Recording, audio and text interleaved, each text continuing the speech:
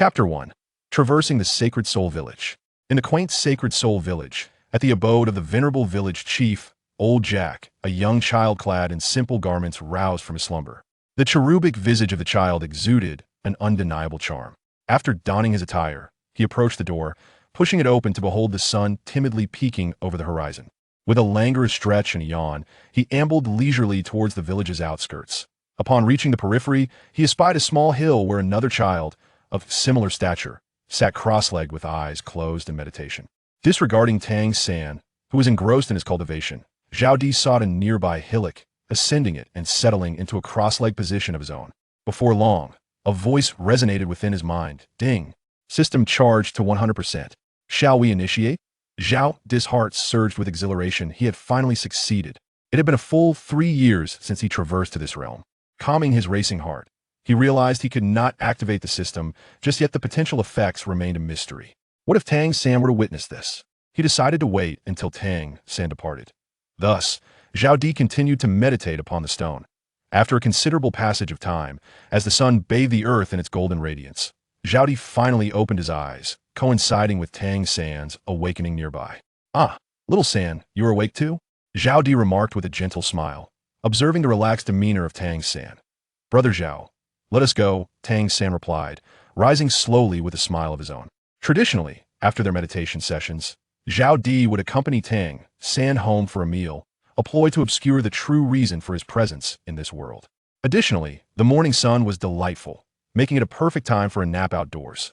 Unbeknownst to him, Tang San innocently accepted Zhao's explanations, routinely inviting him to share a meal after their practices.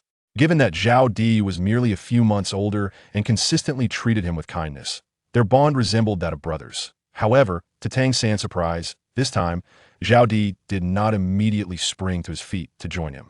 Puzzled, he glanced back and inquired, Brother Zhao, shall we go? Having replenished the system's energy, Zhao reclined lazily, shaking his head and waving his hand dismissively. This time, I shall pass. I wish to rest a bit longer. You may return home. Upon hearing this, Tang San nodded in resignation. Very well. Zhao lay upon the stone, quietly observing Tang San's receding figure, a peculiar smile unknowingly gracing his lips. 3 years had elapsed. When he first arrived in the Douluo world, he was but an abandoned infant, gripped by despair. What could a mere 3-year-old child accomplish in such a desolate wilderness? Fortunately, an elderly man discovered him and took him in. His very man was the village chief of Sacred Soul Village. Once life settled into a semblance of normalcy, the system manifested in Zhao's mind. Yet, to his dismay, it turned out to be a malevolent entity. After more than a year of diligent research, Emperor Zhao finally discovered how to repair it, subsequently dedicating another 2 years to the task. That it was only today that the restoration was completely accomplished. As Emperor Zhao pondered, his excitement grew exponentially. To calm himself, he resolutely made a decision. Activate the system. Beep. The system is now online. Listen to that delightful and melodious sound reverberating in his mind, akin to the music of the heavens. How wondrous it was. Emperor Zhao, filled with anticipation, found even the sound enchanting. However, after the activation announcement, silence enveloped him. And then what? Is that all? The stillness persisted, leaving his mind devoid of any further responses. He stood there, bewildered. What about the promised invincibility? What about the system? Wasn't there supposed to be a system that granted him unmatched power? He had envisioned charming encounters with the proud Zhu Yeqing, the elegant Ning Rongrong, the stunning beauty Qian Renxue, and even that enchanting cat girl from the auction house. Was his grand aspiration to be extinguished so abruptly? Just as Emperor Zhao was on the verge of despair, a sudden message appeared in his mind, conveying the essence of, in 7 days, you shall awaken your martial soul and receive a mysterious reward from the system. Not a mysterious reward? 7 days? That coincides perfectly with Brother Yuntao's arrival at Holy Soul Village, marking the commencement of the story. How fortuitous! There was no need to fret over the mysterious reward. It would arrive soon enough. But what kind of martial soul will I possess? In the world of Douluo continent, possessing a martial soul is paramount. Without one, soul rings cannot be attached, and one would truly be rendered useless for life. Of course, everyone in this world has a martial soul, albeit with varying degrees of strength. As for Tang San's assertion that there are no weak soul rings, only weak soul masters? Apologies, but if your martial soul cannot manifest, it is undoubtedly weak. My martial soul should be formidable, right? After all, I am someone with a system. With that thought, Emperor Zhao leaped down from the stone and made his way back to the village. It was time for a meal. The village chief who had rescued him was named Jack, an elderly man without descendants. Emperor Zhao contemplated taking on the role of his grandson. Although he would be leaving in a few days, Jack had saved his life and nurtured him for many years. Emperor Zhao was not one to forget his benefactor. "Grandfather, I'm back," he called out as he pushed open the door. My boy has returned. Come, come, just in time I prepare a meal. Hurry over and eat," came old Jack's voice from the kitchen as he emerged with a bowl of food in hand. Chapter 2. Cultivation and Absorption of Soul Power. After placing the dish on the table, he slowly took a seat. Upon entering, Emperor Zhao had already settled down, and as soon as old Jack was ready, he picked up his chopsticks and began to eat. For Emperor Zhao, nothing was more significant than a meal, second only to the allure of beautiful women. Old Jack observed the seemingly starved Zhao Di and gradually picked up his chopsticks to eat, speaking as he chewed. "In a few days, it will be the moment when you children awaken your martial souls.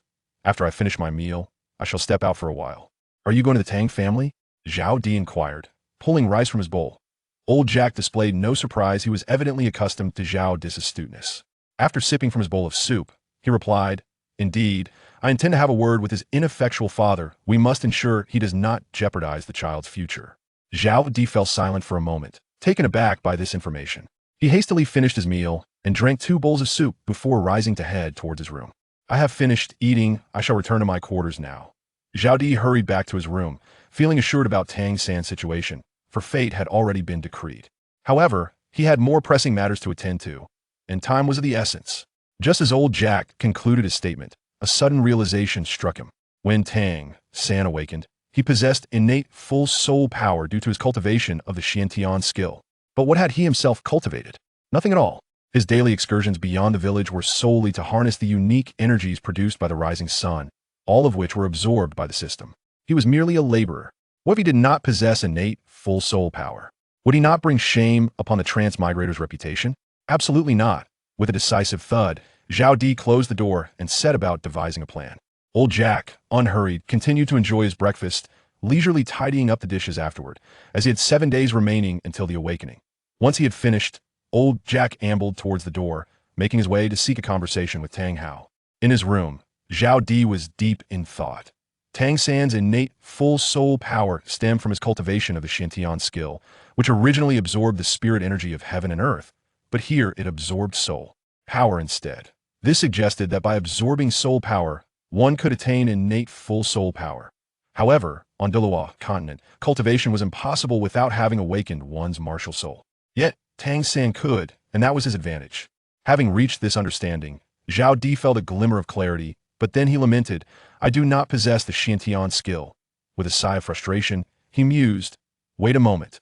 He had a system, although it indicated that he would awaken his martial soul in 7 days, it did not state that he could not absorb soul power before that. As for whether the system could absorb soul power? Are you questioning my system? With that thought, Zhao Di sat cross-legged on his bed, closing his eyes to concentrate within his mind. System? System? Are you there? I wish to absorb soul power I wish to cultivate. After calling for an extended period, the only sound in his mind was his own meditative thoughts, devoid of any other voice. After a considerable while, Zhao Di furrowed his brow in contemplation. Is there no spirit or essence within this system? Zhao Di pondered briefly, but dismissed the thought since the system lacked consciousness, he would rely on himself. After settling into a meditative posture, Zhao Di gradually calmed his mind, attentively perceiving the sound around him. First, he sensed nothing, nearly succumbing to slumber, feeling as if something essential eluded him. Previously, I read that one must concentrate. Could it be that my focus is insufficient? After a moment of contemplation, Zhao Di closed his eyes once more in an attempt to refine his concentration. In his past life, he had been remarkably tenacious, even encountering death several times due to his unwavering determination. Yet even now, that fervor remained undiminished. I refuse to believe I cannot absorb even a trace of soul energy. With this thought in mind, he cast aside all distractions, dedicating himself solely to his cultivation. Time passed unmeasured, and it was not until the evening darkened and old Jack returned that Zhao Di became aware of his surroundings. Upon finding the door locked and realizing Zhao Di was still inside, old Jack paid him no heed. Later, when calling him for dinner, he was surprised that Zhao Di had yet to emerge as old Jack retreated to his own room. He muttered curiously, "Today, Deer is quite peculiar though, he often exhibits oddities. He usually returns promptly for meals, more reliable than a rooster's crow. Why hasn't he come out to eat today?" Though perplexed, old Jack did not dwell on it, for he knew the boy was intelligent. A night passed. On the following morning, Zhao Di instinctively opened his eyes, a distinct joy illuminating his expression. After a day and night of diligent effort, Zhao Di had made significant strides, or perhaps one could say he had reaped abundant rewards. Firstly, he had discovered the means to cultivate, and during the late hours of the previous night, he realized that he could absorb soul energy with remarkable swiftness. It was merely due to his previous ignorance regarding the absorption process, coupled with the constraints of this realm's rules, that he had not succeeded earlier. However, after a night of perseverance, Zhao Di had finally achieved his goal. Chapter 3. The Plan for Body Training. Exhaling deeply, Zhao Di rose, stretching lazily before unlocking the door he had sealed for a day and night. As he stepped outside, he called back over his shoulder, "Grandfather, I'm going for are you, Go ahead," came old Jack's voice from within the house. Creaking open the door, Zhao Di ventured forth, as was his custom, exiting the village and ascending a small hill not far from its edge. As anticipated, Tang San was already there, absorbing energy and cultivating. Zhao Di observed him for a moment, a faint smile gracing his lips. He then found his usual stone and reclined upon it. Closing his eyes, he began to absorb soul energy in earnest. Thanks to the system, Zhao Di's rate of absorption was significantly accelerated, approximately threefold that of an ordinary person. Even without diligent practice, the speed of progress was not to be underestimated.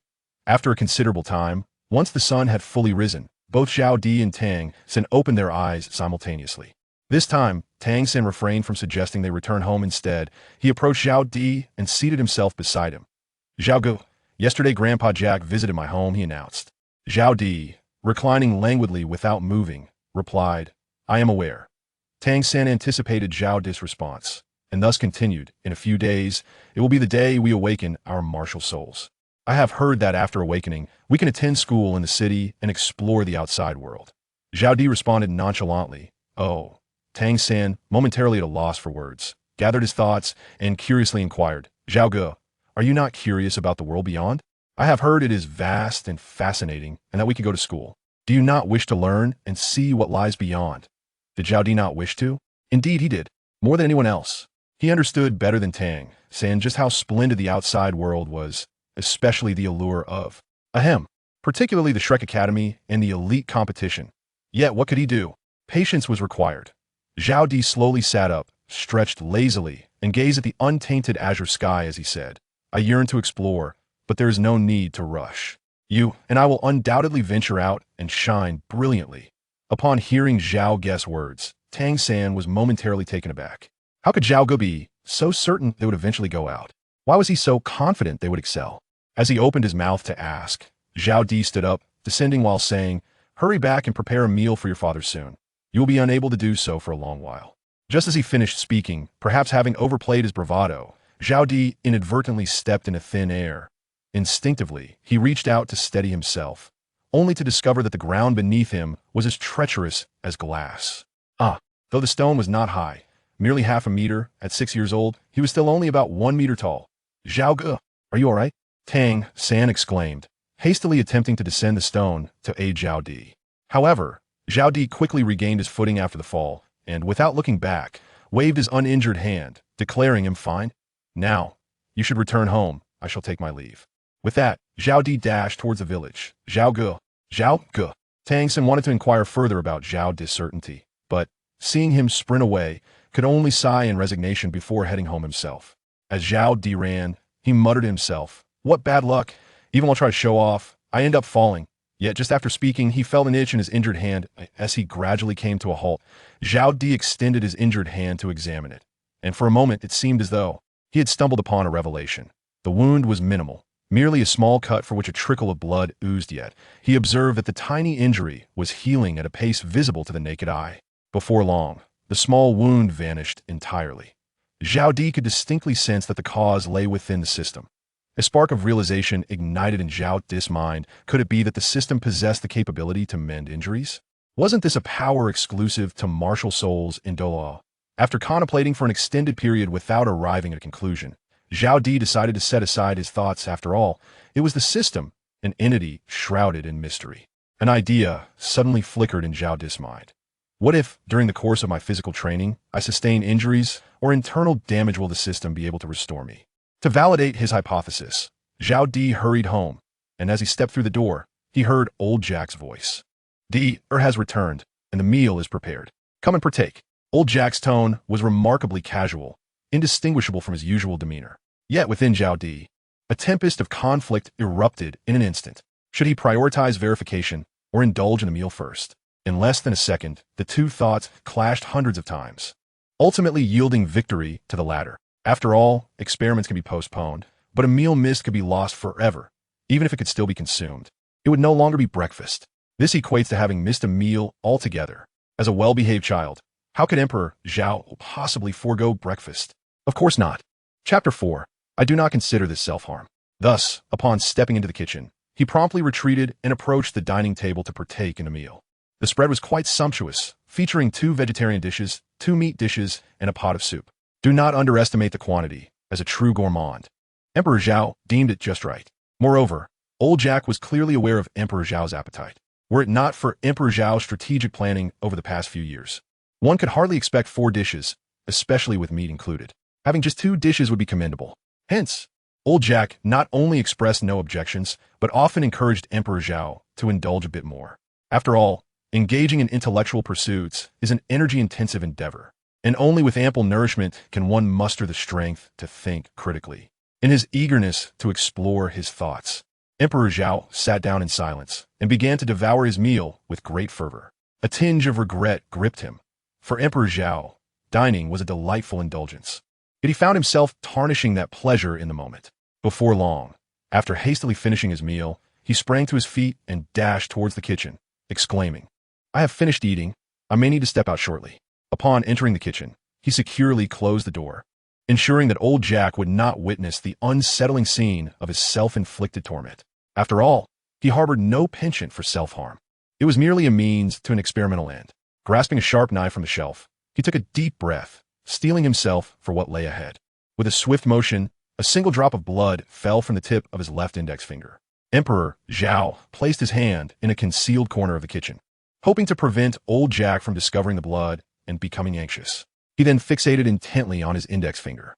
After a brief moment, he felt a slight itch on the digit, and before long, the wound vanished entirely, as if it had never existed at all. Emperor Zhao was overwhelmed with elation.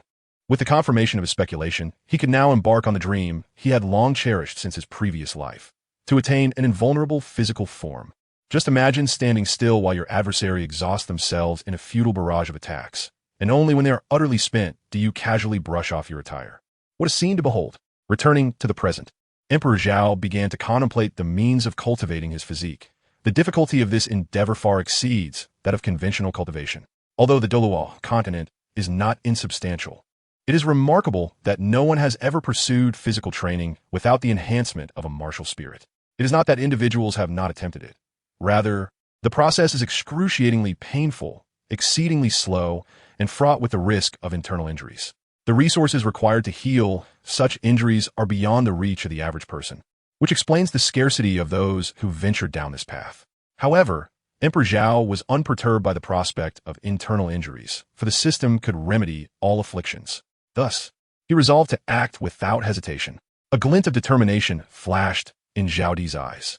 As soon as he finished speaking, he swiftly opened the door and dashed towards the outskirts of the village. While running, he called out, "Grandfather, I may not return for a few days, so there is no need to worry about me. I will be back before I awaken my martial soul." By the time he concluded his words, Zhao Di had already covered a considerable distance, leaving only his voice lingering in the air. Old Jack, watching Zhao Di's receding figure, smiled with a sense of pride and remarked, "The child is beginning to grow up, aware of the importance of hard work." As for Zhao Di's safety, he felt little concern. Although the boy was still young, he possessed remarkable intelligence, and the surrounding area of the village was largely devoid of danger. Half an hour later, Zhao Di arrived at a grove located a few hundred meters outside the village. Upon arrival, he commenced his training. With 6 days remaining until the awakening of his martial soul, Zhao Di intended to utilize this time diligently, aspiring to face Tang sand before leaving the village. Otherwise, he would feel too embarrassed to do so once he matured. Approaching a large stone about a meter high, Zhao Di took a deep breath. Emperor Zhao clasped a stone in both hands, determined to lift it. However, after struggling for quite some time, his face flushed crimson, yet the stone remained utterly unmoved. Alas, it seemed futile. Perhaps it was time to select a different one. The stone appeared to weigh no less than 100 pounds. How could he possibly manage to lift it? Initially, he merely intended to gauge his current strength. With a clearer understanding of his capabilities, Emperor Zhao sought out a stone weighing around 10-odd pounds, hoisting it onto his shoulder and setting off at a brisk pace. Even in his past life, lifting several dozen pounds required considerable effort for an adult. Yet the inhabitants of Douluo continent generally exhibited superior physical prowess. Nonetheless, for a 6-year-old child, the task proved exceedingly strenuous, even nearly impossible. Yet, after absorbing soul power for a full day and night, Emperor Zhao barely managed to lift the stone weighing approximately 20 pounds. However, just after taking a few steps, he found himself panting heavily, face flushed and neck thickening. This simply would not do, for the sake of a brighter future filled with, no, a life of joy. He must persevere. Thus, Emperor Zhao trudged onward, bearing the stone, each step a testament to his resolve. Before he knew it, 6 days had elapsed. In the depths of the forest, he was engaged in squats while still shouldering the stone weighing over 20 pounds, when suddenly, with a forceful throw, Emperor Zhao hurled the stone to the ground, producing a resounding thud. Chapter 5. The Awakening begins. He rotated his neck and stretched his limbs, gazing up at the sun in the sky as he remarked, "Time is drawing near. I had intended to seek out Tang San for a duel to gauge my own strength, but it seems I have forgotten. Alas, I shall return." With that, he set off towards Holy Soul Village. Along the way, Emperor Zhao clenched his fists, glancing at them as he struck the air a few times, feeling a sense of satisfaction. Although 6 days is a brief span, the intensity of his training during this period was anything but minimal. Each day, he bore the weight of over 20 pounds of stone, performing hundreds of squats, followed by absorbing soul power beneath a waterfall towering several dozen meters high. He also engaged in extensive running. Despite the limited time, Emperor Zhao's nearly reckless training had significantly enhanced his strength. Though uncertain of the exact magnitude of his improvement, he felt a considerable increase in his physical prowess, having devoted these days solely to physical training. However, mere physical practice would not suffice, lest he truly become a mere lump of flesh. As Emperor Zhao swiftly made his way towards Holy Soul Village, he contemplated his future training regimen, pondering the opportunity to enhance both his speed and reflexes. After a mere 10 minutes, he arrived at the village entrance. The journey to the village had taken over half an hour, yet his return was accomplished in less than 20 minutes, a clear testament to his remarkable progress. Emperor Zhao nodded in satisfaction and proceeded towards the spirit hall of the village. At this moment, old Jack should be waiting somewhere with Tang San and the others. Within a few minutes, Emperor Zhao spotted old Jack anxiously awaiting something at the entrance of the spirit hall. It was only then that Zhao Di recalled that the awakening of the martial soul was to be convened by old Jack in the morning. Now, with the hour nearing midday, he had yet to return. He hurriedly approached old Jack's side and, feeling a bit embarrassed, said, "Grandfather, I apologize for losing track of time." In recent days, Zhao Di had undergone significant changes. The once youthful aura about him had diminished, replaced by a hint of sharpness. However, old Jack, who had been anxiously awaiting Zhao Di's arrival, had little inclination to observe his transformation. He exclaimed, "Ah, my boy, you have finally arrived. Such a monumental occasion cannot be overlooked. Let's proceed quickly." With that, old Jack led Zhao Di, Tang San, and several other children towards the Hall of Martial Souls. Upon reaching the front of the hall, old Jack respectfully addressed a young man, saying, "My apologies for the delay. There were unforeseen circumstances. I brought these children with me. When shall we commence?" Emperor Zhao gazed at the short-haired youth, recognizing him as the renowned character Su Yuntao from the Douluo continent.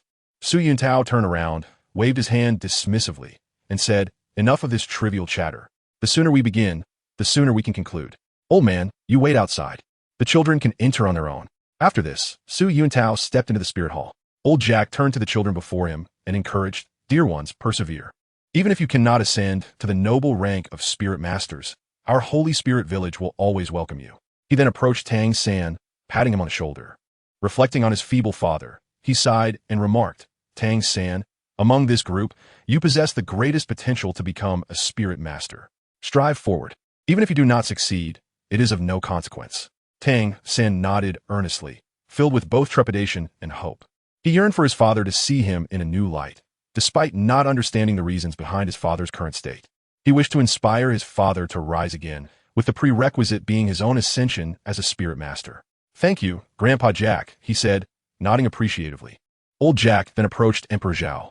Though he had found this child himself, he was astute and clever, and Old Jack held high expectations for him. "Yeah? Although I am not your biological grandfather, I regard you as my own grandson. Rest assured, even if you do not become a spirit master, it matters not. Our Holy Spirit village will always embrace you, and I, Old Jack, will be immensely pleased." Emperor Zhao was struck by a wave of exasperation. How could one not feel welcomed in a village that had flourished in recent years, largely due to his efforts? Even the once dilapidated wooden cabins from the original tale had been reconstructed using the finest timber. How could he not aspire to be a soul master? Indeed, he was determined to become the most exceptional one. "Grandfather, fret not. Becoming a modest soul master is quite a simple endeavor," he reassured. Old Jack, however, dismissed this sentiment, believing that Zhao was unaware of the challenges inherent in becoming a soul master. He nodded slightly and continued, "Children, let us proceed. The adults outside have been waiting." With that, the children eagerly dashed into the spirit hall. Emperor Zhao observed their figures, unperturbed, as he strolled leisurely, accompanied by Tang San, who mirrored his calm demeanor. Emperor Zhao approached Tang San, observing the worry etched upon his youthful visage, and could not help but attempt to lighten the mood, saying, "Ah, little San, do not be alarmed. Your martial soul is indeed formidable, for it is the blue silvergrass." Tang San was momentarily taken aback, pondering how Zhao Ge could possibly know this. Yet, he quickly realized that this was not the crux of the matter. The real question was whether the blue silvergrass was truly powerful. If memory served him correctly, was it not considered a useless martial soul? Instantly, a shadow of despair crossed his face as he replied, "Zhao Ge, please do not jest at my expense." Emperor Zhao cast a mysterious smile at Tang San and remarked, Chapter 6. It is truly a pity that Brother Zhao does not predict fortunes. Hee. There are no worthless martial souls, only inept soul masters. With that, Emperor Zhao quickened his pace towards the Hall of Martial Souls. Tang San, momentarily taken aback by Emperor Zhao's words, soon brushed it off, for he remained unaware of what his own martial soul might be. Filled with anticipation, he hastened his steps. Inside the Hall of Martial Souls, Su Yuntao, facing away from the children, closed the door after confirming that both Emperor Zhao and Tang San had arrived, and then slowly turned around. With an air of pride, he declared, "I am Su Yuntao, a rank 26 great soul master." The children immediately gazed at him with envy and admiration. Su Yuntao's heart swelled with satisfaction, and a smile graced his face as he continued, "The awakening of your martial souls officially begins now. Are you ready?" Saying this, he skillfully retrieved several items from his trousers and tossed them onto the ground, forming a hexagonal shape. He then produced a crystal ball.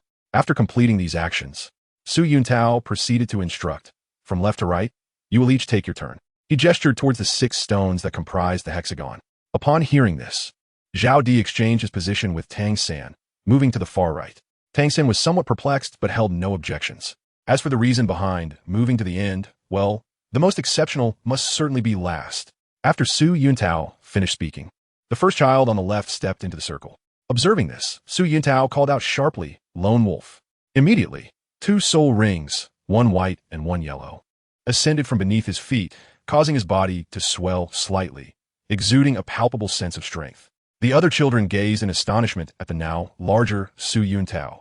Their eyes filled with admiration. Su Yuntao felt a surge of satisfaction within, yet upon seeing the child's martial spirit, he shook his head in disappointment, remarking, "A scythe martial spirit? Unacceptable." Approaching the child, he instructed, "Extend your hand." The child complied, but the crystal ball remained unresponsive. Su Yuntao, slightly disheartened yet unsurprised, continued next. The children took turns testing their martial spirits, but most were merely agricultural tools. Each time, Su Yuntao shook his head in disappointment. Eventually, only Tang San and Zhao Di remained. It would be disingenuous to claim he wasn't anxious. After taking a few deep breaths, Tang San stepped into the circle. Su Yuntao had abandoned all hope, pondering the likelihood of these 2 seemingly ordinary children possessing any potential. Oh, he had misspoken. The round-faced child did possess some charm. As for the one before him, sigh. Just as Su Yuntao was about to voice his thoughts, The crystal ball before him suddenly erupted with a dazzling brilliance. This is innate full soul power. Su Yuntao was struck with astonishment. Once the light faded, he hurriedly scrutinized the martial spirit in Tang San's hand, brimming with anticipation. After all, with innate full soul power, how could the martial spirit be lacking? However, upon seeing it, he was left utterly dumbfounded. Blue silver grass? Tang San gazed at the small blade of grass, softly glowing blue in his hand, his expression darkening. It is indeed a pity that Zhao does not seek fortune-telling. However, Tang San does not hold any resentment toward Zhao Di, for the martial soul is entirely random and cannot be altered by anyone. Blue silver grass, possessing innate, full soul power, is such a disappointment. Truly regrettable. Su Yuntao genuinely feels the loss of talent this time. He empathizes with Tang San's situation. Clearly endowed with top-tier innate, full soul power, yet burdened with the seemingly useless martial soul of blue silvergrass. Why is a pity? Tang San cannot comprehend. What is wrong with blue silvergrass? Is it not merely a worthless martial soul? As Zhao has said, there are no worthless martial souls, only worthless soul masters. Tang San does not consider himself to be worthless. Thus, he is curious as to why it is deemed a pity. Hearing Tang San's confusion, Su Yuntao sighed and explained, every individual possesses a martial soul, reflecting their inherent strength, while soul power manifests their talent. The higher the soul power, the stronger the talent. Although you possess innate, full soul power, your martial soul is a deficient one, limiting your future development and likely hindering you from achieving great accomplishments. It is exceedingly rare to encounter someone with innate, full soul power, perhaps 1 in 100 years. You're the first I have encountered, and it is highly probable that you will also be the last. After finishing his statement, Su Yuntao sighed deeply, his expression one of complexity. Owever, Saodi, upon hearing this, was immediately displeased. He quickly interjected, who says you will not see another? You shall soon witness another. Su Yuntao was taken aback. Then disdainfully regarded Cao Ti. King, little brat, do you think innate full soul power is as common as a watermelon? It would be remarkable for your village to produce even one. Tang San looked at Zhao Di with a hint of astonishment, asking Zhao, do you truly believe that? Chapter 7. The Awkward Martial Soul 3. Emperor Zhao cast a glance at the two, then lifted his head proudly, akin to an elegant swan, and stepped into the circle that Tang San had yielded to him. Of course, let's begin, he declared. Despite having received the emperor's response, Tang San remained skeptical. Although Zhao also sat daily on the stone outside the village, much like himself, Tang San was engaged in cultivation. While Zhao had once curiously revealed that his daily presence was merely to enjoy the sunrise, Tang San had never witnessed Zhao engaging in any form of cultivation. Thus he chose to believe him. Su Yuntao smirked disdainfully, opting to refrain from further mockery, biding his time until the results were revealed to unleash a more scathing ridicule. As Su Yuntao initiated the process, Zhao Emperor closed his eyes, patiently awaiting the astonished and reverent exclamations that would soon fill the air. In his mind, a long-dormant voice echoed, Ding, martial soul awakening. Emperor Zhao was filled with excitement. What is this system? It is an extraordinarily powerful entity. Is what the system provides truly remarkable? It must be incredibly impressive. However, he had kept his eyes closed for quite some time. What about the extraordinary phenomena? The dazzling, multicolored radiance soaring into the sky? Where are the gasps of astonishment from the crowd? Why was there not a single sound? If there was something unusual, it was merely the sensation of an additional object in his hand. As he examined it closely, Emperor Zhao found a modicum of solace, reassuring himself with the thought that the most remarkable things would undoubtedly reveal their brilliance and would not remain concealed. Yes, it must be so. The system would certainly not deceive him, although he found it somewhat peculiar that the crowd had not emitted the divine sounds he had envisioned. At that moment, Emperor Zhao's mind was preoccupied with other thoughts. Upon opening his eyes, the first sight that greeted him was the bewildered expression on Su Yuntao's face. A sudden jolt coursed through the heart of Emperor Zhao, prompting him to hastily glance at his martial spirit. How could this be? Emperor Zhao felt an overwhelming sense of frustration, gritting his teeth in indignation. System, after the trust one had placed in you, how could you repeatedly lead me astray? In his grasp floated a sphere, dark and unappealing in appearance. Indeed, it was an unsightly black orb. You, with your so-called innate, full soul power? Let us set aside other matters. Your martial spirit holds no promise whatsoever. I have encountered various martial spirits, yet never have I seen one as grotesque and dreary as yours. How amusing! Beside him, Tang San wore a peculiar expression, gazing at his brother Zhao with a tinge of regret. He had hoped for companionship upon their departure, but it seemed he would be alone after all. Emperor Zhao gazed intently at the ball in his hand, his eyes brimming with a sense of grievance, akin to a wronged young bride. Suddenly, he felt something in his left hand. Upon closer inspection, he was astonished to discover yet another ball. System, what does it mean to provide me with 2 balls? Are you inclined to bestow upon me a third? It will be just in time for me to showcase my acrobatic skills. Emperor Zhao roared with madness. Yet, once the system finished speaking, it vanished without a trace. Emperor Zhao, feeling helpless, let out a sigh. As for the other ball, he decided to let it be, lest he further disgrace himself. Raising his head, he caught sight of Su Yuntao's face, which bore an expression of gloating triumph akin to that of a petty individual who had achieved a momentary victory. With a hint of indignation, Emperor Zhao retorted, "What a ball! Is it not permissible to use it for offense? Should I attain the rank of title Douluo, I could just as easily crush you with a single ball." Su Yuntao, taken aback, was surprised that such a young child was aware of the title Douluo. However, he paid it little heed and responded, "You, aspiring to become a title Douluo? Achieving the rank of Soul Sage would be a stretch, let alone that of a Soul Master." Ha ha ha. With that, Su Yuntao erupted into laughter once more. Emperor Zhao's expression darkened as he declared, "Humph, let me tell you, do not underestimate others. Do not belittle the youth in poverty. In this realm, there are no worthless martial souls, only inept soul masters." Upon hearing these words, Su Yuntao abruptly ceased his laughter, astonished as he gazed at the child before him. He could hardly believe that this young boy was capable of such profound utterance. Not long ago, Tang Sen had also heard Emperor Zhao utter this phrase, yet at the time, he had paid it little heed. However, upon hearing it once more, he felt as though he had gained a deeper understanding. Indeed, there are no worthless martial souls, only inept soul masters. How profoundly true that statement is. Is my blue silver grass truly a worthless martial soul? Perhaps it may be deemed so in the hands of others, but it shall never be so in my own. The words of Emperor Zhao awakened Tang San and astonished Su Yuntao. Emperor Zhao gazed at the bewildered Su Yuntao before him, acutely aware that his words had left the latter in a state of shock. The weight of his own concerns regarding the martial spirit dissipated significantly, and a subtle sense of pride began to swell within him. Raising his head with an air of haughty defiance, he declared, Chapter 8, The Functions of 2 Orbs. Why are you in a daze? I need to test my soul power. Hurry. Su Yuntao had initially intended to continue his mockery. Yet upon witnessing the imperious expression adorning Emperor Zhao's youthful visage, he found his resolve faltering. Sighing softly, he thought, alas, he is still just a child. With that, he produced a crystal orb and placed it before Emperor Zhao. Emperor Zhao pressed down without hesitation.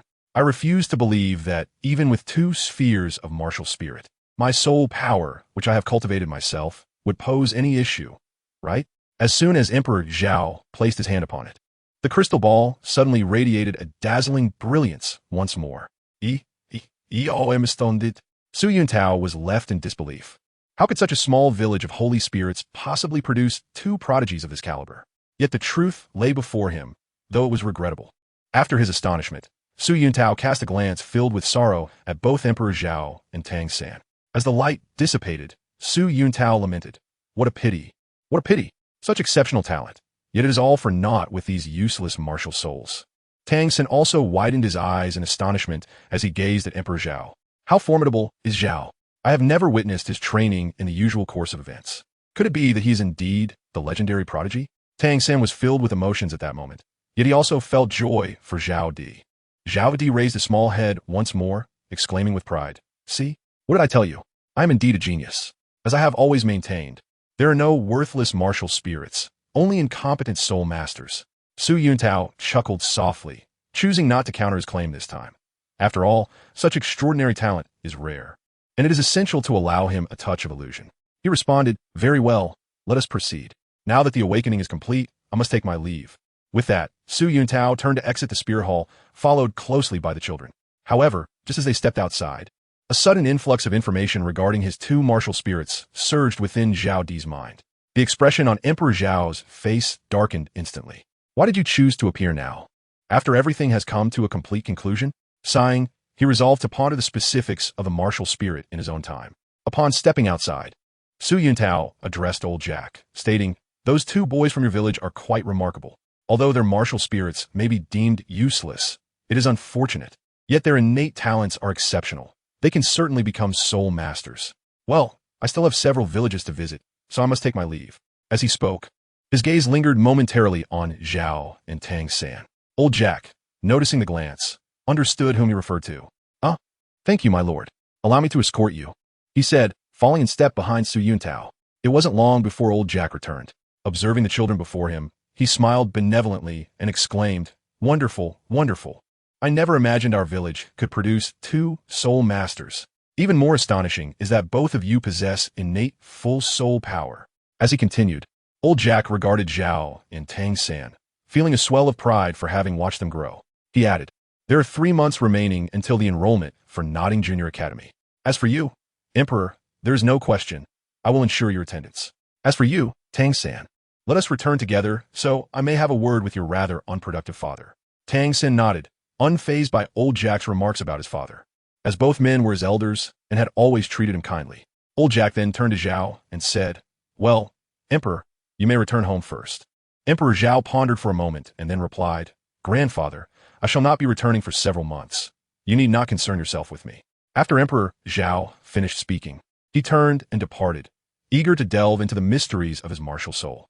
Although it appeared rather inconsequential at first glance, the system's insights promised a depth of understanding that could not be trifled with. Old Jack observed the retreating figure of Zhao Emperor and couldn't help but smile with pride. The child has truly matured and is beginning to understand the value of effort. Little San, he addressed Tang San, you must take care of the Emperor. Though he is clever, at times he can be rather foolish. Tang San, puzzled by old Jack's words, found no opportunity to inquire further as old Jack promptly led him away. Upon returning to the training grove, Zhao Emperor settled cross-legged beneath a large stone and commenced his exploration of his martial soul, yin and yang, or what could be referred to as the essence. This was the interpretation Zhao Emperor had gleaned from the information provided by the system. With this realization, he felt a sense of relief. The very name suggested immense power. What is yin and yang? In the world of his previous life, everything was divided into these dualities, the essence of all things emerging from their interplay. He extended his hands, and 2 spheres, one white and one black, floated above his palms. The dark sphere in his right hand, as per Zhao Emperor's understanding, possessed the ability to transform into anything at will. Such a power was indeed formidable. Just imagine, when others unleashed their martial souls, discovering that their opponent's martial soul mirrored their own would surely induce confusion and panic. The white sphere was even more extraordinary. If the black sphere represented the ultimate weapon, the white sphere embodied the supreme support. Not only could the white sphere alter its form, but it also had the capacity to amplify abilities, showcasing a plethora of remarkable applications. However, Zhao Emperor was still uncertain about the precise capabilities of these 2 spheres or how to wield them effectively. Only through practical combat would he gain clarity. Thus, he rose and made his way toward a specific location in his mind. During his prior training, he had discovered several habitats of soul beasts while undertaking weighted exercises. Chapter 9. The Great Unveiling of the Sphere's Potential. He recalled one particular area where a soul beast resided. Naturally, it could not be overly powerful. Zhao Emperor was not foolish enough to train in a perilous environment. The vicinity of the village necessitated safety, and encounters with formidable beasts were unlikely, especially those over 100 years old. The destination he sought housed a soul beast of merely 10 years. Its level low and its cultivation on par with Zhao Emperor's own. Upon arriving at the soul beast dwelling, Zhao Emperor did not hastily summon it, but instead stood still, revealing the black sphere. Gazing at the black sphere, he pondered how he could compel it to transform. Meditation, perhaps? He closed his eyes and mentally commanded, "Transform, transform, transform." The sphere twitched slightly, yet remained steadfastly a sphere. Emperor Zhao furrowed his brow slightly, fully aware of the reason behind his predicament. He merely wished for transformation, yet lacked a definitive goal, leaving him uncertain about what he sought to become. The act of motion might indeed be akin to this. Once he comprehended the situation, Emperor Zhao closed his eyes once more. The sphere hovering above his palm began to shift again, swiftly morphing from a round shape into a flattened form before elongating. Ultimately, it transformed into a rod. With a soft thud, a rod measuring over half a meter fell into Emperor Zhao's grasp. Noticing the change in his hand, he opened his eyes and gazed at it with intrigue.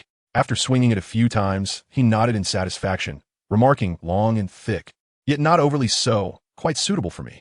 It appeared that these two spheres were destined for greatness. Although he had yet to utilize the white sphere, the black one had already proven to be quite formidable. Grasping a rod, Emperor Zhao charged towards a deer-shaped soul beast that stood 10 meters away. A soul beast evolved from a mutated deer. Emperor Zhao remained silent, directly wielding his staff infused with soul energy and striking forward with force. The deer, taken aback, thought to itself, "What did I do to deserve this? I merely ventured out to graze." Unfortunately, its limited intellect prevented such thoughts from fully forming. The deer abruptly lifted its head, noticing a human charging towards it, and swiftly retreated several steps. Emperor Zhao, undeterred by his missed strike, pressed on with his assault. The deer retreated a few paces, casting a glance at Emperor Zhao before lowering its head slightly and charging towards him. Emperor Zhao harbored no trepidation. Rather, he believed himself to be superior. Thus, after infusing additional soul energy into his staff, he boldly chose to confront the challenge head-on. With a resounding clash, the staff struck fiercely against the antlers, shattering them in an instant. The force of the impact sent Emperor Zhao hurtling over a meter away, while the staff landed not far from him. The stag, too, was not unscathed. Its broken antlers left it grievously wounded, collapsing to the ground and struggling to rise. Cough, cough. Oh, the pain is excruciating. Emperor Zhao coughed a few times, feeling as though his entire body had been dismantled. He had underestimated the force of the deer's charge, gritting his teeth against the pain coursing through him. He swiftly rose to his feet, grasping his staff and channeling his entire spirit energy, once more rushing toward the deer. Seizing the opportunity, he resolved to claim its life. Today, he would feast on venison. With a resounding thud, he struck the deer on the head with all his might. The creature let out a mournful cry before falling silent shortly thereafter. Ensuring its demise, Emperor Zhao released a sigh of relief and sank to the ground, gasping for breath. The staff, responding to his will, transformed back into a glossy black sphere. The brief skirmish had lasted no longer than 2 minutes. Although fleeting, Zhao had sustained injuries due to his arrogance. After catching his breath and regaining some strength, he persevered through the pain and approached the entrance of the deer's den. While deer typically inhabit in herds, this area housed only this solitary mutated creature, as spirit beasts differed fundamentally from ordinary animals. Leaning against the wall, Zhao unleashed the white sphere, which, in his understanding, possessed healing capabilities. As expected, the moment the white sphere was released, it radiated a faint glow, and Zhao immediately felt his aching body beginning to mend. Remarkable. This was far superior to the system's healing capabilities. If the system required an hour to restore his current state, his martial spirit could accomplish the same in merely half an hour. The Emperor Zhao primarily sustained superficial injuries. After a little over half an hour, he rose anew, bouncing lightly and discovering not only had he recovered, but his body seemed even more robust than before. Remarkably, his initial intent was merely to test the capabilities of the white orb, without infusing it with even the slightest trace of his soul power, relying solely on the orb's inherent strength. Had he channeled his soul power, the recovery would have been swifter still. Following this incident, Emperor Zhao gained a deeper understanding of his two martial soul orbs. After a brief period of rest, he realized it was already noon and hurriedly got up to gather firewood for cooking. As for how to ignite the fire, had he not heard of the method of friction to create flame? He collected the wood, kindled the fire, and then utilized the black orb to transform into a knife, only to find it truly feasible. This realization brought him immense convenience for the future. He sliced a leg of deer and then once more employed the black orb to morph it into a stick, this time considerably thinner and adorned with a handle. Contemplating for a moment, he thought, while he could hold in his hand, what would he use to fan the flames? A spark of inspiration flickered in his eyes, accompanied by a smile at the corner of his mouth. Emperor Zhao released his white orb. With a sudden thought, he beheld as the orb, floating gracefully in his left hand, gradually transformed into a magnificent banana fan. Observing the elegant white fan, Emperor Zhao nodded in satisfaction. Chapter 10. The Wind Tiger Beast 1. Ah, this will certainly be much more convenient. At the very least, I shall no longer need to carry pots and pans. After his meal, Emperor Zhao took a moment to rest, allowing himself to digest the food and the experiences gained from his recent battle. Soon, having completed his digestion, he resumed his training, bearing the burden of several dozen pounds of stone while performing squats. Time slipped by, and over the course of 2 months, the day before enrollment at the Nodding Junior Academy approached. In the forest, Emperor Zhao cautiously observed a soul beast ahead. The beast exuded an overwhelming aura, standing there with an imposing presence that would surely elicit gasps from the villagers, exclaiming, "It is indeed a century-old soul beast, the wind tiger beast." Though century-old soul beasts were a rarity in this forest, they were not entirely absent. The wind tiger beast, as indicated by its name, possessed remarkable speed. Yet, it was precisely this creature that Emperor Zhao had sought out, intending to use it as a test stone for the fruits of nearly 3 months of rigorous training. Both man and beast remained vigilant, carefully scrutinizing one another. In recent months, Emperor Zhao has intermittently sought out various soul beasts for validation, encountering perilous situations that nearly cost him his life on several occasions due to misjudgments regarding his and his adversary's strengths. For instance, after several days of observation, he confidently approached a soul beast he believed to be merely 20 years old, only to discover that it had 2 companions. During that encounter, despite exerting all his strength, he managed to severely injure only one of them. Had he not swiftly retreated, he would have surely met his demise. The injuries sustained during that incident took him half a day to recuperate, marking it as one of his most grievous encounters. However, through these arduous trials, Emperor Zhao has experienced significant transformations in both his aura and physique. Firstly, concerning his aura, while his youthful demeanor remains unchanged due to his tender age, his gaze has sharpened considerably, exuding a newfound gravitas. Secondly, regarding his physique, his height, which was previously just over 1 meter, has now increased to more than 1.20 meters. The Emperor Zhao remains still, observing the soul beast before him, refraining from taking action. The soul beast, sensing a certain level of danger from its opponent, also chose not to strike. Instead, it merely issued a series of warning roars. The surroundings were enveloped in an eerie silence, occasionally disrupted by the whisper of the wind as it rustled through the leaves, causing them to flutter and tumble to the ground. Emperor Zhao sprang into action, swiftly revealing his martial spirit, which transformed into a formidable hammer as he charged towards the wind tiger beast. With a fierce roar, the beast was taken aback by the audacity of such a diminutive human daring to attack it. In the critical moment just before their collision, Zhao deftly sidestepped, evading the beast's assault. Seizing the opportunity, he swung the mighty hammer, infusing it with his soul power, and struck fiercely at the creature's abdomen. With a resounding roar, the wind tiger beast was sent staggering back, only to launch itself at Emperor Zhao once more. After striking the foe, Emperor Zhao did not take a single step back. Observing the opponent charging once more, he exchanged his black hammer for a razor-sharp black blade, glimmers of cold light flickering along its edge. Infusing the blade with enhanced soul power, Emperor Zhao charged towards the wind tiger beast. Although the wind tiger beast had just endured a powerful blow from Zhao, leaving it unharmed yet somewhat hindered, its speed had diminished, and its movements were consequently restricted. Emperor Zhao seized upon this vulnerability, raising his blade and driving it forcefully into the creature's abdomen. A roar of defiance erupted from the wind tiger beast, aware of its impending demise. In a final act of desperation, it concentrated all its might in its forepaws and struck at Emperor Zhao with astonishing speed, too swift for his eyes to follow.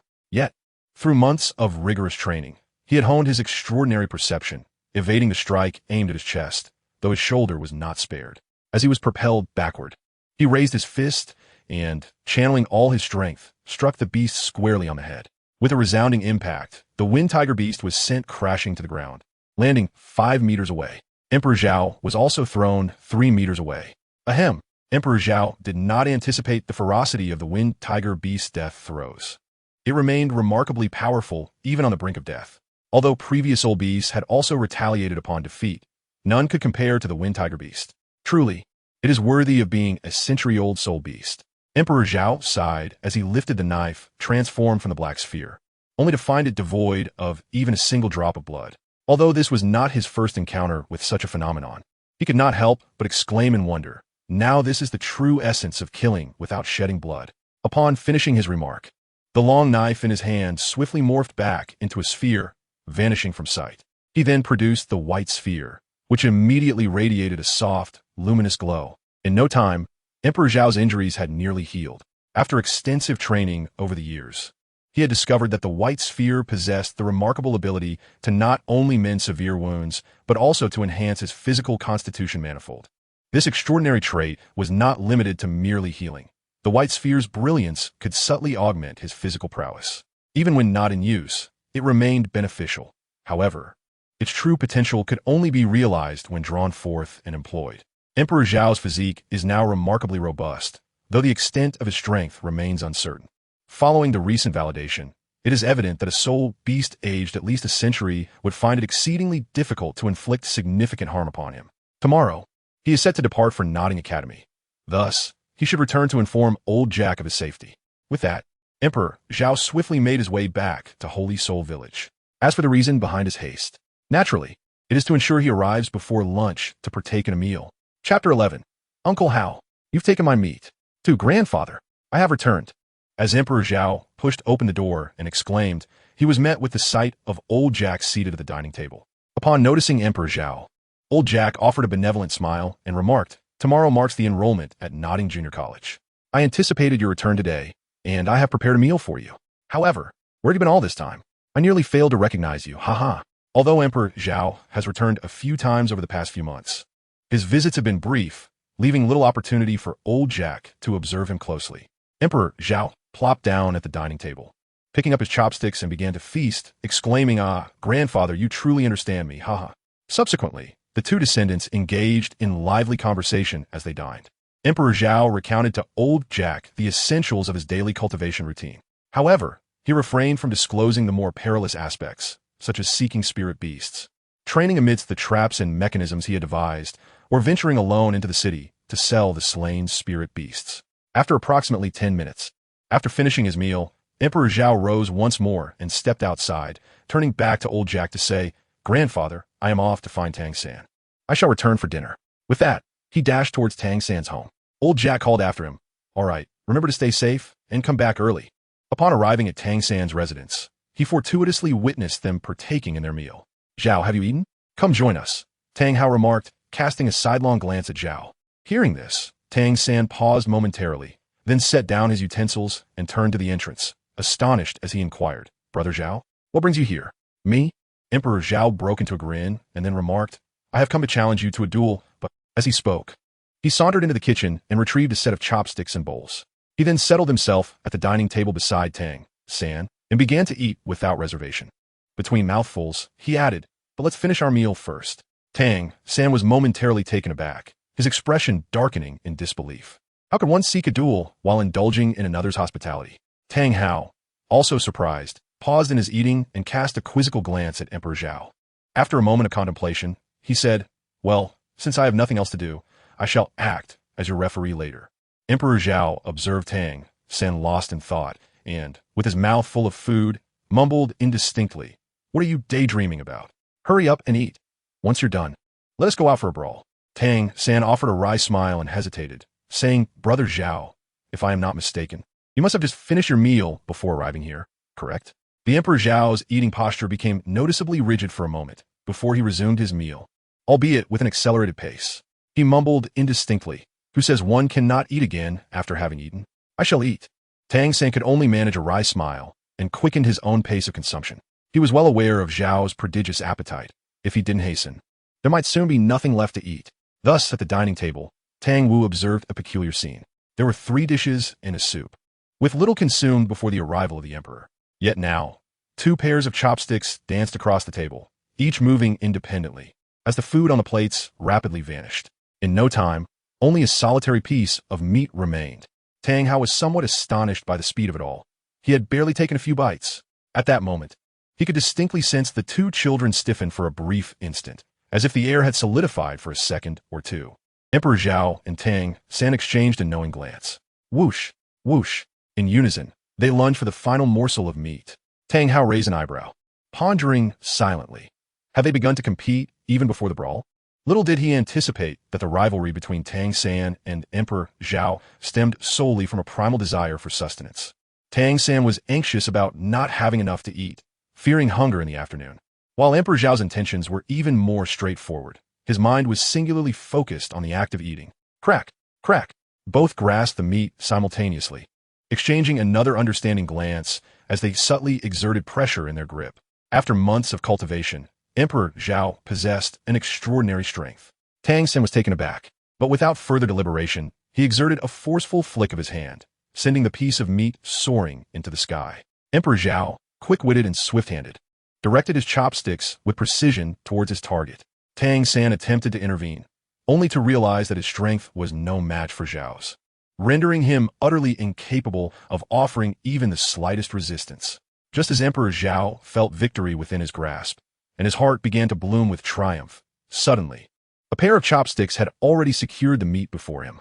Emperor Zhao's eyes widened in astonishment as he observed the chopsticks moving toward their target. He was eager to discern which nefarious scoundrel had dared to seize his meat. Soon enough, he identified the culprit, and his large eyes brimmed with indignation as he pitifully exclaimed, "Uncle Hao, you have taken my meat." However, Tang Hao merely cast a dismissive glance in his direction before slowly bringing the meat to his mouth and savoring it with deliberate chewing. Emperor Zhao fixed his gaze intently on Tang Hao's lips, the subtle hint of grievance in his eyes causing a twinge of pain in Tang San, who stood nearby. To alleviate his own discomfort, Tang San responded with a chuckle, "Haha, Brother Zhao, it seems you are faltering." The gaze of Emperor Zhao abruptly shifted toward Tang San, his eyes narrowing menacingly as he gritted his teeth and declared, "I may not stand a chance against Uncle Hao, but disciplining you is well within my capabilities." Sitting across the table, Tang Hao, who had been squinting, opened his eyes and regarded Emperor Zhao with a steady gaze, responding, "Are you implying that you possess the strength to teach me a lesson? Fear not, for I am merely an ordinary man at present. Come at me." Suddenly, Emperor Zhao clenched his fists. "While it is true that you are currently masquerading as an ordinary individual, your formidable prowess speaks otherwise." Upon this realization, the fierce expression on Emperor Zhao's face vanished instantaneously, replaced by a beaming smile as he jovially remarked, "Uncle Hao, you have misunderstood me. How could I ever dare to raise a hand against you? Your striking figure and remarkable abilities are truly celestial, commanding both the heavens and the earth. In light of my utmost respect for you, even if I were the invincible champion of this continent, I would never entertain even the slightest disrespect towards you." Tang San, listening nearby, was astounded by Emperor Zhao's unabashed flattery of his father, feeling utterly embarrassed for him and expressing his disdain. Tang Hao nodded in satisfaction, gradually rising to his feet as he said, "Well done, you have passed this test. Now, let's see if your skills match your eloquence." "Ha ha ha." Tang San could no longer contain himself and burst into laughter once more. "What does your flattery matter? You shall still receive a sound thrashing." Zhao Di found himself in a predicament, exclaiming in frustration, "What on earth? Haven't I already passed? Why must I still endure this punishment? Is it perhaps because I am more handsome than he?" Tang Hao took a few steps forward, only to realize that no one was following him. Turning back, he observed Zhao Di and Tang San standing still, and with an arched brow, he remarked, "What are you dawdling for? Weren't you both poised to engage in a duel?" Emperor Zhao and Tang San were momentarily taken aback. Even as Emperor Zhao broke into a grin and exclaimed, "All right then," he promptly bounded over to stand beside Tang Hao. Chapter 12. A Friendly Spar 3. Tang San, unfazed, also approached Tang Hao, accompanying him toward the open space outside. As they neared their destination, Emperor Zhao quickened his pace, arriving at a clearing on the outskirts of small forest. Deep in thought, he pondered whether to rely on his physical prowess or his martial spirit. Ultimately, he decided to first test his corporeal strength. Tang Hao, however, halted his steps 10 meters away from Emperor Zhao and turned to Tang San, saying, "Go ahead. It's a good opportunity to assess before we proceed. This child, Zhao, is no ordinary opponent." Tang San nodded in agreement and stepped forward, reflecting on his father's earlier advice. He recalled the events that had transpired at the dining table. The more he contemplated, the more astonished he became. After such a brief separation, how had Zhao grown so formidable? His strength was such that I could hardly compete. It seems that Zhao must have engaged in secret training over these past few months, and with remarkable success. At least, based on the strength he had just exhibited, I must take this seriously. In a fleeting moment, a multitude of thoughts raced through Tang San's mind as he evaluated Zhao's current combat capabilities. One cannot deny that Tang San approached matters with utmost diligence. After taking his stance, he clasped his fists and declared, "Zhao, shall I commence?" At this moment, Emperor Zhao stood with his hands clasped behind his back, a smile adorning his face as he gazed at Tang San. "Let us begin by practicing our martial skills," he remarked. Tang San nodded in agreement, remaining silent. As soon as Emperor Zhao concluded his statement, Tang San bent his legs slightly, channeling his strength into his feet and swiftly darting towards the emperor. His speed was astonishing, rendering his peers incapable of responding, and even some adults would find it challenging to keep up. Tang San's hook punch launched directly towards Emperor Zhao's face.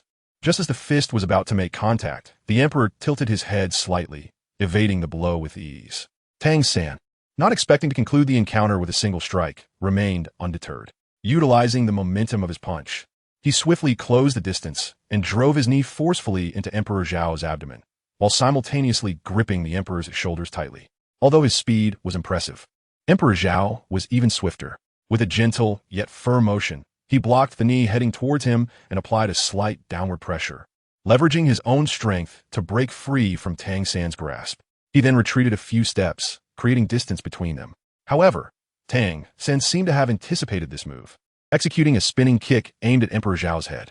With a subtle smile, Zhao Di effortlessly evaded once more. Immediately following, Tang San lunged at Zhao Di again, unleashing a series of intricate combinations of punches. Yet, time and again, Zhao Di narrowly dodged each assault. After a flurry of attacks, Tang San found himself forced back by a single punch from Zhao Di. Astonished, Tang San pondered how Zhao Gu had suddenly become so formidable. Having never witnessed his training before, his own strikes had grown increasingly fierce and relentless, yet Zhao Di had managed to evade them all at the last moment. Zhao Gu surpassed him significantly in both strength and speed.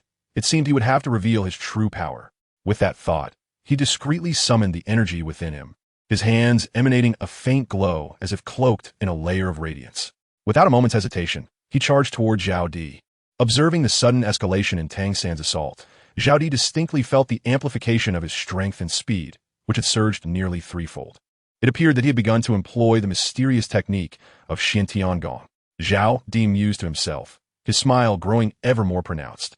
The protagonist from the original work, an invincible entity? Come, let me experience the thrill of tormenting the protagonist.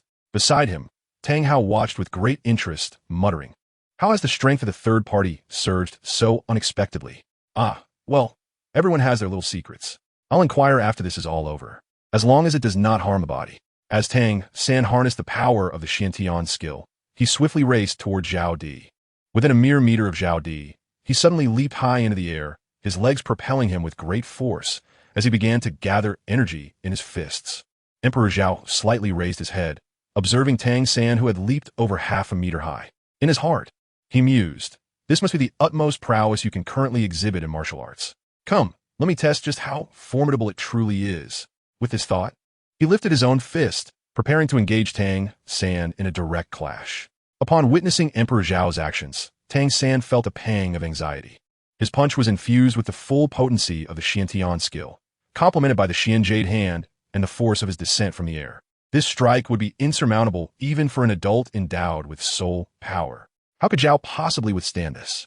However, by the time he sought to restrain his strength, it was already too late. Alas, I suppose I shall prepare some medicinal ointment for Zhao later. At the moment of impact, Tang San's eyes brimmed with disbelief. Beside him, Tang Hao observed Zhao Di with keen interest, remarking, "This child has concealed quite a bit."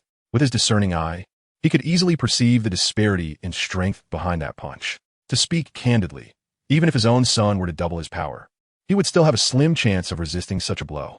Upon crashing to the ground, Tang San managed a wry smile as he gazed at Zhao Di, saying, "Zhao, with such prowess, are you not simply bullying me?"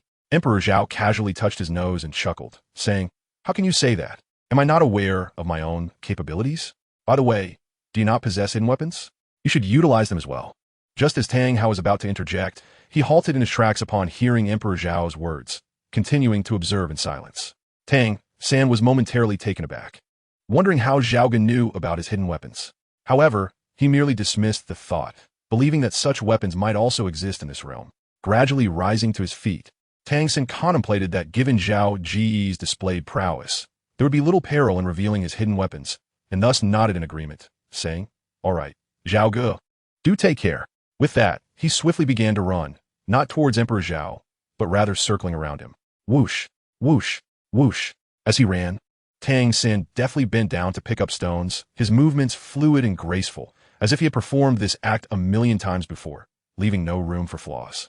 After acquiring several stones, he hurled them from various angles, each one more cunning than the last.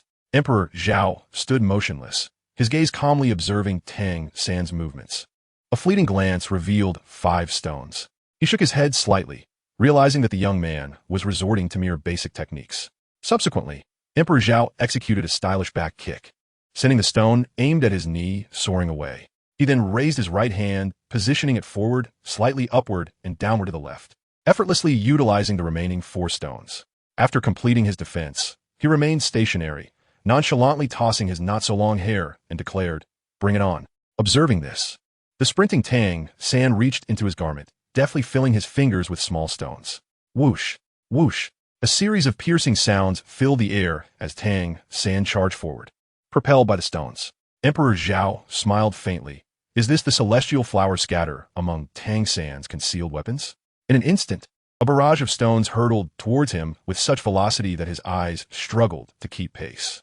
Yet, Emperor Zhao gently raised a hand, as if engaging in a playful game, deftly capturing something in the air. Soon, he ceased his movements, revealing his right hand, from which dozens of stones cascaded to the ground. Just as he completed this feat, Tang San's fist was already looming before him. At that moment, Tang San's eyes were filled with unmistakable astonishment. The speed of the concealed weapons was exponentially greater than his own. How could brother Zhao manage to catch them all? Chapter 13, Little San. Did you not expect this? But Emperor Zhao did not afford him the luxury of surprise, once again extending a hand to grasp Tang San's fist. After seizing the moment, Emperor Zhao remained still, merely chuckling as he remarked, "Tang San, your concealed weapon speed leaves much to be desired." Initially taken aback, Tang San, upon hearing Zhao's words accompanied by a smile, couldn't help but feel a mix of admiration and exasperation towards him. With a slight twitch of his lips, he helplessly replied, "Brother Zhao, it is not that I lack skill. Rather, you are simply too formidable." Upon hearing this, Emperor Zhao felt a surge of joy within. Yet he maintained a facade of composure, replying with a smile, No, I can only say it is rather average. Ha ha." Tang San immediately felt a wave of frustration wash over him. Meanwhile, Tang Hao, who had nearly completed his preparations, was about to approach when Emperor Zhao suddenly ceased his laughter, raising a hand to halt him. "Wait a moment, Uncle Hao." He then turned to Tang San and continued, "Little San, you have yet to summon your martial soul. Let us have one final bout, and this time you may utilize both of your martial souls." Tang Hao's brow furrowed slightly. He had assumed that the dual martial souls were disclosed to him by Tang San. Tang San's heart trembled once more, but quickly regained its steadiness, hesitatingly saying, "Brother Zhao, that." Before he could finish, Emperor Zhao flamboyantly waved his hand, interrupting, "Rest assured, I shall also employ my martial soul." Upon hearing this, Tang San chose not to pursue the matter further, stepping back slightly while contemplating. Given Brother Zhao's displayed prowess, he could indeed withstand my full strength. However, if I were to engage Brother Zhao, it would be most prudent to wield the formidable akin hammer. Tang San then cast a glance towards Tang Hao, recognizing his son's silent inquiry. Tang Hao remained silent, yet gave a subtle nod. The two, undeniably connected as father and son, shared an unspoken understanding. Seeing his father's approval, Tang San nodded slightly and swiftly conjured the akin hammer with his left hand. In that instant, he felt his soul power rapidly deplete.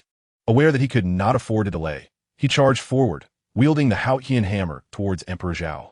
Emperor Zhao smiled, a joyful smile that illuminated his face. What were those months of arduous training for, if not for this moment? Strength may be a factor, but more significantly, it was all for now. For this very instant. In an instant, Emperor Zhao unveiled his dual orbs of martial souls. Tang San felt a mix of confusion and astonishment.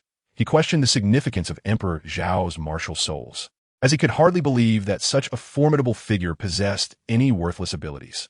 His astonishment deepened upon realizing that Zhao was also a twin martial soul wielder.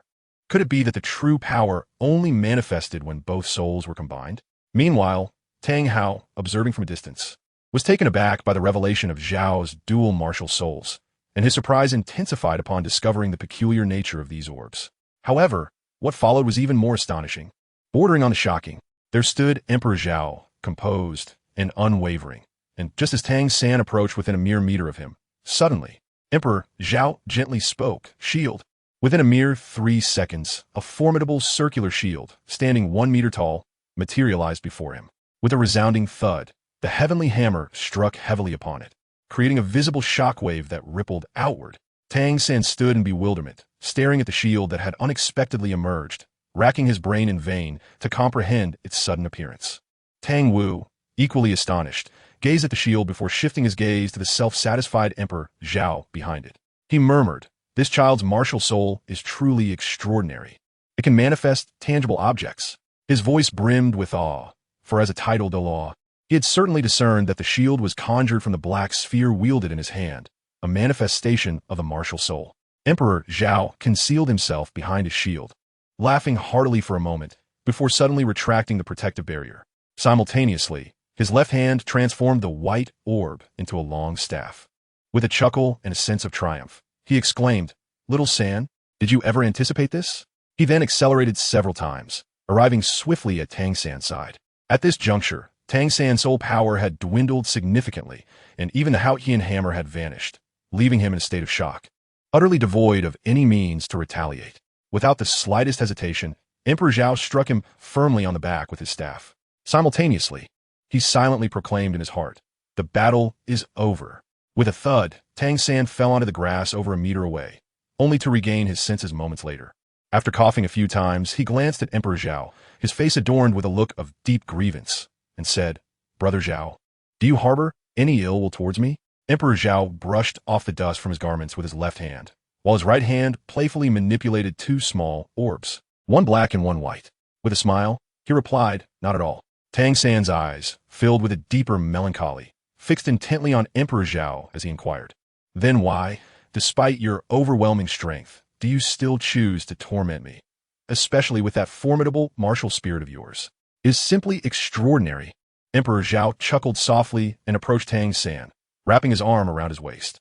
He extended his hand, and once Tang San grasped it, he gently pulled him up and said, "I sought you out precisely because I am uncertain of the extent of my own prowess." With that, the two made their way towards Tang Hao.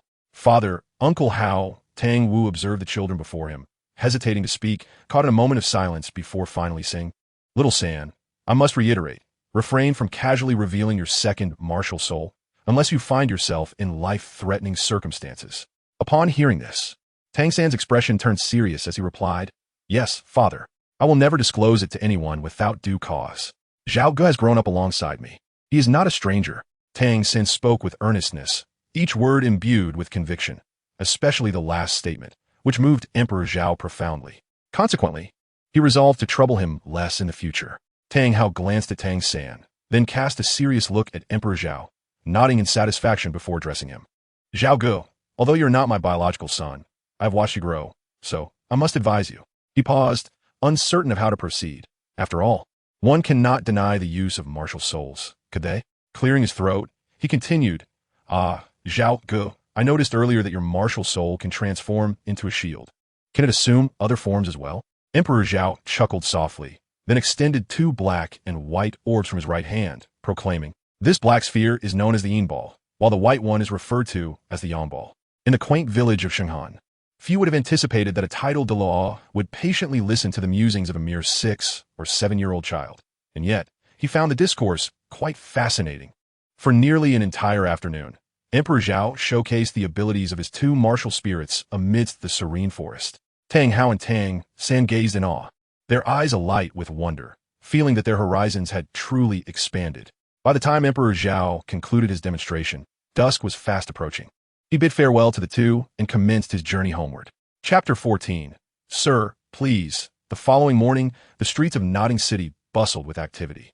Even at such an early hour, old Jack ambled leisurely alongside Zhao Emperor and Tang San, while Tang San curiously surveyed his surroundings. Zhao Emperor held a fruit basket brimming with an assortment of fruits and snacks, gifts from the villagers. Reflecting on their heartfelt send-off, he felt a twinge of embarrassment. He munched on the treats while discreetly admiring the beautiful maidens passing by. The Junior Academy would impart fundamental knowledge, cultural heritage, and information about soul beasts. As old Jack recounted the news he had gleaned, he aimed to prepare the two children for their impending entrance into the academy, ensuring they would not be caught unawares. Throughout their journey, old Jack shared all he knew, while Tang San listened attentively, occasionally posing questions. Meanwhile, eager to reach Nodding Academy swiftly, Zhao Emperor urged their pace several times until they soon arrived at the gates of Nodding Junior Academy. Upon seeing the two armored sentinels, Emperor Zhao broke into a grin. Were they not the very guards from the original tale who had vexed Tang San? At that moment, old Jack approached, speaking in a subdued tone. "Greetings. We hail from Holy Spirit Village, selected by the examiner for this year's assessment. Here is the proof provided by the examiner." As he spoke, old Jack produced two pieces of parchment, detailing the awakening of Zhao Emperor and Tang San's martial souls. One of the guards took the documents, glanced at them dismissively, and remarked, Holy Spirit Village? Never heard of it. The other guard chimed in, it must be a small hamlet. He then snatched the papers from his comrade, examined them briefly, and carelessly tossed them aside, sneering, oh, what a nameless little village can actually produce two individuals with innate full soul power. Who are you trying to deceive? Old man, be on your way. I'll 1T expose your forgery this time. If you linger, I'll make sure to throw you out. The other guard, more aggressively, shoved old Jack, exclaiming, get lost, you old fool. If you don't leave, I'll make sure you regret it. Turning his attention to Tang San, he continued with bravado. What's the matter, little brat? You got something to say? Come on, if I don't beat you today, I'll call you Grandpa. Old Jack, being an ordinary elderly man, was nearly toppled by the guard's shove. But for Emperor Zhao's timely intervention that prevented him from falling, Tang San, fists clenched tightly, was poised to teach the guard a lesson when Zhao Emperor halted him with a hand. Tang San looked at Zhao Emperor, puzzled, unable to comprehend the situation. Emperor Zhao, with a smile, shook his head gently. After assisting the elderly Jack to his feet, he took a few steps forward, hands clasped behind his back, slightly lifting his chin, squinting his eyes, and releasing an aura of authority. He proclaimed loudly, You, a mere gatekeeper, who bestowed upon you the audacity to receive us in such a manner. The gatekeeper halted, a sudden jolt of anxiety coursing through him. Observing the imposing demeanor of the emperor, he felt a wave of regret for his earlier actions. However, he quickly recalled from their introduction that they hailed from an obscure little village. Regaining his composure, the gatekeeper was consumed by both shame and anger, ashamed that he had been intimidated and furious that this insolent youth dared to deceive him. He resolved to teach the boy a profound lesson. Just as he was about to quicken his pace towards the youth, an object suddenly soared towards him, moving swiftly yet within the bounds of his capability to catch. Upon extending his hand to receive it, he opened his palm to reveal a shining gold coin. His gaze widened in astonishment as he turned towards the child, standing a short distance away. A single gold coin represented at least half a year's worth of his earnings. Emperor Zhao gazed at the astonished gatekeepers, a surge of satisfaction swelling within him. He was well aware that a mere statement could not intimidate them. Thus he offered a gold coin to establish a formidable impression. Though inwardly pleased, he maintained an impassive facade, continuing to project an air of authority as he proclaimed loudly, I shall grant you a gold coin. But, upon hearing this, the two gatekeepers trembled, exchanging apprehensive glances. Initially uncertain, their doubts dissipated with the sight of the gold coin and Zhao's commanding presence, leading them to believe his words. The gatekeeper closest to Zhao, now thoroughly intimidated, bowed his head so low that his waist and legs bent precariously. After all, the emperor's stature was imposing. Taking a deep breath, Zhao observed the transformation of the once arrogant gatekeeper into a quaking figure, a smile curling upon his lips. He continued in a booming voice, However, this shall be the final gold coin you earn at the Nottingham Junior Academy. Thud, thud. The two gatekeepers, instantly terrified, fell to their knees. The gatekeeper before Zhao burst into tears, sobbing uncontrollably. My lord, please do not.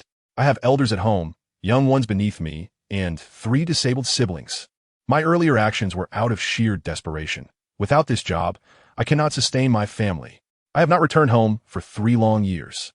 The other gatekeeper, taken aback by the outburst, stood frozen. Goodness, brother, when did your family fall into such dire straits?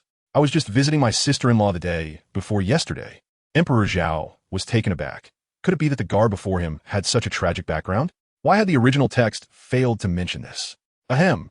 Emperor Zhao coughed a few times and said, Considering your dire circumstances, I shall let you off this time, but before Zhao Emperor could finish his words, the guard in front of him hastily stood up and exclaimed, Thank you, my lord. Thank you, my lord. On behalf of my family and the dozens of us, I extend my heartfelt gratitude to you. You are truly a paragon of virtue. Before Zhao Di could finish his words, the gatekeeper stood up and began to lavish praises upon him. In the gatekeeper's eyes, Zhao Di could easily be compared to a sage. After listening for a while, and feeling his own cheeks flush from the excessive flattery, Zhao Di cleared his throat a few times and said with a stern expression, All right, just be more mindful in the future. Yes, esteemed sir, you are absolutely correct. Look at my foolish tongue, wasting so much of your precious time. Please do continue. The gatekeeper said with an ingratiating smile, while his companion had just arrived beside him, casting envious glances at his expression and simultaneously cursing himself. Why do I lack such eloquence? After Emperor Zhao finished speaking, he turned to old Jack and said, All right, Grandpa, it's all settled. You may return now. I shall accompany little San inside. With that, he took the still stunned and bewildered Tang San by the hand and leisurely made their way into the nodding junior academy. The two gatekeepers stood there with utmost respect, their postures perfectly straight. As Emperor Zhao passed by, they tensed momentarily and in unison declared, "My lord, please." Emperor Zhao nodded in satisfaction, then took Tang San inside. It was only when Zhao and Tang were nearly out of sight that old Jack regained his senses slightly. Observing the two figures fading away, he hurriedly called out, "I shall come to fetch you once your holiday begins." After watching them completely disappear, he sighed and shook his head before reluctantly turning to leave. Chapter 15. The Master appears, granting him the opportunity to show off. Upon entering Nodding Academy, Zhao looked around as if searching for something. After a brief observation, he spotted a slender, middle-aged man engrossed in his own annotations. Upon recognizing the figure, Zhao smiled broadly. "Ah, so you are here, Master." Due to Zhao's repeated urgings along the way, they arrived significantly earlier than in the original narrative.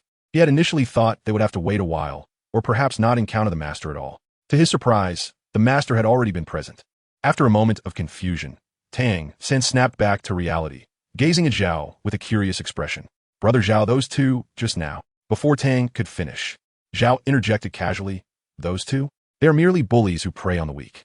The crux lies in my sufficiently formidable demeanor. Otherwise, not even a single gold coin would intimidate them, let alone two." Tang San, having traversed from a martial arts world, possessed remarkable talent. Yet his life experiences were relatively limited, leaving him with a shallow understanding of human nature. Upon hearing Zhao's words, he nodded thoughtfully. "Are you here to enroll in classes?" A slender middle-aged man approached them with a warm smile. The Emperor Zhao remained silent, believing that this opportunity should be granted to Tang San. The middle-aged man glanced at Emperor Zhao, having observed the child's impressive performance moments ago, yet he refrained from speaking. Instead, he turned his gaze towards Tang San and continued, "Did you come from Holy Soul Village?" Noticing that Zhao Gu was unwilling to speak, Tang San surmised that this individual, who had appeared at the academy and seemed to possess knowledge about both of them, must be a teacher. He replied, "Yes, teacher." "Teacher? Huh." The Master chuckled lightly and remarked, "I am not a teacher. I am merely a bystander at the school. You may refer to me as Master, not teacher." Tang San was taken aback for a moment, then respectfully added, "You must surely be an extraordinary person, for the title of Master itself signifies greatness."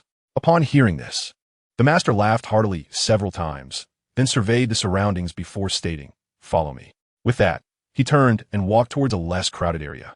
Emperor Zhao and Tang San exchanged a glance, after which Zhao Emperor shrugged and followed suit, with Tang San closely trailing behind. Along the way, Zhao Emperor stole a glance at the Master, then at Tang San, a subtle smile gracing his lips, for the threads of destiny had intertwined, heralding the commencement of their fated journey. Before long, the trio arrived at an isolated spot. The Master gazed at the modest fountain before him, his mind reflecting on the two young prodigies behind him, a glimmer of brilliance igniting in his eyes. Turning his back to them, he remarked, "One must not call upon their teacher lightly, especially not when dealing with exceptional talents, such as yourselves, endowed with innate full soul power and dual martial spirits. Such brilliance, I dare not claim to impart wisdom upon." Emperor Zhao exhibited no discernible reaction. However, upon hearing this, Tang San took a step back, his gaze cautious as it fixated on the Master. Upon observing his reaction, Emperor Zhao's lips curled in a subtle grimace. I recall that the original text did not convey this sentiment. To prevent any subsequent alterations in the narrative, Emperor Zhao hastily grasped Tang San's arm, assuring him of safety. After a moment of initial caution, Tang San fell into silence, then took a few steps forward and declared, "No, I believe you are worthy of being my mentor." The Master slowly turned around, a hint of curiosity in his gaze, and inquired, "Oh, why is that?" With a sudden thud, Tang San knelt before the Master. Although taken aback, the Master refrained from intervening, choosing instead to listen as Tang San continued, "Because you can discern that Zhao Gu and I possess dual martial souls. I believe no one else in the entire academy can perceive this. Would you be willing to teach us the art of martial soul cultivation?" Just then, the Master, poised to respond with a smile, caught himself, for before he could utter a word, he was interrupted by the sound of another child's voice, which drew his attention with a furrowed brow. As Zhao Di listened to Tang San's successful apprenticeship, he felt a surge of joy for him. However, he was taken aback by the notion of being dragged into it. That simply would not do. After all, he was a man of carefree spirit, as unrestrained as the wind itself. How could he possibly endure any form of constraint? Thus, before the master could utter a word, he swiftly interjected, "Little San, do not involve me in your apprenticeship. It is unnecessary. I can cultivate more effectively on my own. Others cannot teach me, nor can they impart what I seek to learn." Tang San regarded Zhao Di's earnest expression in silence for a moment before finally nodding in agreement. Indeed, Zhao's strength and martial spirit were remarkably peculiar. His father had previously remarked that Zhao's martial spirit was even more potent and rare than his own. Yet, unlike Tang San, Zhao could not conceal his abilities. Moreover, Zhao was well aware of how to cultivate himself. His innate wildness rendered him ill-suited for apprenticeship, if absolutely necessary. He could relay the knowledge he acquired to Zhao Di. The master had intended to intervene, but upon witnessing Zhao Di's resolute gaze and Tang San's nod of consent, he could only exhale a resigned sigh and say, "Since you possess your own convictions, I shall not impede your decision. Should any questions arise, feel free to ask me, and I will do my utmost to provide answers." Emperor Zhao nodded silently, continuing to observe the unfolding events. After the master concluded his words, he turned to assist Tang San. However, the subsequent actions of Tang San left him utterly astonished. Bang, bang, bang. After 3 resounding blows, with his forehead slightly reddened, Tang San proclaimed, "Once a teacher, always a father. Today, I humbly bow to you once again as my master." The Emperor Zhao's lips twitched slightly, and the sound of his cough was almost painful to witness. However, the master was filled with joy, laughing heartily as he helped Tang San to his feet, exclaiming, "Excellent, excellent. After all these years, you are the first who has willingly chosen to be my disciple. Rest assured, I shall teach you with utmost dedication and without reservation. You are called Little San, correct? Do you know how I discern that you possess twin martial souls?" Upon hearing the moniker Little San, Tang San's expression darkened momentarily. Yet his curiosity piqued as he inquired, "How did you come to that conclusion?" His intrigue was genuine. After all, Zhao had not utilized any soul power since entering the city, so how could the master possibly have perceived it? Surely, he could not be so formidable as to discern such matters without sensing soul power, could he? With such thoughts swirling in his mind, Tang San eagerly awaited the master's response. Meanwhile, Emperor Zhao casually retrieved an apple from the fruit basket, choosing not to impede the master's opportunity to secure a disciple. The master, reveling in Tang San's curiosity, puffed out his chest with pride and proclaimed, "I have reviewed your profiles and found that you were considered to possess waste martial souls. In my analysis of the top 10 principles, this is an impossible scenario. Coupled with my previous investigations into innate full soul power and the data regarding dual martial souls, I have arrived at a conclusion. Innate full soul power must satisfy 2 criteria. Either the martial soul is exceptionally powerful or mutated, or it is a dual martial soul." Chapter 16. Tang San becomes a disciple, a collaborative approach. Synthesizing all the above points, I ultimately deduced this. After speaking, the master glanced at both Zhao and Tang San, feeling a swell of pride within, thinking to himself, "Having articulated so much, I have sufficiently demonstrated my prowess. Surely, this child will come to seek me as his mentor." Unbeknownst to Tang San, who regarded the master with utmost respect, this internal calculation of the Master S was quite trivial. He felt reassured that his respectful bow had not been in vain. Emperor Zhao, similarly oblivious to the master's uncharacteristic scheming, remained silent. Observing the composed demeanor of Emperor Zhao and the respectful gaze of Tang San, the master suddenly felt a wave of exasperation. After a moment of silence, he sighed and said, "Very well, let us proceed to collect your uniforms and allocate your dormitories." With that, he turned and walked toward the academy, continuing, "You possess innate full soul power, having already reached level 10. For today, take the time to rest and acclimatize. Tomorrow, I shall guide you in hunting for soul rings." Understood, Tang San nodded, feeling agreeable to this plan. However, Emperor Zhao was not as at ease. As one who possessed a system, he believed that his first soul ring must be at least 1,000 years old, and the master could not assist him in this endeavor. He needed to devise a strategy, but first, he must communicate with the master to gain entry, after which he could independently seek out a soul ring. Thus, he spoke up, Master." "Yes." The master paused, casting a puzzled glance at Zhao, awaiting his next words. Cough, cough. Emperor Zhao feigned a few coughs and said, "Master, my martial soul is rather unique, and I harbor a certain secret. Therefore, you may take me inside. I shall procure my soul rings on my own." "No, that is not permissible." As soon as Emperor Zhao finished speaking, the master sternly interjected, "Are you aware of the perilous nature of soul beasts? Even if your martial soul is exceptional, you are but at the 10th level. How formidable can you truly be? Moreover, the hunting forest is teeming with century-old soul beasts, and there are plenty of millennium soul beasts as well. It is a realm far too treacherous for a mere child to venture alone. Indeed, Brother Zhao, while you might evade a century-old soul beast, a millennium soul beast is an entirely different matter, Tang San earnestly advised. Emperor Zhao's expression remained unchanged, as he had anticipated this moment. Once they had finished speaking, he calmly replied, "Prior to my arrival, I had made an appointment with someone who will be waiting for me in a forest within the soul-hunting forest." Master was taken aback, blinking his small eyes in surprise, before turning to Tang San, who also gazed at Emperor Zhao with a look of bewilderment. "We came together. So how is it that I am unaware of when you arranged this meeting?" Upon observing the expressions of the two individuals, Emperor Zhao discerned their wavering confidence.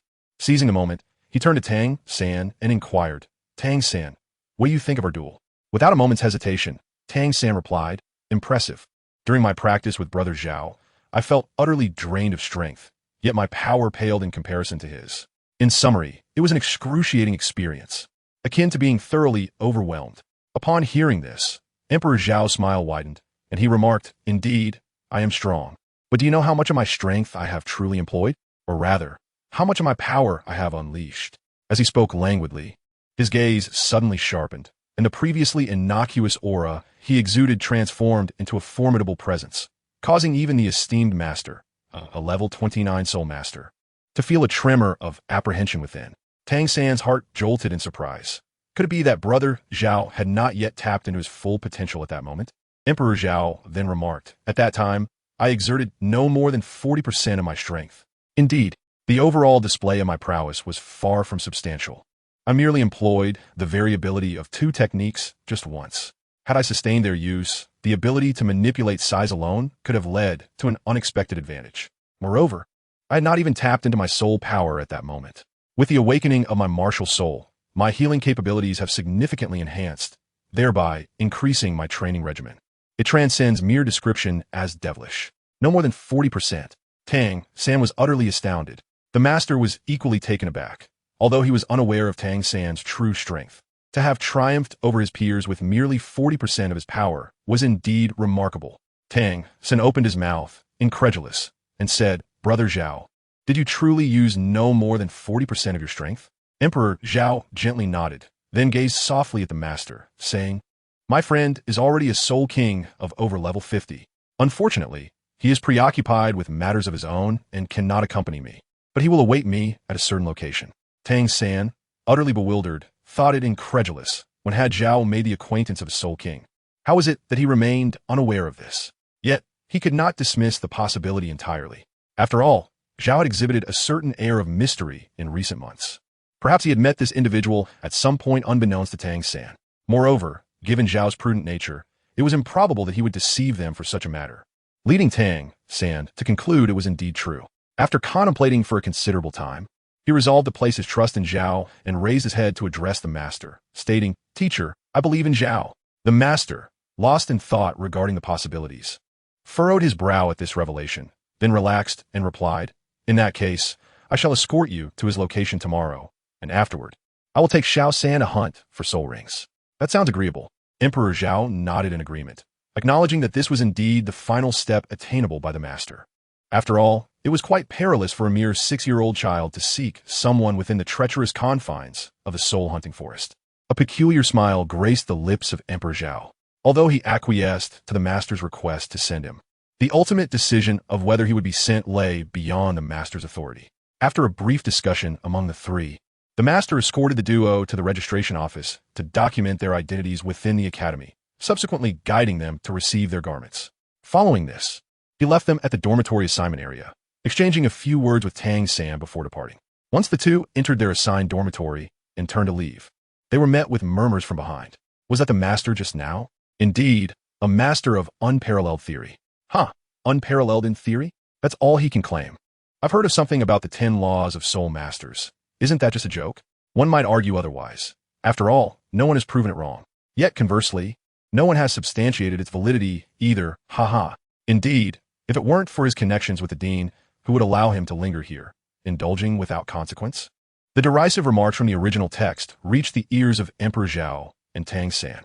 Upon hearing them, Tang San smirked disdainfully and remarked to Emperor Zhao, Brother Zhao, how could these individuals be entrusted with the role of educators, lacking even the slightest discernment? Emperor Zhao nodded in agreement. Tang San continued, the mere fact that our teacher can discern at a glance that we possess twin martial souls is remarkable. Furthermore, as he clenched his fist, he added, what I most urgently require now is theoretical knowledge. What our teacher can impart is not mere strength, but wisdom. With a look of regret on his face, he gazed at Emperor Zhao and remarked, what a pity. Such an extraordinary teacher. Why do you not pay your respects to him, Brother Zhao? Chapter 17. The ferocious beating of Wang Sheng. Zhao Di's expression shifted from one of agreement to one of disbelief. Without turning back, he remarked, it is not that I am unwilling to pay my respects. Rather, the master truly cannot impart any wisdom to me. I am well aware of how I should cultivate myself, so rest assured on that front. You must put forth your utmost effort, or else be wary of the day when you may not withstand even a single blow from me. Tang San, upon hearing this, was incredulous. Although their previous encounter had felt akin to an overwhelming defeat, there had been exchanges in their sparring, and he had yet to perfect his hidden weapons. Not able to endure a single punch? That is simply impossible, Tang San declared confidently to Zhao Di, with a peculiar smile gracing the corners of his mouth. Emperor Zhao gazed upon Tang San's youthful visage and remarked, oh, is that so? One can only hope. The two then proceeded to seek out their dormitory.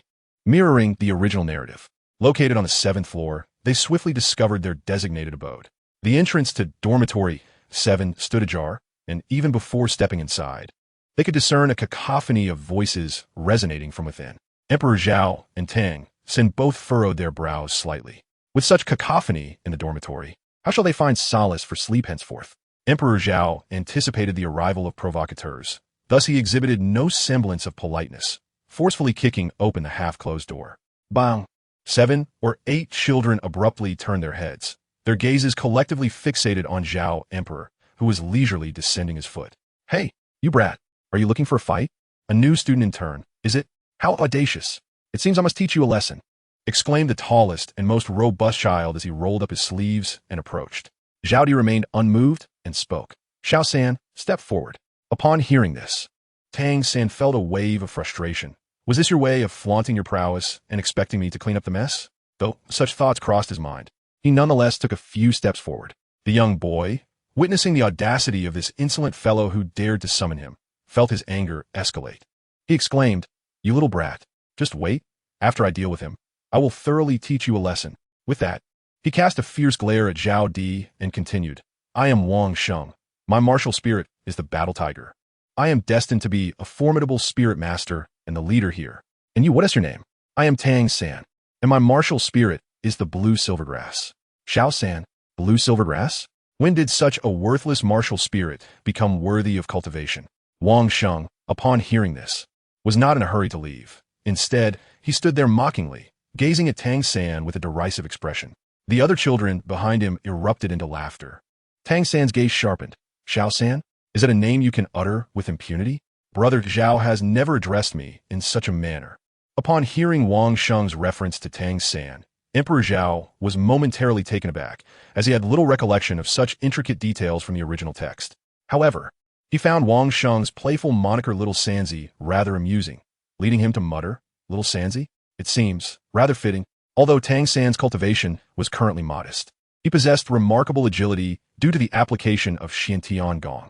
Although Zhao Di spoke in a hushed tone, the others remained oblivious. Yet Tang San heard him distinctly. Clenching his fists tightly, his gaze fiercely fixed on Wang Sheng in the distance, he resolved to impart a profound lesson upon him. It's all your fault. My name has been tarnished once again. The more Tang San contemplated, the angrier he became, until finally he could no longer contain himself. The onlookers, including Wang Sheng, were momentarily blinded, and then Tang San vanished. The laughter of the children abruptly ceased, and Wang Sheng's smile faded. His body tensed as he cautiously scanned his surroundings. Yet he could see no sign of Tang San. Just then, a panicked student shouted, Boss! Behind you! Behind you! What? Behind me? At the sound of the alarm, Wang Sheng was momentarily taken aback, but he quickly regained his composure, intending to turn around, only to be struck by an overwhelming force from behind. Bang! Tang San appeared behind Wang Sheng. His forearm bent as he delivered a powerful blow to Wang Sheng's back, while simultaneously blocking his right leg with his foot. Wang Sheng stumbled several steps forward to regain his balance. Had he not been grounded, he would have fallen. You dare to ambush me? Wang Sheng, feeling furious at being stealthily attacked by Tang San, could hardly believe that such a young boy had almost knocked him down. His expression darkened, and he lunged at Tang San like a ferocious tiger. In the split second, when Wang Sheng's fist was about to strike Tang San, he swiftly raised both hands, one gripping Wang Sheng's fist while the other steadied his arm. Then, he pivoted his body and hurled Wang Sheng away. The mighty tiger had turned into a mere kitten. Wow! The students watched in astonishment as Wang Sheng crashed onto the bed, their eyes fixed in shock upon Tang San. If the first attack was a surprise and successful, what would this second encounter entail? Very well, boy, but soon I shall have you beaten to a pulp. Wang Sheng sprang back to his feet like a fish leaping from water, emitting a faint golden glow. Upon witnessing this, Tang San steeled himself. The speed and power with which his opponent rose were incomparable to before. Martial spirit. The opponent was harnessing the power of his martial spirit. But so what? Just as Wang Sheng's hands were about to seize his shoulders, Tang San shifted his right foot slightly to the side to stabilize his stance, extending his own hands, mirroring his opponent's claw-like approach. Bang! If the previous exchange had been a display of technique, this moment was a clash of pure strength. The two hands, nearly half a size apart, locked tightly, each secretly augmenting their force. Wang Sheng was now utterly enraged. How dare this boy, several years his junior, throw him twice? Today, he must be brought down, rendered unable to rise. His intentions were commendable, but alas, he faced Tang San. Tang San sought to impart a lesson, unwilling to squander time. With a swift motion, his thumb disengaged from its original position and pressed forcefully against Wang Sheng's throat.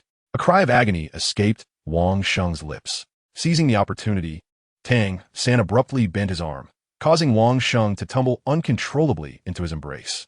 As Tang San leaned back, he thrust his knee into Wang Sheng's abdomen.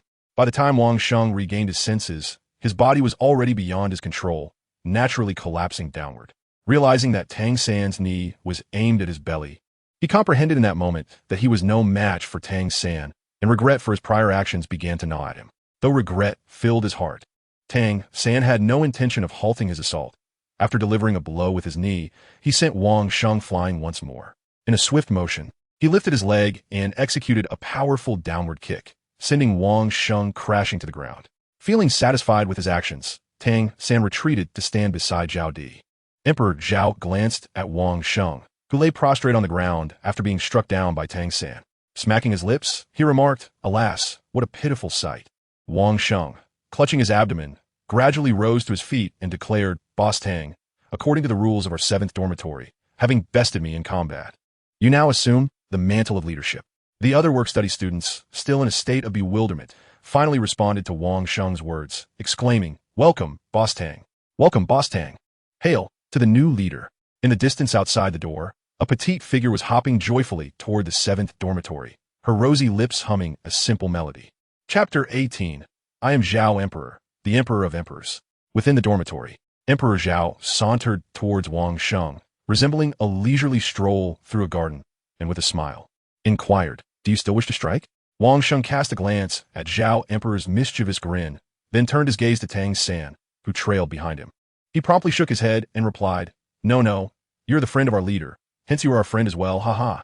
While saying this, he scratched the back of his head in an endearingly innocent manner. However, his thoughts betrayed him. Were it not for Tang Laoda's intervention, I would certainly teach you a severe lesson.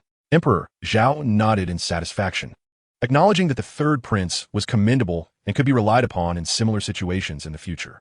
He then approached the window and gazed at the sky outside, remarking, "It is nearly time. They shall arrive soon."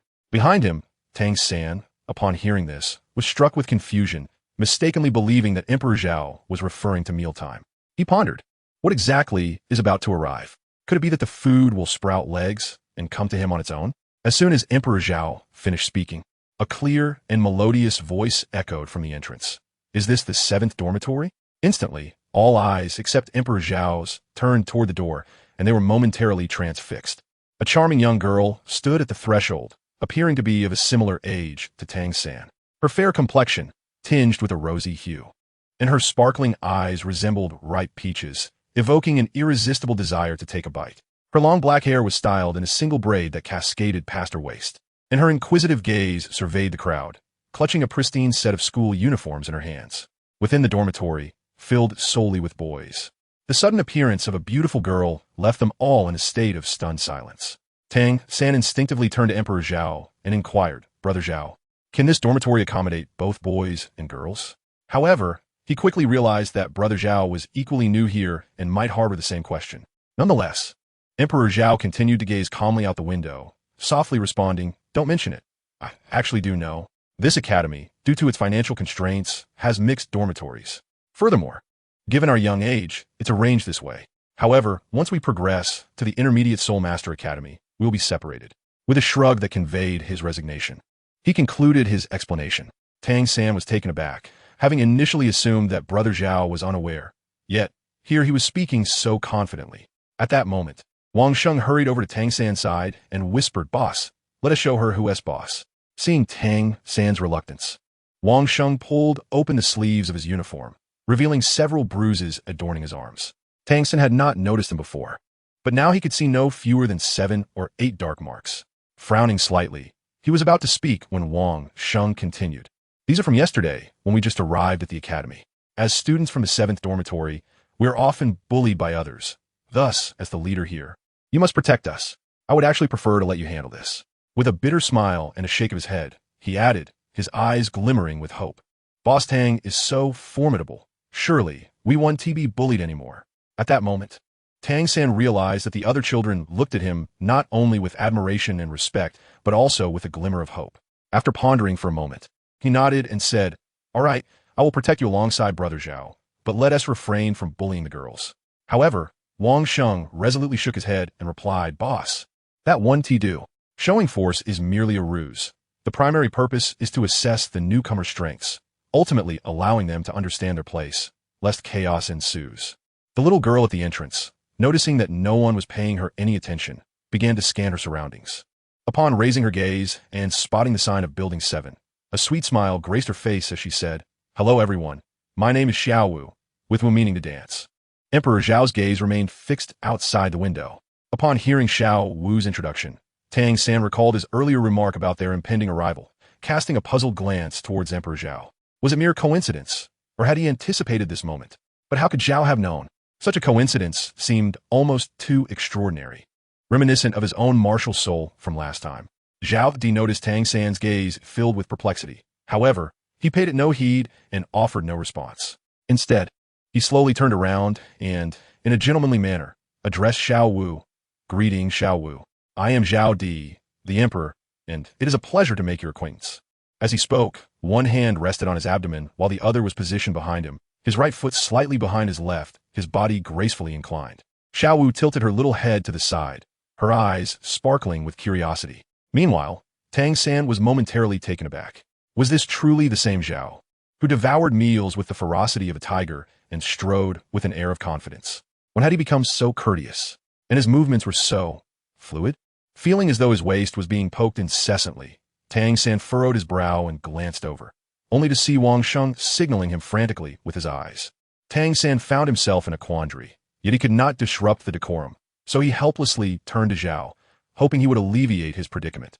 However, Zhao Di ignored him, elegantly turning back to gaze out the window. He deemed this an opportunity for Tang San. Though Xiao Wu's form was delicate, for the sake of camaraderie and the unfolding narrative, Zhao Di resolved to let go of his intentions. After all, there would be many instances in the future where Tang San would need Xiao Wu as a source of strength. Seeing that Zhao was unresponsive, Tang San steeled himself and stepped forward, saying, "Hello, I am Tang San, and I am, the dormitory head here." He hesitated to utter the title of boss, but in a moment of inspiration, he continued, "You may simply call me by my name. May I ask what your martial soul is?" Upon hearing a voice, Xiao Wu shifted her gaze from Zhao Di's retreating figure to Tang San, blinking her large eyes before smiling and responding. "My martial soul is a rabbit, a rather adorable little white rabbit. What about yours?" Xiao Wu's smile was enchanting, her charming dimples captivating beyond words. Tang San, slightly taken aback, replied, "Isn't that a perfect counter to mine? My martial soul is blue silvergrass, a plant-type martial soul." As he spoke, he became increasingly aware of his own nervousness. Why was he feeling this way? Was it due to her overwhelming presence? Indeed, it was not simply a matter of having never interacted with girls before. Xiao Wu beamed sweetly and asked, "Isn't that a bit coincidental? Aren't you going to invite me inside?" The surrounding children were momentarily mesmerized by Xiao Wu's smile. Wang Sheng, too, gazed at her with a dazed expression, suddenly regretting allowing his boss to approach her. How could someone so charming possibly compete with Tang San? What if she were to accidentally get hurt during a competition? Coughing to mask his embarrassment over his lack of experience with girls, Tang San cleared his throat and remarked, Chapter 19. Is that acceptable? In our 7th dormitory, there exists a custom whereby newly arrived work-study students are required to demonstrate their martial spirit's prowess. Therefore, I wish to engage in a friendly duel with you. Upon speaking, Tang San's cheeks flushed slightly. Xiao Wu maintained a sweet smile, nodding in response, and inquired, "Oh, I see. Then, who would be stronger in a match between you two?" As she spoke, she pointed her delicate finger towards Zhao Di, who was gazing out the window at the scenery. Tang San followed her gaze and spotted Zhao Di, and a sense of small pride swelled within him. This time I need not take action myself. Though he kept his inner thoughts to himself. An involuntary smile graced his lips as he remarked, "Brother Zhao, I cannot surpass him. He is far superior to me." Xiao Wu nodded, her large, glistening eyes blinking a few times. "Then I shall challenge him. If I can defeat him, does that not imply I could also triumph over you?" With a playful smirk, Xiao Wu added, "In that case, I must fight him." Tang San's expression became somewhat peculiar, and he felt a twinge of inner conflict. Zhao is truly remarkable. What if, by some mischance, he inadvertently caused pain or injury? However, it seems unlikely, given his exceptional prowess. I felt a twinge of uncertainty and, after a brief silence, inquired, "Are you certain?" "I am indeed," Tang San replied with a gentle sigh, saying, "Very well then." Although Emperor Zhao was gazing out of the window, he remained acutely aware of the activities within the dormitory. Initially, everything was progressing smoothly. However, he was utterly taken aback when Xiao Wu unexpectedly approached him to spar. It is worth noting that in the original narrative, the relationship between Tang San and Xiao Wu began with martial camaraderie, ultimately blossoming into a marital union. Yet now, Emperor Zhao turned away, initially silent, his gaze fixated on the still, hopeful Tang San. In his eyes, there lingered a hint of sympathy, accompanied by a twinge of guilt. "Little San, it is truly not my intention to take what is yours. She came to me of her own accord." Contemplating this, the sympathy in Emperor Zhao's gaze deepened, and unable to contain himself, he let out a sigh. Alas, Tang San, perplexed by the melancholic expression in Zhao's eyes, stepped forward to inquire with concern, "Brother Zhao, what troubles you?" Emperor Zhao waved his hand and took a few steps forward, coming to a short distance from Xiao Wu. After a moment of contemplation, he inquired, "Are you certain you wish to challenge me?" Observing Emperor Zhao's demeanor, Xiao Wu found it quite amusing and nodded in affirmation, replying, "Indeed." Emperor Zhao fell silent once more, and after a few seconds, he inquired again, "Why do you not challenge Tang San to confront me? For you are superior to him." Well, Emperor Zhao persistently posed numerous inquiries, and after the 8th question, Xiao Wu, growing increasingly impatient and somewhat irate, retorted, "Hey, are you going to strike or not? If not, then do not." Emperor Zhao bore an expressionless visage as he spoke in a calm tone. Beside him, Tang San furrowed his brow, feeling a twinge of confusion. What could be troubling Brother Zhao? He typically approached matters with such decisiveness. Could it be that, like him, he was affected by the presence of a girl? No. Today, they must engage, even if it means fighting without hesitation. Unable to contain her resolve any longer, Xiao Wu surged forward towards Emperor Zhao. Emperor Zhao, with his chubby little hands, gently rubbed his forehead, letting out a sigh. His gaze turned towards Tang San as he murmured, "Alas, little San, I have truly done my utmost. You cannot blame me." Just after expressing his underestimation, the delicate, fair legs of Xiao Wu swiftly flew towards Emperor Zhao. Emperor Zhao sighed helplessly once more, remaining utterly still. A muffled sound reverberated through the tranquil dormitory. Xiao Wu's leg collided with Emperor Zhao's shoulder, yet he remained unyielding. Taken aback for a moment, Xiao Wu was astonished that Emperor Zhao had withstood her kick. However, she swiftly regained her composure, exerting force with her other leg, propelling her body into the air, and then executed a spinning kick aimed directly at Emperor Zhao's forehead. Emperor Zhao raised his hand and firmly grasped the ankle of Xiao Wu, who was now suspended in midair, devoid of any leverage. This meant that Xiao Wu was entirely at the mercy of the immensely powerful Emperor Zhao, free to wield his strength as he pleased. Emperor Zhao, eager to swiftly conclude the battle, intended to hurl Xiao Wu away with great force. Not only did he harbor this thought, he proceeded to act upon it. However, at the very moment Emperor Zhao exerted his strength, A cunning smile of triumph emerged at the corners of Xiao Wu's lips. Emperor Zhao instantly recognized that smile and immediately recalled that Xiao Wu's combat prowess primarily lay in close-quarters combat, not merely in her supple physique. Although Emperor Zhao had already realized, it was too late. Xiao Wu's body twisted peculiarly in midair as her other leg draped over Emperor Zhao's shoulder, bending at the waist. She supported herself with her hands on the ground, while her feet firmly locked around Emperor Zhao's neck. Emperor Zhao could have refrained from releasing his grip on the leg of the petite Xiao Wu, yet to do so would have resulted in a fracture, regardless of her supple physique. Thus, he had no choice but to loosen his hold at the very moment Xiao Wu twisted her body behind her. At this juncture, Tang Xin observed with a furrowed brow, sensing an unusual atmosphere enveloping the scene. The peculiar tableau presented itself as the two were positioned back-to-back, with Xiao Wu's legs resembling an inverted stance, resting upon Emperor Zhao's shoulders while her feet were entwined around his neck. This little girl possesses remarkable prowess. If I were to engage her, we would stand an equal chance. Moreover, given the current posture, were it me, I would undoubtedly be flung away. A radiant smile blossomed on Xiao Wu's lips, her dimples deepening as she silently proclaimed her victory. As her waist, legs, and entire being began to exert force, her rosy cheeks flushed with effort, yet Emperor Zhao remained utterly unfazed. To her astonishment, she found herself unable to dislodge him.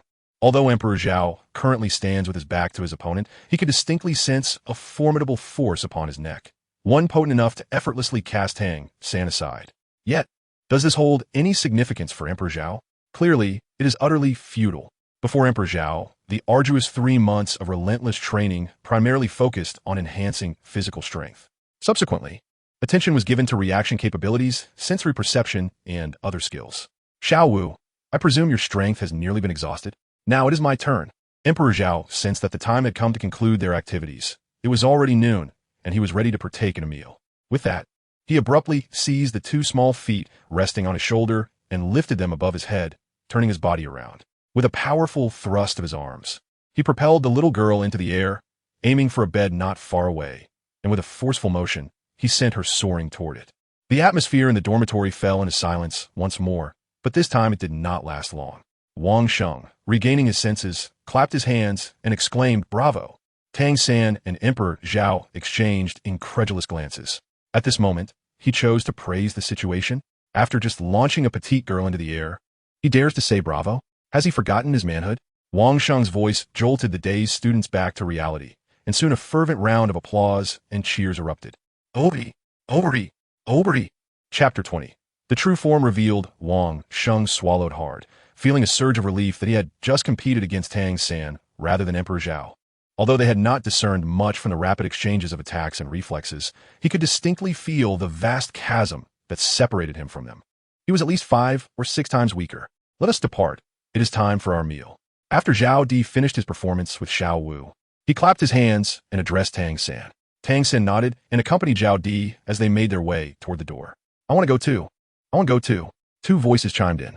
With a nimble flip, Xiao Wu leaped off the bed and sprinted to Zhao Di's side. Wang Sheng hurriedly followed suit, racing toward Zhao Di and the others. As the group approached the threshold, the students in the dormitory finally reacted, and a throng of eager individuals hastily pursued them. Along the way, Xiao Wu walked ahead of Zhao Di, her hands clasped behind her back, gazing at him with a beaming smile as she exclaimed, "Zhao Di, you are truly remarkable." Emperor Zhao nodded slightly. "I cannot defeat you." Emperor Zhao once again nodded slightly. Emperor Zhao believed that such indifference would extinguish Xiao Wu's interest in him, yet he still wished to lend Tang Xin a final helping hand. After all, despite Xiao Wu's admirable qualities, she was not particularly lacking in suitors. Observing that Emperor Zhao did not pander to her whims, Xiao Wu, instead of feeling disheartened, appeared even more spirited. With a playful tone, she continued, "Although I may not be able to defeat you, I still wish to be the leader of the dormitory. Shall I?" As she spoke, she gazed at Emperor Zhao with her enchanting, doe-like eyes, exuding a sense of innocent appeal. Zhao Di perceived that the moment for Xiao San had arrived and remarked nonchalantly, "Xiao San is the true leader of the dormitory, not I. You ought to inquire with Xiao San." Upon hearing this, Xiao Wu nodded in agreement and then turned her gaze toward Tang Xin, asking, "Tang Xin, have you relinquished your position as the leader?" Throughout this exchange, Tang Xin was keenly aware of the conversation between Zhao Di and Xiao Wu. In fact, Anyone within earshot could not help but overhear. Zhao Di and his companions did not lower their voices. What puzzled Tang San was Zhao's apparent indifference toward Xiao Wu. He recalled how fond Zhao had been of the lovely young girl before. When Xiao Wu unexpectedly approached him, Tang San did not respond hastily. Instead, he pondered and countered her question. Why do you wish to become a leader? It is not an easy task. One must possess the ability to protect the dormitory. Xiao Wu, with a hint of pride, lifted her head and declared, "Humph. I am actually quite formidable. Although I may not match Xiao Di, I can certainly hold my own against you. Rest assured, I can safeguard our dormitory." Observing her strength, which seemed comparable to his own, Tang San considered her proposal. He had little time for training himself, thus entrusting the responsibility to Xiao Wu aligned perfectly with his intentions. With that thought, he nodded and said, "All right." He then turned to the group trailing behind him and announced loudly, "Xiao Wu's strength is on par with mine, and I lack the time to protect you all, so your new leader will be Xiao Wu." After speaking, he turned back and fell silent beside Zhao Di. Wang Sheng and the others did not object. They had witnessed Xiao Wu's formidable abilities during the recent competition in the dormitory, and they understood that their descent would be futile. Satisfied, Xiao Wu nodded, her exquisitely chiseled face breaking into a sweeter smile, and she obediently fell in line beside Zhao Di. As they walked, noticing Zhao Di's silence, Tang San sought to lighten the mood by engaging Xiao Wu in conversation. Soon, the group arrived at the cafeteria. Shortly after their arrival, Master Yi appeared. Approaching Zhao Di and Tang San, he instructed Tang San, "After your meal, please come to my office to collect your bedding." He then handed Tang San an item, saying, "Use this during your meal. I've already prepared it for you, and it should suffice for a while. If there is nothing else, I shall take my leave." With that, Master turned and departed. Tang San clasped his fists and bowed slightly, expressing his gratitude. Upon entering the cafeteria, Zhao Di instructed those behind him to fetch their meals, leaving only a handful of people in their wake. Among the crowd, a young boy hesitated before approaching Tang San and inquired, "Tang boss, have you taken Master as your teacher?" Despite having just passed the leadership to Xiao Wu, Tang San's formidable prowess still warranted the title of boss, albeit with the addition of Tang. Tang San was taken aback and looked at the boy, asking, "Yes. What of it?" The child hesitated once more before responding, "Tang boss, Master is around 50 years old. Yet his soul power is only at the 29th level of a great soul master, and his martial spirit is quite sufficient." Before he could finish his sentence, Tang San interjected coldly, saying, "I appreciate your kindness, but if I ever hear you speak of my teacher in such a manner again, I would advise you to prepare for a lesson far more severe than what Wang Sheng could deliver." With that, Tang San turned and walked away. Emperor Zhao and the young maiden Xiao Wu witnessed the entirety of the past. After observing, Xiao Wu resumed her selection of dishes. Emperor Zhao, however, allowed a silent sigh as he glanced at Tang San and then at the sweetly smiling Xiao Wu before him. Being ordinary individuals, they cannot possibly perceive the remarkable prowess of their master. Furthermore, Tang San, possessing a deep respect for his elders, naturally felt that his teacher would be displeased upon hearing such remarks. Yet, dear San, you had just showcased commendable performance. Why have you now faltered? As Emperor Zhao was lost in thought, Xiao Wu's lively voice rang out. "Emperor Zhao, what is scrambled eggs with scallions? Is it truly delicious?" Emperor Zhao nodded. And after Xiao Wu finished her meal, the two of them brought their dishes to Tang San and commenced their dining. Xiao Wu exhibited a graceful manner while eating. Tang San maintained a conventional demeanor, but Emperor Zhao, upon partaking in his meal, revealed his true nature, devouring his food with an insatiable appetite, which left Xiao Wu seated beside him, somewhat astonished. Where had the aloof Emperor Zhao gone? Suddenly recalling something, Emperor Zhao halted his actions, his mouth too full to swallow, and could only mumble indistinctly, "Xiao San, after our meal, I have some matters to attend to. Would you kindly assist me in retrieving some items from the master?" Tang San nodded in acknowledgement, but, with a hint of curiosity, inquired, "Zhao, having just arrived at the academy, what matters do you need assistance with?" Emperor Zhao waved the chicken leg in his hand and said, "No need, no need. I can manage myself." Little Wu, with a glint in her eye, replied, "Tang San, after our meal, I shall accompany you. I can assist Emperor Zhao in retrieving his belongings, as I have nothing else to occupy my time this afternoon." After pondering for a moment, Tang San found no objection and nodded in agreement. As for Emperor Zhao, he welcomed the assistance. Who would appreciate an extra pair of hands? With Zhao's encouragement, the trio swiftly finished their meal, and Tang San set off with little Wu to collect the items. Meanwhile, Emperor Zhao, after some inquiries, made his way to the largest library in the school. Tomorrow, he was to venture forth to hunt for soul rings, and it was imperative that he was well informed about the years and the types of soul beasts. Thus, he dedicated the day to intensive study. Chapter 21. Returning to the right path. Entering the soul-hunting forest, he immersed himself in reading until the late hours, only rising when he felt it was sufficiently late to return. Upon arriving at the dormitory, he gazed at the two adjacent beds and the two individuals resting upon them. Emperor Zhao smiled with a sense of satisfaction, for he was aware that Tang San had succeeded. Although this meant he had missed out on a beautiful woman, he felt no trace of panic. He understood that many more enchanting maidens awaited him in the future, such as the slightly temperamental Nang Rongrong. Casting his gaze around, he located his neatly prepared bed and promptly fell into slumber. The following morning, a soft voice called out, Brother Zhao, Brother Zhao, in a state of drowsiness. He instinctively replied, before turning over to continue his sleep. Tang San, with a twitch at the corner of his mouth, called out again, Brother Zhao, Brother Zhao. The sun has risen. It is time for class. This time, Emperor Zhao did not even turn his body. This time it was not just Tang San. A large group followed behind him, all the members of the 7th Division twitching at the corners of their mouths. Is this still the aloof Emperor Zhao from yesterday? Thus, this question arose in their minds. At last, Tang San understood why old Jack had asked him to take care of him. Though Zhao Gu possesses remarkable prowess, he ultimately remains but a child. Contemplating this, Tang San could not help but smile wryly, continuing to call out patiently. This time he waved his hand, prompting everyone in the dormitory to gather around his bedside. Zhao Gu, we are to hunt for soul rings today. It is time to rise. Suddenly sensing an influx of people around him, Zhao Di abruptly sat up, his small head swiveling as his gaze darted about. Upon realizing it was merely a group of children, he exhaled in relief and remarked, Why is everyone gathered around me? You aren't sleeping, yet I still intend to. Just as he was about to recline and continue his slumber, Tang San denied him the opportunity, for the teacher outside was surely growing impatient. He reached out, seizing Zhao Di and urging him toward the exit, exclaiming, Zhao, go. The sun is nearly at its zenith. Xiao Wu, remember to fetch Zhao Ji's clothes. With this, he tugged Zhao Di along outside, while Xiao Wu hurriedly followed behind with his uniform in hand. Outside the dormitory, Tang San expressed his sincere apologies, saying, Teacher, we are truly sorry to have kept you waiting. Emperor Zhao, with his eyes half closed, was drowsily donning his garments. The master glanced over and remarked, Let us proceed to dine. After our meal, I shall escort you to the soul-hunting forest. Soon, upon arriving at the dining hall, the once dazed Emperor Zhao suddenly regained his composure, uttering not a word as he straightened his posture and advanced purposefully toward a small window to select his meal. Tang San, witnessing this, could not help but chuckle helplessly. Aside from being slightly older and remarkably skilled, Zhao is essentially just a child at heart. After a shared sigh and a subtle shake of their heads, Xiao Wu and the master proceeded to select their meals. Once they completed their orders and gathered together, Zhao, undeterred, devoured his food ravenously.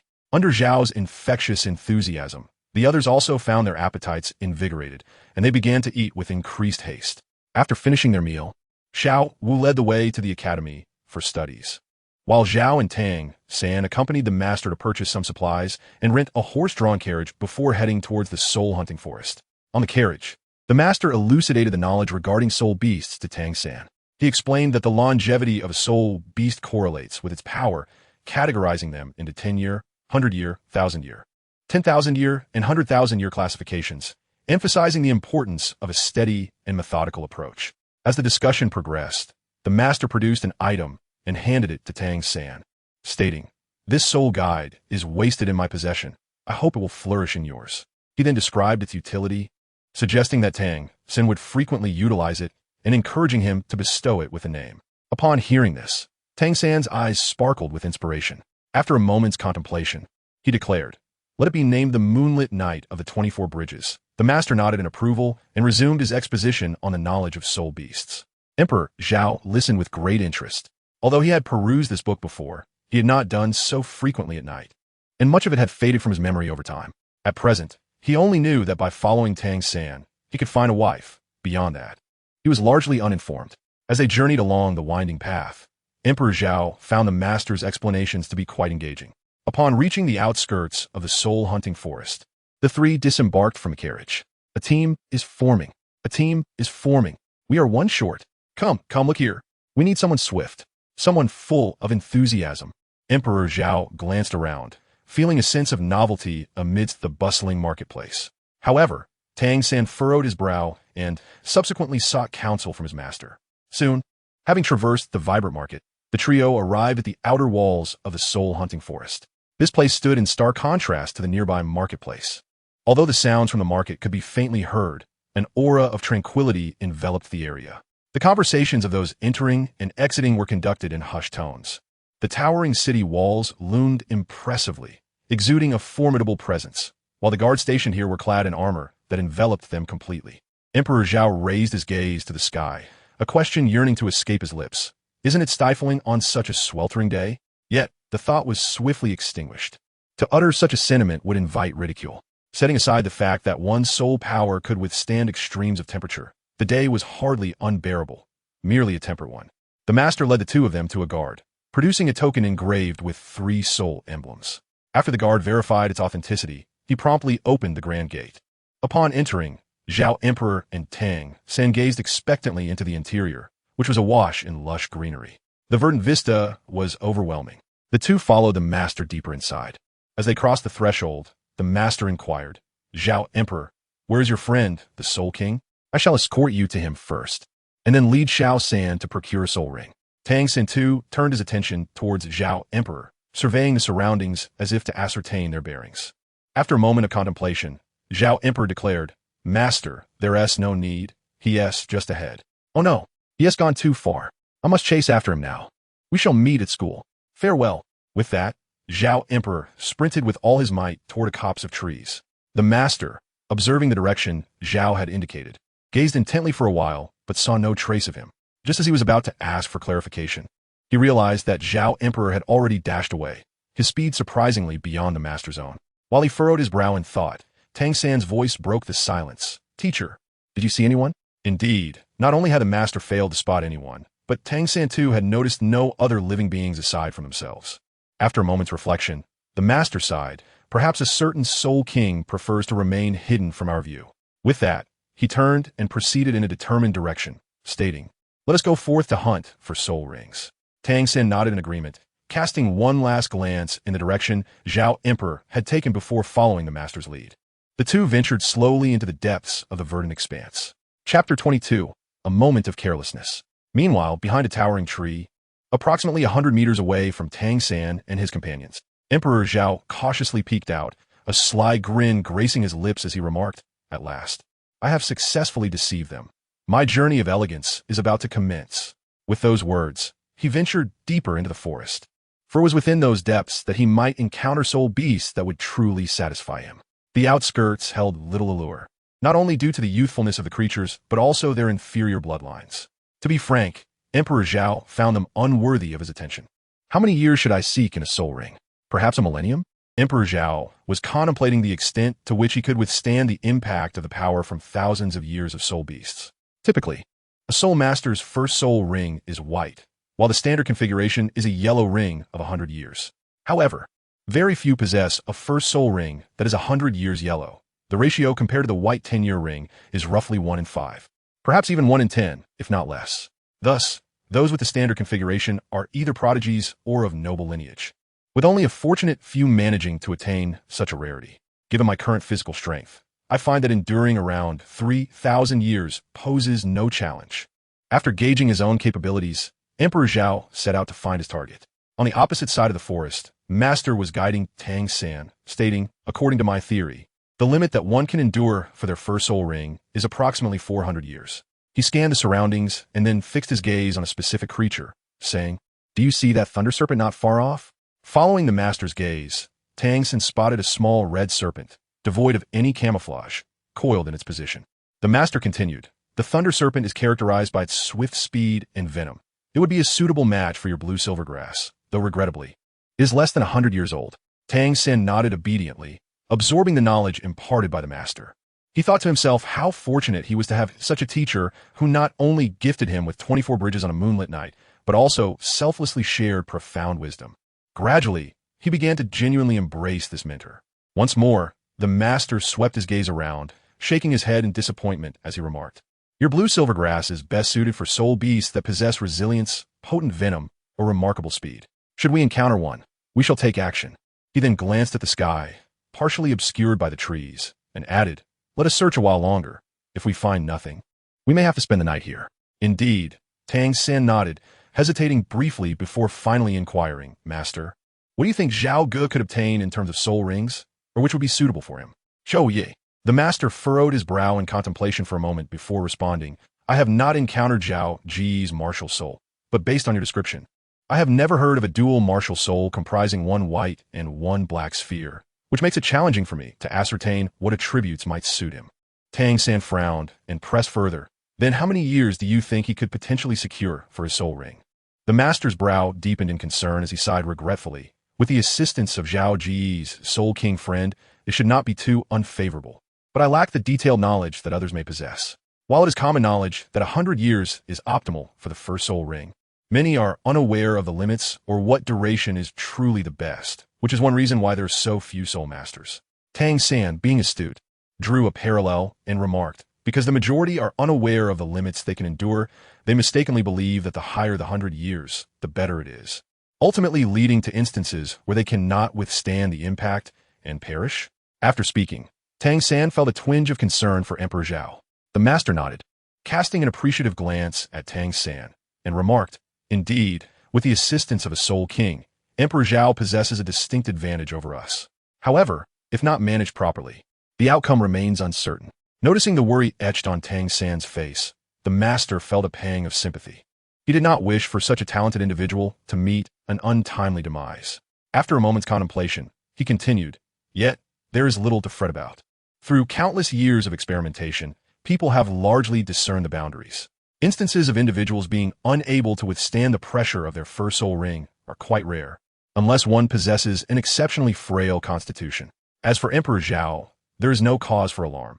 If he has the capability to defeat you, he must possess considerable strength. Furthermore, if that Soul King does not harbor ill intentions towards him, all should be well, for a Soul King is generally aware of such common knowledge." With that, the two resumed their exploration ahead. Tang San felt somewhat reassured by the master's words, yet a lingering sense of unease remained within him. "Ah, Zhao, was it not a splendid decision to follow me in seeking the wisdom of the master? The insights and knowledge possessed by the master could undoubtedly spare us from numerous detours. Alas!" Meanwhile, at the edge of the dense forest, a spirit beast, resembling both a tiger and a wolf, lay on the ground, barely clinging to life. Its faint growls were laced with a sense of unwillingness as its gaze fixed intently upon a small, young human before it. At this moment, Emperor Zhao sat helplessly on the ground, his body marred by bloodstains, gazing at a soul beast known as the wolf tiger, which had existed for approximately 1,500 years. Alas, he lamented, he had once again overestimated his own strength. Initially, he had intended to seek a millennium-old soul beast merely to practice his skills. He succeeded in finding one and indeed honed his abilities, yet he was taken aback by his own folly or perhaps his arrogance. Had it not been for his sudden inspiration to transform the black orb into a projectile, it might very well have been him lying on the ground, barely clinging to life. Sighing, he resolved to take this as a lesson learned. This time, he had truly brushed with death. With a wry smile and a shake of his head, Emperor Zhao retrieved the white orb and began to heal his wounds. This time, he unleashed its full potential. As a soft, milky white mist enveloped his entire body, while the system quietly exerted its power. The wounds on his surface were healing at a remarkably swift pace. Emperor Zhao currently experiences profound comfort, enveloped in a milky mist emanating from the white orb, which engulfs him like a warm embrace, filling him with a sense of serene bliss.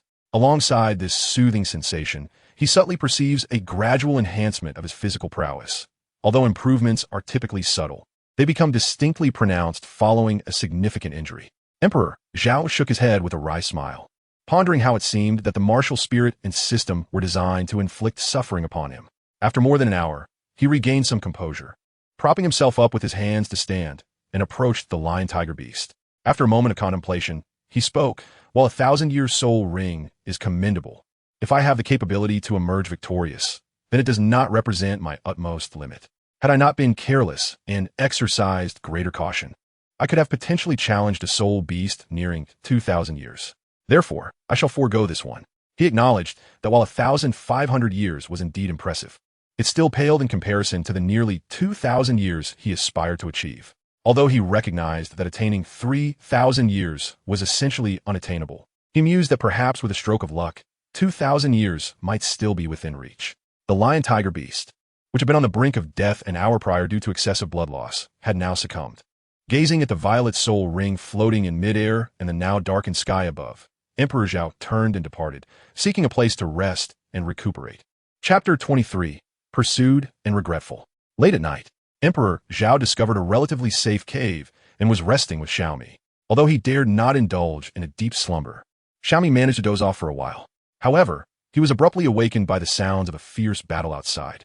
Hastily, he rose and approached the entrance. Peeking out cautiously, his attention was immediately drawn to a shadowy figure. His pupils constricted in shock as he beheld 4 soul rings, white, yellow, purple, and purple, encircling the individual. A soul master. What could possibly bring a soul master here to hunt for soul rings? The first soul ring was white. To have cultivated to such a level is impressive enough. Could they be preparing to ascend to Soul King? Shaking his head, he pondered that it was remarkable for someone to reach this stage with a mere white soul ring. Surely, they were hunting on behalf of another. Remaining silent, Emperor Zhao continued to observe. Opposite the soul master lay a massive azure serpent, approximately 5 meters in length and thicker than a human arm. This serpent, known as the azure venom, derived its name from its distinctive coloration and lethal venom. Given its considerable length of around 5 meters, it was likely around 5,000 years old. A soul beast of such age? Emperor Zhao murmured to himself. Glancing at them once more, the essence of the Qing poison lies solely in its toxicity, which offers me little utility. Moreover, a mere ordinary soul master cannot contend with a soul beast that has existed for 5,000 years. It seems I'm destined to perish here. Emperor Zhao let out a faint sigh, not out of a lack of desire to intervene, but rather due to his own impotence. He feared that as soon as he approached, a tail from the venomous serpent would strike, and he would meet his demise. It was perhaps best to remain a passive observer. With that thought, he gently arranged the leaves around him, ensuring he remained concealed from detection, and continued to watch the unfolding battle. The Soul Master appeared to possess a beast martial spirit, engaging in close combat with the serpent. However, this was far from favorable for someone who was already at a disadvantage. The Soul Master once again employed an unnamed soul skill, his form expanding in size as he charged at the serpent. Thud, thud, thud. The Soul Master landed 3 powerful punches on the beast. Yet, the soul beast merely roared in pain, its 5-meter-long body swiftly coiling around the Soul Master. Realizing the dire situation, the 4-ring Soul Master understood that despite his utmost efforts, he had failed to inflict significant damage on his opponent. With a desire to flee, he turned, but it was too late. Just as he pivoted, the serpent ensnared him completely. Feeling the tightening grip of the serpent, he knew death was imminent. Ignoring the pain, he summoned his final reserves of strength to shout, "Run!" As he uttered those words, his head slumped, and in an instant, his body was crushed under the serpent's embrace. A rustle from a nearby thicket, caused by someone fleeing in haste, caught the serpent's attention. After dispatching the Soul Master, its cold gaze shifted toward the thicket, following the faint sound of the escaping individual. Alas, he sacrificed his life for his kin. After witnessing this in the cave, Emperor Zhao sighed, realizing, as expected, that the Soul Master was seeking a martial spirit for others. However, shortly thereafter, he sensed something amiss. Why did it seem that the serpent's gaze was directed towards him? And what was that shadow ahead? Suddenly, a chilling and dangerous thought surged through his mind. Could it be the person fleeing? The Emperor Zhao was not far from the battleground. Otherwise, he would not have been able to hear their voices. Just as the thought crossed his mind, the dark figure in his line of sight became increasingly distinct until it materialized, revealing itself. It was a boy, appearing to be around 11 or 12 years of age, with an utterly ordinary appearance. Yet his face was contorted with terror and confusion as he ran. How frustrating. All I wanted was a peaceful slumber. Why must I endure this? Upon fixing its gaze, the green serpent swiftly slithered towards the fleeing figure, its speed astonishing, closing the distance to mere meters in the blink of an eye. Help! Please, save me. The boy had barely reached the Emperor Zhao when the green serpent devoured him whole in a single gulp. Cold sweat trickled down Emperor Zhao's forehead. We must leave at once. The child had just discerned its own identity. It was inconceivable that the venom of 5 millennia could remain undiscovered. In an instant, Emperor Zhao pivoted and dashed out through an exit of the cave he had meticulously chosen to evade unforeseen circumstances. However, he never anticipated encountering such a predicament. Truly, his luck was unparalleled. As anticipated, after devouring one, The venomous creature cast a chilling glance at the small cave, where Emperor Zhao was concealed, yet it remained still, merely flicking its forked tongue a few times before coiling up to slowly digest its meal. Upon emerging from the small door, Emperor Zhao was acutely aware that he could not outrun his pursuer, yet he instinctively glanced back. His fleeting gaze proved startling, yet it also ignited a flicker of hope within him. Moments ago, the green poison had been honing in on his essence. Once it had captured his scent, no matter how far he fled, it could track him unerringly. Despite the realization that his essence had been memorized, Zhao found himself devoid of despair, instead nurturing a burgeoning optimism. Should the green poison close in directly, his current speed would render him utterly helpless. However, it was presently engaged in digesting its meal. Although it had retained its scent, if he could just move swiftly enough, there remained a substantial chance of escape. This was his beacon of hope. With a silent exclamation in his heart, he transformed the black and white orbs into a pair of shoes that enveloped his legs, channeling a great surge of soul power to make his escape. The following dawn, crack, whoosh, whoosh, whoosh. Emperor Zhao leaned against a grand tree, gasping for breath, his eyes reflecting a hint of despair. Ever since his encounter with the venomous serpent last night, he had been in flight. Yet, just when he believed he had eluded it, the creature would inevitably reappear shortly thereafter. After 4 such encounters, a sense of hopelessness began to take root in his heart. He realized that the serpent was toying with him. How much could one endure? A gust of wind swept through, causing the surrounding trees to rustle. Yet amidst the cacophony, there emerged a distinct sound. Zhao Di plopped down onto the ground, utterly spent. He was truly exhausted, having run tirelessly for the better part of the day, his internal soul energy entirely depleted. Were it not for the support from the system and the white orb, he would have collapsed long ago. I will no longer run. Curse you, you deceitful serpent. May I never encounter you in my next life. If fate should conspire against me, it shall not merely be a matter of serpent stew. I shall extract your tendons, flay your skin, and utilize your very being to leap like a rubber band. Emperor Zhao spoke with remarkable rapidity, fearing that he might not have enough time. However, before he could fully express his frustrations, he caught sight of a figure darting forth. Emperor Zhao was instantly filled with regret. Why had he not taken the wise master as his mentor? Why had he chosen to flaunt his own superiority? Would it not have been more delightful to accompany Tang San, or perhaps to wait until he had truly distinguished himself before revealing his prowess? Chapter 24. Just follow me. Search. Suddenly, a figure darted out from the bushes. Upon witnessing the scene, Emperor Zhao's eyes widened in astonishment. His body was encircled by 4 soul rings of yellow and purple hues, emanating a soft golden light. With flowing golden locks and an exquisite visage, 6 wings sprouted from his back, albeit marred by numerous stains of blood. Goodness, is this not the characteristic of Qian Renxue? Even if it were not, she is undeniably stunning, an epitome of fair skin, beauty, and long legs. Could it be? As he observed the figure soaring above him, Zhao had no time for contemplation, especially with a 5,000-year-old venomous spirit pursuing him. He urgently opened his mouth and cried out, "Ah, angel sister, save me. I have been without parents since childhood. Previously, I was enslaved by a neighboring soul master, and upon my escape, I was discovered and now abandoned in this desolate wilderness. Oh, how unfortunate I am." In a desperate bid for survival, Emperor Zhao spoke rapidly. It is almost certain that the one before him is Qian Renxue, the sole celestial being of her kind in this world. Women, being inherently emotional and filled with love, can be swayed by a poignant tale of suffering, thus increasing the likelihood of capturing her attention within a short span of time. At this moment, based on his conjectures, Qian Renxue is merely a girl just over 10 years of age, and indeed, this holds true. As expected, no sooner had Zhao Emperor finished his words than the figure above swiftly returned, and before he could fully comprehend her visage, he was lifted into the air. Boom! The resounding noise jolted him back to reality. Indeed, the title of the most beautiful woman was not given lightly. Turning his gaze, he beheld the green poison that had been toying with him, now roaring in anger from below. Madir, Sobi, Sobi, Sistir, Savimi, Sobi, Sobi. Emperor Zhao felt utterly terrified, hastily wrapping his arms tightly around Qian Renxue's waist. His eyes were filled with trepidation, reluctant to gaze downward, thus burying his head in her bosom. Ahem! Upon hearing that melodious cough, Emperor Zhao was momentarily taken aback. Even as he recalled the sight of her, it seemed as though she were drenched in blood. Moreover, how could such a high-caliber soul master be intimidated by a mere 5,000 soul beasts? Even if she were to falter in battle, she would not be reduced to such a pitiful state. As thoughts raced through his mind, he raised his gaze towards her face. She was injured, and quite severely.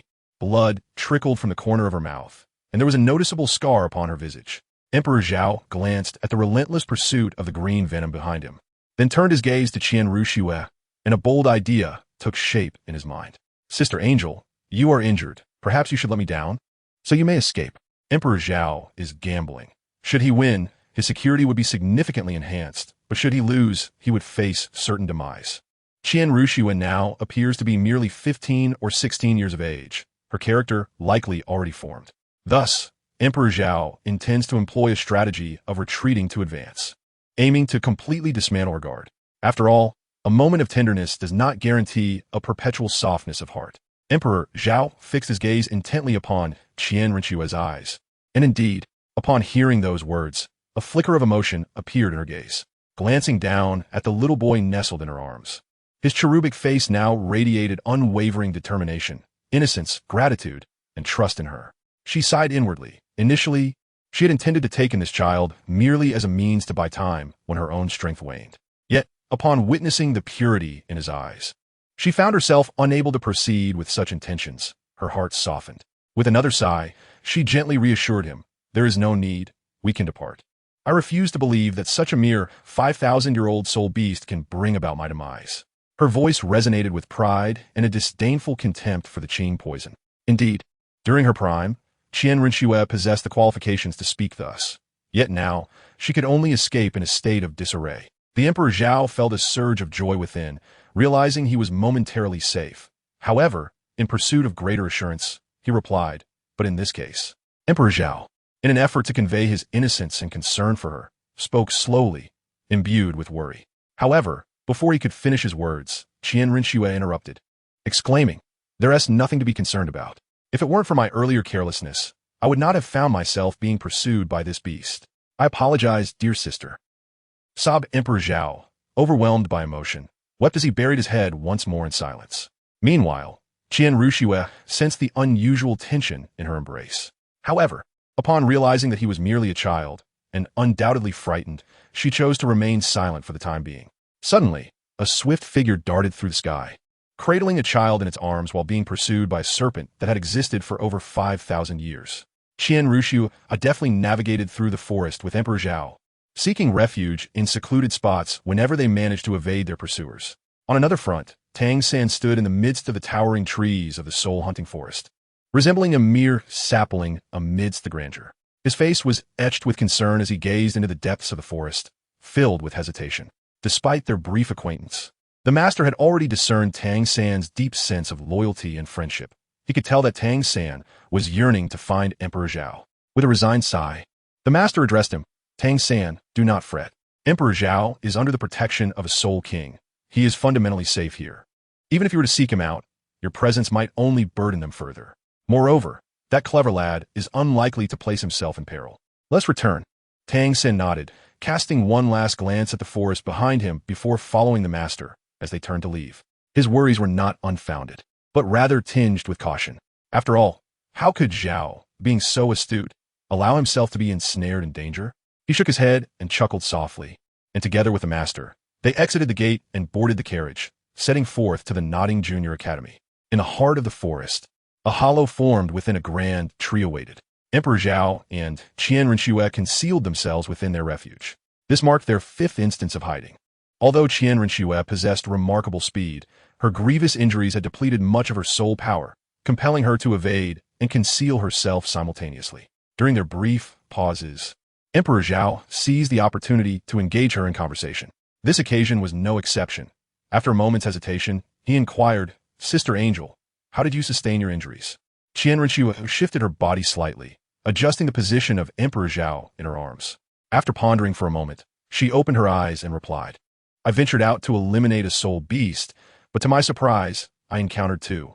It was only after losing a soul king that I managed to escape, only to encounter this 5,000-year-old blue poison along the way." Eliminating soul beasts? Were there truly soul beasts in the soul-hunting forest that could inflict harm upon Qian Ruxue? If such creatures existed, they would surely be at least 10,000 years old. As she spoke, she glanced at Emperor Zhao, a smile breaking upon her face as she gently said, "If we manage to escape this time, you should accompany me." Chapter 25. Deepening Understanding of the Sphere. Emperor Zhao was momentarily taken aback. Even when he regained his composure, the thought of following Qian Ruxue was indeed enticing. After all, having such a captivating beauty by his side would surely elevate his spirits. Yet, he was bound to his own cultivation and with his uniquely special martial soul. Should it come to light, the martial soul hall would undoubtedly send someone after him. That would be akin to imprisonment. Could a man of his carefree nature endure such confinement? Certainly not. However, he had previously declared himself to be without parents, leaving him with no excuse. In that instant, his delicate face was etched with conflict. Qian Ruxue waited patiently for a moment, noticing that Emperor Zhao did not respond. She gently shifted her posture, cradling his head in her hand. Observing his conflicted expression, she inquired, "What troubles you? Do you not wish to accompany me?" With a slight furrow of her brow, she added, "If you are reluctant, then so be it." Emperor Zhao was oblivious to her thoughts, yet he observed Qian Ruxue frowning. In a moment of desperation, a sudden idea struck him, and he hurriedly exclaimed, "No, dear angel sister, I have a little companion who also escaped with me, but I cannot find him now. I wish to search for him." Upon hearing these words, Qian Ruxue's smooth brow finally unfurled, and she was about to respond, but before she could utter a word, her aura abruptly transformed into a formidable presence. Grasping Emperor Zhao tightly, she swiftly soared out of the tree hollow and ascended into the distance. After a considerable time in the sky, Emperor Zhao glanced back, only to see that the green toxin had indeed pursued them once more. Moreover, he discerned that this time it seemed to be gaining speed. No, it was Qian Ruxue's flight that had slowed. The thought filled Emperor Zhao with anxiety, yet he felt utterly powerless. Qian Ruxue was already severely injured, and after enduring relentless pursuit for much of the day, it was remarkable that she could still continue to fly. Emperor Zhao had spent the better part of the day restoring his soul power, contemplating whether to reveal his true self. Suddenly, a surge of green poison erupted from underground, spewing forth a torrent of venom. The speed of the poison was astonishing. Leaving Qian Ruxue, who was on the brink of exhaustion, with no option for evasion, she could only resort to a desperate counterattack. The first soul ring illuminated. The first soul skill, Angel Assault. With her left hand, Qian Ruxue embraced Emperor Zhao, while her right hand swiftly gathered a faint golden aura. As the noxious mass drew near, she unleashed a powerful punch. After delivering the blow, Qian Ruxue's already pale complexion grew even more ashen. Without glancing back at the outcome, she turned to flee. Yet the moment she pivoted, her body uncontrollably plummeted downward. What the hell? The Emperor Zhao was utterly terrified. This was a height of over 10 meters above the ground. If he were to fall, survival would be a mere chance, let alone the fact that there was another snake lurking behind. Emperor Zhao was utterly flustered this time. The wings of Qian Ruxue's martial soul transformed into radiant light and gradually dissipated. With a faint, sorrowful smile gracing her lips, she cradled the emperor in her arms and uttered, "My soul power has been completely exhausted. It seems I cannot escape now, even on the brink of death. You remain unaware of my name. I am Zhao, the emperor." Emperor Zhao's mind raced with thoughts.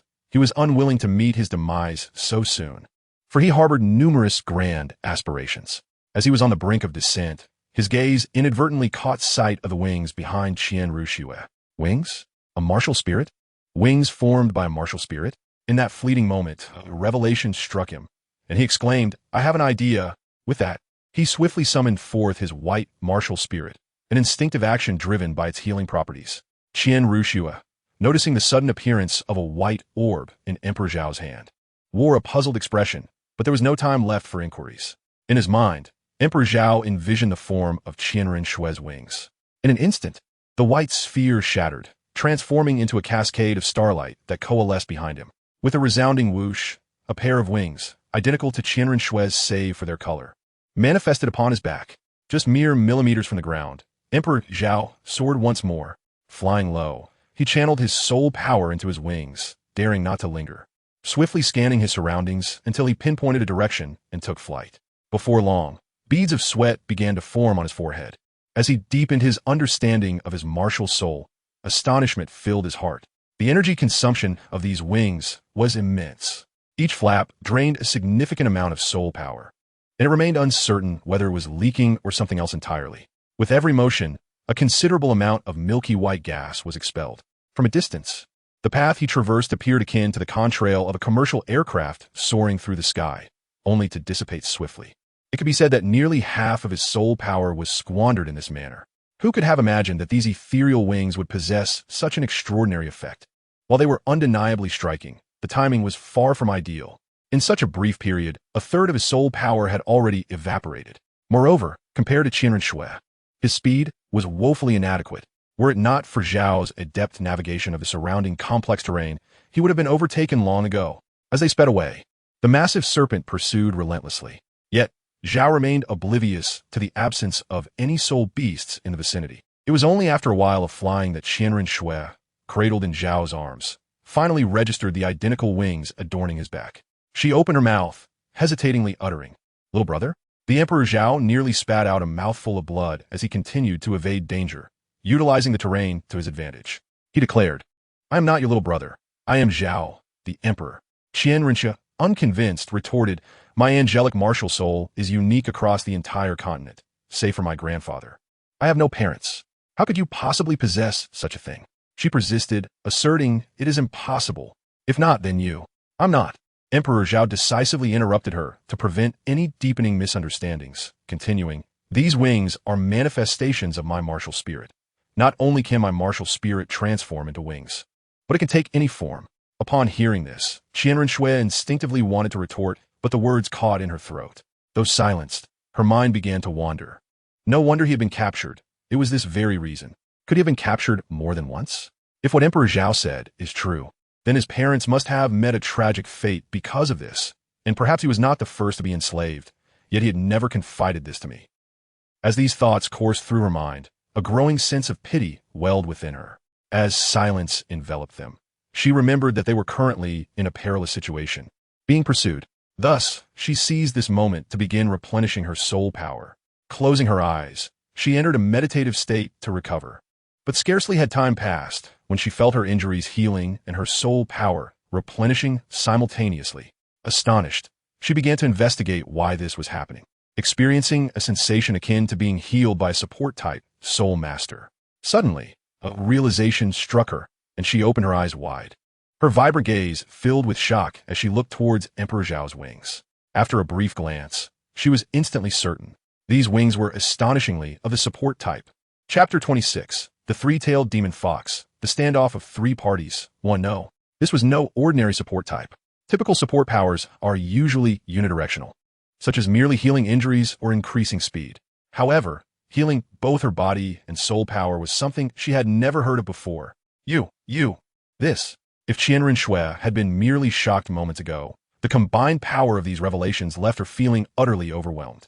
As time ticked away, Emperor Zhao's brow furrowed tighter. It had barely been 3 minutes since they began, yet he sensed his strength waning.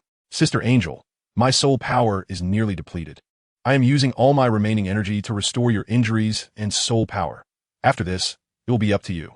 Remember, do not fly. Use the terrain to your advantage." During their brief flight, Emperor Zhao had gained a basic understanding of the wing's capabilities.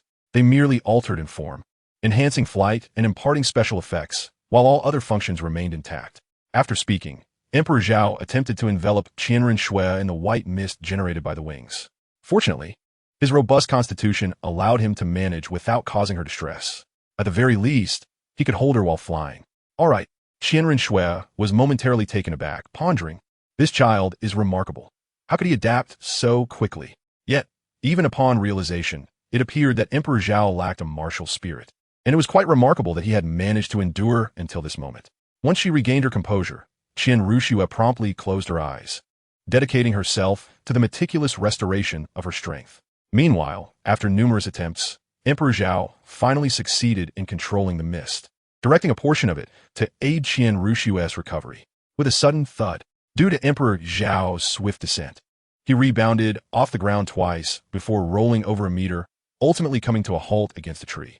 Qianren Shui, momentarily bewildered, opened her eyes, which she had just closed. She glanced down at the figure sprawled atop her, seeing him smile wryly. "So soon? I had barely closed my eyes." Roar. The azure venomous creature, witnessing the two in their disheveled state upon the ground, exhibited a human-like mockery in its bell-sized eyes. It then writhed its body, hastening towards them. After a day and night of relentless pursuit, it too felt wearied and yearned to swiftly consume them before retreating to slumber. With its maw agape, it lunged at Emperor Zhao and Qian Ruxue. Upon hearing the furious roar of the green poison, Emperor Zhao hastily exclaimed, "Sister Angel, flee at once." Qian Ruxue swiftly rose to her feet, shielding Emperor Zhao from the impending attack before retreating to safety. The green poison's powerful jaws clamped down on the massive tree behind them. Realizing it had failed to capture its prey, it let out a ferocious roar. And with a tremendous exertion, the tree, capable of being embraced by 3 or 4 individuals, snapped in an instant. With a thunderous cry, it continued its relentless pursuit of the two. Now within arm's reach, in the depths of the hunting soul forest, under the cloak of night, Qian Ruxue sat against a great tree, cradling the bloodied Emperor Zhao in her arms, the crimson stains yet to dry. Emperor Zhao parted his lips, and Qian Ruxue, understanding his intent, leaned in with her delicate ears. The emperor, barely clinging to life, murmured, "Sister Angel, you should leave. Do not concern yourself with me any longer." "No." Qian Ruxue shook her head, tears shimmering in her beautiful eyes. I'm already content to have lived this long. To encounter someone as beautiful and gentle as you, dear Sister Angel, fills my heart with gratitude." Upon witnessing the tears welling in Qian Ruxue's eyes, Emperor Zhao, without affording her the chance to speak further, lowered his voice and urged, "Sister Angel, you must depart swiftly. Take my lifeless body with you. You cannot escape." As soon as Emperor Zhao finished speaking, the sounds of the soul beast clashing echoed through the air. "Sister Angel, I have just been struck by that serpent. I cannot survive. You must leave quickly. I only hope that after you depart, you will remember that there once was a little boy who fought for you." Upon the completion of his words, Emperor Zhao tilted his head, attempting to appear more genuine, and inadvertently let his tongue slip out. The sorrowful cries of Qian Ruxue erupted uncontrollably, her tears cascading down. Her once bright eyes now clouded with grief. Just as she stifled her sobs, another roar echoed through the air, compelling her to act without hesitation, lest she squander Emperor Zhao's goodwill. Gently caressing his cheek, with tears glistening at the corners of her eyes, she soothingly declared, "Rest assured, I shall not allow your sacrifice to be in vain. Upon my return, I will gather others forthwith. I shall preserve your body with the finest soul-conducting apparatus." Tenderly placing Emperor Zhao down upon the ground, she turned and sprinted with all her remaining strength. Devoid of soul energy, her only hope lay in fleeing a distance before regaining her strength. Once the sound of her footsteps faded into silence, Emperor Zhao gradually rose to his feet. "By heavens, I have successfully deceived her. That was no easy feat," he murmured, brushing off the tattered remnants of his garments, only to be met with a sticky sensation. His hand stained with blood, causing him to grimace in distaste. He then returned to his hiding place behind the tree. As for the method of deceiving Qian Ruxue, it had been a spontaneous inspiration. Earlier that afternoon, Chengdu had grown impatient, hastening its pursuit. This time, it nearly struck both of them, although it did not land a blow. The sweeping motion of its massive tail caused Qian Ruxue to inadvertently fling Emperor Zhao away. Sensing that Qian Ruxue posed the greatest threat, Chengdu disregarded Emperor Zhao and charged directly after her. While Emperor Zhao could have successfully escaped, that was not in his nature. Thus, he hastened to pursue her. Qian Ruxue, unable to abandon him either, sprinted toward him.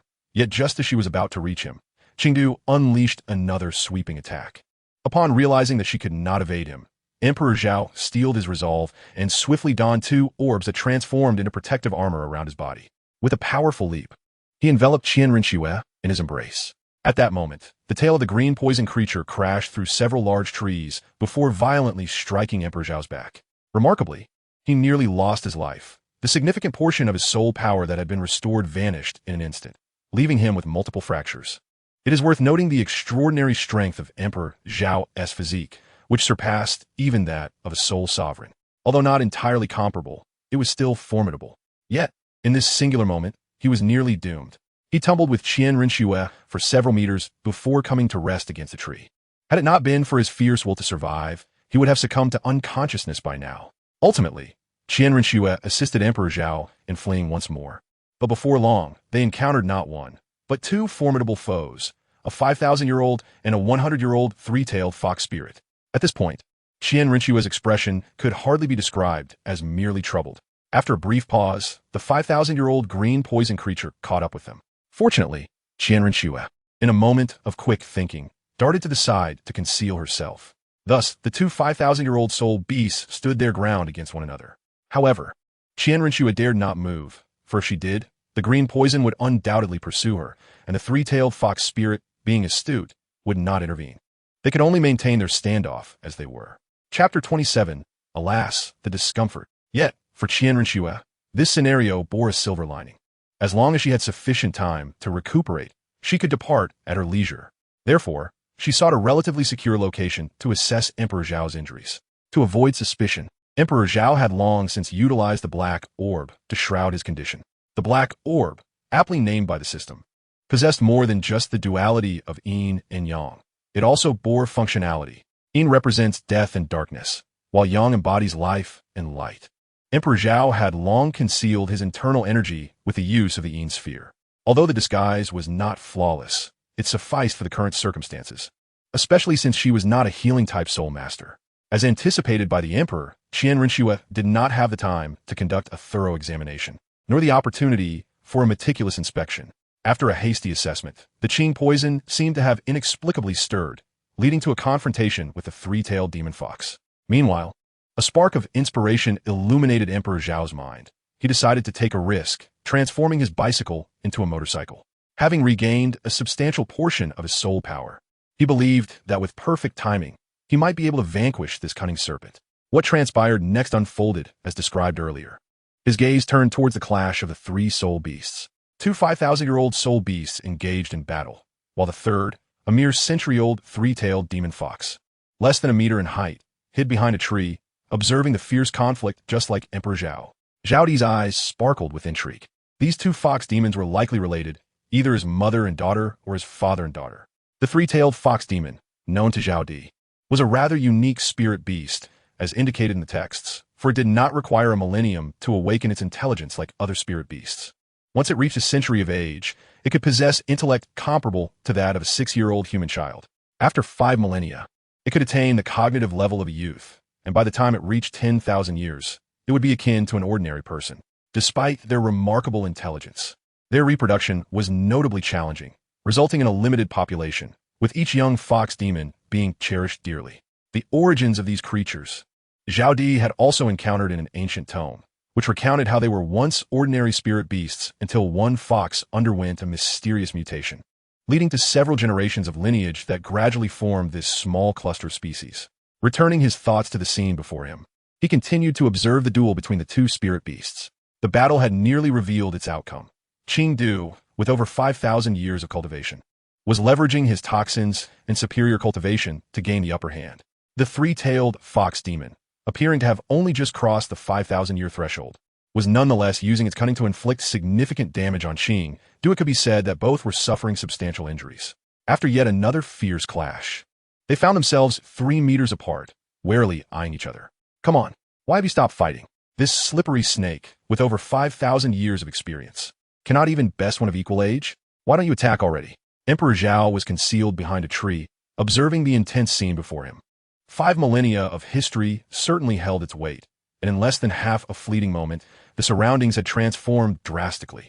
Most of the towering trees, some reaching heights of several dozen meters, lay broken and scattered, while the ground was riddled with numerous craters. Just as Emperor Zhao felt a surge of anxiety, a small fox demon, perhaps sensing its mother's struggle against the adversary, stealthily approached from behind the formidable Qing Du and then leaped forward with fervor. Emperor Zhao held the white orb, fervently tending to his own healing, filled with anticipation for the night's potential rewards. However, he was utterly unprepared for the audacity of the little fox that dared to approach. Alas, it seemed that the fate of this small fox was sealed. In the arena, the ancient fox spirit, with 5 millennia of experience, witnessed the audacious leap of the young fox demon and let out a mournful howl. Without a moment's hesitation, it charged towards the venomous creature. Qing Du, although devoid of intelligence, Qing Du instinctively sensed the affront to its dignity. For it was a proud spirit beast with over 5,000 years of life, and yet, a mere century-old being had the gall to launch a surprise attack. With a swift flick of its tail, it struck towards the little fox, the air slicing with a fierce whoosh. The great fox, not one to be outdone in speed, endeavored to intercept Qing Du's assault. Recognizing the urgency of the moment, it did not relent. Instead, it accelerated beneath the little fox, leaping into its path with fierce determination. Its eyes glimmered with resolve as it raised its claws in tandem. One claw met the force of the tail, pulling Qing Du's serpentine body closer, while the other claw aimed directly for the vulnerable spot beneath Qing Du's neck. Realizing the peril it faced, Qing Du attempted to wriggle free, but found itself ensnared. In a desperate bid, it twisted and lunged at the great fox's abdomen. This intricate dance of conflict unfolded in less than 3 seconds. And then, a thunderous explosion resonated from 50 meters away, sending clouds of dust swirling into the air. Emperor Zhao was dazzled, his mind in a haze. Their movements were so swift that he could hardly comprehend before they had already soared several dozen meters away. Emperor Zhao shook his head, concealing himself once more. It was still uncertain whether they were utterly defeated, but if even one of them could still move, Emperor Zhao would not perish unscathed. After a considerable span of over 10 minutes, the dust gradually settled. The moon tonight was both large and luminous, granting excellent visibility. Utilizing the moonlight, Emperor Zhao slowly discerned the movements in the distance, and then, with a grin, he hobbled out. Alas, his injuries had yet to heal. Before long, Emperor Zhao arrived before the two soul beasts, gazing at them with a cheerful demeanor. Although they could still move, they were utterly incapable of rising again, effectively awaiting their fate to be claimed. Emperor Zhao erupted in laughter. Huh, what a scoundrel you are. You have pursued me relentlessly for an entire day and night. How audacious. Let me show you what true audacity looks like. Approaching the 5,000-year-old green poison, Emperor Zhao vented his fury while delivering a fierce kick to its body. At that moment, the creature's form was nearly cleaved in two. Had it not been for its tough skin, it would have been utterly severed. Meanwhile, the great fox bore 2 bloody bite marks on its abdomen, its once pristine white fur now mostly shed and stained with crimson. Beside it, the little fox, though it had managed to withstand the final blow, was gravely injured and on the brink of death. The green poison felt a deep sense of humiliation. Realizing it had been bullied by the very ants it had relentlessly pursued, it let out a furious roar. Zhao Di was momentarily startled, hastily retreating, and after a few meters, feeling no pursuit, he turned to see the once revived Qing Du had once again slithered down. How dare you frighten me when I'm on the brink of death? He exclaimed, delivering a few swift kicks. He then began to contemplate. The prospect of absorbing a soul ring that had existed for 5 millennia was daunting. Despite his substantial confidence in his own corporeal form, Zhao Di hesitated. Had it been any other 5,000-year spirit beast, he might have dared to attempt it, but this one truly instilled fear in him. The lingering resentment from being hunted for an entire day without succumbing was enough to deter him, not to mention that he had been the one to slay it, which would deepen the animosity further. Yet, without killing it, he could not absorb its essence. As for the grand fox beside him, Zhao Di ultimately shook his head. The 3-tailed fox possessed remarkable intelligence. If he were to slay it now, the resulting resentment would likely rival that of Qing Du after all.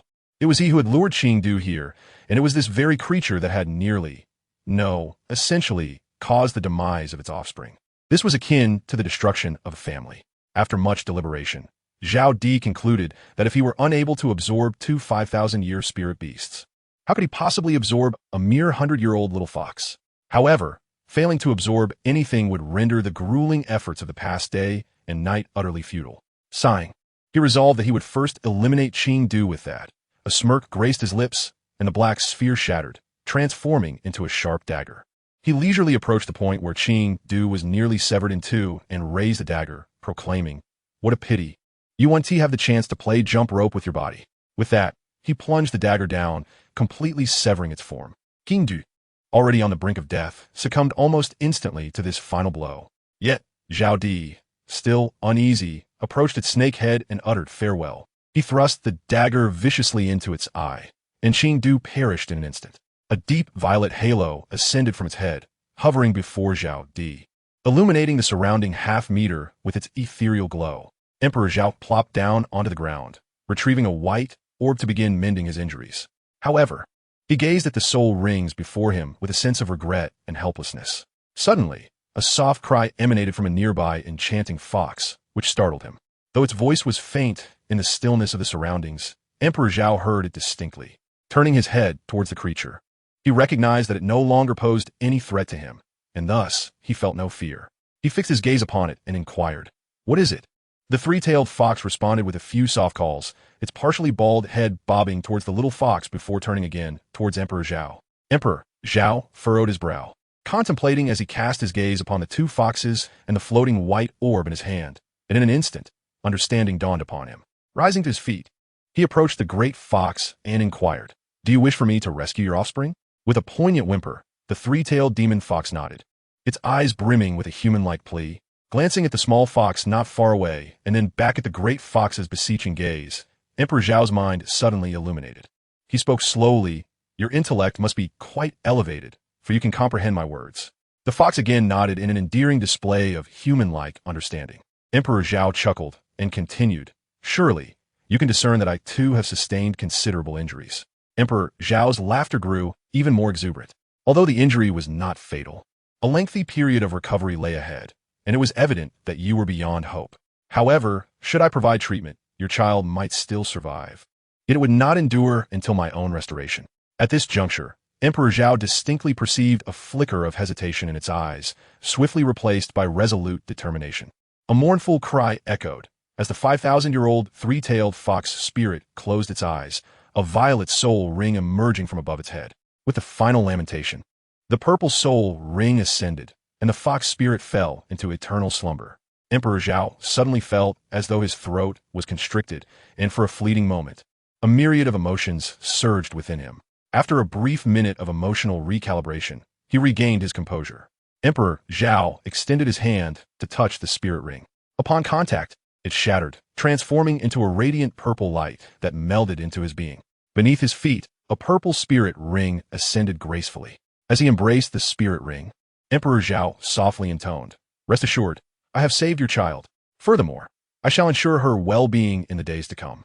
It seemed as though the millennial-old fox spirit had finally attained its long-desired wish, though it remained uncertain whether this was merely an illusion. Emperor Zhao once again heard its call, yet this time he comprehended its meaning completely. One might even say it had acquired the ability to speak. "Thank you." Sitting cross-legged, Emperor Zhao began to gradually absorb the soul ring. This locale was undoubtedly the territory of the three-tailed fox, and having recently endured a fierce battle, it was temporarily secure, alleviating any concerns for Emperor Zhao. Ding! Congratulations, host, on acquiring your first soul ring. Rewards await. Will you accept them? As anticipated, the first soul ring was secured, along with the system's rewards. Although the soul ring was willingly given by the fox spirit, the immense energy still inflicted pain upon Emperor Zhao, albeit one he could endure. As his body absorbed the soul ring, numerous fissures several centimeters in length appeared, only to be swiftly mended. Suppressing the pain, filled with anticipation and excitement, Emperor Zhao declared, "Accept the rewards immediately." As for the little fox, most of the damage had been absorbed by the elder fox, ensuring its survival for the time being. Ding! Congratulations, host, on successfully claiming the head soul bone. Note: the system soul bone inherently possesses wind and lightning attributes, with the capability to incorporate 3 additional functions. During this process, please ensure the host clears their soul power. Ding! Upon acquiring the second martial soul, a mysterious reward has been granted.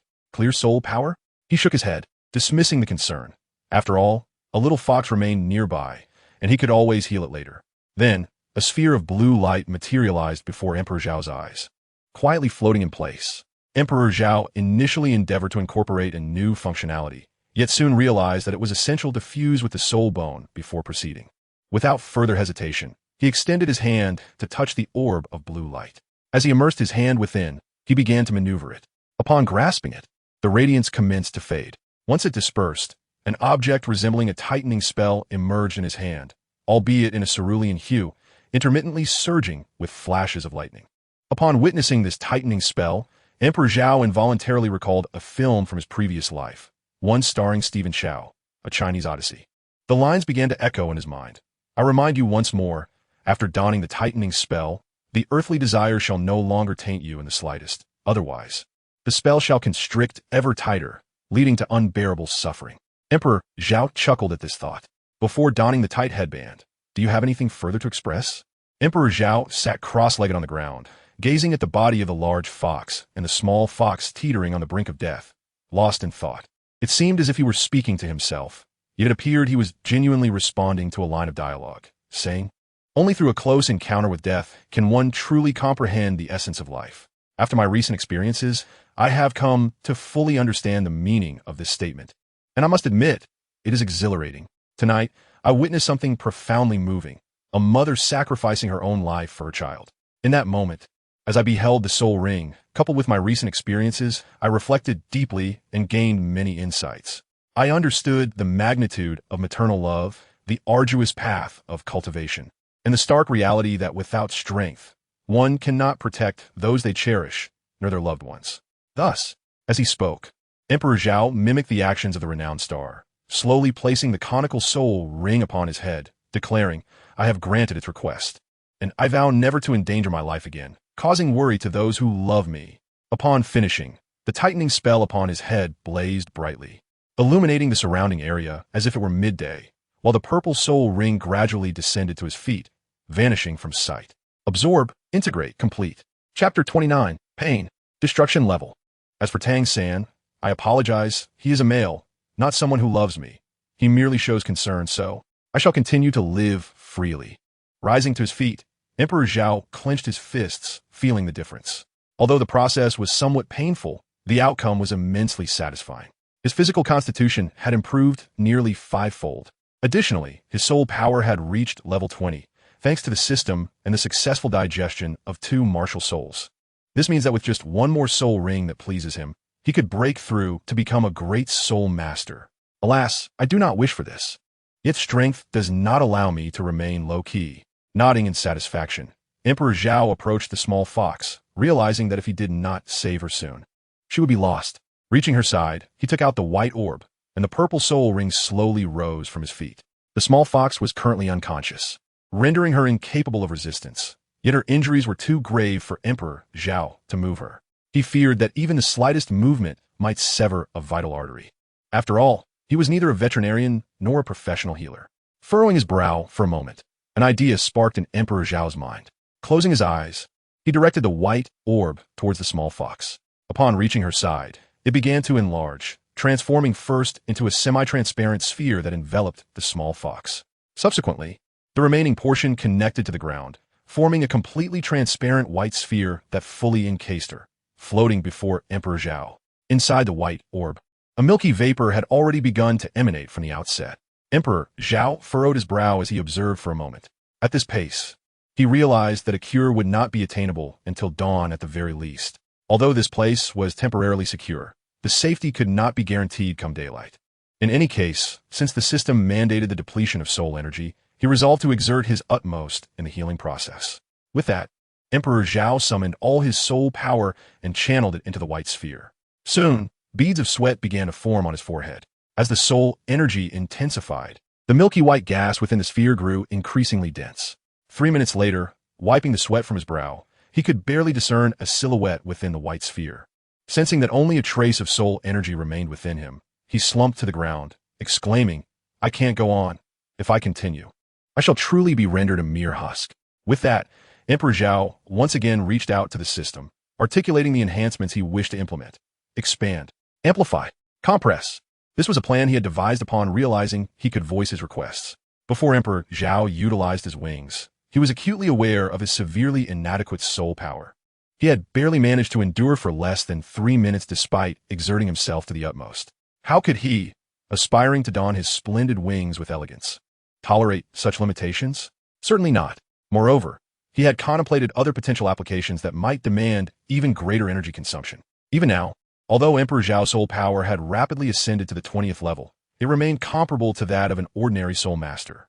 Although Emperor Zhao possessed a robust physique, he remained oblivious to the intricacies of soul power cultivation, resulting in both the quality and quantity of his soul energy mirroring that of an ordinary individual. Consequently, he resolved to enhance his soul power reserves. However, such resources were virtually non-existent on the continent. Upon discovering that the system offered 3 distinct functionalities, Emperor Zhao had already formulated his intentions. The first function, enhance, was aimed at accelerating the absorption and recovery of his soul energy. The second, expand, sought to increase the capacity of his martial soul, akin to the storage of soul power depicted in the cultivation novels of his previous life, which resided within the Dantian. This notion fueled Emperor Zhao's aspirations. Lastly, the function compress aimed to refine and intensify both the strength and quality of his soul energy. Although Emperor Zhao was uncertain of its feasibility, he believed that the system's current capabilities should suffice to achieve this goal. Emperor Zhao conveyed his intentions to the system through his consciousness, ensuring no errors would occur, as the system comprehended the meaning of these three characters. Ding. 3 functions have been added. Increase, expand, compress. Do you confirm? Confirmed. Emperor Zhao nodded without hesitation. Ding. The enhancement of functions commenced. A small vortex emerged atop Emperor Zhao's head, subsequently beginning to voraciously absorb the surrounding energy. The expression on Emperor Zhao's face shifted subtly as he summoned the last remnants of his soul power to hastily flee into the distance. In his reckless haste, he had disrupted the healing process of the little fox ensnared within the swirling vortex. However, scarcely had he covered a few meters when a voice echoed once more in his mind. Ding! Insufficient ability, insufficient energy. Insufficient energy? Emperor Zhao felt a sudden jolt. Was this insufficient? Before long, he sensed a draining of his soul power, as if it were being forcibly extracted, causing him to lose his balance and collapse to the ground. This sensation was akin to tearing the flesh alongside a fingernail and inadvertently ripping away a strip of skin, resulting in bloodshed. Though there was an initial thrill, it quickly gave way to a profound pain, leaving Emperor Zhao with a fleeting moment of exhilaration followed by a lingering ache. The current sensation is quite akin to that of Emperor Zhao. Before one can even muster a critique, a second wave comes crashing in. Alas, a sudden realization dawns upon me that my status is in decline. Indeed, Emperor Zhao meticulously assessed his own level, realizing that his soul power, originally at the 20th tier, had now plummeted to the 17th. In the blink of an eye, it had further diminished to the 15th. What is happening? System. Zhao D found himself engulfed in an unprecedented sense of panic. Why had my level been obliterated? The agony of losing my rank was excruciating and unbearable. It was a stark contrast to the euphoric surge experienced during the absorption of Soul Ring. This sensation felt akin to the brutal extraction of one's tendons, the stripping away of flesh. The pain was magnitudes greater than that encountered during the previous Soul Ring absorption. In that instance, the system and my martial soul had provided support, alleviating much of the torment. However, this time, the anguish was inflicted solely by the system itself. My martial soul had dwindled to a mere black sphere. Although Zhao Di attempted to command it to share the burden, its efficacy was minimal. Fortunately, just as Zhao Di was on the verge of succumbing to the pain, the system's voice resonated once more. Ding! The functionalities chosen by the host are inherently formidable. And as the host opted for 3 enhancements in a single instance, a degree of discomfort is to be expected. Emperor Zhao curled up on the ground, resembling a tiny shrimp, his hands tightly clutching his abdomen, his complexion pale to the utmost degree. Upon hearing the system's response, a bitter smile crept across his heart. He never anticipated that all of this misfortune was of his own making. Ding! An energy source has been detected 10 centimeters ahead. The host is requested to absorb it. An energy source? What kind of energy could possibly exist in this wretched place? Wait, I recall there's also a soul ring generated by a 5,000-year soul beast. Emperor Zhao, overwhelmed by pain, found his consciousness slipping into a haze. He endeavored to muster the strength to rise, yet despite 4 attempts, he was unable to succeed. Ultimately, he resorted to crawling like a caterpillar, slowly making his way forward. The distance was short, and after 2 labored crawls, he reached his destination. Emperor Zhao slightly raised his head and beheld the violet soul ring suspended in midair. There was no time for contemplation, as he feared he might lose consciousness at any moment. With urgency, he extended his trembling hand, quaking from pain, toward the soul ring. Despite exerting every ounce of his strength, his movements were worryingly slow. Fortunately, there was no one around. Otherwise, even a mere 6-year-old child could have easily outpaced him in seizing the opportunity. The instant his hand made contact with the luminous ring, not only did his body tremble violently, but his heart quaked as well. The soul ring dissipated along his arm before integrating into his very being. Ding! Energy surged abundantly, commencing its augmentation. Upon hearing the system prompt, Emperor Zhao's lips curled into a sorrowful smile before he succumbed to unconsciousness. Chapter 30. Softness. Tang Xin wept. The following morning, nearing midday, Zhao Emperor felt a soft, gentle entity licking his face. He waved his hand dismissively, turning over with impatience, muttering, "Let me sleep just a little longer." However, as soon as he finished speaking, Zhao Emperor abruptly opened his eyes, executing a swift roll and propelling himself 5 meters away in alarm. Good heavens! This is the soul-hunting forest. His first thought was disbelief at having spent an entire night here unscathed. His gaze shifted to his previous position, where he beheld a pristine white fox, perched gracefully, its head held high observing him. Though this fox was not as grand as the one from 5,000 years prior, its fur appeared exquisitely soft. As a gentle breeze caressed its coat, the fur danced elegantly. Its pink-hued eyes held a captivating allure, easily ensnaring the gaze of anyone who dared to look. As Emperor Zhao gazed upon the spectacle before him, he found himself entranced for several moments. Furthermore, there was one aspect that piqued his interest above all. It possessed 6 tails. A 6-tailed fox spirit? This thought suddenly reminded him of his own little fox, prompting him to search eagerly around. Yet he discovered nothing. Turning his gaze back to the 6-tailed fox, Emperor Zhao hesitated for a moment before inquiring, "Are you the little fox from yesterday?" The 6-tailed fox spirit responded with a gentle cry. Emperor Zhao was momentarily taken aback, momentarily ensnared by confusion before he regained his composure. A surge of alarm coursed through him as he realized the formidable nature of the fox before him. Not only was she strikingly beautiful, but her enchanting abilities were equally potent. Even her mere voice nearly overwhelmed him. This was far beyond what one would expect from a 100-year-old soul beast. A purple 1,000-year soul ring ascended from Emperor Zhao, his gaze intently fixed upon the 6-tailed demon fox. Although he had rescued her, he had also indirectly caused the demise of her mother, leaving him uncertain of how this fox might react. Thus, he summoned his soul ring as a precautionary measure. To his astonishment, upon seeing the soul ring manifest, the little fox emitted a joyful yelp and leaped toward him with uncontained excitement. There was no hint of aggression in her voice, nor did he sense any malice from her. After a moment's deliberation, he ultimately chose to step aside, allowing her to leap into empty space. The fox, filled with disappointment, gazed back at him. Had he not promised to care for her? Was his action truly appropriate? Emperor Zhao hesitated momentarily and addressed the fox, saying, "Little fox, would you accompany me from now on?" As soon as Emperor Zhao finished speaking, the little fox let out a joyous cry, as if in agreement, with the corners of its mouth slightly curling upwards, resembling a smile. Simultaneously, it nodded its head. Emperor Zhao smiled, a smile brimming with joy as he gradually approached. Upon reaching the little fox, he slowly extended his hand, attempting to gently stroke its head. He had not anticipated success on the first attempt. Yet, to his surprise, it truly was a triumph. So soft, so smooth, especially as the little fox lay on the ground, its 2 fluffy ears bending backward, with its eyes half closed in a most endearing manner. It was simply adorable. Emperor Zhao nestled against the body of the little fox, his tattered garments having long since disintegrated into dust during the absorption of the soul rings and bones. As his skin made contact with the soft, silky fur, a triumphant smile spread across his face.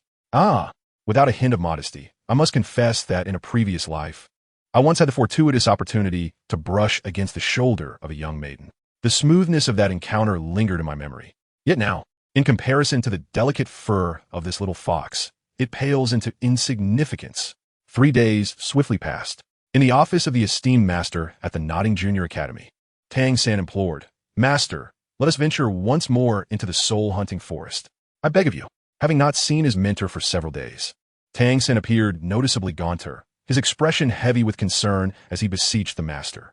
With a deep sigh, the master gazed at him with a mixture of compassion and sorrow. "Little San, it has been several days since Emperor Zhao's disappearance, and I fear—" Before the master could finish, Tang San interrupted, his voice trembling as he fought back tears. "Master, I implore you, please take me back to the soul-hunting forest. I understand my strength is lacking, but I refuse to believe that Brother Zhao is truly gone. He is so intelligent, such a good person. I remember a year ago when he saw old Wang's cow from the neighboring village pass away. He wept for an entire day. And half a year ago, a little girl named Village Flower from our village was bullied by a boy from the next village. Without hesitation, Brother Zhao rallied me and a group of friends for revenge. Even though he returned battered and bruised, nearly questioning his existence, he held tightly on to that bullied little girl. Most importantly, despite often teasing me, Brother Zhao has always treated me with great kindness, sharing his treasures and intriguing discoveries with me first." As he spoke, tears streamed down Tang San's face. Wiping them away with his sleeve, he continued, his voice choked with emotion, "Master, tell me, how could someone as wonderful as Brother Zhao possibly perish? Perhaps they have encountered some hardship and are waiting for us to rescue them. Please." Tang San earnestly bowed his head, pressing it against the ground. The master took a few steps forward, attempting to assist him, but despite his efforts, he could not lift him. Tang San had visited several nights before, but never had he displayed such determination. The master sighed, realizing that Tang San had made up his mind. However, 5 days had already elapsed. Even if they persevered, such a duration would be unbearable for the Soul King, let alone for Zhao Di, who lacked even a single soul ring. Thus, their efforts seemed futile. Yet, unable to bear the sight of Tang San kneeling so long, he pondered and finally spoke. Little San, both you and Zhao Di are extraordinary talents, rare in a century.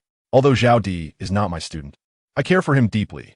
Otherwise, I would not have allowed him to accompany you into the soul-hunting forest. Noticing that Tang San remained unchanged, the master continued. For so many days, I have worried day and night.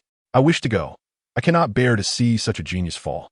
But you know the requirement for entering the soul-hunting forest is to reach the full level of your current soul power. Thus, I am powerless. With that, the master sighed deeply.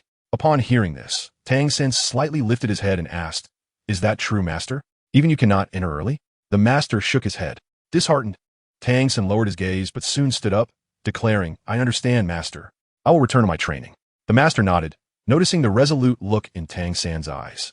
Once Tang San left the room, the master sighed and murmured, "Little San, I am sorry. I can only deceive you for now." He then slowly returned to his chair. As for what would happen once Tang San completed his training, the master shook his head, realizing they would have to rely on others for assistance. Outside the door, Zhao had been waiting anxiously. As soon as she saw Tang San emerge, she rushed over and asked, "Brother San, how did it go?" Seeing him shake his head, her face fell. She couldn't help but recall the adorable little chubby boy she had first met, his round face, his graceful movements and speech. Although he had lost some of that elegance, it had allowed her to see a different side of him. Their time together had been brief, yet Zhao cared for him deeply. Noticing the tears welling in her eyes, Tang San forced a smile to reassure her. "Zhao, it's all right. The master said that as long as I work hard, once my soul power reaches level 20, I can enter the soul-hunting forest again. Then we can go find Brother Zhao together, all right?" Upon hearing those words, Zhao Wu's sorrowful yet beautiful visage brightened somewhat. She nodded and remarked him. Chapter 31. Returning to the academy, Master remarked that time had swiftly passed, and 2 days had gone by in the blink of an eye. In the soul-hunting forest, above the dwelling of the three-tailed fox, a sudden rush of air erupted from a height of 100 meters. There in the sky, a magnificent pair of white angelic wings floated gracefully. The wings emanated a soft, milky white mist, reminiscent of the angels depicted in ancient mythologies. Amidst the expansive 10-meter wingspan, a diminutive figure sat cross-legged as if on solid ground, whispering softly to the air. 2 minutes and 20 seconds. 2 minutes and 40 seconds. 2 minutes and 60 seconds. This is unsustainable. With that thought, the figure swiftly descended towards the earth. Before long, Zhao Di landed, wiping the perspiration from his brow. Currently, the wings could grow to a maximum span of 10 meters, but once enlarged, they could only be sustained for 3 minutes. After that, merely 1/6 of the soul power I retained would remain. As Zhao Di was reflecting on the insights gained from this test, he suddenly sensed something rushing towards him. Upon turning his gaze, Emperor Zhao's stern countenance was instantly adorned with a tender smile of affection. He chuckled softly and remarked, "Oh, what a delightful surprise this time." The one who had dashed towards him was none other than the six-tailed fox he had recently tamed just days prior. After several days of companionship, Emperor Zhao had grown quite familiar with her. The reason why Emperor Zhao remains here to this day is largely due to it. The little fox, being quite astute, learned quickly on the first day. After a few encounters with the bare-bottomed Emperor Zhao, it soon grasped the art of foraging. Thereafter, it diligently provided the emperor with wild delicacies each day. Emperor Zhao also spared no time, aside from accompanying the little fox.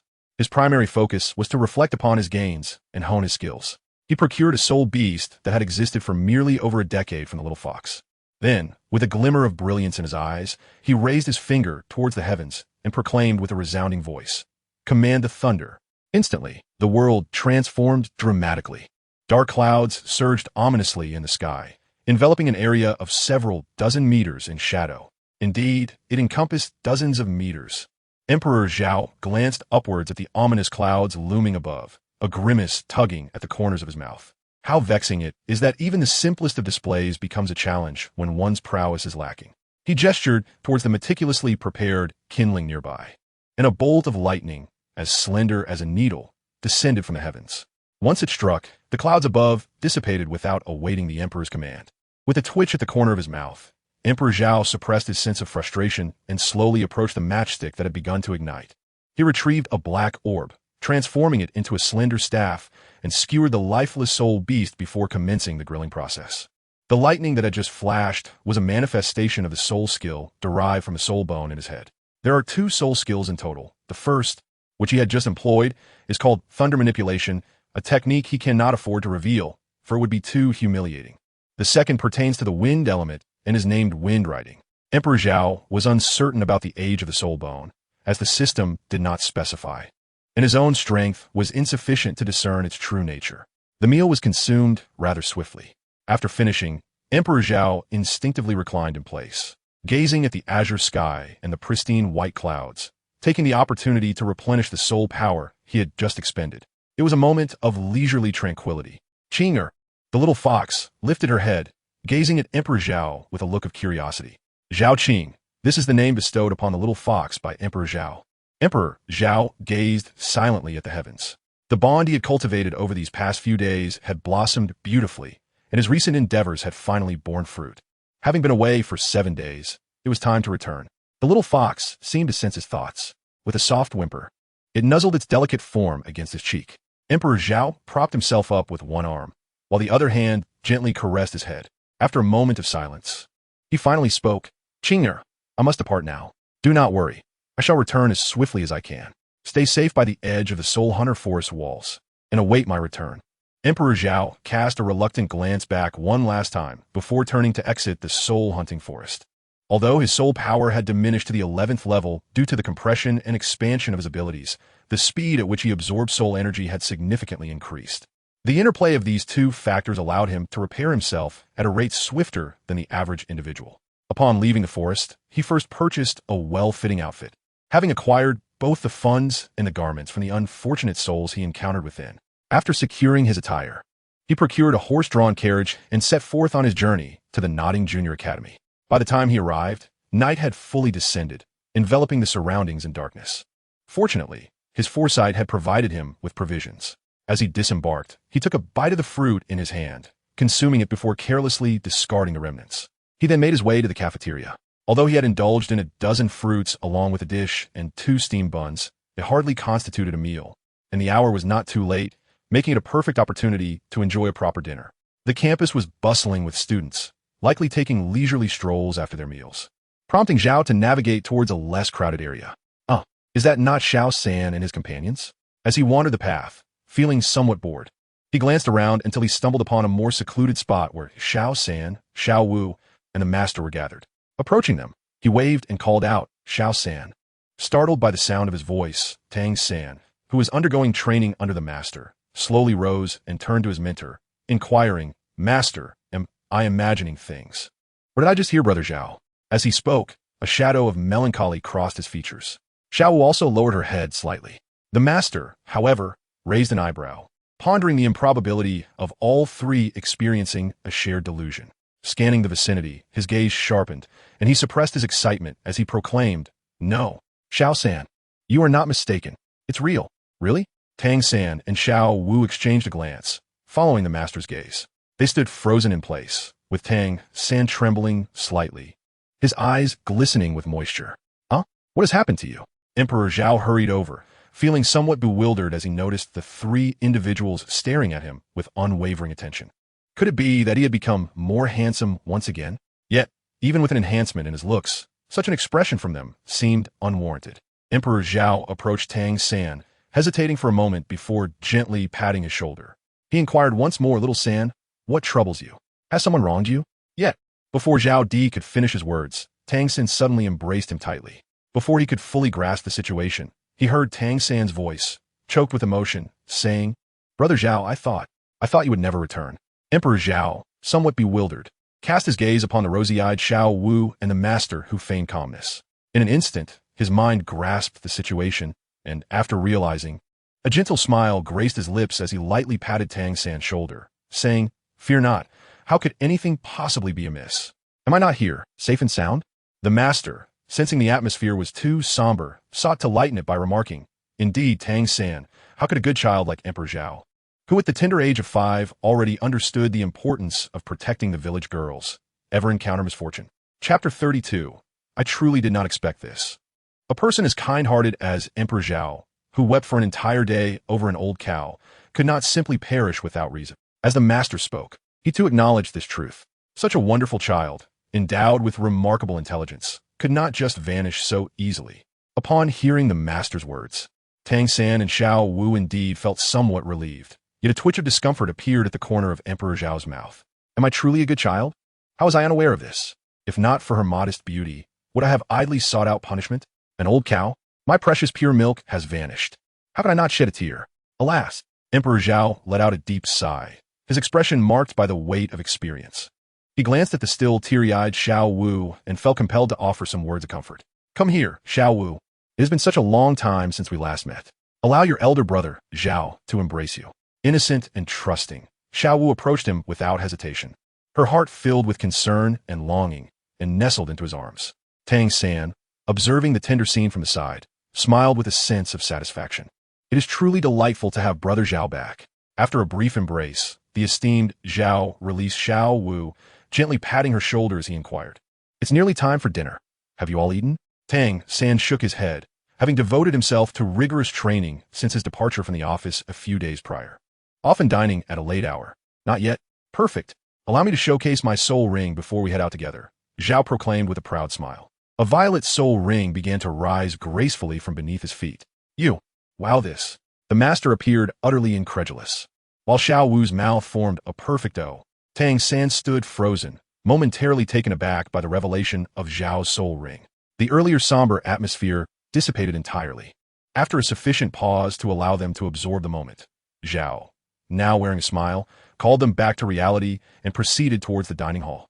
Tang San and the others exchanged incredulous glances, falling into a collective silence for 3 seconds before following Zhao.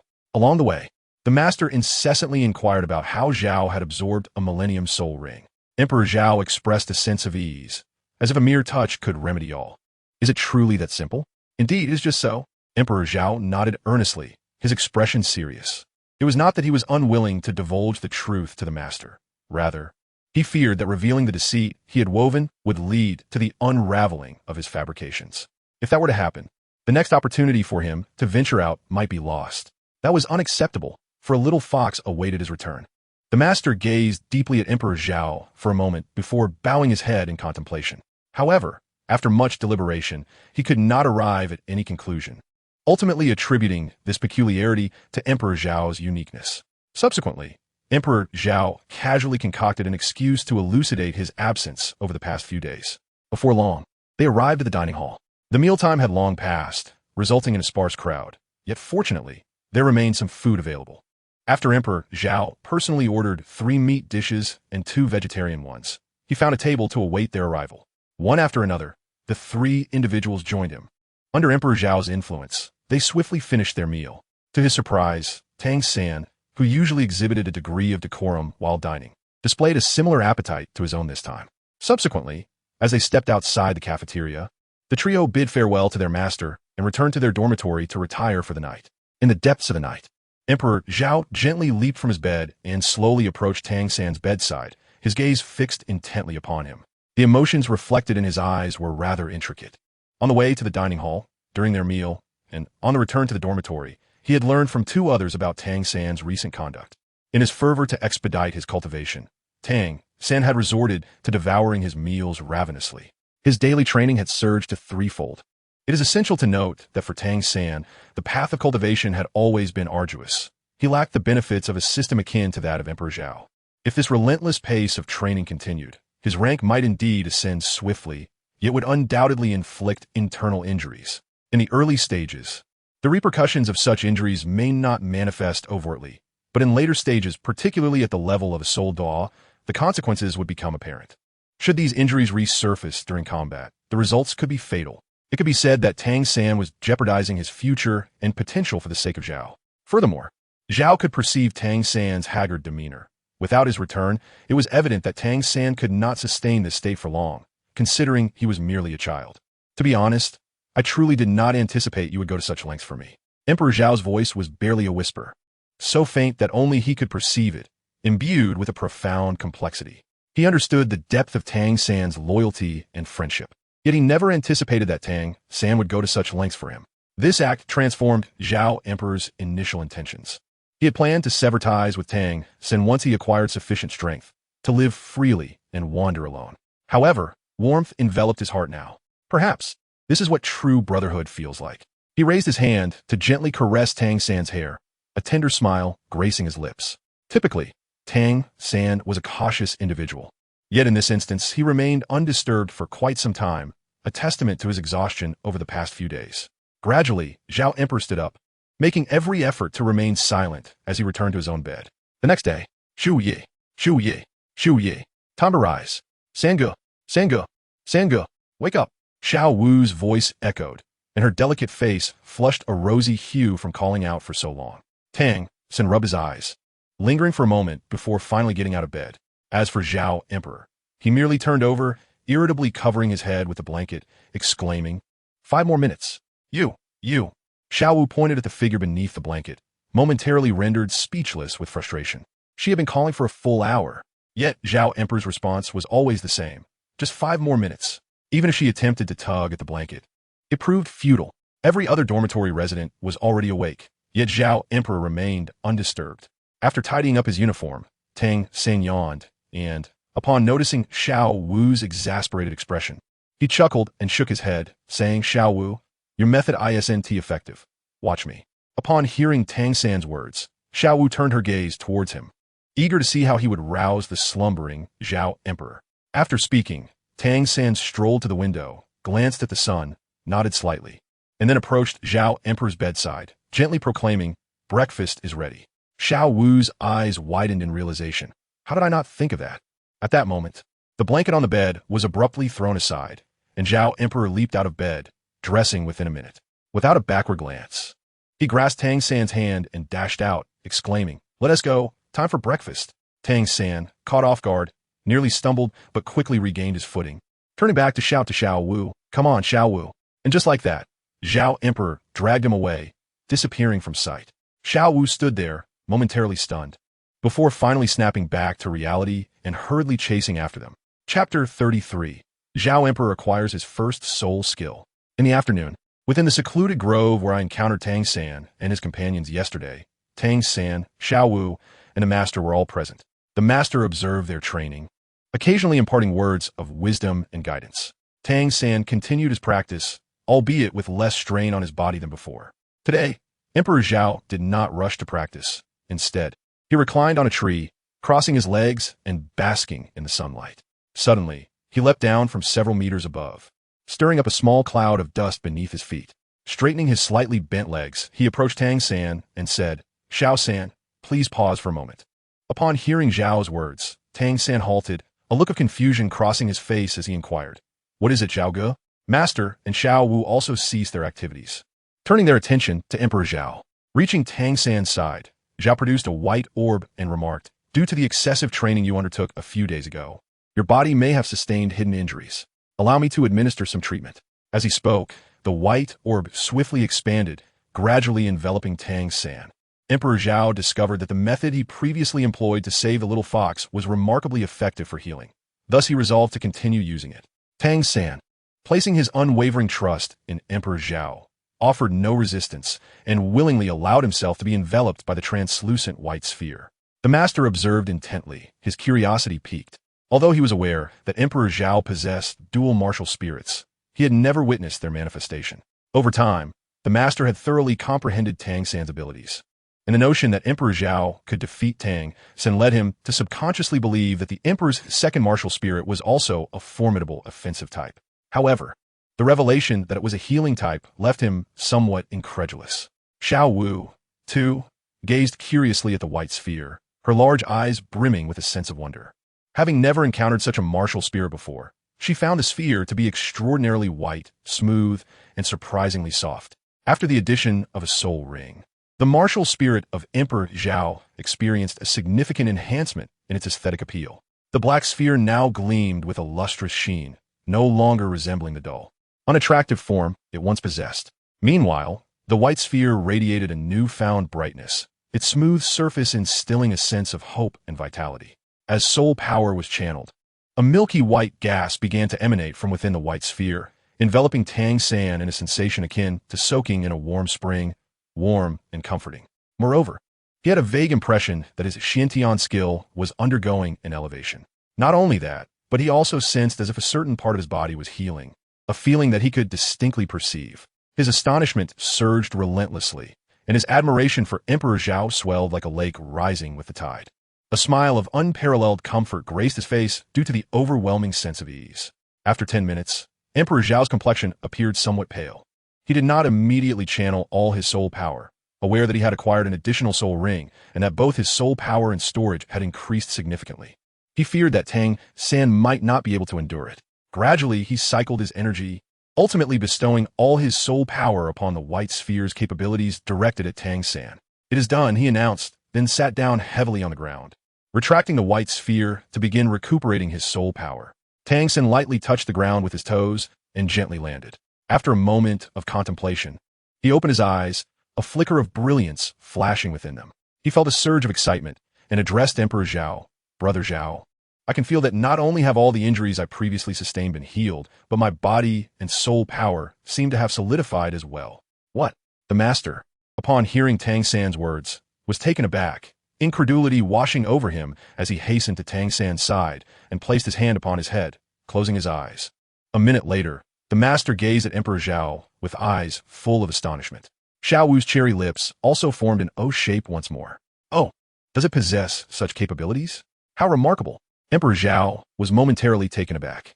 After a brief contemplation, he surmised that the system had indeed merged those three functionalities into a martial soul that could now be wielded. He had never thought to test this with anyone before. It seemed that he could no longer administer full-body healing indiscriminately. Then a thought struck him, and he spoke once more. "By the way, Zhao San, what is it?" "Brother Zhao?" Tang San quickly approached Emperor Zhao's side, gently assisting him to his feet as he inquired. "Oh, it's nothing of great consequence. It's just that my martial soul is rather unique, and I was pondering whether it should be kept concealed." Tang San obediently nodded in agreement. With a smile gracing the corners of his mouth, Emperor Zhao continued, "Thus, I devised a plan." "What plan?" Tang San inquired with curiosity, casting a questioning glance at Emperor Zhao. The uniqueness of Zhao's martial spirit necessitated its usage in battle, making concealment seemingly impossible. At the very least, Tang San could not fathom a solution, which heightened his intrigue regarding what clever stratagem Zhao might possess. After a prolonged moment of astonishment, the master also turned with curiosity, having never contemplated a method to obscure such a martial spirit. Meanwhile, Xiao Wu leaned in with her adorable little head, her eyes sparkling with anticipation for the answer. Emperor Zhao cast a sweeping glance around, a sense of triumph swelling within him as he mused, "Behold, they never anticipated this. Only I had the foresight. How astute I am. Observe their folly. Ha ha." After indulging in his moment of self-congratulation, Emperor Zhao cleared his throat and declared, "I wish to harness your martial soul." As soon as Emperor Zhao spoke, the three were taken aback. The notion of borrowing a martial soul? Xiao Wu wore a perplexed expression, staring blankly as she inquired, "Can martial souls truly be borrowed?" Subsequently, Tang San and the master regained their composure, exchanging glances before simultaneously exclaiming, "You wish to emulate my martial soul? You wish to emulate Xiao San's martial soul?" Emperor Zhao proudly lifted his noticeably slimmer little head and declared, "Indeed." As soon as he finished speaking, the perpetually naive Xiao Wu finally reacted, her face illuminating with realization as she clapped her hands and exclaimed, "Oh, I understand now." The three others, upon hearing her voice, turned their heads in unison, casting a peculiar glance at Xiao Wu. Subsequently, Tang San furrowed his brow and remarked, "Brother Zhao, while your martial soul may mimic appearances, this soul skill." He left the thought unfinished, yet the others present comprehended the implication. The ability to transform into various forms was already impressive. However, it seemed that the notion of emulating a martial soul was somewhat acceptable, for a martial soul could indeed be one of many entities. Yet, when it came to soul skills, that was an entirely different matter. Soul skills are inherently tied to each martial soul and come as an intrinsic feature. Although similarities may exist, these skills are unique to each martial soul, akin to someone claiming they could create a soul. In essence, while one might replicate appearances, how could they possibly assist in or even create a soul? Emperor Zhao's gaze swept across the room once more, observing the hesitation and disbelief etched upon the faces of the three individuals. A wicked smile crept onto his lips as he turned to Tang San and inquired, "My dear San, what is the name of your first soul skill?" "Entanglement," replied Tang San, uncertain of the implications, yet he proceeded to demonstrate his martial soul. Upon completing his display, he directed his gaze back at Emperor Zhao. Emperor Zhao smiled gently, choosing to remain silent as he produced a black orb that transformed into blue-silver grass, albeit in a dark hue. He then instructed, "Please step back a little and open your eyes wide. Witness my first soul skill." With that, Zhao's first soul ring shimmered to life, and he proclaimed, "First soul skill, imitation." In an instant, Zhao knelt on one knee, striking the ground with his hand, causing blue-silver grass, as thick as an arm, to erupt from the earth, wildly growing and sweeping toward Tang San. Within mere seconds, Tang San found himself suspended in midair, ensnared. Zhao gradually rose to his feet, a smile gracing his lips as he addressed the floating Tang San. "Little San, how does my blue, or rather, black-silver grass compare to yours?" After channeling his Shintian skill and struggling momentarily, Tang San managed a bitter smile and replied, "Brother Zhao, your prowess surpasses mine by at least threefold." The master, observing this exchange, widened his eyes once more and hurried over to the black-silver grass, channeling his soul power to test it. Witnessing the master's astonishment, mingled with a hint of numbness, Zhao chuckled softly, retracting his soul power, causing the black-silver grass to vanish instantly. Once Tang San regained his footing on the ground, he steadied himself and pondered before asking, "Brother Zhao, your soul skill is truly extraordinary, but can it genuinely replicate completely?"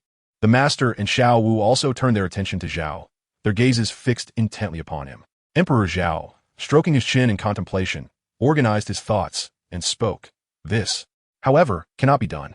For instance, I am currently unable to replicate the soul masters with beast martial souls." Upon hearing this, Tang San and his companions breathed a sigh of relief, feeling reassured that the situation was not dire. Yet, just as they began to relax, Emperor Zhao's voice continued, "Although the beast martial soul cannot be mimicked, there has yet to be discovered any weapon martial soul that cannot be replicated."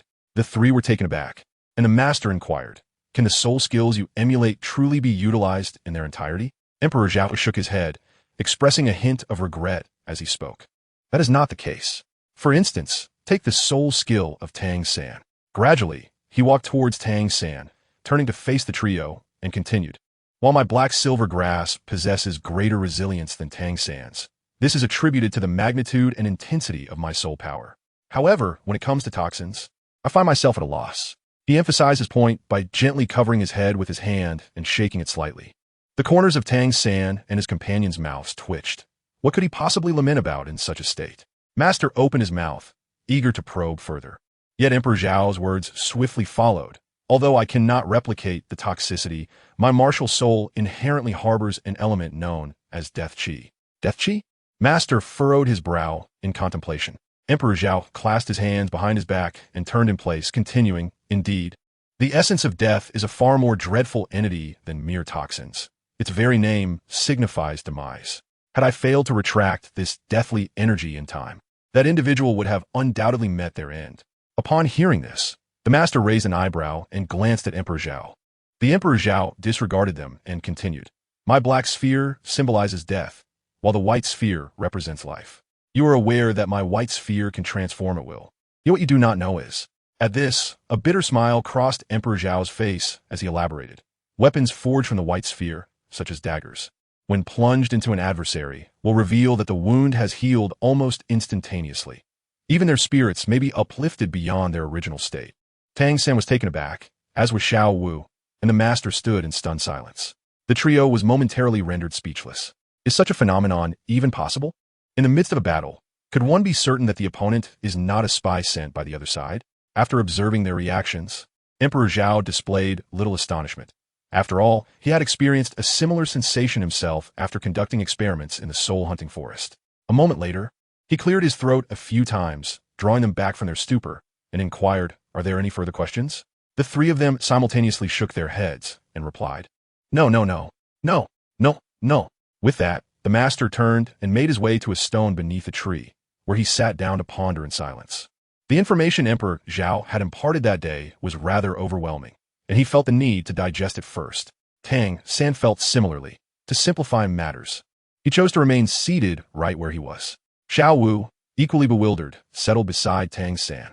Upon witnessing this, Emperor Zhao helplessly shrugged his shoulders and remarked, "Since you all have no further issues, I shall return to my cultivation." With that, he turned and, with a graceful wave of his hand, vanished after a few agile leaps. A week later, in a forest several kilometers away from Notting Junior Academy, a resounding thud echoed as a 1-meter-wide stone plummeted from the sky. Emperor Zhao wiped the sweat from his forehead and took a seat under a shade, murmuring to himself, "This is unacceptable. It has been over a month, and my soul power has only increased by a single level." As he spoke, he donned his upper garments and made his way towards Notting Academy. He felt that he could not continue in this manner, otherwise he would lack the requisite strength to compete in the upcoming elite tournament. He pondered, stroking his chin. What was the title of that formidable title Douluo from that fabled location? Lost in thought, he ambled along, his recollection of the plot and characters of Douluo continent fading into the recesses of his mind. Upon reaching the entrance of Notting Academy, he clapped his hands, suddenly enlightened, a mischievous smile gracing his lips. Poisoned au de gabo. Once inside the academy, Zhao made a beeline for a secluded grove, surmising that his companions would be training there. "Zhao, have you finished your training?" Master, with a casual glance over his shoulder, happened to catch sight of Zhao's brisk approach. Upon hearing Zhao's arrival, Xiao Wu and Tang San paused their activities. Although they met every evening and occasionally engaged in sparring, and even dedicated time each week to enhance their physical conditioning with the white ball, Master was no exception. However, during idle moments, Zhao rarely visited. Given that it had only been a few days since their last physical enhancement session, the trio halted their actions, curious as to whether Zhao's sudden appearance indicated something significant. Emperor Zhao chuckled heartily, greeted the three individuals, and then remarked, "It is nothing of great significance.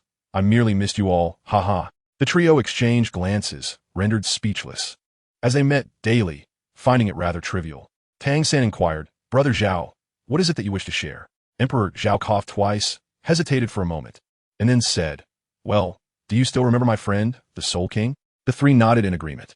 Emperor Zhao continued, expressing that he had recently found himself rather idle and was contemplating visiting various places for leisure and light training. Seizing the opportunity, he decided to accompany his companion, and thus, he took a moment to inform you all of his plans. Upon hearing this, the master furrowed his brow momentarily before relaxing it. He had witnessed Emperor Zhao's rigorous training, which, although astonishingly voluminous, posed no concern due to his white martial spirit. After a brief contemplation, the master deemed it acceptable and nodded in agreement, stating, "Indeed, while your martial spirit is formidable, the talents across the continent are equally impressive. A little journey would do you well." Emperor Zhao nodded thoughtfully. Emperor Zhao, though not obliged to seek their opinions, had come to regard them as true friends and family after such a lengthy companionship. Furthermore, his intention was to return only when Tang San and his companions were nearing graduation. Given the considerable time that lay ahead, he felt it necessary to express his thoughts. Upon hearing this, Tang San and Xiao Wu's expressions dimmed slightly, yet they understood that venturing out under safe circumstances could be beneficial, thus they did not voice any objections. Nodding in agreement, Tang San stepped forward to embrace Emperor Zhao, reluctantly saying, "Brother Zhao, return soon." "Indeed," came the reply. Emperor Zhao chuckled softly, patting his shoulder. And then there was Xiao Wu. Xiao Wu suddenly leaped towards him. Fortunately, Emperor Zhao was swift in reflex. Otherwise, given her speed, Brother Zhao, you must return soon. I shall miss you dearly. Emperor Zhao nodded, gently patting Xiao Wu's shoulder as he spoke in a soothing tone. All right, all right. After a moment, he released her and added, "You need not see me off. He is not fond of strangers. Farewell." With a wave of his hand, he leapt away, vanishing in an instant. Chapter 35. The Royal Academy in the Tiando Empire. The Royal Academy serves as a haven for the elite. 7 adolescents, aged around 13 or 14, stood with their heads bowed before a solemn young man of approximately 20 years. With a no-nonsense short haircut and clad in simple attire, he reprimanded them loudly. "It is indeed remarkable that you have attained the rank of Soul Master at such a tender age. Yet, this does not grant you the audacity to act as though the world is beneath you. The continent is vast, teeming with prodigies. So why do only a few ascend to the esteemed title of Title Douluo? It is due to their prudence, their meticulousness. Each of you present is a genius of the continent, and with the strength and talent you possess, you too have the potential to become a Title Douluo. Yet, were there not many like you in the past? Indeed, there were. Countless. Yet now, the title of the law are few and far between. As the young man prepared to continue his discourse, an audacious boy with orange hair stepped forward, unafraid. Teacher Chin, we are well aware of what you speak. But I belong to the blue Tyrannosaurus family. I doubt anyone would dare to harm me. His tone dripped with disdain for the so-called dangers. Upon hearing him, the other 6 students rallied in agreement, declaring, "Indeed, I do not believe anyone would dare to target the heir of the 9-heart begonia. Nor do I believe anyone would challenge our mystic turtle sect. Those capable of cultivating at the core of the Royal Academy are indeed favored by significant factions, granting them the confidence to speak thus." The remaining silent ones, however, bore expressions of skepticism, observing the proud faces of the youths before him. Qin Ming felt a profound sense of helplessness welling up within him. He was momentarily at a loss for words. After all, their assertions held a semblance of truth. Noticing Qin Ming's troubled demeanor, the orange-haired youth opened his mouth once more and reassured, "Teacher, rest assured, we shall not repeat the mistakes of the past few days. A few days ago, several individuals ventured into the soul-hunting forest for a practical exercise. After defeating the soul beast, they felt it unnecessary to finish it off, buoyed by their confidence. To their astonishment, the soul beast retaliated. Had it not been for Qin Ming's presence nearby, they might have met with disaster. This incident is one of the reasons why these noble individuals hold such profound respect for a teacher." Upon hearing this, the others hastily expressed their resolve not to repeat such a mistake. Qin Ming, exasperated, covered his forehead with his hand, and after a moment, waved his hand and said, "You all may proceed with the training tasks I assigned earlier. I shall step outside for some fresh air." With that, he walked out. The remaining few exchanged glances. The blue-haired youth shook his head and then resumed his training. At the entrance of the Royal Academy stood a diminutive figure. Amidst the bustling crowd, he appeared remarkably conspicuous, drawing the attention of passers-by who glanced his way, intrigued by the sight of a child occupying the space for over an hour. The child was none other than Emperor Zhao, sitting cross-legged with his right hand resting on his chin. Emperor Zhao pondered how he might gain admission to the esteemed Royal Academy. Gaining access to the secluded Garden of Solitude was no simple feat. One must first cultivate familiarity, and the most expedient means to achieve this was through his cherished granddaughter, Gu Duyan. To draw near Gu Duyan, however, one must first enter the Royal Academy. Yet, after much contemplation, he could devise no effective strategy for securing his entry. A delicate frown graced his cherubic face, as he wondered if he was left with no choice but to force his way in. Alas, this was truly not a course of action he wished to pursue. With a sigh, he lifted his petite foot and ventured inside, his gaze scanning the surroundings in search of an object to capture attention. In Emperor Zhao's estimation, the Royal Academy cherished talent. If he could merely attract the notice of a particular instructor, he would naturally be welcomed into their fold. Following that, with a modest display of his abilities, he believed he could eventually gain entry into the specialized class designed to nurture exceptional talents. The thoughts of Emperor Zhao were quite commendable, and he swiftly identified his target. The target comprised 4 individuals clad in school uniforms, led by a figure donning a teacher's attire. Approaching them, Emperor Zhao stood with a commanding stance, his hands clasped behind his back, and his small head held high. The 5 were momentarily taken aback, exchanging glances to confirm their unfamiliarity with one another. One of the children was about to step forward to push him aside, but upon witnessing Zhao's subsequent actions, he could hardly contain his indignation. Emperor Zhao extended his right hand, gesturing towards them with his index finger playfully beckoning, and with a voice still tender and youthful, he exclaimed, "Come here, come and challenge me."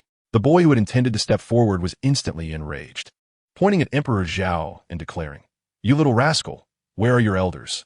Do you even comprehend where you are?" Emperor Zhao withdrew his hand, placing both behind his back, and spoke with an air of indifference. "This is the Royal Academy, indeed."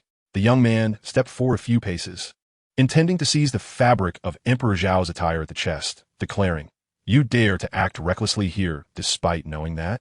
I have come to teach you a lesson on behalf of your esteemed master." As he spoke, his hand reached out towards Emperor Zhao. Emperor Zhao leaned slightly to evade the outstretched hand, swiftly delivering a kick from his knee towards the boy's chest. The speed of the attack sent the unsuspecting youth hurtling backward. "Are you all right?" A figure clad in a teacher's attire hurried to support the boy, inquiring with a semblance of concern, before casting a glance at Zhao, who stood several meters away. "This child is no ordinary opponent.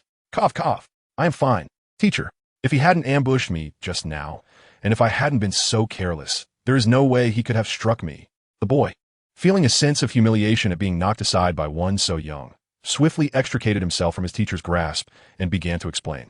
The teacher nodded in agreement, feeling a twinge of embarrassment that one of his students had been bested by such a child. Go and teach him a lesson. Let him understand the harshness of the world. Yes, teacher. The boy's spirits lifted at the endorsement.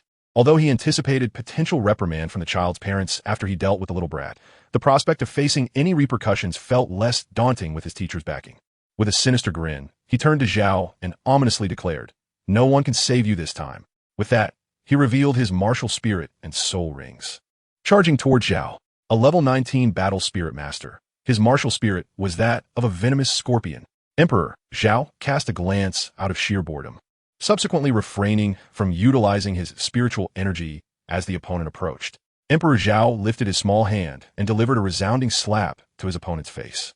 With a crisp sound echoing in the air, the young boy was sent flying back into his teacher's embrace. Bystanders paused in astonishment, their eyes wide with disbelief as they gazed at Emperor Zhao. Chapter 36. Qin Ming to the rescue. Is it really that simple? Emperor Zhao, stroking his chin, mockingly inquired, "Do you still intend to teach me a lesson? Here I stand. Come and strike me."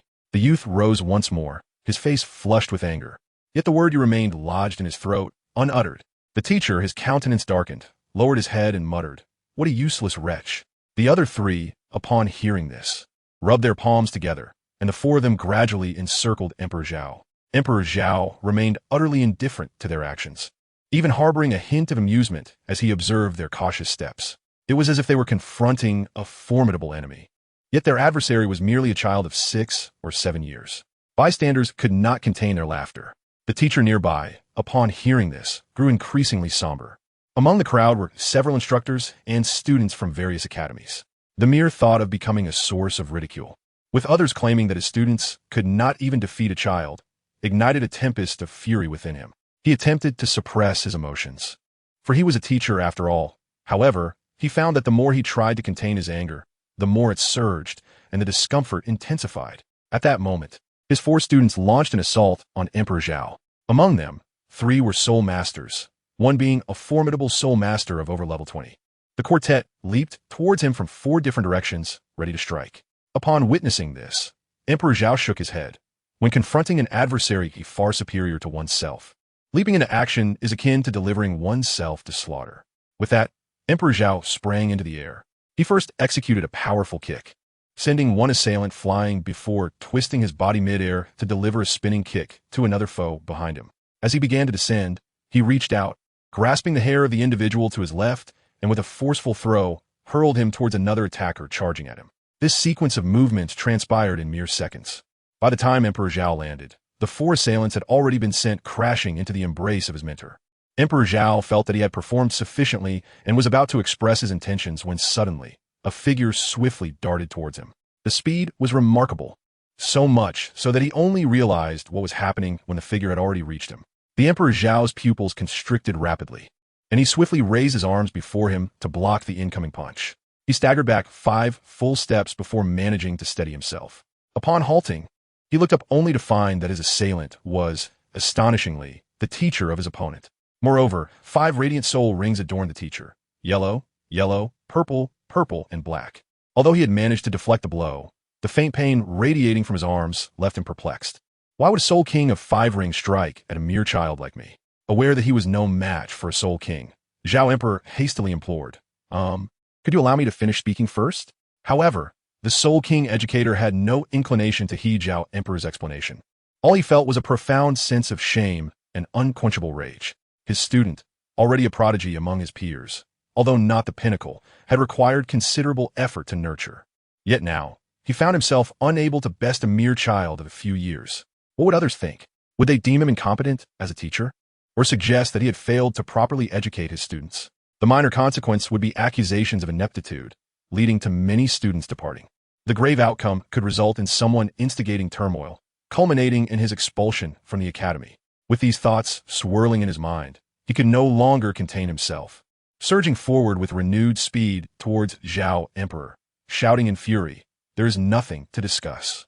As Emperor Zhao observed the mounting fury of his opponent, he realized that communication was futile for the time being. He swiftly adjusted his stance, noting that his adversary had yet to summon their martial spirit, perhaps out of fear of delivering a fatal blow. Confronted by a Soul King who refrained from unleashing their full power, Zhao felt confident that he could withstand the assault for a brief moment. However, doing so would inevitably reveal his Millennium Soul Rings. In a fleeting moment of contemplation, he cast a quick glance around.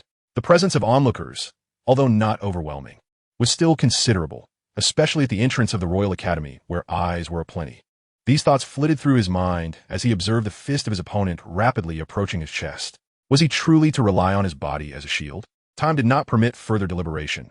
With no other recourse, Zhao crossed his arms defensively across his chest. Despite the absence of a martial spirit, the glow of soul rings indicated that some measure of soul power was indeed being harnessed, albeit perhaps not to its fullest extent. Surely, the impact upon his currently feeble level 12 form would be significant. Just as Zhao braced himself for the impending blow, an unexpected hand emerged, grasping tightly around the teacher's fist and effortlessly pushing him back over a meter. What in the world? Am I ascending to the heavens? Why does it not hurt?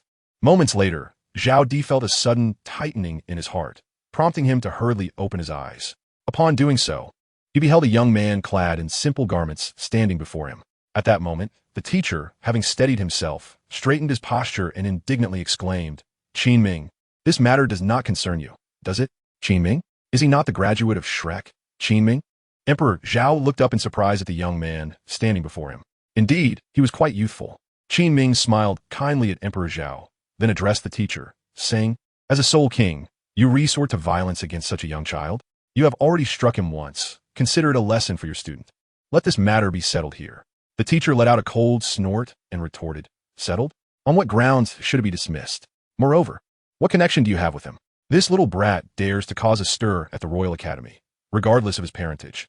I view his actions as a direct affront to the dignity of the Royal Academy. Are we to disregard the honor of the Royal Academy so easily?" Those around them exchanged peculiar glances upon hearing his words. Emperor Zhao's pupils constricted. He initially felt a twinge of guilt, but now a flicker of anger surged within him. This educator had placed an enormous burden upon him. If the situation were mishandled, and if it were an ordinary person in his place, such an accusation could lead to utter ruin. After all, the Royal Academy was established by the Tiando Empire. Affronting the dignity of the Royal Academy was tantamount to insulting the entire empire itself. Emperor Zhao was taken aback by the ruthlessness exhibited towards a mere child. Qin Ming narrowed his eyes slightly and turned to Emperor Zhao, inquiring, "Would you be inclined to join the Royal Academy and study under my guidance?" He had initially been one of the onlookers, merely seeking a breath of fresh air, yet he had unexpectedly encountered such an extraordinary talent. Instantly, a sense of cherishing this gifted individual arose within him. Otherwise, he would not have dared to risk offending a teacher to rescue someone entirely unrelated. Upon hearing this, Emperor Zhao was momentarily stunned, his mind racing like a stampede of wild horses. Was it truly that simple? How infuriating! Had he known it would be so effortless, he would not have exerted himself so much. With a compliant nod, he promptly replied, "All right." Chapter 37. The plan progresses smoothly, too. The onlookers felt a twinge of regret, silently lamenting their hesitation to act sooner. However, they refrained from impulsively intervening, as their previous inaction stemmed from a desire to avoid offending a teacher from the academy. Now, with an additional authority figure present, they were even more cautious. Although the child was undoubtedly a prodigy, he remained at a stage where he could still develop, prompting the crowd to merely feel a slight disappointment. Qin Ming, witnessing Emperor Zhao's nod, was overjoyed. This was an extraordinary genius.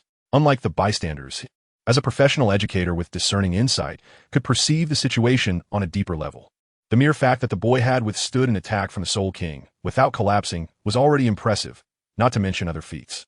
Turning to the teacher, he smiled and said, "Now he is under my wing, and our Royal Academy has always cherished talent. If the principal were to discover how you treated such a genius, I trust you can foresee the consequences." Qin Ming's initial words were harmonious, but the latter part took a sharp turn, laden with incisive undertones. Although the teacher was seething with anger, he was not a fool. Upon hearing Qin Ming's statement, he recalled Emperor Zhao's prior actions. His eyes widened in realization, and he felt as if something had lodged in his throat, struggling to articulate a response. Emperor Zhao shook his head in disappointment. "A genius like myself, a person seemingly endowed with extraordinary abilities, how could you be so blind? It is not that I am unwilling to offer compensation or gratitude, but rather that you have squandered your own chances." Seeing that the teacher had no further retorts, Qin Ming turned to Emperor Zhao with a smile and inquired, "Did you come here by yourself? What about your parents?" Emperor Zhao shook his head and said, "I have no parents, only a grandfather who took me in." However, as he spoke, he trailed off, his expression filled with sorrow. Zhao Di refrained from divulging specific information about himself, yet he did not deceive him. After all, it would be a considerable time before he could reunite with old Jack. Was it not permissible to express his sorrow? As for how Qin Ming interpreted his sentiments, that was of no concern to him, as he was still enveloped in his own grief. Observing the child's distressed countenance, resembling one on the verge of tears, Qin Ming felt a flicker of understanding. He turned, gently patting the boy's shoulder, and said, "It's all right. You can consider this place your home from now on. How did you arrive here?" With his head bowed, Emperor Zhao spoke with a heavy heart. "It was my grandfather who told me when he sent me off, saying that the Royal Academy is the finest institution." This statement was indeed uttered by old Jack when he accompanied both himself and Tang San to the Nottingham Academy, provoked by Tang San's inquiry. Qin Ming nodded and gently took hold of Zhao's small hand, softly asking, "What is your name?" "I am called Zhao Di, with Di meaning emperor." Qin Ming was momentarily taken aback. The name had a certain flair. He then said, "In that case, Zhao Di, you shall accompany me from now on." With that, he led Zhao Di towards the inner courtyard of the Royal Academy. The onlookers made way, while Zhao Di kept his gaze lowered throughout the journey. Upon arriving at a designated area for nurturing students within the inner courtyard, Qin Ming kindly addressed Zhao Di. "Zhao Di, this will be your training ground from now on, and you will also meet several companions who are slightly older than you. Come, let us introduce you." He then raised his voice, calling out, "Everyone, come forth." Thud, thud, thud. Within a minute, a line of individuals appeared before Qin Ming and Zhao Di. Emperor Zhao lifted his head and surveyed the surroundings. Quite orderly and well-planned. I would rate it an 8 out of 10. He then gestured, "Let me introduce you to the person I just brought back from now on. He will cultivate alongside you. Please, introduce yourselves." Upon hearing this, a young lad stepped forward and proclaimed loudly, "I am Yu Tianeng, a soul master of the Blue Lightning Tyrant Dragon, at the rank of level 20. Following suit, others presented themselves in turn. "I am Devian, a soul master of the Emerald Phosphor Snake, also at level 20. "I am Yi Lingling, a soul master of the Nine Heart Begonia, at level 21. Shi Montak, Ushlu." As the introductions concluded, the boy lowered his head and softly addressed Emperor Zhao. "Now, please introduce yourself." The onlookers were taken aback. They could not fathom why their teacher, who had just displayed such fierceness, was now exhibiting such gentleness towards this child. This stark contrast left them feeling somewhat resentful. Their gazes collectively shifted toward the young boy. In an instant, they began to comprehend. Chubby and rosy, who could resist such charm? Yet, surely this did not warrant such tenderness from their teacher. Unbeknownst to Emperor Zhao, and with no desire to uncover their thoughts, he lifted his downcast little head upon hearing the request for self-introduction and took a few steps forward. He harbored a deep satisfaction with his own name. Standing tall, he placed one hand upon his abdomen and the other on his back, slightly bowing in a gentlemanly manner as he proclaimed, "Greetings, everyone. Iae Mitsaodi." The immediate reaction among the crowd was one of astonishment, as they regarded the youthful figure before them as exceedingly polite, nodding in unison. Qin Ming wore an expression of surprise, while Osro, stroking his chin, instinctively remarked, "Little brother?" The assembly fell silent for a moment, only to find themselves increasingly captivated by the notion. Saudi, the Emperor Zhao was momentarily taken aback, as he had not considered this point himself. After pondering it a few times, he too began to feel that it was indeed plausible. Observing the increasingly assured expressions of those around him, the Emperor, fearing misunderstanding, hastily clarified, "It is not, younger brother, but sovereign." Feeling that his declaration lacked formality, he reiterated, "I am called Zhao, the Emperor." However, to his surprise, Yu Qianheng chimed in with, "Old Emperor?" In the heart of Emperor Zhao, 1,000 steeds galloped past. Is it a matter of age or something else? In order to establish his authority and ensure a smoother future, Emperor Zhao resolved to administer a beating. He turned to Qin Ming and said, "Teacher Qin, I believe there may be some misunderstanding regarding my name, so I wish to rectify it." Just as Qin Ming was about to nod in agreement, he suddenly realized something was amiss. Why must one assist in rectification when it could simply be stated? Moreover, the tone and demeanor suggested that mere words would not suffice. However, recalling the events that transpired in the outer courtyard, he pondered for a moment and replied, "Are you capable of this? How could I possibly falter?" "Of course I am," Emperor Zhao decisively declared. "All right." Noticing the unwavering confidence in his gaze, Qin Ming nodded in agreement, eager to witness his true prowess. reassured by the knowledge that no harm would befall him here. The group, including Yu Tianheng and the others, observed the exchange between the two and soon realized the underlying implications, erupting into laughter. While the few female students, including Du Guiyin, attempted to conceal their amusement, the boys, led by Yu Tianheng, showed no restraint, laughing heartily. How could such a mere child aspire to teach them a lesson? It was akin to a primary school student challenging a middle schooler, utterly implausible. Chapter 38, Suddenly. 3. Ignoring the laughter, they would soon find themselves in tears. With Qin Ming's consent, Emperor Zhao slowly turned around, wearing an innocent and harmless smile. He elegantly bent slightly and inquired, "Shall you all come at once? Or one at a time?" Yu Qianheng chuckled and replied, "Emperor Zhao, we shan't bully you. How about we let your sister, Yi Lingling, take her turn? Her martial soul is the nine-heart begonia, a support type. In a one-on-one duel, she is undoubtedly our weakest. What do you think?" He glanced at Emperor Zhao as he spoke. Emperor Zhao gently shook his head and remarked, "Not much." The crowd was taken aback, wondering if the fight was over. Subsequently, Emperor Zhao continued, "I still recommend that you all join forces." Laughter erupted once more. The newcomer was indeed quite amusing. Yi Lingling stepped forward, slightly arching her waist, bringing her face closer to Emperor Zhao's, aligning their heights, and said, "Little brother, boasting is not the behavior of a good child, you know?" Emperor Zhao smiled gently, raising his hand to caress Yi Lingling's face. "Ah, splendide. Such exquisite skin," he remarked with a grin while touching her cheek.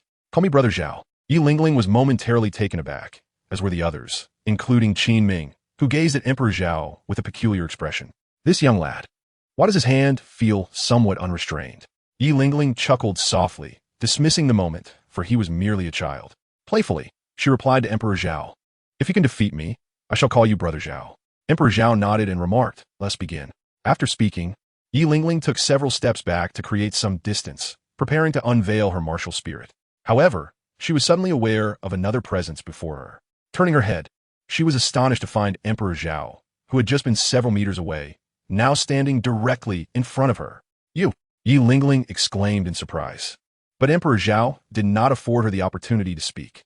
His fist subtly lifted, striking towards the abdomen of Yi Lingling, ultimately halting mere inches from her. Emperor Zhao wore a benign smile at the corner of his lips as he inquired, "Are we still going to fight?" Upon hearing his voice, Yi Lingling was suddenly jolted awake and hurriedly retreated, positioning herself beside several others. The expressions of Yu Tianheng and the others instantaneously turned somber, their gazes fixed warily upon Emperor Zhao. Qin Ming also felt a surge of astonishment. While he was aware of Zhao's formidable prowess, he had not anticipated such swiftness. Subsequently, he too took several steps back, creating a space for the group of children. Emperor Zhao stood in the spot where Yi Lingling had once been, smiling at Yu Tianheng and the others as he said, "Let us join forces." Yu Tianheng and his companions exchanged glances, nodded in agreement, and then revealed their martial souls and soul rings. Yu Tianheng, a level 20 battle soul master, wielded the martial soul of the blue Tyrannosaurus. Dong Guyan, a level 20 control-type battle soul master, possessed the martial soul of the azure phosphor serpent. Osro, Emperor Zhao wore an expression of serene indifference, as if they posed no threat whatsoever. With a smile, he inquired, "Are you ready?"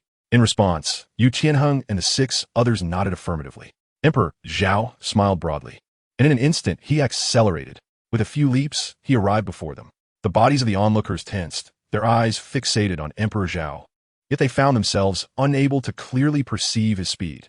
Cold sweat began to bead on their foreheads. Suddenly, Yi Lingling, hearing the sound, whipped around. Before she could fully discern the figure before her, a sharp pain pierced her chest, and she was sent flying. Yi Lingling, being a support-type soul master, though currently at a lower level, remained vigilant for any eventuality. Emperor Zhao aimed to resolve the situation swiftly without resorting to his martial soul or soul power, intending to leave a profound impression on them. After dealing with Yi Lingling, he accelerated once more, swiftly approaching Osro. This time, he afforded him no opportunity to react, delivering a decisive kick. Thud! Osro collapsed at the feet of Qin Ming, glancing first at the composed Yi Lingling and then at himself. In a fit of indignation, Osro shouted at Emperor Zhao, "Why do you treat her with such gentleness while being so harsh with me?" Just as Osro fell and voiced his protest, Emperor Zhao sent the brothers, Graphite and Stone, flying as well. The two brothers exchanged glances filled with resentment towards him. After observing that only Yu Tianheng, Yu Feng, and Duge Yin remained, Emperor Zhao did not hasten to act. Instead, he turned and smiled at Asuro, saying, "It is simply because she is a beautiful girl." The onlookers, including Qin Ming, felt as though a flock of crows had suddenly swept overhead. "Is this your reason for treating us so rudely?" At that moment, the three young men silently screamed in protest, but alas, Emperor Zhao remained oblivious to their thoughts.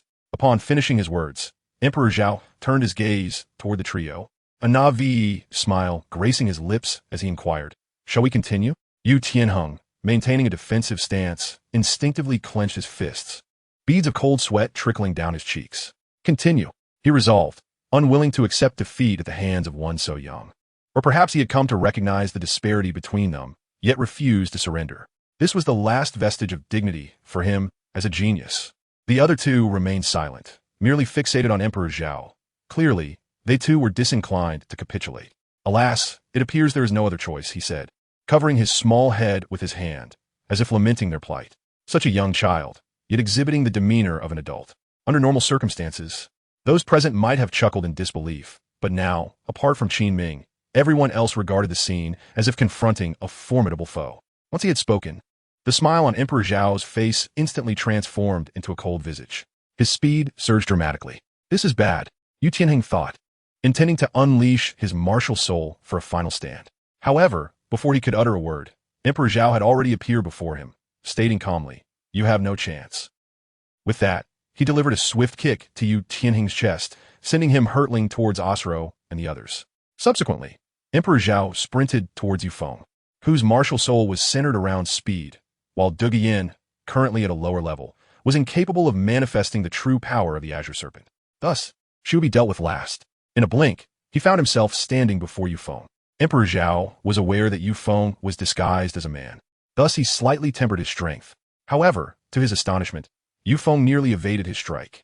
Just as Zhao's fist was about to connect with Yu Feng's shoulder, he subtly sidestepped, causing Zhao's fist to merely graze his shoulder. Surprised in his heart, Zhao lifted his foot and kicked out, sending Yu Feng flying as expected.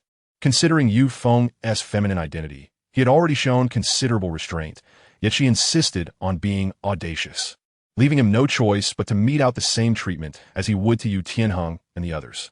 Although a minor incident had transpired with Yu Feng, once resolved, Zhao's gaze shifted towards Duge Yin. Without allowing her a moment to react, he accelerated towards her.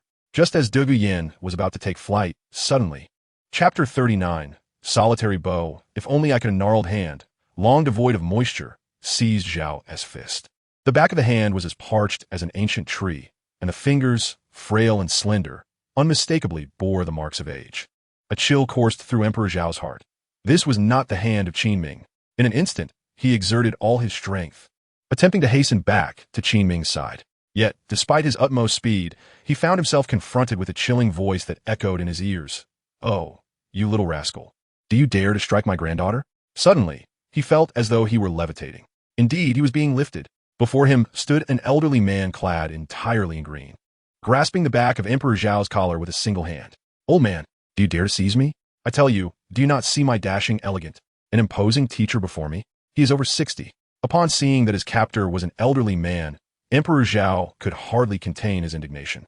However, before he could articulate his thoughts, Yu Tianheng and Qin Ming hastily approached, bowing respectfully as they greeted, "Esteemed Poison Douluo, greetings. Uncle Dugong, greetings. Uncle Dugong, greetings." Emperor Zhao's words were abruptly halted. "Poison Douluo, Dugubo, the title Douluo Dugubo? By heavens, this time, we've truly encountered a grave situation." Emperor Zhao was momentarily taken aback. Just moments ago, he was basking in the glory of his success. But who could have anticipated the sudden appearance of Dugubo? No one could remain composed when caught off guard in such a jubilant moment. At this moment, the small heart of Emperor Zhao trembled. Upon hearing their greetings, Dugubo nodded and then turned his gaze to the little one in his hands, smilingly inquired, "What were you about to say? And how should I be addressed?" Upon hearing these words, Emperor Zhao felt a jolt of realization. The speed of his thoughts was beyond mere description. It was a flash of inspiration. He hurriedly donned a courteous smile, slowly turned to face Dugubo, and swiftly replied, "Oh, it's nothing, Grandfather Dugu. I merely mentioned how remarkably handsome you are." Upon recognizing you, my mind momentarily clouded, and in my confusion, my words became jumbled. I intended to express my humble apologies for not welcoming you appropriately. As he spoke, his chubby little hands rubbed together, resembling a sycophant. Douluo chuckled heartily a few times and then turned his gaze to Qin Ming, saying with a smile, Qin Ming, is this also one of your students? Amused by Zhao Emperor's words, Qin Ming returned the smile and replied, indeed, senior. This is someone I just brought back today. Douluo nodded and remarked, quite interesting. This little one has a charming demeanor. Please teach him well. Qin Ming, lowering his head slightly, felt a flicker of surprise at these words, then nodded in agreement, saying, it is my duty to do so. At that moment, Emperor Zhao let out a sigh of relief. After sharing a solitary smile with Gu, he realized that everything was fine. He wiped away the non-existent sweat with his hand and elegantly waved it, exclaiming whoosh. You startle me. Emperor Zhao did not lower his voice. Of course. Lowering it would have been futile. Everyone heard him. Yu Qianheng and the others gazed at Emperor Zhao with peculiar expressions, while Qin Ming was momentarily taken aback. Gu Dubois turned to face Emperor Zhao, still wearing a smile, and said, you are quite the interesting little fellow. He then slowly set him down. At this moment, Qin Ming clasped his hands and inquired, Senior, what brings you here? Gu Dubois waved his hand dismissively and replied with a chuckle, oh, there is nothing much going on. I merely came to see my granddaughter. His gaze shifted back to Emperor Zhao as he asked, Young one, during your earlier confrontation with them, you were impressive, but... His eyes sharpened slightly as he continued, why do I sense that you did not utilize your soul power? Not even your martial soul or soul rings. As soon as Gu Dubois finished speaking, Qin Ming and the others were momentarily stunned. Then they quickly grasped the implication, their astonishment palpable. They had been so focused on Emperor Zhao's formidable prowess that they overlooked these details. Qin Ming instinctively thought it was merely child-esque play, hence his oversight. But now, upon Gu Dubois' reminder, memories flooded back, and he recalled the moment at the school gate when the child seemed to withstand a punch from a soul king without employing his martial soul. The more Qin Ming pondered, the more alarmed he became, beginning to question whether the child was truly just that, a child. Feeling the collective gaze of the crowd once again upon him, Emperor Zhao sighed and said, Alas, I originally wished to lead an ordinary life. Yet you all insist on forcing me to shine. Such a tedious existence, indeed. I can only tread further down this path. Upon hearing this, Gu Dubois laughed, and Qin Ming chuckled as well, shaking his head in disbelief, thinking, how could that be? After all, he is merely a child of a few years. Gu Dubois playfully swatted Emperor Zhao as proud little head, scolding him with a laugh, You little rascal, hurry up and stop dawdling. Emperor Zhao, feeling aggrieved, scratched his head and pouted, saying, I understand. I'm just concerned that if I speak of it, your little granddaughter might become withdrawn. Upon hearing this, Gu Dubois chuckled heartily, and Yu Qianheng and the others bore smiles on their faces. As prodigies, how could they possibly feel inferior due to a mere martial soul? It was utterly inconceivable. Gu Dubois, not believing Zhao's words to be anything but boastful, replied, It's all right. Please, go ahead. Emperor Zhao hesitated for a moment, contemplating, before turning to Yu Qianheng and his companions, saying, I advise you all to remain composed later. Upon hearing this, Yu Qianheng and the others exchanged disdainful glances. You may be formidable, capable of taking on 7 of us, but what more can your prowess achieve? What could your martial soul possibly be? Our martial souls are the pinnacle of excellence. Could it be that you possess something even more powerful? Emperor Zhao, witnessing their disdainful expressions, could only shrug helplessly before finally remarking, Alas, I have warned you. Do not blame me in the end. The solitary boat gently nudged him with his foot, urging, Hurry up. If you cannot proceed, at least reveal your name. Zhao Di's body flickered, deftly evading the kick. Is my dairy re something that can be casually kicked? He then raised an eyebrow at the solitary bow, before continuing, Iae Mitsaodi, the Emperor of Emperors, a level 11 soul control master, with a martial spirit of black silvergrass. As he spoke, Zhao Di extended his right hand, revealing a floating stalk of black silvergrass. Simultaneously, a purple 1,000-year spirit ring gradually materialized beneath his feet. Goodness, if such a phrase existed in the Douluo continent, this scene would undoubtedly unfold. Yet, even in its absence, it would soon become a reality. Both Gu Dubois and Qin Ming were left in a state of astonishment, and the 7 children stood equally mesmerized. The atmosphere became eerily silent, so much so that the sound of a falling needle could be distinctly heard. Emperor Zhao expressed his helplessness, exclaiming, What can I do? I am simply extraordinary. Moreover, I had already given my prior warnings. Chapter 40, The Oath 5. The solitary bow was the first to react, swiftly crouching down and trembling as he grasped both of Emperor Zhao's shoulders. With wide, round eyes, he inquired, "Child, how did you acquire this soul ring? How did you absorb it? Who assisted you?" A barrage of questions tumbled forth from his lips. Emperor Zhao shook his shoulders, feeling a slight pain from the pressure applied. In a flurry of anxiety, Douluo quickly withdrew his hand, having nearly lost control of his strength in a moment of excitement. Emperor Zhao massaged his shoulders and remarked, "It is nothing extraordinary. I stumbled upon this ancient spirit beast on the brink of death, and thus it became my soul ring." When Emperor Zhao spoke, his head was held high, as if proclaiming an exceedingly proud accomplishment. He then continued, "However, my grandfather advised me not to casually reveal my soul rings. In order to ensure that I do not expose them under ordinary circumstances, my grandfather subjected me to particularly rigorous training." As he spoke, tears welled up in Emperor Zhao's eyes, and he appeared on the verge of weeping. The reason why Emperor Zhao chose to reveal his soul ring at this moment primarily rests on 2 points. Firstly, since prolonged interaction is inevitable, such exposure is bound to occur, and the distinction between voluntarily disclosing it and being discovered is significant. Secondly, and of utmost importance, those present are, in the original narrative, not exactly virtuous individuals, yet they do care deeply for the feelings of their companions. After careful consideration, Emperor Zhao resolved to unveil his secret. Observing the tearful Emperor Zhao, Douluo felt a pang of sympathy. Such a lively and delightful child, who should be of an age to frolic and play, is instead burdened by the need to conceal his gifts. Raising his withered hand, he gently caressed Zhao's cheek and softly inquired, "What has your grandfather trained you in?" Emperor Zhao suddenly burst into tears, resembling an ordinary child.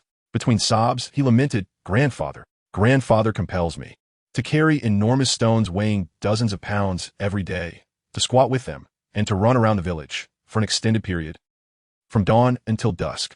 Oh! After the Emperor Zhao spoke half-heartedly about his usual training regimen, he fell silent, unleashing a torrent of tears with all his might. In an effort to portray his sorrow more convincingly, he rubbed his eyes and wiped away the tears incessantly. Upon hearing Zhao's words, Qin Ming, regaining his composure, fell into silence once more. Douluo also remained quiet. The 7 children exchanged glances, their expressions reflecting a shared sense of shock. They were astounded that such a small child was subjected to such a grueling training volume. Unreservedly, it could be said that Zhao's training intensity was several times greater than that of these children.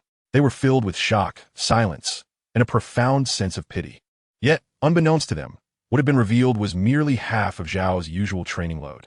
As they remained in silence, Zhao's cries intensified, filled with anguish as he lamented, "Why, I miss my grandfather." Upon hearing this, Douluo gently embraced Zhao, whispering, "It's all right, child. If you wish, you can consider me your grandfather from now on." "No, you're not my grandfather." "I want to find my grandfather, As he spoke, Zhao flailed his arms and legs, as if striving to escape the embrace. He continued to wail, "Grandfather, doesn't he hit me?" with his hands. Douluo, upon hearing this, had a moment of clarity, ready to respond, but was interrupted by Zhao's cries. Grandfather wouldn't he hit me with his hands? He uses a stick to hit me, and chases me." The room fell silent once more. Douluo found himself at a loss for words, his throat constricted. After a while, sensing the little one in his arms growing increasingly sorrowful, he instinctively caught on to Zhao's words, and without a second thought replied, All right, then I shall also use a stick to hit you in the future, and chase after you as well." The mournful cries of Emperor Zhao abruptly ceased. At that moment, the atmosphere seemed to fall into a profound stillness. Qin Ming and Yu Tianheng exchanged peculiar glances at the solitary bow. After a 3-second silence, a gentle breeze swept through, followed by a soft lament. The anguished cries of Emperor Zhao echoed through the heavens and stirred the spirits. "What? Do you still wish to strike me? Impossible. Am I the type to relish in suffering? Certainly not. If you do not clarify your words today, I shall weep incessantly." In that moment, the solitary bow realized he might have misspoken. "But a dignified title to Monsieur the mere child." He glanced at Emperor Zhao's face, giving it a gentle squeeze. Indeed, it was quite soft. Sighing, he thought, "Well, considering your youth, cuteness, and remarkable genius, I suppose I shall comfort you." With a deep breath, the solitary bow embraced Emperor Zhao once more, softly murmuring, "I shall not strike you, I promise. Instead, I will cherish you as I do my grandson. Is that agreeable?" Emperor Zhao felt it was nearly time and gradually ceased his weeping. intermittently choking back sobs as he inquired, "Is it truly so?" The solitary scholar chuckled heartily and replied, "Indeed, it is absolutely true." Emperor Zhao nodded slightly, then continued to nibble on his small fingers. After a moment of contemplation, he spoke in a tender, childlike voice. "Well, I shall not call you grandfather. However, given your kindness towards me, I will share a secret with you. This secret, as grandfather warned, must never be disclosed to others, lest I find myself unable to escape the direst of fates." Upon hearing this, the curiosity of the solitary beau surged to new heights. What could possibly surpass the significance of possessing a millennium-old soul ring at such a tender age? It was not just Bo who was captivated. Qin Ming and even the solitary Yin were fixated intently on Emperor Zhao. The young face of Emperor Zhao was filled with turmoil. After a moment's hesitation, he turned once more to the solitary beau and said, "You promised to cherish me. You must not go back on your word." Douluo nodded earnestly, affirming his commitment. How could he possibly harm such an extraordinary genius when he felt compelled to protect him? Emperor Zhao lingered with him for a while longer, reiterating the need for protection, insisting that he must not abandon or disclose anything to anyone. "Very well, I shall safeguard you diligently. Fear not, speak your mind, as long as I am here." "There are but a few who would dare to challenge you within this vast Hindu empire," he assured with steadfast conviction. Emperor Zhao nodded submissively, then reiterated with emphasis, "But do not divulge this to anyone. Otherwise, my grandfather warns that I may be in peril." The solitary beau nodded obediently once more. After Emperor Zhao finished speaking, he felt that something was still amiss. He turned to the others and said, "You all must promise not to tell anyone, okay? Rest assured, I shall never divulge it." Came a reply, "I do not believe you, unless you swear by your martial spirits." The group exchanged glances, and then Qin Ming stepped forward first, raising 3 fingers and declaring, "I, Qin Ming, once again swear that if I reveal what Emperor Zhao wishes to keep secret, my cultivation shall cease at this point." Chapter 41. Voluntary Revelation and Introduction of Martial Spirits. Douluo cast a meaningful glance at Qin Ming before turning back to gaze softly at Emperor Zhao, feeling increasingly fond of him with each passing moment. Yu Qianheng and the others shared knowing looks, and then they too stepped forward to take their oaths. A few minutes later, after all had sworn their vows, Douluo smiled and said, "Little one, I shall make a vow as well." Just as he reached out, Emperor Zhao immediately stopped him, his large, innocent eyes looking up at him as he said, "It's all right. Grandfather has always said that young people cannot be trusted, and children often speak carelessly, which is why I had them swear. You are just as kind to me as grandfather, and I trust you." Emperor Zhao spoke with a captivating charm, vivid and lifelike, not for any other reason, but to illustrate that progress can sometimes masquerade as retreat. Indeed, upon hearing this, the solitary beau let out a hearty laugh and then gently caressed Emperor Zhao's face, saying, "Perhaps your grandfather neglected to inform you that the longer one lives, the more formidable one becomes." He then raised his hand once more and declared, "It's nothing. I should make a vow as well. Since everyone else is doing so, I cannot be the only one abstaining." Without waiting for Emperor Zhao's response, he began to pledge his oath. The sky grew slightly overcast, and the clouds rumbled ominously, as if resonating with the weight of Bo's vow. Emperor Zhao felt a surge of emotion. The title of Douluo truly carried weight. Even a mere utterance could stir the heavens and the earth. After Douluo concluded his statement, he lowered his head with a smile and gazed at Emperor Zhao, saying, "Well, little one, isn't this splendid?" Emperor Zhao weakly nodded, his gaze sweeping the surroundings as if to ascertain whether anyone was eavesdropping. His mind, however, was preoccupied with contemplation. Should he reveal everything or merely a fragment? Time was fleeting, and mere seconds later, clarity dawned upon him. After casting a careful glance around, he gradually rose, gently extricating himself from the embrace of the solitary beau, positioning himself several meters away. He ensured a distance of 3 or 4 meters from the others as well. The eyes of the assembled crowd followed his movement. With a slight pursing of his lips, he spoke, "My martial soul is not, in fact, the black silvergrass." As soon as Emperor Zhao spoke, he astonished them all. The crowd stared at him in a daze, their minds swirling with confusion. Could it be that a martial soul could impersonate another? Or perhaps it was a twin martial soul. Yet, if it were indeed a twin martial soul, it would not lead to the assertion that the martial soul was not the black silvergrass. Although the assembly was perplexed, none dared to voice their inquiries, for they understood that the answers would soon reveal themselves. Emperor Zhao paused momentarily, observing their reactions, before his soul rings gradually ascended once more.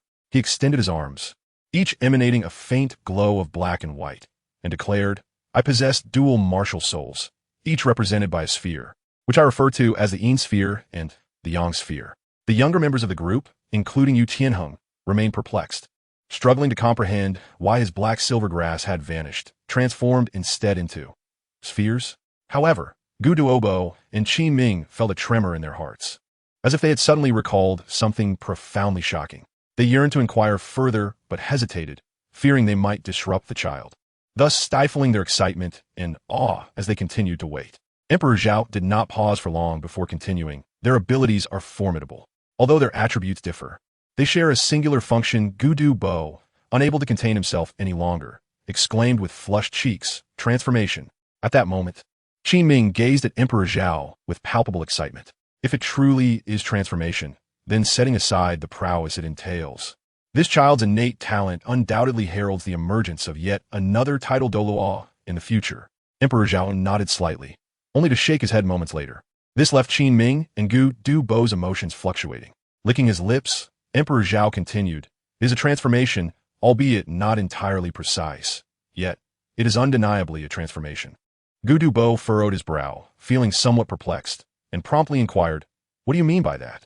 Emperor Zhao raised his right hand, gesturing for the black sphere to move slightly forward. He remarked, For instance, this black sphere currently possesses the capability to transform into any martial spirit I can conceive, with certain functionalities at its disposal. However, it is incapable of replicating soul techniques.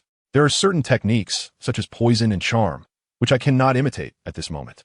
Upon hearing this, Qi Ming's eyes sparkled with excitement as he exclaimed, Does this mean there's a chance in the future?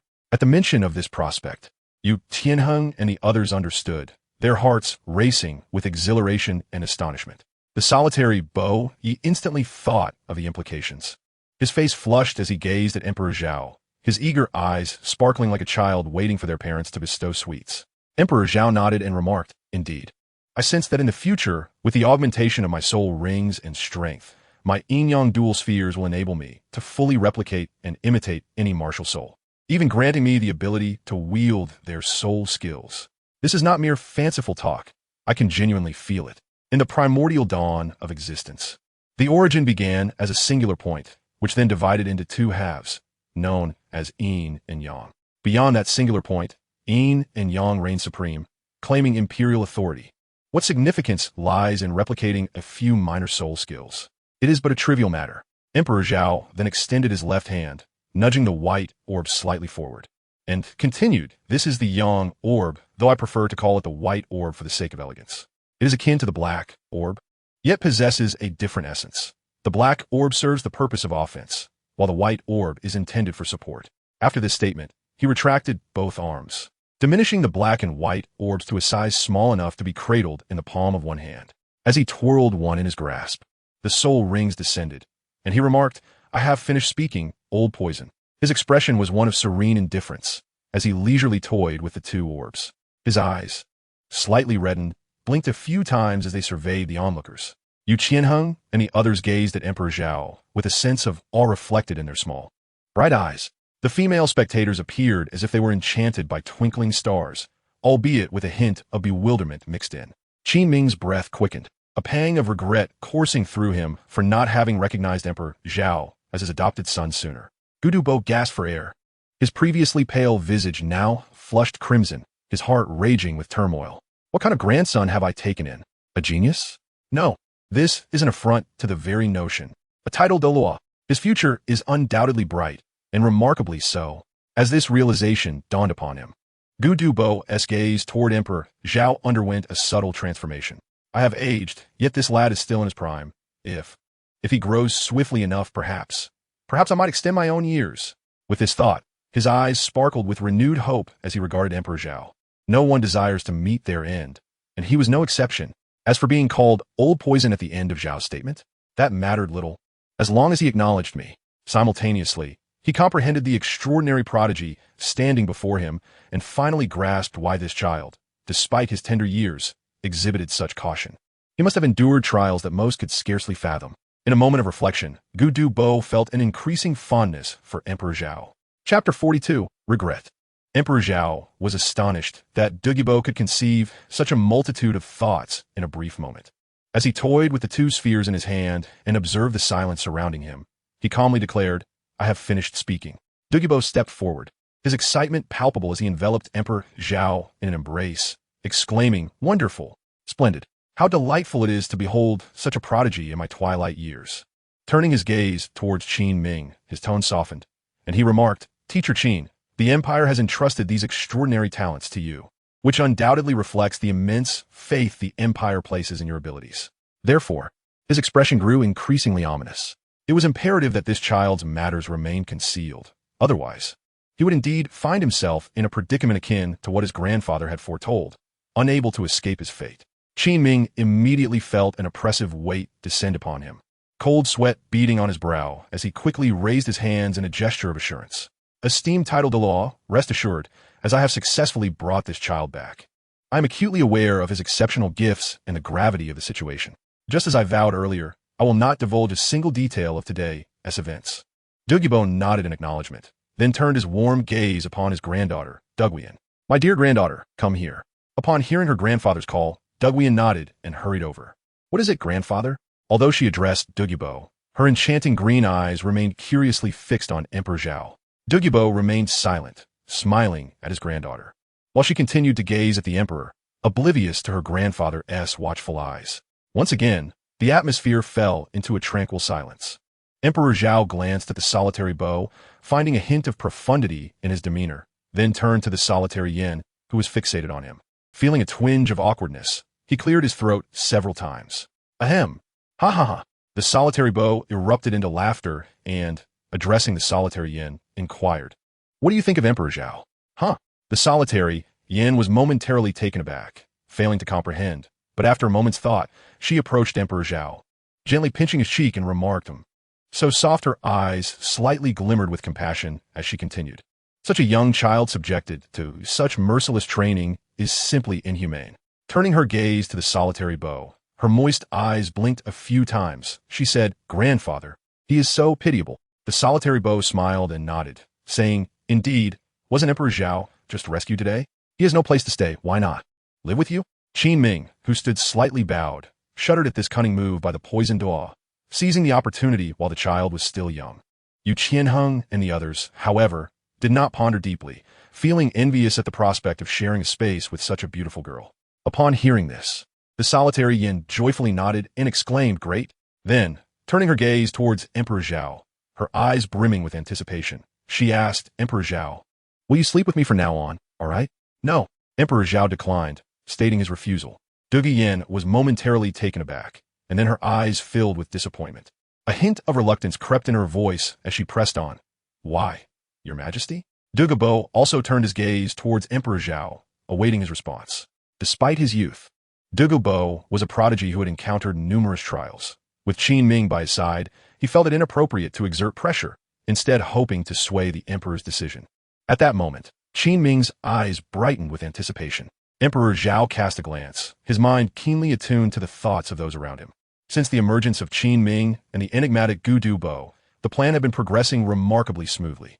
The primary purpose of their visit to the Royal Academy was indeed Douluo, and now that he had taken the initiative to address this matter, how could Emperor Zhao possibly let the opportunity slip away? His refusal was merely a ploy to make them aware of his childlike heart, for his actions were dictated solely by his whims. He plopped down on the ground, crossed his legs, and wrapped his arms around his chest, feigning annoyance as he remarked, "We had just agreed that if I won, you all would have to call me Brother Zhao.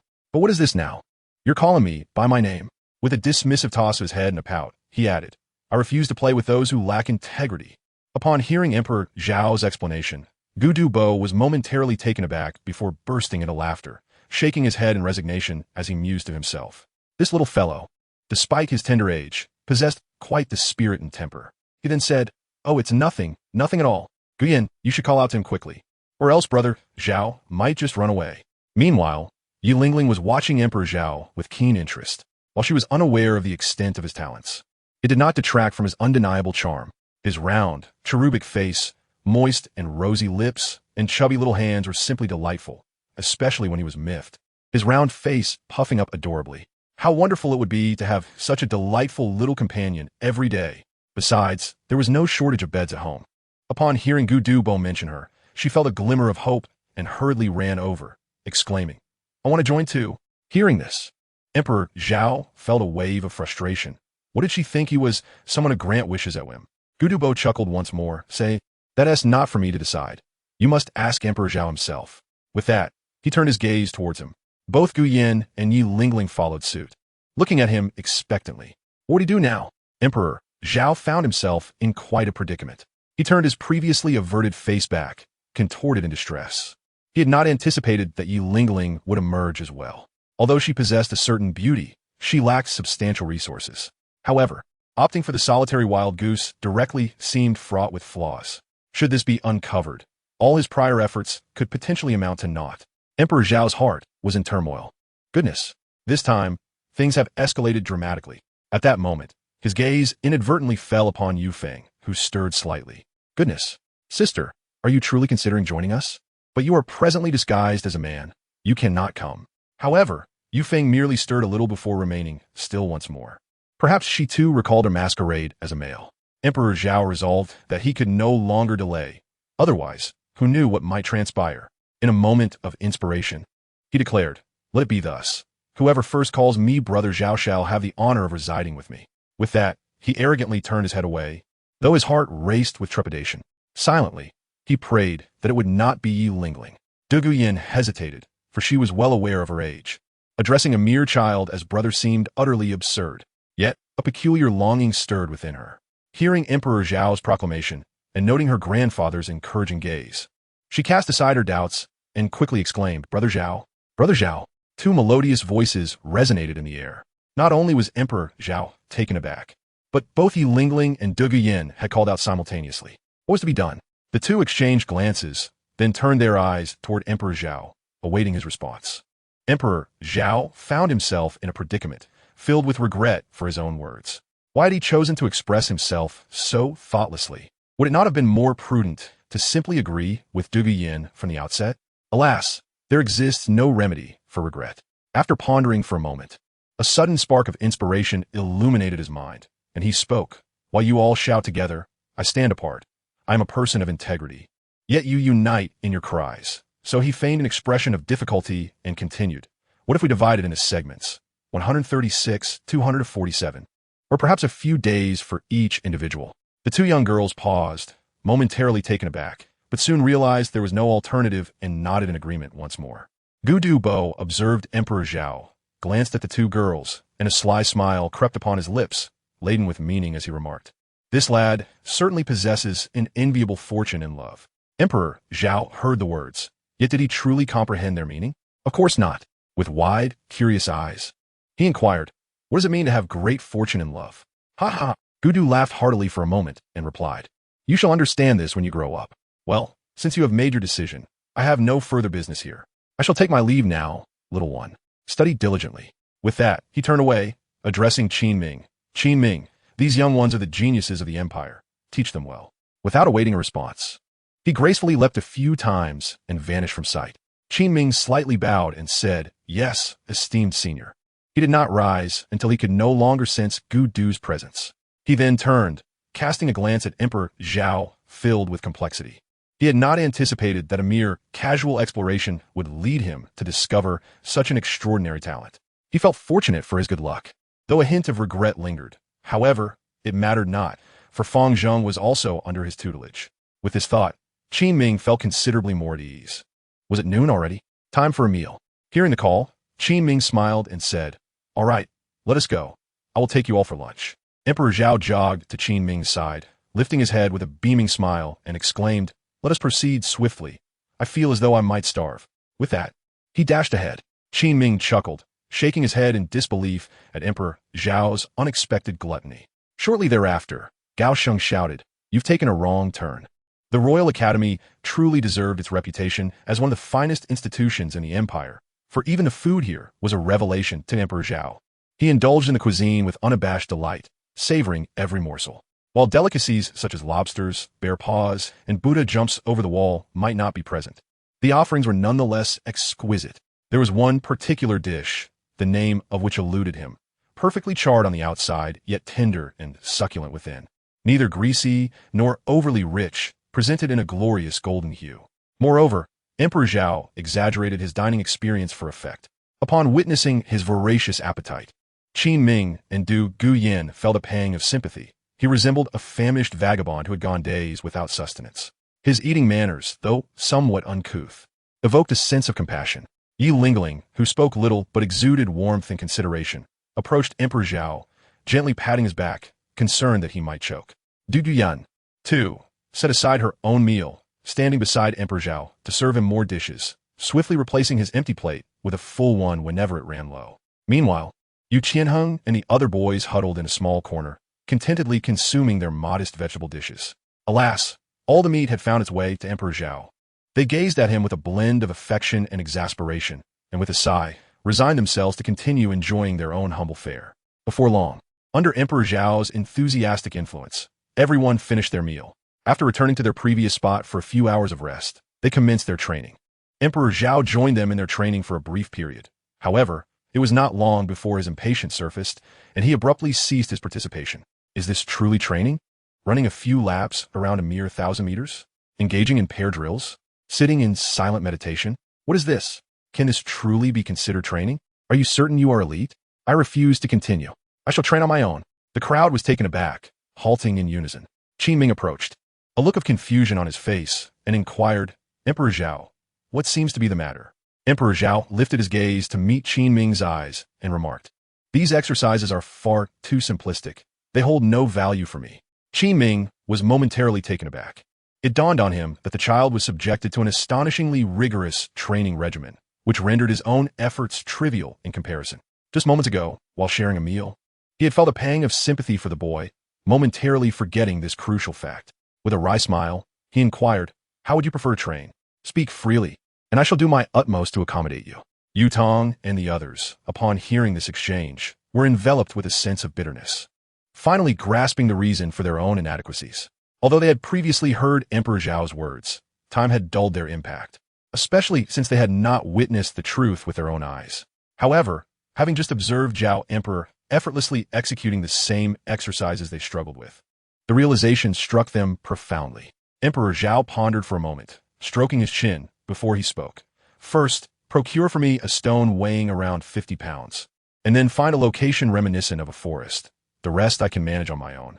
The mention of a stone exceeding 50 pounds startled Qin Ming and the others once more. Yi Lingling approached Emperor Zhao, grasping his hand with concern as she gently remarked, Brother Zhao, you no longer require such intense training for your protection. We are here for you now, and we will safeguard you. Du Guyan also stepped closer, taking hold of his other hand, her voice soothing as she added, Indeed, you are safe now. With my grandfather by your side, no one would dare to harm you. Yu Qianheng then joined in, affirming, Yes, Brother Zhao, from now on we are good friends, comrades in arms. You need not worry about the dangers that once plagued you. I refuse to believe anyone would dare to threaten my brother. Sure, Mo, and Yu Feng also rallied around, each attempting to persuade Emperor Zhao. After a brief moment of hesitation, Qin Ming interjected, Emperor Zhao, this is the Royal Academy. As long as you remain a student here, very few would dare to lay a hand on you. Therefore, if your motivation for such rigorous training stems from fear of danger, I would strongly advise against it. Emperor Zhao, upon hearing the words of the crowd, shrugged his shoulders with a sense of resignation and remarked, I have merely grown accustomed to such rigorous training. Furthermore, without it, my progress in rank would be exceedingly slow. As for your suggestion, Master Qin, I believe it stems from a concern regarding the potential internal injuries that such intense training might inflict upon the body. Qin Ming nodded in agreement. Emperor Zhao, with a dismissive smile, proudly lifted a small head and said, Perhaps I did not articulate the properties of the white orb clearly before. So allow me to elaborate once more. As he spoke, his left hand extended, enveloping the white orb in a radiant glow, channeling his soul power. A faint mist of white drifted towards Qin Ming. He continued, The attribute of the white orb is auxiliary, but its primary function is healing. Not only does it mend external injuries, but it also restores soul power and repairs internal wounds. Much like Yi Lingling's 9 Heart Lotus, it possesses the ability to enhance attributes, akin to the 7-treasure glazed tile pagoda. However, it lacks a soul ring, rendering the attribute enhancement virtually non-existent. Thus, its current utility is solely for healing. Therefore, if Teacher Qin is concerned about my internal injuries, there is no need for worry. Chapter 44. Almost becoming fragrant. Following this, Qin Ming remained silent, nodding before departing to fetch stones for Emperor Zhao. Yu Qianheng and the others stared blankly at Emperor Zhao.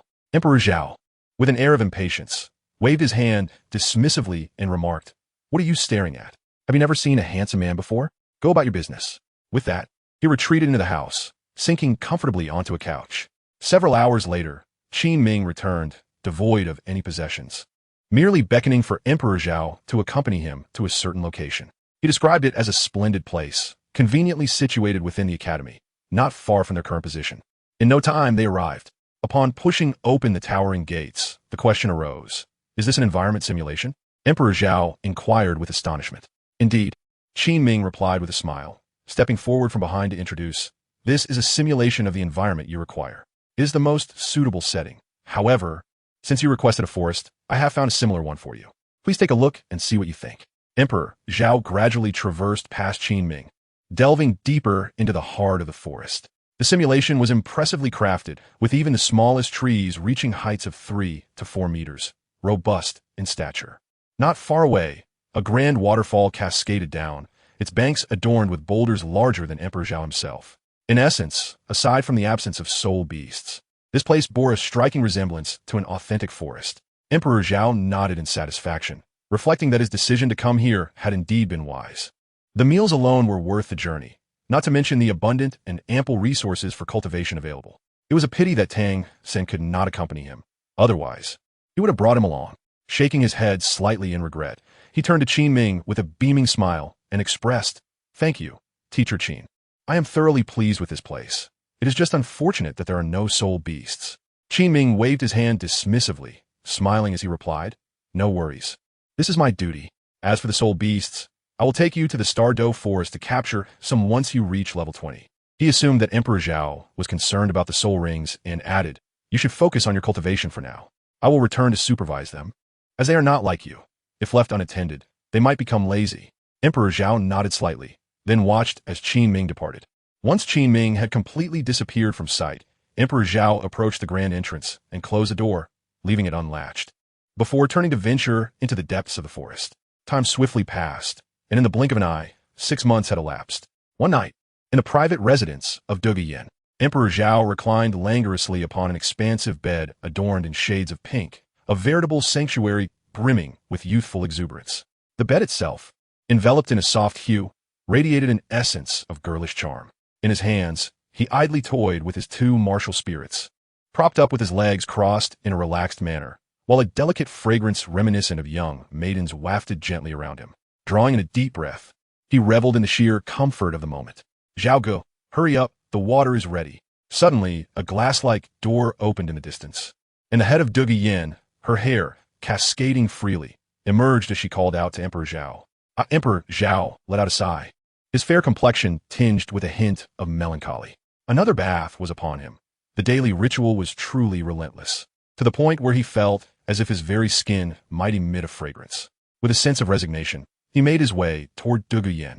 Observing Zhao's sluggish pace, Douluo promptly seized his arm, drawing him into the bathing chamber, where a sizable tub had already been filled with water, ample enough for 2. The following morning, Zhao Ge, it's time to rise, Douluo called softly, propping herself up on her arms as she gazed at the slumbering Emperor Zhao. A sweet smile graced her lips as she gently nudged him, her voice tender and coaxing. Zhao Di shifted his body, waved his hand, and remarked, "What time is it? It's still early. Let me sleep a little longer." With that, he pulled the pink quilt over his head. Douluo smiled helplessly, disregarding him, and began to dress herself. After donning her school uniform, she returned to Zhao Di's bedside, a triumphant smile gracing her lips. "Just wait. I'll have my way with you," she said leisurely. "Breakfast is ready." In less than a minute, Zhao Di, fully dressed, stood before her, his smile broadening. Yet, before she could utter another word, he grasped her hand and pulled her outside. With a resigned smile, she gazed at his petite figure, a warm, indescribable feeling blossoming within her heart. Upon arriving at the cafeteria, the situation was no longer under Douluo's control. The 2 spent half an hour finishing their meal before hastily making their way to the assembly point. The distance was not great, and upon reaching the large building where everyone had gathered, they found that only they were missing. They quickly rejoined their group. Just as Qin Ming was about to commence training, Douluo suddenly appeared at his side. Douluo, upon seeing him, exclaimed joyfully, "Grandfather." Upon witnessing this, Emperor Zhao's eyes gleamed with delight.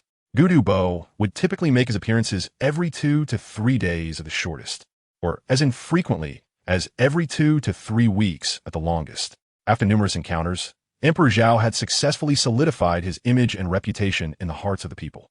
The next step was to seek an opportunity to enter his vegetable garden. He casually exclaimed, "Greetings, old poisoner." Subsequently, the others also extended their greetings. Douluo chuckled in response, his gaze fixed on Emperor Zhao, playfully rebuking him. "Only you have the audacity to call me an old man. Ha ha." With a disdainful glance, Emperor Zhao declared, "Humph. That is merely a testament to my prowess. One must understand that I have rescued your granddaughter on several occasions. Furthermore, when she matures, should she lack my protection and continue to possess such beauty, she would undoubtedly fall prey to some scoundrel. Imagine the fury that would ensue when she returns home, knowing that it would not be an easy task to gain the acceptance of a title Douluo." Zhao Di accompanied Yu Tianheng and his companions during their training excursions. Surprisingly, Zhao Di initially thought there would be no opportunity for him. Yet he discovered that Yu Tianheng and the others were remarkably proud and self-assured. Had Zhao Di not reacted swiftly, they might have faced dire consequences. Of course, Qin Ming was present as well, albeit at a distance greater than Zhao Di's. Throughout this period, Zhao Di gradually came to understand their personalities, each one more arrogant and confident than the last. It was no wonder that, despite their overwhelming strength, they ultimately fell to Tang San and his group in the original narrative. Zhao Di's act of saving the 7 members of Yu Tianheng's group did not go unnoticed by Douluo, who recognized their bond as kin and family. Consequently, Zhao Di began to emerge in the sights of various factions, leaving one to ponder whether this was a blessing or a curse. For the time being, it appeared to be a blessing, as Zhao Di could distinctly sense Douluo's initial intentions of using him evolving into a genuine desire to protect and care for him. With a knowing smile, Douluo remarked, Indeed, you are formidable. I shall entrust my granddaughter to you henceforth." Emperor Zhao nodded with pride, mirroring his elder brother's gesture as he remarked, "No problem, it's a trivial matter. I shall certainly ensure the protection of your dear granddaughter, with her delicate, fair, and plump form." Douluo let out several hearty laughs before engaging in casual conversation with Emperor Zhao. Meanwhile, the nearby Douluo, having overheard their exchange, appeared to be lost in thought, her cheeks tinged with a faint blush. She murmured softly, as if in reproach, clasping her small hands and whispering, "What is grandfather talking about?" Chapter 45. Journey to the Starry Great Forest. As was customary, Douluo did not linger for long and soon took his leave. Yu Tianheng and the others commenced their training, while Emperor Zhao returned to his own quarters to continue his regiment. Days passed in a routine of meals, training, and rest. Emperor Zhao occasionally accompanied a few individuals on excursions for training. In the blink of an eye, over 6 months had passed once again. During this period, Emperor Zhao requested a token from Qin Ming, granting him unrestricted access to the soul hunting forest, under the pretense of seeking a suitable place for his training. Initially, Qin Ming harbored reservations and dispatched several individuals to ensure his safety. However, as time elapsed, it became evident that such precautions were unnecessary. Emperor Zhao would periodically visit the soul hunting forest, not for any other reason, but for his beloved little fox. Perhaps due to the evolution of Zhao's white orb, the little fox had been cultivating at an astonishing pace. In just a year, it had transformed from a creature with a century of cultivation into a 6-tailed demon fox with over 1,000 years of experience. The rapid growth of the little fox reminded Emperor Zhao of a mythical beast from his past life, the 9-tailed celestial fox. After contemplating this matter, Emperor Zhao made several attempts to utilize the white sphere to assist the little fox in its evolution. After all, the 9-tailed celestial fox is a legendary creature, even more revered than the 5-clawed golden dragon. Setting aside its majestic presence, the mere touch of its 9 tails is a delight. However, after several endeavors, he found no significant effect, merely a slight enhancement of her physical constitution. Following these failures, Emperor Zhao pondered for several days. Eventually, he came to understand that 6 tails were indeed the utmost limit that the white sphere could bestow. With this realization, he concluded that as long as the white sphere was enhanced with a soul ring, it would suffice. Having grasped this concept, Emperor Zhao began to occasionally employ the white sphere for the little fox, recognizing that while it may not elevate her quality, a gradual improvement of her constitution was still commendable. As for the time when she would ascend to 9 tails, there was no rush. He would first focus on augmenting the black sphere. After all, possessing formidable strength is essential for ensuring one's safety. Just a few days prior, Emperor Zhao had discreetly brought the little fox out of the soul-hunting forest and transported her to the Douluo forest, as he would not be returning to the former for soul rings in the future. After a little over a year of diligent cultivation, Emperor Zhao's soul power had reached level 20, and acquiring one more soul ring would elevate him to the rank of Grand Soul Master. "Emperor Zhao, are you ready?" inquired Qin Ming, who had long since packed his belongings, standing outside with Yu Qianheng and others. "Ready." With a resounding shout, Emperor Zhao joyfully rushed towards Qin Ming, his heart brimming with excitement. He eagerly anticipated the rewards that the system would bestow upon him this time. Upon seeing that everyone had gathered, Qin Ming nodded and proclaimed, "Our journey to the Starry Forest serves a dual purpose: to assist Emperor Zhao in acquiring a soul ring and to provide you all with a practical outdoor lesson. Although this is not your first venture into the Starry Forest, we shall delve deeper this time, so ensure you stay closely behind me." "Very well, very well, very well." The group obediently nodded in agreement. Subsequently, Qin Ming led them outside the school gates, where luxurious carriages awaited them. These carriages, spacious enough to accommodate Emperor Zhao and his entourage without feeling cramped, were also impressively swift. After providing a brief overview, Qin Ming turned his gaze towards Emperor Zhao, inquisitively inquiring, "Emperor Zhao, your first soul ring was of several thousand years. How many years do you intend to seek this time?" Upon hearing Qin Ming's question, the 7 members of Yu Tianheng also turned their curious eyes towards Emperor Zhao. Emperor Zhao waved his hand dismissively and remarked, "It's not that significant, merely 5,000 years." Qin Mingyu and Tianheng exchanged glances, their expressions filled with disbelief. While 5,000 years may seem inconsequential, the fact that your first soul ring spans 5 millennia is hardly trivial, is it? Emperor Zhao, stroking his chin, contemplated and remarked, "I'm uncertain of the precise age of this soul ring, yet it cannot be less than the first. Therefore, a span of 7 or 8,000 years would suffice. As for a 10,000-year soul beast, I have considered it, but such creatures have begun to possess intelligence. Setting aside the question of whether we can even obtain one, the sheer malevolence would be overwhelming for me. While utilizing the black orb might allow for some endurance, the risks are exceedingly high." Yu Shenheng and the others fell into silence. Qin Ming, with his head slightly bowed, remained taciturn, needing to steady his emotions and remind himself to acclimate. After more than half a day's rapid travel, the group reached the outskirts of the Douluo forest. Before entering, Qin Ming spoke with renewed seriousness. "This expedition differs from our usual training on the periphery. You must ensure to stay close to me." Zhao Di and his companions nodded obediently. After repeated admonitions, Qin Ming led the 8 children into the depths of the forest. From above, the Douluo forest appeared boundless, with countless towering trees. Occasionally, the roar of a spirit beast could be heard echoing within. This place is a forbidden zone for low-ranked spirit masters, teeming with wild spirit beasts, unlike the soul-hunting forest, where safety is somewhat assured. The Douluo forest is home to numerous 10,000-year spirit beasts. Although they are not exceedingly abundant, their presence is significant. Among them reigns the forest's sovereign, the Titan giant ape. Within the forest, Qin Ming and Zhao Di stood at a distance, observing Yu Qianheng and his companions, who were currently engaged in a fierce struggle with a century-old spirit beast. Their eyes were fixed on the 7, anxious for any unforeseen mishap. In the midst of battle, Yu Qianheng charged forward, leaping high into the air. Thunderclap Dragon Claw. His right hand emanated a faint blue glow as he delivered a powerful punch to the spirit beast, sending it hurtling backward. Just behind it, Yufeng revealed his martial soul and spirit rings, which began to glow faintly. He swiftly advanced, ready to unleash a well-prepared kick at the spirit beast.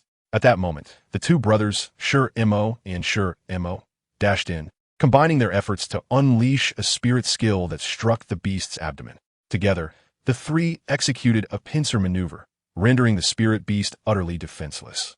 With a final blow from Yu Qianheng, the beast let out a furious roar, succumbing in defeat.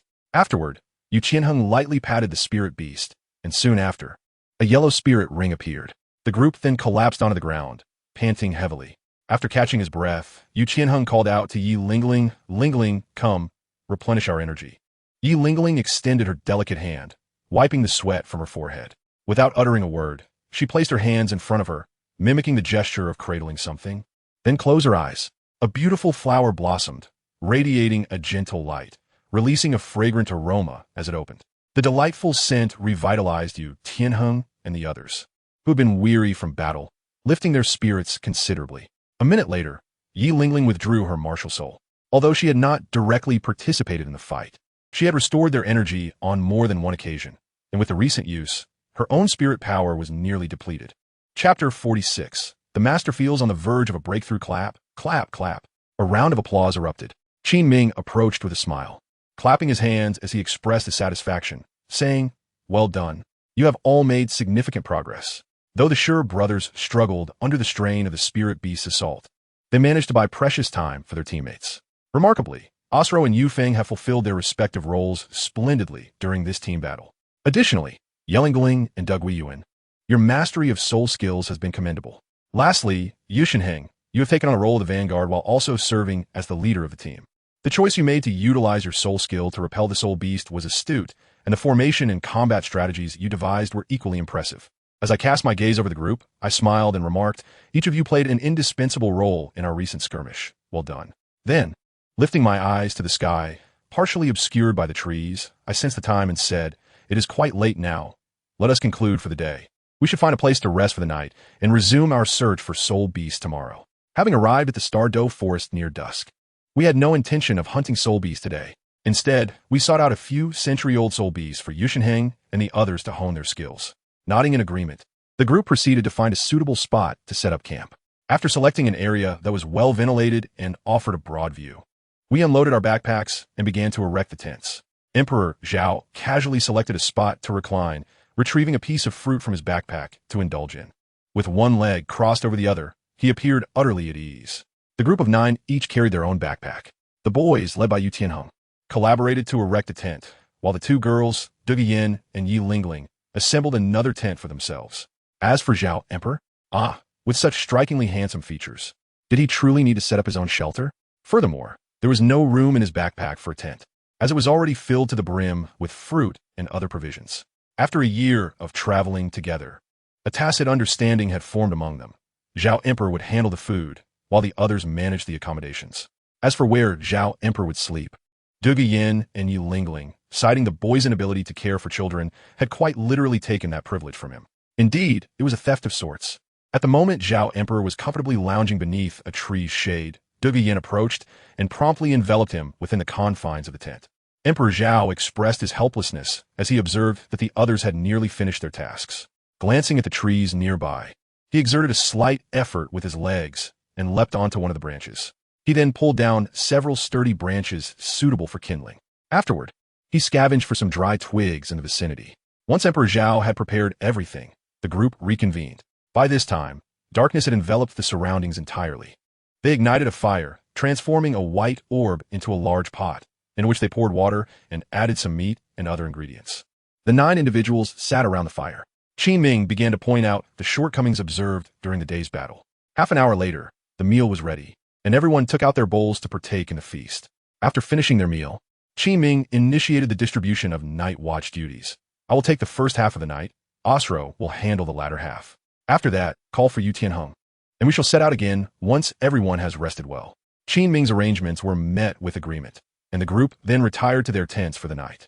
As Emperor Zhao was about to accompany Yu Tianheng and the others, a soft, delicate hand grasped his arm, bringing him to a halt. A faint, bitter smile graced the lips of Emperor Zhao. The few men surrounding Yu Tianheng had become subdued, calling him Brother Zhao with an affectionate tone.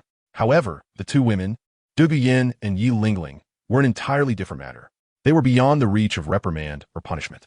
Gradually turning his head, he beheld Yin adorned with a sweet smile as she cheerfully exclaimed, "Brother Zhao, shall we go?" The corners of Zhao Di's mouth twitched as he remarked, "Very well." In a secluded grove of the Nodding Junior Academy, the master gazed at the 2 children before him, then lifted his eyes to the star-studded sky and said, "Let us conclude for today. Return home early and rest. We shall continue tomorrow." Upon hearing the master's words, Tang San and Xiao Wu ceased their activities. Both, flushed from intense training, approached the master and nodded in acknowledgement. After a moment of contemplation, Tang San spoke, "Teacher, I feel that in 2 or 3 months, I will reach level 20. Xiao Wu excitedly chimed in, "Me too. I feel as if my body is completely unimpeded. After every training session, I sense I can absorb so much more." Tang San nodded in agreement. He too had experienced this sensation. If the gains from previous training were a mere 5, now they soared to 7 or even more. The master, upon hearing this, felt a stirring within, though his expression remained stoic as he replied, "Indeed. I believe your physical enhancement is significantly linked to Zhao Di's white sphere." At this, a look of incredulous astonishment crossed the master's face as he continued, "What you described, I too have felt. Zhao Di's second martial soul is indescribable. I sense that the long-sealed cork within me has begun to loosen." "What?" Tang Sen exclaimed, surprised. Having been by the master's side for so long, he understood the formidable nature of that cork. Yet, now it seemed to be loosening. However, he gradually regained his composure. "It's all right, just a minor issue. Zhao Ji's martial soul is indeed remarkable." The master, still in disbelief yet exhilarated, continued, "Yes. I feel there is hope for my breakthrough. The reason I have not yet succeeded is that I am missing something." "Missing what? Is it soul power?" Tang Sen inquired, hopeful that the master could overcome that barrier, thus bringing him true joy.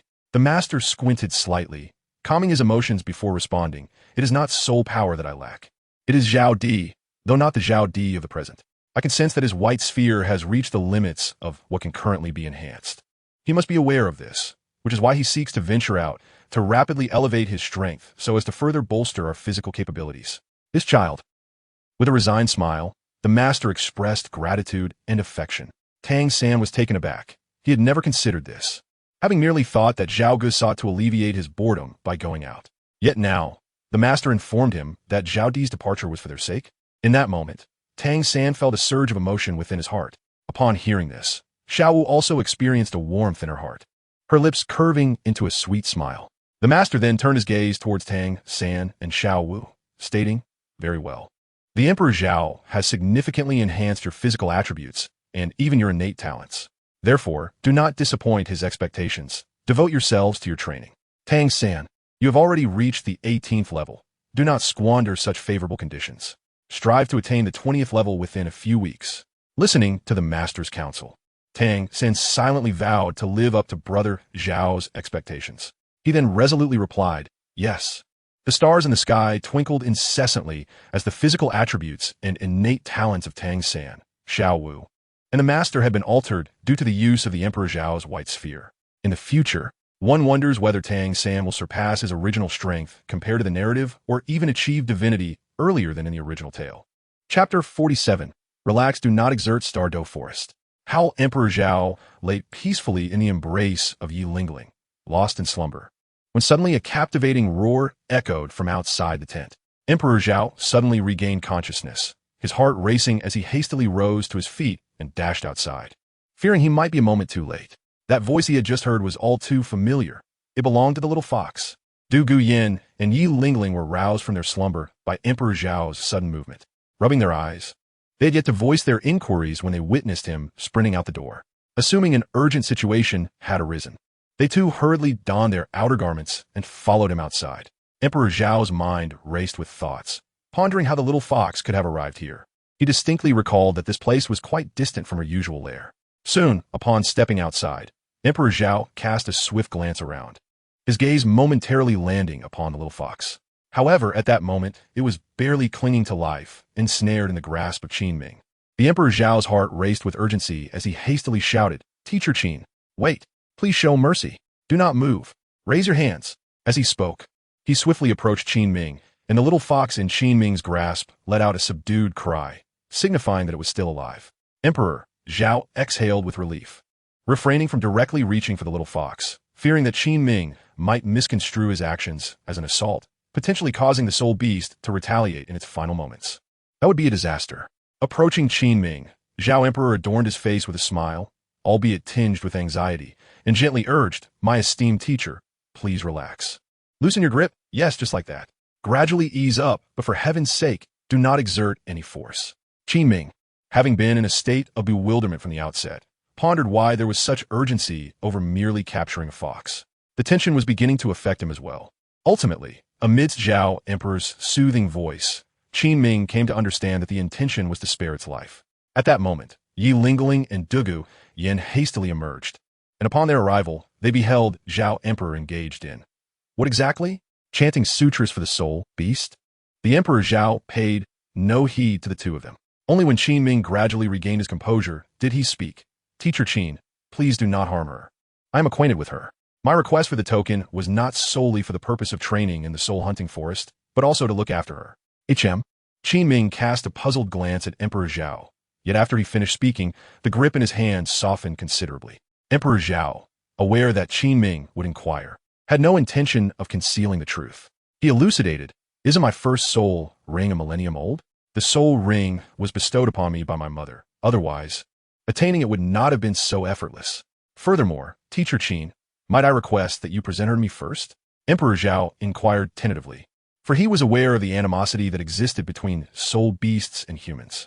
He harbored doubts as to whether Qin Ming might, in a moment of desperation for his own safety, extinguish the life of the little fox. Qin Ming furrowed his brow slightly, then extended his hand to present the little fox to Emperor Zhao, reassured by his presence that nothing untoward could befall such a young creature, merely a millennium old. Emperor Zhao was filled with delight, his face beaming with joy. He extended his hands to receive the almost lifeless little fox. In truth, it was not severely harmed. It had merely been choked, leaving it breathless and weak. Once cradled in Emperor Zhao's embrace, the little fox took a few labored breaths before darting into his arms, then turned to glare fiercely at Qin Ming, baring its teeth. Occasionally, it emitted a low growl, as if to assert its defiance. Observing this, Qin Ming found the little fox rather amusing and chuckled softly. However, his expression shifted dramatically as he fixed his gaze upon it, and in an instant, 6 luminous soul rings appeared around him, radiating an imposing aura. Emperor Zhao could distinctly sense the slight tremor of the little fox's body, after which it fell silent, no longer making a sound or causing a commotion, content to remain nestled in his embrace. Qin Ming smiled, observing the close bond between the little fox and Emperor Zhao. After a moment of contemplation, he spoke, "I am familiar with this spirit beast. It is a 3-tailed fox, inherently clever and agile. By the age of 1,000 years, it possesses an intellect comparable to that of a human teenager. I believe it follows you due to the lingering essence or belongings of its mother." The essence or belongings of its mother.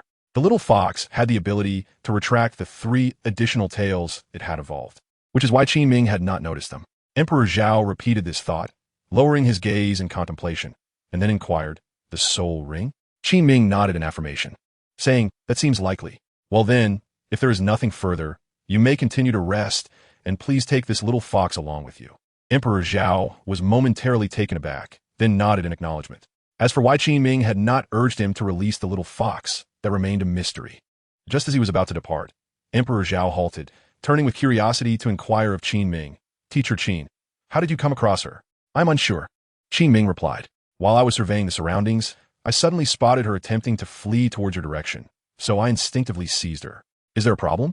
"Nothing at all, nothing at all."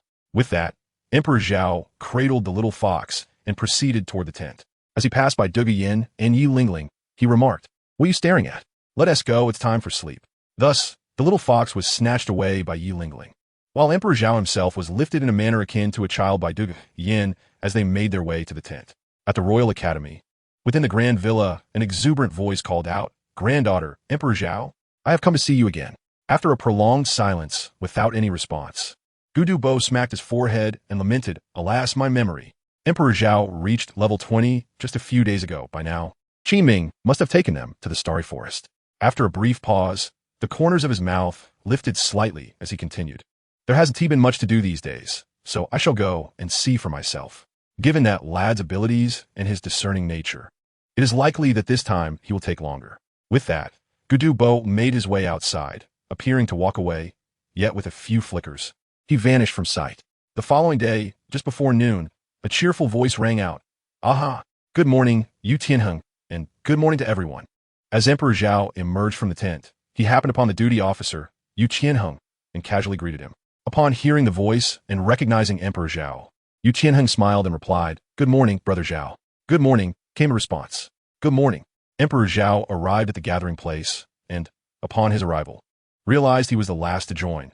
Breakfast was already prepared, and even the little fox was sitting obediently by Yi Lingling's feet, observing him. Despite being under the gaze of the crowd, Zhao felt no trepidation and leisurely sat down to enjoy his meal. Once everyone was awake, Qin Ming cleared his throat and spoke. "Today, we shall venture into the middle layers of the forest, where the ancient soul beasts reside. You are to follow closely behind me, Understood? Understood. Understood. The crowd responded in unison. Qin Ming nodded and continued to impart his knowledge until Zhao had finished his meal, at which point he announced, "All right, it's time to prepare for departure." After checking their backpacks, the group followed Qin Ming deeper into the forest's interior. The little fox trailed alongside them. As there was no immediate opportunity to find her a place to stay, for now, she would accompany them. Chapter 48. Two ancient soul beasts in the blink of an eye. 3 days had passed. During this period, the group had encountered numerous fierce battles, and they even came across an ancient soul beast. Fortunately, with Qin Ming's guidance, they were spared from peril. Has everyone had sufficient rest? Qin Ming inquired. As just moments ago, Yu Qianheng and others had faced an attack from a 5,000-year-old soul beast. Afterward, Qin Ming led the group to a resting spot. Roar! Roar! Just as he finished asking, 2 furious roars echoed from a distance. Emperor Zhao and the others instantly rose to their feet, adopting a state of readiness.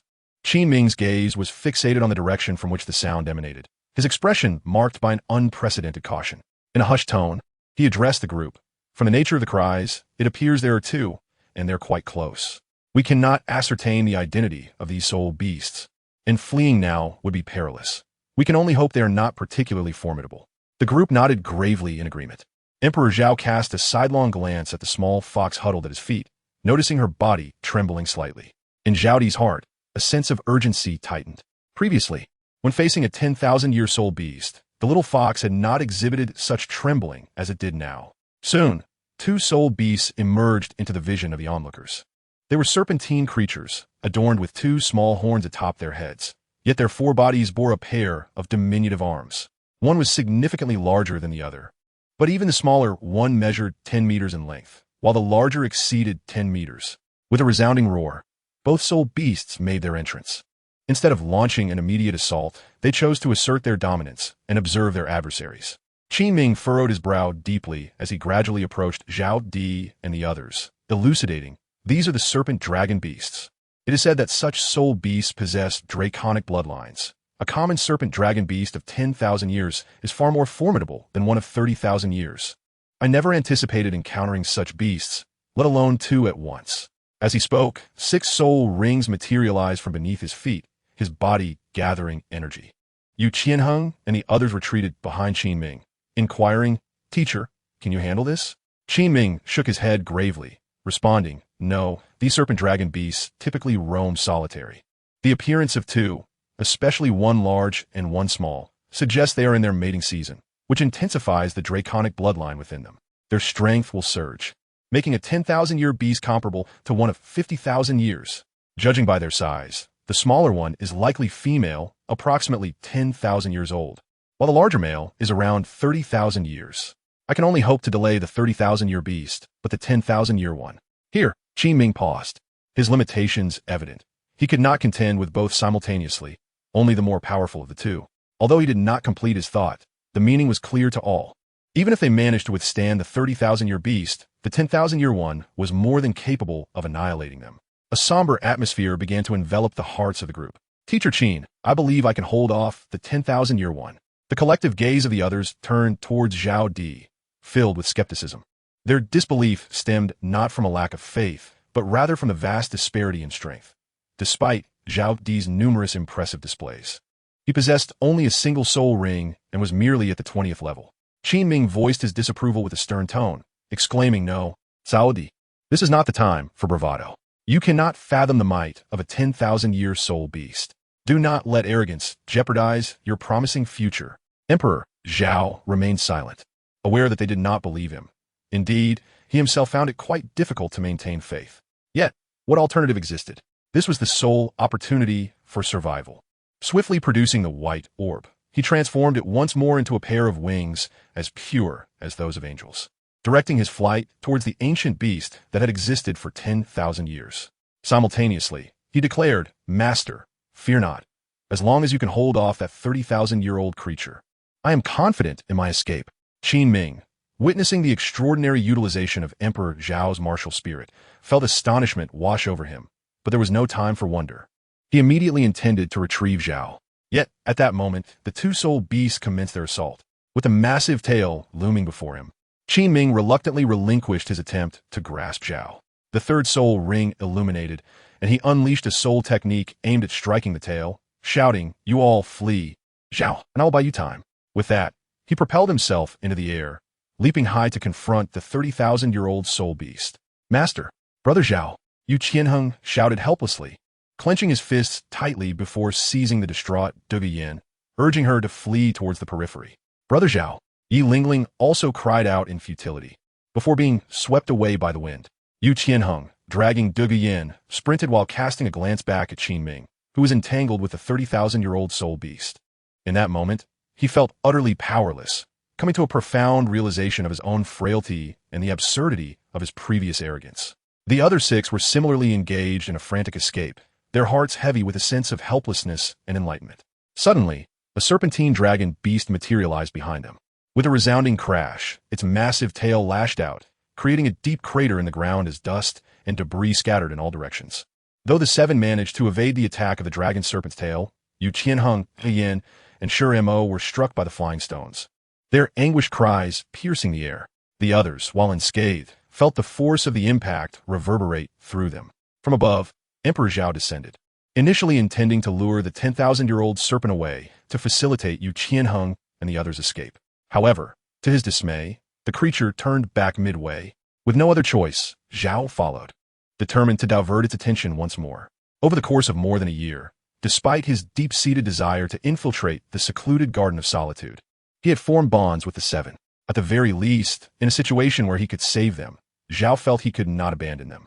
Noticing that the serpent beast's focus was elsewhere, Zhao swiftly descended from the sky towards the dragon serpent, transforming the black orb into the Haotian hammer, and cried out, "Behold my hammer technique, Brother Zhao's hammer technique." The hammer struck the serpent dragon with considerable force, yet it inflicted not a single scratch upon it. Although no damage was done, the Emperor Zhao discerned the fury in its eyes, and that was sufficient. After the blow, Emperor Zhao unhesitatingly flapped his 2 white wings and soared in a random direction, loudly proclaiming, "Quickly, go find the old poison master." The serpent dragon roared several times, its tail angrily slamming against the ground, causing the earth to tremble. As it noticed the little insect that had dared to ambush it attempting to flee, it twisted its robust body in pursuit. Douluo and Yi Lingling focused intently on the direction in which Emperor Zhao had fled, committing it to memory. After wiping away their tears, the 2 hastily rose to their feet. Observing that the others remained in a stupor, Douluo shouted in frustration, "Have you all lost your minds? Are you hoping for Brother Zhao's demise by lingering here? If you wish for his survival, hurry and find my grandfather." With that, she disregarded the crowd and, alongside Yi Lingling, who was enduring her own pain, dashed toward the outskirts. Chapter 49. Teetering on the edge of death upon hearing the commotion, Yu Qianheng immediately realized that it was not their fragility that had incapacitated them, but rather the overwhelming presence and murderous intent of the 10,000-year soul beast that had paralyzed them. In such circumstances, an ordinary child might have succumbed to fright. After a moment of bewildered glances among themselves, they fully awakened to their senses, scrambling to their feet and stumbling toward the periphery. They had merely been startled by the 10,000-year soul beast, yet Emperor Zhao faced it directly. The pressure he must have felt was unimaginable. As the 7 contemplated this, their respect and admiration for Emperor Zhao swelled, not only for his fearless demeanor in the face of a 10,000-year soul beast, but also for his life-saving grace. They hastily fled from the forest, encountering a few century-old soul beasts along the way, yet their minds were devoid of any desire for training. They ran directly toward the outskirts, eager to return to the Royal Academy. Douluo's heart was filled with urgency. She wished for a faster pace, longing to return sooner. Silently, she prayed for Emperor Zhao, beseeching the heavens for mercy, hoping he could endure a little longer. Suddenly, a soul beast's roar echoed once more. At that moment, the group was wholly preoccupied with thoughts of Emperor Zhao and did not hear it. A loud crash reverberated as a figure was violently thrown against a tree in front of them. Only then did they realize a 1,000-year soul beast had followed them. Their soul power had dwindled considerably due to their frantic escape, and their bodies bore injuries. They were now utterly incapable of contending with a 1,000-year soul beast. "What should we do, boss?" The group gradually huddled together, Osro's face etched with bitterness as he turned to Yu Qianheng. "What can I do? How should I know what to do?" At this moment, Yu Qianheng felt an overwhelming sense of helplessness, as beads of sweat cascaded down his cheeks and pooled on the ground. Aware that he was the pillar of support for his companions, He suppressed the rising tide of panic within him. His mind raced furiously, yet the soul beast offered him no respite, charging towards him relentlessly. Despair gripped the hearts of the six, as an unspoken thought echoed among them. Are we to perish here? Just as Yu Tianhing's eyes were about to be engulfed by the beast's gaping maw, an unexpected turn of events occurred. The soul beast froze midair, crashing to the ground with a resounding thud that sent dust swirling into the air. Shortly thereafter, a faint purple soul ring materialized and hovered above the creature's head. The group, having once again brushed the precipice of death, was left bewildered by the soul beast's sudden demise. They collapsed to the ground, utterly drained of any remaining strength. Had another soul beast appeared at that moment, even a mere century-old one, they would have met their end in the wilderness. A palpable sense of despair began to permeate the atmosphere. Surely, there were no shortage of soul beasts lurking within the Douluo forest? This thought resonated collectively in the minds of the group. Simultaneously, as the soul beast fell, a figure emerged slowly from the depths of the forest, gradually coming into view. Upon seeing this figure, a wave of relief washed over them, and Yu Qianheng, Astro, and the Shimo brothers fainted in an instant, reassured.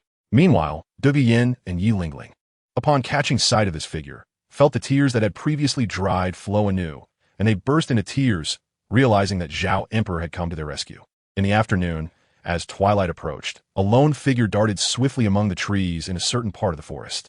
Suddenly, with a resounding crack, the tree to his left splintered, as a thick, sinewy tail lunged toward him. Zhao Emperor's pupils dilated in alarm, and he hastily dropped to the ground. Yet, the tail seemed to possess a will of its own, twisting and striking towards him. From behind the trees, the imposing silhouette of a massive python materialized.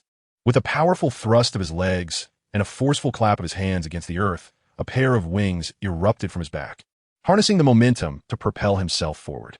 In an instant, Emperor Zhao soared into the heavens. Once he had gained some distance in the air, he descended back to the ground. Alas, his soul energy was insufficient to sustain prolonged flight. A roar. Turning back, he saw that the ancient serpentine dragon beast was once again in pursuit. How infuriating! Had he inadvertently provoked the serpent? For the second time, he found himself fleeing from this creature. His mind was a whirlwind of frustration, yet he was engulfed by a profound sense of helplessness. Despite his complaints, Emperor Zhao had no choice but to flee once more. His attire was in tatters, his legs, body, and arms marred by dry blood. The purplish-blue bruises were stark against his exposed skin, and a trace of fresh blood lingered at the corner of his mouth. His mind raced as he contemplated how to elude the soul beast behind him. Though he was acutely aware of the slim chances of success, he felt compelled to make an attempt. Previously, the serpentine dragon beast had considered retreating, but Emperor Zhao was uncertain if his companions, the solitary yin and others, had safely exited the forest. Thus, he resolved to intercept it once more. But how easy could it be to thwart a millennia-old soul beast? Previously, his success had come only because the dragon beast had underestimated him, allowing for a surprise attack. After several reckless encounters and injuries, had it not been for the formidable recovery abilities of his white sphere and system, he would likely have become a meal for the beast by now. Yet, even with dual recovery, his condition was dire, perhaps even beyond the scope of dire. He had less than 1/10 of his soul energy remaining, sufficient for one brief flight. He assessed his current capabilities and estimated how much longer he could endure. Sigh, why did I have to court death again? Who could have imagined that a millennia-old soul beast would be so formidable? I can scarcely muster the strength to fight back. Although he was not entirely incapacitated, his attempts at obstruction and counterattack had only inflicted minor wounds upon the serpentine dragon beast. A roar. The dragon beast, thrilled to see its prey so close, raised its tail in excitement, ready to strike. With a swift motion, it swept its tail toward Emperor Zhao. With a narrow escape from this perilous blow, he was nonetheless sent flying over 3 meters. Thud! After tumbling several times, Emperor Zhao coughed up another mouthful of blood. A gust of wind carrying the crimson mist back to his face. Was today truly the day he would meet his end here? After all this time, why had Qi Ming not yet arrived? The solitary bow was too far away. Hope seemed lost. Emperor Zhao realized once more that he had underestimated the formidable prowess of the ancient soul beasts. Although their intelligence was limited and their attacks simplistic, their speed was astonishing and their strength immense. After enduring a strike from the serpent dragon, he understood that escape was futile. His soul power had dwindled significantly, and having instinctively used the remaining energy to brace against the impact, he now found himself utterly depleted. In stark contrast, his opponent appeared invigorated, even radiating vitality after tossing him aside. How could he possibly contend with such a foe? Resigned, he sat upon the ground, gazing at the colossal serpent merely 10 meters away, a wave of despair unfurling within him. Tilting his small head, he muttered to himself in a daze. Is this truly the end? Chapter 50. A frantic probe into the limits of death. Roar. The serpent dragon let out another exhilarated cry, its volume so great that it left Emperor Zhao's ears ringing uncomfortably. As he beheld the gaping maw of the serpent approaching him, he closed his eyes in resignation. When suddenly, boom, Emperor Zhao felt a sudden gust of wind sweep by, and when he opened his eyes, he was met with the anxious and concerned visage of Douluo. A sigh of relief escaped his lips. He had been saved. Exhaling deeply, Emperor Zhao raised his hand to wipe the sweat from his brow. "Young one, are you unharmed?" Douluo asked, hastily lifting Emperor Zhao to assess his condition. The sight was alarming. Multiple fractures adorned his body, wounds were plentiful, and bruises were innumerable. After encountering Douluo and her companions on the outskirts of the forest, Douluo had sensed trouble. He swiftly transported them to safety before racing back, motivated by his granddaughter's urgency. After a relentless pursuit lasting nearly half a day, he finally found Emperor Zhao on the brink of death. Without a moment's hesitation, he unleashed his soul power to severely injure the dragon snake creature. Observing Emperor Zhao's state, he silently thanked fate for his timely arrival. Although he had incapacitated the beast, his concern was solely focused on Emperor Zhao. Cradling him gently, he reassured, "Do not fear, young one. Hold on just a little longer. It will be over soon. I shall take you for treatment immediately. Just a bit longer." Cough. Sputter. Emperor Zhao coughed once, and as soon as he did, a mouthful of fresh blood erupted forth. This time it was no facade. He was genuinely gravely injured. Even with dual-layered treatment, he estimated it would take at least 10 days to a fortnight for a complete recovery.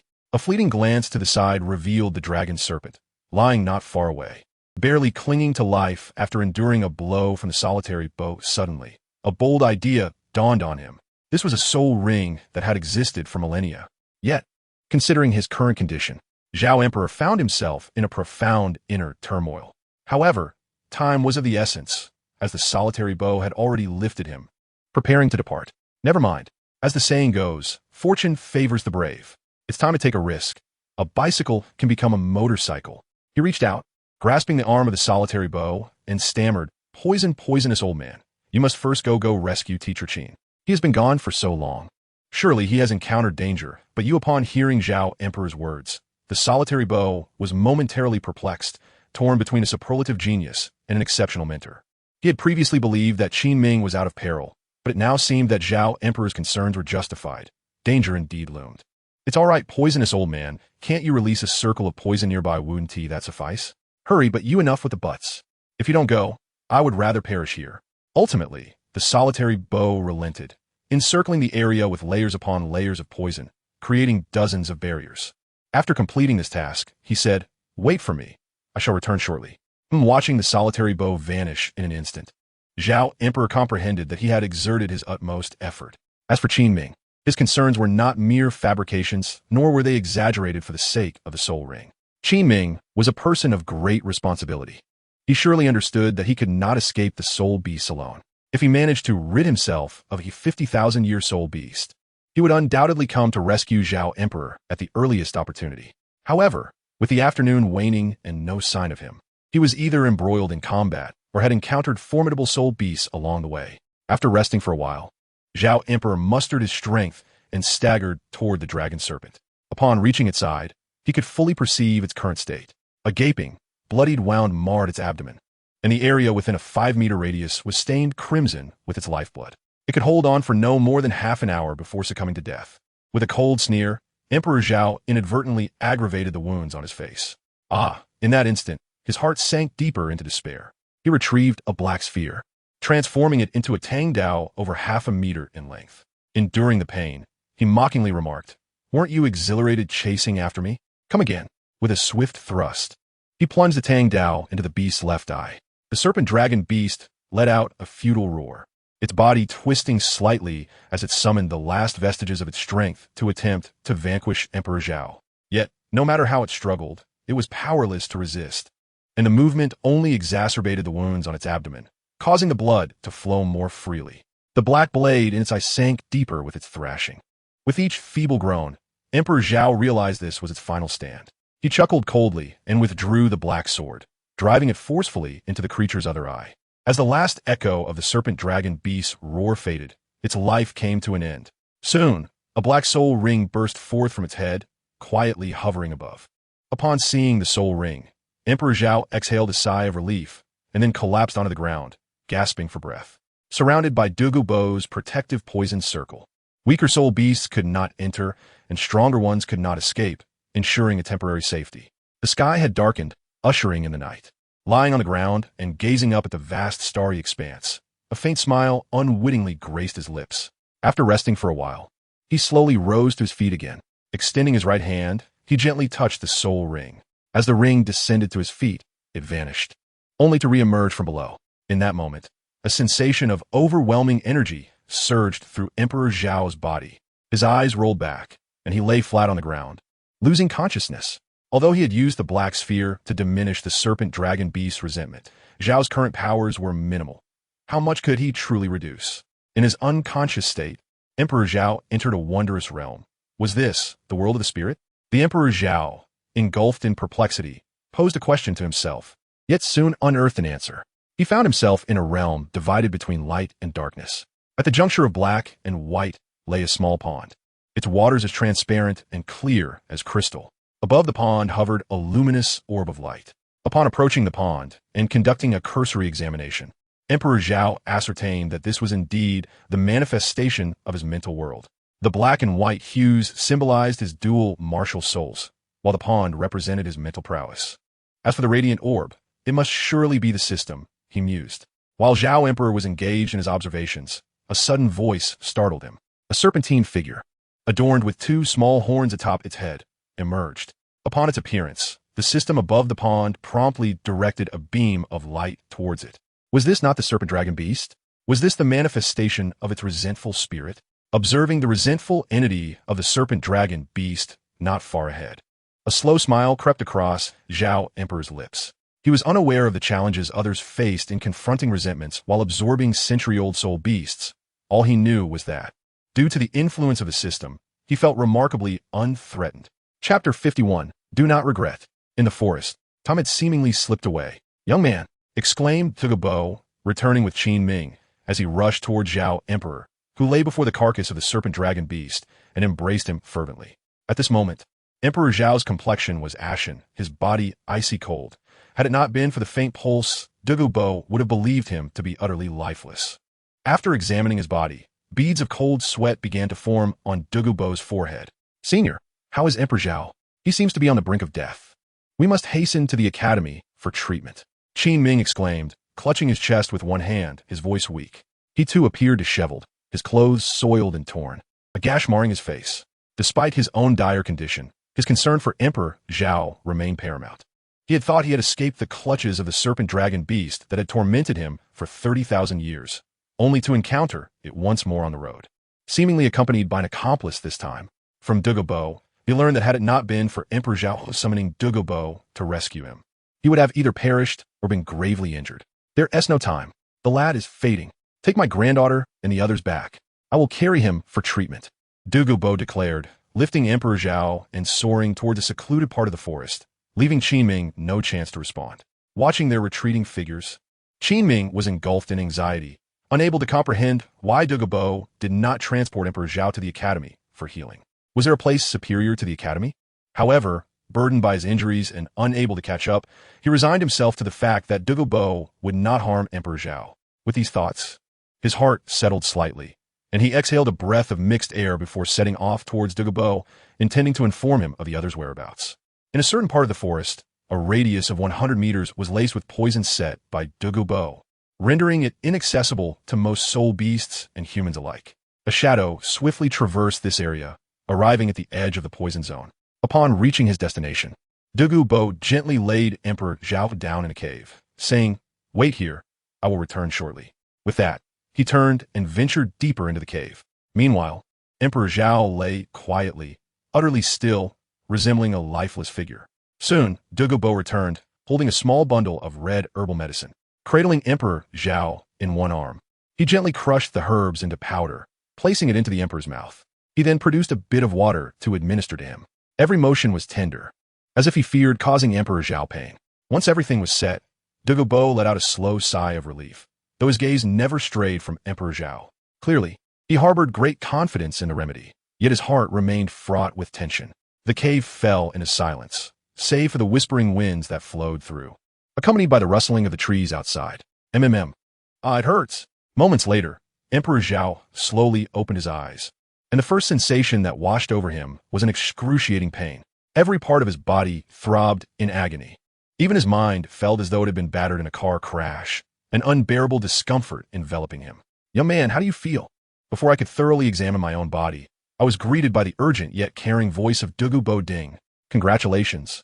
The absorption of the second soul ring has been successful. The system is about to issue rewards. Would you like to claim them?" Just as I was about to respond, the system's voice followed closely behind. I sighed inwardly, wondering if they could not allow me a moment to catch my breath. First, I declined the system's offer, as I was uncertain of what it had in store this time. I would address that after Douluo had been sufficiently distracted. I then opened my mouth and reassured him, "Old poison, worry not. I am unscathed at the very least. I am not dead." Upon hearing the voice of Emperor Zhao, Douluo's previously anxious heart finally eased. He chuckled and chided. "I thought you were on the brink of death. Who could have guessed you possess such resilience? After being pursued for so long by a 10,000-year-old beast, you are still alive. You truly are remarkable." Emperor Zhao smiled softly, but before he could complete his laughter, a cough escaped him, startling Douluo. After exchanging a few words, Douluo advised Emperor Zhao to rest and recuperate while he went in search of useful herbs. As time swiftly passed, 3 days elapsed in the blink of an eye. Old poison, where are you?" After 3 days of recovery, Emperor Zhao was finally able to walk unaided, and he ventured outside the cave to seek Douluo. "You've only just recovered. How can you be running around?" Douluo suddenly appeared behind Emperor Zhao, expressing his concern. Emperor Zhao was taken aback, patting his chest as he took a few deep breaths before expressing his discontent. "Why did you suddenly appear behind me? Don't you know that startling someone can be deadly?" Douluo chuckled nonchalantly and replied, "Understood, it won't happen again. You said that multiple times already, yet it seems to occur every time," he retorted. Emperor Zhao pouted, murmuring to himself as he approached the cave. Upon reaching the entrance, he turned around, contemplated for a moment, and declared, "Old poison, it has been quite some time. One of us must return to report our safety. You should head back first and bring me food once every week." Loneliness pondered this for a moment before nodding in agreement. Over the past few days, he had witnessed the extraordinary healing abilities of Zhao Emperor's white sphere. Severely injured and teetering on the brink of death, his meager herbs could only sustain his life temporarily. Yet, astonishingly, the next day, Zhao Emperor was able to move. By the afternoon, he could barely walk, and by the third day, he was able to jog. "How much longer will it take for you to fully recover?" Having witnessed the miraculous nature of Zhao Emperor's white martial spirit, he was now merely curious about the duration required for complete restoration. Emperor Zhao stroked his chin in contemplation and remarked, "You are aware that the 10,000-year soul ring inflicts the greatest harm upon the mind. While the body may eventually recuperate with relative ease, the toll on the spirit, when compounded, necessitates at least 6 months for recovery." Emperor Zhao could not conceal the matter of absorbing the 10,000-year spirit ring from Douluo, nor was there any need for such concealment. If he were to hide it now, even if it went undetected, it would inevitably be revealed during the elite competition. What would Douluo think then? This night marked one of the reasons for Emperor Zhao's decision to be transparent. Douluo nodded, aware that the most perilous aspect of absorbing a 10,000-year spirit ring was not the energy surge, but rather the lingering resentment of the ancient spirit beast. Understanding the duration required for Emperor Zhao's recovery, he nodded and said, "Very well, I shall return in a few days to bring you sustenance and ascertain your condition. Here, you need not worry about safety. I shall take my leave to inform Gu Yin and Ling Ling that you are unharmed." "You cannot imagine," he continued, "the excitement of those 2 young ladies when they saw me. They rushed to me, tears streaming, pleading, 'Hurry and save Brother Zhao! Hurry and save Brother Zhao!'"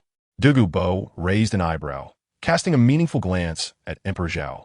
Emperor Zhao's lips twitched slightly, as a sense of familiarity washed over him. Was this not the very gesture he had directed at the old poisoner just the day prior?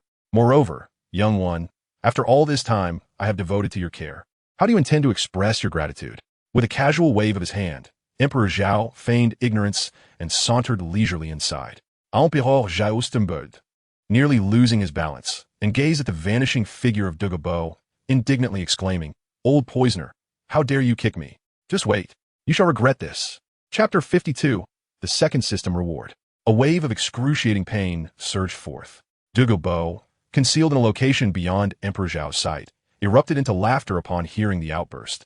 Unperturbed by the possibility of being overheard, after a few hearty chuckles, he soared towards the Royal Academy, casting a glance back at the cave's entrance. A smirk playing upon his lips as he muttered to himself, "Such a child." Emperor Zhao gazed at the distant, gradually vanishing black, and the fury etched upon his face slowly subsided. A smile began to grace his lips, culminating in an uproarious laugh. "Ha ha, the old poisoner has finally departed. This eye of ice and fire now belongs to me. Ha ha ha." After several days of exploration and speculation, Emperor Zhao had come to the realization that this place was indeed the fabled land from the original text, the Eye of Ice and Fire. As for the injuries he bore and the turmoil within his spiritual realm, he had already recovered from half of his physical wounds, leaving only the more severe internal injuries yet to mend. With the presence of the white orb and the system, his ability to cultivate remained largely unaffected. Regarding the lingering resentment of the serpent dragon beast within his spiritual world, Zhao was initially perplexed. He had barely exchanged a few blows before losing consciousness, only to discover later that a dark aura lingered near the pool. Emperor Zhao could distinctly sense that the darkness surrounding him was unlike that of his own world. Consequently, it took him 3 days to thoroughly cleanse himself. Now, one could assert that he was merely left with the physical injuries. Why then did he mention a recovery period of 6 months? It was undoubtedly to harness the extraordinary treasures within the duality of ice and fire. Navigating through the cavern and descending the steep hillside, Emperor Zhao swiftly arrived at the true epicenter, the Eye of Ice and Fire. One half glowed with a crimson hue reminiscent of a beautiful sunset, evoking a sense of nostalgia, while the other radiated a cerulean blue akin to a clear sky, instantly refreshing the soul. Taking a deep breath, he reveled in the unique essence of the land. The concentration of spiritual energy here was significantly higher than that of the outside world. After scanning his surroundings, he settled in a spot abundant with spiritual energy. Time to claim my rewards. After waiting for so many days, he finally felt a surge of excitement as he addressed the system. Ding! Rewards, double enhancement of physical attributes, tripling of spiritual energy absorption, quintuple expansion of the dantian, quintuple improvement in the quality of spiritual energy, thrice the increase in mental strength, and a 3,000-year extension on spirit ring longevity. Note, the acquisition of the third spirit ring grants a mysterious reward. Dispensing rewards now. What an astonishing turn of events. Emperor Zhao was engulfed in astonishment. Was this a reward? It was nothing short of brazenly granting oneself an enhancement. His current physical prowess already rivaled that of a defensive soul master, and now it was poised to double. This was akin to surpassing even the newly initiated defensive soul masters of the soul sect. Furthermore, his soul power had already outstripped that of an average soul master, and now both his capacity and durability were set to improve. It was as if he were being sculpted into an entity of boundless energy. How delightful! There remain numerous functionalities of the two orbs yet to be utilized, not from reluctance, but from a lack of strength, or rather, insufficient soul power to sustain their consumption. However, the system's response was clearly in alignment with his desires. Next came the enhancement of mental fortitude and the longevity of his soul rings. In terms of mental acuity, Emperor Zhao felt a profound inadequacy, reminiscent of his previous encounter with the serpent dragon beast. Had his mental strength been sufficiently robust, he could have evaded numerous assaults and endured longer. Yet this was not where he felt the most pressing need for mental fortitude. What truly compelled him to enhance his mental prowess was the enchanting call of the little fox. When he first acquired his initial soul ring in the soul hunting forest, the little fox merely emitted a soft, ordinary sound. Yet, Zhao found himself utterly captivated for several moments. Had this occurred during a high-stakes battle, he could have met his demise countless times over. This incident underscored the little fox's formidable charm, while simultaneously revealing the fragility of Zhao's mental defenses. Should he encounter a soul beast specializing in mental assaults, he would be left utterly vulnerable. Thus, ever since that encounter, Zhao had yearned for methods to cultivate his mental strength, yet the vast Royal Academy offered little in the way of solutions. Reluctantly, he placed his hopes upon the system. Fortunately, the system did not disappoint him. A black void reappeared above Zhao's head, and the moment it manifested, it began to voraciously absorb the surrounding soul power. Waves of ferocious energy surged wildly within Zhao's body, while the system simultaneously expanded his dantian, facilitating the intake of soul power. Upon hearing the system's prompt, Emperor Zhao was instantly overwhelmed by a sensation akin to his body being torn asunder. The tumultuous surge of soul power felt as though it were shattering his dantian, expanding it like a relentless assault, akin to a blade slicing through flesh, followed by salt being rubbed into the wound. This pain eclipsed any he had previously endured, coming in relentless waves, one after another.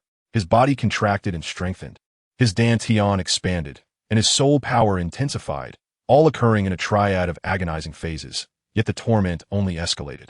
Each subsequent stage was accompanied by pain that surpassed the last, doubling in intensity.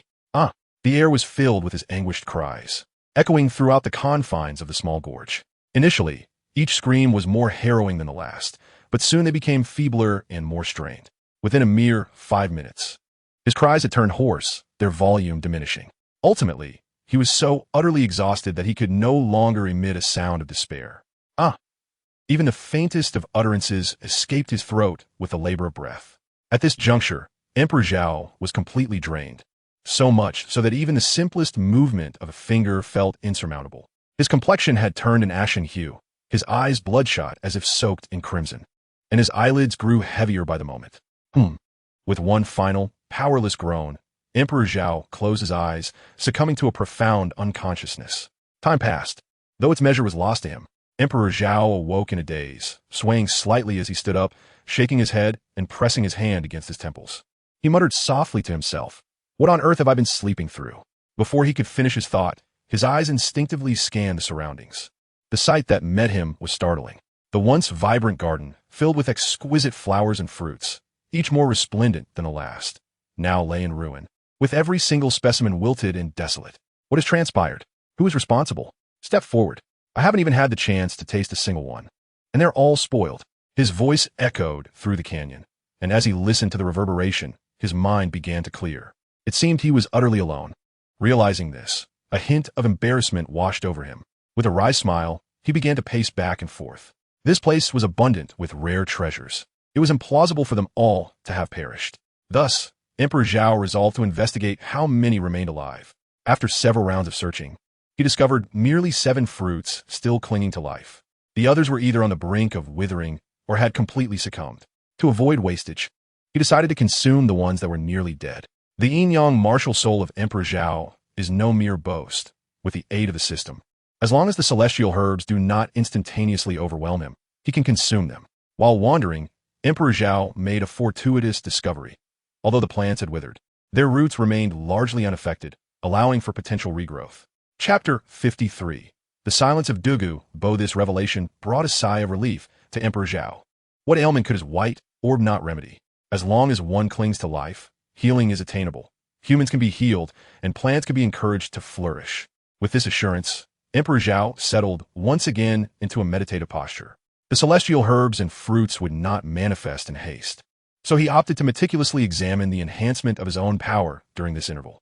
He first employed a divine perspective to scrutinize his most pressing concern, the realm of his spirit. It remained a monochromatic expanse. At first glance, it might seem intriguing, but upon prolonged observation, it grew tiresome. Emperor Zhao found himself in a similar state, diverting his attention directly to the water pool. The formerly diminutive pool had now expanded to a 3-meter diameter, appearing significantly improved, with a depth exceeding 1 meter. While he was uncertain of the extent of other spiritual power, he felt a sense of satisfaction regarding his own. He then turned his internal gaze towards the dantian, where his soul energy was stored. If his spiritual power could be likened to a swimming pool, then his soul energy resembled a modest lake. Emperor Zhao estimated that his soul power had reached a level comparable to that of a soul king, surpassing 50 levels. He believed that he could fly for half a day using his wings. After a brief assessment of his mental and soul power, he turned his attention to the soul rings. Gradually rising to his feet, he took a deep breath and extended his right hand to retrieve the black orb. From its initial dark and unremarkable state, it had transformed into a lustrous black, more beautiful than the silken hair of a maiden. Its enchanting hue was irresistible. Surrounding the orb were 2 soul rings, one purple and one black. The purple had deepened in vibrancy, and the black had grown more profound. He then found a spacious area to practice, throwing a few punches and spending the afternoon testing his speed, strength, and reflexes. As night fell, he retrieved the provisions stored in the cave, and after a meal, he succumbed to slumber. The following day commenced the monotonous process of nurturing his soul. The method was straightforward.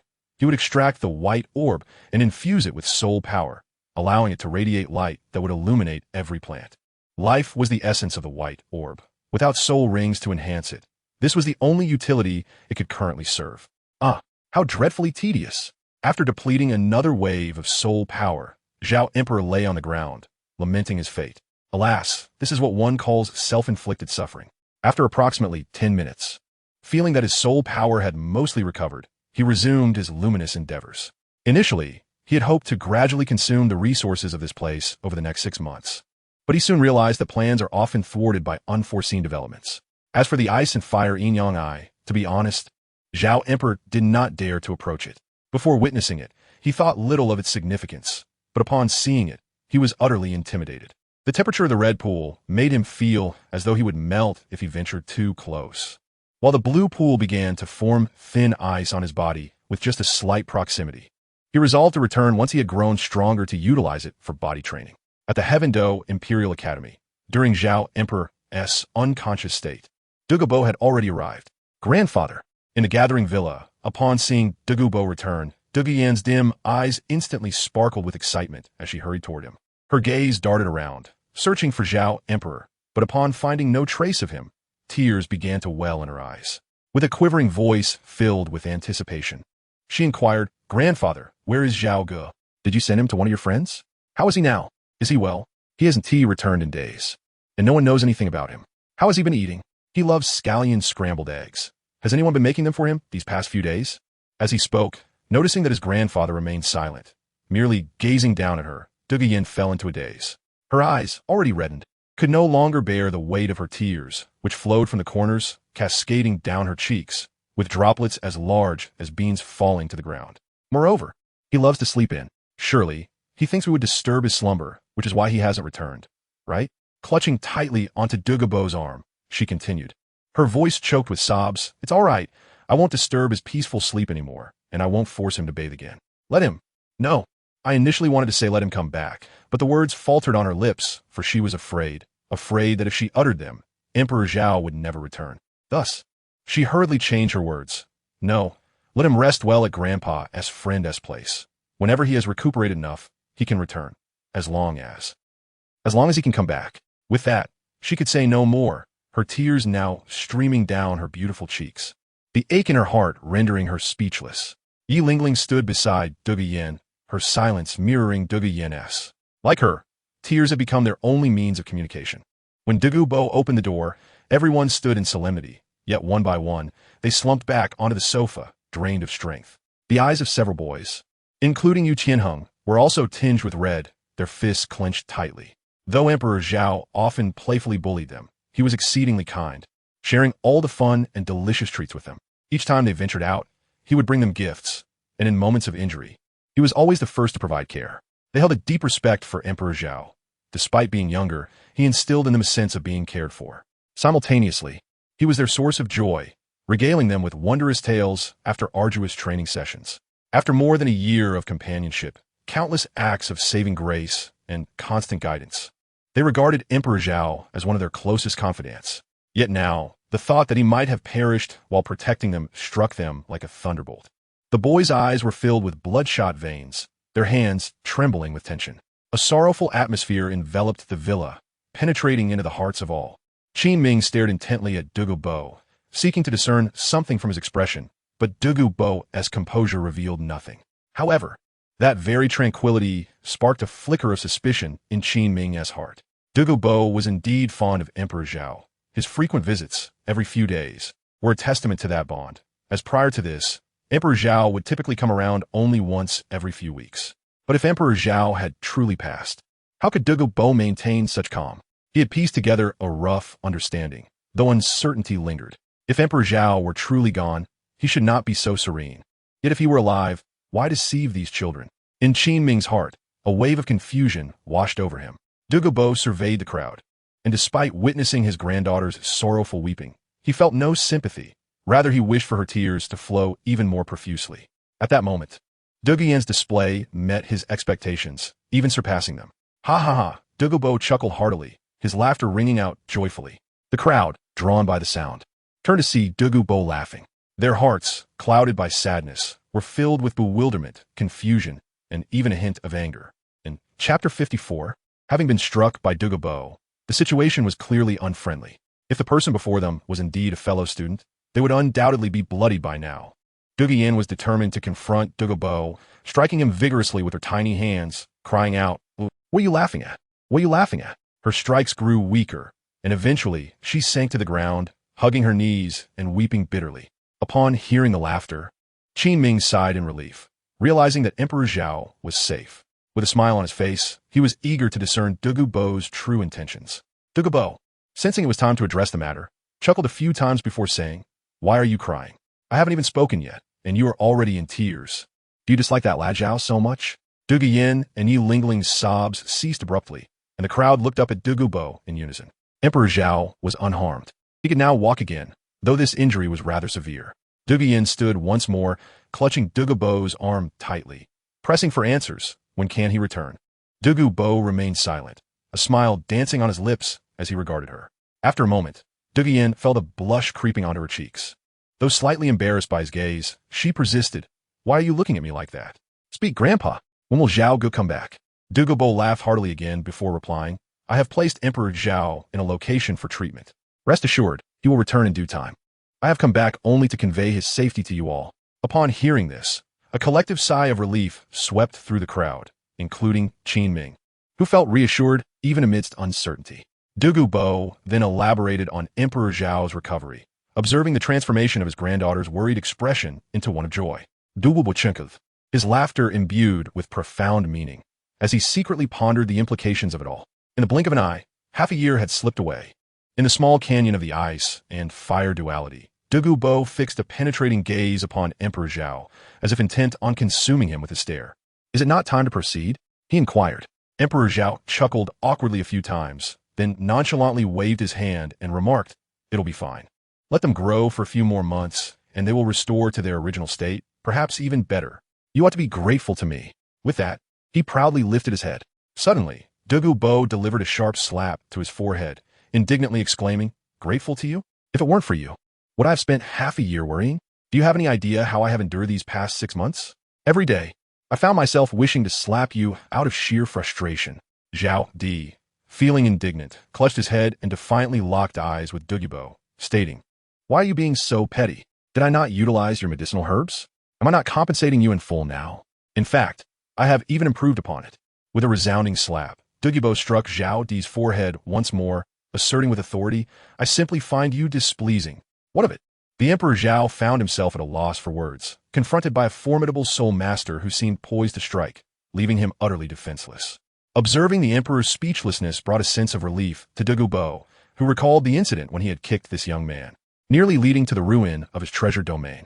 The fury he felt was palpable. Without further ado, he decided to administer a beating first and address the consequences later. In the ensuing days, through the Emperor Zhao's explanations and earnest efforts, Douluo came to realize that his cherished possessions were indeed salvageable, significantly tempering his anger. However, the Emperor began to exhibit a playful demeanor, flaunting his achievements before Douluo with a mischievous air, proclaiming, "Look how your precious land has been restored. Even better than before. Do not forget to praise me and express your gratitude."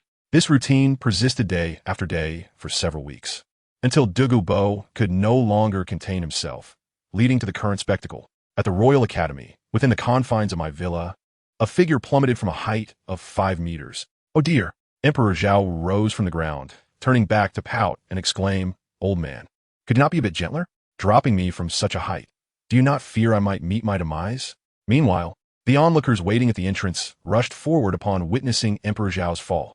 Douluo and Yi Lingling supported him from either side. Douluo, seeing her grandfather had let the recently healed Emperor Zhao fall from such a height, was filled with concern. Spotting Douluo not far ahead, she immediately confronted him with reproach, saying, "Grandfather, how could you treat Zhao this way? He has only just recovered." Douluo, upon hearing this, snorted derisively, and exclaimed, "Indeed, just recovered. Recovered enough to have all my treasures rendered worthless."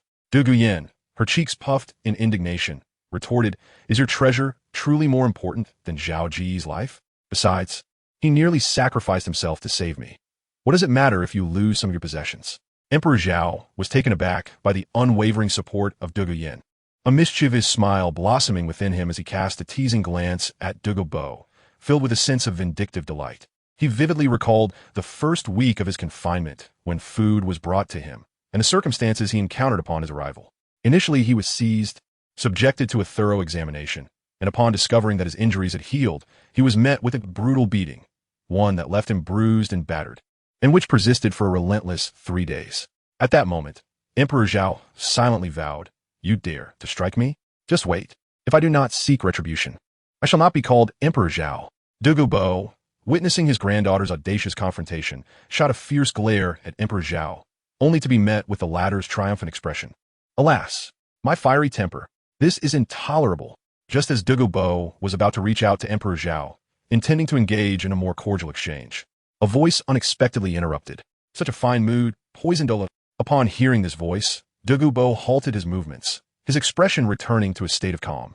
As he turned to inquire indifferently, "What brings you here? Is there something the emperor requires?" Emperor Zhao turned his gaze towards the sound, and there he beheld a middle-aged man sauntering towards him. "It is nothing much. I merely heard that our prodigious genius has returned from his recovery. Your Majesty's graciousness compelled me to come and extend my greetings, as well as to take a glance." Emperor Zhao's expression grew solemn. Was this directed at him? Or had he been noticed? The 7 members of Yu Tianheng collectively greeted the other party. Qin Ming approached the individual, slightly bowing in a gesture of respect, and remarked, "Welcome, Lao HM." Lord Oer nodded, paying little heed to Qin Ming, his gaze shifting towards Emperor Zhao as he smiled and inquired, "Are you the renowned genius?" Emperor Zhao was uncertain of the other party's intentions, yet he discerned from the tone that they were emissaries dispatched by the Emperor of Tiandou. He nodded slightly and replied, "Indeed." The occasional rider continued to smile and inquired, "What is your name?" Upon hearing this question, Emperor Zhao hesitated. It was not that he was unwilling to respond, but rather that he was at a loss for words. Chapter 55. The name should he revert to his previous introduction? "I am Zhao, the Emperor Zhao." Surely, that would be tantamount to courting disaster. Both Qin Ming and Douluo sensed the underlying tension in the moment. Realizing something was amiss, the occasional rider served as a bodyguard to the emperor and was also a messenger. And the fundamental details regarding Emperor Zhao were no longer a secret within their circles. Yet, the inquiry persisted. It was evident that the intentions of this visitor were far from benign. "Child, what is your name?" The occasional rider pressed on with his question, now assured of the other party's ill intent. Emperor Zhao contemplated for a moment before responding with measured calm. "I am called Zhao Emperor." Emperor Zhao stood tall without bending, his gaze fearless as it met that of his counterpart. The latter, however, remained oblivious, mistaking the child's lack of decorum for innocence. He continued with a casual tone, "Oh, your name is quite intriguing. What does Emperor signify?" Despite the lightness of his words, the atmosphere had shifted. Douluo's expression had grown tense, while beads of cold sweat began to form on Qin Ming's forehead. The others, including Yu Tianheng, sensed the peculiar tension in the air. The ambience had descended into an uncanny state. Douluo and Qin Ming exchanged furtive glances, silently signaling to Emperor Zhao. Although they wore smiles, the stiffness in their demeanor betrayed an underlying unease.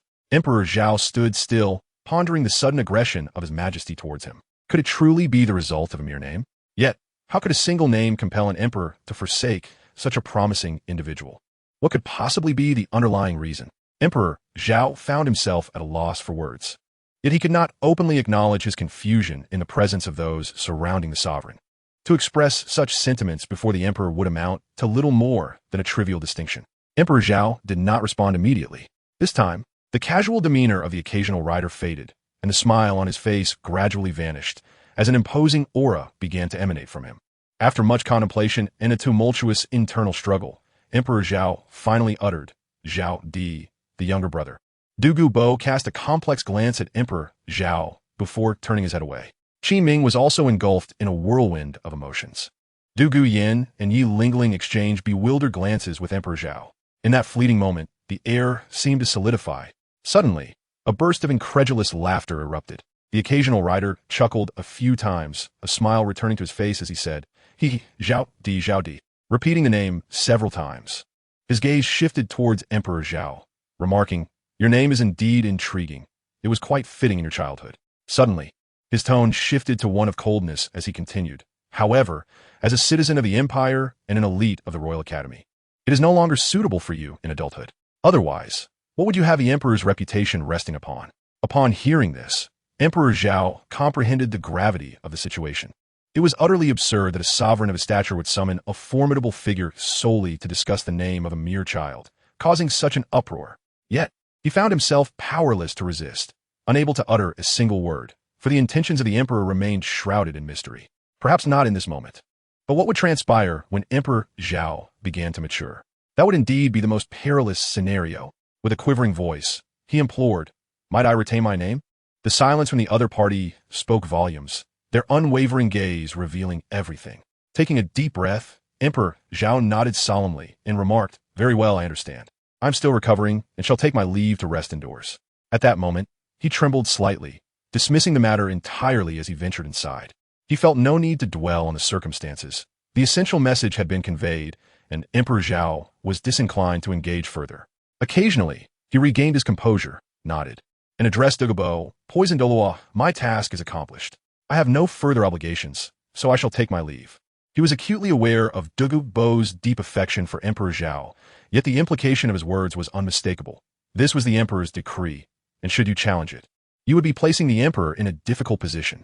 With that, he turned and departed, unencumbered by hesitation. Douluo scoffed, flicking his sleeves in annoyance, before also retreating into the dwelling.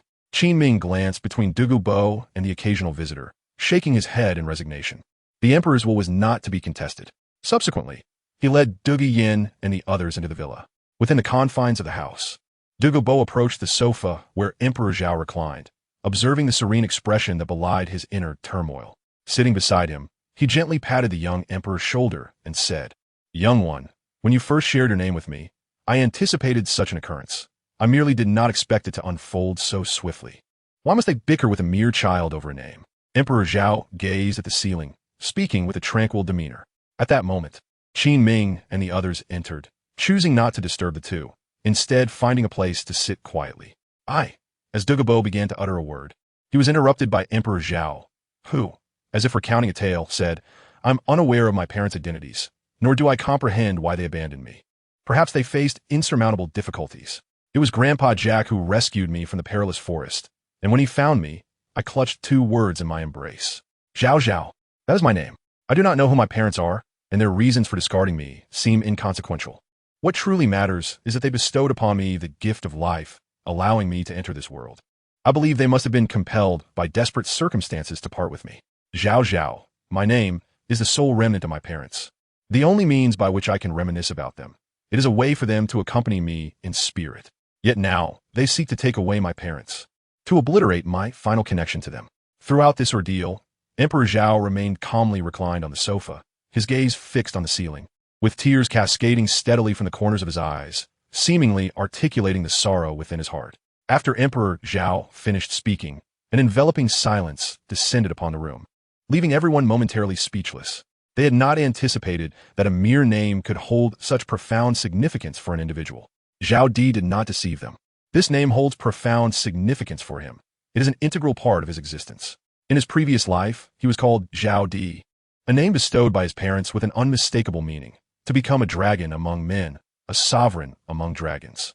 A once happy family was shattered when he was but 8 years old, as a tragic accident claimed the lives of his parents. He survived, thanks to their final protective embrace. Yet when he beheld their lifeless forms in the morgue, he was still a child.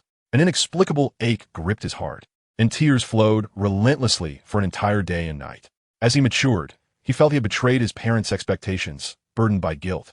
Yet the harsh realities of life left him powerless. Little did he anticipate his arrival in the Douluo continent.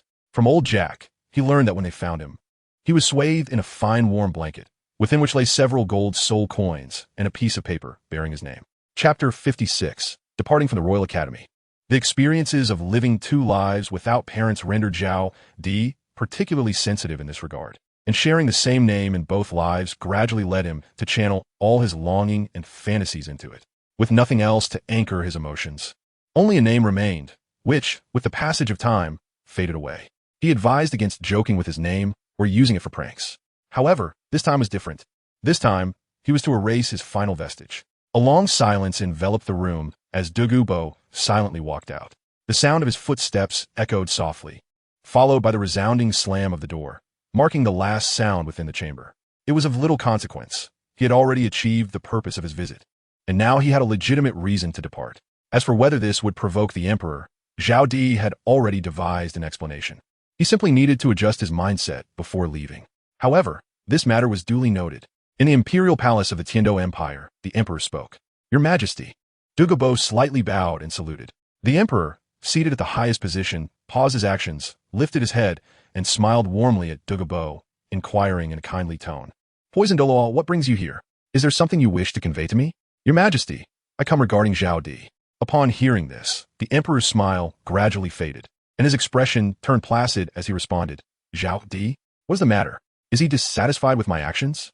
Douluo felt a tightening in his chest and hesitantly replied, "No, Zhao harbors no discontent. I merely feel that he is still so young, and this situation may not be appropriate." The emperor rose and descended the steps with measured grace, approaching Douluo, and spoke with profound significance. "I am aware that he is still young, yet this matter is undeniably better handled while he is still in his infancy. I only lament that it is not I who found him." Douluo, perplexed yet eager to contribute, pressed further, "Your Majesty, it is merely a name." Before he could finish, the emperor sharply interrupted. "You too are cognizant of his name. The child, Zhao, possesses a talent that you undoubtedly comprehend better than I. Such formidable potential could lead him to seek my throne in the future." Douluo was momentarily taken aback, rendered speechless. What connection could a name have with rebellion? He opened his mouth to speak, but there is no but. The emperor interjected once more, turning to retreat. "The character D signifies the imperial throne, my position. I fear that as he matures, his name may attract the attention of those with nefarious intentions. I cannot overlook even the slightest possibility." With that, he gestured dismissively. Douluo, having heard this, found himself at a loss for words and could only take his leave. Outside the palace, he sighed in resignation, glancing back at the imperial abode, his heart a tumult of emotions. After a lengthy pause, he exhaled deeply and murmured, "Your Majesty, this time you have been excessively cautious. It seems you may have made the gravest error of your life." With that, he turned and departed. The second soul ring of Emperor Zhao remains a secret, known only to him. Even just now, he refrained from divulging this information to the emperor, having discerned the latter's resolute intentions. He feared that revealing such a truth might prompt the emperor to dispatch assassins to eliminate Zhao. After all, the first soul ring, being a millennium old, was already astonishing enough. How much more so was the second, which spanned 10 millennia. Throughout his life, he had made numerous decisions and aligned himself with various factions. Though some choices were misguided, the majority were astute. It was this wisdom that had afforded him his current stature and strength. Yet this time, he did not weigh success against failure, for he regarded Zhao as a grandson. His own granddaughter, barring unforeseen circumstances, would likely choose Zhao as her beloved. When faced with these two bonds of affection, he knew which path to follow. At his age, the significance of power had diminished. The following morning, Emperor Zhao arose early, much to Yi Lingling's surprise, though she refrained from commenting. After sharing breakfast with Emperor Zhao, they proceeded to the villa designated for their gathering. As Qin Ming prepared to address the assembled crowd, Emperor Zhao interjected, stepping forward to declare, "Teacher Qin, I have a few words to share." The onlookers gazed at Emperor Zhao in astonishment, while Qin Ming merely nodded. Emperor Zhao moistened his lips and approached Qin Ming, expressing his gratitude. "Teacher Qin, I'm sincerely thankful for your care over the past year." A sense of unease washed over Qin Ming, prompting him to inquire, "What do you mean?" However, Zhao did not respond. Instead, he turned his gaze towards Yi Lingling and the 6 others, stating, "After reflecting on last night's events, I have decided to change my name. Yet, a lingering knot remains within me, compelling me to seek some fresh air." He then looked at Douluo and added, "Douluo, please refrain from kicking the blankets while you sleep at night. Otherwise, I might catch a chill in my absence. Lingling, although you do not cover yourself with blankets, do ensure you eat adequately, otherwise, it may hinder your growth. Tianheng, when you practice, take your time and do not rush, otherwise, in my absence, you might easily incur internal injuries." And Osro, Emperor Zhao spoke of the minor flaws each of them possessed, and by the end of his words, all 7 were in tears. They realized that they could not thwart Emperor Zhao. They could only savor the final moments they had together. Ultimately, Emperor Zhao turned his gaze once more to Teacher Qin, smiling as he said, "And you, Teacher Qin, during meals, be sure to eat heartily. There will come a time when you will be absent for an extended period. You must invest your energy in watching over them. Otherwise, when I return, they may not even be able to withstand a single blow from me." Emperor Zhao continued to speak, discussing the nuances of their cultivation and pointing out some minor flaws in Qin Ming's usual practices, flaws that even Qin Ming himself was oblivious to. "Have you made your decision?" The Emperor Zhao halted abruptly, then nodded and said, "Rest assured about Teacher Qin. I will take good care of myself." Having spoken, he refrained from uttering another word and turned to leave. His figure appeared so solitary, so desolate. Shu Yi, Yi Lingling and Du Guyan wished to chase after the Emperor Zhao, but Qin Ming extended his arms to block their path. "The Emperor possesses the strength to venture into the world, but do you? Do you wish to become his burden, as you did in the Starry Forest?" Upon hearing these words, although the two continued to weep, they no longer pursued the Emperor Zhao. The crowd watched as the Emperor departed, his silhouette gradually fading into the distance until it vanished completely. At the entrance of the Royal Academy, Emperor Zhao paused, glancing back at the Academy's gates. Memories from the past year flashed rapidly through his mind. From the impulsive beginnings to the final farewell, a year had slipped by so swiftly. How time flies. Chapter 57. I just want to have a meal. In the Starry Forest, Emperor Zhao wandered aimlessly, feeling a tinge of boredom, yet refraining from delving too deeply into the wilderness for fear of encountering formidable spirit beasts. A casual sprig of blue-silver grass dangled from his lips as he strolled leisurely through the thickets. It had been over a week since he departed from the Royal Academy. Initially, he had intended to visit the Seven-Treasure Glazed Tile School to cultivate a rapport with Ning Rongrong. However, upon reflection, he deemed it prudent to refrain from making the journey. Primarily, there was no compelling reason to do so. Unlike the Royal Academy, the Seven-Treasure Glazed Tile School was a sect with its own protocols. More importantly, his fundamental information had already circulated within that circle. What would the sect master think? What would the emperor think? Thus, he resolved against the visit. Yet, he was also disinclined to return to Notting Academy, where the facilities were rather inadequate, offering only a large stone for training purposes. After contemplating his options, he found himself at the Stardow Forest. He engaged in cultivation when the mood struck him, and sought a tranquil spot to meander when it did not. After all, the periphery posed minimal danger, even if he were to encounter a threat. Could he not simply flee? Suddenly, Emperor Zhao paused, a faint smile gracing his lips, and then continued his leisurely advance. Roar! Suddenly, a soul beast lunged toward Emperor Zhao from behind. Emperor Zhao swiftly turned his body, a smile gracing his lips as he raised his fist and struck directly at the abdomen of the soul beast. With a resounding thud, the creature was propelled backward, soaring through the air until it crashed into a second tree after breaking a large one in its path. With a dismissive wave of his hand, he twisted his wrist and approached the soul beast, murmuring to himself, "Perhaps I exerted a bit too much strength. I wonder if it will compromise the tenderness of the meat." As Emperor Zhao reached the soul beast, a faint purple soul ring floated serenely above its head. 1,000-year-old diamond mountain pig? Indeed, I have never tasted meat from such an ancient creature. As he spoke, he transformed the black sphere into a dagger, commencing the preparation of the beast that resembled a wild boar. Meanwhile, over 1,000 meters away, more than 10 individuals revealed their martial spirits and soul rings. 2 groups stood approximately 5 meters apart, swords drawn in a standoff. One faction comprised 5 individuals, 4 of whom bore 4 soul rings, indicating their status as soul masters, while the leader, distinguished by a particularly radiant 5th black soul ring, was a soul king. The opposing group consisted of 7 members, yet they held no advantage in rank, merely being 4-ringed soul masters. At the rear of their formation stood a young girl, around 10 years of age. "Miss, we will hold them off. You must escape." An elderly man quietly instructed the girl behind him. The girl nodded in response. After issuing his command, the elder charged forward with the other 5, intent on engaging the enemy. "Elder, do you still wish to resist to the death?" "I merely desire to eliminate that little girl." The opposing soul king, seeing the elder send someone to entangle him while his subordinates were similarly detained, contemplated a psychological battle. The elder scoffed derisively, fully aware that despite his level of 49, he was still at a disadvantage against the soul king. Thus he summoned all his soul power for an attack. As he unleashed his assault, he declared, "You have slain my master. Do you believe I would stand idly by and watch? I I have no intention of surviving today. Let us perish together, then die, retorted the Soul King. The Soul King, resolute and unwilling to squander any more time, intensified the use of his soul power. There was no time to delay. The thought of not completing his mission sent a shiver down his spine, for failure would lead to dire consequences upon his return.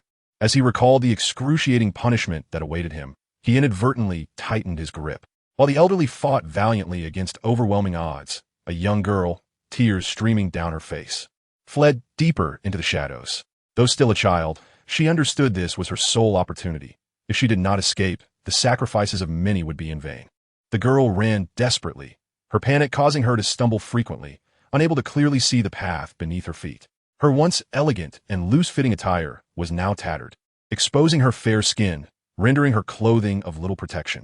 Yet, amidst her fear, she cursed herself for donning such impractical garments, as the loose fabric frequently snagged on branches, hindering her flight. Even as frustration welled within her, it was too late to strip them away. "Miss, do not run. You cannot escape," a voice called out, transforming her sorrow into sheer terror. Whirling around, she glimpsed several figures pursuing her. "Help! Help!"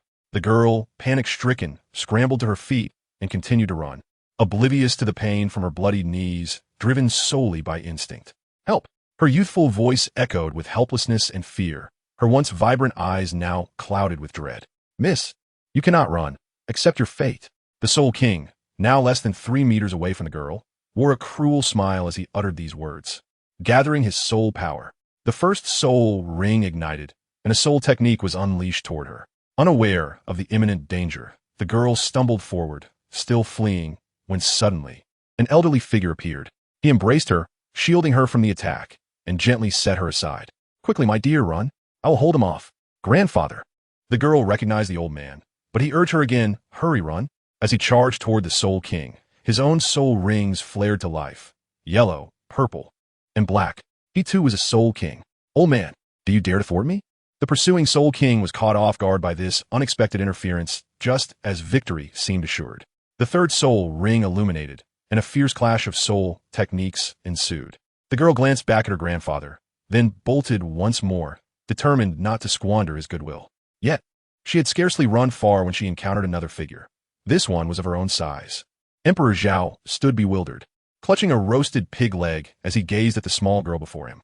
Her face, smeared with mud, had transformed into a visage resembling a little calico cat. Streaked with tears, her tattered clothing barely concealed much of her skin, and the visible wounds on her knees and elbows were starkly apparent, alongside several gashes adorning her face. Though she appeared to be of similar age, the girl had developed notably. Despite being merely in her early teens, there was a slight prominence to her chest. What was she doing? Begging in the woods? Before Emperor Zhao could fully comprehend the situation, the girl swiftly approached, grasping his hand with her dirt-streaked and bloodied fingers, and took off running. Emperor Zhao was even more bewildered. "I haven't even had my meal yet. What is it that you intend to do?" Chapter 58, The Little Girl.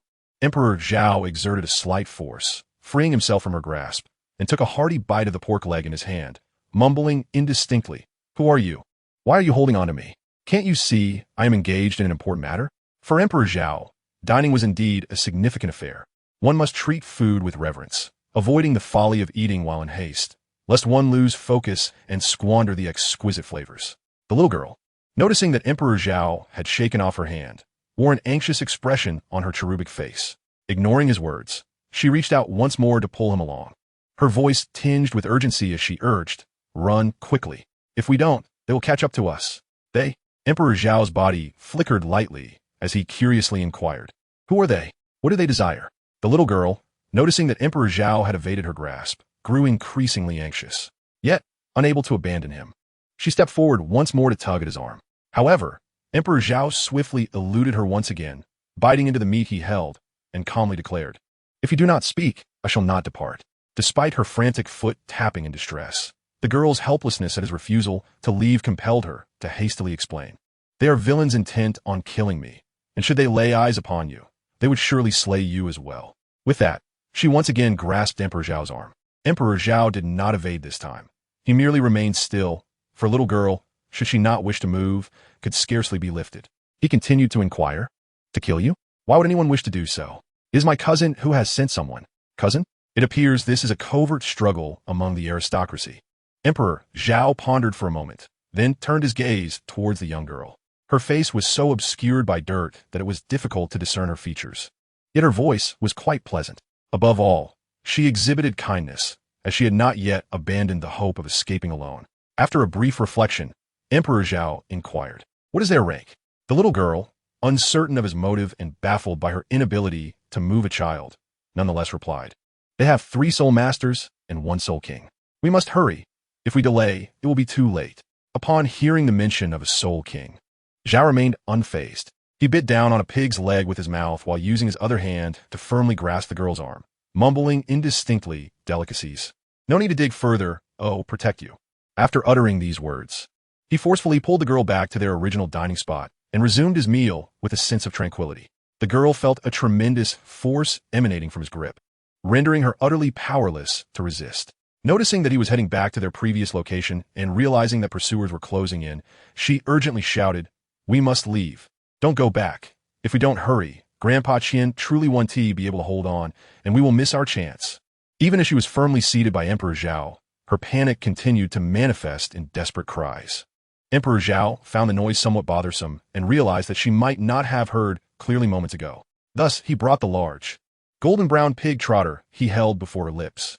As her small mouth slightly parted, he swiftly blocked it with the trotter. Having fled for an entire day, she was now confronted with a roasted, glistening pig trotter stuffed into her mouth. Momentarily taken aback, she felt her stomach grumble in protest.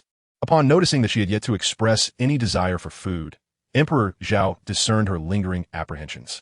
He gently summoned his soul power, and 2 soul rings, 1 purple and 1 black, materialized beneath his feet. Simultaneously, he tore off another piece of meat from the roasting skewer, chewing as he reassured her.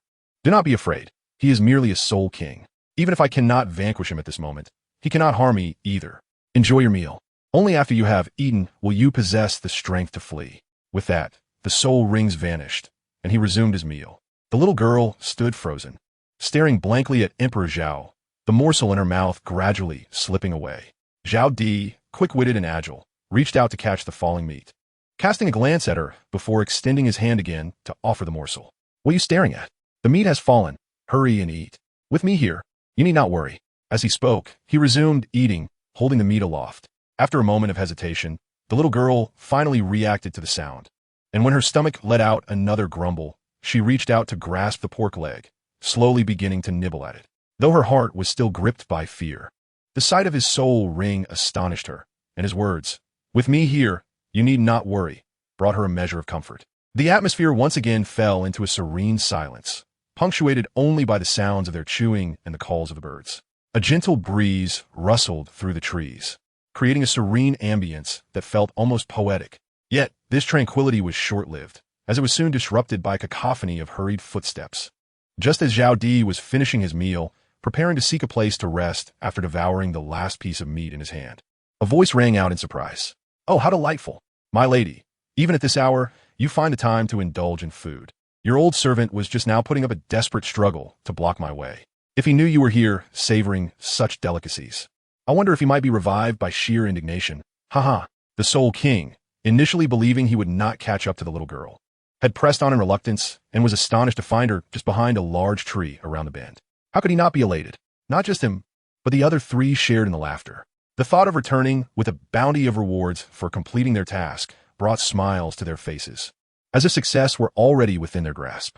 After all, before them stood merely 2 children, one smaller than the other. Upon hearing that voice, the little girl trembled. The meat slipped from her hand and fell to the ground. In haste, she rushed to Zhao Di's side, clinging tightly to one of his arms. In that moment, only Zhao Di could provide her with a semblance of safety. Only he had the power to help her escape. Emperor Zhao, overwhelmed by a sense of helplessness, let out a weary sigh and gradually set aside the morsel of meat in his hand, feeling a wave of remorse wash over him. "Forgive me, O meat, for I have sinned. I repent. Namo Amitabha." Rising to his feet, he cast a discontented glance at the 4 individuals before him, recognizing them as the very ones responsible for pursuing the young girl. "Could you not have arrived a tad later? Truly," he exclaimed, raising his voice, "what brings you here? Let me make it clear. You have disrupted my meal. An apology is in order." The Soul King, taken aback by his words, was momentarily stunned before erupting into laughter. a response echoed by the three others who joined in with a few chuckles. Suddenly, the Soul King's laughter ceased, and with a frigid gaze fixed upon Emperor Zhao, he declared, "You insolent brat, I shall not apologize to you. What can you do about it? Not only will I refuse to offer an apology, but I will also take your life." With a wave of his hand, he commanded attack. The three Soul Sect members, upon receiving the order, exchanged glances of resolve and swiftly advanced towards Emperor Zhao. Alas! The Emperor Zhao helplessly shook his head, then turned to the little girl and inquired, "What is your name? Soon, we shall become life and death companions. It would be remiss not to know your name." The little girl gazed at the three approaching figures with wide eyes filled with terror, her fragile body trembling uncontrollably. Yet, upon hearing the Emperor's words, she managed to suppress her fear and replied in a quivering voice, "My name is Zhu Zhuqing." Chapter 59, The Spirit King. Zhu Zhuqing? Zhu Zhuqing? Zhu Zhuqing. Astonishing. He never anticipated that a mere stroll would lead him to encounter Zhu Zhuqing. Such fortune was indeed unparalleled. Emperor Zhao was filled with astonishment. Yet the other party afforded him no time to process his shock, as the three individuals had already approached him. The Emperor Zhao reacted swiftly, momentarily taken aback before regaining his composure. His gaze turned toward the individual at the forefront, whose fist was mere inches away from the Emperor's face. A boastful voice rang out from the assailant, "Brat, prepare to meet your end." In an instant, Emperor Zhao's lips curled into an imperceptible smirk. His body reacted swiftly, advancing rather than retreating. With a powerful kick, he struck his opponent's abdomen without the slightest hesitation. It is worth noting that Zhao's physical strength now rivaled that of a Soul King, augmented further by his soul energy. The adversary was sent hurtling backward at a speed surpassing that of a charging bull, leaving behind a lingering cry that echoed momentarily in the air. The Soul King, observing from a distance, narrowed his eyes, contemplating the implications of this young man's prowess. After dispatching the foremost adversary, Zhao did not pause.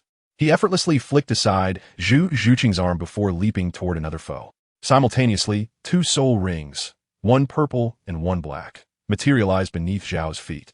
With the emergence of these rings, his speed surged exponentially. "How astonishingly swift," one soul master murmured, only to find himself propelled through the air like his companion, crashing into a distant tree trunk. After expelling several mouthfuls of blood, he lay motionless, caught between life and death. Approaching the last soul sovereign, Zhao wore a mocking expression, remaining silent as he gazed upward at the figure before him. The soul sovereign, confronted by the diminutive child barely reaching his waist, instinctively swallowed hard, beads of cold sweat trickling down his cheek. "Why you?" he stammered, struggling to articulate his thoughts, yet the words caught in his throat, and he could only repetitively utter the word "you." "TSK, TSK, TSK. Emperor Zhao shook his head, then swiftly dispatched him with a single punch. A resounding thud echoed as three lifeless bodies lay stacked beneath a large tree not far away, motionless in death. After dealing with the trio, Emperor Zhao slowly turned around, smiling as he regarded the Soul King, inquiring with a grin, "Care to apologize?" The Soul King, his expression grave, took a few cautious steps forward and solemnly declared, "In my possession lies the beast martial soul, the mountain bear, a level 59 defense-type soul master." He was acutely aware that the adversary before him possessed a 1,000-year first soul ring and a 10,000-year second soul ring. However, the task of eliminating Zhu Zhuqing was one that he had undertaken at the cost of his own life. Had he failed, it would have been fortunate. In the Stardew Forest, a young girl might not survive. Yet, if she were rescued and returned to her family, he would be compelled to atone for his errors with his life. Although the soul rings of his opponent astonished and even shook him, the fact remained that the adversary only possessed 2 soul rings and was still quite young. Thus he felt a considerable degree of confidence. The smile on Emperor Zhao's face gradually gave way to a solemn expression. Although his current physical strength, speed, and soul power were comparable to that of a Soul King, he had never truly engaged in combat with one before. To his astonishment, this initial encounter was to be wagered with their very lives. Yet rather than fear, a profound excitement surged within Zhao. While he could not guarantee the demise of his opponent, he was confident that neither he nor Zhu Zhuqing would perish. The reason was simple, for he, Zhao, could soar through the skies. Zhao Wuming, a soul master of the dual-souled yin-yang orbs, possessed an unparalleled level of mastery at the 23rd rank. With that, he unveiled his 2 orbs. Zhao Wuming, the current name of the Emperor Zhao, bears a name that suggests both significance and insignificance. He awaits the moment when his strength will be formidable enough. Opposite him, The Soul King appears somewhat bewildered. What is his martial spirit? What has he unleashed? What does his name signify? Yet, he refrains from inquiring. To pose questions to an adversary amidst battle is undoubtedly the folly of a fool. As Zhao Wuming finished his utterance, the Soul King sprang into action. His martial spirit instantly manifested, and the fourth soul ring ignited with brilliance. Having already expended a considerable portion of his soul power, prolonging the confrontation would be detrimental. Thus, he resolved to conclude the fight swiftly. His physique visibly expanded, and with remarkable speed, he lunged toward Zhao Wuming. Each stride left a profound imprint upon the ground, causing the earth to tremble subtly beneath him. Emperor Zhao's gaze sharpened. He was well aware of the mountain bear, a creature of formidable bulk, its most indomitable features being its extraordinarily sharp claws. The reason why Emperor Zhao dared to engage in a life-and-death battle was due to his awareness of the opponent's previous depletion of a significant portion of their soul energy. Should he find himself at a disadvantage, he could utilize his martial spirit to outlast his foe. However, this assumption was predicated on the possibility of defeat.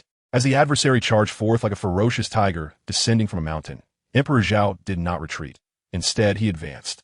The dark sphere swiftly transformed into a gauntlet for his right hand, and he engaged in a fierce clash with his opponent. In that instant of collision, a wave of energy erupted from their point of contact, causing the flora within a 5-meter radius to sway uncontrollably. From behind a distant tree, Zhu Zhuqing observed the fierce duel with a gaze filled with concern, anxiously tapping her foot, yet feeling utterly powerless. Silently, she offered a prayer for Emperor Zhao, hoping for his safety. As the battle raged on, the two combatants momentarily separated, each taking a step back, and then they raised their gazes to meet one another, the air crackling with an electric tension. Subsequently, the dark sphere transformed at lightning speed, morphing into the Haotian hammer as Emperor Zhao leapt high to strike down upon his opponent. The Soul King deftly evaded this assault, preparing to counterattack when he noticed a cold smile curling at the corner of Zhao's lips, his gaze fixated on the Haotian hammer, causing his pupils to constrict in alarm. In the very moment the adversary dodged, the Haotian hammer transformed into a razor-sharp sword exceeding 0.5 meter in length. As Emperor Zhao pivoted, he thrust the black sword in his hand towards the opponent's head. The Soul King tilted his head to evade the strike. But in the next instant, his pupils constricted, and he hastily retreated. The black sword in Zhao's hand had transformed into a dagger, gliding menacingly towards the opponent's neck as he dodged. Had the Soul King not reacted swiftly, he might have lost his head. In just a few exchanges, beads of cold sweat had already soaked the Soul King's back. Zhao offered no respite, changing weapons once more as he lunged at his adversary. The two engaged fiercely, and as the battle wore on, the Soul King was increasingly astonished. Despite the opponent's youth, his physical prowess and soul power were no less formidable than his own. In fact, they seemed even stronger. What was most shocking and perilous was the nature of his martial soul, which was utterly unpredictable. One could never anticipate what weapon he might conjure next. It could be a slender needle, a dagger sharp enough to slice through steel, or an entirely unfamiliar weapon. In short, one had to divide their attention not only on the opponent, but also on his martial soul. Otherwise, death could come in an instant. Feeling the dwindling soul power within him, what began as a struggle to hold his ground had transformed into a cascade of wounds numbering in the dozens. And a sense of retreat began to take root in his heart. Chapter 60, A Bath. Emperor Zhao remained oblivious to his opponent's intention to retreat.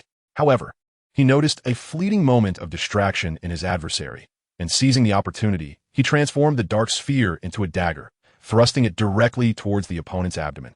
Fully aware that a strike to the neck was implausible, the opponent narrowly evaded the attack, but Zhao did not dwell on this failure nor rely on it for victory. Following this initial setback, Zhao raised his fist and delivered a powerful blow to his adversary's chest. Utilizing the momentum, he then executed a backward somersault, landing gracefully and swiftly, creating distance. His final punch compelled the Soul King to stagger back several paces. After creating some distance, Emperor Zhao stood upright, revealing 3 distinct blood marks across his chest, inflicted by the opponent's formidable claws. In addition, various other injuries adorned his body, albeit they paled in comparison to the wounds on his adversary. The encounter with the Soul King had surpassed Emperor Zhao's expectations. He had anticipated a fierce battle, yet the reality unfolded differently. Although the confrontation bore similarities to a brutal struggle, the opponent's strength, speed, and defense, while formidable, fell short of his expectations. Throughout the skirmish, it was Emperor Zhao who capitalized on the Soul King's deficiency in soul power, relentlessly pressing the attack, leaving the Soul King with only rare opportunities to retaliate. Yet, each counterattack was precise, allowing Emperor Zhao to glean a deeper understanding of the Soul King's prowess. Standing tall, a smile returned to Emperor Zhao's face as he remarked, "I trust your soul power is entirely depleted now." The Soul King fixed his gaze intently upon him, offering no response, though the reality was indeed quite aligned with Emperor Zhao's assertion. Noticing the silence, Emperor Zhao's smile widened, and he declared, "Let us bring this battle to a close." Upon hearing this, the Soul King heightened his vigilance once more. Despite the 5 or 6 meters separating them, he dared not relax his guard, for he remained unaware of the transformation that Emperor Zhao's martial spirit might undergo to strike at him. Upon finishing his words, Emperor Zhao did not allow a moment for a response. The black sphere in his hand swiftly expanded, transforming in the blink of an eye into a flat-bottomed pan. He raised his entire arm, and before long, the dark pan had grown to an impressive length of over 5 meters.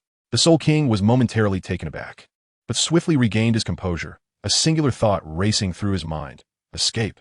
Without a moment's hesitation, he turned to flee. But could he truly escape now? In an instant, Emperor Zhao forcefully slammed the frying pan downward as his opponent lifted their foot. The location of the Soul King fell squarely within the frying pan's striking range. A resounding boom echoed through the forest, as clouds of dust were stirred up to a height of more than half a meter. Cough, cough. Emperor Zhao arrived at Zhu Zhuqing's side, and although he had moved with utmost haste, he inadvertently inhaled a few particles of dust. He then grasped Zhu Zhuqing's hand and said, "Let us proceed." To which the Soul King inquired with hesitation, "What about him?" Emperor Zhao did not look back. He grasped her hand and aimlessly chose a direction to walk. As they proceeded, he replied with a hint of indifference, "He is dead." Emperor Zhao now possesses a martial soul that can expand to encompass a radius of 20 meters. Coupled with his dwindling soul power and injuries, escape is utterly impossible. However, after hearing Zhu Zhuqing's words, Emperor Zhao deemed it prudent to observe further, and thus he accompanied her to a tree with an expansive view, where they ascended. Half an hour later, as the dust settled, Emperor Zhao beheld the corpse of the Soul King in the crater formed by the impact, while the 3 Soul Sect members nearby had long ceased to draw breath. "Shall I escort you home?" Emperor Zhao turned his gaze towards Zhu Zhuqing and inquired. Zhu Zhuqing shook her head, her expression bleak as she replied, "I do not wish to return at this moment." Then, raising her head, her eyes filled with hope, she asked, "May I accompany you for a while?" Emperor Zhao furrowed his brows. If he were to replace the cunning demeanor of his home with his own, he would also hesitate to return. However, he was currently engaged in cultivation here, and Zhu Zhuqing was merely at a modest level of over 10. He was just about to persuade her once more when he caught sight of Zhu Zhuqing's eyes, brimming with tears and a hint of despair. With a resigned sigh, he concluded that for the time being, he would not delve deeply into the matter. He could still protect her from the periphery.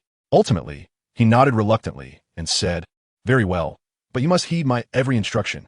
Zhu Zhuqing promptly nodded obediently. Emperor Zhao scrutinized Zhu Zhuqing before him, realizing that her attire was in dire need of replacement. It was scarcely distinguishable from swimsuit, and indeed, it was inferior to one at that.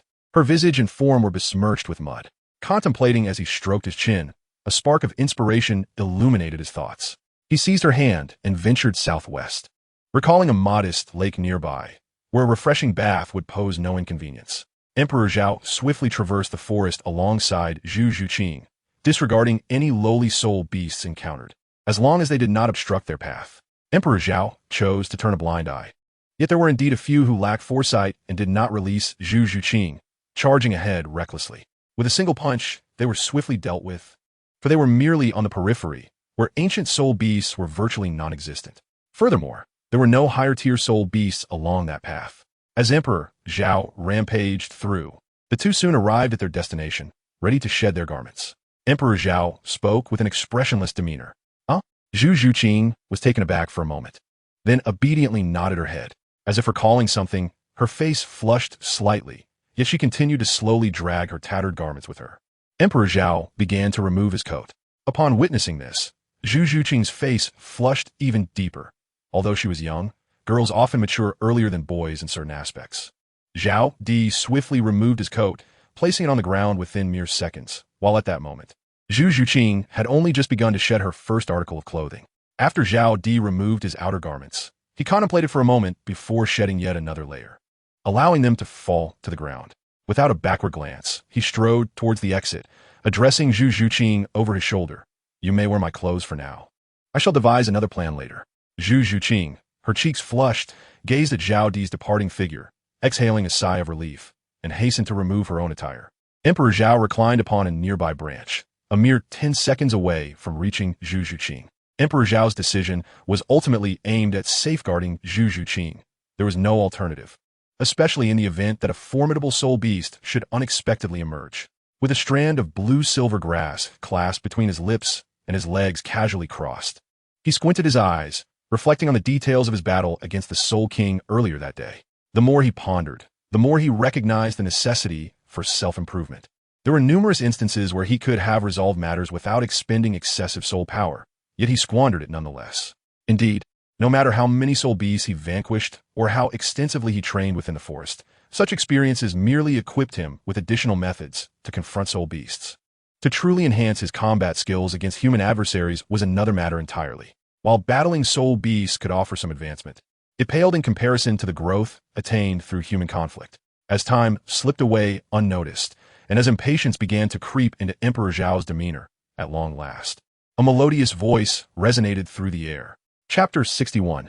Emperor Zhao's countenance turned pale. I am ready. Emperor Zhao, inadvertently glancing back, was momentarily taken aback. A vision of ethereal beauty. This was indeed a radiant lotus emerging from the water, with a delicate nose, slender lips, and eyes that fluttered like the wings of a butterfly, drawing one's gaze irresistibly. Her slightly flushed cheeks added an extra touch of charm. After a brief pause, Emperor Zhao gathered his senses, realizing that both Duge Yin and Yi Lingling were equally enchanting. He had simply grown accustomed to their beauty over time. The astonishment he felt was merely a response to a different kind of allure. Upon hearing a voice, he leaped down from the tree and approached Zhu Zhuqing, casually stating, "Let's go." Zhu Zhuqing asked no further questions, obediently nodded, and followed Emperor Zhao as they ventured forth. A year and a half passed quietly. In a certain part of the starry forest, Emperor Zhao and Zhu Zhuqing were partaking in their breakfast. Zhu Zhuqing maintained her usual elegance while dining, while Emperor Zhao devoured his meal with a rapidity that was characteristically his. Before long, they had both finished their repast. Ordinarily, after their meals, Zhu Zhuqing would gaze at Emperor Zhao with a gentle smile, eagerly awaiting his words. Even the mere utterance of her name would bring her joy. However, today, upon completing her meal, she chose to sit at a considerable distance from Emperor Zhao. Emperor Zhao remained silent for a moment, then rose to his feet and approached Zhu Zhuqing. Slowly kneeling before her, he smiled and inquired, "What troubles you? Have you not achieved the remarkable feat of advancing to level 19 in just over a year? Are you not pleased?" Zhu Zhuqing did not lift her gaze. Her legs were drawn up, her arms tightly wrapped around them, and her small head nestled within her embrace. Emperor Zhao smiled softly and gently inquired, "Then why are you not happy?" Although he already knew the answer in his heart, he could only coax her slowly, much like one would with a small child. Zhu Zhuqing remained silent, continuing to bury her head. Emperor Zhao smiled gently and continued to ask in a soft voice, "Is it because I am to escort you back?" Zhu Zhuqing replied simply. Emperor Zhao, undeterred, extended his hands and gently lifted Zhu Zhuqing's head, observing the tears that had begun to well up in her reddened eyes.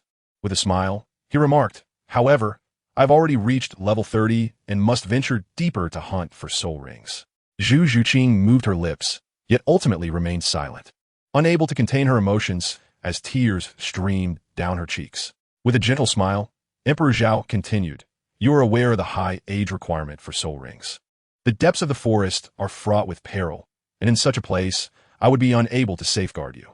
Subsequently, Emperor Zhao spoke at length, employing both coaxing and persuasion, and after nearly an entire morning, he finally managed to reach a resolution. He secretly breathed a sigh of relief. On the outskirts of the Star Luo Empire, in a desolate and uninhabited area, Zhu Zhuqing wiped away her still damp tears and, in a choked voice, inquired then, "When shall we meet again?"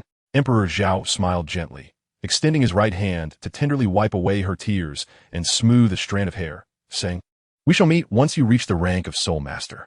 With that, he turned decisively and departed.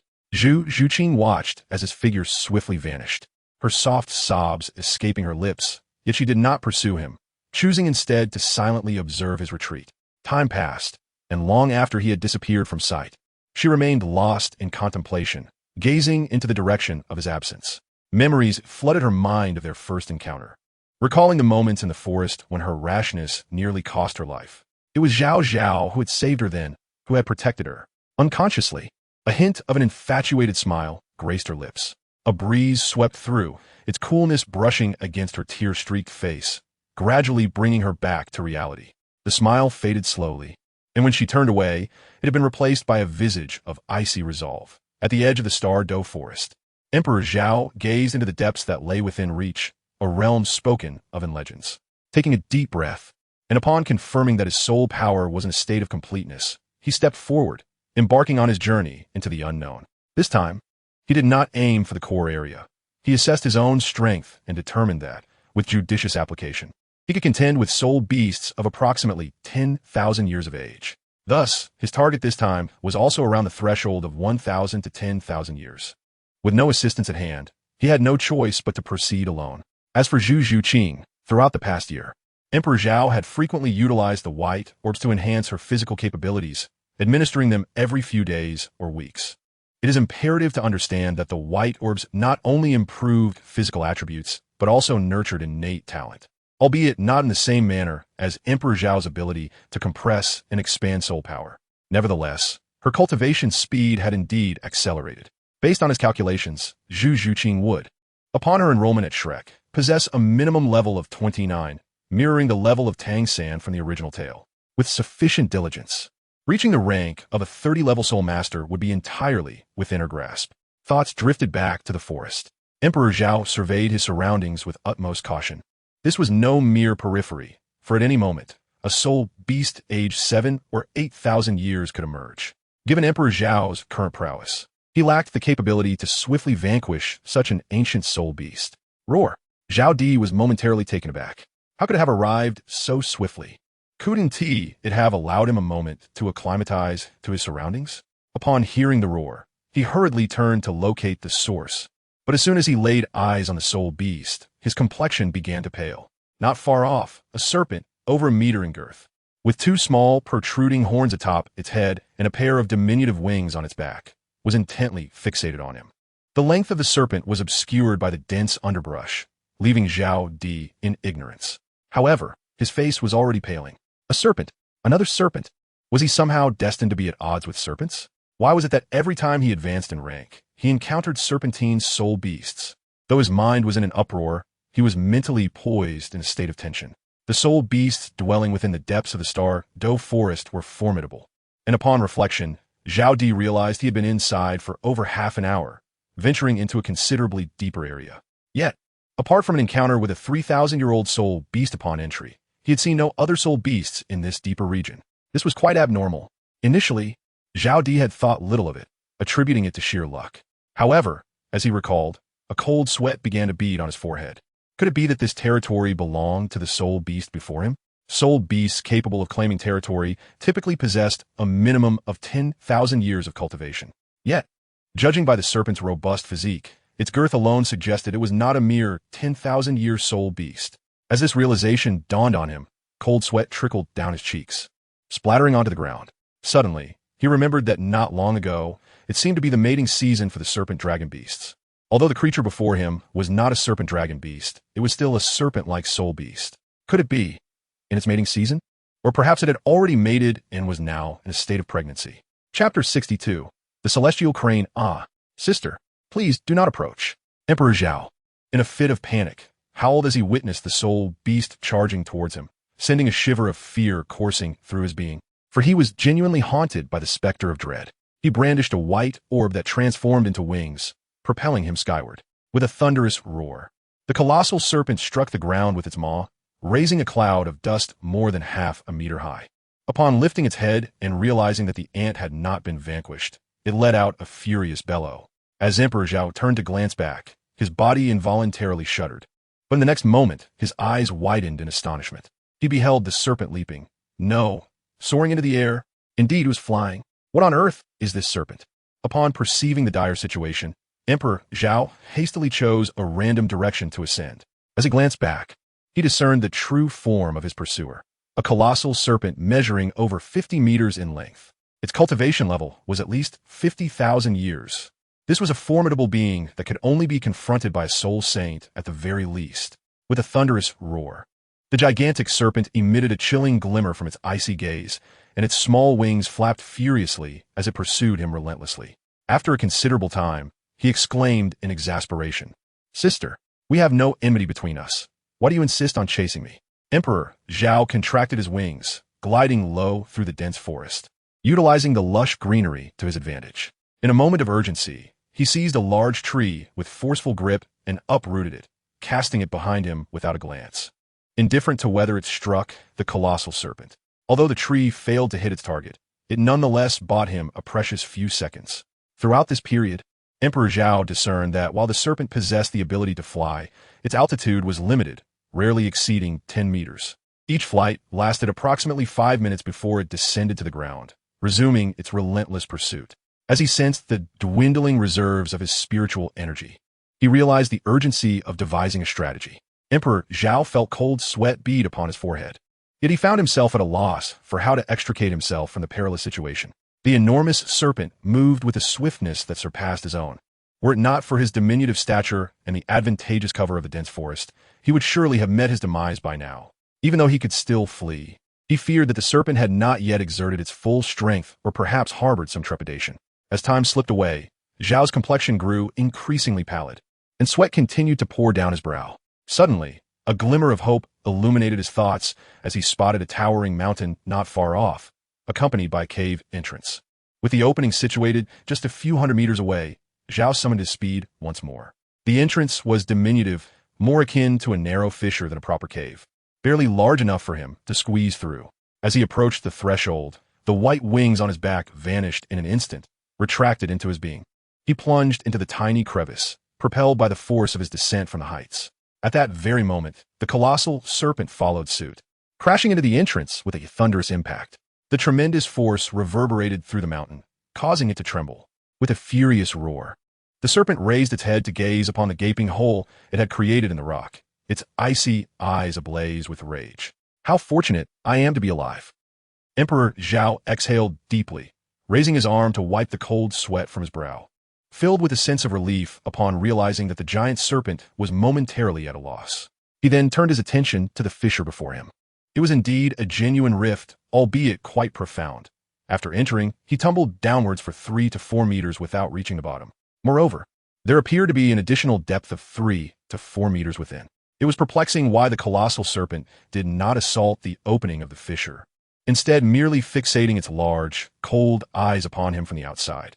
However, this was of little concern to Emperor Zhao. After confirming that there was no immediate danger, he settled down to recuperate his spiritual energy. Suddenly, a resounding call echoed through the air. Zhao hastily opened his eyes and gazed outside. This was certainly not the call of that enormous serpent. Could it be that another soul beast has arrived? Upon reflection, he realized the truth. He had experienced the unruly nature of that serpent firsthand, as it had rampaged in pursuit of him. Encountering a soul beast that had existed for millennia, it would indiscriminately strike with its tail without regard for life or death, continuing its relentless chase.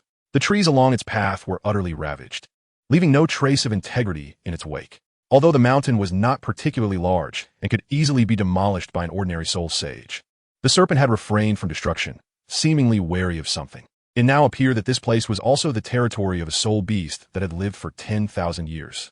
Yet, he could only speculate on its true age. Underestimating the situation, Zhao cautiously began to crawl outward. He tossed a small stone into the expanse, and aside from the intense sounds of combat emanating from outside, there was no other response. It seemed that 2 soul beasts were engaged in battle. The corners of Emperor Zhao's lips curled into a smile. It seemed he was indeed fortunate to depart in peace. He then began to crawl slowly outward. Upon emerging from a disfigured fissure, he was immediately struck dumb by the scene before him. Before his eyes stood a bird-like spirit beast, its comb as red as blood, with dark crimson wings spanning over a meter and a body measuring no less than 5 meters, engaging in a fierce standoff with a colossal serpent. Emperor Zhao was well aware of this soul beast, known as the devouring sky crane, which was said to possess a trace of the divine bloodline of the phoenix.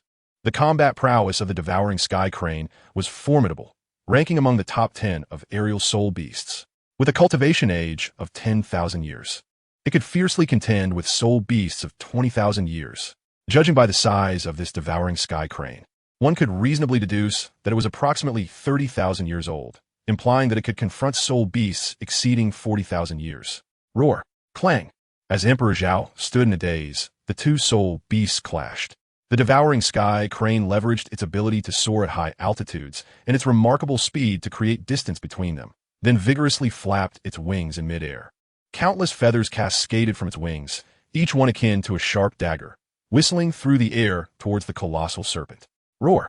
The gigantic serpent emitted a furious roar, suddenly unleashing a pitch-black substance from its mouth that hurtled towards the crane's feathers. In an instant of contact, the feathers of the devouring sky crane were swiftly dissolved, and the black mass showed no signs of slowing down, hurtling directly towards a crane. Clang! The devouring sky crane quickly beat its wings to evade, then dove from the sky towards the colossal serpent. The sinister substance, having missed its target, crashed into a nearby tree. A sizzling sound ensued as that tree, towering over 10 meters, vanished in mere seconds. The ground beneath it was left with a deep pit exceeding half a meter. The two soul beasts engaged in a fierce ground battle. Meanwhile, Emperor Zhao had retreated to a safe distance, observing the earth-shattering clash between the two soul beasts. Beads of cold sweat dripped from his forehead as he involuntarily swallowed. He could not help but ponder that it seemed the serpent had not unleashed its full strength while pursuing him. Otherwise, a mere trace of that ancient venom would have been enough to spell his doom. Chapter 63. An expired book? Emperor Zhao concealed himself atop a grand tree, situated a mere 100 meters from the unfolding scene. Ensuring his safety, he continued to observe the fierce battle below. His eyes sparkled with a blend of anticipation and concern as he watched the two soul beasts engaged in their fierce struggle. Time slipped by quietly, as the sun transitioned from its zenith in the sky to the embrace of dusk, only to be replaced by a large, resplendent moon. Emperor Zhao discreetly concealed himself behind a tree, occasionally taking bites of the roasted meat he had procured earlier.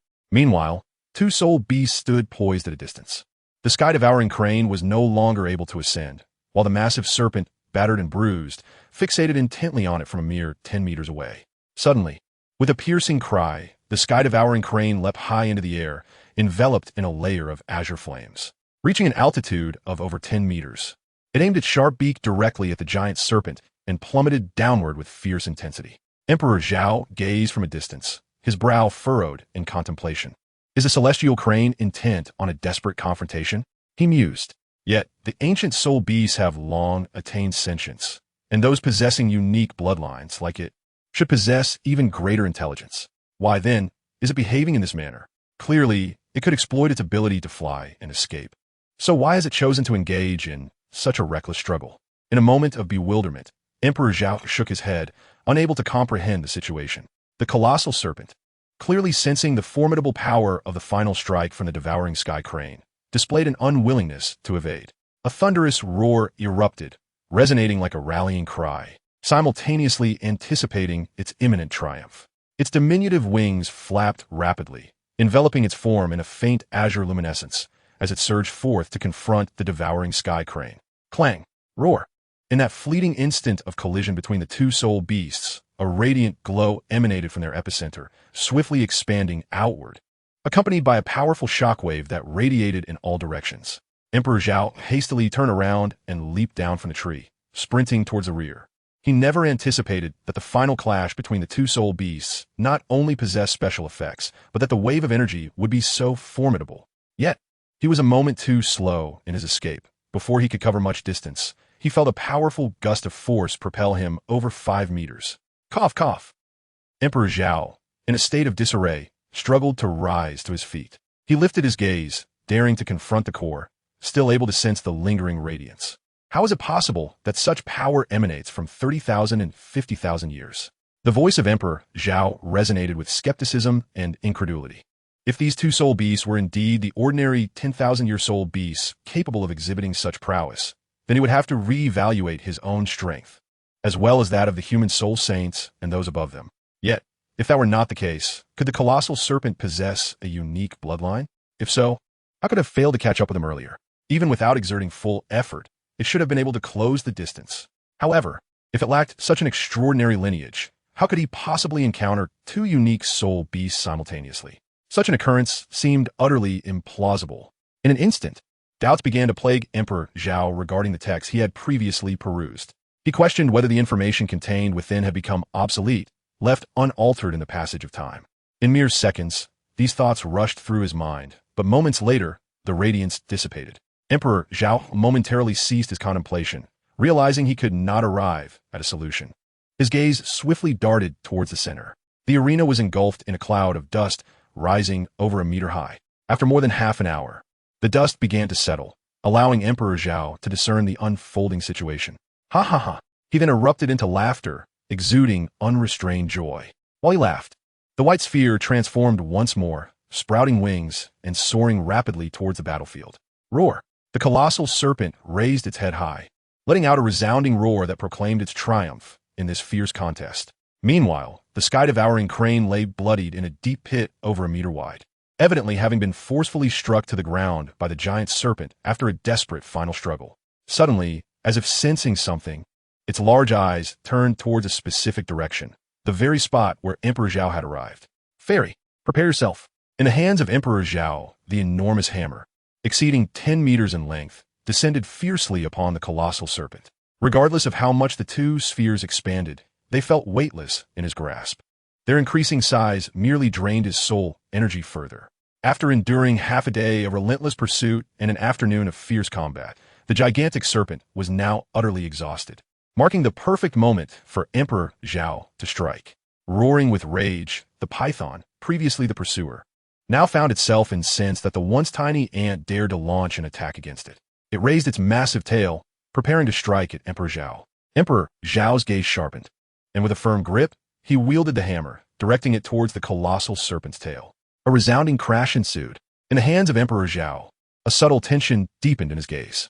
The severely wounded colossal serpent was indeed a formidable adversary. He raised his hand once more, and with the flapping of his white wings behind him, the hammer in his grasp transformed instantaneously into a blade exceeding 5 meters in length, lunging towards the giant serpent. A fierce roar erupted from both man and beast, heralding the onset of an intense melee.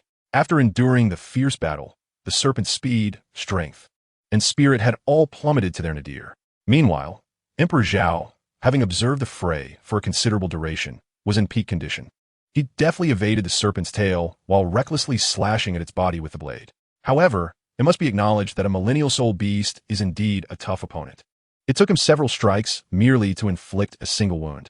Constrained by the need to remain vigilant of the serpent's tail, he found it challenging to focus entirely on his attacks, resulting in only sporadic strikes where he could manage. After an arduous 3 minutes of combat, he succeeded in carving out a mere 4 moderately sized wounds. Emperor Zhao has begun to breathe heavily. It is not due to a lack of endurance, but rather the formidable prowess of his adversary. The colossal serpent, feeling the sting of 4 wounds discerned by this ant-like figure, experienced a fleeting glimmer of cold fury in its icy gaze. With a thunderous roar, realizing it could no longer contend with its opponent, it diverted attention before unleashing a jet of inky darkness from its maw. Following this, it twisted its body and swiftly retreated in the direction from whence it came. So rapid was its flight that, after Emperor Zhao evaded the projectile, he could only catch a glimpse of its shadowy form. Zhao exhaled a sigh of relief, opting not to pursue the colossal serpent. Setting aside the question of whether he could catch up, even if he did, it would be futile. The 5,000-year soul ring was, to be candid, something Zhao dared not absorb. Moreover, the reason he had bided his time until now, until the very last moment to act, was not solely for the sake of this gigantic serpent. Rather, his primary objective was to drive it away. Naturally, it would have been preferable to eliminate it entirely, but regrettably, it was far more astute than the sky-swallowing crane. After observing the direction in which the serpent had fled for a considerable while and confirming its absence, a smile crept across Zhao Di's lips as he turned ahead towards the sky-swallowing crane. From his readings, he recalled that most serpentine soul beasts shared a common trait. They would immediately devour their opponents or prey upon their demise. This minor observation sparked a daring thought within Zhao Di. Although he had just felt deceived by his books, he still held onto the adage, fortune favors the bold. A gamble might turn a bicycle into a motorcycle. Chapter 64. Concealment of the soul ring. Arriving at the pit, Zhao Di's lips curled into a smirk. He clicked his tongue in astonishment, remarking, "No wonder this soul beast possesses the bloodline of a phoenix. It remains alive despite such injuries." Bathed in moonlight, he discerned the current state of the sky, swallowing crane. Its body was drenched in blood. One of its wings was broken, and its once sharp beak had lost its luster. Were it not for the faint rise and fall of its body, Zhao might have thought his efforts were in vain. "Alas, I cannot fathom why you were so foolish, choosing to fight to the death when you could have fled. In the end, it seems you have unwittingly benefited me." With that, Zhao transformed the black orb in his hand into a 5-meter-long greatsword, swinging it toward the crane's neck.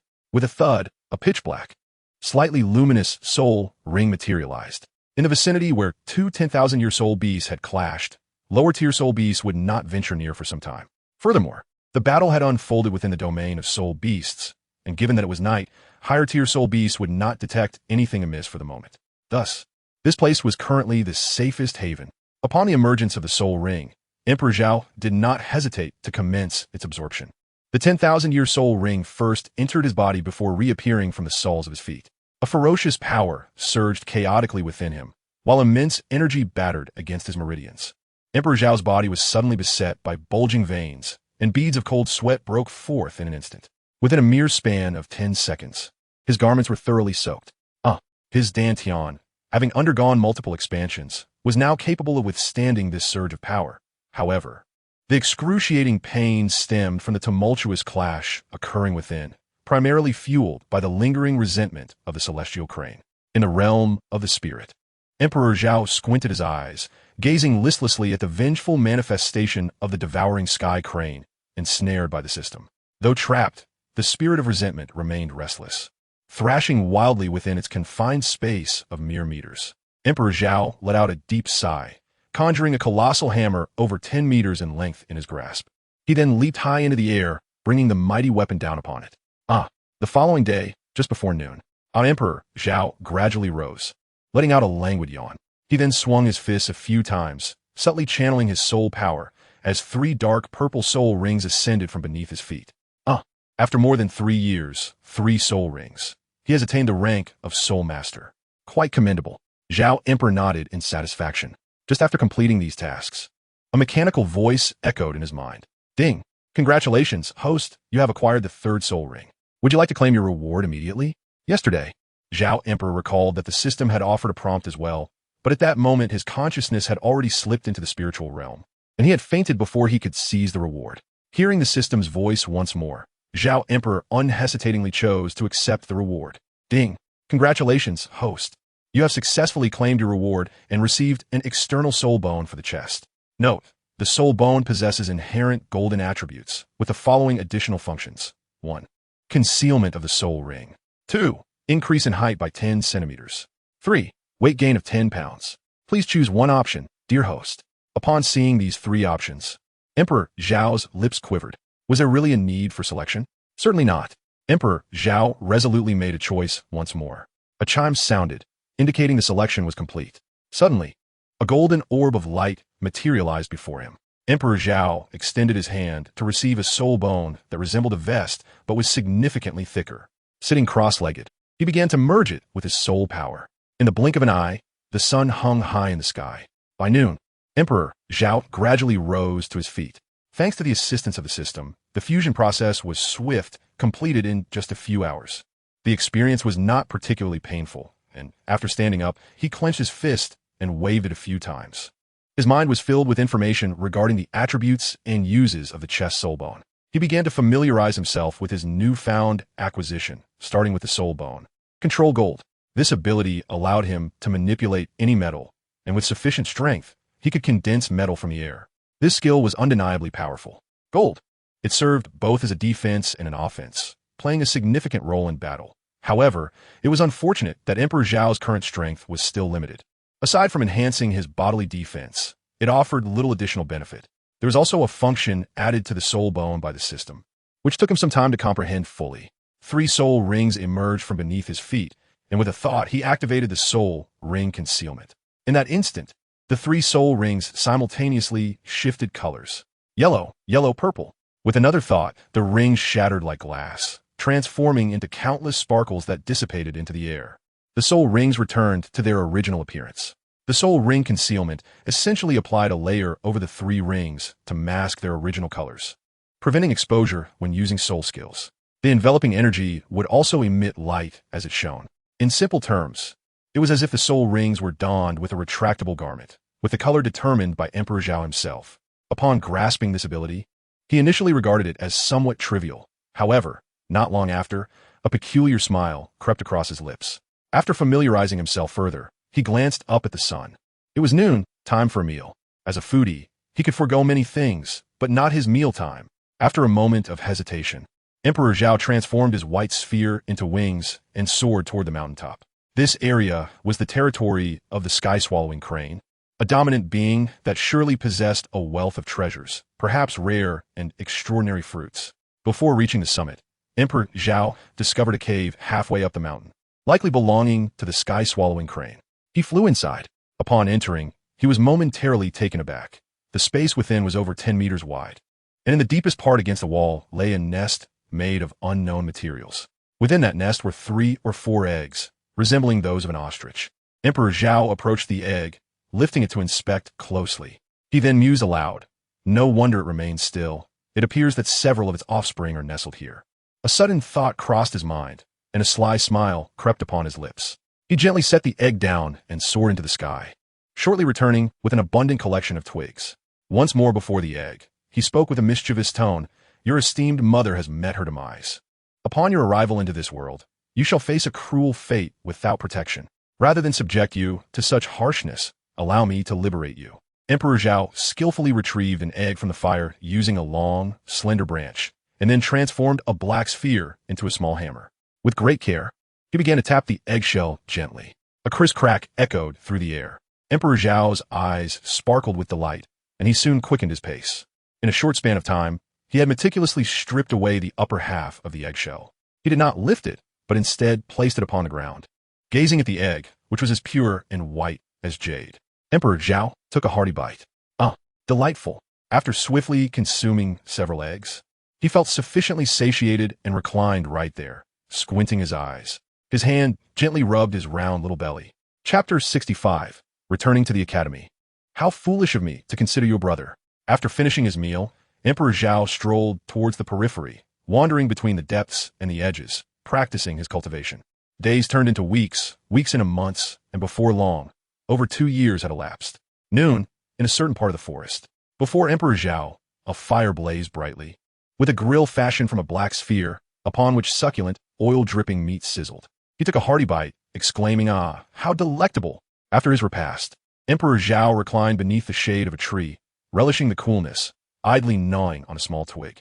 Having been away for 4 to 5 years, he pondered whether it was time to return and pay a visit. Tang San's innate talent was originally rather modest, significantly inferior to that of Qian Renxue, and only comparable to Yu Tianheng and his peers. His remarkable speed and cultivation stemmed not from extraordinary talent, but from an unparalleled commitment to hard work. While many individuals exhibit diligence, it is the protagonist's aura that primarily sets him apart, though his relentless effort and fortuitous circumstances cannot be overlooked. Through numerous enhancements, his abilities have eclipsed those of Yu Tianheng, now rivaling the prowess of the elite from the Spirit Hall. Coupled with Tang San's diligence, he must have reached the 30th level by now. Gradually rising to his feet, he strolled outward, murmuring to himself, "Just right. It has been many days since I reached level 40. I should return and ask Master to summon his friends to assist me." It was not that he was incapable of vanquishing 10,000-year-soul beasts. Rather, he had grown disdainful of such foes, having set his sights higher. The third soul ring was already at 30,000 years. The fourth should surely exceed that threshold, should it not? However, the challenges posed by 40,000 and 50,000-year beasts were daunting. After witnessing the might of a colossal serpent, he hesitated to seek out creatures over 30,000 years. Even encounters with 30,000-year beasts were approached with utmost caution. He had truly been scarred by his past encounters. Now, upon encountering serpentine soul beasts, his instinct was to flee rather than fight. Even if retreat was not an option, he would keep a safe distance, returning only with the certainty that he could handle the situation. Truly, a bite from snake instills a fear of wells for a decade. As dusk fell, at the nodding primary academy, upon dismounting, Emperor Zhao hastened towards the grove, finding it peculiar that he did not encounter Tang San and his companions. Subsequently, he proceeded to the dining hall for a meal, as evening had arrived and sustenance was essential. After spending half an hour to finish his meal, he made his way towards the dormitory, where, to his delight, he spotted Tang San and Xiao Wu. Shu Ye.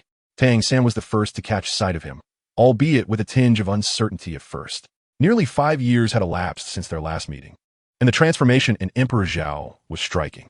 The youthful roundness of his face had vanished, replaced by chiseled features, a tall and slender physique, and piercing eyes that bore the intensity of a predator's gaze. It did not take long for him to be recognized, prompting a joyful exclamation. The two rushed towards Emperor Zhao in unison. Emperor Zhao smiled faintly, extending his arms to embrace the two individuals. He remarked, "It has been quite some time since we last met. You have both changed remarkably." Tang San had notably grown taller, surpassing Zhao by a slight margin. Though his appearance remained unremarkable, there was a certain charm to him, and his smile exuded a gentle warmth. Zhao was aware that while he appeared ordinary now, he would undoubtedly blossom in the future. Then there was Xiao Wu. The young girl, now in her early teens, had begun to mature. Her height was comparable to Tang San's, and her figure was subtly developing. The once purely adorable face now possessed an enchanting allure. "Shu Ye, it has been so long since you last visited us. Did you not miss us?" Xiao Wu clung to one of Zhao's arms, her big, adorable eyes gazing up at him, playfully inquiring. Yet this height. Emperor Zhao needed to lift his gaze slightly to meet her eyes. Yet, within his heart, he felt no trepidation. Little Wu was nearing her limit in growth, while he was merely at the onset of his own development. Emperor Zhao smiled faintly, gently nudging Tang San aside before raising his other hand to caress Xiao Wu's head, saying with a chuckle, "Of course I missed you. I returned precisely to see you all." Xiao Wu giggled, a rosy blush blooming on her cheeks, her ears slightly bending in delight. Observing this, Tang San couldn't help but twitch his lips at the side. Why push him away just to touch Xiao Wu? Was it merely because he had embraced Zhao's other arm? Dismissing the thought, he smiled softly and inquired, "Brother Zhao, where have you been all these years? Now that you've returned, will you leave again?" Hearing this, Xiao Wu lifted her head from Zhao's embrace and gazed at him. Emperor Zhao smiled faintly, then released Xiao Wu, for she was not his wife. One must not overstep the bounds with a friend's beloved. A brief embrace sufficed, for lingering too long would be inappropriate. He then made his way to his designated sleeping quarters, and to his surprise, he discovered that his bed had remained undisturbed. Xiao Wu, seemingly perceiving the astonishment in Zhao's eyes, hurried over with a sense of pride and proclaimed, Brother Zhao, this was my idea. I ensured that your bed remained untouched for your return." As she spoke, her rabbit ears twitched slightly, and her head held high. She appeared to be awaiting praise. Then, as if recollecting something, she cast a glance at Tang San and pouted, saying, "Moreover, Brother Zhao, Xiao San wanted to tamper with your bed. If it weren't for my fervent efforts to prevent it, who knows what state your bed might be in now? Xiao San even claimed that upon your return, you would scold me.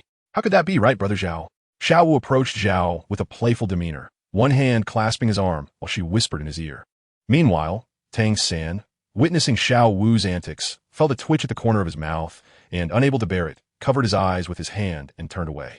Upon hearing this, Emperor Zhao clenched his fists tightly, his face adorned with a forced smile. He turned to Xiao Wu and inquired, "Did that Tang San strike you?" Xiao Wu, initially believing that Emperor Zhao was prepared to defend her, replied honestly, "No, he did not hit me, but I was so overwhelmed by his persuasion that my mouth went numb." As she spoke, she pouted her delicate lips adorably.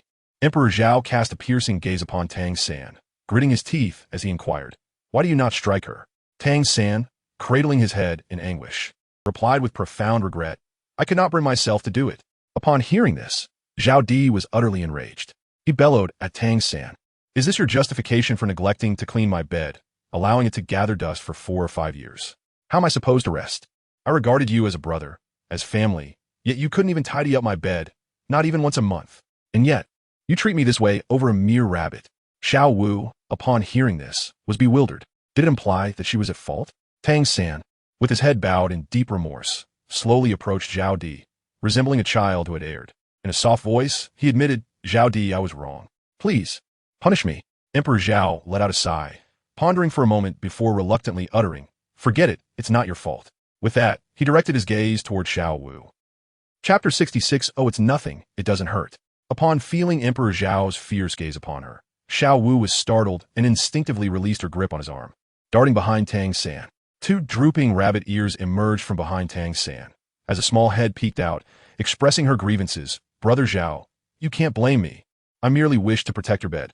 Who knew it would be so unruly? Unruly? The Emperor Zhao found himself at a loss for words in response to Tang San, saying, Pray, listen to what Xiao Wu has to say. Tang San wore a wry smile, uncertain of how to respond. After a moment of contemplation, he finally spoke. Brother Zhao, I had intended to properly address this matter upon your swift return, but who could have anticipated that I would return so soon? Emperor Zhao rolled his eyes and then waved his hand, saying helplessly, Forget it. By the way, what about the others in the dormitory? Emperor Zhao returned for quite some time, yet he did not encounter any of the others in the dormitory. Xiao Wu sensed an opportunity to showcase her abilities and promptly raised her hand, exclaiming, I know. Tang San smiled in silence. Emperor Zhao also cast his gaze upon Xiao Wu. Noticing his intense stare, Xiao Wu instinctively tightened her grip on Tang San's arm and replied, They have gone to dine. So, they simply went to eat? Yes. Why did you hastily interject? I was under the impression they had ventured somewhere else. Emperor Zhao remarked with a hint of irritation. By the way, little three, what level have you attained? Emperor Zhao suddenly recalled the purpose of his return and turned to inquire. I have reached level 29, Brother Zhao. What about you? And what of Xiao Wu? Upon discerning Tang San's rank, Emperor Zhao turned his gaze toward Xiao Wu, who, still concealed behind Tang San, timidly protruded her head and remarked, 27th level, before retracting her head once more. Emperor Zhao let out a resigned sigh and said, All right, Xiao Wu, I am no longer angry. There is no need for you to hide. Upon hearing the Emperor's words, Xiao Wu emerged from behind Tang San, chuckling softly, and then ran to Emperor Zhao's side, grasping his arm in an affectionate embrace. Emperor Zhao smiled faintly, then inquired playfully, I have indeed elevated both of you simultaneously and equally. Yet, why is it that Tang San has reached the age of 29, while you remain at 27? Xiao Wu wore an expression of slight distress, releasing her grip on Emperor Zhao's arm and slowly rubbing her small hands together. Have you been slacking off? Observing Xiao Wu's demeanor, Emperor Zhao was already aware of the answer. I wouldn't call it slacking off. Wang Sheng and the others have yet to surpass my level. Xiao Wu lowered her head, attempting to justify herself. Emperor Zhao held his head in contemplation, conceding to the inevitable. For Tang San was nearing the threshold of level 30. With a deep sigh, he remarked, Very well, 27 it shall be. Xiao Wu lifted her gaze, playfully blinked, and with a mischievous smile, she clung to Emperor Zhao's arm and teasingly inquired, So, dear Emperor, after your prolonged absence, what level have you attained? Tang San, brimming with anticipation, gazed at Emperor Zhao, wondering if he had surpassed his own level of 29. Yet, Emperor Zhao responded with an enigmatic smile, gesturing for them to come closer. Instantly, they understood and approached him, leaning in to listen attentively. Upon witnessing the scene, Emperor Zhao broke into a wide grin and gradually approached, filling his belly with air, and then, I shall not divulge that. Xiao Wu was startled, leaping back like a rabbit. Nay, she was indeed a rabbit, acting purely on instinct. Tang San cast a peculiar glance at Emperor Zhao, casually digging at his ear, as it had felt somewhat uncomfortable due to the recent commotion. He had not anticipated that after such a long absence, Zhao would remain so childishly exuberant. Ha ha ha. Upon witnessing their fright, Emperor Zhao erupted into hearty laughter. After regaining her composure, Xiao Wu's face flushed with indignation. Observing Emperor Zhao's amusement only fueled her irritation, prompting her to dash to his side. With her tiny fist raised, she playfully struck him, her delicate lips pouting in a display of grievance as she exclaimed, Brother Zhao, how could you act this way? Emperor Zhao chuckled lightly. Grasping the feeble little fist of Xiao Wu, he consoled her, All right, I shall not tease you any longer. As for my cultivation, I shall discuss it tomorrow. Otherwise, I would have to reiterate it to the master, which would be quite bothersome. As long as you are not frightened tomorrow, that is all that matters. With a cheerful smile, he glanced at them a few times before casually selecting a bed and drifting off to sleep. However, feeling uncomfortable on the unfamiliar bed, he found himself unable to rest, prompting him to move to the bed shared by Xiao Wu and Tang San. Without regard for their presence, he quickly fell asleep. Tang San's lips twitched, and Xiao Wu, feeling aggrieved, approached him with a pout, asking, Xiao San, what should we do? Zhao has taken over our bed. The Emperor Zhao now lay sprawled out in a starfish position, prompting Xiao Wu to approach Tang San with a query. Tang San glanced at Xiao Wu, sighed helplessly, and mused to himself. Xiao Wu, typically bold and audacious, rarely faced any grievances throughout the year and often teased him without restraint. Yet today, he looked over at the Emperor Zhao on the bed, a faint smile gracing his lips as he remarked, "What else can be done? We might as well share the bed and sleep together." Xiao Wu nodded, a hint of understanding in her expression. If space was insufficient, simply rearranging the bed would suffice. Wouldn't it? The following morning, Shu Yi. Time arise. Emperor Zhao, like a fish turning over, lazily remarked, "I'll sleep a while longer." Little Wu, her hands firmly placed on her hips, fixed her round eyes upon the recumbent Emperor Zhao, her face a portrait of exasperation. "Just a little longer? It has been 2 hours. I began calling you before the sun had even risen, and now it is high in the sky, yet you still utter just a little longer."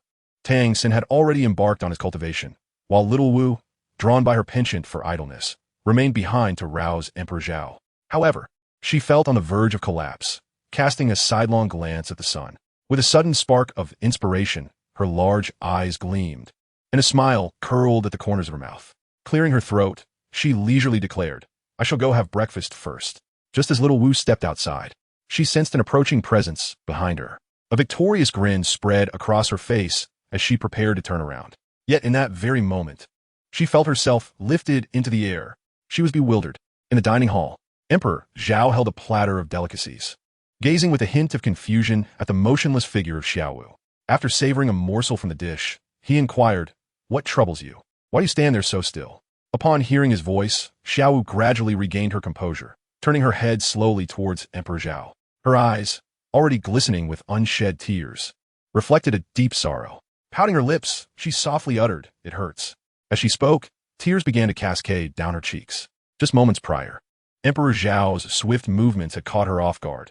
Her body, relaxed and unprepared, had been abruptly propelled several hundred meters, leaving her arms aching. Zhao Di was momentarily taken aback. Once he regained his composure, he realized that his speed had been excessive and that little Wu's level was too low, which resulted in her discomfort upon his arrival.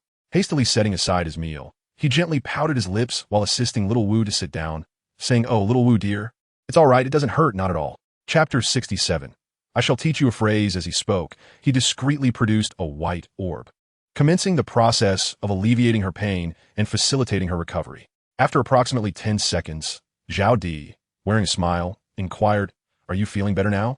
Little Wu wiped her tears and, with a hint of grievance, nodded her head. "All she did was call you to rise, yet you treated her this way. How could she ever muster the courage to wake you again after this?" Little Wu was now consumed by a sense of melancholy. Emperor Zhao smiled faintly and coaxingly said, "All right, let us not dwell on anger any longer. Soon, I shall reveal to you my martial soul and soul skills." Xiao Wu pouted her lips and huffed, replying, "Isn't it merely the ability to transform? What is there to behold?" Emperor Zhao smiled enigmatically, choosing not to speak further. He continued to amuse Xiao Wu, and only after successfully entertaining her did they commence their meal. Under Emperor Zhao's influence, the two swiftly finished their repast and then proceeded to the small grove where they typically practiced. "Good morning, third brother." "Good morning, master." Emperor Zhao greeted both Tang San and Xiao Wu. Upon catching sight of Tang San, Xiao Wu hurriedly trotted over, casting a lingering, wistful glance at Emperor Zhao as she reached his side. The master, taken aback by the presence of Emperor Zhao, inquired, "When did you return?" After a brief exchange, the two engaged in conversation for a while. Approximately 10 minutes later, Emperor Zhao rose, raising his voice, and proclaimed, "All right, Tang San, cease your training for the moment. Xiao Wu, do come here. Why stand so far away? I assure you, a 1-tea bite." Tang San halted his practice and beckoned Xiao Wu to join him beside Emperor Zhao. The master and Tang San observed Xiao Wu's reluctant demeanor, both filled with curiosity.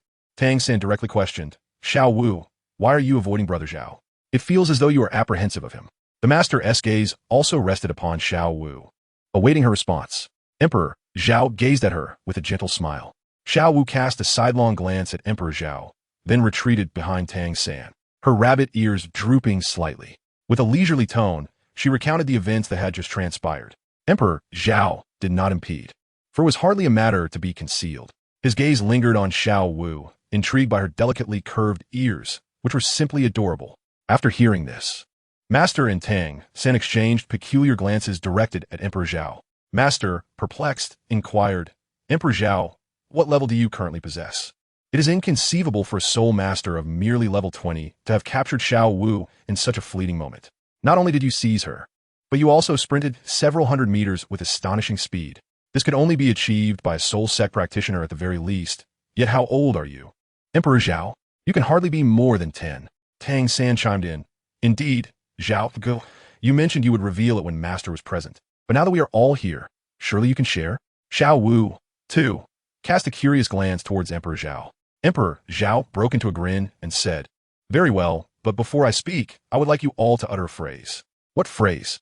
Tang San inquired with curiosity, wondering what words could possibly be deemed necessary at this moment. Emperor Zhao smiled enigmatically, uttering 2 words. I was taken aback. Tang San silently repeated the phrase, unable to comprehend its meaning, and continued to inquire, Brother Zhao, what does this expression signify?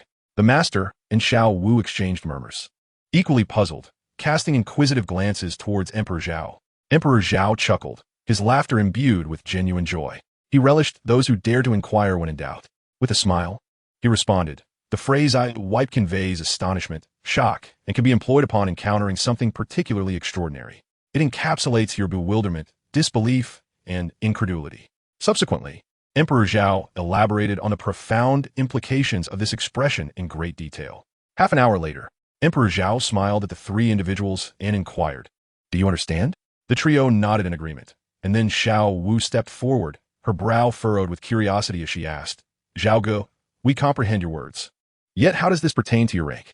Emperor Zhao broke into a smile and said, You'll find out shortly. With that, he took a few steps back, maintaining a distance of 3 to 4 meters from the others. He then declared, Keep your eyes wide open. As he spoke, he subtly channeled his soul power, and 3 soul rings slowly ascended from beneath his feet, displaying hues of yellow and purple. Zhao Di was taken aback for a moment, then quickly regained his composure, realizing that the soul ring concealment was still active. Ahem, my apologies, I misspoke. Let us try that again. Tang San and his companions were left in a state of bewilderment upon witnessing Zhao Di's soul ring. Was his first soul ring supposed to be purple? How had it transformed into yellow? The master furrowed his brow, as the sight before him challenged his theoretical understanding. How could a soul ring of such a low-level soul master lose its age? Yet before he could voice his thoughts, Zhao Di's voice resonated. Watch closely. As he spoke, Zhao Di deactivated the soul ring concealment, and the energy of the 3 soul rings shattered instantaneously. Holy moly! Holy moly! Brother Zhao, your soul ring shattered before Xiao Wu could finish her exclamation. The trio was once again engulfed in shock. Holy moly! Holy moly! Holy moly! Purple black! The master was rendered speechless, stuttering for quite some time. Tang San and Xiao Wu stood there, mouths agape, particularly Xiao Wu, whose expression was unmistakably one of astonishment. Upon witnessing this, Emperor Zhao silently nodded, believing that Tang San would experience great happiness in the future. 3 minutes later, as everyone remained lost in thought, Emperor Zhao felt it was time to speak. He cleared his throat and said, Ahem, we can discuss levels later. Would you care to see my soul skill? It is quite entertaining. With that, he raised an eyebrow, sporting a mischievous grin. The 3 individuals, upon hearing Emperor Zhao's voice, dazedly nodded in agreement. Emperor Zhao let out a resigned sigh. Given their current state, it would be wise to wait a little longer. Otherwise, there would be no effect. After about 10 minutes, Tang San was the first to regain his composure, gently patting Xiao Wu and the master on the shoulder. The 2 gradually returned to their senses. The master still wore an expression of disbelief, internally grateful that Emperor Zhao had imparted that crucial phrase to him.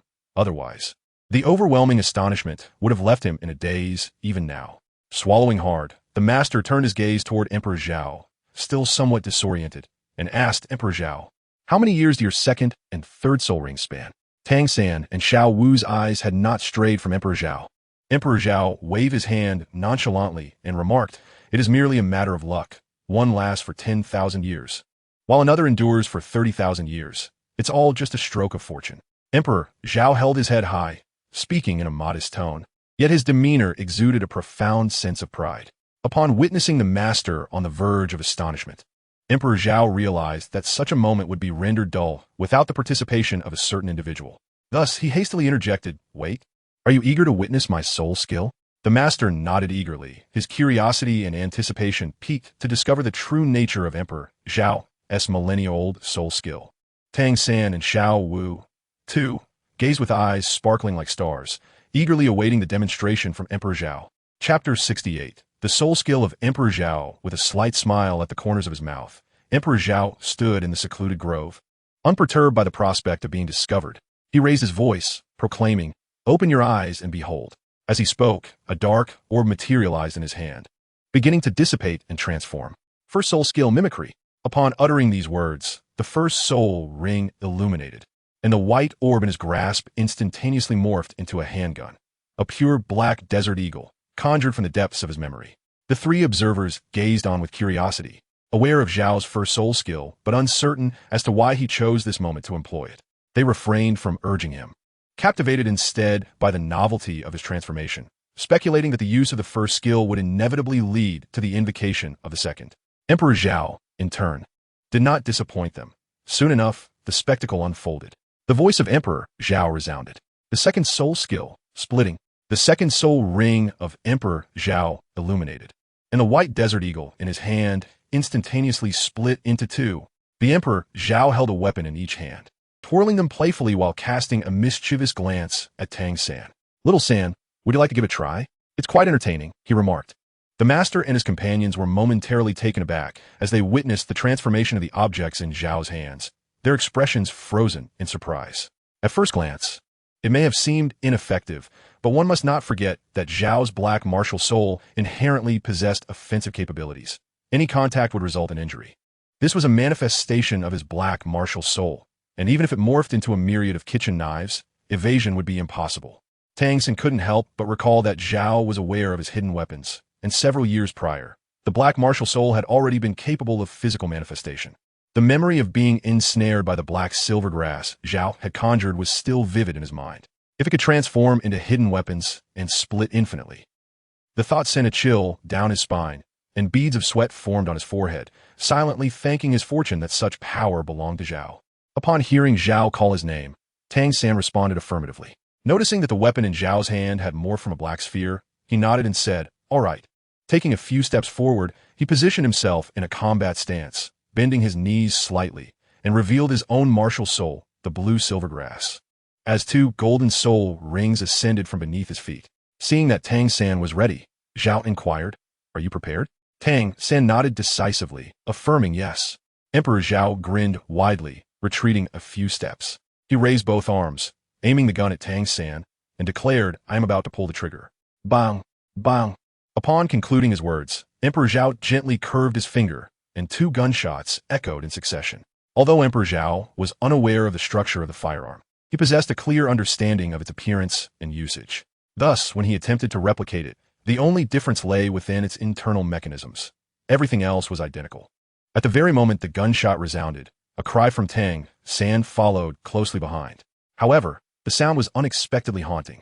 The master and Xiao Wu instantly shifted their gazes towards Tang San. After a brief moment of bewilderment, during which he became lost in thought, Tang San recalled the sound he had just uttered, and a faint blush crept onto his cheeks. Yet, deep within, he felt it was not his fault. The instant he was struck, it was as though he had plunged into a realm filled with sharp thorns. His body felt as if it were being pierced all over, and the exhaustion from prior training surged forth. Unable to bear the weight of their stares any longer, Tang San cleared his throat several times and changed the subject. Inquiring of Emperor Zhao, "Brother Zhao, what weapon did you just use?" Its speed was astonishing. Indeed, the master and Xiao Wu's attention was immediately captivated. Emperor Zhao felt a stir within his heart, and the two desert eagles in his hands vanished in an instant. He gazed at the three individuals and explained, "That is a firearm. Pulling the trigger can unleash the bullets contained within. However, the velocity and power of the bullets are determined by the amount of soul energy I infuse." The three nodded in understanding. The master pondered for a moment before inquiring, "How many bullets of that caliber can your current soul energy propel?" Emperor Zhao pondered for a moment, a faint smile gracing his lips, before raising his head to respond. 7 times a day, not a problem at all." Xiao Wu, her expression one of astonishment, exclaimed, 7 times? Is that truly remarkable?" Emperor Zhao raised an eyebrow and mischievously remarked, "Not just that, wow, how impressive." Upon hearing this, Xiao Wu's face instantly lit up with admiration. Tang San, astounded after hearing the mention of more than 7 times, could hardly contain his astonishment. He had personally experienced the formidable power of that weapon, And had Zhao increased the output of his soul power, he might very well have found himself lying on the ground. Just that single bullet had rendered him utterly defenseless. And now there were claims of more than 7 methods. The master hurriedly inquired, "What is the maximum number you can unleash?" 30 shots. Emperor Zhao has now articulated the limits of his current capabilities. Approximately 30 shots, after which his soul power will dwindle to less than 3%. This is the maximum number of shots he can currently achieve. The bullets fired earlier were the most balanced he could measure, and he intends to continue utilizing this method for future discharges, as long as his aim remains precise. This functional and shapely martial soul is adequately equipped to contend with opponents below the Soul Sage rank. Should the quality diminish, however, the impact would be significantly lessened. With a single round, he can only manage around 30 shots, and while he has contemplated the use of a Gatling gun, he is presently unable to bear such a burden. A single rotation would require at least 50 rounds, and should the enemy descend, he too would meet his demise, thus relegating this notion to a distant future. The master nodded thoughtfully and inquired, "Your second soul skill is remarkably formidable. If utilized effectively, it could surpass all martial souls on the continent." Tang San and Xiao Wu, standing nearby, also nodded in agreement, setting aside other considerations. The firearm manifested today is truly exceptional, with few peers capable of enduring its might at the same level. If one shot proves insufficient, then 2 or 3 may well suffice. There will inevitably be a moment when the adversary cannot withstand the onslaught. Moreover, Brother Zhao possesses an additional martial soul, capable of transforming into other forms to launch a multi-layered assault, leaving no avenue for retreat or escape. The master then inquired further, "Emperor Zhao, if your second soul skill is already this powerful, what might your third soul skill entail? I am quite curious. Are you now at the 30th rank?" Upon hearing this, Tang San and Xiao Wu once again cast their inquisitive gazes toward Emperor Zhao. Upon hearing this, Emperor Zhao waved his hand in resignation and said, "Enough of this. I am now at level 40, merely 1 soul ring away from attaining the soul sect. As for the third soul skill..." Emperor Zhao let out a weary sigh. Tang San exchanged a glance with Xiao Wu, then inquired with curiosity, "What troubles you, Brother Zhao? Is there an issue with the third soul skill?" "Indeed, there is a problem." Emperor Zhao lamented with a sigh, expressing his frustration once more. He said, "As for the third soul skill, let me put it this way. I refer to it as doubling." "Doubling?" Xiao Wu echoed. "Indeed, doubling." Emperor Zhao nodded thoughtfully and continued, "Its functionality may not be as immediately apparent as that of the first and second soul skills, yet its impact is considerable, effectively doubling all attributes based on the original foundation." Chapter 69. A small surprise regarding soul ring longevity. Indeed, the master acknowledged, deeming it a standard soul skill. While it surpassed the capabilities of most auxiliary abilities, it was at least functioning as expected. He then inquired, "So, Emperor Zhao, to what rank of soul master do you believe your current strength parallels?" Emperor Zhao stroked his chin, pondering earnestly, before solemnly declaring, "I am not entirely certain. Previously, at level 20, I found myself in a duel with a discontented soul king, and somehow, quite inadvertently, I emerged victorious." He shrugged helplessly as he recounted the tale. Tang San and Xiao Wu could only feel their lips twitching uncontrollably. Subsequently, Emperor Zhao continued, "As for now, beneath the 65th level soul emperors, I believe I could still exchange a few blows." Their astonished exclamations could only be encapsulated by the words, "Oh my." How old is Zhao Di? 10 years old. At such a tender age, he possesses the strength to withstand a soul emperor. His cultivation is on the verge of advancing to the soul sect. This is far beyond what can merely be described as genius. In the midst of the master's astonishment, Tang San felt tears silently cascade down his cheeks, and with a quivering voice, he uttered, "Brother Zhao, you must have endured considerable hardships over the years, haven't you?"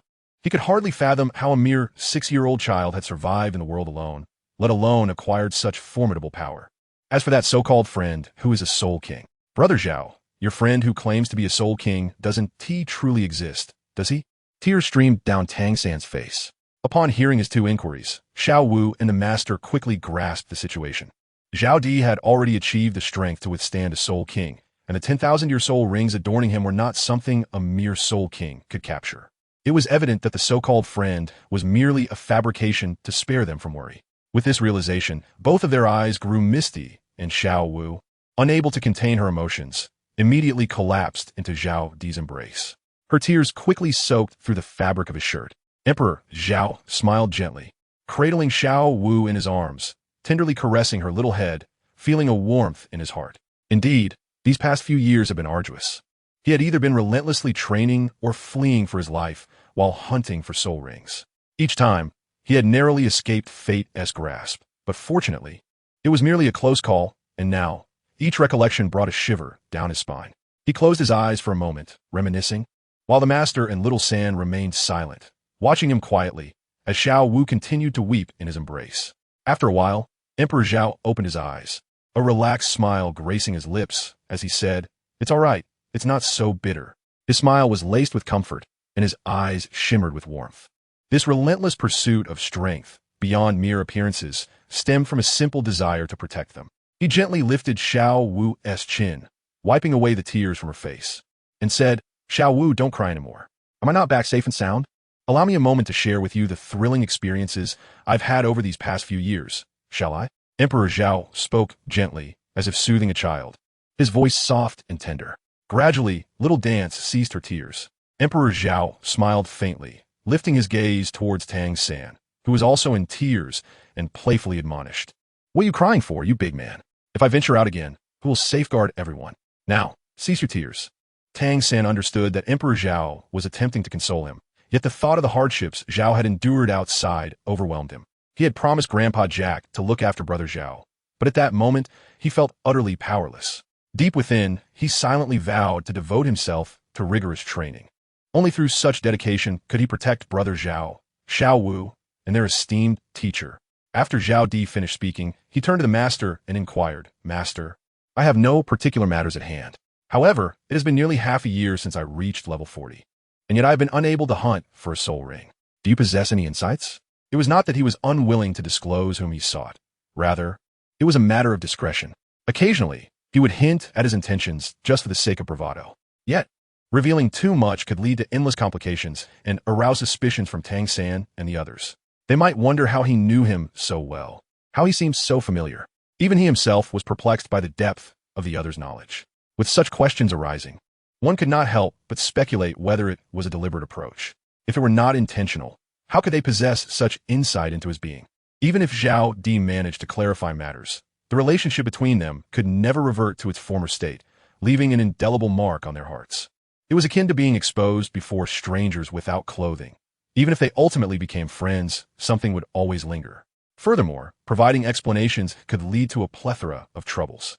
Zhao Di was not averse to complications, but he feared the fracturing of their relationship. Upon hearing this, the master furrowed his brow and asked, "With your strength, you are capable of independently hunting 10,000-year soul beasts. Why have you not done so? Could it be?" The master's eyes widened in disbelief as he gazed at Zhao Di. Tang San, having dried his tears, directed his gaze towards Zhao Di, while Xiao Wu in his arms lifted her head, casting a curious glance in Zhao Di's direction. Emperor Zhao let out a bitter smile and remarked, "Indeed, I can no longer eliminate the soul ring years I require. My second soul ring is derived from a serpentine dragon beast over 10,000 years old, while my third soul ring is approximately 33,000 years, originating from the devouring sky crane. Therefore, my fourth soul ring must be at least 40,000 years old, although ideally, I aspire for it to be 50,000 years. However, at present, I lack the capability to hunt such a creature." Astonished once more, the master was taken aback, while Tang San's eyes no longer glistened with tears, and Xiao Wu had ceased her weeping. Through numerous lessons, Emperor Zhao felt they had fully grasped the essence of the phrase, "What the hell?" Emperor Zhao expressed great satisfaction. The master once again found himself in a state of astonishment. While Tang San might remain unaware of these obscure soul beasts, the master, with his extensive research in this field, was certainly well informed. The serpent dragon beast and the sky-devouring crane each possessed the bloodline of legendary divine beasts, each harboring immense potential. As long as they do not falter along the way, there exists a significant probability that they could evolve into a 100,000-year soul beast. What does that imply? It surpasses even the most elite title Douluo. This time, Emperor Zhao refrained from interrupting them. They had already experienced quite a few surprises today, and it was wise to allow them a moment to recuperate, lest they find themselves overwhelmed in the future. After a considerable pause, the master finally regained his composure, his face illuminated with awe as he exclaimed, "Incredible, simply incredible." He then turned his gaze towards Emperor Zhao, furrowing his brow slightly before adding, There's no need to worry about the soul rings. I have a few acquaintances who should be able to assist you. Emperor Zhao smiled faintly and nodded, having awaited this very statement. He then remarked, "Isn't Xiao San nearing the 30th level? Let us embark only after he reaches that milestone." Both the master and Tang San nodded in agreement. Chapter 70. Master, I shall impart a phrase to you. Subsequently, the master departed abruptly, his destination unknown, while Tang San and Xiao Wu continued their training in that spot. As for Emperor Zhao, having attained his level, further practice seemed futile. He chose instead to recline against a tree, observing the two as they honed their skills. Before long, noon arrived, yet the master had yet to return. Emperor Zhao leapt down from the tree and patted Tang San on the shoulder, saying, "Let us go, we must first indulge in a meal. Only after dining shall we possess the strength to train." He produced a white orb, capable of restoring their vitality. The warmth enveloped Xiao Wu, and as her body rejuvenated, she playfully remarked, "Brother Zhao, I feel that if you continuously provide us with this white orb, we would never need to rest or eat. That is simply not feasible." He replied, "I can only replenish your physical and soul energy. I cannot sate your hunger." After a moment, feeling satisfied with the restoration, he put away the orb and began heading toward the dining hall. Tang San, with a wry smile, glanced at Xiao Wu and said, "You should refrain from seeking shortcuts. Focus on your training. Now, let us proceed to our meal." As he walked toward Emperor Zhao, Xiao Wu stuck out her tongue and muttered softly, "I was merely jesting." She then hurried to catch up with the two. Once again, due to Emperor Zhao's presence, their pace quickened beyond the usual speed. In less than half an hour, the trio returned to the small grove. Only this time, they were accompanied by 3 additional individuals. Xiao Wu and Tang San exchanged looks of surprise and astonishment. Upon witnessing the arrival of his desired individuals, Emperor Zhao felt a surge of joy in his heart. Among the trio in the small grove were a master, a bespectacled individual with an owl perched upon his shoulder, and a robustly built man. The master, upon seeing them return, smiled faintly, his heart brimming with delight at having acquired such an exceptionally talented disciple. Today, he was eager to introduce him to old friends, feeling a thrill of excitement as he envisioned their astonished and envious reactions, perhaps even a longing to claim the extraordinary talent for themselves. His smile broadened, and his voice unconsciously took on a melodious tone as he called out, "Come here, Xiao San, Xiao Wu, and Zhao Di. Allow me to introduce you to my friends. This gentleman with glasses is named Flander, and the sturdy fellow is Zhao Wuji." After the master concluded his introduction, Flander stepped forward and said, "Greetings, I am Flander, a level 78 agility-type soul master, and my martial spirit is the owl." Following him, Zhao Wuji introduced himself, stating, "Hello, I am Zhao Wuji, and unlike Flander, I'm a level 76 power-type soul master, with my martial spirit being the mighty golden bear." Once he finished speaking, Flander adjusted his glasses and remarked, "Xiao Gang, you may now reveal to us the purpose of your summons." Listening to the introductions, Tang San displayed a look of astonishment, never having anticipated that his teacher would be acquainted with such formidable soul masters of the soul sage level. He understood that these two were indeed the individuals his teacher had summoned to assist him and Brother Zhao in acquiring soul rings. The master smiled gently, casting a glance towards Flander and Zhao Wuji as a sudden thought occurred to him, prompting him to say, "Indeed, it is possible. However, first, I must teach you a particular phrase." Upon hearing this, Tang San, Xiao Wu, and Zhao Di exchanged curious glances, with Xiao Wu covering her mouth as she stifled a giggle. Tang San and Zhao Di also bore smiles upon their lips. Flander, somewhat perplexed, wondered what necessitated the learning of a phrase, and thus inquired, "What phrase is that?" Zhao Wuji scratched his head, directing his gaze towards the master. The master, with arms gracefully positioned, one resting on his abdomen and the other on his lower back, exuded an air of wisdom. A subtle smile graced his lips as he slowly uttered 2 words, "I care." "What?" Flander appeared utterly perplexed, instinctively repeating the phrase. Zhao Wuji was equally bewildered.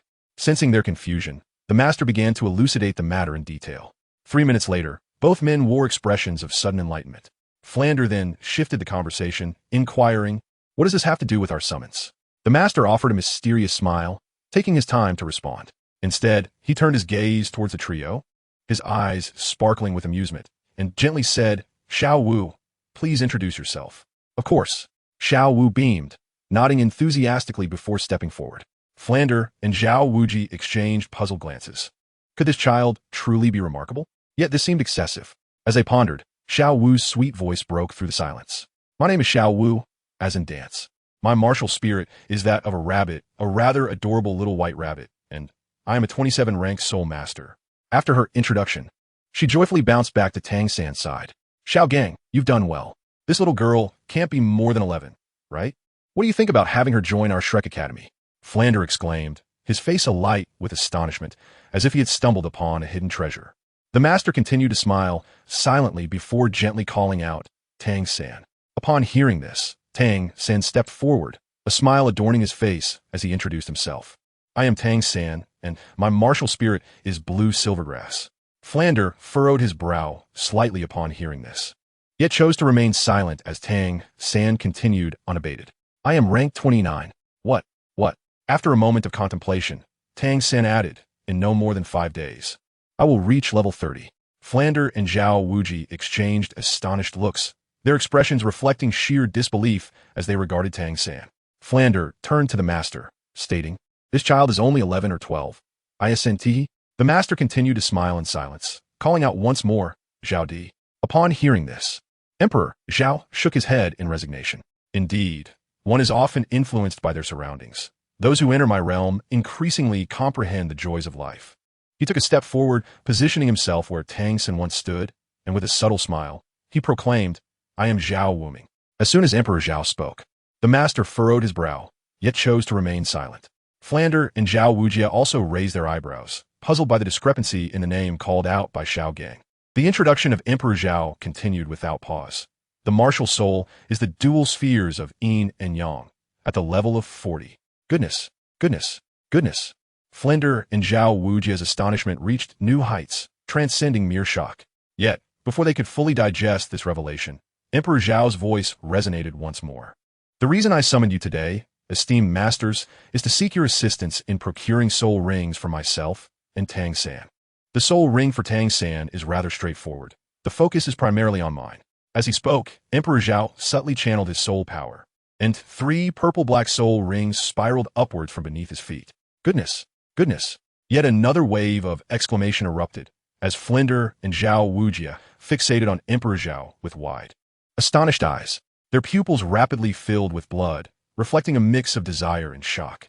A myriad of extravagant words flickered through their minds, only to be swiftly dismissed, culminating in the singular thought, Monster! Chapter 71. Re-entering the Star Dove Forest. After a considerable time, as the masters gradually regained their composure, Master furrowed his brow and inquired, Emperor Zhao, what is the meaning of your name? Flander and Zhao Wujia slowly began to recover their senses. Tang San also regarded Emperor Zhao with a furrowed brow, while Xiao Wu's face was awash with curiosity. Emperor Zhao's smile, imbued with a sense of profound melancholy, was not initially intended to broach the subject. Yet, driven by an innate tenacity, he resolved to persevere despite lacking the strength to turn the tide. Witnessing Emperor Zhao in such a state, both the master and Tang San furrowed their brows even deeper, as they had never encountered him in this manner before. Emperor Zhao left them with an impression of a cheerful and vivacious character. However, at this moment, he appeared to have undergone a profound transformation, as if he had experienced a significant moral dilemma.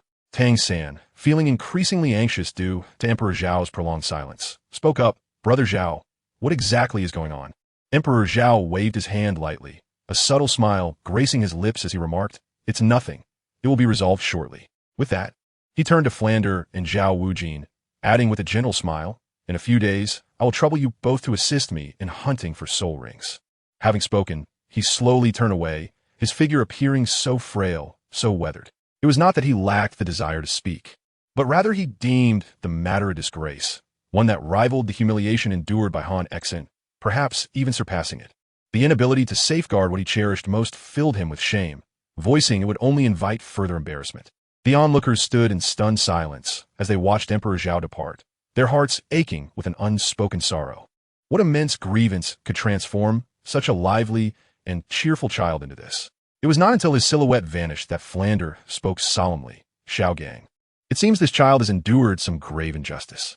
The master nodded gravely, turning his gaze to Tang San, inquiring, Xiao San, you are closest to Emperor Zhao. Do you possess any insight into his current state? Xiao Wu's eyes were fixed intently on Tang San, filled with concern, struggling to comprehend why the jovial Zhao Gu had suddenly transformed. Tang San lowered his head deeply, stroking his chin in contemplation, when suddenly a thought flashed through his mind. I believe I have a rough idea of the cause. What is it? The master had yet to speak when Zhao Wu interjected with urgency. Tang San continued to reflect while narrating. Once, during our childhood, someone claimed that Zhao Gu was unworthy of the title emperor. Zhao Gu possesses an exceptionally gentle temperament, far surpassing my own, yet on that occasion, he was profoundly angered, perhaps the angriest I had ever witnessed. I endeavored to console him with all my strength. But upon seeing the red in his eyes, I refrained. Had he not regained his composure, who knows what might have transpired? Tang San paused, a heavy silence enveloping him before he continued. When Zhao Gu introduced himself, he refrained from using his title, instead referring to himself as Zhao Wuming. I suspect it relates to his name. The master nodded thoughtfully, responding, Indeed, even if it is not the sole reason, it is likely closely tied. Flander interjected, his tone somber. Zhao Wuming. The name suggests a desire for redemption. This child must feel a profound sense of injustice, harboring it within. The master lifted his gaze towards the horizon, his eyes lost in thought, murmuring, who could have compelled this child to change his name? What trials did he endure at that time? Tang San and Xiao Wu fell into silence. Xiao Wu's eyes brimmed with tears once more, the droplets poised to fall. She could not fathom the tribulations Emperor Zhao faced outside, yet the turmoil of Zhao Gu and Tang San affected her deeply, and having heard their words, her mind began to conjure images of unimaginable grievances. Tears cascaded down her fair cheeks, while Tang San bowed his head, fists clenched tightly, filled with a profound sense of wrath. He was unaware of the reasons behind his feelings, yet he understood the significance of the name Emperor Zhao to his brother Zhao. However, in this moment, he felt an overwhelming sense of frustration at his own inadequacy. His friend, his brother, in times of adversity, he had not only failed to extend his assistance, but had also been unable to offer even a modicum of solace or companionship. The atmosphere around them descended into a heavy silence, laden with oppression. After a prolonged pause, Tang San's voice, slightly hoarse, broke the stillness. Teacher, I have been training diligently. Acknowledged by the master, Tang San did not lift his head, but moved aside to continue his practice. Xiao Wu hurriedly wiped away her tears and followed suit. In the blink of an eye, 5 days had elapsed. During this span, Tang San devoted himself entirely to rigorous training, with his time consumed solely by meals and relentless practice. The totality of his spoken words over 3 days amounted to scarcely 10. Emperor Zhao glanced over, somewhat astonished. Tang San's daily training regimen had nearly equaled half of his own. Each time he returned, he was carried back by the master. Were it not for Emperor Zhao's assistance with a white orb to aid his recovery, he would likely have been rendered incapacitated by now. Xiao Wu fared slightly better than Tang San, as she was at least able to walk back on her own. The efforts of both had been richly rewarded. Tang San had already attained the 30th level, while Xiao Wu had made remarkable strides, advancing to the 28th level. Emperor Zhao, overwhelmed with emotion, reflected on the remarkable transformation of the rabbit. Not only was it swift in its movements, but its cultivation progressed at an astonishing rate as well. After finishing breakfast that morning, the group convened at the school gate. The master cast a sweeping gaze over the assembly and declared, Now that everyone is present, let us embark. With that, he turned and entered the carriage first. Following him, Emperor Zhao's 3 children climbed aboard, and finally, Flanders and Zhao Wujin took their seats. Their destination this time was the Star Do Great Forest, for it was the only place where they could find a suitable 10,000-year soul beast. Inside the carriage, having grown familiar with one another over the past few days, Flanders turned to Emperor Zhao and inquired with a smile, Your Majesty, how many years of soul beast do you intend to seek this time? After a moment of contemplation, Emperor Zhao responded, echoing his previous answer, 40,000 years is acceptable, but the most ideal would be 50,000 years. Upon hearing this, Flander and Zhao Wujia were once again astounded, exclaiming, You are truly a marvel. Although the two had learned from the master about the age of the soul rings that Emperor Zhao desired, hearing it directly still left them in awe. Subsequently, the group engaged in casual conversation, eventually turning the topic to Emperor Zhao himself, inquiring how he had acquired a 10,000-year soul ring. Emperor Zhao had no intention of concealing his thoughts, for there was nothing to hide. Initially, he had hoped to impress Tang San and Xiao Wu, but their recent return had left them exhausted and in need of rest, leaving no opportunity for such displays. Now, however, with the addition of 3 more companions, he felt it was the perfect moment. With a sly grin, he began to recount the vivid and thrilling tale of how he acquired each of his soul rings. His storytelling was so vivid that it sent shivers down the listeners' spines, and as he spoke, he keenly observed the expressions on their faces. allowing his small vanity to swell with satisfaction. By the afternoon, the group arrived at their destination, the Stardow Forest. Enriched by Zhao's captivating narrative, they felt as though time had flown by. After replenishing their supplies of food and other necessities, they set forth into the woods. Chapter 72. A night full of affairs. Let us first assist Zhao San in acquiring his soul ring, Zhao suggested as they entered the forest. Otherwise, if we encounter a 10,000-year soul beast, we might not even be able to flee. He shrugged his shoulders, expressing a sense of helplessness. Tang San, upon hearing this, felt a slight twitch at the corner of his mouth, but refrained from commenting. After all, Zhao was speaking the truth. The master and the others nodded in agreement as they gradually ventured deeper in search of their target. As they moved forward, the master inquired, Zhao San, what age of soul ring are you aiming for this time? Given Zhao's white sphere enhancement, he found it difficult to ascertain what level of soul ring would suit Tang San. Tang San lowered his head to carefully sense his body, and after a moment, he looked up and uncertainly replied, I should be able to handle a soul ring of around 2,000 to 3,000 years. The master nodded. The usual limit for most individuals was approximately 1,700 years, but Zhao's enhancement had significantly raised this threshold. He could feel the remarkable change within himself. Master, what do you think of the face demon spider? Emperor Zhao suddenly inquired. The human-faced demon spider? The master lowered his head and pondered over the phrase. And after a while, a glimmer of understanding illuminated his expression. Though a trace of concern lingered as he spoke, the cultivation level of the human-faced demon spider. Oh, what is there to fear? With 2 soul saints present, we need only find a smaller one for Tang San to absorb. The master contemplated for a moment before nodding, and then led the group in search of a human-faced demon spider, guided by its general characteristics. As time passed, nightfall approached. The master surveyed the surroundings and remarked, we are still some distance from the next habitat of a human-faced demon spider. We shall continue our journey tomorrow. For tonight, let's set up camp here. The group nodded in agreement, having already located one, albeit a century-old specimen, which they had chosen not to disturb. Since then, they had not encountered any suitable soul beasts for Tang San. The master took the initiative to kindle a fire. Observing this, Tang San hesitated momentarily. The master noticed his hesitation and reassured him, it is all right. Although some formidable soul beasts may be drawn to the light, we are not deep within the forest, and... He glanced at Flender and the others before continuing. Our strength here is not insignificant.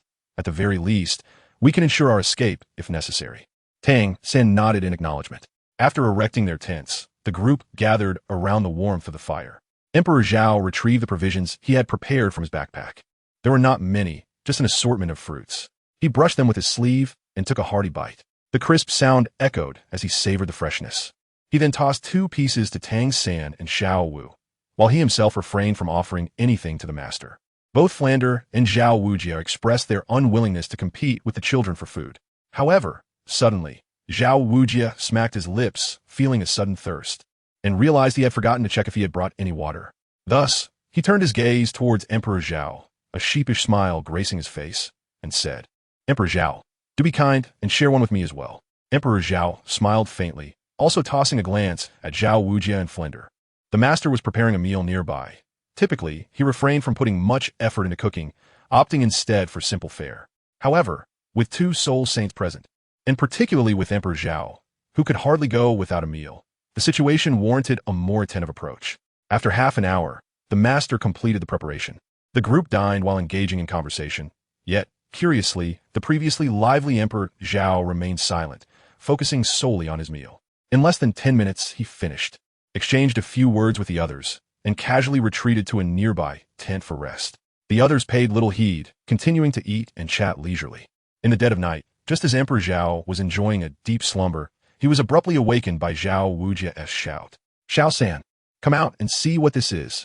Zhao Di abruptly raised his upper body, startled by the booming voice of Zhao Wujia. Beside him, Tang San and Xiao Wu groggily propped themselves up, with Xiao Wu grumbling in dissatisfaction.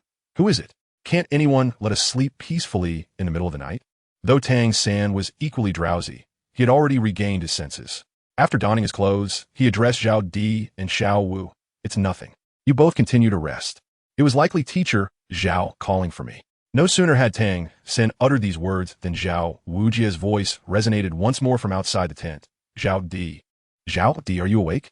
Zhao Di, who had only just settled down, lifted his arm to cover his face and irritably inquired. What is it? Don't you realize it's the dead of night? Outside the tent, Zhao Wujia chuckled amiably and replied, I have something important to discuss. While I was on patrol, I discovered a millennium-old humanoid demon spider. I thought of you, little San, and decided to bring it along. The three within the tent were taken aback, and in unison, they became fully alert. They exchanged glances and swiftly donned their attire before heading outside. Although Emperor Zhao is somewhat indolent, he possesses discernment regarding the gravity of matters. In the original narrative, Tang San faced considerable difficulty while absorbing the third soul ring, nearly succumbing to resistance. Presently, while Tang San's physical constitution has significantly improved, the elevation in his level has also accelerated rapidly, achieving the remarkable milestone of level 30 before the age of 11. The challenges faced by a body in its early teens are daunting. Despite notable enhancements, the effects tend to neutralize each other. Consequently, his role is to act as a protector for Tang San, ready to utilize the white orb to restore his spiritual energy when necessary. Upon emerging, Master Flandra and Zhao Wujia were already awaiting their arrival. Emperor Zhao inquired directly, Where is this soul beast? Follow me, came a reply. Zhao Wuji spoke as he turned to depart. The distance was not great. Upon arrival, Emperor Zhao gazed solemnly at the nearly lifeless figure of the human-faced demon spider sprawled on the ground. The master, equally grave, began to elucidate.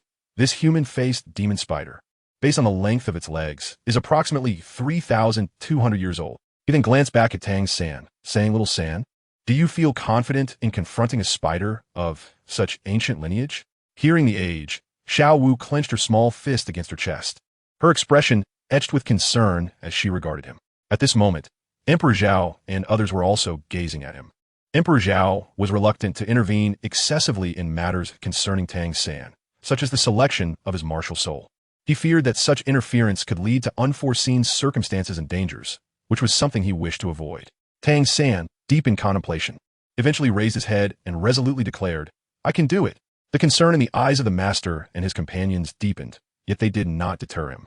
Placing their full trust in Tang San, they nodded solemnly, and Emperor Zhao smiled gently, saying, Xiao San, give it your all.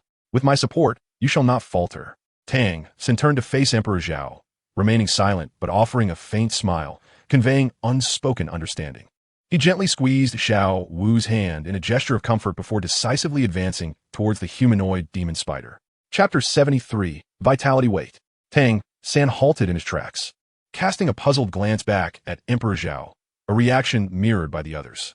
Emperor Zhao approached the human-faced demon spider, extending his right hand as a dark orb materialized before him. He began to elucidate, My orb embodies darkness, a manifestation of the shadow realm. In simpler terms, it possesses the ability to mitigate the adverse effects that certain soul beasts may exert upon their demise during the absorption process. Although the reduction may be modest, every little bit counts. The crowd nodded in understanding. Upon the utterance of his command, Emperor Zhao began to infuse the black orb with soul energy, a dense, dark mist swirling towards the formidable faceless spider before him. A sizzling sound echoed in the air. In a short span, Emperor Zhao withdrew the black orb, realizing he could proceed no further, lest he inadvertently extinguish the creature's life. In that fleeting moment of retrieval, he urgently called out, Xiao San, swiftly, it cannot endure much longer. Tang San, quick to react, hastened to the faceless spider's side, channeling the soul energy within him to deliver a powerful punch to its crown. The faceless spider, already overwhelmed by its burdens, succumbed to the force of Tang San's strike, which obliterated the last fleeting seconds of its existence. A radiant purple soul ring ascended from the creature's head. Tang San turned to the onlookers with a faint smile before settling onto the ground to commence the absorption of the soul ring. Fland and Zhao Wujia exchanged glances upon witnessing Tang San's initiation of the absorption. Emperor Zhao, we entrust Xiao San to you. Emperor Zhao nodded quietly, responding with a soft from his nasal tone. After Flander finished speaking, he summoned his martial spirit to ascend and scout the surroundings, safeguarding against potential beastly ambushes. Meanwhile, Zhao Wujing began to vigilantly survey the area, remaining ever watchful. Emperor Zhao approached within a meter of Tang San, vigilant against any sudden lapse in his mental fortitude. Xiao Wu and the master stood anxiously nearby, their expressions laden with concern as they observed Tang San absorbing the soul ring. At that moment, beads of cold sweat cascaded down Tang San's forehead, quickly soaking his garments. Within the confines of his mind, much like Emperor Zhao, he found himself ensnared in a dimly lit spiritual realm, where three soul beasts loomed ever closer, radiating an ethereal glow. As time slipped away quietly, a sudden cry erupted from Tang San, causing Emperor Zhao's pupils to constrict sharply as he fixated on him, apprehensive about any unforeseen complications in the process. Fortunately, as Tang San's shout resonated, the 1,000-year soul ring on him shimmered faintly before dissipating into the ground, only for several appendages resembling spider legs to emerge from his back. Upon witnessing this scene, Emperor Zhao and the others breathed a deep sigh of relief, realizing that Tang San had succeeded. "Third brother," Zhao exclaimed, leaping into Tang San's embrace. Caught off guard, Tang San, who had just opened his eyes, was suddenly toppled to the ground by Xiao Wu's exuberance. A smile crept upon his lips as he gently reassured her, "I am fine." Indeed, Xiao Wu nodded vigorously, showing no intention of releasing him. With a resigned smile, Tang San lifted her up and, once on his feet, turned his gaze towards Master and Emperor Zhao, expressing his heartfelt gratitude. "Thank you all." Master and Zhao Wujia, astonished by the extraordinary object behind Tang San, exchanged surprised glances, then smiled softly and waved their hands, saying, "It's all right, it's all right.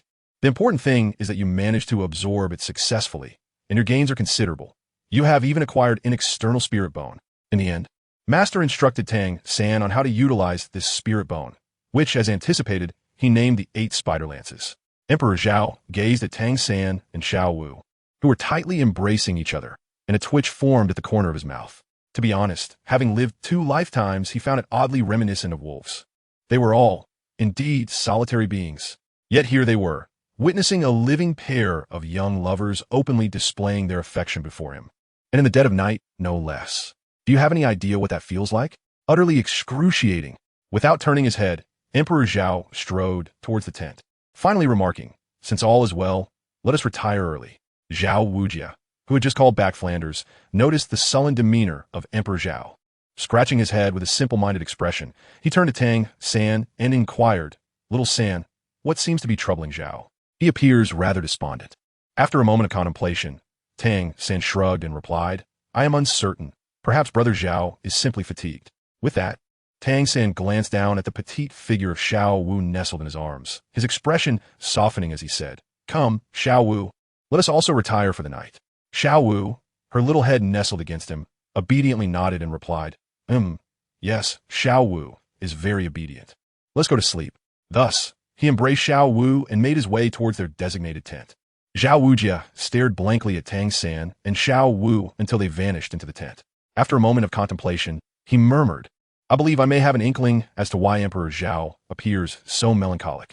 Upon uttering this, he felt a slight resonance within his own heart.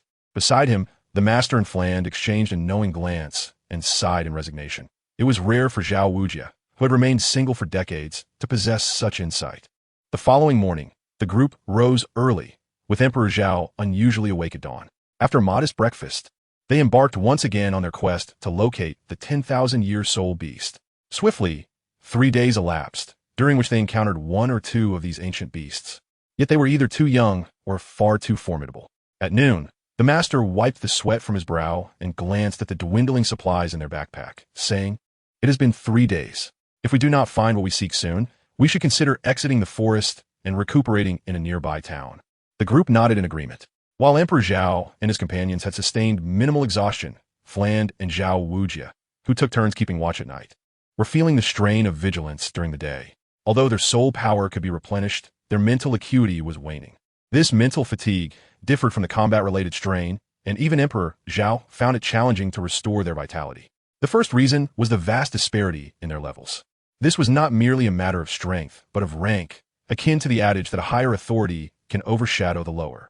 The second reason stemmed from the prolonged tension, which brought not only physical and mental fatigue, but also emotional weariness, a burden that Emperor Zhao was currently ill-equipped to alleviate. As the primary hunters of this expedition, any lapse in their mental focus during the capture of a soul beast could jeopardize their safety. After searching for the remainder of the afternoon, as the sun began to set, the Master finally suggested, "Let us return and recuperate." The group nodded in agreement. That night, outside a modest inn at the edge of the Stardow forest, Xiao Wu's face lit up with a radiant smile upon seeing the establishment. Releasing her hold on Tang San's arm, she took a light leap forward.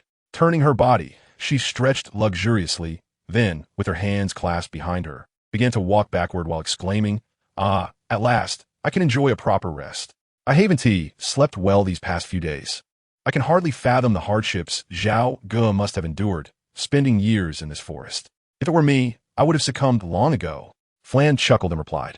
And that is precisely why you lack Emperor Zhao's prowess. Haha.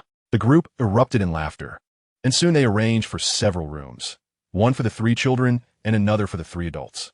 After settling in, Emperor Zhao and his companions first indulged in a warm bath, and then Tang San began to diligently restore his energy. Chapter 74, Onward.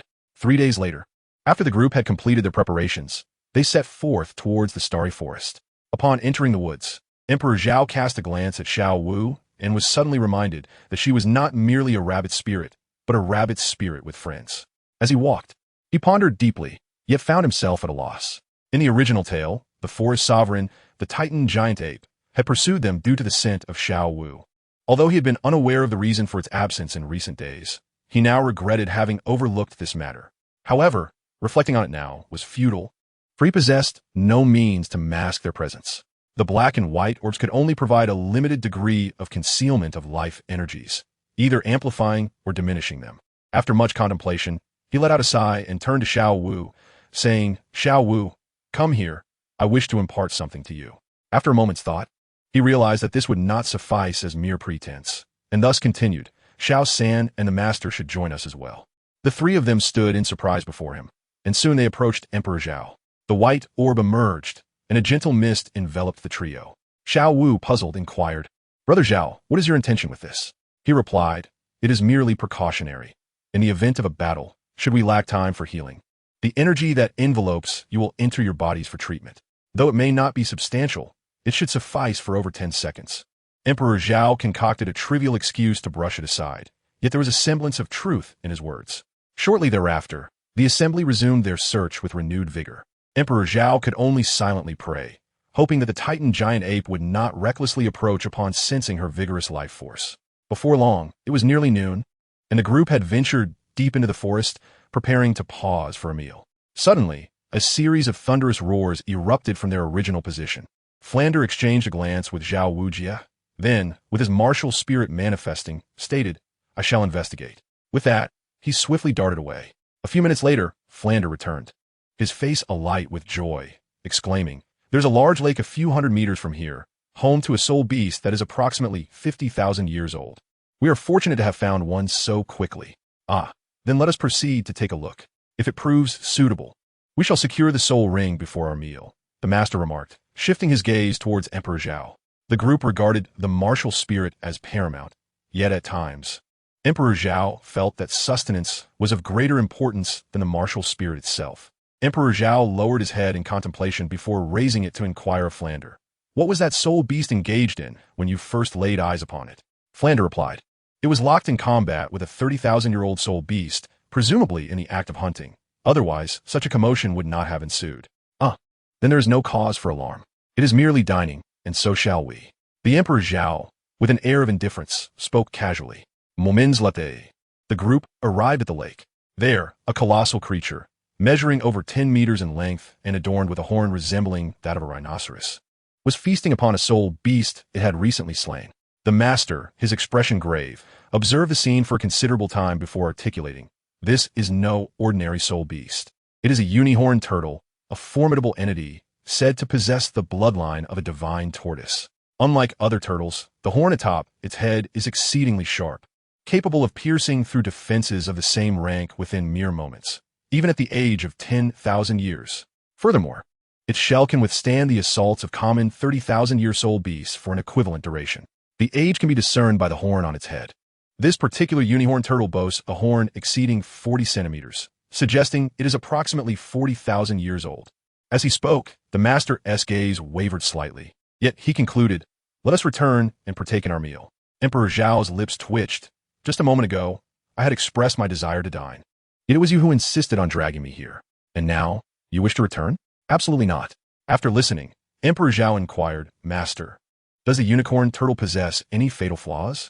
The master, who had just turned away, paused in surprise and, uncertainly glancing at Emperor Zhao, asked, Do you desire its soul ring? Emperor Zhao nodded with resolve. Observing the unwavering gaze of Emperor Zhao, The master sighed with resignation, fully aware of his temperament, yet refraining from offering any opposition. With 2 soul saints to provide protection, at the very least, the crowd could manage to escape. He then remarked, "There is no fatal weakness per se, but there are indeed several shortcomings." Upon hearing this, the audience perked up, their attentiveness heightened. All tortoise-shaped soul beasts possess a common flaw, their sluggishness, and the unicorn tortoise is no exception. Additionally, it harbors 2 more vulnerabilities. The first lies in its eyes. Due to the presence of a horn on its head, its evolution has concentrated all energy on that singular feature, rendering its eyes the softest part of its body in comparison. The second weakness is found at the center beneath its shell, where a small orifice exists, utilized by the unicorn tortoise to store a certain amount of water. This minuscule opening is safeguarded by merely a thin layer of shell. If one could pierce through it, a devastating blow could be inflicted upon it. After articulating this, the master turned to Emperor Zhao and inquired, "What are your intentions?" Emperor Zhao shrugged lightly, a faint smile gracing his lips as he remarked, "What else is there to do but to charge ahead?" Flander and Zhao Wujia exchanged a glance, and without hesitation, they summoned their martial spirits to confront the unicorn turtlebug. Aware of the formidable strength of this soul beast, as conveyed by their master, they did not hold back. Flander was the first to arrive, unencumbered by hesitation. The third soul ring illuminated, and a soul skill was unleashed, striking directly at the soul beast. After Zhao Wujia leaped forth, he forcefully stomped his foot on the ground, causing it to crack instantaneously. Simultaneously, his third and fifth soul rings illuminated, the third soul skill, gravity enhancement, the fifth soul skill, gravity compression. These 2 formidable abilities enveloped the unicorn turtle in an instant. Zhao Wujia then stomped his foot once more, causing a sizable stone to rise abruptly. Grasping the stone, his 4th soul ring glowed, the 4th soul skill, targeted tracking. The stone was hurled with a speed surpassing that of Zhao Di's pistol bullets. Following this, Zhao Wujia activated his 2nd soul ring. His large palm now emanated an ironclad sensation. The 2nd soul skill, Mighty Vajra Palm.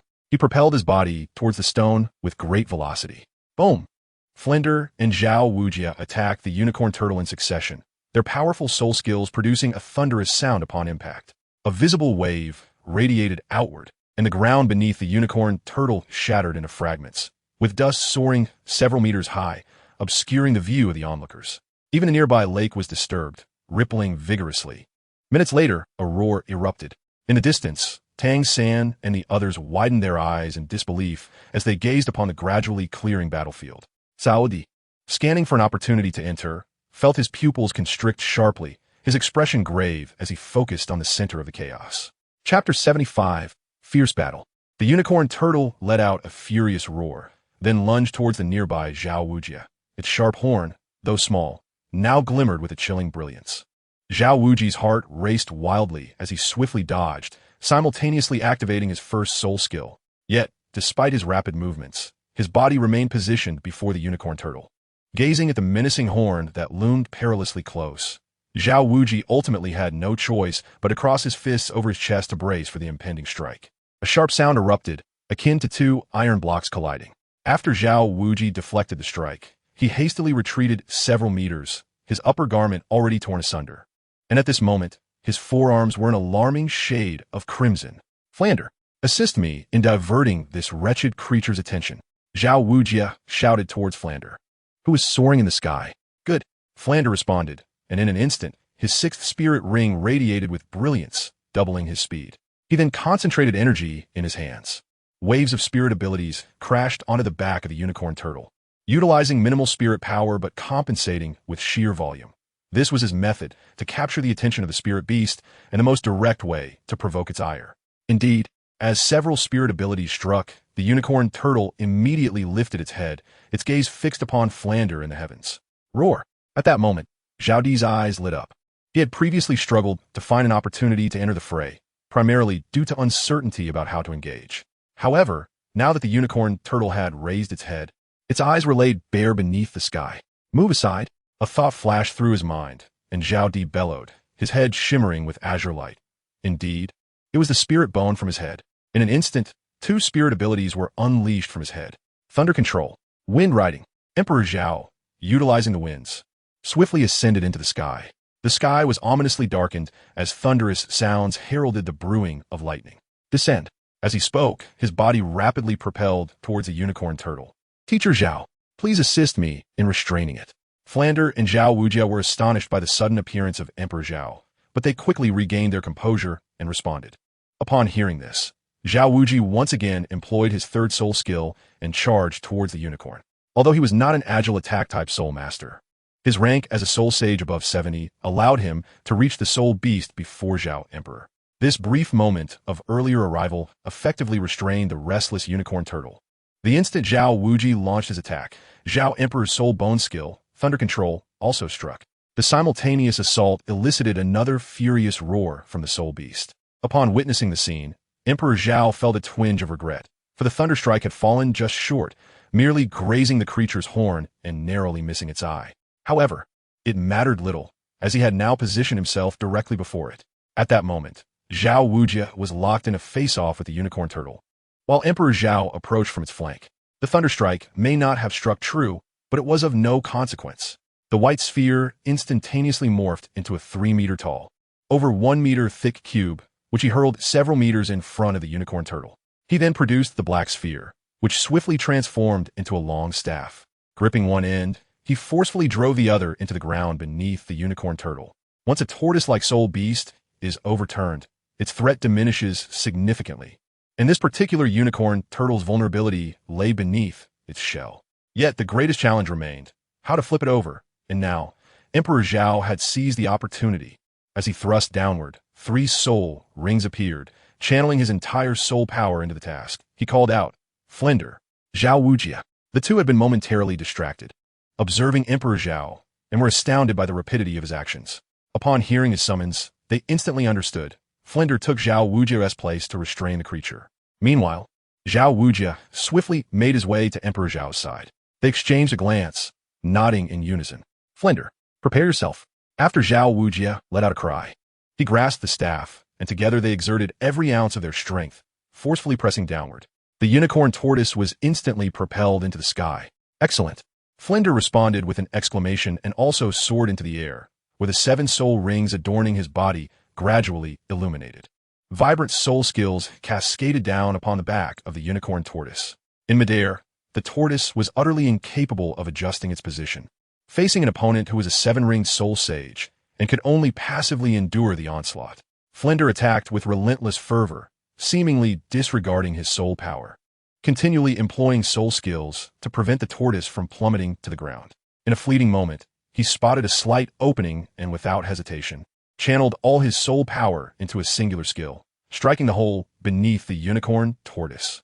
A roar erupted from the tortoise, resonating with the thunderous impact against the ground. A deep pit several meters in depth was created, while shock waves radiated outward, enveloping the surroundings in a cloud of dust. The once tranquil lake was once again stirred into ripples. As the uniquely horned turtle descended, Zhao Di and Zhao Wuji simultaneously sprang forth, charging towards it against the force of the gusts. With one eye each trained on their target, they raised their fists and struck down with great force. A resounding roar echoed. Upon completing this feat, Zhao Di felt a secret sigh of relief within, ultimately invoking the soul skill of his head spirit bone to summon a gust of wind that swept away the dust. He then sank to the ground, panting heavily. The battle had concluded. Observing the end of the confrontation, Master and the other two hastened towards them. Flander positioned himself between Zhao Di and Zhao Wuji, inquiring, Zhao Wuji, is your arm severely injured? Zhao Wuji chuckled, waving his bloodied arm nonchalantly as he remarked, it's nothing, just a little blood. However, as he gestured, some of the crimson liquid splattered onto Emperor Zhao's face. He claimed it was of no consequence, yet the evidence of his injury was unmistakably present upon me. Emperor Zhao wiped the blood from his face and then took out a white ball to administer treatment. The injury on his hand was merely superficial, with only the muscle being torn. While I was tending to his wounds, Tang San and the others arrived. Upon seeing the bloodied arm, Xiao Wu furrowed her brow tightly and inquired, with so much blood lost, it must hurt immensely. Zhao Wuji chuckled innocently and nonchalantly remarked, it's nothing. It doesn't hurt at all. Before the children, how could one lack a modicum of fortitude? Indeed, it is essential. Emperor Zhao, witnessing Zhao Wuji's admirable pretense, felt a pang of compassion. Thus, he extended a hand and gently prodded his arm. Zhao Wuji winced in pain, eliciting laughter from those around him. Moments later, His wound had largely healed, and it would be completely restored in just a few days. The master, seeing that the treatment was concluded, remarked Emperor Zhao, "You should quickly absorb the soul ring. We cannot linger here for long." After saying this, he stepped back several meters, distancing himself from Emperor Zhao. Rising to his feet, Zhao Wuji mirrored the others, casting a gaze filled with anticipation and wonder towards Emperor Zhao. They were all intrigued and eager, curious about how such a young Emperor Zhao would absorb the soul ring, and looking forward to witnessing an extraordinary miracle. Emperor Zhao nodded slightly, directing his gaze towards the severely injured unicorn turtle, which now lay utterly defenseless. Its body had been overturned, revealing its vulnerabilities to Zhao's discerning eyes. Without hesitation, he transformed the black orb into a long sword and approached it, aiming precisely at the exposed wound, and mercilessly thrust the blade downward. To Zhao's astonishment, the creature did not succumb to the first strike. It continued to emit pitiful cries. Thus, he delivered several more thrusts before it finally perished. Moments later, a black soul ring, emanating a dark luminescence, ascended into the air. Chapter 76, Soul Skill, Infinite. Sitting cross-legged, Emperor Zhao began to absorb the energy from this unicorn turtle. A powerful surge of energy once again engulfed his body, as the tumultuous force surged through his meridians, akin to a drunken man staggering towards his dantian. The surface of Emperor Zhao's body was instantly adorned with bulging veins, his face flushed crimson, and beads of cold sweat cascaded down his forehead as if they were free of cost. As the tumultuous soul power surged, the system began to activate its functions, gradually untangling the influx of foreign energy and swiftly assisting Emperor Zhao in assimilating it within his body. Time passed, second by second. Tang San and the others observed Emperor Zhao's contorted visage with a pang of unspoken pain. Despite their unwavering faith in him, they could not shake their concerns, silently praying for his safe and successful passage through this ordeal. After what felt like an eternity, perhaps a day, 2, or 3, Emperor Zhao let out a final, piercing roar, and the fourth soul ring slowly descended before vanishing. Gradually, he opened his eyes, gazing at the group standing not far away, and inquired with a hint of confusion, "How much time has passed?" To which Tang San, taken aback, replied, "Approximately half an hour." Emperor Zhao was taken aback. Was it really that brief? As this thought crossed his mind, a mechanical voice from the system echoed in his head. "Ding! Congratulations, host, on successfully absorbing the fourth soul ring. Would you like to claim your reward immediately?" "No. Ding! The reward has been stored." Emperor Zhao decisively chose to decline. With so many individuals present, everything could be exposed. Yet this matter must remain concealed, for it pertains to life itself. It is not a question of distrust towards Tang San and the others, but rather a precaution against the possibility that one day, someone with exceptionally strong mental prowess might create illusions or directly invade one's mind. Hence, Emperor Zhao opted for discretion. Other matters, even if revealed, would be inconsequential, as in a few years his strength would undergo a tremendous transformation. After absorbing the soul power, Emperor Zhao leaped down from the turtle shell and contemplated the unicorn turtle before him, pondering certain thoughts. "This turtle meat, I have heard, is nourishing." Seeing that Emperor Zhao had completed his absorption, Master took a few steps forward and approached him, inquiring with curiosity, "Emperor Zhao, what is your fourth soul skill?" Indeed. Brother Zhao, your fourth soul skill must be formidable as well. Please let us see it," urged Xiao Wu with an eager expression. Meeting the expectant gazes of the crowd, Emperor Zhao smiled slightly, then, with a hint of reluctance, replied, "All right, but my fourth soul skill is a passive ability." "A passive ability?" Master S' eyes revealed a trace of confusion. Emperor Zhao nodded, producing a black ball and a white ball in his hands. He spoke, "I shall name this soul technique Infinite." Infinite? The master was rendered even more bewildered. Emperor Zhao nodded and elucidated to the assembly. As the name implies, this soul skill pertains to the black orb itself. The infinite soul skill allows it to gradually accumulate soul power, enabling me to extract it whenever I require.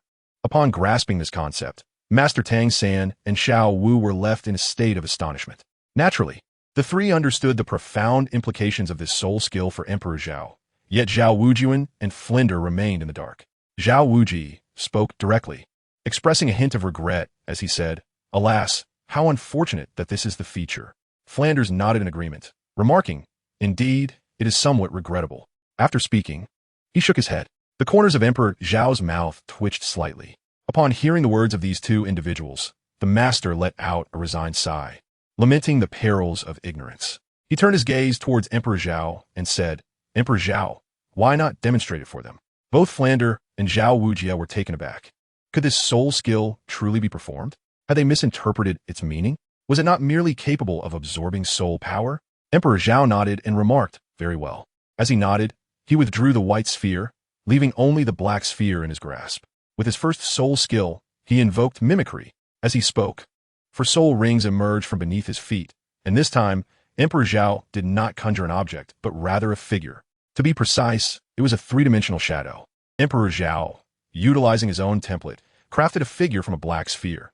If one must delineate a difference, it would be its profound darkness. So obscure was it that only a vague silhouette could be discerned, rendering the identification of its front and back nearly impossible. This revelation not only left Zhao Wuji and Flander speechless, but it also astonished the masters, who were equally bewildered by Emperor Zhao's intentions or the astonishing realization that a human form could indeed be replicated. A peculiar smile crept upon the corner of Emperor Zhao's lips, followed by the illumination of his second soul ring. The second soul skill, splitting. In an instant, the shadow formed by the black sphere divided into two figures. His smile widened, and he proclaimed once more, split. At his command, the two figures swiftly multiplied into four. Zhao Wuji and Flander were utterly astonished, while Master Tang San and Xiao Wu found themselves engulfed in profound surprise once more. A thought unconsciously flickered through their minds. If such feats necessitated soul power, then achieving the rank of title Da Zhao Emperor alone would indeed render him a veritable army of thousands. Contemplating this notion, their astonishment deepened yet again. Zhao Emperor, undeterred, endeavored to ascertain just how much he could split at his current capacity. Split, split, split, with 3 successive attempts. Zhao Emperor's complexion turned ashen, beads of sweat cascading from him like raindrops. Before he could utter the final word, he collapsed with a thud, succumbing to unconsciousness. In a state of shock, Master and the others rushed to check on him. Tang San felt for his breath and, after a thorough examination, heaved a sigh of relief. He lifted his gaze towards the others and remarked, Brother Zhao is fine. It seems he fainted from overexertion in his quest to discover his limits. Upon hearing this, the group initially felt relieved, only to be left speechless thereafter. They had expected some complication with the soul ring absorption, but it turned out to be merely excessive consumption of soul power. Yet, Master and the others were once again reminded of Zhao Emperor's relentless nature. He had pushed himself to the brink of fainting simply to see how many figures he could create. Seeing that there was nothing amiss, and having accomplished their purpose for venturing into the Star-Doe forest, Master suggested, shall we return? The group nodded in unison. As dusk fell, Zhao Emperor awoke groggily, immediately sensing that his surroundings were amiss. He sat up hastily to survey his environment, and realized he was in a hotel. Reflecting on the events leading to his fainting, he recognized that he had been brought back by Master and the others, and he breathed a sigh of relief. He reclined once more, intending to rest a little longer, for he had overexerted himself, and his internal soul power had yet to fully recuperate. Brother Zhao, you're awake. Just in time. Everyone is having dinner. Come join us, Tang Sen said, as he opened the door and spotted Zhao Emperor, who had just reclined. He hesitated to enter, opting instead to speak from the doorway. Initially, he had intended for Xiao Wu to come, but for reasons unknown, she was hesitant to join, leading him to come alone. Chapter 77. The Hand of Fate. A minute later, at the dining table, Tang San realized why Xiao Wu had not come. Seated at the table, he rubbed his slightly sore arm, casting a forlorn glance at the ravenous Zhao Emperor. The group conversed and dined, savoring this delightful evening together. After finishing their meal, Zhao Emperor, Tang San, and Xiao Wu returned to their room. After bathing, they lay on the bed, and Zhao Emperor reflected on the limits he had reached before losing consciousness. 10 figures. Currently, I am capable of duplicating up to 10 individuals with relative ease. However, should the desire for combat arise, I can summon a maximum of 3 shadows beneath the Soul King. For it is only in this manner that the shadows possess true combat prowess. Beyond the realm of the Soul King, such a strategy becomes impractical, with the specifics contingent upon the circumstances of battle. Naturally, this also hinges upon the reserves of my 4th soul skill, the Black Sphere, if the storage is ample. Then conjuring a formidable legion in the early stages would pose no challenge whatsoever. The ideas swirling in my mind can gradually come to fruition, such as the concept of a Gatling gun. Subsequently, I placed the Black Sphere and the White Sphere by my bedside and prepared to slumber. For the black sphere to absorb soul power, it must be placed externally. However, I felt that having only one sphere created an imbalance. Hence, I released both. After all, I am not concerned about theft. The following midday, everyone began to pack their belongings in preparation to return to the Nodding Junior Academy. Meanwhile, Zhao Wujia and Flender prepared to bid farewell. In the hotel lobby, a gathering formed. Flender, are you truly not returning to the academy with us? The master inquired, observing the two individuals readying their satchels. No, with Zhao Emperor and Tang San's martial souls resolved, there is little left for me here. I shall depart for the academy, where matters require my attention. Zhao Wuji stood aside, observing Flander boast. Aren't you merely lounging in that shabby establishment of yours every day? It has been days since your presence graced us, yet you still speak of matters. Very well then, take care and fare thee well. The master, clearly understanding Flander's temperament, refrained from offering any counsel. Flander, in response, let out a chuckle, leaning his face closer to the master, playfully exclaiming, do remember to send them to Shrek. I shall be waiting for them there. All right, I understand. You may leave now. With another mischievous grin, Flander turned and made his way out. After Emperor Zhao and the others watched them depart, and their figures vanished from sight, the master turned and said, let us return as well. The three individuals accompanying Emperor Zhao harbored no dissent as they followed the master outside. In the blink of an eye, over a year had passed. On the streets of Soto City, the morning sun soared in the sky, its captivating rays enveloping them in a delightful warmth. In the bustling streets, Emperor Zhao's Tang San and Xiao Wu strolled together. After several years, it had been 6 years since they departed from Holy Soul Village. Now, the trio was on their way to middle school, having graduated from elementary school. Xiao Wu hopped ahead, her eyes curiously scanning the surroundings. Tang San smiled as he observed her, occasionally glancing at the familiar environment. Suddenly, his gaze fell upon a peculiar shop. Unlike the other establishments that either thrived with external gaiety or buzzed with activity inside, where proprietors vocally beckoned patrons or swung open their doors to welcome them, this particular shop had its entrance partially obscured. It was so discreet that one could easily overlook its availability. Intrigued, he paused in front of the door. Noticing Tang San had fallen behind, Xiao Wu turned back and was surprised to see him lingering there. She then returned to his side. Emperor Zhao gazed upon the shop before him, a wave of inexplicable emotions surging within. Alas, it seems that as long as I do not significantly intervene in the main narrative, I shall not alter fate. Everything has already been orchestrated by the heavens. Let's venture inside and take a look, Tang San remarked, glancing at Xiao Wu and Emperor Zhao. The two nodded in agreement. Ding dong. Welcome to the shop. Please make yourselves comfortable. As they entered, a deep voice resonated in the ears of the three. As Emperor Zhao's lips curled into a smirk, he realized that it was indeed a ruse. Tang San and Xiao Wu were momentarily taken aback upon hearing the voice, feeling an uncanny familiarity. They stood still, lost in thought, trying to recall where they had encountered it before. Emperor Zhao candidly articulated, Dean Flander, it has been quite some time. How have you been? Flander, reclining in his rocking chair and momentarily taken aback, swiftly rose and turned to find Emperor Zhao and his companions before him. A wave of joy washed over him as he exclaimed, Emperor Zhao, Tang San, Xiao Wu, have you three come to Soto City? Upon seeing Flander, Tang San and Xiao Wu exchanged glances, their faces lighting up with delight at the serendipitous encounter with a familiar face in an unfamiliar place. They smiled warmly and responded, Indeed, hello, esteemed Flander. Flander approached the two with palpable enthusiasm and curiosity, inquiring, What brings you to Soto City? By the way, you both must be 12 years old this year. Are you here to enroll in Shrek Academy? Yes. Tang San nodded affirmatively and continued. It seems that Shrek Academy is your esteemed institution, and the enrollment period is currently open. Why are you still here? Flander waved his hand dismissively, replying, Over at the academy, Zhao Wujin is present. I have little to attend to there. I prefer to manage this shop at my own pace.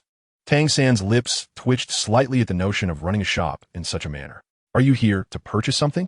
Flander inquired. Emperor Zhao and Xiao Wu turned their gazes towards Tang San, who nodded in acknowledgement. Flander pounded his chest and proclaimed with grandeur, I possess nothing of great value to offer you. However, I shall permit you to choose freely from my collection. Anything you desire, I shall sell to you at the remarkably low price of merely 10 gold soul coins. Zhaovadi's expression darkened. He had only a few valuable items, and a handful of gold soul coins could easily procure them. Yet, now it was suggested to adhere to the minimum price. Truly, such was the nature of Flander, who often exploited his own. However, Tang San and the others were blissfully unaware. interpreting this as a fortuitous development, for after all, he was a friend of their esteemed teacher and could not possibly intend to deceive them. Thus, they hurriedly expressed their gratitude. Flender, with a generous demeanor, replied, "No problem at all, just a trifle, ahaha." Subsequently, Tang Sen began to survey his surroundings, ultimately setting his gaze upon a particular stone. Emperor Zhao and Xiao Wu initially had no intention of making a purchase, yet under the fervent enthusiasm of Flanders, they casually selected a trinket. It seemed futile to be taken advantage of, so they might as well choose something that piqued their interest, considering it an indulgence in their hobby. After the three had made their selections and concluded the clandestine transaction, Tang San inquired, "Then, esteemed elder, we shall head to the academy to report." Flanders waved his hand, a broad smile illuminating his face as he replied, go on, I shall find you later." The trio nodded in agreement and proceeded to exit. As they made their way, being new to the area and with a distance still to traverse to Shrek, they decided to seek accommodation first. However, after several attempts at different establishments, they were met with the same response: fully booked due to today's commencement. After a series of unsuccessful inquiries, they arrived at a resplendent hotel, its grandeur striking. Upon entering and approaching the front desk, Tang San asked, "Excuse me, do you have any rooms available?" The receptionist checked and replied, "I am terribly sorry, but we have only one room left." Thus, fate, in its whimsical manner, collided once more. Chapter 78. A subtle change occurs this. Tang San hesitated. Emperor Zhao remained silent. Instead, it was little Dance who directly remarked, "Oh, third brother. One is but one. After all, we have always slept together."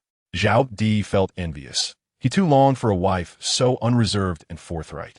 Just as Xiao Wu finished speaking, a seductive voice echoed through the room. "This room is now mine." Tang San and Xiao Wu were taken aback by the proclamation and slowly turned to face its source. Three figures emerged from the doorway. A tall, handsome youth with golden hair, cradling two alluring beauties as he sauntered toward the front desk. "I will pay double the price for this room." The young man's gaze was flippant, his tone arrogant, as he called out once more from a short distance away. The two enchanting women in his arms chimed in, "Oh, Dai Xiao, how commanding you are. I absolutely adore it." Indeed. There are few men as formidable as Dai Xiao these days." Xiao Wu puffed up her cheeks in indignation and exclaimed, "Hey, do you understand the concept of first come, first served? We arrived first."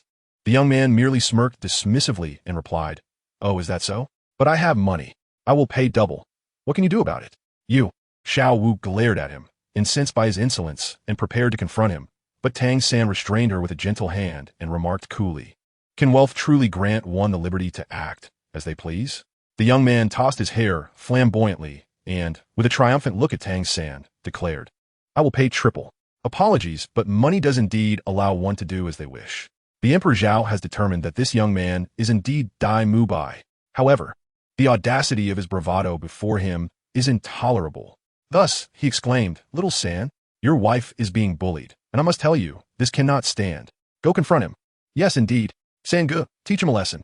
Not one to shy away from the fray, Xiao Wu clenched her tiny fists and shouted in agreement. Tang San's lips twitched. Why must he always be the one to take action? Upon hearing this, Dai Mubai gently pushed aside the two lovely ladies and, with an air of disdain, remarked, "Oh, you wish to strike me? Come then. Since wealth cannot deter you, allow my strength to compel your submission." With that, he charged directly at Tang San. Tang San's expression sharpened, and he raised his hand to grasp Dai Mubai's fist, utilizing his skillful technique to throw him aside. "Oh, you're quite impressive. That was merely a warm-up. Now the real contest begins." After regaining his footing, Dai Mubai stood up, astonished as he regarded Tang San. With a flourish, he summoned his spirit rings and lunged at Tang San once more. Recognizing that his strength was not his advantage, Tang San slightly bent his legs, avoiding a direct confrontation. As his opponent charged again, he deftly sidestepped and unleashed his first spirit skill to restrain his adversary. "Little San, what spirit skill are you using? Hit him, strike him, left hook, right hook, and deliver a spinning kick." As Emperor Zhao observed the two combatants engrossed in their fierce duel, he occasionally offered them guidance from the sidelines. Silence. They were fully engaged in battle, yet this young man insisted on barking orders from the sidelines. Even if Tang San were not annoyed, Demubai certainly was. "Enough.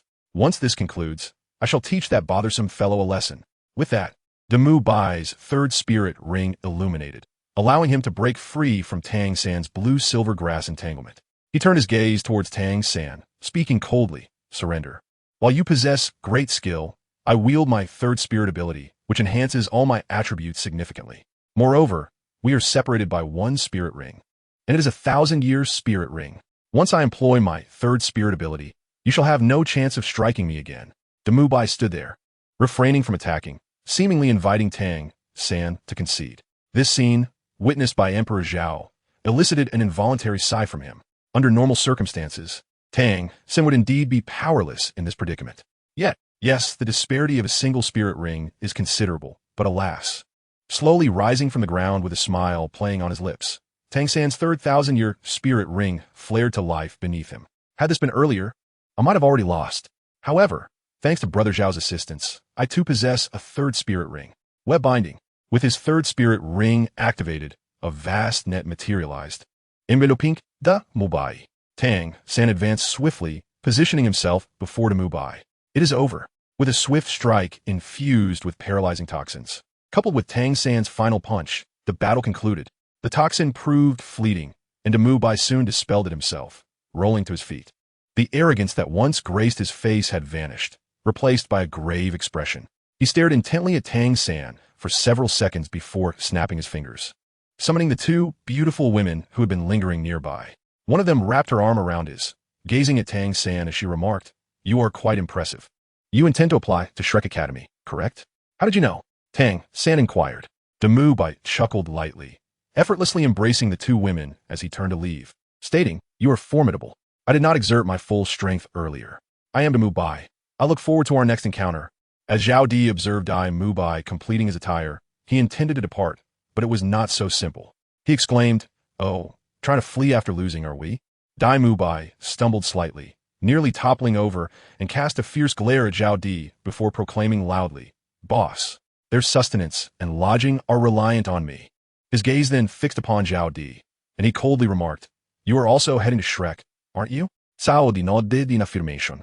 Upon witnessing this, Dai Mubai let out a chilling laugh and declared, "I shall await you at Shrek." With that, he turned and departed. Emperor Zhao nonchalantly shrugged his shoulders, asserting that it was no exaggeration. He could effortlessly contend with 10 Dai Mubai without breaking sweat. In fact, he could secure victory merely by utilizing the shadows conjured by the black orb. Upon his return a year ago, he seizing an opportunity to claim system rewards. And by sheer coincidence, he was faced with a selection dilemma. The first option was to triple the capacity of his Dantian. The second was to double the quality of his soul power, and the third was to enhance the lifespan of his soul rings by a factor of 2. Such a straightforward choice hardly warranted deliberation. Naturally, the most advantageous option was selected. After enduring a rigorous period of cultivation, Emperor Zhao's Dantian had indeed expanded threefold. Now, his soul power rivaled that of a soul sage, and in fact it surpassed it. Moreover, his shadow clones could be summoned in numbers up to 20, each more formidable than a soul master, and they could sustain their power for an impressive 3 minutes. Emperor Zhao, with his arms crossed and a smile gracing his lips, gazed at Dai Mubai's figure and whispered, "I await your arrival." Tang San turned back to join his companions. Casting a glance at Dai Mubai's silhouette, he sighed, "Brother Zhao, we may find ourselves as classmates in the future, so be gentle." Chapter 79. I'm going to eat. Why should we be gentle? Xiao Wu pouted, her voice laced with indignation. "Brother Zhao, make sure to give him a good lesson. Did you see how arrogant he was just now? Brother San, Brother Zhao, you mustn't emulate him. If he acts like that at such a young age, imagine what he will be like when he grows up." Xiao Wu's complaints filled the air, while Zhao Emperor and Tang San exchanged knowing smiles, nodding in agreement. Tang San's character would certainly not allow for such behavior. Hence his nod. As for Zhao Emperor, he thought to himself, "Who are you to control me?" After securing a room, Tang San immersed himself in studying the stone, while Zhao Emperor and Xiao Wu engaged in light-hearted conversation on the sofa. Once Tang San fashioned the hidden weapon, they took a refreshing bath before retiring to bed. Before sleep, Zhao Emperor placed 2 orbs beside his pillow, subtly sensing the soul power within them. After a year of absorption and storage, it was nearly at full capacity. He nodded slightly and then succumbed to slumber. The following morning, the trio awoke, freshened up, and after breakfast, they set off to explore and seek out Shrek Academy. As they walked, they chatted amiably, familiarizing themselves with their surroundings, for they would be residing in this city for quite some time. Thus, they reached Shrek Academy just around noon. Here, the landscape was devoid of other buildings, yet abundant with towering trees. If it weren't for the large wooden sign emblazoned with Shrek Academy, Tang Sen would have been uncertain if they had arrived at the correct destination. Adjacent to the entrance stood a modest pavilion, furnished with a wooden table and a bench, where an elderly man with a long white beard, gaunt and frail, presided. A long queue of individuals waiting to apply to the academy formed before him. Why does Shrek appear so desolate? Tang Sen inquired of a few people in line, confirming that this was indeed Shrek before joining the queue. Xiao Wu, feeling bored, swayed her long braid while murmuring to herself. Tang Sen smiled gently, turning to pat Xiao Wu's head affectionately and saying, "We must not judge by appearances. Here reside the esteemed Flender and Zhao Waojiai, and our teacher has sent us here, surely for the unique educational opportunities that other academies lack." As Xiao Wu felt the gentle caress atop her head, her ears instinctively bent, her cheeks flushed with warmth, and a subtle smile graced her lips, revealing two adorable dimples. She was utterly charming. The two continued their intimate conversation, seemingly oblivious to Zhao Emperor's presence. What can Emperor Zhao do? He can only clench his fists tightly, silently vowing that one day he shall make Tang San envious of him. No, not merely envious. The line of people is numerous, resembling a long dragon. Those at the front have not diminished significantly, while many more have quickly formed behind. The Emperor Zhao and his companions currently find themselves at the heart of the group. Tang San and Xiao Wu exhibit no signs of anxiety. The two are already entwined in their mutual affection. However, the Emperor Zhao is in a state of distress. Noon approaches swiftly, and mealtime is imminent. Peering ahead, he observes at least a dozen individuals still in their midst. How long must he wait? Emperor Zhao toyed with two orbs, one white and one black, spinning them rapidly while contemplating whether to return later or allow the two to line up as he went to procure a meal. In the forefront of the queue, as unqualified individuals departed one after another, it was finally the turn of a young maiden. Her countenance was cold, emanating an aura that repelled others from a distance. Akin to a snow lotus perched atop a frigid mountain peak, exquisitely beautiful yet intimidating. First, place your soul coins, then state your rank, age, martial soul, and name. The elder seated on the wooden bench announced without lifting his gaze. For those from Shrek, the procedure was to deposit the soul coins upon registration, followed by an assessment based on their rank and martial soul.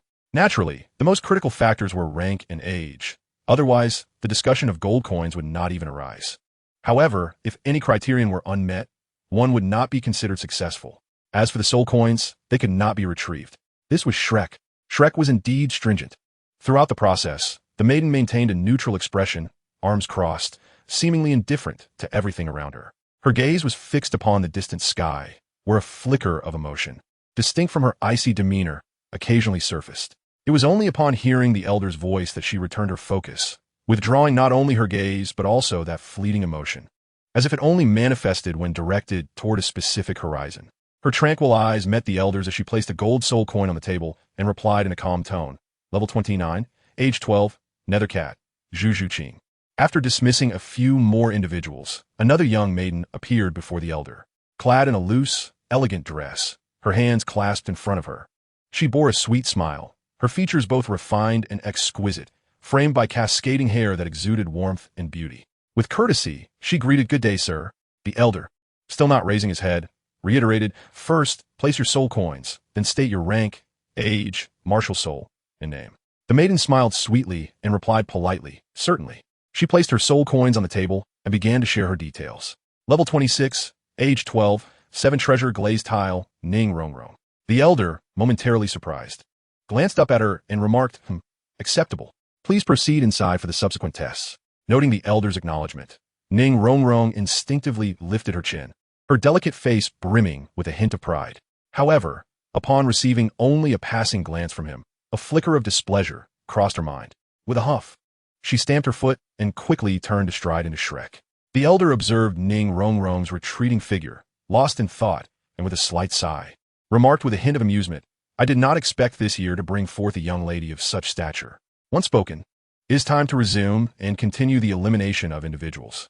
"Brother Zhao, perhaps we should wait a little longer?" Tang San suggested, glancing at the queue ahead, which consisted of fewer than 10 people. "Indeed, Brother Zhao, there are only a handful left. Waiting for a moment longer wouldn't be a bother. We can still dine after the line has concluded." Xiao Wu chimed in, playfully clinging to Zhao's arm. They were merely 10 minutes away from their turn. Should Brother Zhao leave now, he might find himself unable to locate them upon his return. No, that simply won't do. Emperor Zhao spoke in a harsh tone, clearly at his wit's end.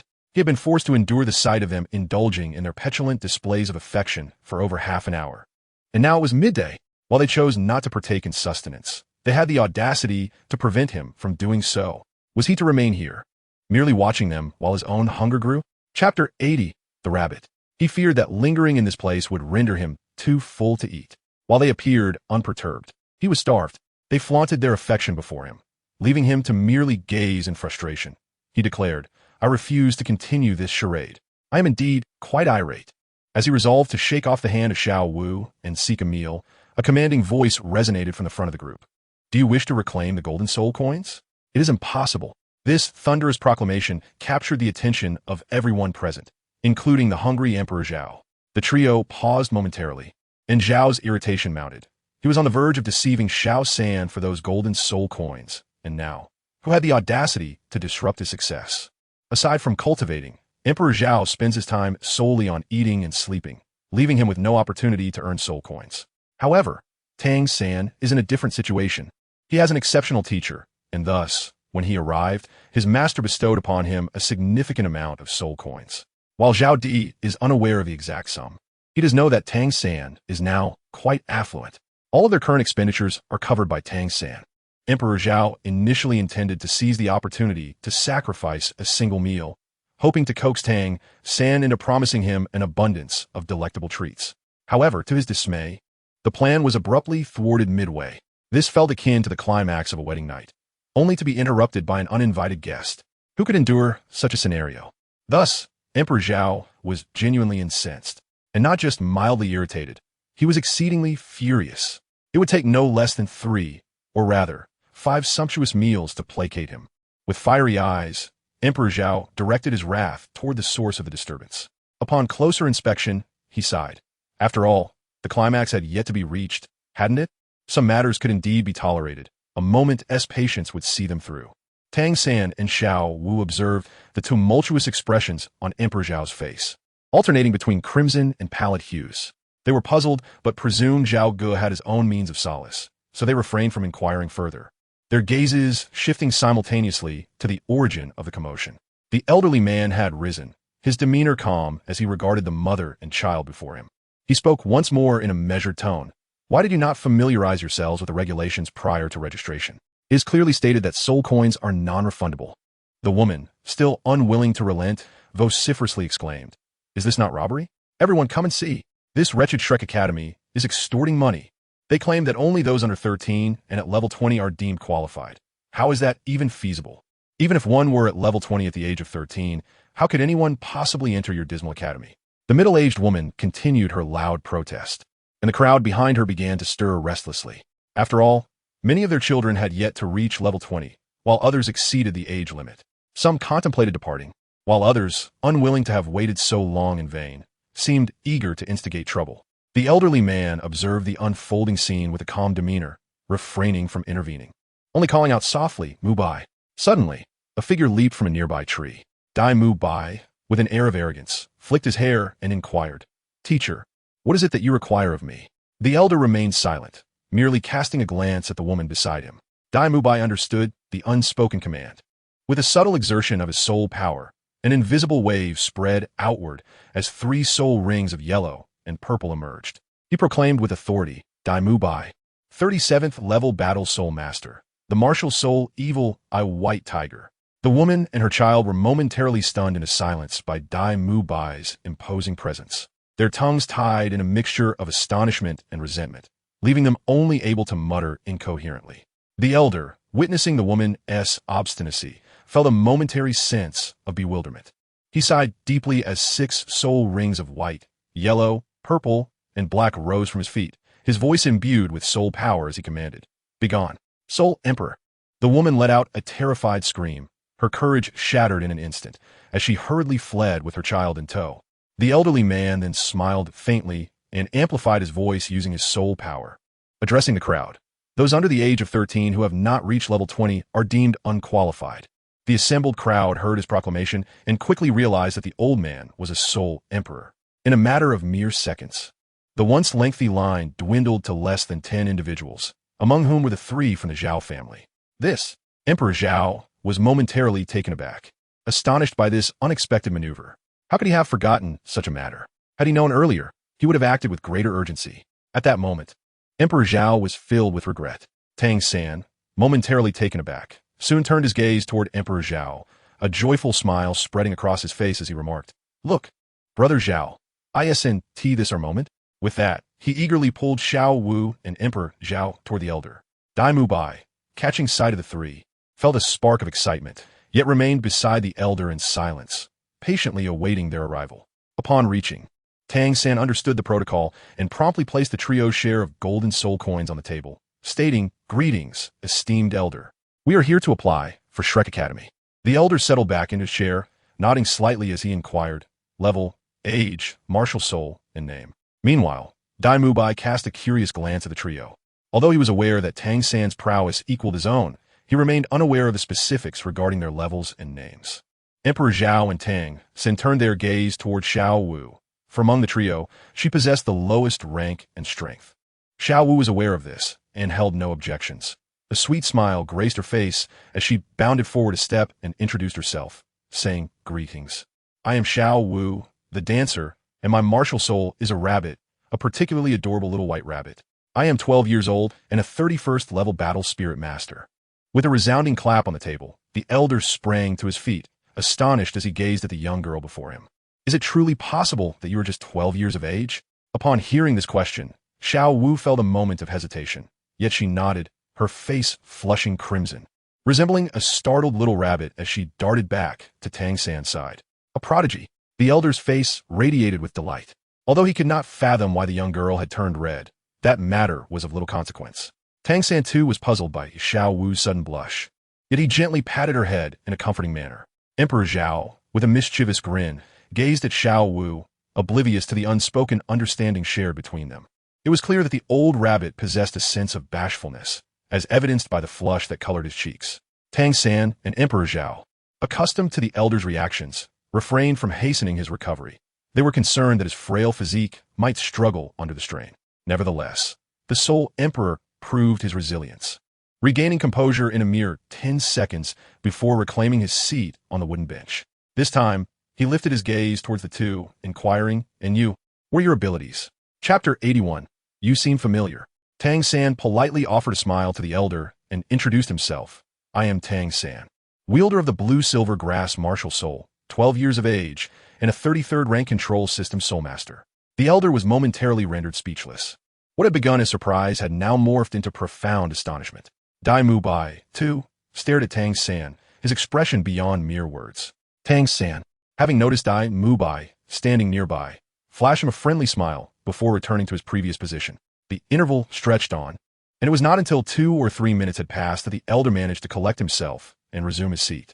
His once placid gaze now trembled with intensity as he looked at Emperor Zhao, hesitating slightly before asking, "You cannot possibly be at the 33rd rank as well, can you?" Emperor Zhao shook his head.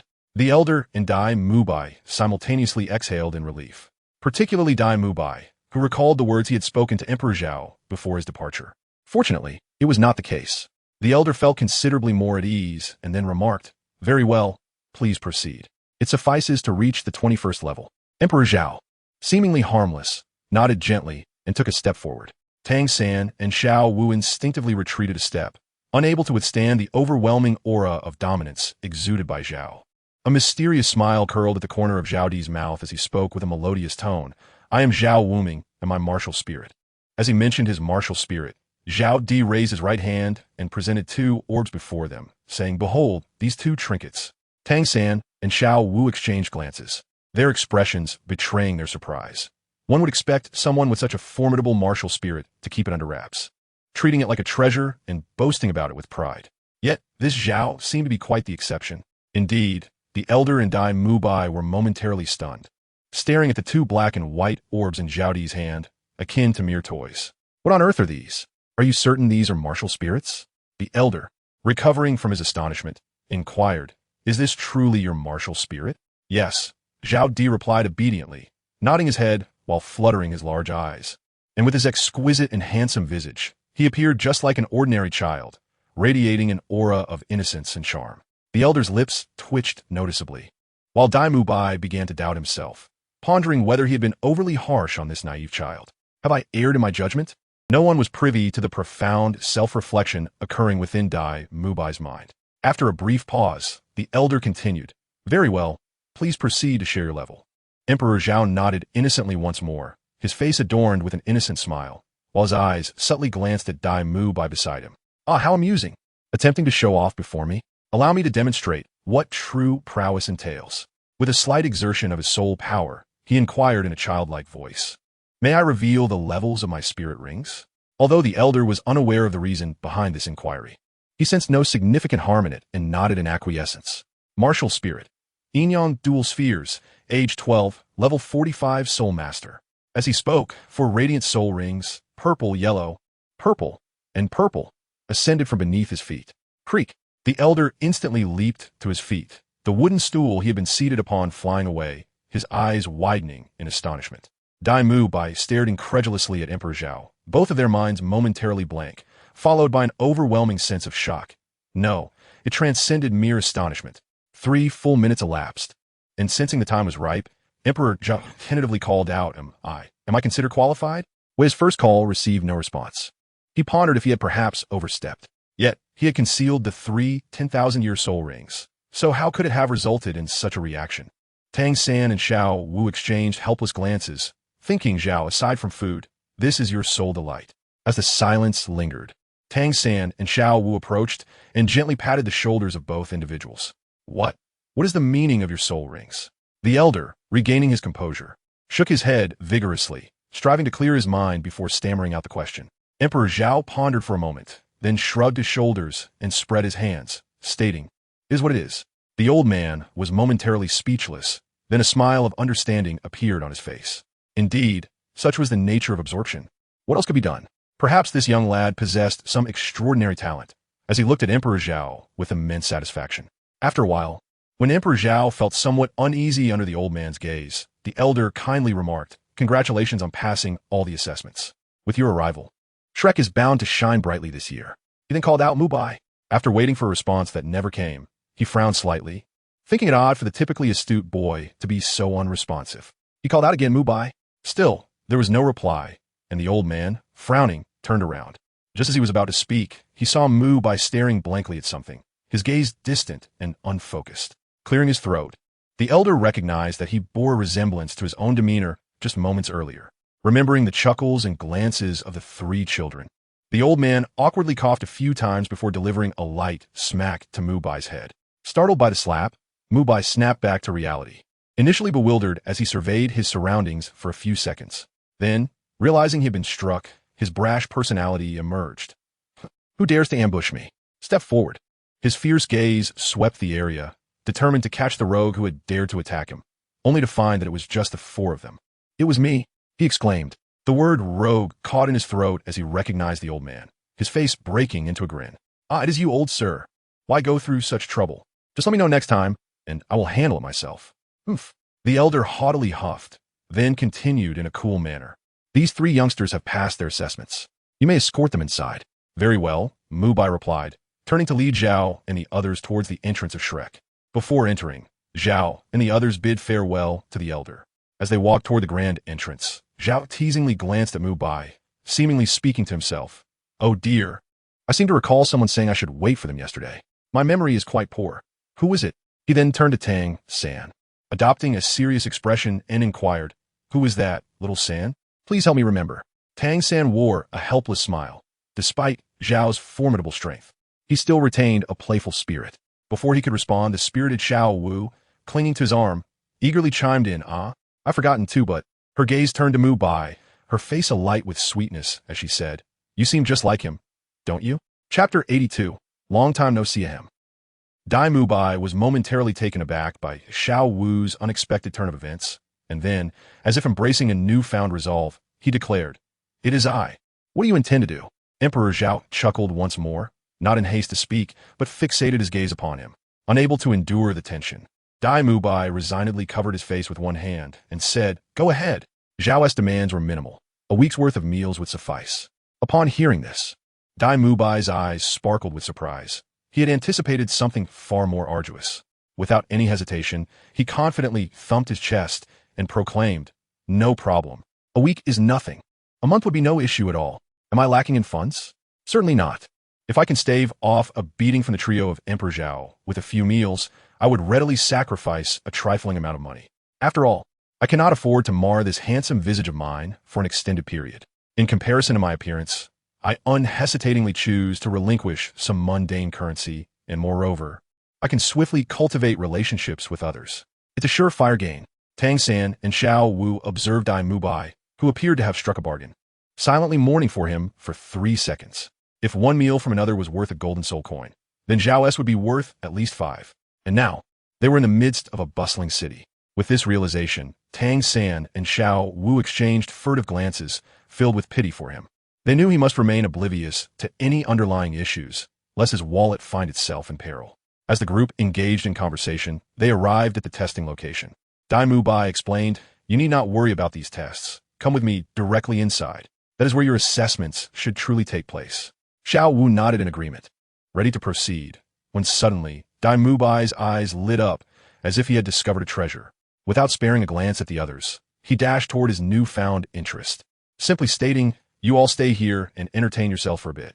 I've spotted someone whose spirit aligns with mine." With that, he vanished from sight. Xiao Wu, exasperated, remarked, "He is so irresponsible. Brother San, you mustn't follow his example." She resumed her efforts to impart some nourishing soup to Tang San. Emperor Zhao gazed at the unfolding events with a look of utter bewilderment. He then recalled that at this moment, Dai Mubai was seemingly seeking out Zhu Qing, which implied that she was nearby. Zhao Di began to survey his surroundings, yet after several glances, he could not spot Zhu Qing. In fact, he could not even find Dai Mubai. The enticing aroma of sausages wafted through the air, accompanied by the alluring call of a vendor. Delicious sausages at a reasonable price. Don't miss out as you pass by.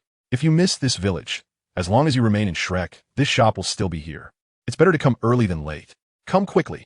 Emperor Zhao cast his gaze upon the boisterous vendor of sausages, feeling a twinge of exasperation within as he noted the absence of Zhu Qing, though he had unexpectedly encountered Oscar.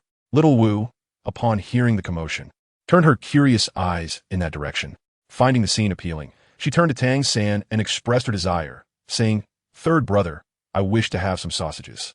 No sooner had she spoken than Emperor Zhao interjected, stepping between them and grasping their hands, exclaiming, "What are you pondering? Do you not know that action speaks louder than thought?" With that, he strode purposefully towards Oscar's sausage cart. Upon their arrival, Oscar was overjoyed, swiftly beginning to promote his sausages with enticing words. "Ah, are you 3 newcomers to Shrek today? I have heard that the taste of these grilled sausages is exceptional." Impatient with his chatter, Emperor Zhao cut him off, stating directly, "I would like 10. No, make it 20 sausages." Oscar, elated by the order, promptly replied, "Certainly.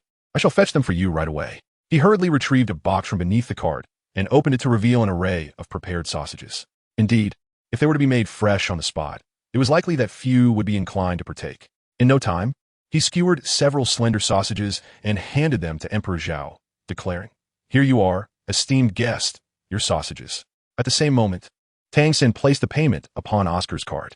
As Emperor Zhao received the food, his movements were rather slow, though not overtly so.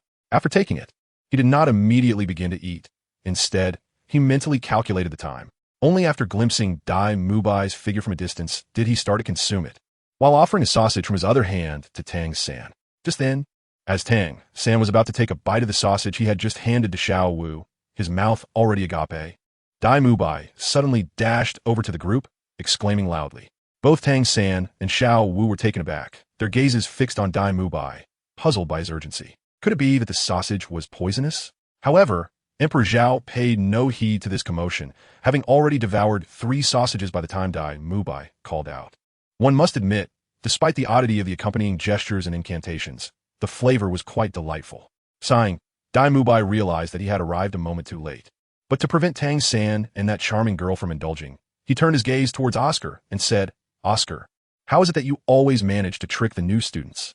Oscar, looking quite aggrieved, fidgeted with his hands and replied, "But isn't this a legitimate business?" Tang San and Xiao Wu exchanged bewildered looks. With an air of resignation, Dai Mubai cast a sympathetic glance at Emperor Zhao, silently hoping he hadn't eaten too much for lunch, and instructed Oscar, make another one on the spot. Oscar, scratching his head in embarrassment, replied, is that really appropriate? Under Dai Mubai's fierce gaze, Oscar reluctantly acquiesced and began to prepare another sausage. Tang San and Xiao Wu watched in wide-eyed astonishment, with Xiao Wu promptly discarding the sausage in her hand. Her cheeks flushed as she scolded Oscar, Bah, you shameless old man. I'm not an old man. I am merely in my teens, and my facial hair is simply quite abundant, Oscar retorted, hands raised in exasperation. His eyes, however, were filled with astonishment as they turned to Emperor Zhao, who, along with Dai Mubai, gazed back in surprise. As for Tang San and Xiao Wu, they merely felt a hint of surprise before returning to their usual demeanor, for to the food-loving Zhao, as long as the food was genuine and delectable, it was all fair game. Amidst the astonishment of the group, two beautiful young maidens approached from the direction Dai Mubai had come. Emperor Zhao now faces Oscar's small carriage. Thus he remains oblivious to the unfolding events. However, the others have taken notice. Dai Mubai, upon seeing the two approaching, offers a subtle smile and introduces them to the group. These two enchanting beauties, like all of you, are students who have successfully passed the test for this session. Shortly, I shall escort you to the final assessment. Tang San and Xiao Wu, upon glimpsing the newcomers, feel a trace of curiosity, yet they nod politely. The two newcomers, however, exhibit contrasting demeanors. One appears amiable, reciprocating the smile, while the other emanates an air of aloofness, creating a stark dichotomy in their dispositions. Yet, it is not this divergence that surprises the duo. Rather, it is the distant yet stunning young woman. Her gaze has been unwavering, fixed upon one individual since her arrival, none other than Emperor Zhao. She would not mistake him. That silhouette is all too familiar. You. Tang San is about to voice his inquiry, but just as he utters the word you, the other has already interjected, her voice melodious yet trembling. Zhao Ge. Zhao Di was momentarily taken aback. The voice sounded somewhat familiar. Turning his head, he caught sight of Zhu Zhuqing's excited gaze. A smile crept across Zhao Di's face as he savored the sausage in his mouth and remarked, it's been a while. Chapter 83. Unfair. Tang San and Xiao Wu were both stunned, as were all the others. They never anticipated that Zhao Ge had become acquainted with such a beautiful and aloof girl. Dai Mubai looked back and forth between Zhao Di and Zhu Zhuqing, scratching his head in confusion. Zhu Zhuqing's eyes quickly reddened. The moment Zhao Di turned to look at her, tears began to flow. She had so much to express. Her grievances during the years he was absent, her deep longing for him, and her profound regret for not leaving with him in the first place, even if it meant facing death. Yet at that moment, she found herself at a loss for words, her vision blurring through the tears. Nonetheless, she could still sense Zhao Di's presence. Ignoring everything else, she ran towards him, yearning to return to that warm embrace, desiring to melt her heart, which had been shrouded in coldness for so many years. Although Tang San and the others were unaware of the reasons behind Zhu Zhuqing's intense emotions upon seeing Zhao Di, they could clearly see her attachment to him through her expression and tears. Emperor Zhao smiled faintly as he observed Zhu Zhuqing rushing toward him. He slowly extended a hand to gently press against her head, saying, I am currently enjoying my meal. Please wait until I am finished. The onlookers were left in stunned silence. Tang San was momentarily bewildered. Xiao Wu appeared dazed, and Dai Mubai gazed at Emperor Zhao with incredulity. Oscar's mouth hung agape, while Ning Rongrong was momentarily lost in thought. Only Zhu Zhuqing felt the warmth of his hand atop her head, a genuine smile blossoming at the corners of her lips, emanating from the depths of her heart. For the next 2 minutes, the group remained transfixed, observing the interaction between Emperor Zhao and Zhu Zhuqing, who wore a blissful smile. Gazing sweetly at him, the previous air of aloofness had completely vanished, replaced solely by a smile that resonated deeply within. The only sound that lingered in the air was the rhythmic noise of Emperor Zhao savoring his food. After finishing the last piece of sausage, he casually discarded the skewer and then opened his arms wide, looking at Zhu Zhuqing with a smile, saying, Come here, it has been a long time. Without hesitation, Zhu Zhuqing gently stepped into his embrace, holding him tightly, afraid that he might leave her once more, terrified of being abandoned again. After relishing the warmth of his embrace for a moment, she finally spoke with a choked voice, It has been so long. I have missed you dearly. Emperor Zhao held her close, resting his chin upon her shoulder, inhaling the faint yet alluring fragrance of her being, and softly murmured, I feel the same. Ahem. Dai Mubai felt as though he had been struck hard. Usually, he was the one embracing beautiful women, yet this time, Someone had the audacity to display such intimacy before him, leaving him utterly helpless. Overwhelmed by the situation, he coughed lightly and remarked, that should suffice. We still need to proceed with the final test. Zhao Wu cast an indignant glance at Dai Mubai, lamenting the lack of his perceptiveness in such a tender moment. Upon hearing this, Emperor Zhao slowly released Zhu Zhuqing, gently wiping away the tears from her delicate face, and then spoke. I told you we would meet again. MHM. Zhu Zhuqing obediently nodded. Let us proceed to the final test. As long as we pass, we shall be together for a long time. With that, he took Zhu Zhuqing's tender hand and walked towards Dai Mubai. I have no further business here. You may go on ahead. I shall take my leave, Oscar remarked, swiftly pushing his small cart away. The others paid him no mind and followed Dai Mubai towards the last checkpoint. However, not long after they had set off, an unpleasant voice echoed through the air. It's unfair. Why are they allowed to bypass the test? A boy, who was in line waiting for his turn, exclaimed upon seeing Emperor Zhao and the others entering without undergoing the test. At the sound of this outcry, everyone paused in their tracks, exchanged glances, and burst into laughter. Emperor Zhao, unwilling to squander any more time as noon approached, took a few steps forward and, regarding the young boy, raised an eyebrow and inquired, Are you dissatisfied? The boy, exhibiting commendable courage, stepped forward boldly and exclaimed, Indeed, I am not satisfied. Why is it that you are exempt from testing? With a charming smile, Emperor Zhao remarked, Very well. Allow me to elucidate why we can pass without the need for testing. As he spoke, he subtly channeled his soul power, and 4 radiant soul rings, purple and gold, rose from his feet, instantly emanating the formidable aura of the soul sect. He amplified his voice with soul energy, stating, Do you submit? The boy's face visibly paled, and he fell silent, retreating sheepishly back into the ranks. Ning Rongrong covered her mouth with her small hand, gazing at Zhao Emperor in astonishment. Although Tang San and the others remained silent, smiles played at the corners of their lips. Only Zhu Zhuqing, standing beside Zhao Emperor, looked up in confusion, pondering why his martial soul had transformed from 10,000 years to a mere 1,000. Yet, being perceptive, she refrained from questioning him at that moment. And noticing no signs of injury on him, she continued to stay quietly by his side, her face adorned with a sweet smile. All right, let us proceed, Dai Mubai declared, having successfully subdued the group of oblivious children. He then led Zhao Emperor and the others deeper into the area. This time, their journey was unimpeded, and under Dai Mubai's guidance, they swiftly arrived at a spacious clearing.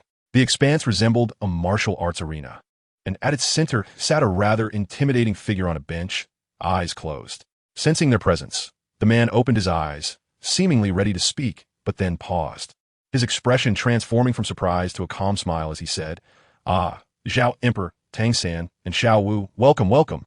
The trio responded with smiles, greeting, hello. Teacher Zhao. Tang San surveyed the surroundings, noting the absence of others, and deducing the situation, he inquired of Zhao Wujin, Teacher Zhao, are you our final trial? Zhao Wujin nodded and remarked, Indeed, I did not anticipate your arrival so swiftly. I'm also aware of your capabilities. Here is the proposition. Should you manage to withstand my prowess for the duration of a burning incense, I shall consider your endeavor successful. What say you? He paused, as if struck by a thought, and before anyone could respond, he added, but do not count Zhao Di. If he is included, then you must defeat me outright. Take your time to ponder this. With a playful grin directed at the assembled group, he settled down, observing them in silence.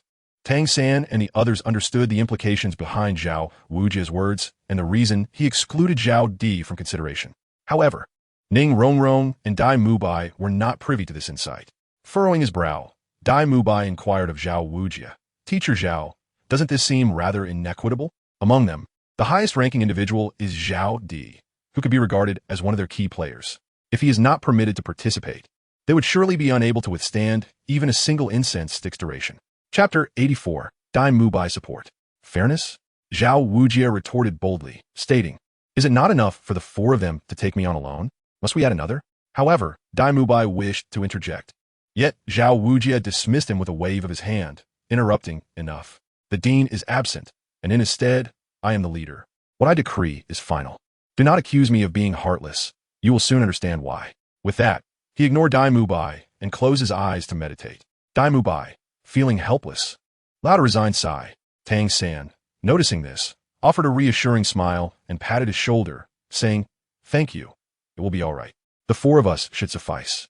Observing Tang San's attempt to comfort him, Dai Mubai sighed again. Teacher, Zhao has never behaved this way before. I do not understand why he has changed since you all arrived. You may not know him well. I do know him, Tang San replied confidently. A soul sage of the 76th rank specializing in attack, with a martial spirit of the mighty bear, nicknamed the Unmovable King, correct?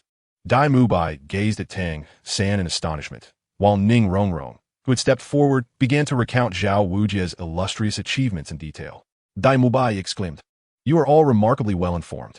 But how is it that only the 6 of you have managed to endure under teacher Zhao for even a mere incense stick's duration? Even with my addition and the presence of Zhao Emperor, it may not have been possible."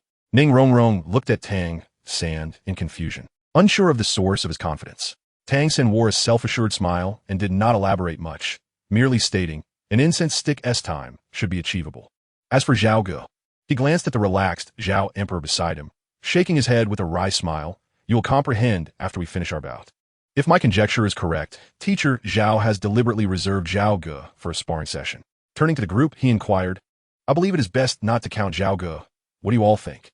The group nodded in agreement, with Ning Rongrong expressing no objections. She reasoned that a mere incense stick's duration was far more feasible than defeating a soul sage, even with the addition of Soul Zone. Thus, opting for the former appeared to be the most viable choice. Seeing that the group was in accord, Tang San turned back to Zhao Wujia and said, "Teacher Zhao, we have come to a consensus. Excluding Zhao Ge, the 4 of us will participate in this assessment." Zhao Wuji remained with his eyes closed, offering a faint response. "I shall grant you 5 minutes to deliberate on the strategy. Bear in mind, there is no time for hesitation during battle." Tang San nodded, signifying his understanding, and promptly turned to engage in urgent discussions with his companions regarding their approach. Meanwhile, Zhu Zhuqing glanced at Zhao Di, who wore a subtle smile, before reluctantly releasing his arm to join Tang San. 5 minutes, neither excessively long nor particularly brief, elapsed swiftly. Zhao Wuji rose from his chair, carefully positioning it at the very edge. Upon returning, he mysteriously procured an incense stick, which he ignited with a gentle pinch of his fingers. With a slight exertion, he firmly embedded it into the ground, producing a resonant sound. "Let the proceedings commence." Tang San and his companions exchanged glances, silently nodding in agreement as they swiftly arranged their positions. At the rear, Ning Rongrong was the first to activate her martial spirit, unleashing 2 soul skills. Zhao Waoqi stood motionless, quietly observing them. After utilizing her soul skill, Xiao Wu swiftly darted towards Zhao Waoqi, her speed remarkable, the faint sound of air being sliced through echoing around her. With a resounding thud, Xiao Wu's kick struck Zhao Waoqi's back, yet he remained utterly unmoved. Instead, Xiao Wu felt as though she had kicked a solid stone, a dull ache resonating in her foot. Third brother. Failing in her initial strike, Xiao Wu quickly retreated, immediately calling out to Tang San. Understanding her intent, Tang San's first spirit ring glimmered faintly as he unleashed his soul skill. Several tendrils of blue silvergrass, as thick as an infant's arm, ensnared Zhao Waoqi. Zhu Zhuqing had long been poised at Zhao Waoqi's side, and upon seeing Tang San's blue silver grass entangle him, she seized her opportunity. The first soul skill was instantly activated as she gracefully leapt to Zhao Waoqi's side. With a sharp sound, akin to scratching metal, a spark flew as Zhu Zhuqing felt a painful sting in her fingers. Xiao Wu and Zhu Zhuqing rapidly distanced themselves from Zhao Waoqi, their expressions grave as they regarded him. The little ones did well, but unfortunately, with a sudden burst, the blue-silver grass binding Zhao Waoqi snapped apart. "Regrettably, you have encountered me this time." As Zhao Wuji spoke, a cracking sound emanated from beneath his feet as his body surged forward. Tang San's eyes narrowed, his target set on Ning Rongrong. "Protect Rongrong." Emperor Zhao watched with great interest as the incense stick burned down to nearly half its length. Tang San on the arena had nearly exhausted his cards, and the 8 spider lances behind him had already been deployed, with sweat steadily trickling down his forehead.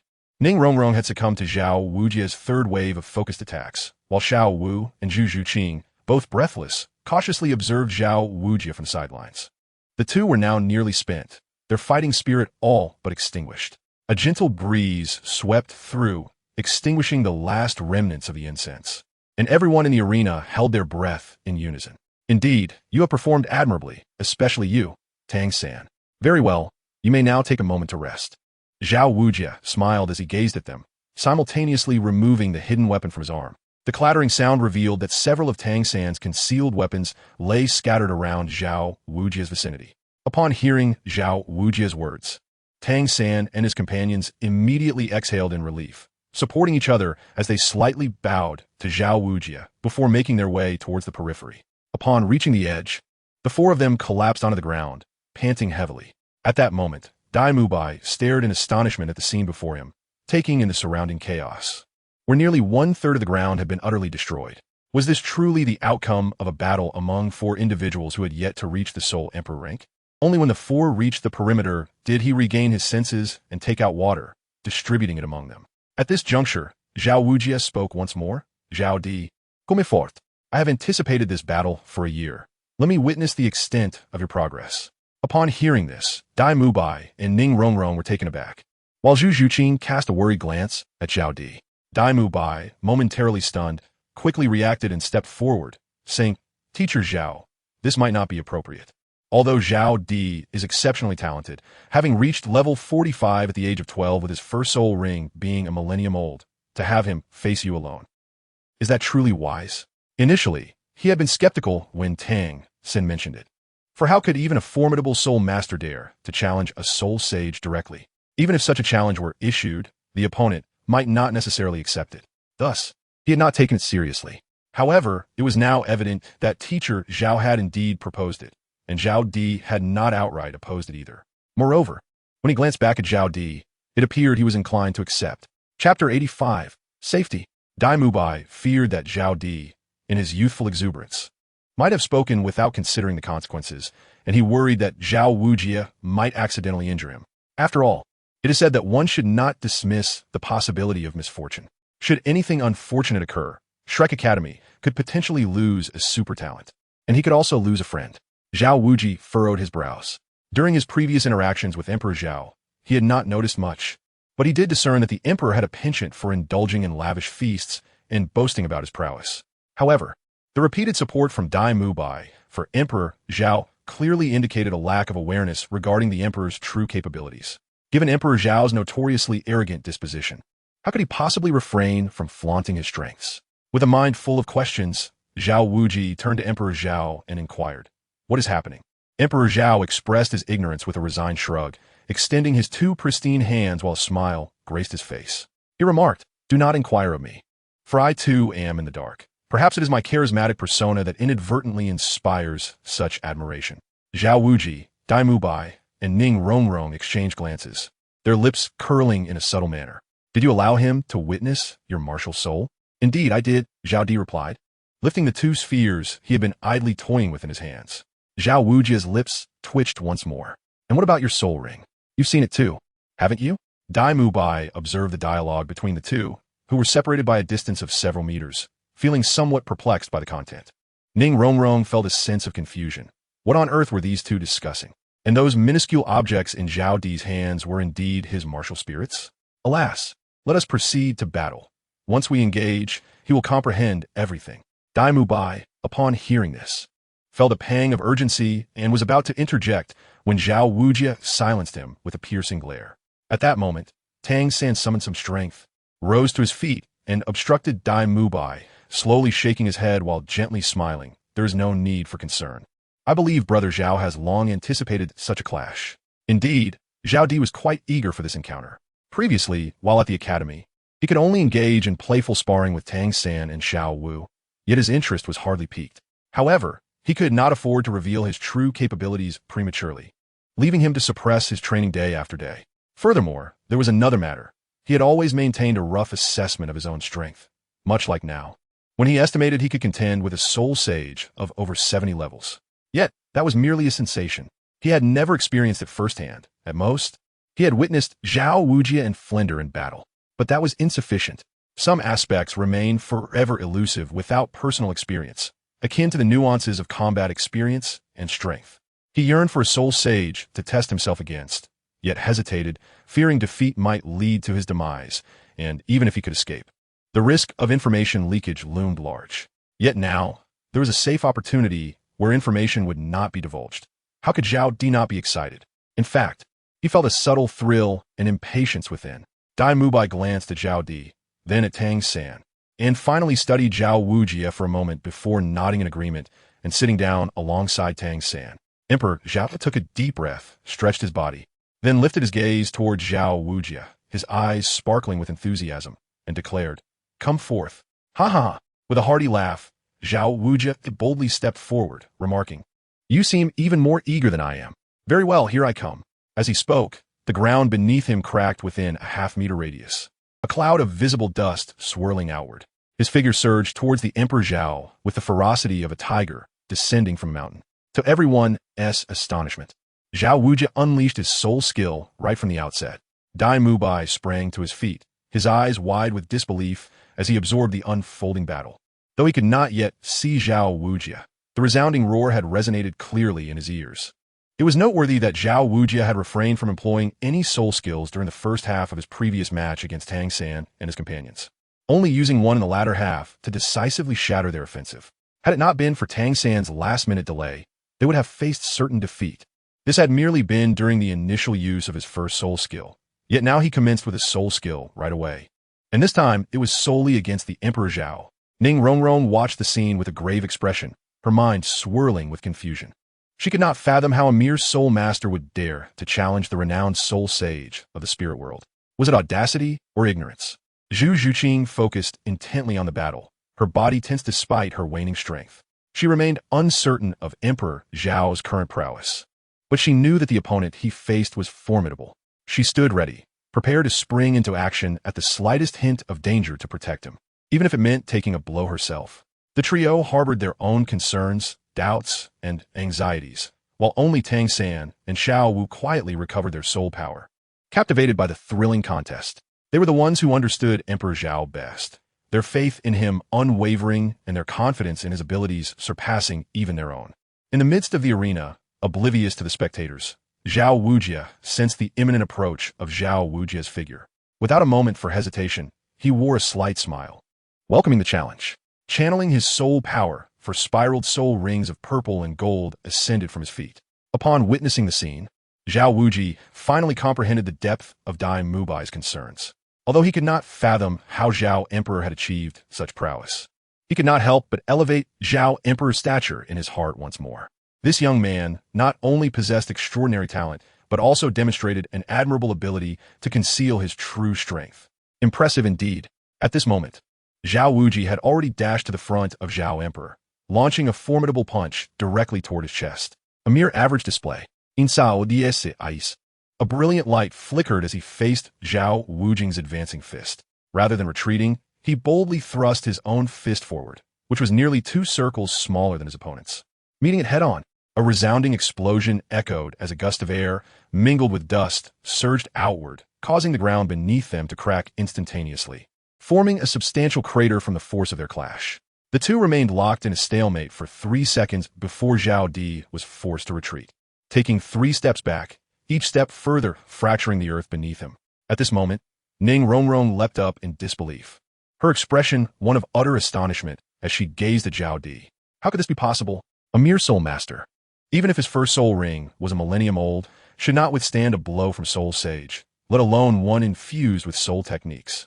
Ning Rongrong was utterly taken aback. She had never anticipated that the individual she had just deemed arrogant and ignorant could withstand a punch from a renowned soul sage. Her beautiful eyes were fixed intently on Zhao Di, filled with incredulity. Chapter 86. A thrilling battle. Having just endured a fierce exchange, Zhao Di had roughly gauged his current physical strength, yet he realized it was still insufficient. He required greater precision. Teacher Zhao, indeed worthy of the title Unmoving King. But now it was time for me to get serious. Zhao Wujie did not hastily take action. After delivering a punch, he allowed Zhao Di a moment to catch his breath and remarked, "Oh, how I anticipate this." Following his words, Zhao Di's mind stirred, and he dispelled the disguise of his soul rings. With a crisp sound reminiscent of shattering glass, the 3 soul rings surrounding Zhao Di fractured in an instant, transforming into myriad sparkling fragments that scattered like stars. At that moment, the true appearance of Zhao Di's 4 soul rings was revealed, deep purple and black. This. Dai Mubai and Ning Rongrong, upon witnessing this, found their minds blank. They stood frozen, their gazes fixed intently upon Zhao Di, instinctively uttering that one word repeatedly.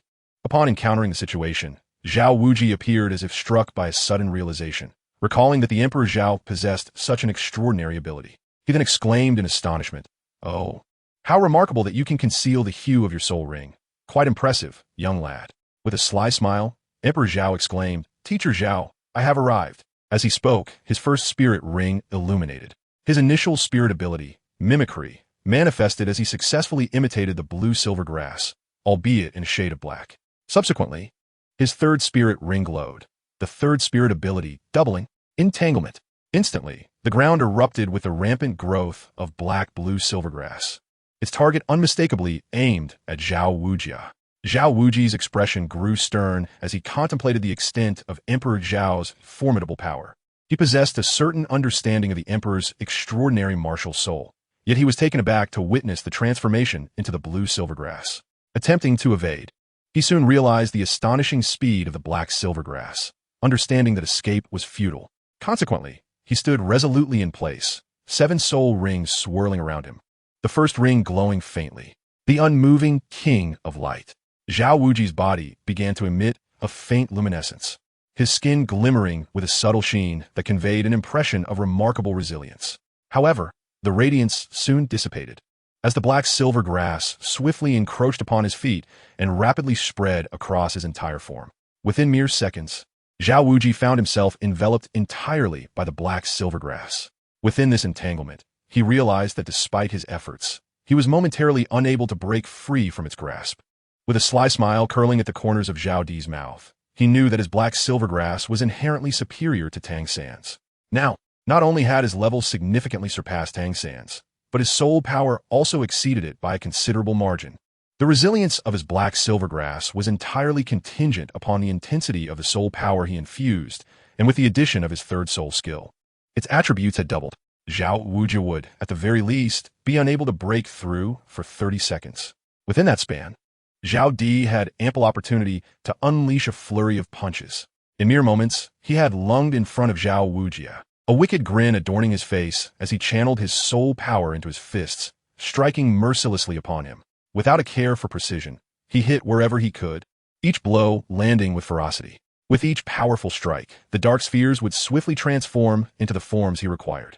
With a thunderous roar from Zhao Wujia, the black-silver grass could no longer withstand the pressure and shattered violently, fragments flying in all directions, dissipating into twinkling stardust before they even touched the ground. When Zhao Wujia reappeared, his physique had noticeably expanded, and a massive bear silhouette loomed behind him. With his martial spirit activated, he had broken through the encirclement, just in time to see Zhao Di's fist hurtling towards him. Without hesitation, he raised his arm to meet the oncoming strike. A colossal boom reverberated through the air, prompting Tang San and his companions at the periphery to hurriedly cover their ears. Unfortunately, it was too late when they finally released their hands. They were left with a lingering, buzzing sensation. Exchanging glances filled with a bittersweet smile, they shared a moment of silent understanding. Emperor Zhao and Zhao Wujin faced each other for a few fleeting seconds, but ultimately, it was Emperor Zhao who retreated. Yet this time, he hesitated not at all. After steadying his stance, he charged once more at Zhao Wujin. The black-silver grass in his hand had vanished, replaced by a dark glove adorning his right hand. With a resounding impact, the two clashed fiercely, unleashing a wave of invisible energy that swept outward. After a brief standoff, Emperor Zhao decisively chose to take a step back. Zhao Wujin, caught off guard by this retreat, instinctively advanced a step forward. However, even with his realization, it was already too late. Emperor Zhao lowered his body slightly, and the black gloves on his hands had vanished, replaced instead by a pair of black shoes adorning his right leg. Emperor Zhao delivered a fierce side kick directed at Zhao Wuji's chest. Bang! Zhao Wuji, unable to react in time, could only endure a forceful kick. Even though he was a soul sage, after receiving a full-powered kick from Emperor Zhao, his body was propelled backward, stumbling 3 steps in rapid succession. Emperor Zhao, seizing the moment, pressed forward with relentless vigor. With a swift movement, he advanced his left foot past his right, executing a precise side kick. In a seamless motion, he pivoted and delivered a magnificent back kick. A resounding thud echoed through the air as Zhao Wujia staggered momentarily before regaining his composure. "Well done, young man." As Zhao Wuji smiled, without any discernible movement, his body trembled slightly, and Zhao Di immediately sensed a tremendous force emanating from him. Emperor Zhao's expression hardened as he retracted his feet. The black sphere swiftly ascended to his hand, transforming into a glove. He then charged toward Zhao Wujia. His small fist aimed directly at his opponent's forehead. Zhao Wujia remained undaunted as the second soul ring on his body illuminated, extending his large hand to meet the fist of Emperor Zhao. With a resounding clash, a wave of energy surged outward, causing the ground beneath them to crumble into dust under the tremendous pressure.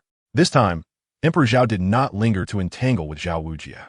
Their confrontation was brief yet intense, resulting in dozens of exchanges of blows within mere seconds. The onlookers, Tang San and his companions, could only perceive fleeting shadows darting back and forth. Could it be?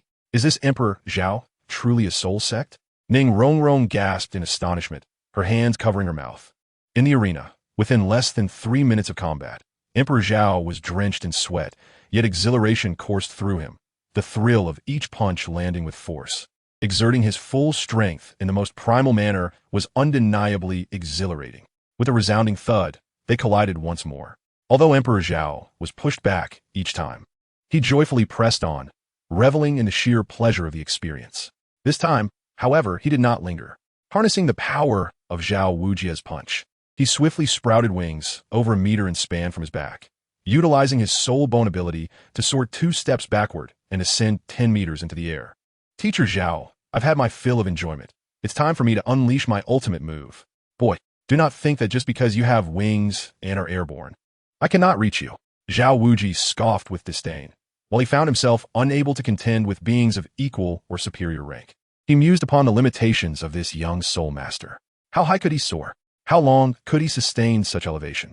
With these thoughts, he approached a relatively intact section of the ground, exerting force with his foot.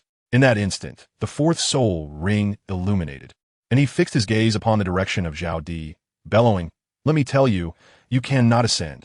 Activating his 4th soul skill, he unleashed a targeted tracking attack. Chapter 87, The Final Move. A stone, as large as Zhao Di's head, hurtled toward him with alarming speed, closing the distance to less than half a meter in the blink of an eye. With a slight curl of his lips, Emperor Zhao scoffed disdainfully and raised his fist to strike. Boom! The stone shattered instantaneously, a fine dust wafting away like a gentle breeze, while the fragments of rock cascaded to the ground in a clattering symphony. It is my turn now. With a thunderous roar, Emperor Zhao commanded the dark sphere to instantaneously transform into a colossal hammer, measuring half a meter in size. It continued to grow enormously until the dust settled and the wind carried it away, revealing a handle over 10 meters long and a head exceeding 3 meters in width. The immense hammer was raised triumphantly above his head. "Master Zhao, behold my hammer technique," he exclaimed, bringing it down forcefully upon Zhao Wujin. While the shifting weight of the dark sphere posed no burden to Emperor Zhao, to others it was a different tale. This gargantuan hammer, now over 10 meters in size, could easily crush an ordinary person to death. Goodness, Emperor Zhao, you truly are remarkable. Zhao Wuji let out a hearty laugh, feeling a sense of exhilaration from the clash. His expression betrayed no fear as he positioned himself, legs slightly bent, bracing for the impending blow from Emperor Zhao's mighty hammer. With a resounding crash, the ground was instantly marred by a deep crater over half a meter wide, from which fissures radiated outward for several meters. A powerful shock wave surged forth, sending dust swirling in the air. Unfortunately, Tang San, who was observing from the sidelines, was caught in its wake and was propelled more than half a meter away. The earth trembled as if in response, and a small tree situated several meters away met its untimely demise with a sharp crack. Meanwhile, Zhao Wuji, who had braced himself against the hammer, felt a surge of regret wash over him, silently cursing his decision to withstand such a blow. His arms throbbed with pain, as though they were on the verge of breaking. Even if they had not fractured yet, another strike would surely bring him to the brink. Emperor Zhao raised his mighty hammer high into the air. Observing the pained expression on Zhao Wujia's face below, he chuckled and inquired, "Master Zhao, would you say the force of this strike is somewhat formidable?" Zhao Wuji waved his crimson arms. Could I possibly reveal to him that I nearly succumbed to that blow? Certainly not. There were several little ones nearby, and if I were to divulge such a thing, would I retain my authority in school thereafter? Emperor Zhao grinned widely, his arm stained with blood, yet still stubbornly defiant. Excellent. I have a fondness for those who are resolute in their words. I wonder if Teacher Zhao is aware of the game, whack-a-mole? As he spoke, Emperor Zhao slowly raised the colossal hammer, Zhao Wuji shook his head. It's of no consequence that you are unaware. Soon enough, enlightenment shall come your way. Upon finishing his words, Emperor Zhao brought the mighty hammer down once more. Goodness gracious! Upon witnessing the scene, Zhao Wuji felt a tumultuous storm raging within his heart, instinctively sensing that something had gone awry. He hurriedly began to evade, knowing that even a mere strike to his arm would be quite troublesome, requiring at least several days for recovery. Upon witnessing Zhao Wuji's evasion, Emperor Zhao assessed his soul power, realizing that only 1/3 remained within him. Acknowledging his inability to overcome Zhao Wuji, he nevertheless yearned to ascertain the extent of damage he could inflict upon a soul sage. He raised his hammer once more, freeing one hand and extending his palm skyward. As the soul bone atop his head shimmered faintly, "Summon the thunder," he proclaimed, then waved his hand. "Ride the wind." In mere moments, the once clear sky was shrouded in ominous clouds, and a tempestuous wind surged through the arena, dispersing the hazy dust that enveloped the battlefield, causing Emperor Zhao's garments to rustle vigorously. "Descend," he commanded, and with a resounding boom, bolts of lightning, each akin to the size of an infant's arm, descended from the heavens, striking towards Zhao Wuji's position below. By the heavens! Zhao Wuji was taken aback, never anticipating that Emperor Zhao could summon lightning. Ignoring the pain in his arm, Zhao Wuji instinctively began to evade, for with the previous instance of the hammer, who could tell whether this lightning might inflict harm upon him? As Emperor Zhao observed Zhao Wuji below, evading with increasing desperation, a smirk crept upon his lips. The lightning he summoned could at most cause a modicum of inconvenience to the Soul Emperor, proving utterly ineffective against the Soul Sage. Nevertheless, he wielded it now merely to capitalize on his prior advantage. Thunder crashed down as the hammer in Emperor Zhao's grasp followed suit, striking relentlessly. Boom! Boom! Boom! The scene resembled a game of whack-a-mole, with Emperor Zhao wielding a relatively larger hammer in both hands. Below, Zhao Wuji scurried about like a hapless little hamster, struggling to evade the onslaught. Taking advantage of the brief moment, Zhao Wuji cast several glances at Emperor Zhao. Observing the smile adorning his face, the more he pondered, the more he felt that smile was genuinely insincere. With a roar, Zhao Wuji could no longer endure the sensation. He unleashed a thunderous shout, and then the third and fifth soul rings upon him illuminated. The third soul skill, gravity enhancement. The fifth soul skill, gravity compression. Descend before me. As soon as Zhao Wuji called out for Emperor Zhao, he felt his body suddenly grow heavy, plummeting over 3 meters as if he had been burdened by several 100 pounds of stone. After Zhao Di swiftly intensified the input of his white spirit power and the utilization of the wind riding technique, he barely managed to stabilize his form. Sensing the dwindling spirit power within him, he recognized the imminent depletion and raised his hand to halt the thunder control. Ascending once more to a height of 10 meters to establish a safe distance, Zhao Di temporarily ceased his assault, and the massive hammer in his hand transformed back into a palm-sized black orb, floating beside his head. "Teacher Zhao, my spirit power is about to run out. Let me make one final push, and then we shall conclude," he said. Zhao Wuji nodded slightly. Although Emperor Zhao was exceptionally talented, he was still merely a teenager. The fact that he could engage in such a contest with him was already quite surprising. Emperor Zhao's lips curled into a mischievous smile. "So, Teacher Zhao, are you ready?" Zhao Wuji nodded slightly. Emperor Zhao's laughter grew even more exuberant. Although he possessed little soul power within himself, the black orb contained an abundance. Moreover, its stored energy remained entirely untouched. Within it resided a quantity far surpassing that of his own Dantian. A memory from a certain year began to surface in his mind, gradually manifesting before him as it floated beside Emperor Zhao. The black orb began to swell, slowly expanding in size, enveloped in a shimmering black glow that only revealed its superficial transformation. Zhao Wuji lifted his head, his expression grave, as he stood still, quietly gazing at the celestial figure of the Emperor Zhao above. In the distance, Tang San and his companions were now covered in dust, appearing quite disheveled, to the extent that, if seen from afar, they might be mistaken for beggars.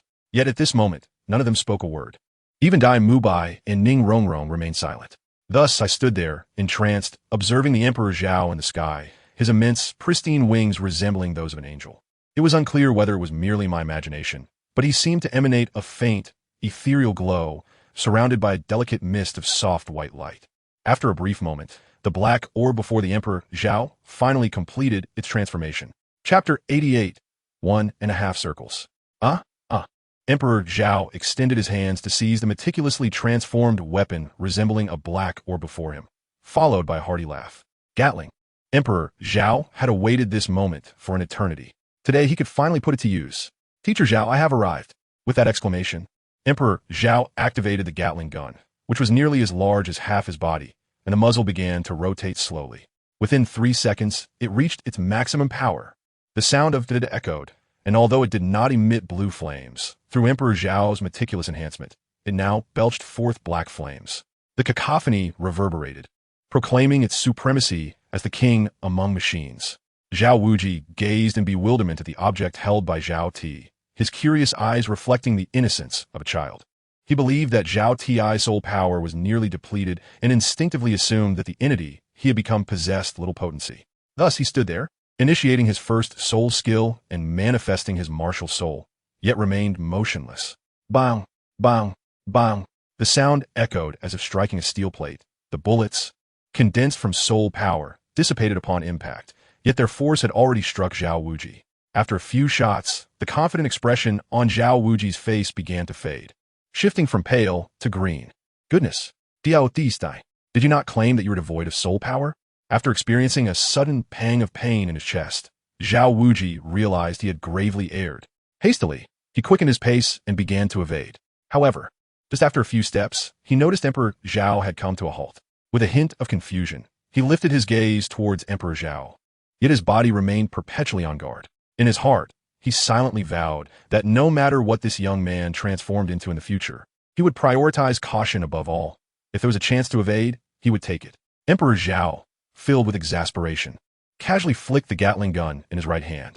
After barely completing 1.5 rotations, he found himself devoid of soul energy. Alas, he sighed deeply. This was the fruit of an entire year's arduous toil, now squandered in an instant, just like that. As he slowly flapped his wings, Emperor Zhao descended gently to the ground, realizing that if he remained airborne any longer, he would surely plummet. All right, Master Zhao, he mused. I am left with but a mere vestige of soul energy. I shall not continue the fight. I cannot prevail. A true man must possess the courage to face the consequences of his actions. Emperor Zhao spoke in a booming voice, occasionally casting sidelong glances at Zhao Wuji.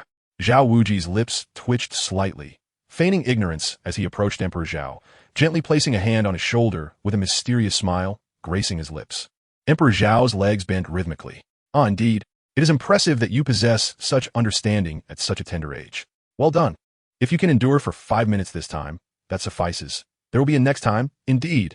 Zhao Wuji, in a final remark, spoke with a heavier tone, to which Emperor Zhao expressed his confusion, stating, "We are so naive." With a gentle nod, he replied, "Very well, Teacher Zhao. Let us engage in another session next time. Alas, today proves too taxing, and I am nearly depleted of soul energy." Zhao Wuji nodded slightly, choosing not to utter any further words. He simply remarked, "Very well. You may visit Tang San and the others. Afterwards, allow Mu Bai to escort you to your resting quarters." With that, he turned and made his way towards his abode. Today had been taxing, first being struck by Tang San's hidden weapon, followed by several blows from Emperor Zhao. The force of the Emperor's hammer proved particularly overwhelming, even for a soul sage like himself. With no pressing matters at hand, he decided to return and rest. Emperor Zhao nodded and turned to approach Tang San and the others. What has happened to you all? Why do you appear as beggars?" As Emperor Zhao turned to take a few steps, he caught sight of their disheveled appearance and, momentarily bewildered, wondered what had transpired. He hurriedly jogged over to their side. Tang San and Xiao Wu exchanged glances, their faces adorned with wry smiles, and shook their heads. Tang San then spoke, "It's nothing, Brother Zhao. We were merely buffeted by the residual shock waves of your battle." However, he glanced towards the direction behind Emperor Zhao, where the once serene and pristine ground had been utterly ravaged by the fierce clash between Emperor Zhao and Zhao Wujin.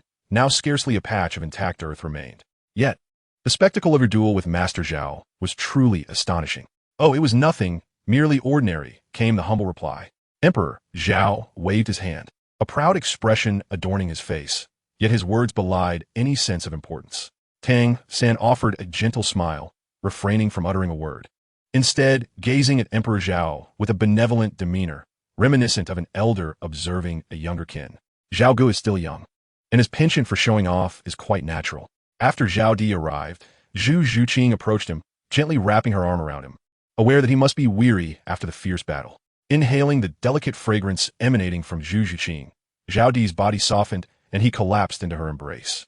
A wave of drowsiness overtaking him. Although he was not immediately drawn into slumber, the previous conflict had indeed drained much of his soul power and mental energy. Feeling the softness against his head, Zhao Di closed his eyes and soon drifted into sleep. As for the room, he would let Tang San and the others carry him there. Zhu Juqing gazed down at Zhao Di in her arms, a sweet smile unconsciously gracing her lips. Girls mature early, and even though she is still quite young, she has begun to grasp certain feelings. Without uttering a word, she instinctively tightened her hold on Zhao Di to prevent him from falling. Tang San shook his head with a smile, then approached Dai Mubai, who was still in shock, and patted him on the shoulder, saying, "Let us go." Xiao Wu also hopped over to Ning Rongrong and gave her a pat. It took them a while to regain their composure, their gaze shifting from the battlefield to Zhao Di nestled in Zhu Juqing's embrace. Their expression still tinged with a hint of bewilderment. In the Heavendo Empire, at a private residence, the sky outside was a clear azure, dotted with fluffy, white clouds, gently drifting in the high-altitude breeze. A small stream caught the eye outside the window, leading to a quaint lake nearby, surrounded by a few small trees. Some were merely saplings, while others stood several meters tall. Beyond the window lay a sea of flowers, vibrant in hues of red, white, and green, an exquisite display of nature's beauty. The scenery outside resembled a paradise, tranquil and harmonious, bringing peace and joy to the heart. Within the room, a young boy sat by the window, gazing vacantly at the landscape before him. His eyes, though devoid of focus, were strikingly beautiful, with long lashes that occasionally fluttered. His pink lips and fair complexion surpassing even that of a woman's beauty. The boy's alabaster hands propped up his chin as he sat there, lost in thought, his expression revealing both nostalgia and longing. His alluring lips parted slightly, softly uttering a few words. "Where are you? I miss you so much." Soft footsteps gradually grew clearer, stopping not far from the boy. A deep male voice then resonated. "Your Highness, the Lord Ning has arrived." I know. You may leave now." The boy remained still, merely moving his lips to respond lightly. "Understood." The sound of footsteps echoed once more, gradually fading away. Once the noise dissipated, silence enveloped the room again, occasionally interrupted by the melodious chirping of birds outside.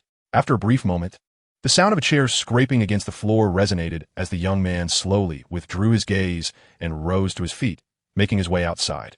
At the door stood a strikingly handsome man with a gentle demeanor, quietly gazing at the entrance, a faint smile gracing his features. Upon seeing the man, the youth bowed slightly and called out, "Teacher." Ning Fengji observed the expression on the young man's face, a flicker of sorrow appearing in his eyes. He sighed softly and inquired, "Qinghe, are you contemplating those feudal matters once again?" A few years prior, Xue Qinghe had embarked on a secret mission, the particulars of which were known to very few. However, ever since his return, he had taken to leaning by the window, gazing into the distance each day. It took Ning Fengji considerable effort to uncover the reason behind such behavior. He had been saved by someone on several occasions. Yet, he could not fathom what had transpired during that time. Logically speaking, a prince of such stature should not have been so profoundly affected by a few acts of salvation. After daily training, he would merely sit by the window, lost in thought. Yet, whenever Ning Fengji attempted to delve deeper, Xue Qinghe refused to divulge anything further. Xue Qinghe lifted his head and replied slowly, "Teacher, those are not feudal matters." His voice was soft, but imbued with determination. Ning Fengji shook his head in resignation, trying once more to persuade him. "Haven't you returned to investigate several times already?" Under the circumstances, escaping without any soul power was an extraordinary stroke of luck. "As for the person you speak of," Ning Fengji sighed and shook his head. Xue Qinghe, with a stubborn gaze fixed upon Ning Fengji, responded resolutely, "That is impossible. I did not find his body. There wasn't even a trace of blood at the scene." Ning Fengji regarded the unwillingness of the youth to accept reality, his heart heavy with helplessness. That place was a forest, a haven for soul beasts. By the time you arrived, at least 5 days had elapsed. "Qinghe, do you truly believe the soul beast would spare a delectable morsel that was utterly defenseless?" "No, they would not. He would not." In the serene presence of Xue Qinghe, or rather Qianrenxue, her voice began to tremble, losing the resolute strength it had at the onset. Yet, deep within her heart, she found it difficult to accept the harsh reality. Her beautiful eyes glistened with moisture, and her eyelids were tinged with a hint of red. Even in her guise as a man, Her vulnerability was poignant enough to stir a sense of sorrow in Ning Fengji. Sighing, Ning Fengji realized that this person, whom he had never encountered before, had likely become an insurmountable obstacle in the prince's heart. Should this individual still be alive, the prince's spirit would undoubtedly experience profound elevation. Conversely, if he were truly deceased, he would forever remain a barrier in the prince's psyche, possibly depriving him of a lifetime of nobility. However, based on Qinghe's descriptions, such a possibility seemed implausible. With a deep, resigned sigh, he stepped forward, gently patting her shoulder in a gesture of comfort, saying, "Indeed, perhaps he still lives, just in a place unknown to us." Qian Renshua nodded vigorously, wiping her tears away. "Teacher, let us practice." Without looking back, she strode out, her desire for strength intensifying. "Wherever you are, wait for me. Soon, I shall seek you out. Fear not, for Sister Angel will surely find you, even if it means overturning the entire continent." Meanwhile, at Shrek Academy, Tang San, Flinder, Zhao Wujin, and 6 others stood about a meter from the bedside of the imperceptibly unresponsive Zhao Emperor. Each of them wore a furrowed brow, a palpable tension etched upon their foreheads. Zhao Emperor lay in bed, oblivious, yet an ominous black mist swirled around him, distinctly different from the usual peace. "Principal Flinder, do you have any insight into the nature of this black mist surrounding Brother Zhao?" Tang San inquired, his face a mixture of urgency and unease. Flinder shook his head, replying, "I do not know." The group shared a collective sense of regret. After arriving at their dormitory, they had wandered the campus, only to return and discover the unsettling aura enveloping Zhao Emperor. Initially, they dismissed it, but soon realized that lingering in proximity to the mist for mere minutes invoked feelings of unrest, anxiety, and even madness. Tang San, sensing a troubling hypothesis forming, confirmed through repeated observations that the black mist was capable of inducing negative emotions. The longer one remained within its grasp, the more intense the effects became, culminating in an overwhelming urge to harm. Furthermore, he discerned that this dark energy emanated from the Zhao Emperor himself, more precisely from the dark orb resting beside him. In a surge of urgency, Tang San attempted to awaken Zhao Emperor, yet despite his persistent calls over several minutes, there was no response. Even on ordinary days, Zhao would typically offer some acknowledgement, but today there was not a whisper of reaction. Tang San gently touched Zhao Di's breath, and, after confirming there was no immediate danger to his life, hurriedly rose to seek out Flander and Zhao Wujia. The others remained vigilantly stationed a meter away from Zhao Di. Flander, standing at a similar distance, gazed at Zhao Di with evident concern and remarked, "This dark energy is truly enigmatic, capable of affecting even Zhao Wujia and myself. It cannot rouse him. Fortunately, Zhao Di appears to be unharmed. We can only await his awakening." After speaking, Flander helplessly shook his head, lamenting the unfortunate circumstances that had befallen them so soon after their arrival. If something were to happen to him, how could I explain this to Xiao Gang? Just then, a sudden realization illuminated Flander's face as he exclaimed, "Ah yes. Xiao San, you stay here while I fetch Xiao Gang." His unexpected outburst startled everyone. Tang San's eyes brightened at the thought. His esteemed teacher might indeed possess a solution. "Very well. I appreciate your assistance, Steen." "Not at all. It's my responsibility," Flander replied, swiftly making his way outside, disappearing in no time. Tang San's gaze returned to the room, sweeping over the surroundings before he sighed wearily. Silence enveloped the space as everyone remained contemplative. Zhu Zhuqing remained silent, her eyes fixated on Zhao Di, tears of worry streaming down her cheeks, falling to the ground like delicate droplets. Time passed quietly, with the group ensconced in silence. Suddenly, a sound broke the stillness. An audible yawn echoed through the air. Everyone turned in unison toward the bed, where the sound originated. "Ah, what are you all doing?" Zhao Di, just awakening, rubbed his rumbling stomach and, with a casual glance, noticed the collective gaze of Tang San and the others upon him. Emperor Zhao found himself momentarily bewildered. Had I not merely awakened from hunger? Why do you gaze at me in such a manner? Upon his awakening, the faint black mist surrounding him dissipated.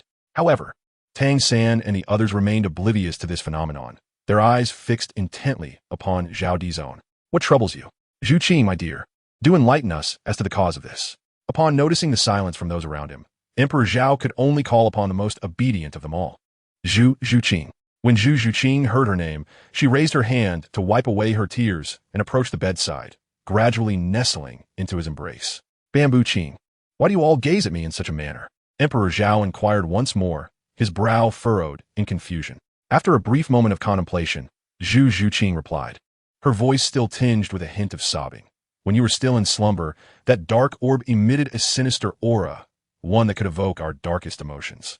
The longer we lingered within its malevolent presence, the more profound the effects we suffered. Dark aura? Emperor Zhao murmured. Why did none of you wake me? We did, replied Zhu Zhuqing, raising her head and directing her gaze towards Tang San, seemingly seeking his corroboration. She continued, Brother Sin called out for several minutes. Yet you remained utterly unresponsive. Upon hearing this, Emperor Zhao turned his gaze to Tang San, who solemnly nodded in affirmation. After nodding, Tang San added, Brother Zhao, that's not all. When you first opened your eyes, they were completely black. Black? Indeed, Tang San confirmed, elaborating, there was no other hue present. Only a darkness that instilled fear, trepidation, temptation, and a sense of despair. Fear, trepidation, temptation, despair? Emperor Zhao furrowed his brow in deep contemplation. Releasing Zhu Zhuqing from his grasp, he then leaped from the bed to examine his own body, finding no signs of abnormalities. Are you certain that you are speaking of those four sensations? How could those four feelings possibly coexist simultaneously? Emperor Zhao did not doubt Tang San's words. However, his fear and descent into despair were understandable. Yet, what was this allure? Dai Mubai interjected. Indeed, what little San has said is true. We have all witnessed it. As he scanned the faces of those present, the others nodded in agreement, and he continued, perhaps little San's description lacks precision, yet those four sensations undeniably exist. In any case, it is profoundly mysterious. Yes, Dai Mubai exclaimed, as if he had discovered the perfect term, his voice brimming with excitement. It is indeed mysterious. Your eyes at that moment resembled a ferocious beast with its mouth agape, unfathomable and instilling fear, yet akin to a treasure hidden in the depths of the ocean, brimming with temptation, awaiting discovery. Tang San nodded, affirming, yes.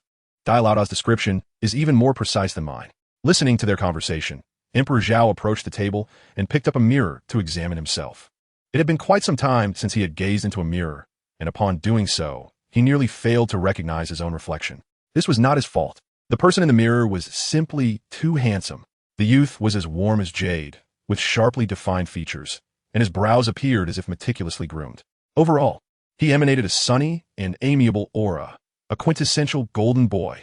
Yet, after a brief moment of admiration, Zhao Emperor noticed something peculiar. He recalled that his eyes were typical of an Asian descent, but now they exhibited a striking difference. They had darkened. Indeed, they had become darker. The central black pupils seemed to have expanded. Furrowing his brow, he set down the mirror, extending his hand towards the two spheres on the bed, summoning the white sphere while holding the black one before his eyes for closer inspection. The black sphere bore little change from before. Save for one notable alteration, it had become even darker, glowing with an intense sheen. Emperor Zhao summoned a fragment of soul power, allowing a wisp of black mist to emanate from the dark orb and drift before Tang San and his companions. He urged them to give it a try and see if this is the essence.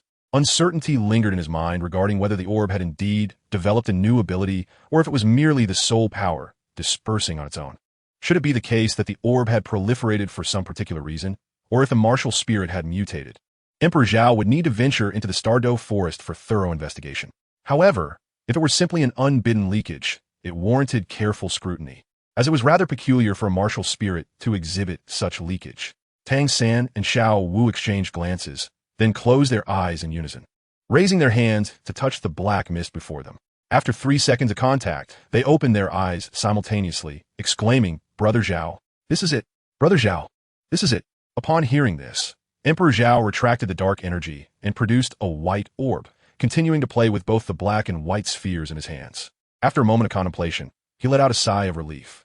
Tang San, under the impression that Emperor Zhao had discovered a solution or understood the situation, eagerly inquired, Brother Zhao, what have you concluded?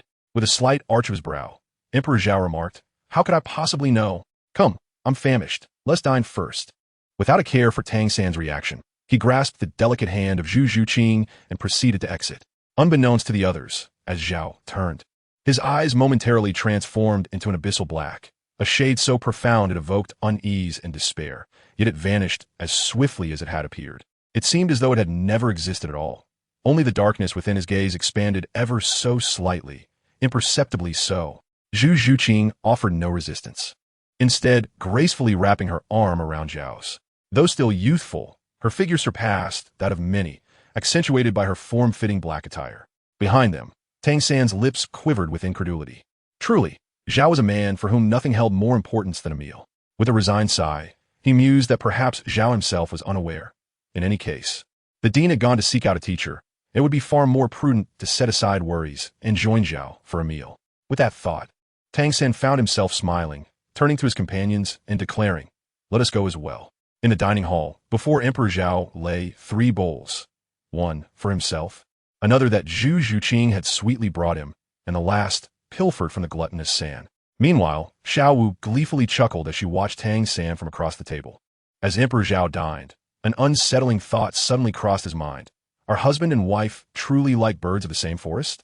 Thus, he sees Xiao Wu's bowl of food as well. Chapter 91. The Influence of Martial Spirits. After seizing the moment, Emperor Zhao sensed an unsettling atmosphere. However, the allure of the delectable feast before him rendered his concerns insignificant. He continued to indulge with unabated enthusiasm. At the nodding junior college, Flander forcefully flung open the office door. Finding it vacant, he called out, "Xiao Gang, what's the matter?" The master, upon seeing the visitor, leisurely rose and approached him, inquiring, "What brings you here? Come, have some water and speak at your own pace." He reached for the teapot on the table, pouring a cup of water, and was about to hand it to him. Flander accepted the cup, but, without taking a sip, slammed it back onto the table with a thud. Grasping the master's arm, he urged him to follow, hastening, "Come with me. I'll explain on the way."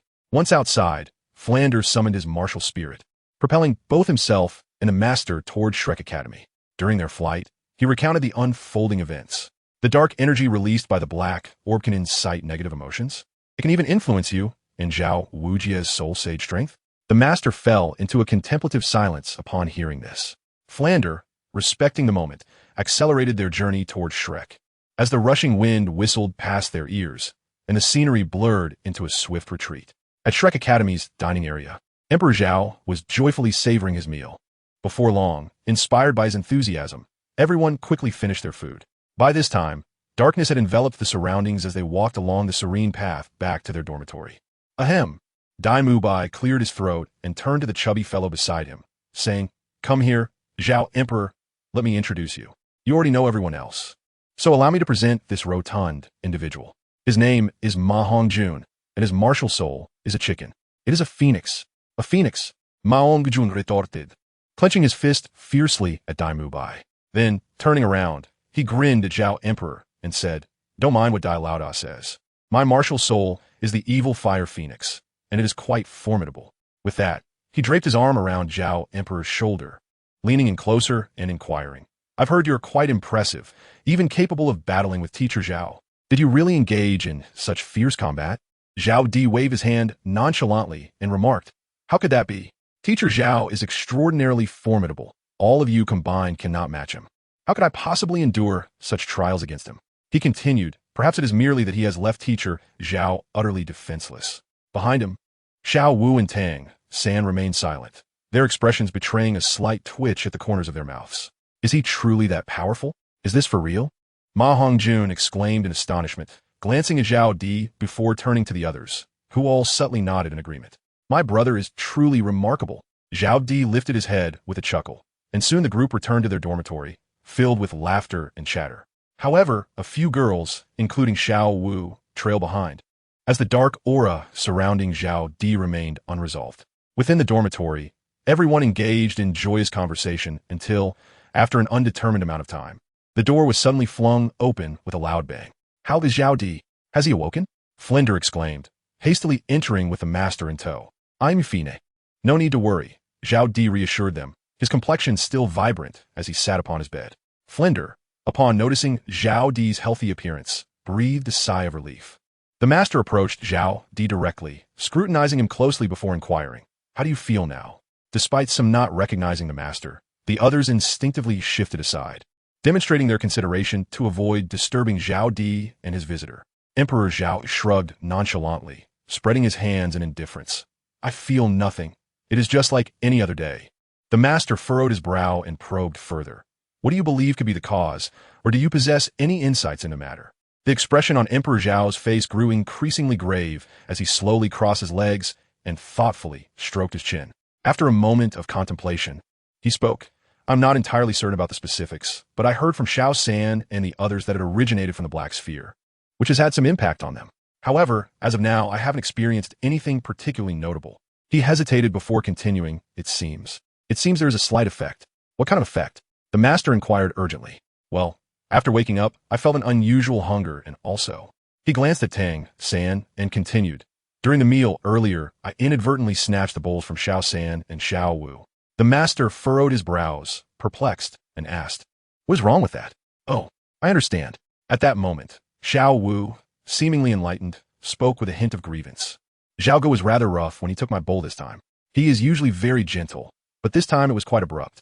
My fingers were even hurt when he seized my bowl." The girl, being naturally observant, sensed something was amiss. Upon hearing Xiao Wu's words, Tang San also frowned in realization and remarked, "Now that you mention it, I recall Zhao ate significantly faster than usual just now, to the point where he was stuffing food into his mouth, even before he had finished chewing what was already there. Moreover, he turned his gaze towards Emperor Zhao, his expression heavy with concern. Earlier, when I called out to Zhao for dinner, he seemed completely unresponsive." The master and Franel were immediately taken aback, their brows furrowing tightly in alarm. At this moment, the handsome visage of Emperor Zhao was etched with gravity. The room fell into a brief silence before the master spoke again, inquiring, "Emperor Zhao, did you truly feel nothing at that time?" Emperor Zhao slowly shook his head, stating, "No." As he spoke, he produced a black orb, drawing the collective gaze of the onlookers towards it. After a considerable pause, the master finally spoke. "I recall you mentioning that your black martial soul symbolizes darkness, correct?" Emperor Zhao nodded, continuing to listen intently to the master's analysis. Although the martial soul belonged to him, the master before him undoubtedly possessed the deepest understanding of it across the entire continent. After summarizing many aspects, it became clear that nearly all negative elements were intertwined with darkness, and given the formidable power of your martial soul, I suspect. The master paused, his expression grave as he continued. Your black martial soul embodies all attributes associated with darkness. The birth of a martial soul is intrinsically linked to the individual. However, it can also exert influence over one's character. For instance, individuals possessing serpentine martial souls exude an increasingly ominous aura as their strength grows, resembling serpents in demeanor. While one does not physically transform into a snake, the impression given can evoke the sensation of being ensnared by a serpent, manifesting not solely through gaze, but also through temperament, presence, and movement. Although I have not encountered your martial soul before, it is undoubtedly among the elite ranks. Thus, it appears that your martial soul is beginning to exert its influence upon you. Chapter 92. Is my approach convenient? The master's meaning was not difficult to grasp. In essence, it resonated with the adage that one becomes like those they associate with, an idea akin to those who are close to vermilion become red. Those who are close to ink become black. After concluding his remarks, the master exhaled, approached a nearby table, and took a sip of water before continuing. While I cannot be certain, this seems to be the case. However, what puzzles me is, why does our martial soul emanate dark energy? Emperor Zhao shook his head and said, "I am uncertain, but I believe there is nothing amiss. After all, even if it does have an impact, it would likely only affect his temperament. As for the reason behind his indiscretion, I am equally unaware." Emperor Zhao, with a resigned shrug, remarked, "Well, since the matter is largely clarified, let us all retire for the night. As for the leak, we shall discover the truth after tonight." The master nodded in agreement, acknowledging the lack of pressing matters, and turned to say, "Very well, everyone, it is time to return to your slumber." With that, he led the way out the door.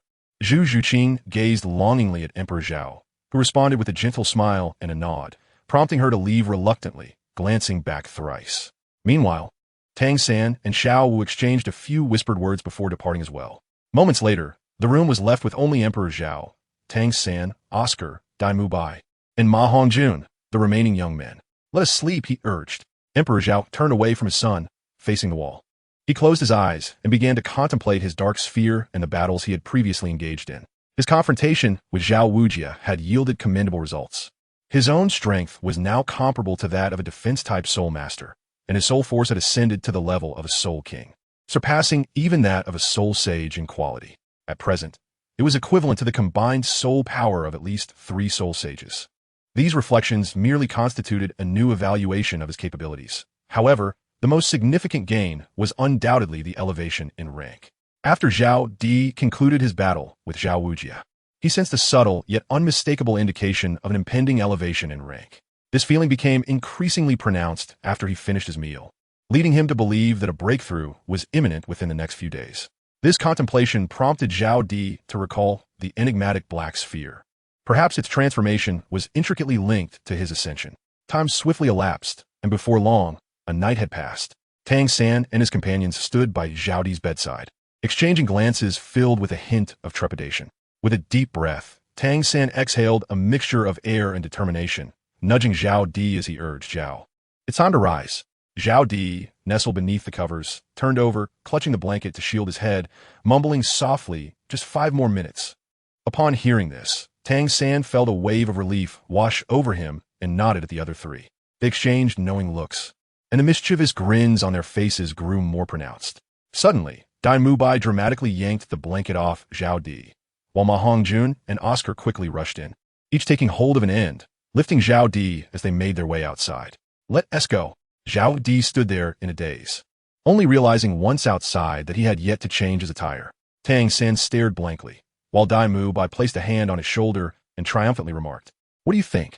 Our method is quite effective, isn't it?" Upon hearing the voice, Tang San snapped back to reality and chuckled. Indeed, this approach proves to be quite useful. A shared glance between the two ignited a fit of laughter, and they swiftly grabbed Zhao Di's clothes, pursuing Oscar and the others. In the cafeteria, Zhao Di, donned in his attire with a glum expression, cast a resentful glance at Ma Hongjun and Oscar. "Could not be a tad gentler? I was sleeping so soundly," he lamented. All right, this is simple. I shall certainly opt for a different method next time." Ma Hongjun, with a mischievous grin, shrugged his shoulders in mock defeat. Upon witnessing this, Emperor Zhao felt a shiver run down his spine and resolved to seek a suitable opportunity for a cordial conversation.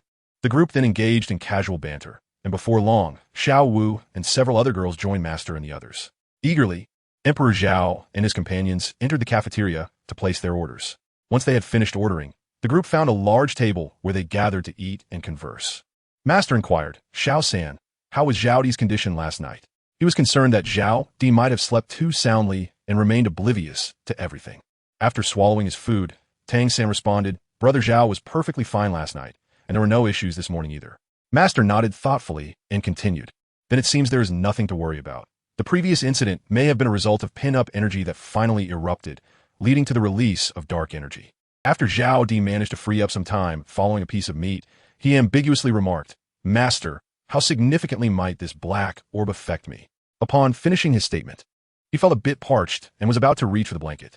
Just as he extended his hand, Zhu Zhuqing gently offered the blanket to him at his lips. Emperor Zhao smiled knowingly, raising an eyebrow at Zhu Zhuqing before taking a sip. A faint blush unconsciously crept onto Zhu Zhuqing's face. The group continued their meal as if oblivious to the exchange, though Master suddenly found that the food in his mouth had lost its flavor. Ultimately, he ceased eating and remarked, "You need not worry. The influence of martial spirits on individuals is generally minimal." Rising from his seat, he added, "Well, I have finished my meal. You may continue, and if there are no further matters, I shall return to Nodding Academy." With that, he turned and began to walk away slowly. "Wait," Flinder exclaimed, noticing the Master's departure. He hurriedly got up to follow. "You all continue eating. I have some matters to attend to. Zhao Wujin, after you finish, please take them to practice." With that, he hurried after the Master. The others nodded in acknowledgement, and Zhao Wujin lifted his head in response before resuming his meal. Outside the dining hall, upon catching up to the Master, Flinder inquired, "What is the matter?" With a chuckle, Flinder continued, "Why the urgency to leave? There are still some affairs at the academy." The Master, gazing ahead, replied, "These children are quite exceptional." Flinder looked at him expectantly. Indeed, the Master nodded lightly. Unable to contain himself, Flinder directly voiced his intentions. "Why not stay? Together, we can certainly teach these children." However, before Flinder could finish, the Master interrupted, "Not at this moment. I have certain matters within the academy that require my attention. Please allow me to address them first." Flinder, perplexed, questioned, what could possibly be more important than these children? The Master paused, slightly turning his body to meet Flinder's gaze, who faced him fearlessly, hoping to sway the Master with this approach. After a moment, the Master shook his head. What could be more important than these children? Flinder pressed, his confusion evident. The Master did not rush to reply this time. Instead, he walked slowly towards the exit, Only upon reaching the school gate did he softly say, "Let me ponder it a little longer." With that, he resumed his stride. This time, Flinder did not pursue him, understanding that the master's mind was made up. He sighed, watching the master's figure gradually fade away before turning back to the campus. Chapter 93. I Will Not Submit. In the grand hall of the Seven Treasure glazed tile school, directly facing the main entrance and atop the steps, there are 3 chairs arranged in a triangular formation, one at the forefront and 2 side by side, separated by a few meters. Seated in the foremost chair is an individual whose demeanor exudes warmth and friendliness, with smooth long hair cascading down his back. He rises slowly, placing his hands gently before and behind him, each movement imbued with a tender grace. At the foot of the steps, a person bows deeply, clasping their fists in a gesture of respect, reporting to the sect master. The young lady has successfully joined Shrek Academy. A hint of resignation flickers across Ning Fengji's face. In the imperial palace of the Heavendo Empire, upon the throne, the Snow Emperor is intently examining a tome laid before him. Below, a scout kneels on one knee, bowing his head deeply, hands clasped in reverence. "Your Majesty." The child has successfully gained admission to Shrek Academy. The Emperor pauses momentarily, then gestures with his hand, saying, "You may leave." The scout bows further, gradually retreating from the hall. Once the scout has departed, the Snow Emperor calls out into the void, "Come forth. Your servant is here." A shadow emerges silently from the surroundings, standing before the Emperor. Without lifting his gaze from the book, the Emperor commands, "Bring that child to me." His voice is calm, yet the words carry the weight of a decree. "Understood," comes the muted, gravelly reply, laden with an oppressive silence, as if the speaker had not uttered a word in years. "Be discreet. Do not let Dagu Bo find out," the Snow Emperor reiterates flatly. "Yes." The figure responds before vanishing, leaving only a faint echo in the hall. After a moment, the Emperor slowly sets down the book, a trace of regret emerging on his typically impassive face. "Zhao Emperor, I granted you an opportunity in over 5 years' time, yet you failed to cherish it." After a brief pause, the Emperor resumes his stoic demeanor, picking up the book once more. A day swiftly passes. At Shrek Academy, after breakfast the previous day, the Zhao Emperor retreated to his dormitory to cultivate, claiming he would break through to level 56 within the week. Consequently, everyone else finished their meal and began to disperse. Given that Zhao Wujia had sustained considerable injuries the day before, he rested throughout the day. After all, he had first been pricked by Tang San's needles, then struck repeatedly by Zhao Emperor's hammer, followed by a barrage from a Gatling gun, and ultimately received a severe beating from a title de law. Who could withstand such torment? The following morning, after breakfast, Tang San and the others gathered at the designated meeting spot. Flanders and Zhao Wujia stood before them, and upon seeing the bruises adorning his face, Xiao Wu couldn't help but chuckle softly. Everyone, except for Tang San, joined in the laughter. Even Tang San's lips curled into a slight smile. "What are you laughing at?" "Silence, all of you." Zhao Waoqi raised his voice and called out to the crowd. Xiao Wu and the others hastily fell silent. Coughing twice, Flanders signaled for everyone's attention and remarked, "As support-type soul masters, we are the most vulnerable during team battles. To survive, one must learn to evade. Therefore, Oscar and Ning Rongrong, you are to run 20 laps." "Oh, fine," Oscar replied with a resigned expression, then turned to the confidently smiling Ning Rongrong and added, "Let us go." Once the two had distanced themselves, Flander leisurely stated, "You all should rest well this morning and afternoon. We shall reconvene in the evening." With a flourish of his sleeve, Flander turned to leave, while Zhao Waoqi looked at the group and gently advised, "Make the most of your remaining joyful moments." He too departed. The group exchanged glances before dispersing. Time passed swiftly, and as evening approached, Tang San and his companions reconvened at the designated spot. Not far away, Flander and Zhao Waoqi approached at a measured pace. In no time, they stood before the assembled group. Tang San and the others held their breath in anticipation. Flander and Zhao Waoqi did not speak immediately, but surveyed the crowd intently. After nearly a minute, Flander's gaze finally settled on Oscar, prompting him to speak in a calm tone. "Oscar."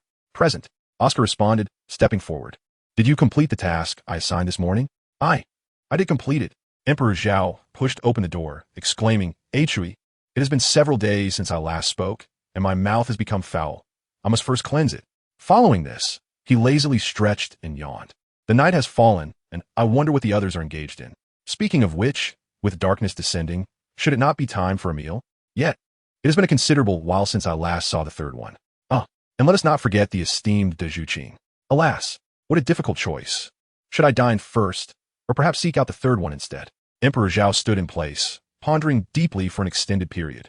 Then, as if he had resolved to make a significant decision, he clenched his teeth and turned to return to his chamber, where he packed a bag before setting off towards the meeting point. As for what was inside, alas, my dear mistress, I have made considerable sacrifices for you. After finding you, you must repay me generously. With that thought, he reached into the backpack and casually grabbed several sausages to indulge in. Flander, who do you think you are? Let me make myself clear. It would be prudent for you to refrain from meddling in my affairs. Otherwise, you shall bear consequences beyond your capacity to handle. This is merely a small academy, and you are just a humble soul saint. Very well then, since you hold this place in such disdain, I kindly ask you to take your leave. From a distance, Emperor Zhao could hear the voices of two individuals, prompting him to ponder thoughtfully as he quickened his pace. The atmosphere, previously steeped in silence due to the young lady's minor temper tantrum, was abruptly shattered by this voice. Everyone momentarily froze, then turned toward the sound, only to see Emperor Zhao approaching with a warm smile. Brother Zhao! Brother Zhao! Tang San and Xiao Wu exclaimed upon spotting him. Zhu Zhuqing, without uttering a word or paying heed to the surrounding commotion, rushed forward and leaped into Emperor Zhao's embrace. Emperor Zhao gently patted her back, then gradually released her, taking her small hand as they walked towards Flander and Ning Rongrong. As they strolled, he remarked, I could hear your voices from quite a distance. What is the matter? Upon seeing Zhao arrive, Ning Rongrong said nothing, merely huffing in annoyance and turning her head away, her small chest heaving with indignation. Flander, nonchalantly, remarked, It is nothing, merely the defiance of a certain arrogant young lady. No sooner had Flander spoken than Ning Rongrong shot him an infuriated glare and retorted, What right do you have to discipline me? Furthermore, Zhao has not reported even once since yesterday. Why is it only me you criticize? Are you trying to drive me away? I refuse to comply. And it won't be so simple. Chapter 94. Answering questions. Mu Bai, go and assist this young lady with her belongings, Flander instructed, turning to Dai Mu Bai. Understood. Dai Mu Bai stepped forward in response, preparing to take action. Wait a moment, Flander. The voices of Emperor Zhao and Ning Rongrong resonated simultaneously.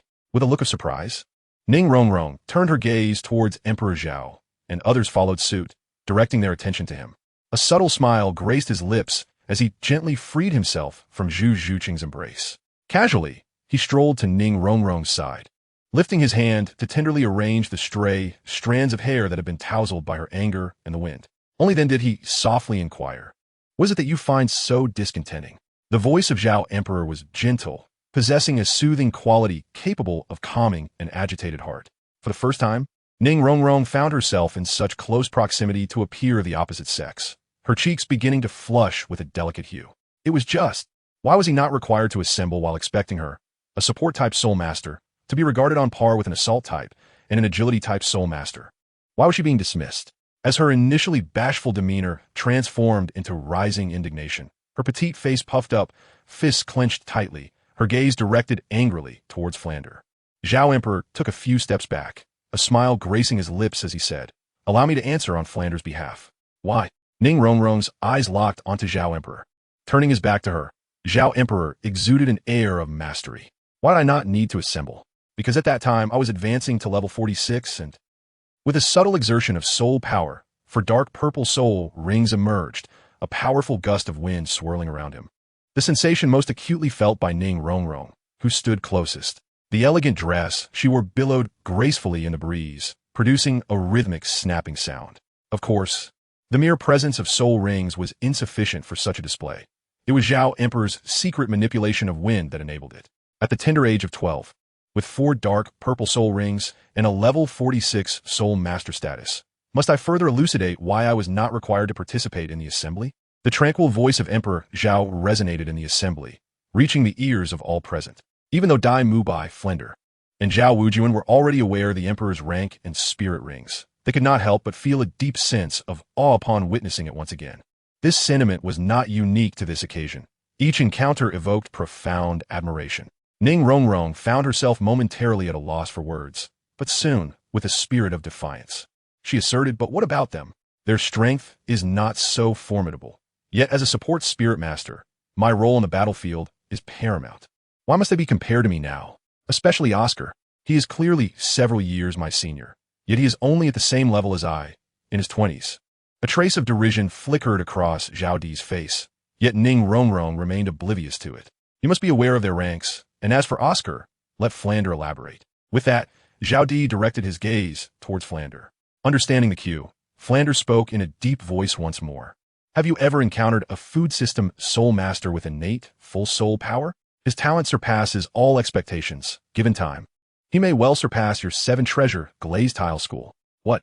Ning Rongrong exclaimed in astonishment, her eyes wide with disbelief as she looked at Oscar, who was currently jogging. The glimmering innocence in her large, watery eyes was filled with incredulity. How could this be possible? Emperor Zhao and Flander refrained from speaking, plunging the scene into a fleeting silence. After a moment, Ning Rongrong, unwilling to concede, exclaimed, But my martial soul is the 7-treasure glazed tile. Its efficacy on the battlefield is unparalleled. It offers comprehensive enhancement. Emperor Zhao turned around, facing Ning Rongrong, a pronounced smirk adorning his face. Very well. Even if your role on the battlefield surpasses that of Oscar, even if you are indeed superior to him, however, Zhao Di's voice faltered as he fixed his gaze upon her, asserting, with your haughty demeanor and disregard for others, do you truly believe you can find genuine companions? Ning Rongrong wished to offer an explanation, yet Zhao Di denied her the opportunity, continuing, All right, I shall take a step back. Even if you were to find them, however. As he spoke, the white orb in his hand transformed into shimmering specks, coalescing into a magnificent white wing, measuring over 1 meter in size, which gracefully manifested behind him. With a few gentle flaps, the dust beneath him stirred slightly, and Zhao Di ascended slowly into the air, casting his gaze upon Tang San and the others, inquiring, Do you believe in me? The group nodded in unison, and Tang San stepped forward, declaring, Indeed, I have faith. No matter what Zhao Gu may do, I shall offer not the slightest resistance. In every circumstance, his resolve was unwavering, and despite his uncertainty regarding Zhao Di's intentions, he brimmed with trust. Xiao Wu, standing beside him, nodded affirmatively as well. With a slight twitch at the corner of his mouth, Emperor Zhao, though aware of the seriousness of his counterpart, found himself pondering the absurdity of the situation. Nevertheless, he decided to disregard such thoughts and continued his flamboyant display. Producing a black orb, a flicker of inspiration transformed it into a Desert Eagle pistol. Raising his arm and taking aim at several individuals, he pulled the trigger. Bang, bang, bang, ouch, he exclaimed, feeling the sting of shots. In rapid succession, he fired 7 rounds, each finding its mark on Tang San and his companions, resulting in a cacophony of anguished cries. Shortly thereafter, the wings on Zhao Emperor's back began to emit a radiant white light, enveloping the surroundings in a soft, milky haze that gradually enveloped Tang San and his group. They soon experienced a warmth akin to being cradled in their mother's embrace, which silenced their cries and replaced them with contented sighs. How delightful, one remarked. Suspended 1 meter above the ground, Emperor Zhao turned his gaze toward Ning Rongrong and stated, You may not be aware, but my white orb symbolizes life. What is life? The enhancements you speak of, speed, strength, and so forth, are all predicated upon the foundation of life. My white orb not only restores life, but also Emperor Zhao slightly raised his head, no longer casting his gaze downward towards Ning Rongrong. Instead, with a condescending demeanor and an expression that conveyed authority, he proclaimed, The amplification provided by your 7-treasure glazed tile can be matched by my white sphere. And in fact, I can't surpass it. I am not merely a support-type soul master. I possess the capability to launch large-scale assaults. He then provocatively inquired, Now, in the theater of battle, who do you believe is of greater utility, you or I? Ning Rongrong gazed upwards, beholding the luminous figure of Emperor Zhao, enveloped in swirling white mist, and she perceived him as an angel descending from the heavens, albeit one who had come to deliver a crushing blow to her spirit. Rendered speechless by his words, she stood frozen in place, her eyes quickly welling with tears. Emperor Zhao felt that it was nearly time. He glanced at Tang San and the others. The soul power he had just employed had not been extensive. It was merely intended to create a visual impression for Ning Rongrong. Now, they had all regained their strength, and even enhanced their physical prowess. Withdrawing the wings transformed from the white orb, Emperor Zhao gently descended before Ning Rongrong. Observing the redness around her eyes, her delicate face appeared heart-wrenching. He raised his hand tenderly to wipe away the tears that had just trickled from the corners of her eyes, then gently drew her into his embrace. Ning Rongrong did not resist. Any inclination to do so had dissipated. Emperor Zhao whispered softly in her ear, It's all right, don't cry, my dear. Chapter 95. The Astonishment of the Crowd. Upon the mention of Zhao Emperor, it was as if a dam had burst. Ning Rongrong immediately erupted into tears. The audience fell into a profound silence, with only the sound of her sorrowful weeping resonating in the air. All eyes were quietly fixed upon the two figures, Zhao Emperor and Ning Rongrong. Emperor Zhao gently patted her back, soothingly murmuring, "Please don't cry. It won't make you look beautiful, and no one will like you." Gradually, Ning Rongrong ceased her tears, slowly distancing herself from Emperor Zhao's embrace. Her cheeks flushed slightly, yet she did not push him away. "But why did Flander want me to leave?" Ning Rongrong raised her head, gazing at Emperor Zhao with her sparkling eyes, and asked, her voice trembling. Emperor Zhao smiled faintly, offering no response initially, before finally saying, "Are you truly unaware?" Ning Rongrong gradually lowered her head, her cheeks flushing a deeper shade of crimson, and nestled her little head once more into Emperor Zhao's embrace. "Ahem, Emperor Zhao, if there is nothing else, we shall take our leave, as we must hurry to our classes." Flinder sensed a growing discomfort within himself, casting a sidelong glance at Zhao Wujing. After a few coughs, he spoke, just as he was about to address Tang San and his companions. "Wait, I shall accompany you." Flinder looked at Emperor Zhao in astonishment, his gaze filled with confusion. Emperor Zhao's prowess and rank have already reached the graduation standards of their academy. Allowing him to enter now is merely a formality to bestow him a title. After all, someone so exceptionally talented is destined for fame, and when that time comes, there will undoubtedly be individuals who delve into his past. At that point, how could Shrek possibly remain obscure? Emperor Zhao gently patted Ning Rongrong on the back and softly remarked, "My dear, take a moment to rest this evening. Contemplate where you may have erred and consider whether you wish to amend your ways and how to do so. Here, we are like family, so it is important to set aside your little temper." He leaned closer to her ear and whispered, "I must confide in you that I actually cherish your spirited nature. It is merely the outburst directed at us that I find less favorable. As long as you are willing to change, your tsundere attitude is inconsequential, and your aloofness is of no concern, for behind you stands me." He then released Ning Rongrong and turned towards Tang San, continuing, "Return to rest and reflect on what I have said today, especially the final words." As he passed by Flinder, he offered a slight smile and said, "Shall we go?" "Director Flinder?" "Indeed," Flinder nodded, leading the group outward. Zhu Zhuqing dutifully approached Zhao Emperor, quietly following by his side. Emperor Zhao walked at the rear, casting a final glance at Ning Rongrong just before his departure, a faint smile gracing his lips. He did not harbor much disdain for Ning Rongrong's character. Having been cherished by two titled Douluo since childhood, it was only natural for anyone to develop such a demeanor. In truth, Ning Rongrong was already quite admirable. Emperor Zhao initially intended to cultivate a rogue, yet unfortunately, the Shrek 7 Devils presented a rather different scenario. Tang San's demeanor was composed, while Xiao Wu was perpetually orbiting around him. Though Oscar and Ma Hongjun were unafraid of trouble and possessed considerable courage, their personalities fell somewhat short. As for Dai Mubai, being the leader, he was even less inclined to instigate chaos. Thus, it seemed that only Ning Rongrong, the young lady of the house, had the potential. Given her innate attributes, if she could merely adjust her temperament slightly, refraining from unleashing her temper on friends, it would suffice. Emperor Zhao was filled with anticipation, yet a tinge of apprehension lingered within him. In the original narrative, Ning Rongrong had entirely suppressed her temperament, a notion that did not sit well with Zhao. Worrying proved futile, so he let out a quiet sigh, hoping fervently that Ning Rongrong would heed his words.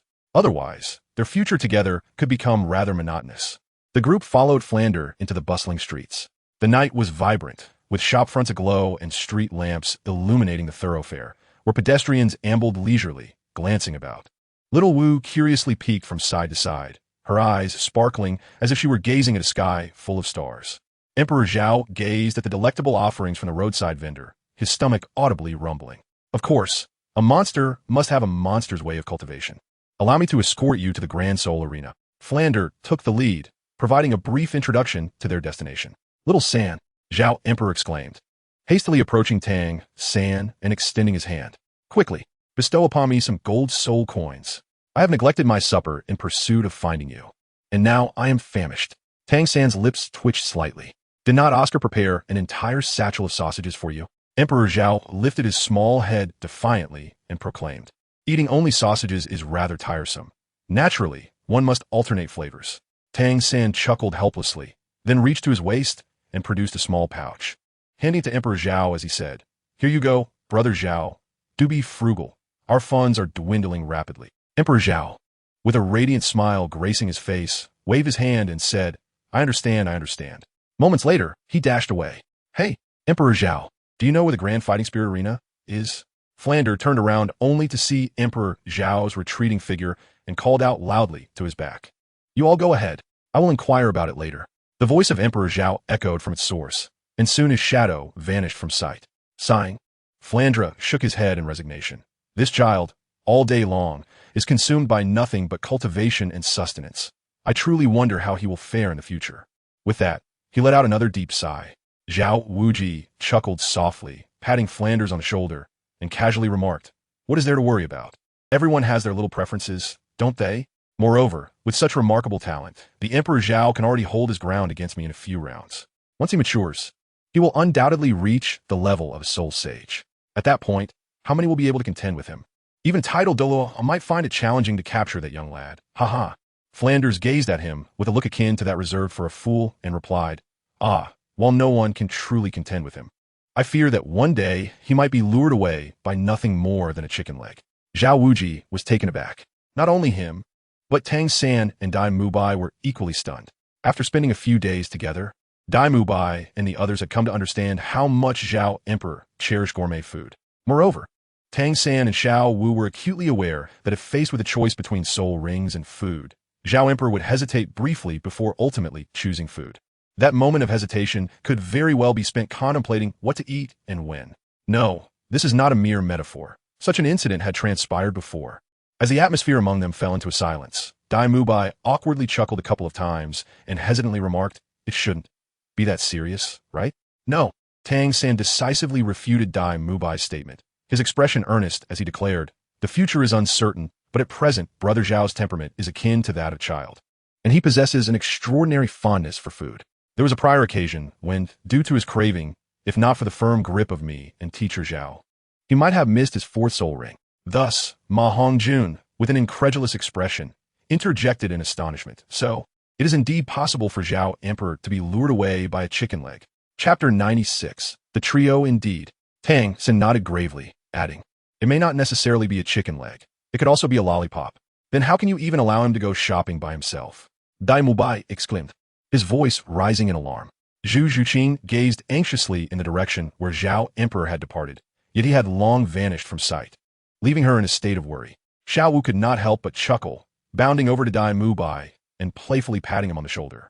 With a smile, she remarked, Do you truly believe Brother Zhao is as foolish as you? What do you mean? Dai Mubai was left bewildered, casting a puzzled glance at Xiao Wu, while Zhu Zhuqing and the others followed suit in their curiosity. Xiao Wu turned and hopped over to Tang San, her face beaming as she said, Brother Zhao is not that naive. Besides, who other than us is aware of his Achilles heel? So there is no need for concern. Flinder nodded in agreement, and then said, Come now, little monsters, let us proceed with your training. After speaking, he led the group forward. However, after taking just a few steps, Oscar suddenly chimed in. But Zhao Emperor is at an age where he could be easily abducted. The group halted, their expressions frozen in shock as they turned to stare at Oscar. Zhao Wuji, with an air of nonchalance, proclaimed, It's nothing to worry about. Even the Soul Emperor might not easily best the Zhao Emperor. Success is not so readily attainable. Moreover, such formidable beings are not akin to mere cabbages. Who among them would idly engage in the trafficking of children? Tang San's lips moved, yet he ultimately refrained from voicing his thoughts. The others nodded in agreement, their minds already drifting towards the Great Soul Arena. Unbeknownst to Tang San and his companions, a burly man, lowering his hat's brim, hurried past them, repeating the same phrase thrice. The stout man made his way into a distant shop. What have you heard? Inquired an elderly man, his white hair and brows bent over as he sat in a chair, sensing the approach of another. Eat. I couldn't discern the rest, replied the burly figure, his presence shrouded in mystery. Eat. The elder furrowed his brow in confusion. The stout man nodded affirmatively. As they spoke, they began to move toward the door. I want this, and this. Emperor Zhao stood before a shop, his eyes gleaming with desire as he gazed at the delectable food before him, incessantly pointing to the delicacies he fancied. In a brief span, he had already filled a bag to the brim. The shopkeeper regarded Emperor Zhao with a peculiar expression, yet refrained from uttering a word to dissuade him, for after all, It was a matter of money. Feeling that it was about time, Emperor Zhao waved his hand grandly and proclaimed, "Boss, time to settle the bill." Certainly. On the way, he cradled several large bags in his arms, with one hanging from his neck and 3 more draped over his arms. His smile radiated like a blooming flower, and as he chewed on his food, he mumbled indistinctly, "This chicken leg roast, for Xiao San, this bun and pancake, for Xiao Wu, this, for Dai Mu Bai this." He continuously murmured about what he would leave for others, but gradually, his words trailed off, and he came to a halt. Before him, 3 figures were slowly approaching, each adorned with visible soul rings. An elderly man with white hair and white eyebrows. A towering man nearly 2 meters tall, a young man clad in a black suit, each exhibiting 6 soul rings in hues of white, yellow, purple, and black. Passers-by on the street sensed impending danger and hurriedly fled, while nearby shops swiftly shut their doors in fear. The 3 figures, however, advanced steadily towards Emperor Zhao, their gazes fixed intently upon him. Emperor Zhao shrugged his shoulders. Though he was uncertain about the situation, it was evident that they had come seeking him. "Wait a moment. I shall take care of these matters first," he declared, his gaze scanning the surroundings. In no time, he spotted a location situated atop a nearby rooftop, and leisurely made his way toward it. Engaging in a scuffle was acceptable, but these items must not be damaged, otherwise the loss of golden soul coins would be insignificant compared to the greater misfortune of having nothing to eat. After skillfully tossing the items, he returned to his original position when he deemed it sufficient. The 3 adversaries exchanged glances, dismissing him, considering him merely a child. Upon seeing Emperor Zhao return, the elder smiled kindly and said, "Child, come with us. His Majesty wishes to see you." His Majesty? Zhao was momentarily bewildered. Then realization dawned upon him. "You mean the old man from the palace? Impudent! How dare you show such disrespect to His Majesty? Seize him." The elder's anger flared, and several figures swiftly approached Zhao. Emperor Zhao was momentarily taken aback, unable to comprehend the situation. What is happening? Have you truly resorted to violence so swiftly? Yet, in that fleeting moment of bewilderment, the elder had already approached him, delivering a powerful punch squarely to Emperor Zhao's abdomen. Thud! In an instant, Emperor Zhao was sent flying, and the food he had just consumed was expelled as a result of the forceful blow. The old man stood directly in his path and thus, "You impudent wretch! In all my decades of life, I have never encountered someone as audacious as you. First, you humiliate His Majesty, and then you dare to spew filth upon me. You are courting death." The elder's face flushed a deep crimson, his teeth clenched tightly, and his fists tightened, producing a series of ominous cracking sounds. The burly man and the youth behind him, witnessing the elder's rising fury, quickly interjected, "Be careful. This is someone His Majesty intends to take back." "I am aware," the elder managed to utter through gritted teeth, suppressing his anger. Just as he prepared to seize the audacious youth for a proper reprimand, a voice rang out, "Oh, old man, I didn't expect you to possess such strength. It's just a pity that you ruined my meal." Emperor Zhao gradually rose from beneath the tree, slowly approaching the 3 individuals. Within him, his soul power began to circulate, and 4 soul rings of purple and gold spiraled upward, sending forth a gentle wave of energy that radiated outward. The young master had just been in high spirits. Yet mere moments ago, you shattered that tranquility. What do you propose we do about it? The 3 elders focused intently, their gazes fixed upon the soul rings adorning Emperor Zhao. The young man parted his lips, uncertainly inquiring for rings. Indeed, the elder nodded gravely, his previously flushed face returning to a semblance of normalcy, devoid of anger, now bearing a look of earnest consideration. He realized why the emperor sought to capture this young child. Is the first soul ring a millennium? The young man, still astonished by the revelation of 4 rings, asked in a hushed tone. "Yes," the elder affirmed with a nod. "Young one, it is quite remarkable that at such a tender age, you have attained the rank of soul master, with your first soul ring being a millennium. However, you must understand, we are soul emperors, 3 of us, in fact. So, do not resist, come with us." The elder spoke in a somber tone after discerning the significance of Zhao's soul rings. Upon hearing this, Emperor Zhao smiled faintly, disregarding the words spoken to him, and continued to address his own matters. "You have squandered my provisions. Explain yourselves." The young man furrowed his brow and retorted, "Listen here. If you wish to remain unharmed, you would do well to accompany us before our patience runs thin. Otherwise, with your soul sex cultivation, even if your first soul ring is a millennium old, any one of us could easily bring you to your knees." You must comprehend the vast chasm that exists between a soul sect and a soul emperor. Chapter 97. Why am I injured by a mere sound? Ha ha ha. Emperor Zhao erupted into laughter, but his gaze swiftly transformed into one of piercing sharpness as he looked disdainfully at the three individuals. Are you attempting to evade your debts? Furthermore, he paused momentarily, taking deliberate steps toward the trio, his chin slightly raised as he elevated his voice. A soul emperor? What significance does that hold? The elder, unable to contain himself any longer, shook his head and declared, if that is the case, then we shall resolve this with force. It is the perfect opportunity to teach you a lesson.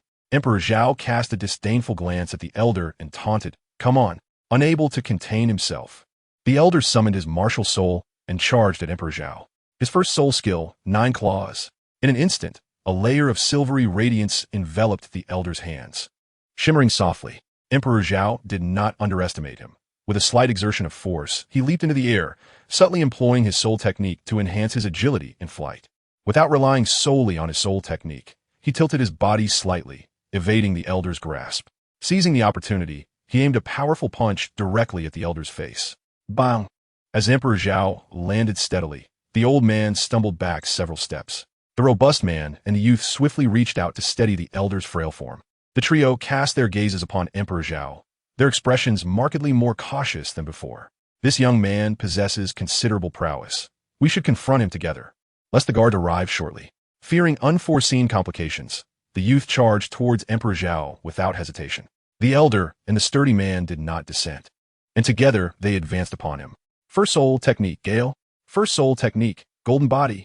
First soul technique, 9 grabs. The young man, the robust figure, and the elder each unleashed their soul techniques. Emperor Zhao, upon witnessing this, gently shook his head and remarked, utilizing merely the primary soul skill, do you truly underestimate me? The Emperor Zhao initially evaded the elderly man and the youth, focusing instead on the burly figure before him. A subtle wave of energy radiated from the point where their fists collided. Both the elder and the youth felt a chill. This child possesses remarkable speed. They swiftly reacted, maneuvering to flank Emperor Zhao. A grasp and a punch surged towards him. 3 formidable soul masters? A smirk graced Zhao's lips. He relished this brutish style of combat. In an instant, his fist, enveloped in darkness, clashed with the burly man's. With a sudden surge of power, he sent the man reeling backward before swiftly turning back. At the same time, a 7-inch long blade, forged from the dark sphere, materialized in his grasp. Not good, the elder shouted, but it was too late for him to react. The youth, skilled in speed, narrowly evaded the sword that Zhao had swung horizontally. However, the elder lacked such swiftness. He could only attempt to dodge, but was still a heartbeat too slow, watching in horror as his left arm was severed from his shoulder. No, the elder's eyes filled with blood, realizing that a moment's arrogance had cost him dearly. The youth's pupils contracted, and his caution heightened to its peak. Meanwhile, the elder, now resembling a furious beast, unleashed waves of energy that rippled around him, causing objects several meters away to rattle violently. I will make you pay with your life. He roared, his eyes ablaze, veins bulging from his forehead to his neck, his fists and teeth cracking audibly. The floor beneath him fractured like shattered glass as he lunged towards Emperor Zhao. As a soul emperor, though not the strongest, he was still among the rare elite, commanding respect and fear wherever he went. Yet now he had been disarmed by a mere soul master, a child scarcely in his teens. This was not just a profound insult. The loss of an arm would drastically diminish his combat prowess, nearly by half. Should his enemies learn of this, death would be the least of his concerns. As Emperor Zhao observed the old man charging towards him, he realized that delay was no longer an option. The arrival of the city guards would spell trouble. Consequently, the sword in his grasp transformed once more, revealing a pitch-black dagger. Fixing his gaze upon the young man entangled with him, the third spirit ring illuminated. Third spirit skill, doubled. The blade in his hand appeared to darken further. Yet Emperor Zhao paid no heed. He intensified the force of his fist and struck toward the opponent's abdomen. Just as the adversary prepared to defend himself, Zhao exerted even greater strength. It is worth noting that Emperor Zhao could push back a soul sage like Zhao Wujia several steps with a single punch. Although it would not inflict significant harm, the effect on a soul emperor was altogether different. In that fleeting moment of defense, the young man's eyes widened in disbelief, his face betraying utter astonishment as he felt that seemingly diminutive fist weighed down upon him like a colossal mountain. His body began to fly backward. However, he suddenly sensed something gripping his ankle, causing his heart to race. He hurriedly looked down, only to find Emperor Zhao smiling at him. As the moment of takeoff arrived, Emperor Zhao seized the adversary's ankle, intending to pull him back. However, the elder and the burly man had already launched their assault, leaving him no choice but to forcefully repel his opponent once more. This sequence of actions transpired swiftly, completed within mere seconds. The elder moved with grace and agility, his gaze sharp, while the burly man advanced with an imposing presence, each step leaving a tremor in the ground beneath him. With a resounding sound, the elder activated his third soul skill, the nature of which remained a mystery to Zhao, prompting him to conjure a large shield to defend himself. The sounds of impact echoed sequentially, and sensing the force of the blows against his shield, Zhao realized that both assailants were attacking in tandem. A fleeting thought sparked within him, illuminating a potential opportunity.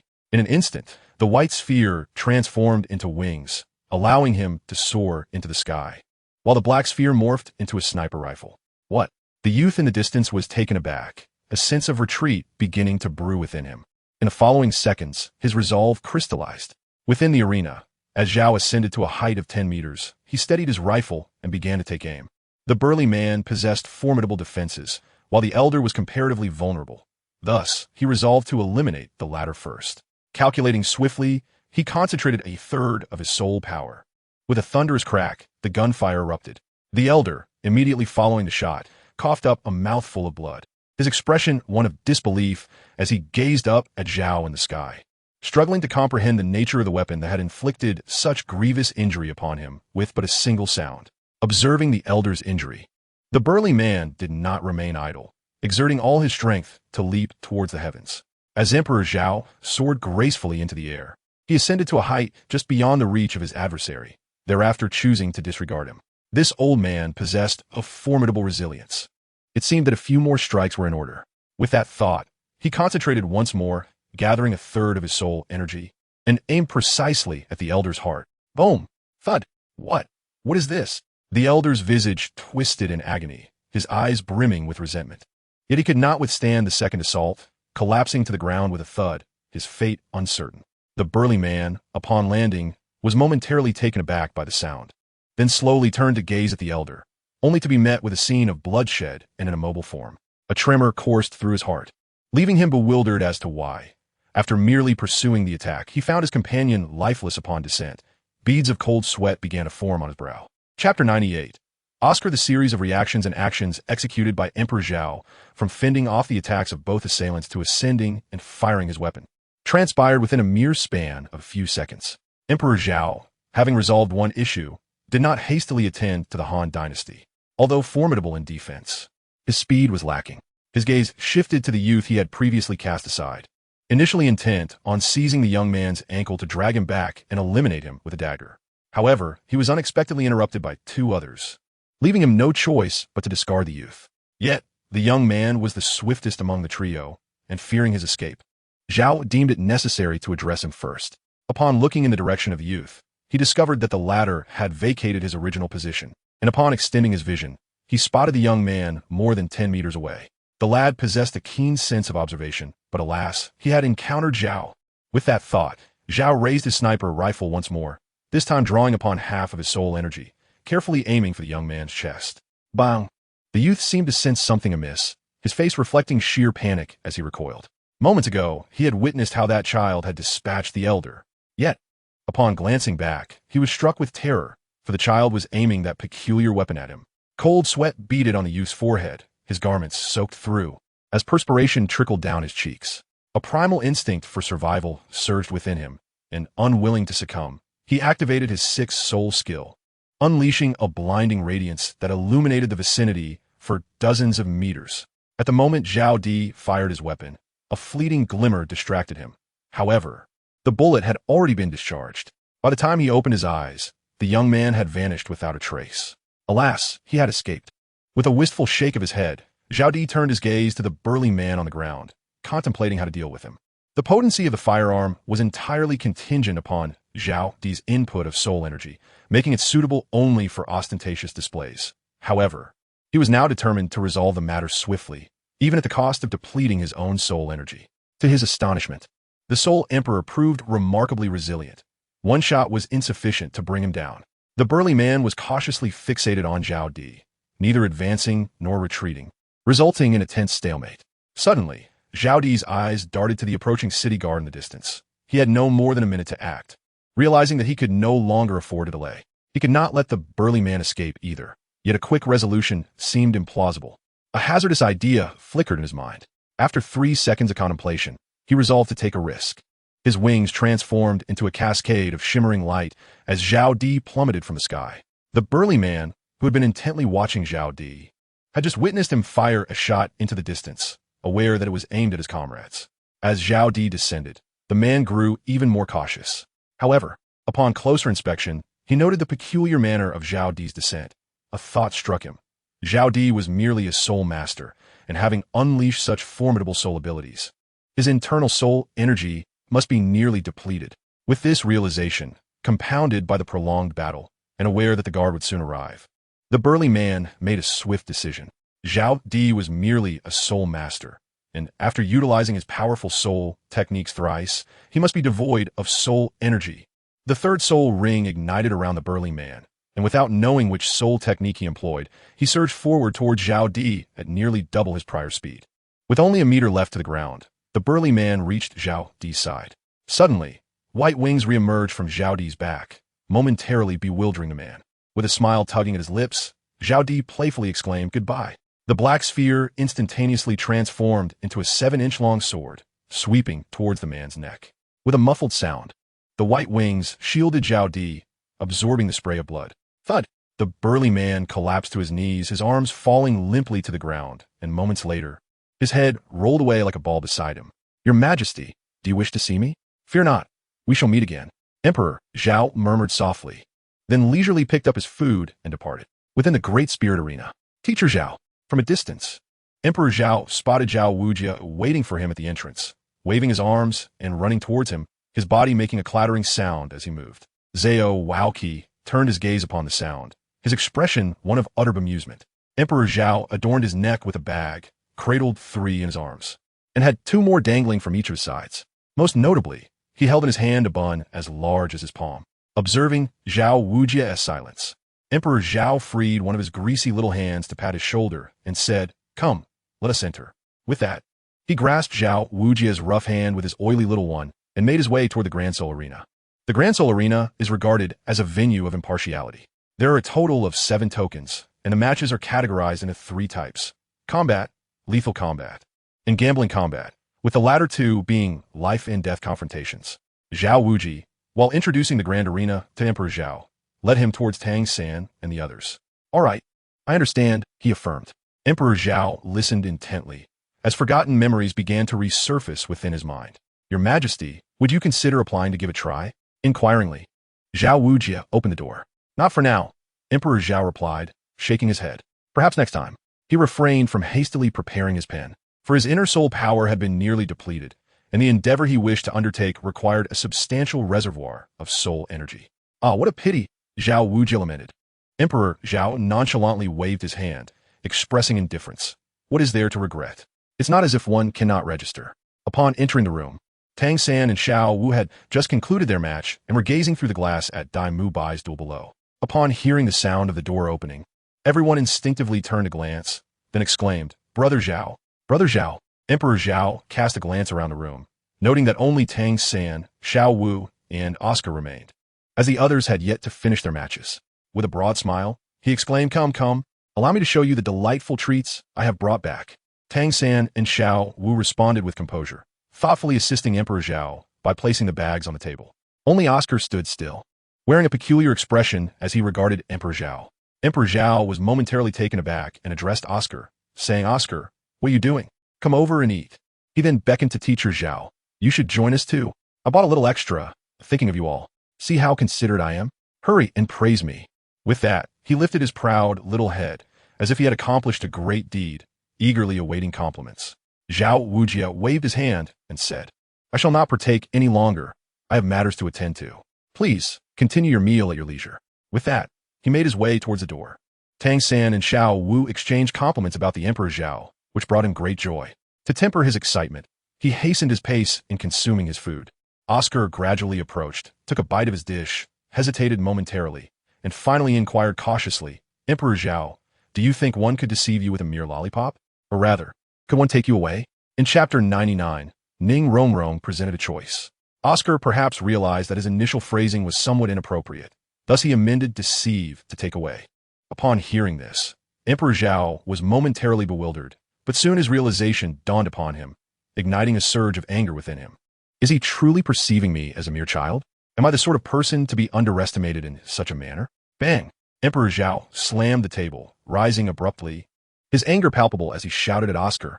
Oscar, taken aback, Oscar felt a jolt in his heart.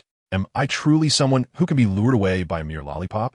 I must earnestly and solemnly inform you that this is an affront, an insult to my passion for culinary delights. A single lollipop? Impossible. At the very least, two. No, 3 must suffice. As Emperor Zhao spoke, he extended his fingers to illustrate. Initially feeling that 2 fingers were insufficient, he then amended it to 3. Oscar's lips twitched as he lowered his head, resembling a defeated rooster, conceding, "All right, fine, I was wrong. 3 fingers. Subsequently, Oscar shifted the conversation, raising his head with curiosity and inquired, "Can those 3 fingers be taken away?" This time, not only did Emperor Zhao freeze, his lips quivering, but Tang San and Xiao Wu also stared at Oscar in astonishment, unable to fathom his fixation on such a matter. Fortunately, just as the atmosphere grew awkward and tense, the door swung open, and Dai Mubai alongside Zhu Zhuqing entered. "Everyone's here. I trust the match is concluded. Shall we be on our way?" Dai Mubai, having evidently emerged victorious, was in high spirits and initially overlooked the tension in the room. Upon noticing Emperor Zhao's presence, Zhu Zhuqing gracefully approached him. Dai Mubai's words served to alleviate the unease. "All right, let's go. Indeed, let us depart quickly. I am quite fatigued today. We should return to rest early." Tang San, Xiao Wu, and Oscar responded in unison. At this moment, Dai Mubai also began to sense something amiss. Glancing at them with a puzzled expression, "Why does the atmosphere feel off? What is the matter?" "Haha, it's nothing at all. Let us go, Boss Dai." Oscar awkwardly chuckled twice, wrapping his arm around Dai Mubai's neck as he led him out. Wait, what is happening?" Tang San and Xiao Wu exchanged glances, revealing a resigned smile, and then followed Dai Mubai, who was being ushered out by Oscar. Emperor Zhao did not rush to depart. He leisurely tidied up his belongings before leading Zhu Zhuqing outside. Upon arriving at the arena, he chanced upon Ma Hongjun and Dai Mubai, who were arm in arm, leaving with lewd grins adorning their faces. Upon witnessing this, Emperor Zhao momentarily lost his composure. He then glanced at the expressionless and aloof Zhu Zhuqing beside him, and couldn't help but reflect on how his presence had indeed altered the course of events in Douluo. Noticing Emperor Zhao's gaze upon her, a sweet smile graced Zhu Zhuqing's face. In response, Zhao smiled back and subsequently led her towards Tang San. "Shu Yi." Emperor Zhao slightly nodded, a smile gracing his lips as he said, "Let us not rush back. Instead, let us first indulge in some merriment." With that, he strode forward. Tang San, taken aback, exclaimed, "What? Brother Zhao, are you not yet satisfied with your fun? How could one ever have enough? In this lifetime, it is impossible to fully satiate one's desire for enjoyment. At most, it serves as a means to enhance one's cultivation. To truly have enough? Perhaps in the next life." The 4 of them leisurely reveled, making their way back to the entrance of Shrek Academy. However, upon arrival, they stumbled upon Dai Mubai and Ning Rongrong locked in a standoff, while Oscar stood helplessly against the wall at the school gate. "Do not think that just because you are backed by the 7-treasure glazed tile school, I am intimidated. Let me tell you, while others may fear you, I do not. Do not provoke me, or else I shall end you." Ning Rongrong retorted, her face adorned with a mocking smile, tauntingly declaring, "I wonder if you truly dare try. If you are a man, prove it." She stepped forward, tilting her chin defiantly as she locked eyes with Dai Mubai, continuing her taunt with deliberate slowness. "Oh, if you cannot even handle a mere girl, it seems you are indeed not a man." Dai Mubai's forehead throbbed with veins. His fists clenched tightly, and suddenly his fist glimmered with power, unleashing a fierce wave of energy that sent Ning Rongrong flying several meters away. For a moment, Ning Rongrong was taken aback, never expecting that he would actually dare to lay a hand on her. Yet, within her heart, there was no fear, only an overwhelming surge of anger. "Fine. If a trial is what you seek, then let it be," Dai Mubai declared, advancing relentlessly towards Ning Rongrong. Emperor Zhao found himself somewhat perplexed. What was happening? Wasn't Zhu Zhuqing with me? She had not left my side on the way back. What was going on with Dai Mubai? Despite the multitude of questions swirling in his mind, Emperor Zhao hastily reached out to grasp Dai Mubai's descending hand, shaking his head as he said, "Mubai, let it go." Dai Mubai turned to face Emperor Zhao, their eyes locking for 3 seconds, before he begrudgingly replied, "Very well. I shall give you face, Emperor Zhao." Subsequently, Emperor Zhao released his grip, and Dai Mubai slowly lowered his arm, taking a few steps forward before sternly addressing Ning Rongrong. "I warn you, do not provoke me again." Humph. He then sauntered back towards the school. Sighing, Emperor Zhao lamented, initially hoping for a change. Yes, there had been some alteration, but ultimately, not much had transformed. The anger remained palpable. Emperor Zhao, Ning Rongrong, filled with indignation, rose from the ground and approached him, expressing her extreme grievance and anger. "Emperor Zhao, help me kill him." "Kill whom?" Emperor Zhao turned, a faint smile gracing his face as he inquired. Ning Rongrong pointed with her small finger at the still distant Dai Mubai. "Dai Mubai, if you assist me in eliminating him, you shall be a distinguished guest of my 7-treasure glazed tile school. I will ensure your safety for a lifetime, granting you all the riches and luxuries the continent has to offer. You do enjoy fine dining, do you not? You may indulge in whatever you desire, whenever you wish. Eating every day is no issue." Upon hearing this, Dai Mubai paused at a distance. Earlier, he had overheard Oscar discussing the events in the Great Soul Arena room. Thus he was aware of the ongoing situation. Oscar, leaning against the wall, grew tense, realizing that should Emperor Zhao take action, no one here could intervene. Unless the dean and teacher Zhao were present, even a single individual would not guarantee safety. Having spent time together, the group had come to grasp the enigmatic nature of Emperor Zhao's martial soul. After a brief moment of hesitation, Dai Mubai slowly turned around, his gaze fixed intently on Emperor Zhao, his hand tightening slightly. Seeing that Emperor Zhao did not respond immediately, Ning Rongrong's patience, already scant, wore thin, prompting her to reiterate. "Emperor Zhao, if you agree, I will immediately take you to the 7-treasure glazed tile school. Upon our return, I shall have my father host a grand banquet."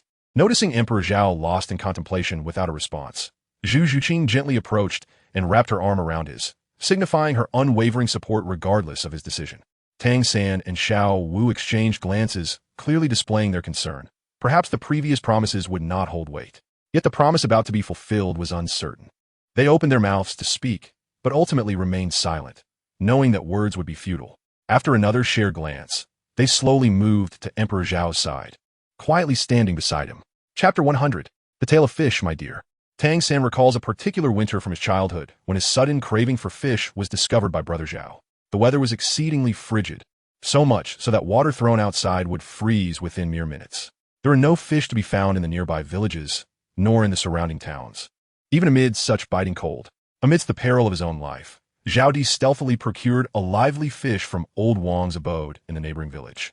It was one of only 2 fish in the entire region at that time, and old Wang, known for his volatile temperament, had hung Zhao Di from a tree and mercilessly beat him for a full half-hour over the incident.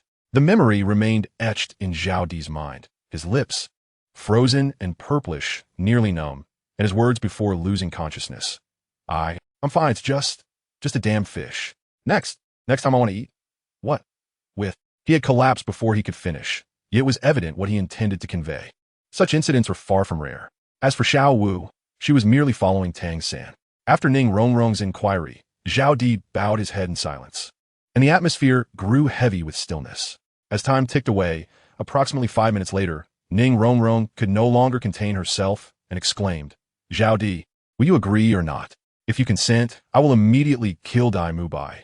Emperor Zhao gradually lifted his head, a smile still gracing his lips, and said, "To be honest, I am truly captivated."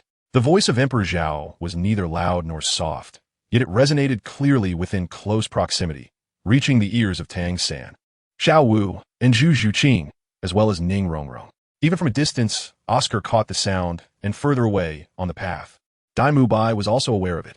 Reactions varied among the crowd. Tang San and Xiao Wu were momentarily taken aback, their gazes fixed on Emperor Zhao, before they bowed their heads in silence. Zhu Zhuqing, too, was momentarily surprised, but soon nestled gently against his chest, prompting Emperor Zhao to tenderly embrace her shoulders. In contrast, Oscar and Dai Mubai tensed noticeably, with Dai Mubai offering a bitter smile. Ning Rongrong, however, was elated, her lips curling into a smile as she exclaimed, "Excellent. Now go and eliminate him. Dai Mu Bai. Her gaze was fixed on him, brimming with pride. Yet, as seconds ticked by, 1 second, 2 seconds, 3 seconds, Emperor Zhao remained motionless. Ning Rongrong's puzzled eyes turned towards him as she demanded, "Why have you not yet acted?" The bewildered glances of Tang San, Xiao Wu, and the others also fell upon Emperor Zhao. Emperor Zhao's lips curled into a smile once more as he gently released Zhu Zhuqing from his embrace. Indeed, I find myself quite enamored. However, infatuation does not equate to action. You, Ning Rongrong exclaimed in exasperation, directing an accusing finger at Emperor Zhao. Momentarily at a loss for words, Emperor Zhao gradually lifted his arm, gently grasping Ning Rongrong's soft little hand. Despite her struggles, she could not break free, and after a few futile attempts, she ceased her resistance. With a tender gaze fixed upon her, he spoke slowly. Every individual has their limits. And mine is food. This is beyond dispute. If that is the case, then why do you not acquiesce? If you agree, there is no delicacy in the world that you cannot savor. Ning Rongrong's eyes began to glisten, and her voice quivered with the onset of tears. Emperor Zhao smiled gently and said, "Because of friends." Ning Rongrong was momentarily taken aback, gazing dreamily at the emperor before her. Tang San and the others exhaled in relief, looking at Zhao Di with amusement. "Yes, friends," Zhao Di continued, "I cannot ascertain whether what you just did was right or wrong. But I can tell you that I truly appreciate it." Appreciate? Tears began to well up in Ning Rongrong's eyes, her large gaze fixed on Zhao Di, filled with confusion. "Yes, or perhaps no," Zhao Di elaborated. "What I cherish is your current character. I even hope you could be a bit more proud and a touch disdainful. But under one condition, I, Tang San, Xiao Wu, Dai Mu Bai, Zhu Zhuqing, Oscar, Ma Hongju, and we are friends. As long as you can set aside these traits when confronting friends, I will be very fond of you." Emperor Zhao stepped forward, approaching Ning Rongrong, wrapping one arm around her waist while gently wiping away the tears that had fallen from her exquisite face with the other. In a soothing voice, he expressed, "I too wish that the strength behind your character could be exchanged for mine, or perhaps for ours four." Emperor Zhao paused momentarily before continuing. "Each and every one of us here will one day become an extraordinary being." Ning Rongrong slowly lifted her head, having ceased her previous antics. With tear-filled, curious eyes, she gazed at him and inquired why. Emperor Zhao smiled faintly and remarked, "It is because of my presence.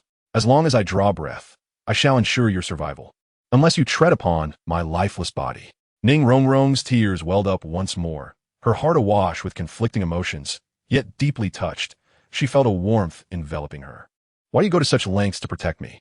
she began, only to realize something, her delicate visage instantly flushing red, prompting her to hastily amend her words. "No. I mean, why do you strive so fervently to safeguard us?" Emperor Zhao did not hastily respond. Instead, he gently extended his hand to wipe away her tears, his touch light and tender. After he had nearly finished, he slowly uttered, "Because we are friends." "Friends? Friends, friends." Ning Rongrong murmured repeatedly in Emperor Zhao's embrace, before burying her head in his chest and weeping. Emperor Zhao smiled gently, his gaze directed towards Dai Mu Bai, who responded with a smile of his own before elegantly turning away, waving his hand in farewell over his shoulder. The corners of Zhao Di's mouth twitched. Had he known, he would have frightened Dai Mu Bai first. Truly, he was putting on a better act than I was. Tang San and Xiao Wu exchanged glances, both reflecting evident relief and joy in their eyes. Meanwhile, Zhu Zhuqing could only grasp a small corner of Zhao Di's garment with one tiny hand, her dark, glistening eyes intently fixed on Ning Rongrong nestled in his embrace. Emperor Zhao noticed her and, feeling that he was a good person, could not neglect others. Therefore, he extended his arms and embraced Zhu Zhuqing as well. After a while, he felt the temperature in his embrace rise, providing a comforting warmth, especially since the night air was somewhat chilly. With a mischievous grin, he glanced at Xiao Wu and said, "Come here, Xiao Wu, be good. I am quite warm." Xiao Wu turned her head away and replied succinctly, "No." With that, she nestled into Tang San's embrace, then turned her head towards Emperor Zhao and remarked, "Tang San's embrace is also very warm." After saying this, she buried her head into him. Emperor Zhao let out a regretful sigh for Xiao Wu, remarking, "It is so warm in my embrace. Your absence is truly your loss." He then continued, "You still fail to appreciate this. Others would yearn for the opportunity, and I would not permit them entry." After uttering these words, he gently patted Ning Rongrong's back, offering a soothing voice of comfort. There, do not cry anymore. Be good." After a while, Ning Rongrong finally ceased her tears, and with her head bowed, her cheeks flushed, she shyly distanced herself from Emperor Zhao's embrace. Zhao Di smiled faintly, said nothing, and gently released Zhu Zhuqing before turning to Tang San and Xiao Wu, saying, "Let us depart. It is late, and we ought to retire."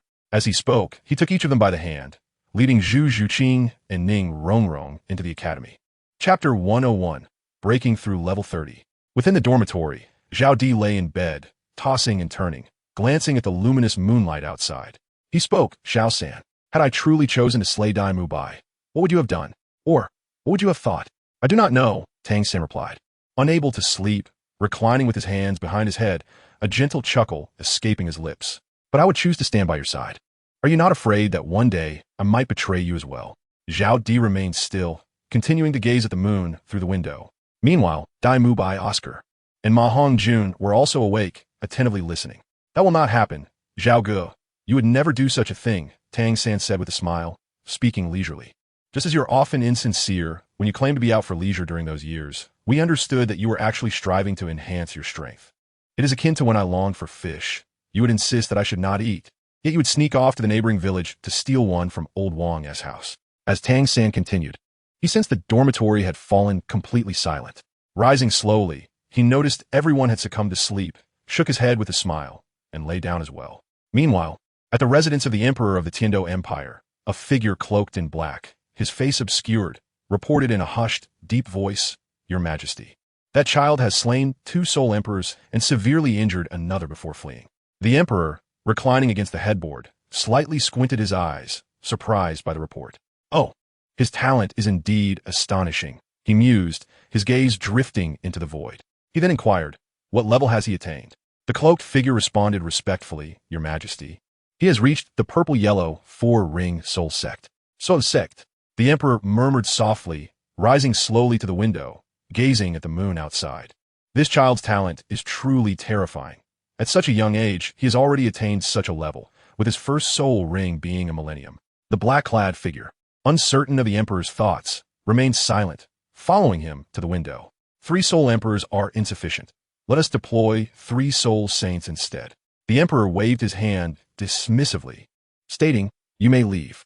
The cloaked figure bowed deeply, hesitating before asking, "And what that Soul Emperor?" Without turning around, the Emperor calmly uttered 4 words, "Be thorough and discreet." The black-clad figure clasped his hands together, replying, "Understood." After speaking, he vanished without a trace. The Emperor gazed at the large, round moon in the sky, murmuring, "Emperor Zhao, why do you refuse to yield to me? Given your exceptional gifts, I shall grant you one final opportunity." Slowly, the Emperor returned to his bed. Outside the palace, a figure cloaked in black materialized.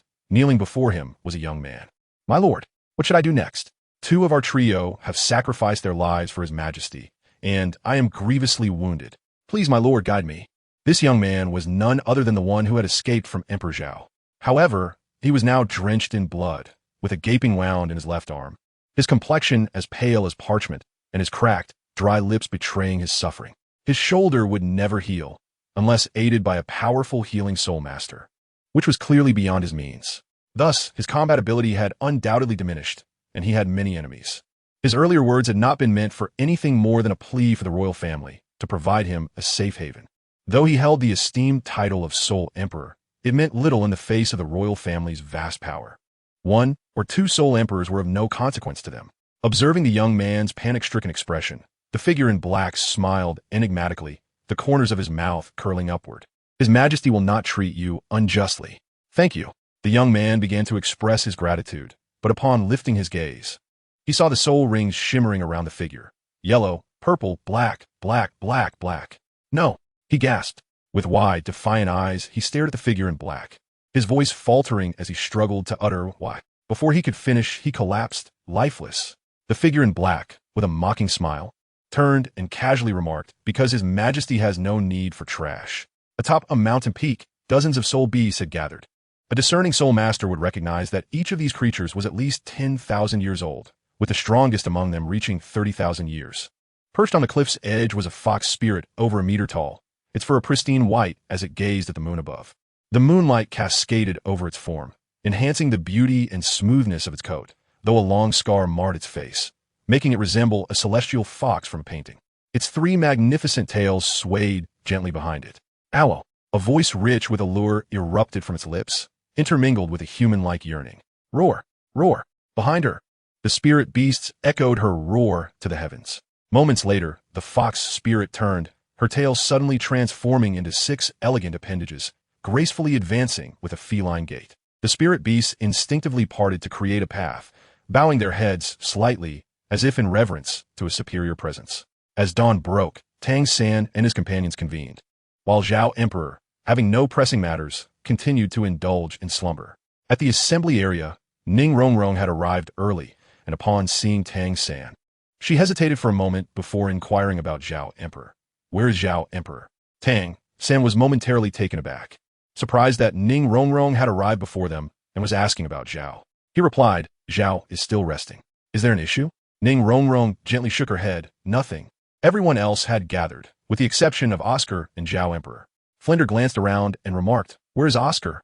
He cannot miss this class. Perplexed, Tang San and the others were still pondering when Oscar, brimming with excitement, sprinted towards them, waving his hands enthusiastically, exclaiming, hello everyone, I'm here. Unfortunately, he stumbled and fell comically. The group stifled their laughter. Oscar awkwardly chuckled as he got up and approached Flinder, saying, Dean, let me explain. I have just broken through to level 30. Flinder was momentarily stunned before expressing his delight. Well done, young man. I knew you had it in you. You're the first among this group. Before Flinder could finish, Zhu Zhuqing calmly interjected, Dean, I also reached level 30 last night. Flinder halted, his expression a mix of surprise and joy as he looked at Zhu Zhuqing. Tang San also regarded her with mild astonishment. Zhu Zhuqing spoke with a nonchalant demeanor, as if discussing a trivial matter. Flinder joyfully announced, excellent. Tomorrow, let Zhao Wujie take you all to the Douluo forest to hunt for spirit rings. The next day, under Zhao Wujie's leadership, they hurried to the nearest inn to the Douluo forest as depicted in the original narrative. After a day of running, they were utterly exhausted. Ma Hongjun, panting, slumped over the table complaining. Tang San and Dai Mubai joined him at the table, and Dai Mubai wiped his brow, looking at Oscar, indeed. We were fortunate to have Oscar sausages. Otherwise, we would have truly collapsed. Oscar bashfully scratched his head and waved his hand dismissively. Oh, it's nothing. Once everyone was seated, Ma Hongjun immediately proclaimed, after a day of sausages, I'm almost sick. Let us order some food quickly. Shrek's little rabbit, Xiao Wu, cast him a sideways glance and muttered, You're already so plump and still obsessing over food. Who said that? Ma Hongjun heard this, and, slamming his hand on the table, rose to his feet, casting an indignant glare at Xiao Wu, who says I'm fixated on food. I am merely considering Zhao Ji's well-being, am I not? He turned to Zhao Di, wearing an expression that suggested he was acting in Zhao's best interests. The others burst into laughter at this display, while Zhao Di disdainfully shot him a glance before turning away, calling out loudly, Waiter, bring us the dishes. Certainly, esteemed guest. The cheerful waiter scampered over with a beaming smile. Ma Hongjun, already brimming with impatience, eagerly inquired about the menu. After the waiter finished speaking, the group placed their orders, each selecting a dish to varying degrees. Just as the waiter dashed back to the front, a group of 8 or 9 individuals entered through the door. Make way. Make way. Leading this group was a rather disheveled, middle-aged man with a mustache, presumably their teacher, clad in unfamiliar school attire. The students trailing behind him exhibited a haughty demeanor, and during the brief journey from the entrance to their seats, they carelessly bumped into several patrons, intentionally knocking down no fewer than 4 or 5 individuals along the way. Emperor Zhao cast a glance at them, a vague impression lingering in his mind. Then he turned his gaze to Ning Rongrong, silently sighing and shaking his head, pondering to himself, when will you be able to resemble them? As their group passed by Emperor Zhao's table, Ma Hongjun abruptly halted, a chicken leg poised at his lips, staring blankly at one among them. Wow, this young lady is quite attractive, he remarked to Dai Mubai. They must be from Tsanghui Academy, right? Upon hearing the commotion, Emperor Zhao, like Dai Mubai, turned his gaze toward the individuals who had taken their seats. Among them was a young woman with delicate features and a graceful demeanor, her long, flowing hair cascading over her shoulders. She was undeniably beautiful, comparable to Zhu Zhuqing and her companions, and if one were to judge by the standards of a previous life, she would undoubtedly be deemed the flower of the department. Dai Mubai, seemingly inexplicably, suddenly exclaimed, What audacity from a mere Tsanghui Academy! The others remained unfazed, either continuing their meals or casting challenging glances at one another. But Emperor Zhao was momentarily taken aback. He found it puzzling that Dai Mubai, who had seemingly severed ties with Zhu Juqing, should react this way upon encountering a beautiful woman. Shouldn't he be vying with Ma Hongjun for the opportunity to flirt or discreetly discussing her allure instead? In that instant, doubts began to creep into Zhao's mind regarding his influence on the unfolding narrative. He resolved that upon returning, he would inquire about what precisely transpired after their exit from the Soul Arena. Upon hearing Dai Mubai's remarks, the members of Songhui Academy turned their attention toward him. One individual attempted to rise, only to be restrained by their instructor, who appeared to be conveying some message. Oscar chuckled, proclaiming, "A spectacle is about to unfold." The group exchanged puzzled glances, and Tang San curiously inquired, "What sort of spectacle?" With a mischievous grin, Oscar replied, "The classic maxim of the Academy head, a soul master who shies away from trouble is not a true soul master." The others chuckled lightly in response. Tang San continued to question, "Is Songhui Academy an esteemed institution for soul masters?" Oscar nonchalantly nodded in affirmation. At that moment, it seemed the individuals from Songhui Academy had reached a consensus as one young man approached slowly. Dai Mubai took a sip of water just as a waiter passed by him in the corridor. The young man smirked and, with a swift motion, tripped the waiter. Caught off guard, the waiter lost his grip on the food he was carrying, which was now headed straight for Dai Mubai. Quick to react, Tang San, who was seated beside Dai Mubai, stepped forward to support the stumbling waiter while simultaneously using his other hand to catch the falling food. Seeing his plan thwarted, the young man directed his gaze toward the leg of Dai Mubai's chair, letting out a cold snicker before delivering a forceful kick aimed at it. Given that the chairs were constructed of wood, a kick from a soul master would surely compromise their integrity. Emperor Zhao also wore a sardonic smile. In the original work, Dai Mubai extended his leg and ultimately struck his opponent with his hand. However, he was not content. Emperor Zhao swiftly approached Dai Mubai, extending his foot to block the leg of the stool. With a thud, the opponent's face visibly changed color. Emperor Zhao cast a glance at his opponent, a subtle smile gracing his lips before lifting his leg to deliver a forceful kick to the adversary's chest. With a resounding thud, the opponent was sent flying, crashing against the desk of the middle-aged teacher. The teacher stood frozen, staring blankly at the student sprawled across his desk, the baozi he had been holding with chopsticks tumbling from his grasp. Moments later, the teacher slammed his hand on the desk, rising to his feet in a fit of fury, and turned to glare at Emperor Zhao and his companions. "Which academy do you belong to? Summon your instructor," he demanded. Only after the teacher's shout did Zhao's foot gradually descend. With a gentlemanly demeanor, Zhao elegantly dismissed some debris, while at that moment, Zhu Juqing thoughtfully brought over a chair. Zhao Di swiftly retrieved a chair, settling himself comfortably upon the one brought by Zhu Juqing, and with a resounding thud, placed one foot upon it. He rested his arms upon his knees, executing a series of actions with seamless grace, then nonchalantly cast a glance towards the lecherous man, speaking in an exceptionally gentle tone. "Do you think you are worthy to know?" Laughter erupted at Zhao Di's remark, yet none among the crowd stood up. Dai Mubai merely chuckled, "Artidi." Tang San and the others also shared a light laugh, exchanging glances as if observing a spectacle. Before the students of the opposing teacher could utter a word, their instructor could no longer restrain himself. With a flourish, he unleashed 5 soul rings. Bellowing, "Bring your teacher out. If he does not offer a proper apology today, this matter shall not end here." Dai Mubai took a slow sip of water and responded, "Just you? We can handle this." "Very well. Then I shall first deal with you rascals." With that, the teacher's roar incited a rush of students towards Zhao Di and his companions. "Allow me." Upon hearing the term rascals, Xiao Wu could no longer contain her irritation. "You dare to call us rascals?" Chapter 103. In this regard, the team will rely on you in the future. This time, driven by a touch of anger, Xiao Wu wasted no time, leaping forward without hesitation. "Hey, Xiao San, are you really letting Xiao Wu go alone? Aren't you worried she might get hurt?" Oscar nudged Tang San, who was calmly enjoying his meal. Tang San smiled gently, taking a bite of his chicken leg, and replied with tranquility, "It's fine. You might have forgotten that Xiao Wu is now a level 30 soul master." As Tang San conversed with Xiao Wu, several individuals were sent flying from their vicinity. Oscar paused, glancing at Xiao Wu, who stood there applauding, and awkwardly remarked, "I indeed forgot." The middle-aged man, witnessing one of his students being so swiftly defeated by a girl of such tender age, felt no surprise or shock, only a seething rage. To think that the students he had brought along could be bested by such a small girl. This was no longer mere provocation. It was a blatant slap to his face. How could he return with any semblance of dignity? The man with the mustache clenched his fists tightly, and then fell silent due to their altercation. A clear crack echoed through the air. Such a boisterous group of youngsters. Since your teacher is absent, I shall take it upon myself to educate you. As he spoke, a green energy armor enveloped his chest and limbs, resembling a turtle shell. Xiao Wu had retreated back to the group, and with the exception of Zhao Di, everyone else sprang to their feet, with Dai Mubai staring intently at the opponent. A smirk plastered across his face. Just you? Are you here to educate us? With these words, Tang San, Ma Hongjun, and Dai Mubai unveiled their martial spirits and soul rings. The atmosphere between the two parties was charged with an overwhelming intensity, and any moment of carelessness could lead to a clash of swords.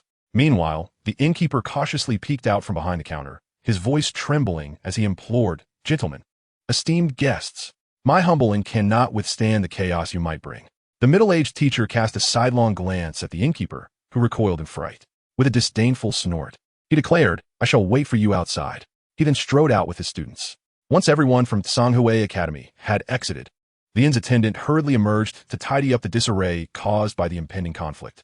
Tang Sen then began to assign tasks to the group.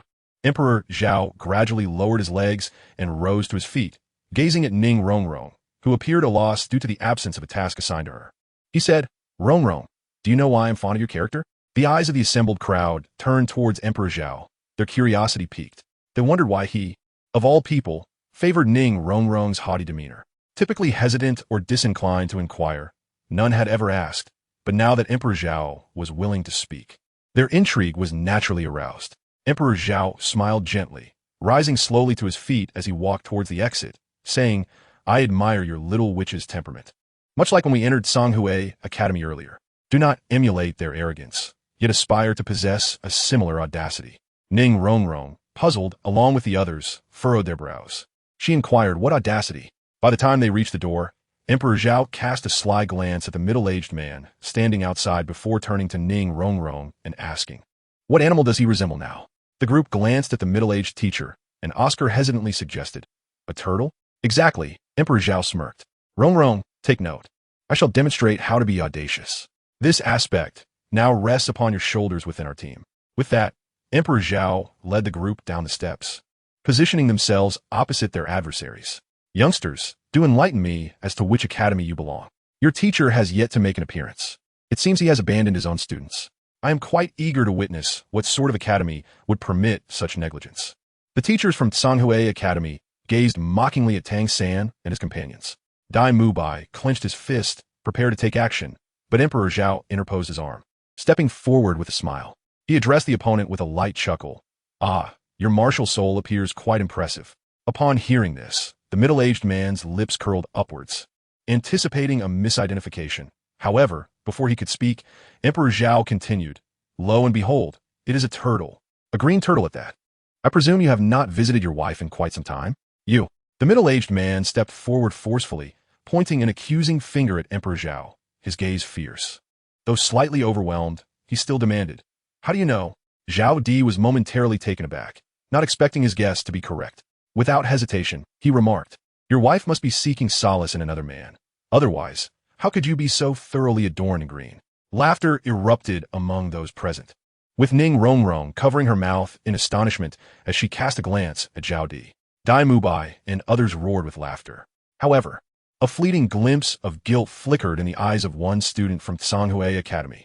The other students exchanged peculiar glances, all too aware that their teacher had not returned for quite some time, due to their prolonged instruction. "You." The middle-aged man, unable to contain his rage, stumbled over his words, unsure of how to respond, and charged directly at Zhao Di. "You are quite the silver-tongued one. Let me take this opportunity to teach you a lesson about humility." The Emperor Zhao let out a cold laugh, declaring, "You think I fear you, traitor." With that, he raised his fist and charged forward. The moment their fists collided, a wave of energy surged outward, dispersing in all directions. They separated almost instantaneously, with the emperor remaining firmly in place, a faint smile lingering at the corners of his mouth. In contrast, his opponent staggered back several paces before regaining his composure. The middle-aged man abruptly lifted his head, his gaze sharpening as he fixed it upon Emperor Zhao, demanding, "Which sect do you belong to?" Zhao Di remained silent. Slowly turning back to the group, he addressed Dai Mubai, saying, "Mubai, Inform him that at his advanced age, it is time for him to broaden his horizons. After speaking, he turned to Ning Rongrong, took her small hand in his, and led her outward, instructing. Just as we did earlier. Do you understand? Ning Rongrong, somedhat bevilderet, nodded in acknowledgement. Subsequently, she followed Zhao Di a short distance away, turning to observe the scene. Dai Mubai took a small step forward, tilting his chin slightly, proudly declaring, Listen well, you turtle with a green shell, we are from Shrek Academy. Brothers, let us engage. Upon finishing his words, he activated his second soul skill, White Tiger's Radiant Wave. Simultaneously, Tang San and Ma Hongjun illuminated their soul rings, unleashing their respective soul skills. The second soul skill, Phoenix Ray. The first soul skill bind. 3 range soul skills were launched, all aimed directly at the middle-aged teacher. Having just endured a powerful punch, the teacher did not dare to be careless again. With a grave expression, he employed his first soul skill for defense. Xian Gui's protective body. A flash of green light enveloped the middle-aged man, a thin layer of icy crystals forming on his surface as a chilling aura began to emanate from him. Chapter 104. Stardo Forest Boom. Boom. Boom. Dai Mubai's soul skill reached its target first, though it inflicted minimal damage. Next came Tang San's soul skill. The blue-silver grass wrapped around the middle-aged man, followed by Ma Hongjun's Phoenix Ray, which raised the temperature. Just as the battlefield fell silent for a few seconds, a roar erupted from within the blue-silver grass. Xian Shui Ice Seal. A water column imbued with ice shards broke through Tang San's first soul skill and shot toward the 3 of them with alarming speed. Be careful, Tang San urgently warned. But the opposing soul skill was already upon them, leaving the trio with no time to evade. They could only brace themselves. Boom! Tang San's expression turned grave. The chilling aura was overwhelming, and his body began to stiffen. You little brats, you are no match for me. After unleashing his soul skill, the middle-aged man leapt towards Tang San and the others. Boom! The 3 attempted to dodge, but the ground beneath them was already left with a massive crater from the middle-aged man's punch. Xiao Wu, Ma Hongjun, Tang San shouted. Understood. Understood. The 2 responded in unison. Xiao Wu entered from the side, seizing the opportunity when the opponent's fist struck the ground, and used her first soul skill at close range. Waist bow. Meanwhile, Ma Hongjun attempted to unleash flames to help warm everyone, followed by another Phoenix Ray combined with Xiao Wu's soul skill. The middle-aged man was launched into the air, momentarily caught off guard. Boss Dai, Tang San called out, and he and Dai Mubai activated their soul skills once more. Blinding light and intertwining blue-silver grass surged toward the middle-aged man. Emperor Zhao stood beside, observing as Ning Rongrong and the others engaged in their battle. The synergy among Tang San and his companions had reached an extraordinary level of harmony. A single call was sufficient for them to instinctively understand their intentions. Although their opponent was a Soul King, Tang San and his team momentarily matched their strength through the power of teamwork. After 5 minutes of fierce combat, Dai Mubai, Zhu Zhuqing, and the others began to breathe heavily, while the middle-aged man warily scrutinized Tang San and his comrades. The scene momentarily descended into a stalemate. Emperor Zhao felt it was about time, and took Ning Rongrong's delicate hand, leading her forward. The confrontation deviated somewhat from the descriptions found in the original narrative. This Soul King, due to the presence of Tang San and Xiao Wu, had resorted to deploying his 5th soul skill. As the opponent unleashed this formidable ability, Tang San and his companions found themselves at a disadvantage. Reaching the center of the 2 opposing parties, Emperor Zhao released Ning Rongrong's hand, casting a glance that silently encouraged her to approach Tang San. His gaze then wandered towards the Soul King, who resembled a green-shelled turtle, complete with an additional adornment atop its head. The Soul King tightened his fists in frustration, yet refrained from charging forward again. The previous adversaries were already sufficient to challenge him, and now 2 more had emerged, leaving him uncertain. What on earth are you all doing? It's late. Why aren't you in bed? Return at once. At that moment, Zhao Wujin leisurely strolled out with his hands clasped behind his back. Upon seeing Zhao Wujin, Tang San and his companions exchanged a glance with the Soul King before gradually lowering their guard and making their way inside. As they passed by Zhao Wujin, they were met with a few reprimanding remarks. Honestly, you cannot even handle an old turtle. Just wait until we return. I shall deal with you. The girls, including Xiao Wu, stifled their laughter, playfully responding, yes, yes, yes. Upon entering the inn, Tang San and his companions peered through the door at the outside world. While Emperor Zhao had little interest in the proceedings, he deemed it far more beneficial to retire for the night. Consequently, he ambled toward the already prepared room. The following day, within the Stardo Forest, The atmosphere was markedly different from the soul beasts bred within the confines of the empire. Here, one could encounter thousand-year-old soul beasts at any moment, and even the possibility of encountering 10,000-year-old soul beasts loomed large. Zhao Wuji, leading the way, spoke to the group about the perils of the starry forest, while advising them, "Stay close to me, keeping within a distance of no more than 20 meters." The others nodded in agreement. Emperor Zhao leisurely rested his hands behind his head, scanning the surroundings as though strolling through a garden. The starry forest was truly enchanting, adorned with luminescent grass, trees with elongated limbs that sprinted, and flying pigs, among other marvels. Even after spending many years in this wondrous place, he found no weariness. Rather, he now perceived it with renewed fascination. While Emperor Zhao and his companions sought soul beasts for Zhu Zhuqing and Oscar, atop a small hill 1,000 meters away, three figures observed them intently. One was an elderly man clad in a black robe with a white beard and dark hair. Another donned a blue short-sleeved shirt with graying hair, and the third, a balding elder with a face lined with wrinkles.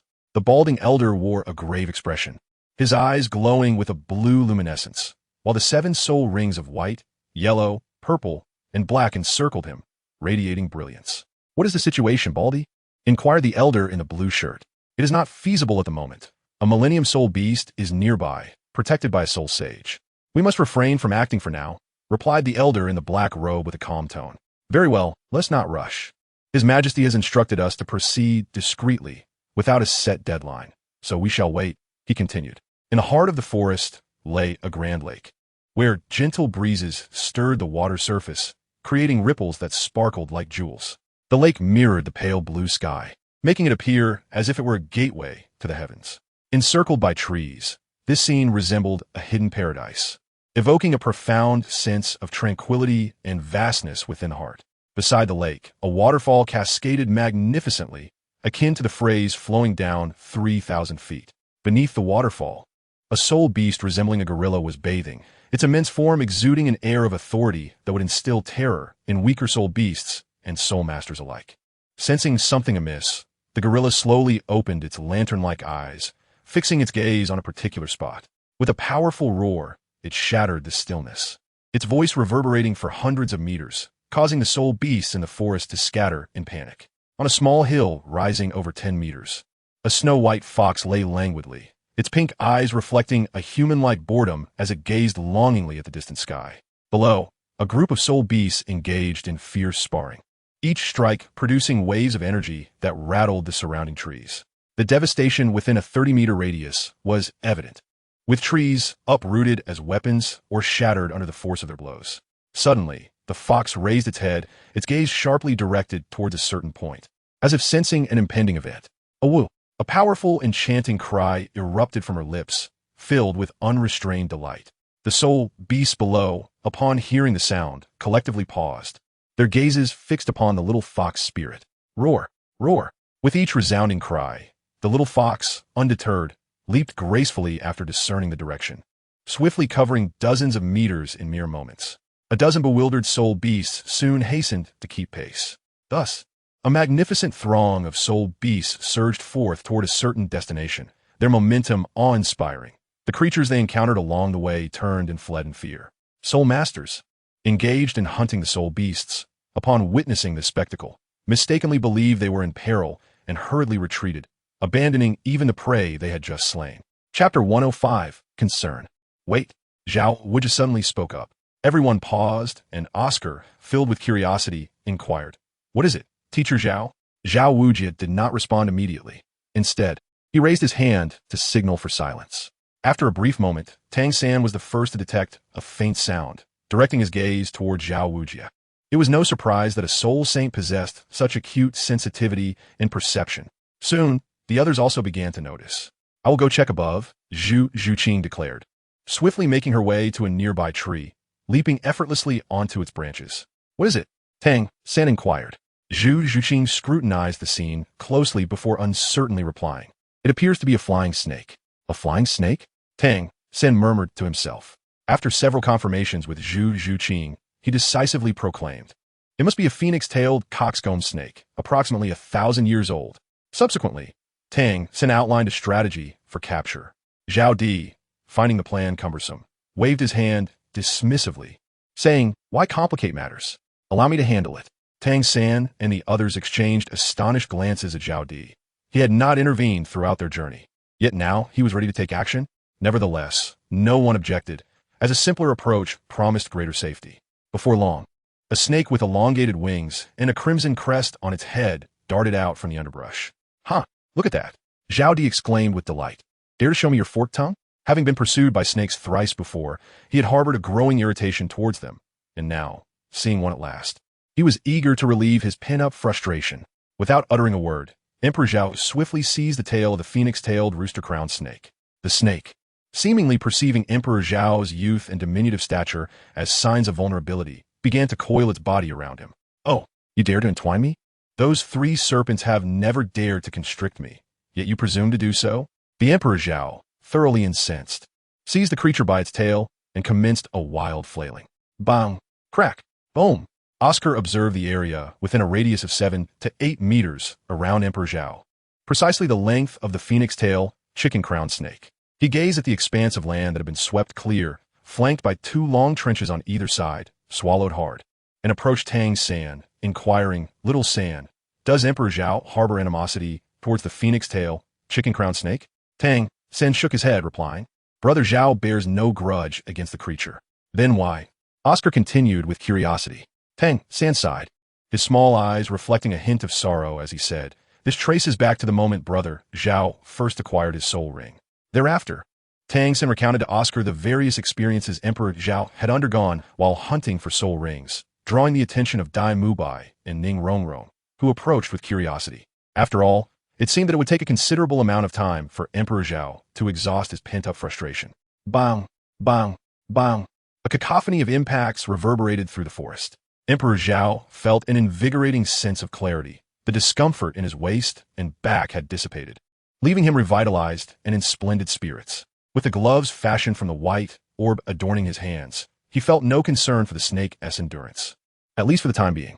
Not far away, an elderly woman wielded an oddly shaped cane, accompanied by a young maiden. The girl, perhaps around 15 or 16 years of age, possessed a modest beauty with her petite nose, thin lips, and short hair framing her delicate features. Though youth graced her, it was evident that she would blossom into a remarkable beauty in due time. Both figures gazed intently in one direction, their mouths slightly agape. After a brief moment, the elderly woman pondered for a spell before stating, Let us proceed, and continued onward with the young girl in tow. What an impressive young man. A gravelly voice suddenly interjected. Tang San observed as the 2 newcomers halted the unfolding narrative, prompting Zhao Wujia and the others to cast their gazes toward them in unison. Emperor Zhao, visibly displeased, curled his lip and glanced at the nearly lifeless serpent in his hand before carelessly tossing it before Oscar. It's not dead yet. Hurry and absorb it. Just then, the elderly woman called out urgently, and her soul rings emerged. The armored young woman similarly unleashed her soul rings. Observing that one of their opponents was a soul emperor, Tang San and his companions refrained from acting recklessly, keeping their martial spirits and soul rings dormant while adopting a defensive stance. Zhao Wujia observed that the serpent's head atop the opponent's cane appeared somewhat familiar. However, sensing that the visitor likely bore ill intentions, he first released his soul ring and then casually inquired, Oh, may I ask what brings you here? The Emperor Zhao paid them no heed and, upon noticing that Oscar had yet to take action, urged him, Why do you hesitate? Complete the absorption swiftly, so we may depart quickly. To be candid, the Emperor felt averse to confronting the Titan giant ape for 2 primary reasons. Firstly, the likelihood of injury would significantly escalate, diminishing their safety within the forest. Secondly, and perhaps more crucially, Tang San and Xiao Wu would inevitably face separation during this ordeal. In the original narrative, Tang San underwent such trials merely to acquire his 3rd spirit ring. However, he has since already attained it. It matters little, as this spirit beast was discovered by us first. The old woman, after momentarily being taken aback by the spirit rings adorning Zhao Wujia's form, eventually spoke gently. The Emperor Zhao let out a helpless sigh. He did not wish to offend anyone, yet if the situation remained unresolved, he would inevitably face a collision with the original timeline. To avert this unexpected predicament, he stepped forward, and before Zhao Wujing could utter a word, he addressed him. Master Zhao, I believe I am on the verge of breaking through to the 47th level. Let us return sooner rather than later. This was the most plausible excuse he could conjure to prevent the crowd from sensing something amiss. He then turned to the elderly woman and the young girl, proposing, Let us simplify matters. Regardless of ownership, shall we engage in a contest? The elderly woman chuckled lightly. This young man is quite straightforward. Very well. Let us determine whose it is through a match. My granddaughter, go forth. The girl nodded, taking a few steps forward and casting a cold gaze at the onlookers. Very well. The Emperor Zhao nodded and stepped closer to the girl, facing her directly. The elderly woman paused momentarily before speaking. Young man, you are still quite young and may not be aware of the rules. Such matters should be handled by soul masters in need of spirit rings, and you cannot substitute for them. Her concern stemmed not only from the established protocol, but also from her previous observations of the Emperor Zhao's unorthodox display of power. If a soul saint were to assist him first and then allow him to play, that would be acceptable. However, she feared for her granddaughter's chances in a fair fight. At this juncture, Zhao Wujing interjected with a tone of regret. I am afraid that cannot be arranged as you wish. My student specializes in food-type abilities and lacks combat prowess. What? The elderly woman gasped, her gaze drifting to Oscar, who stood indecisively, caught between the options of fighting and abstaining. It was only then that she began to scrutinize Tang, San, and the others, realizing that they appeared remarkably youthful. One of them, the one intended to absorb the spirit ring, seemed to be no older than 15 or 16. A sense of opportunity began to stir within her. As the elderly woman opened her mouth to speak, the Emperor Zhao preempted her, declaring with clarity, I shall take the field. Shall we proceed? Among those present, Zhao Wujing could not partake in battle, leaving only himself capable of resolving the matter swiftly. The elderly woman hesitated, still uncertain of the situation. Grandmother, it is fine. Let him fight, the girl insisted, her beautiful eyes brimming with determination, unwilling to accept that someone younger than herself could possibly possess greater strength. After a moment of contemplation, the elderly woman, observing her granddaughter's resolute expression, sighed softly. Very well, let the contest begin. Upon her words, Emperor Zhao summoned a black orb, which transformed into a form resembling black silver grass as it emerged. The first spirit ring appeared and illuminated, while Tang San activated his binding technique, and in an instant, a surge of black-blue silver grass erupted from the ground, rushing towards the young girl. The young girl, caught off guard, could only let out a startled cry as she was enveloped, emerging from within. The battle, before it even commenced, had already come to a halt. Emperor Zhao cast a glance at the elderly woman and spoke softly, It is over. He then turned to Oscar and said, Hurry and absorb. I shall guard alongside Teacher Zhao. You are quite safe here. Oscar nodded calmly, his demeanor composed. The reactions of the onlookers were equally tranquil, as if they found this outcome entirely expected. The elderly woman steadied herself, raising her cane to strike the ground, unleashing a faint wave of energy.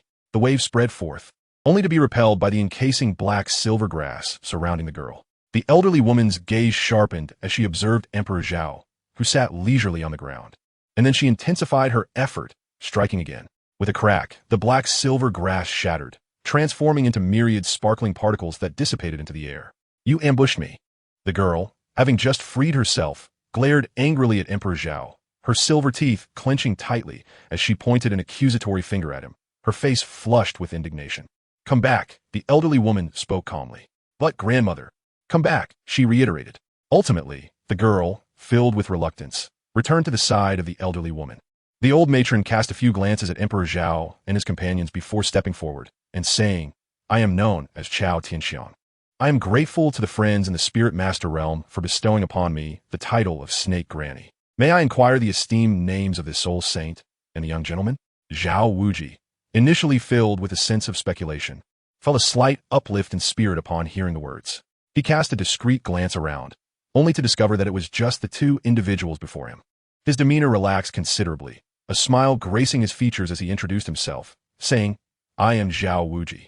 Emperor Zhao languidly reclined on the ground, leisurely uttering the name Zhao Wuming. He harbored no fear of the alliance between the Dragon Lord and the Serpent Matron. Similarly, Zhao Wujia was undaunted as well. With the presence of both, even a confrontation with a soul Douluo would be feasible, let alone the fact that one among them was a soul emperor. Moreover, at that moment, he was merely the weakest among those present. This stood in stark contrast to the relaxed demeanor of Emperor Zhao and his companions. Upon hearing the name Zhao Wujia, the Serpent Matron's pupils constricted. She was well aware of the illustrious reputation of the immovable king within the realm of soul masters. Never did she anticipate that she would be vying for a Millennium Soul beast against such a formidable opponent. Yet considering that her elder was nearby and would soon arrive, She felt emboldened. After regaining her composure, she slowly remarked, "So, it is the renowned, immovable king.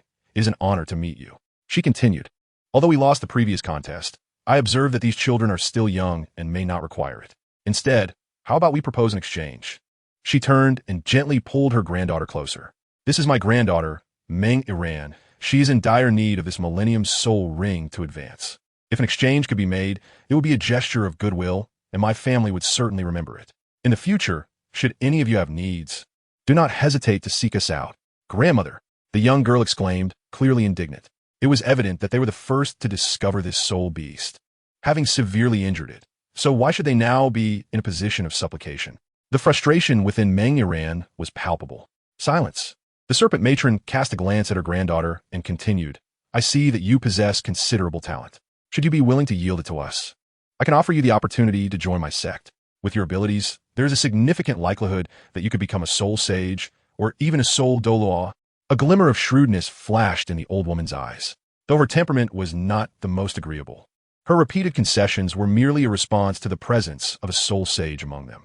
However, that was not the primary concern.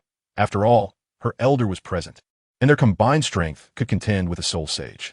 What truly captivated her interest were the children, particularly the one named Zhao Wuming. He appeared to be no more than 13 or 14 years of age, and his swift defeat of her granddaughter indicated that his level was already quite high. To achieve such prowess at such a young age, his talent surpassed that of her granddaughter. If she could win him over to aid her granddaughter, the realm of soul masters would surely witness the emergence of a figure whose renown could rival, if not surpass, that of Zhao Wujia. Furthermore, with such remarkable talent, it was likely that those accompanying him were also of considerable merit. Zhao Wujia let out a light chuckle, spreading his hands as he said, "My apologies, Serpent Lady, but the soul beast cannot be relinquished. My student has also reached level 30 and is in need of this soul ring." "What?" the Serpent Lady exclaimed in surprise. The young girl beside her cast another glance at Oscar, though skepticism flickered in her eyes. After a moment, the Serpent Lady regained her composure and, disregarding Zhao Wujia, directly inquired of Oscar, "Young man, to which sect do you belong?" Upon realizing the situation, Oscar seized his blade and plunged it into the serpent's crown, causing a purple soul ring to emerge. When asked about his sect, he shook his head and replied, "I belong to no sect or faction. I am from Shrek." Seeing Oscar dawdling, Emperor Zhao urged, "Hurry up, you still need to assist Zhu Qing in finding her soul ring." Oh, Oscar replied hastily, sitting down to channel his soul power and begin the absorption process. The snake lady cast her gaze towards the ever-calm Emperor Zhao and spoke once more. "The young man is named Zhao Wuming, is he not?" Emperor Zhao nodded indifferently, acknowledging that Oscar could not fully absorb the effects of the soul ring in a short span of time, rendering its presence inconsequential. Upon seeing Emperor Zhao's nod, the snake lady smiled faintly and inquired, "Which sect do you belong to?" Emperor Zhao was taken aback, pondering seriously for a moment before sitting up and decisively stating, "That serpent mistress, are you not simply attempting to recruit us?" The serpent mistress, having her intentions exposed, paused briefly before breaking into a smile. "You are quite astute. Young man, so what are your thoughts? Would you be interested in joining our sect? Should you choose to come, I assure you the finest resources, guaranteeing that at the very least, you will attain the level of a soul emperor in the future." "Oh dear," Meng Iran exclaimed, tugging at the serpent mistress's sleeve excitedly. Chapter 107. Black Wings. The serpent mistress, with a kind demeanor, contemplated for a moment, then gently patted Meng Iran's hand, saying softly, "What is the matter? Is it not better to have more companions by your side?" Meng Iran, her little face inflating with indignation, stamped her foot and retorted angrily, "How can that be good? They took my soul ring." As Emperor Zhao's eyes flickered and a smile graced his lips, he slowly rose to his feet and declared in a resonant voice, "Serpent Matron, it is not that we are unwilling to accompany you, but rather that the terms you have presented are far too simplistic." At this, Serpent Matron's eyes brightened, and she suppressed her anger. Her cheeks flushed and puffed, as Meng Iran realized that such simplicity in the conditions might indeed signal a glimmer of hope. Zhao Wuji, Tang San, and the others gazed at Emperor Zhao in astonishment, puzzled by his intentions. What could it be? Resources, perhaps? Fear not, for as long as you come, I shall treat you all with utmost fairness, bestowing upon you the same privileges as my granddaughter. Upon hearing this, Meng Iran stomped her foot and glared fiercely at Emperor Zhao with her wide, beautiful eyes. Emperor Zhao chuckled softly and remarked, There is no need for concern regarding resources. The reason they appear so scarce is simply due to the excessively low level you mentioned. The serpent lady was taken aback for a moment, then responded with a laugh. Young man, are you unaware of the immense difficulty in cultivating to the level of a soul emperor or soul saint? Everyone, please demonstrate for her. The Emperor Zhao remained silent, merely turning to utter an unintelligible phrase to the snake woman, while simultaneously channeling his soul power, causing 4 radiant soul rings of purple and gold to spiral upward from his feet. After Zhao spoke, Tang San and the others understood his intentions, exchanging knowing glances and faint smiles before revealing their own soul rings. Zhao Wuming, possessing dual martial souls symbolized by black and white orbs, stood as a level 46 soul master. Tang San, with his martial soul of blue silvergrass, and Xiao Wu followed suit, each declaring their martial souls and levels in turn, mirroring Zhao's actions. Once everyone had introduced themselves, Zhao, with a flamboyant toss of his not-so-long hair and a cheerful expression, remarked, "Do you think that the ranks of Soul Emperor and Soul Sage pose a challenge for us?" The snake woman and Meng Iran gazed at Zhao and his companions in astonishment, particularly at the Millennium Soul ring adorning Zhao. After a prolonged moment of shock, the snake woman finally regained her composure, a glimmer of realization flashing in her eyes. She then cleared her throat to rouse Meng Iran, proclaiming, "Indeed, heroes emerge in youth. As long as you join us, I can offer you the very best of our sect." Despite her initial skepticism, she could not help but feel hopeful, as each of these young individuals displayed extraordinary talent. Emperor Zhao shook his head. "I apologize, Serpent Matron, but what we seek is beyond your provision. Thus, until we meet again." With that, he settled into a comfortable position, closed his eyes, and began to rejuvenate his spirit. The Serpent Matron's gaze flitted between Emperor Zhao and Meng Iran, seemingly pondering something profound. After a moment, she spoke, "Very well, until we meet again." With that, she turned and departed with Meng Iran. Meng Iran glanced back at Emperor Zhao, her eyes reflecting a complex array of emotions, as her heart was a tumult of thoughts. She had never anticipated that his level of cultivation surpassed hers by an entire realm. Emperor Zhao gazed at the retreating figures of the two, a faint smile gracing his lips. The friction depicted in the original narrative was absent. In fact, the snake lady and her companions were aware of their own talents. Although the process was not entirely gentle, it was far from being forceful. It could be deemed a satisfactory outcome. As time passed gradually, not long after the departure of the snake lady and her companion, Oscar completed his absorption. "Little A.O., what is your third soul skill? It must be remarkable, given it is derived from a 1,000-year soul ring. Do share it with us," Zhao Wuji inquired. Oscar, feeling shy, scratched his head and replied modestly, "Well, it's decent. Let me show you." He then recited a peculiar incantation, and upon its completion, a sausage appeared in his hand, not dissimilar to the one before. He elucidated, "My third soul skill allows you to fly for a minute, and at the speed of the phoenix coxcomb snake. Hence it is named flight." The crowd was taken aback, including Zhao Wujia, with the exception of Emperor Zhao, who cast a disdainful glance and remarked, "Only for a minute? Why the astonishment?" As the others regained their composure, they looked at Emperor Zhao with peculiar expressions. Tang Sen hesitated briefly before speaking. "Brother Zhao, this is a soul skill that enables flight, and each person can partake in it. How impressive is that?" With a dismissive smile, Emperor Zhao produced a black orb, and the soul rings once again materialized. The first and second soul rings illuminated, unleashing the twin soul skills of mimicry and division.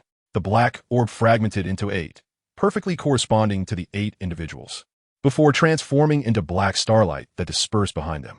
Tang San and his companions were uncertain of Emperor Zhao's intentions, but offered no resistance. Moments later, pairs of black wings unfurled from behind each individual, lifting them into the air. "Wow, just wow," uttered the crowd in astonishment. Oscar gazed at Emperor Zhao with a complex expression. Shortly thereafter, Emperor Zhao gently set them back down.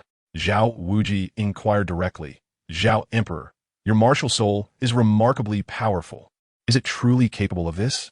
For how long can you enable our flight?" Coughing awkwardly twice, the Zhao Emperor replied, somewhat embarrassed in truth, "It cannot allow you to fly." Zhao Wuji was taken aback, and so was Tang San, both perplexed by the meaning behind the Emperor Zhao's words. Hadn't they just soared into the air moments ago? What could it possibly mean? Zhao Wuji furrowed his brow and inquired. Emperor Zhao shrugged nonchalantly, remarking, "Isn't it merely a display of bravado inspired by the Oscars?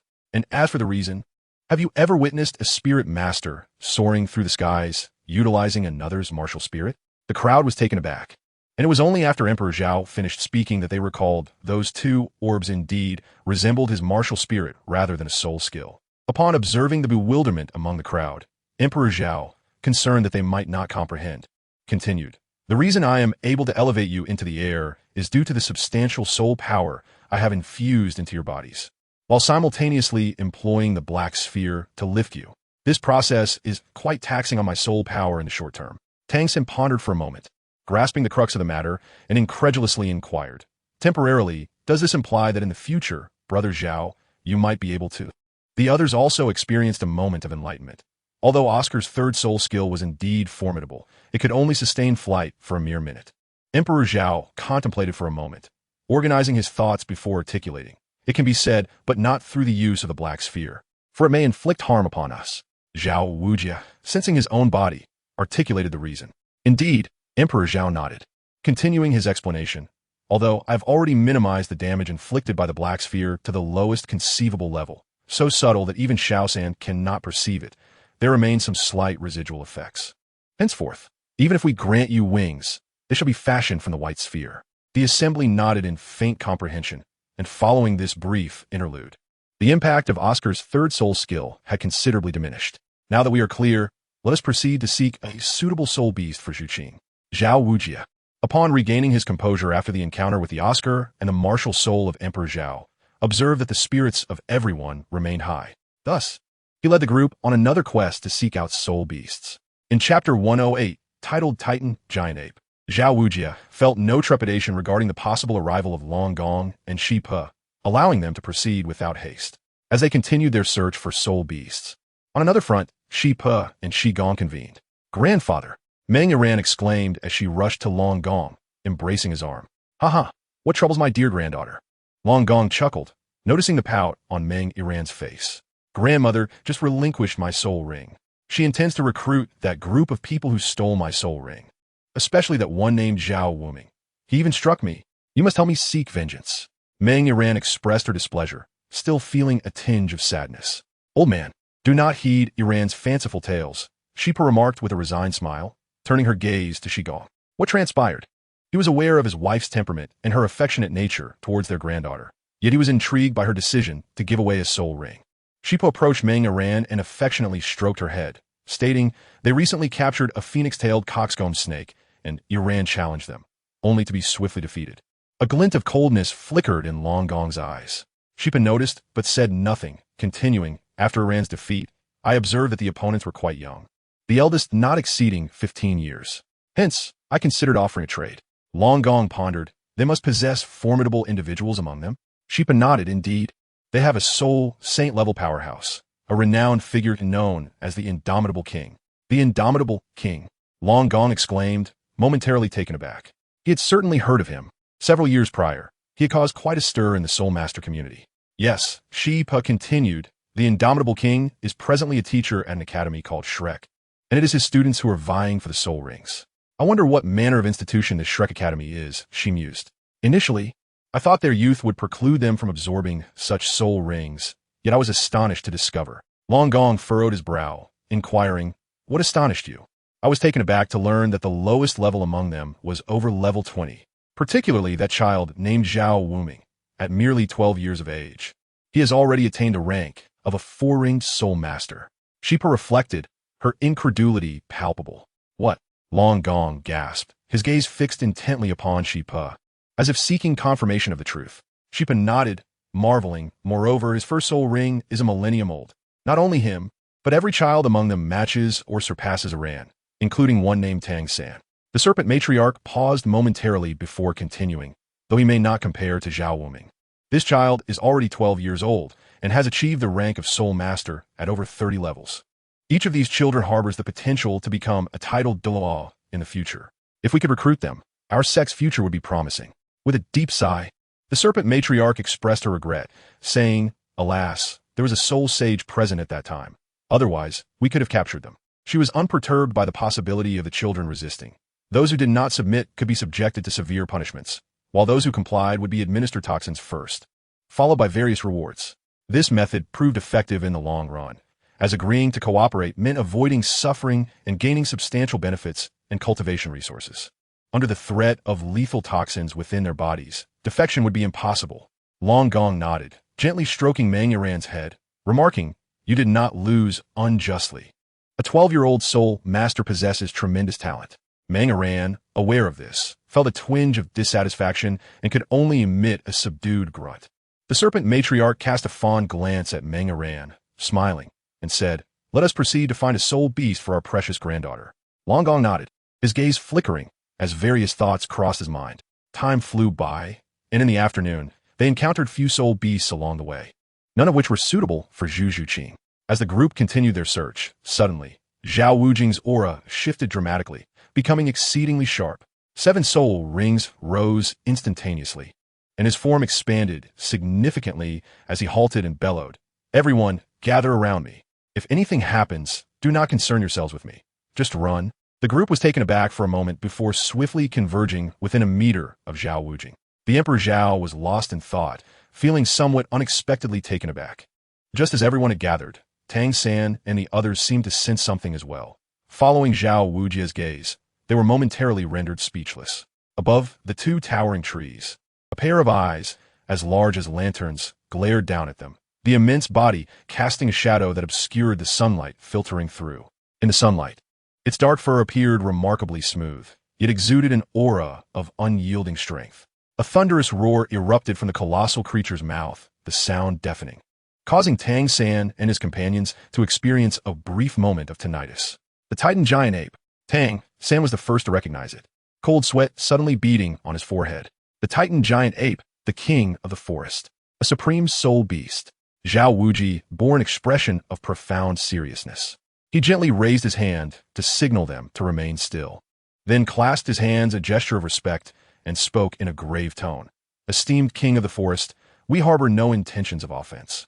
If this land belongs to you, we shall take our leave immediately and extend our sincerest apologies."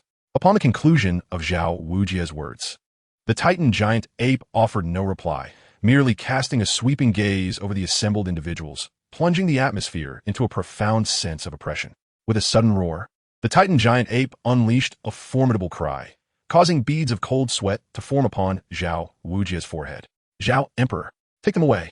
As Zhao Wuji spoke, the 1st, 3rd, and 4th soul rings on his body simultaneously illuminated, and he charged towards the Titan great ape. In an instant, before anyone could react, within mere meters of Zhao Wuji's advance, the Titan great ape raised its forearm and struck down towards him with terrifying force. A dull thud resonated as Zhao Wuji was violently propelled backward. It was only after shattering several large trees that his body finally came to a halt. With a cough, he spat out a mouthful of blood upon hitting the ground. "Teacher Zhao! Teacher Zhao!" As the crowd finally processed the scene, they witnessed Zhao Wuji being sent flying and spitting blood. The Titan great ape's gaze fell upon the onlookers once more, and in that moment, an overwhelming pressure enveloped them, as if a great mountain had descended upon their shoulders. Emperor Zhao shared a similar sentiment. "Zhao, take everyone away swiftly. I shall remain to guard the rear with Teacher Zhao." Upon witnessing the unfolding scene, Dai Mubai understood that someone must hold the back line, and without hesitation, he summoned his martial soul. Simultaneously, his soul rings emerged, the 1st and 3rd glowing brightly as he charged toward the Titan great ape. "Dai, my friend, Dai." Chapter 109. Zhao has been captured. Although they were unaware of the true nature of this soul beast, they instinctively recognized the inherent danger. Even a mere act of standing in its presence left them feeling breathless. The peril of engaging in battle with such a colossal soul beast was beyond comprehension. Tang Sin lowered his head, his voice heavy with gravity. "Zhao, you must lead Xiao Wu and the others to safety. Your strength surpasses us all. Ensure their protection." As he spoke, Tang San's soul rings and martial soul emerged, the 1st, 2nd, and 3rd rings illuminating as countless strands of blue-silver grass surged toward the Titan great ape. "Zhao! Zhao! Zhao!" Emperor Zhao gazed upon the expressions of those before him and sighed, uttering in resignation, "Then let us proceed together." Oscar and the others revealed smiles, soon followed by Ning Rongrong's augmentation and Ma Hongjun's phoenix flame. Zhu Zhuqing and Xiao Wu advanced directly into close combat. Meanwhile, Zhao Wujia charged in from the distance once more, a faint trace of blood at the corner of his mouth. Observing that none had chosen to flee, he bellowed, Why do you not depart? Do you not realize that if you linger any longer, death awaits? The Emperor Zhao's eyes revealed a hint of hesitation. Given his current strength, there was a possibility that he could escape with Tang San and the others, despite Zhao Wujia's hindrance. However, he sighed deeply and murmured to himself, "Oh well, it's not as if I will die." He refrained from charging indirectly, as Zhao Wujia was already injured from the Titan Giant Ape's earlier strike, a condition that would undoubtedly worsen. After the Titan Giant Ape departed, without formidable protection, the area would be perilous. Thus, he resolved to conserve a measure of his power. When Zhao Wujia called out, no one responded. It was already too late. Tang San's blue-silver grass had ensnared the Titan Giant Ape's limbs, and the toxin had begun to infiltrate its body. Dai Mubai and Ma Hongjun had reached the front of the Titan Giant Ape, with Ning Rongrong's enhancement already in effect. Suddenly, four figures were propelled backward violently, as those who attempted close combat with the Titan Giant Ape were met with a forceful recoil. Dai Mubai, Ma Hongjun, and Zhu Zhuqing coughed up blood upon landing. Xiao Wu fared somewhat better, utilizing her instantaneous movement, while blood dripped from the corner of Zhao Wujia's mouth. Oscar, witnessing the chaos, hurriedly conjured sausages to throw to the others. At this juncture, the Emperor Zhao realized he could no longer remain passive. His white sphere transformed into a pair of wings, ascending to the same height as the Titan Giant Ape, as he poured his soul power unreservedly into the wings. A dense, milky white mist enveloped the individuals below. However, due to his inability to control it with precision, some mist dispersed into the surroundings. Within mere seconds, the scene was shrouded in this ethereal fog. Ning Rongrong was momentarily taken aback, and she was not alone. Others were equally astonished, for the scene was simply breathtaking. The Emperor Zhao, suspended in the sky, resembled a celestial angel, while the white mist appeared as divine essence descending from above, a sight akin to a fairyland. The group quickly regained their composure, feeling their bodies rejuvenated by the mist. Each person was astonished not only by the healing of their injuries, but also by the replenishment of their soul power. How could one not be amazed by such a phenomenon?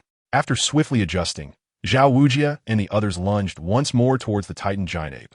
The Emperor Zhao paid them no heed, for after all, they would not perish. He sensed the soul power within him, striving to keep the expenditure of soul energy for this battle at approximately 2/5. With a decision made in his heart, the Emperor Zhao ceased to dither. He glanced at Xiao Wu and the Titan Great Ape before extracting a black orb that transformed into black silvergrass. Simultaneously, his third soul ring illuminated. Activating his third soul skill, doubling, countless tendrils erupted from the black silvergrass in his hand, rushing towards the Titan Great Ape. The speed of the black silvergrass was remarkable, and as it ensnared the Titan Great Ape, Zhao Wujia and the others also arrived before it. Bang, bang, bang, roar. The Titan Great Ape unleashed a thunderous roar, sending everyone flying once more. This time, the Emperor Zhao was no exception, crashing heavily against a tree. No! Tang San suddenly cried out in anguish. Zhao Wujia and the others hastily followed his gaze, witnessing the moment the Titan Great Ape seized Xiao Wu. The seventh soul skill, Martial Soul Avatar. Zhao Wujia held nothing back, as the seventh soul ring on his body illuminated, causing him to swell in size once more. With a thunderous crash, the Titan Great Ape cast a glance at Zhao Wujia before rising to its full height, appearing even more colossal. Simultaneously, it lifted another arm, preparing to strike Zhao Wujia with a mighty blow. With an explosive sound, Zhao Wujia was once again sent flying by the force of the strike. Seeing Xiao Wu captured in the clutches of the Titan Great Ape, Tang San's eyes instantly reddened with fury. Without a moment's hesitation, he gathered all the soul power within him and leaped into action. No! Xiao Wu cried out, realizing the Titan Great Ape was about to deliver another crushing blow. Tang San was no Zhao Wujia. He could not withstand such an attack. Upon hearing her plea, the Titan Great Ape lowered its raised hand and, noticing the approaching Tang San, merely exhaled a gentle breath. In an instant, it turned and vanished in a few flickers. Tang San felt a powerful gust of wind rushing toward him, and his body was uncontrollably hurled against a massive tree. With a sickening thud, he coughed up blood, disregarding his injuries as he scrambled to his feet, only to find that the Titan Great Ape was nowhere to be seen. Stunned, Tang San remained in a daze for a moment, his fists cracking ominously, the veins on his hands standing out prominently. Zhao Wuji, Zhu Zhuqing, and others approached, limping and clutching their chests. My dear, I sincerely apologize for failing to protect you. I never anticipated that the king of the forest would suddenly manifest at the outskirts of this starry forest. Zhao Wuji observed that Tang Sanjiang's eyes were a deep crimson, and the joints of his hands had turned pale from exertion. Even in his current silence, the fury and helplessness within him were palpable. It is often said that silence can be the most terrifying of all expressions. The Emperor Zhao gradually descended from afar, his wings emanating a milky white mist to heal those present. "It is not your fault, teacher Zhao. It is I who failed to protect Xiao Wu," Tang Sen spoke, his voice calm, yet laden with sorrow. Zhu Zhuqing approached Zhao Emperor cautiously, concerned that he might share Tang San's desolation. Gently, she nestled in his embrace, closing her eyes like a tranquil kitten, soothing the turmoil within his heart. The atmosphere was stifling, oppressive to the point of discomfort. "We must focus on healing our wounds and then depart," Zhao Wujing declared. It was not that he was heartless toward Xiao Wu. Rather, they all understood the grim reality that Xiao Wu could not survive. The group silently nodded in acknowledgement. However, the silence was short-lived. Just as Tang San was about to speak, Zhao Emperor softly interjected, his voice a gentle whisper that resonated in the stillness. "Tang San, are you not going to pursue her?" Taken aback, Tang San lifted his gaze to meet Zhao Emperor's warm smile, a beacon of comfort amidst despair. Chapter 110. The oncoming crisis. Tang San had forgotten the last time he had wept, but today, tears streamed from his crimson eyes. "Oscar the sausage. Zhao Emperor, what are you doing?" As soon as Emperor Zhao finished speaking, the voice of Zhao Wujia resonated instantly. He quickly approached Emperor Zhao, forcefully pushing aside Zhu Zhuqing, who was cradled in his arms. With a furious gaze fixed upon him, he lifted him up with one hand and shouted, "Do you have any idea what that soul beast was just now?" "You. I am well aware." Emperor Zhao interjected with a faint smile, calmly stating, "The Titan gorilla, the king of the forest, that one we just encountered is at least 50,000 years old. With a mere swipe of its hand, it could extinguish my life. Since you are aware of this, why would you send Tang San? You are essentially condemning him to death." Emperor Zhao extended his hand to halt Tang San, who was on the verge of calling out to Zhao Wujia. Gazing into his round, expectant eyes, he spoke earnestly, "Teacher Zhao, if your dearest one were to be taken away, would you not pursue them?" For a moment, Zhao Wujia found himself at a loss for words. Staring blankly at Emperor Zhao, the strength in his grip gradually waning. Emperor Zhao gently exerted himself to free himself from his bindings and landed gracefully on the ground. Without a glance at the dazed Zhao Wujia, he turned to Oscar and said, "Oscar, prepare some sausages. Make several." Oscar appeared troubled, his heart in turmoil. Tang San stepped forward, beseeching, "Oscar, I implore you, if I survive this time, I shall certainly repay this favor." Oscar began to waver, and, at that moment, Zhao Wujia's voice echoed, "Little Ao, do it. Make a few more. I fear if they perish, it will be difficult to explain to the dean and the master. So you all return first. I shall accompany Tang San. Count me in as well. It's nothing insurmountable." Dai Mubai chimed in, grinning at the group. "Indeed, it's nothing too dire. Perhaps luck will be on our side, and we'll return," Ma Hongjun added, waddling over to Dai Mubai. The two exchanged a knowing smile, playfully thumping each other's shoulders, followed by a display of grins and bare teeth. Zhu Zhuqing and Ning Rongrong chuckled softly, stepping closer to Oscar. "You all go. Without my enhancement, you may not be able to keep pace," Ning Rongrong teased. Zhu Zhuqing, though silent, stood resolutely, her presence speaking volumes. You all. Tang San surveyed the group, deeply moved, yet asserting, "You needn't do this." This kindness is etched in the hearts of Tang San and Emperor Zhao. "You needn't risk yourselves. It's perilous." Before Tang San could finish, Dai Mubai interjected, "This is not solely up to you, is it, little Ao?" He cast a glance at Oscar. Oscar smiled and replied, "Indeed, this is not for you to decide. Xiao Wu is our friend too." With that, Oscar began to chant his incantation. Tang San said nothing further, yet tears fell more swiftly from his eyes. The exchange of words among them took scarcely a minute, and soon Oscar had crafted the sausages. Without hesitation, they consumed them and ascended into the air, pursuing the direction of the Titan giant ape. There is no doubt that Emperor Zhao is among the ranks, as the others pursue the Titan giant ape at considerable distance from them. The elder known as Bald Eye, what has transpired? On a hillside, 3 elders have gathered, each adorned with 7 swirling spirit rings. At this moment, Bald Eye's eyes shimmer with golden light, his forehead creased in concern. The Titan giant ape has departed. No sooner had he uttered these words than the 3 of them exhaled simultaneously in relief. How could the Titan giant ape have suddenly appeared on the outskirts of the forest? Uncertain, Bald Eye shook his head, turning to the elder in the black robe and inquiring, "Given that they are gravely injured, even if they survive, should we?" The elder in black pondered for a moment before responding. Has the Titan giant ape truly left? Indeed, Bald Eye affirmed earnestly. After a brief contemplation, the elder in black reached a decision. Let us depart.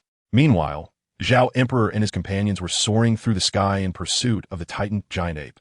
The scenery around them rapidly retreating, yet they had yet to catch a glimpse of either Xiao Wu or the Titan giant ape, which caused a growing sense of urgency within Tang San and the others. Wait, Zhao Wujin suddenly bellowed again. The group halted abruptly. This time, it was not just Zhao Wujin who noticed, but the others as well. Not far behind them, 3 streaks of light were swiftly approaching. Teacher Zhao, I fear the newcomers bear ill intentions. Dai Mubai's expression grew serious as he fixated on the 3 streaks of light. Their party had long since detected the presence of the 3 individuals. Initially, they had assumed it merely a coincidence, but as the distance between them diminished, the murderous intent emanating from the approaching figures became increasingly palpable. Indeed, Zhao Wujin nodded grimly. Currently injured, his 7th spirit ability had significantly diminished in power, and he realized that he would be unable to protect his students should formidable foes emerge. His mind raced to consider the origins of these individuals, why they were pursuing them, and simultaneously strategized on how to flee if they truly intended to kill them. The decision to halt stemmed from the understanding that if they continued at their current pace, they would inevitably be overtaken, leading to a depletion of both physical and spirit energy, which would render them even more vulnerable. Thus, it seemed wiser to stop now. Zhao Wuji observed that the individual had perched upon a branch below, their appearance now clearly discernible, and the 7 soul rings adorning their form caught the attention of all present. Each pair of eyes widened in astonishment, and Zhao Di was no exception. Upon realizing that his adversary was accompanied by 3 soul saints, he felt an acute tension grip his spirit. Confronting 3 soul saints was beyond his capabilities, and even contemplating an escape amidst their onslaught required careful consideration. Upon witnessing the situation, Zhao Wuji's countenance grew even more somber as he intoned in a deep voice. I am Zhao Wuji, known by the moniker of the Unmoving King. May I inquire what brings you 3 to seek our company? He took the initiative to introduce himself, aiming to convey to his adversaries that he was not to be trifled with, while also hoping that the weight of his reputation would compel them to retreat. The Unmoving King, your esteemed reputation precedes you, remarked the elder in the black robe, a faint smile playing upon his lips as he concealed one hand behind his back. Zhao Wuji scoffed coldly, responding, if you are already aware, then what prompts your pursuit? I have matters to attend to and shall not indulge you further. Had he been at his peak, Zhao Wuji would have had little patience for such discourse. Alas, the circumstances were not in his favor. The black-robed elder chuckled lightly and continued, our intentions have been made abundantly clear.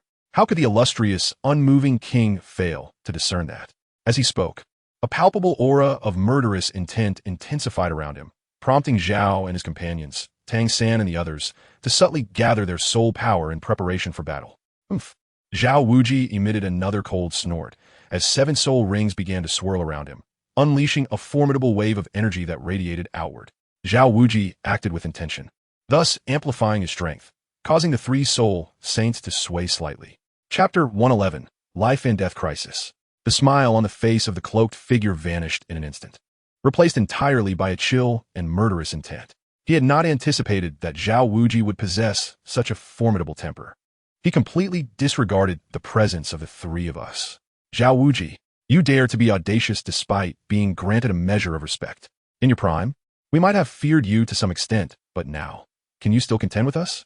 Zhao Wuji remained silent, yet the aura surrounding him intensified rapidly, and his gaze became increasingly piercing. Elder Go, let's first accomplish our task, the bald man urged.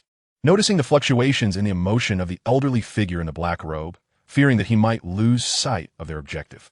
Upon hearing this, Zhao Wuji instinctively tightened his fists, a sense of caution enveloping him as his mind began to ponder the implications. The arrival of the other party was undoubtedly purposeful.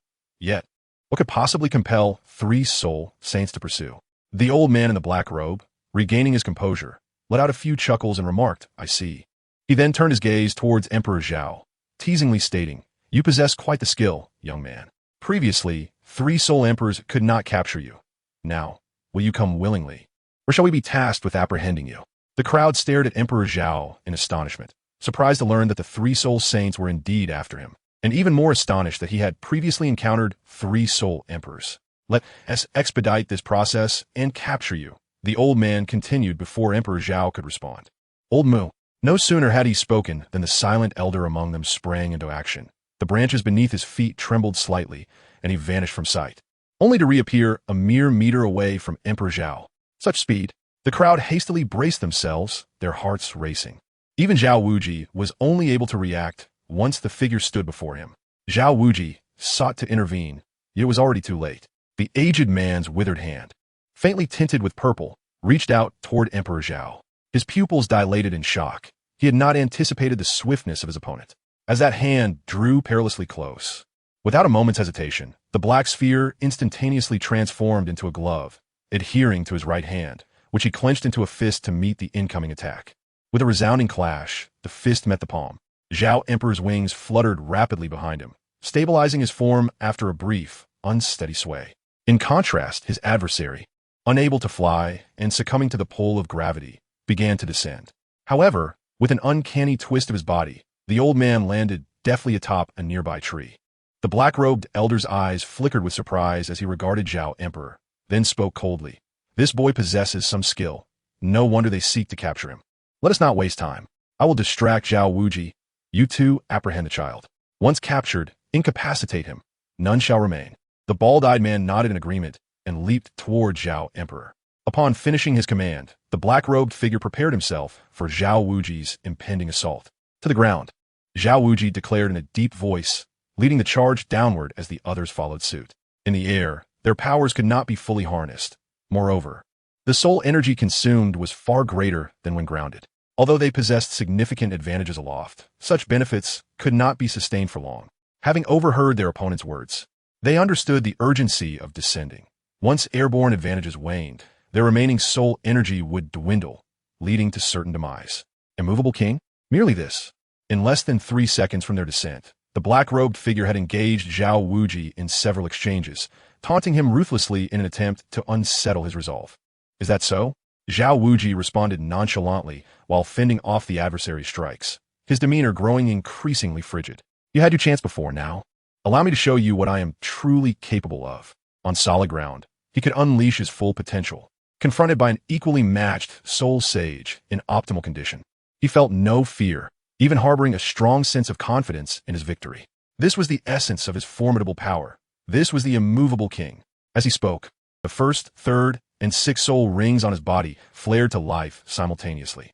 A potent aura surged forth, causing the black-robed man's complexion to shift dramatically, as if a mountain had suddenly pressed upon him, leaving him profoundly astonished. Simultaneously, Zhao Wuji's iron-like fist surged toward his forehead. At this moment, the battlefield is divided into 3 distinct areas. One is where the fierce combat rages on, with Zhao Wuji engaged in a relentless struggle. Meanwhile, Tang, San, Dai Mubai, and their companions are collectively confronting a soul sage. Yet despite their utmost efforts, they find themselves utterly powerless against the overwhelming disparity in strength, which engenders a profound sense of despair among the 6. Tang San's hidden weapons prove entirely ineffective, as the opponent's speed is far too swift for them. Any attack they launch is deftly evaded before it can reach its target. Conversely, each strike from their adversary lands with brutal efficacy, leaving the 6 in a state of utter disarray, barely managing to remain on their feet due to the opponent's merciful indulgence in their plight. The final battlefield is on the side of the Emperor Zhao, whose opponent is the soul sage that previously assaulted him from above. The adversary's velocity renders him helpless, forcing him into a passive role as he endures the onslaught. When he initially strikes back, his attempts fail to deliver a fatal blow, allowing the enemy to realize that he is indeed capable of killing him, which prompts a sudden surge in the opponent's speed. In this dire moment, Emperor Zhao feels an overwhelming sense of relief, grateful that he had preserved more than half of his soul power. Yet, he also feels acutely unfortunate, lamenting the timing of this encounter, which could not have come at a more inopportune moment when all are in a state of disarray. Truly, the timing of this confrontation is remarkably fortuitous. Emperor Zhao clenched his teeth tightly, his legs slightly bent as he maintained a battle-ready stance. His eyes swiftly scanned the surroundings, his mind in an unprecedented state of high tension. Suddenly, as Emperor Zhao felt a fleeting moment of disorientation, the figure of his opponent reappeared before him, followed by a searing pain in his abdomen that sent his body hurtling backward. With a gasp, He expelled a mouthful of blood as he was propelled through the air. In that fleeting instant, he sensed a presence behind him, yet his body was spiraling away uncontrollably. Just as he registered the imminent threat, a wave of agony surged through his back. With a sudden thrust, his body ascended towards the heavens.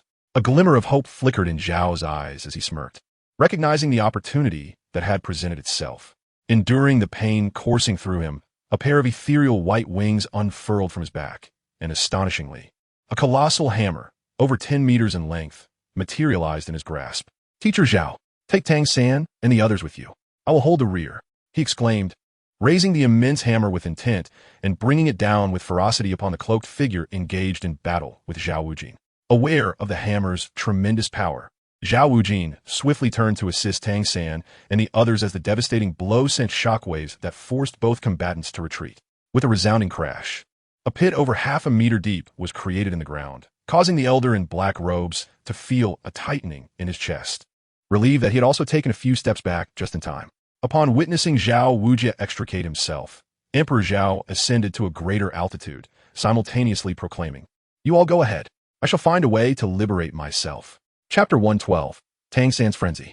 Sensing that he had reached an adequate height, Emperor Zhao turned his gaze downward, and the massive hammer in his grasp vanished, replaced instead by a firearm, a sniper rifle. As Zhao Wuji hurried to assist Tang San and his companions, his mind swiftly formulated a solution. He must act decisively. Upon reaching them, the first soul ring, the third soul ring, the fifth soul ring, along with the sixth soul ring, illuminated simultaneously. His internal soul power, which was already dwindling, was now further depleted by the forced utilization of soul skills. Zhao Wuji immediately spat out a mouthful of fresh blood. However, time did not afford him the luxury of respite. He was acutely aware that enduring his internal injuries while utilizing his soul skill could lead to a significant drop in his level afterwards. Yet, he had no time to ponder, nor any room for contemplation. Suddenly, a blinding radiance erupted from Zhao Wuji, momentarily dazzling the three soul saints advancing towards him. They staggered back, as though struck in the chest by an unseen force. "No, Brother Zhao!" The cry, filled with anguish and helplessness, escaped Tang San's lips, marking his final utterance. Upon utilizing his soul technique, Zhao Wujia coughed up a mouthful of blood.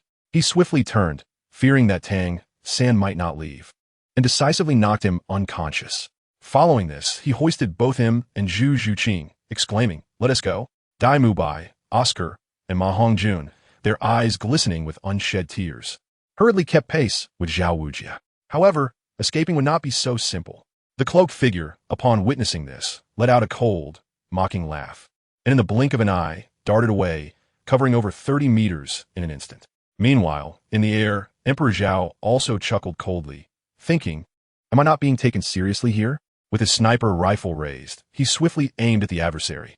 Although the speed of the figure on the ground rendered him invisible, one must not forget the prowess of a sniper. He concentrated a quarter of his soul power in an instant. Boom! A muffled gunshot resounded. The cloaked figure heard it, but dismissed it, thinking, what is a mere soul master capable of? Even if he can withstand a blow, how much power could he possibly wield? Thus, he continued charging towards Zhao Wujia and his companions without a hint of hesitation. Suddenly, the bullet struck, followed by the agonized scream of the adversary. Due to the momentum and the sudden surge of pain, the cloaked figure collapsed, rolling over 3 meters away. Ha ha ha!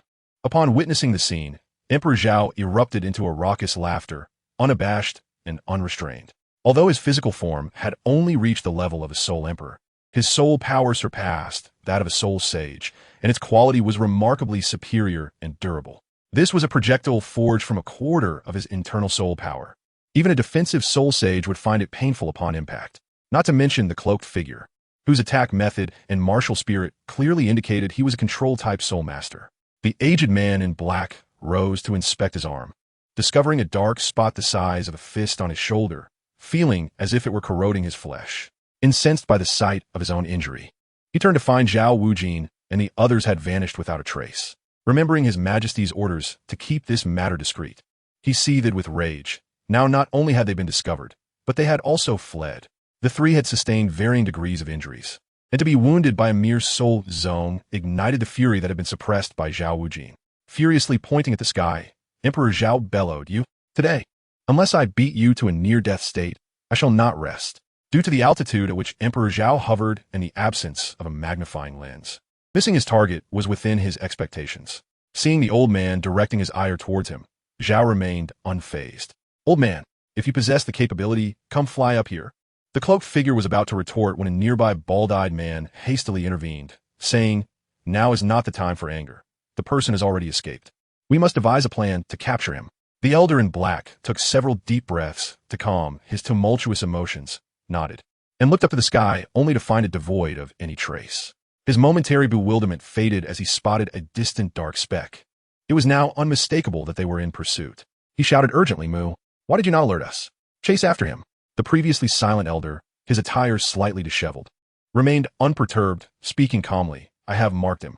Meanwhile, high above, in the wake of the earlier chaotic events, it would be foolish not to flee. Emperor Zhao's expression turned grave as he retreated in the opposite direction of Zhao Wujin and the others, specifically hastening towards the path taken by the Titan Great Ape. At present, the soul power within him, combined with the meager reserves stored in the black orb, amounted to merely half of his peak capacity, and his speed was only marginally superior to that of the relentless soul sage pursuing him. Prolonged escape would be futile. His only hope lay in encountering the Titan Great Ape before being caught, for that was his sole glimmer of possibility. As Emperor Zhao fled for his life, Zhao Wujia and his companions had already escaped from the Stardow Forest, finding refuge in a modest inn within a small town. Inside the room, Dai Mubai Ma Hongjun, Oscar, Zhao Wujia, Ning Rongrong, and the unexpectedly encountered Xiao Wu were present. The six of them either bowed their heads in silence or stared vacantly at Tang San and Zhu Zhuqing, who lay upon the bed.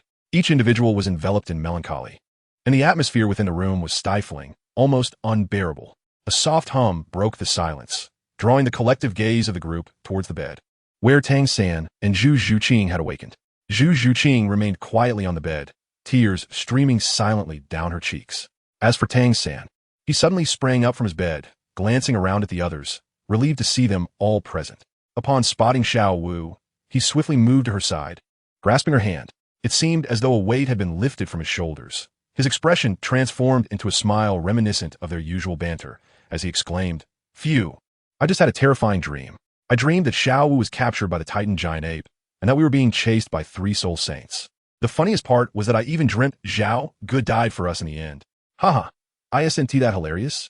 I suppose it's just the pressure of recent training getting to me. No one dared to interrupt him, for Tang San's demeanor was decidedly unsettling. He turned to Zhao Wujia, still smiling, and said, Teacher Zhao, look at how exhausted I am. Could you possibly ease our training a bit?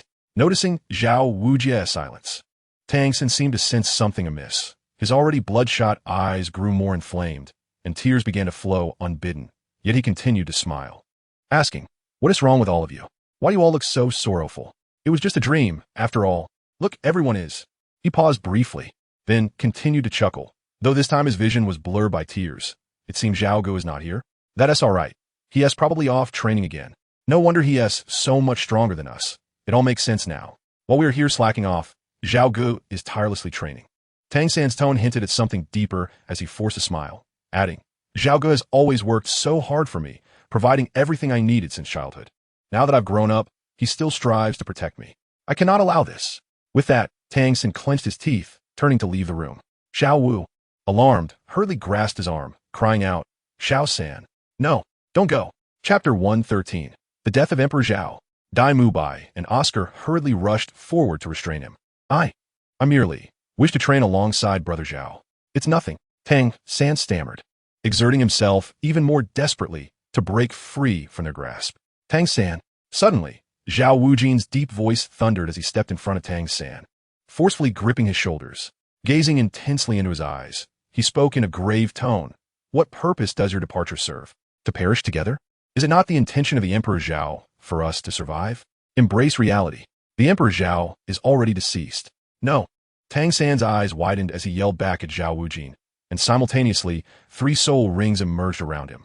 Grasping the Hao-Ian hammer in his left hand, he summoned all his strength to cast aside the 3 individuals beside him. Raising the Hao-Ian hammer high, he aimed a fierce blow at Zhao Wujin. His face contorted with rage as he cried out, Brother Zhao is not dead. Stop, little Sano. Xiao Wu and the others reached out in a futile attempt to intervene, but it was too late. The Hao-Ian hammer struck Zhao Wujin's chest with a resounding crash. Poof! Blood gushed from the already gravely injured Zhao Wujin, splattering onto Tang San's face. He chuckled, a smile that emanated from the depths of his being. Zhao! Teacher Zhao! The metallic tang of blood jolted Tang San back to reality, and he stared blankly at Zhao Wujin. After a moment, regret flooded his heart. He tossed the Haotian hammer behind him and hurriedly caught the faltering Zhao Wujin. Teacher Zhao, are you all right? I was wrong. It's nothing. We shall return to the academy at once. The dean will surely heal you. Tang, since spoke in a daze, then abruptly lifted his gaze toward Xiao Wu, commanding. Xiao Wu, hurry. Prepare the carriage. We are going back to the academy. Xiao Wu wiped away her tears, nodded, and dashed toward the door. Meanwhile, Zhao Wujin coughed up another mouthful of blood, prompting Tang San to instinctively want to say something. But Zhao Wujin weakly interrupted him, murmuring little San. I am here. Tang San's face was streaked with tears, filled with remorse and anger. He lamented why he had so impulsively struck the severely wounded Zhao Wujin with the Haotian hammer, and he raged against his own weakness, realizing that time and again. Others bore the consequences for his shortcomings. Zhao Wuji endeavored to maintain a smile as he spoke. Regarding the matter of Emperor Zhao, it is indeed my responsibility. I have failed to safeguard you all. However, you must not act impulsively. Otherwise, the sacrifice of Emperor Zhao will be in vain. As Zhao Wuji finished speaking, he succumbed to unconsciousness. Teacher Zhao! Teacher Zhao! Tang San swiftly turned to Dai Mubai and urged, hurry. Quickly lift Teacher Zhao onto the vehicle. Several boys hurriedly wiped away their tears and together lifted Zhao Wuji onto the waiting vehicle outside. Zhu Zhuqing, unsteadily rising from her bed, followed the others as they made their way outdoors. Inside the vehicle, the group mourned in silence, their hearts heavy with sorrow. Feeling as though the events unfolding were a surreal fabrication, painfully detached from reality. They were bewildered, questioning the nature of the day as occurrences. Why did everything feel so illusory? In the Stardow forest, the scene was one of astonishment. An elderly man clad in the robes of an academy elder was engaged in battle alongside 3 soul emperors, several soul masters, and 6 or 7 students dressed in school uniforms, all confronting a horde of soul beasts. The students took refuge behind nearby trees, occasionally unleashing long-range soul techniques to bolster their offensive. Damn it, these soul beasts actually coordinate, the elder muttered in frustration, his 8 soul rings betraying his status as a soul Douluo. A seductive roar echoed, causing the 3 soul emperors momentarily to falter. Seizing the moment, the soul beasts intensified their assault. The elder, hearing the commotion, urgently commanded, capture that fox first. He dashed towards the 6-tailed fox spirit that had just emitted the alluring call. The 3 soul emperors snapped back to focus, channeling their soul power to push back the soul beast before charging forward. Not far off, a snow-white 6-tailed fox cautiously observed the 4 approaching humans. A faint trace of blood staining its lips. Though its once sleek and beautiful fur remained striking, it was now disheveled, and a wound on its abdomen oozed crimson. Little fox, become our soul ring, the elder declared as he reached the creature, his 3rd and 7th soul rings glowing ominously, overwhelming the fox with an intense pressure. Just as the elder was about to reach the fox, 2 colossal soul beasts abruptly intervened. Damn it, not these 2 20,000-year-old Titan great apes again. The elder cursed internally. He was perplexed by the little fox's ability to gather such formidable soul beasts, especially 2 Titan great apes of such age. Despite his anger, the elder did not relent. He unleashed his soul technique directly upon one of the Titans. With a resounding crash, one Titan great ape was sent flying, powerless against the vast disparity in strength. The other, after letting out a furious roar, raised its forearm and struck down towards the elder. The elder had no time to evade and ultimately braced himself with both hands against his chest to withstand the force of the punch. In doing so, his body was propelled backward. The 3 soul emperors swiftly followed suit as the Titan great ape raised its massive forearms and struck the ground with tremendous force. A resounding crack echoed, causing the earth to fracture instantly, and the powerful shockwave sent the 3 soul emperors flying. The little fox, with its pink eyes fixed intently on the elder who had been sent flying, realized that without this individual, the others would have been utterly defenseless against their might. Suddenly, as if sensing something, the little fox quickly raised its gaze towards a specific direction, its eyes brimming with a human-like urgency. "Awoo!" After calling out, the little fox disregarded the humans and, having alerted the soul beasts, dashed towards the direction it was observing.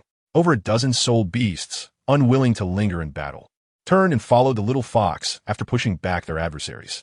Meanwhile, the humans exchanged astonished glances, uncertain whether to pursue, caught momentarily in indecision, and thus gathered around the elder. Elder, should we pursue? One of the Soul Emperors asked gravely. In truth, their strengths were not greatly disparate. The opposing side was able to contend with them due to the Fox's guidance, while they had the advantage of a Soul Douluo to combat the thousand-year soul beasts. However, now that the soul beasts had repelled them and disregarded their presence, following the fox instead, they felt a mix of relief and curiosity about the soul beast's intentions. After pondering for a moment, the elder gritted his teeth and declared fiercely, "Chase." Chapter 114. Encounter with the serpent matron in the night, within the Douluo forest. A child of merely a few years past adolescence was careening through the woods in a disheveled state. The youth, with short hair and delicate features, possessed strikingly refined facial attributes, a small nose, thin lips, and eyes so dark that one could easily lose themselves within their depths. Yet at this moment, the boy was in a dire predicament, his complexion pale and marred by dirt, with traces of blood staining the corner of his mouth, which had likely dripped down. His clothing was in tatters, with his arms and thighs stripped bare as if violently torn away. In appearance, the boy bore a closer resemblance to a beggar on the street, the only distinctions being his handsome visage and the blood that lingered at his lips. Thud! The boy fell once more to the ground, attempting to prop himself up with his arms to rise again. After 2 or 3 futile attempts, he ultimately failed. Rustle! Behind him, 3 figures suddenly emerged, appearing significantly less worse for wear than the fallen boy. Aside from their somewhat disheveled and torn garments, they bore no visible injuries. Kid, you sure can run, can't you? Keep running. One of the trio, clad in a black robe, taunted the boy with a fierce glare. Emperor Zhao, much like a languid fish, turned over and sprawled on the ground, gazing up at the starry sky. He had long since lost the direction of the Titan giant ape, and in a bewildered manner, he found himself here after an arduous escape. The celestial expanse of Douluo continent was indeed breathtaking, as he beheld the twinkling stars above. Emperor Zhao could not help but lament his predicament. He had resolved to cease his resistance, for he lacked the strength to continue. After nearly an afternoon of flight, his soul power was utterly depleted, and his physical stamina had dwindled to almost nothing, rendering him incapable of even rising to his feet. Though he had surrendered, a profound sense of unwillingness surged within him. After toiling for so long, he had finally reached this level of cultivation, only to face imminent obliteration. The individual approaching him was sent by the emperor of the Tiando Empire, a force that had defied his own imperial will for over 5 years. Who could claim that they would survive in the hands of such an adversary? Even if he were to escape death, the outcome would be scarcely different. Yet, what did he do now? As he watched the foe draw ever closer, his heart sank into despair. Was it truly the end? Suddenly, a resounding noise startled the onlookers, followed by a faint yet distinct voice that reached their ears. Come, quickly absorb the soul ring. Yes, Grandpa. Thank you, Grandpa. The 3 exchanged glances and hurriedly stepped forward. With a sly smirk, Emperor Zhao declared, "Can any of you match the speed of my tongue? Help me." Utilizing the scant remnants of his soul power and physical strength, his voice reverberated through the once tranquil forest just as the 3 approached him. "Let us go," the figure in the black cloak uttered, seizing Emperor Zhao and making a swift escape. However, they had scarcely made it a short distance when a shadow loomed before them. "The children in your hands are acquainted with this old man. If you release me, you may depart in safety." The aged voice echoed, prompting the trio to halt, their expressions grave as they regarded the figure before them, wary due to the 8 soul rings of varying hues that adorned him. "Elder, quickly save me." A sharp sound pierced the air. As soon as Emperor Zhao finished speaking, he was struck sharply on the forehead by the figure in the black robe. The blow was delivered with considerable force, leaving Emperor Zhao's head ringing. In the heart of Emperor Zhao, a profound sense of frustration brewed. Previously, he had been unceremoniously hurled away by the Titan great ape, leaving him with an overwhelming sense of helplessness. Following that, he had been relentlessly pursued like a hunted animal for an entire afternoon by 3 individuals, and now he found himself subjected to further violence. Any ordinary person would find such treatment intolerable, and the repeated attempts by the emperor to capture him only fueled desire. Yet, feeling powerless, he could only suppress his emotions. "May I inquire about your esteemed name?" The figure cloaked in black extended Zhao Di to the bald-eyed man, bowing slightly as he spoke. For formidable beings, such as the Soul Battlemaster, even he, let alone the Emperor, was compelled to show a modicum of respect. The Soul Master world had conferred upon him the moniker Dragon Duke. With a gentle wave of his sleeve, Dragon Duke addressed the situation. At that moment, as tensions escalated, Serpent Matriarch arrived with Meng Iran. The hearts of the three soul saints quivered at the sight. They had certainly heard of the names Dragon Duke and Serpent Matriarch. Their fusion techniques were renowned throughout the Soul Master realm. However, they never anticipated encountering such powerful figures in succession on this day. Previously, Zhao Wujing had suffered severe injuries, delaying their progress. Yet now, Dragon Duke and Serpent Matriarch appeared in excellent condition, clearly brimming with vitality. With this thought, the trio felt a tightening in their chests, realizing that it would not be easy to take the child away today. While they were engulfed in shock and conflict, Dragon Duke spoke once more. Gentlemen, do not accuse me of lacking courtesy. Release the child in your possession, and you may depart safely. Should you refuse, the aura surrounding Dragon Duke sharpened dramatically, bearing down upon the three with an oppressive force. Should you refuse, you may find yourselves eternally bound to this place. Cold sweat began to bead on the foreheads of the three. As the level of soul masters escalated, the disparity in power became increasingly pronounced. They were still at a significant disadvantage, especially against someone of such formidable repute. The intentional pressure he exerted was palpable. Thoughts raced through their minds. They needed to inform His Majesty of the situation. If they did not relinquish the child, they might very well perish here. With this realization, the figure in black arrived at a resolution, gesturing subtly before bowing and stating, "The child is placed here. May we take our leave?" As he spoke, the bald-eyed man stepped forward, placing Zhao Di down. Dragon Duke had more to say, but instead, he smiled warmly at the young Zhao Di and inquired, "Zhao Wuming?" Emperor Zhao propped himself up, gradually settling into a cross-legged position, for it was unbecoming to lie on the ground. Once comfortably seated, he rested his hands on his knees, nodding slightly as he spoke. "Yes, Elder, might we first ask those three old men to leave?" "Zhao Wuming, mind your demeanor," Meng Iran exclaimed, taken aback by Emperor Zhao's casual reference to her grandfather as old man. Lord Long raised a hand, signaling that it was of no consequence, and with a chuckle remarked, "Very well." He then addressed the three soul saints, saying, "You may take your leave."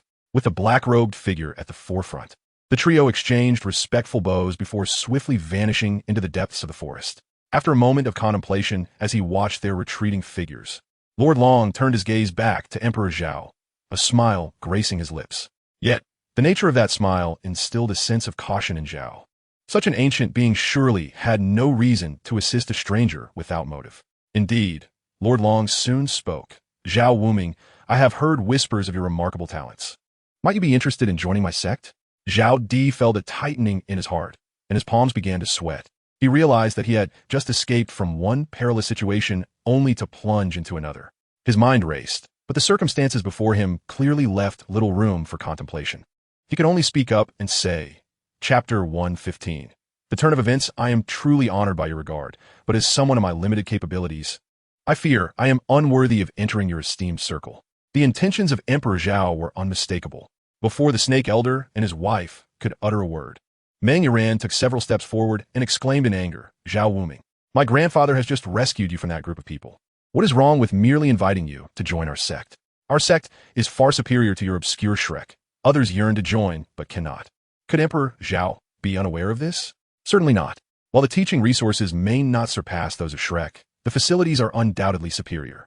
The reputation of the sect's academy matters little to him. After all, it is merely a title.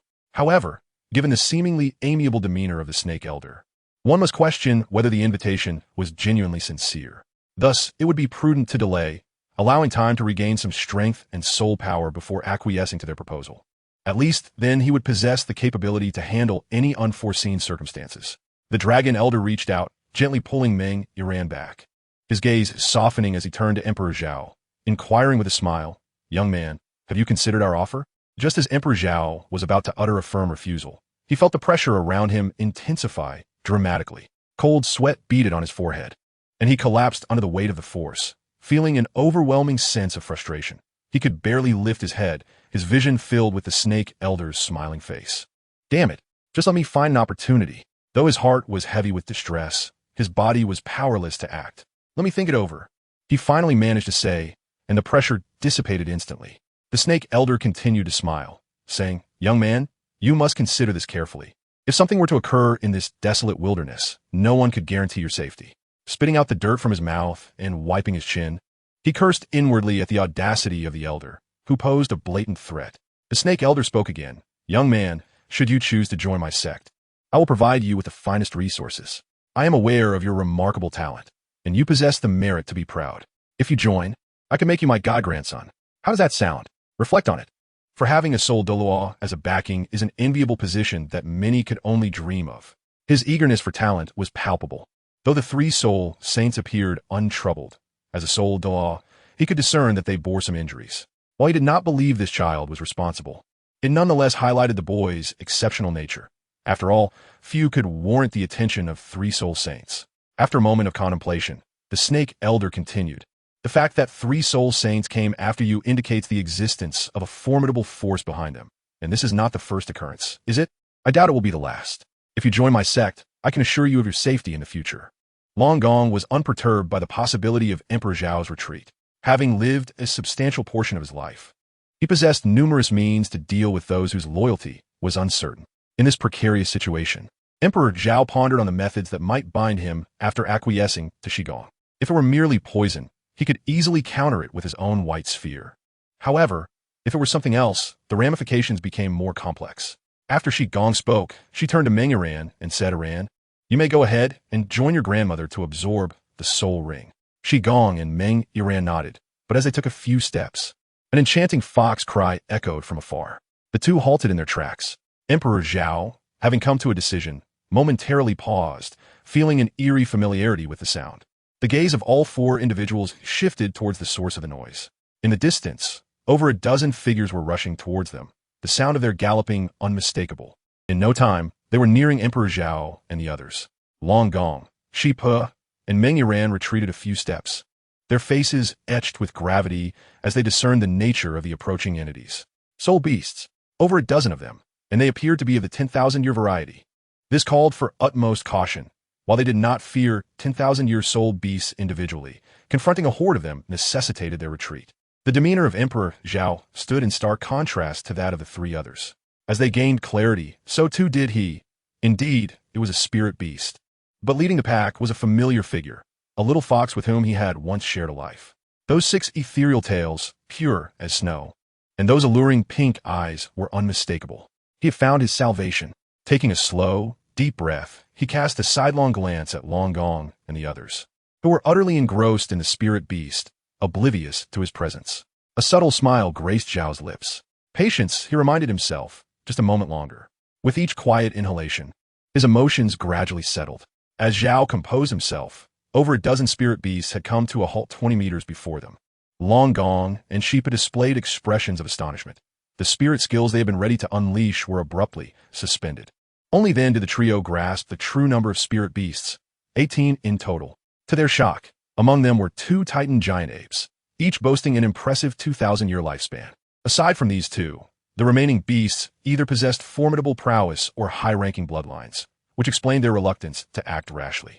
The 3 held their breath, fixated on the unexpected gathering of spirit beasts before them, uncertain as to why they had chosen to pause. However, as time passed without any indication of aggression from the creatures, their tension began to ease slightly. Emperor Zhao had been intently observing Long Gong, noticing that his furrowed brow had slightly relaxed. This was the moment. In an instant, white wings unfurled from behind Emperor Zhao as he summoned the soul power he had painstakingly regained to invoke the soul bone skill, riding the wind.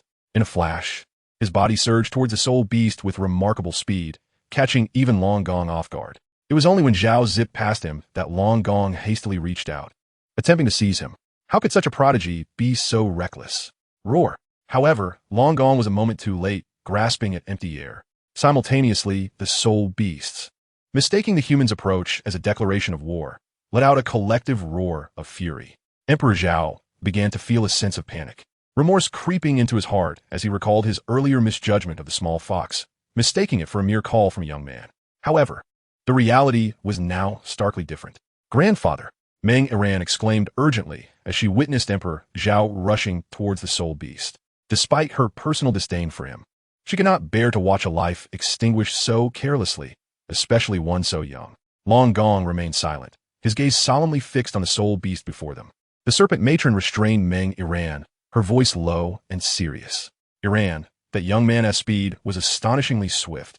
he cannot be intercepted. Moreover, Chapter 116, Recruitment, a howl erupted, cutting off the serpent matron's words as the previous cry of the fox resonated once more. Emperor Zhao's reckless charge towards the soul beasts inevitably led them to perceive his actions as a provocation. Thus, the dilemma was no longer whether they should rescue him, but rather how they could extricate themselves from this group of soul beasts. This was the source of the solemn expressions worn by Long Gong and Shi Per. However, in the next moment, Long Gong and his companions were taken aback. The once ferocious soul beast fell silent upon hearing a certain sound. To their astonishment, as Emperor Zhao approached, one of the colossal titan apes stepped forward and gently embraced him. Indeed, it was a tender gesture. This was the sentiment conveyed to Long Gong and his companions as the titan ape caught Emperor Zhao. A profound sense of relief washed over Zhao as he reflected on the gamble he had taken just 3 seconds prior, feeling fortunate that his wager had proven correct. He lifted his gaze to the titan ape that had caught him with a single hand. Its shoulder alone towered to an impressive height, while its arms resembled the robust trunk of a century-old tree. The short fur glistened in the moonlight, appearing both dark and resilient, exuding an overwhelming sense of strength. Emperor Zhao gently tapped its arm, signaling for it to release him. To his astonishment, the titan gorilla comprehended the request and gradually lowered him beside the little fox. Emperor Zhao was momentarily taken aback, only regaining his senses when the little fox pounced upon him, pinning him to the ground.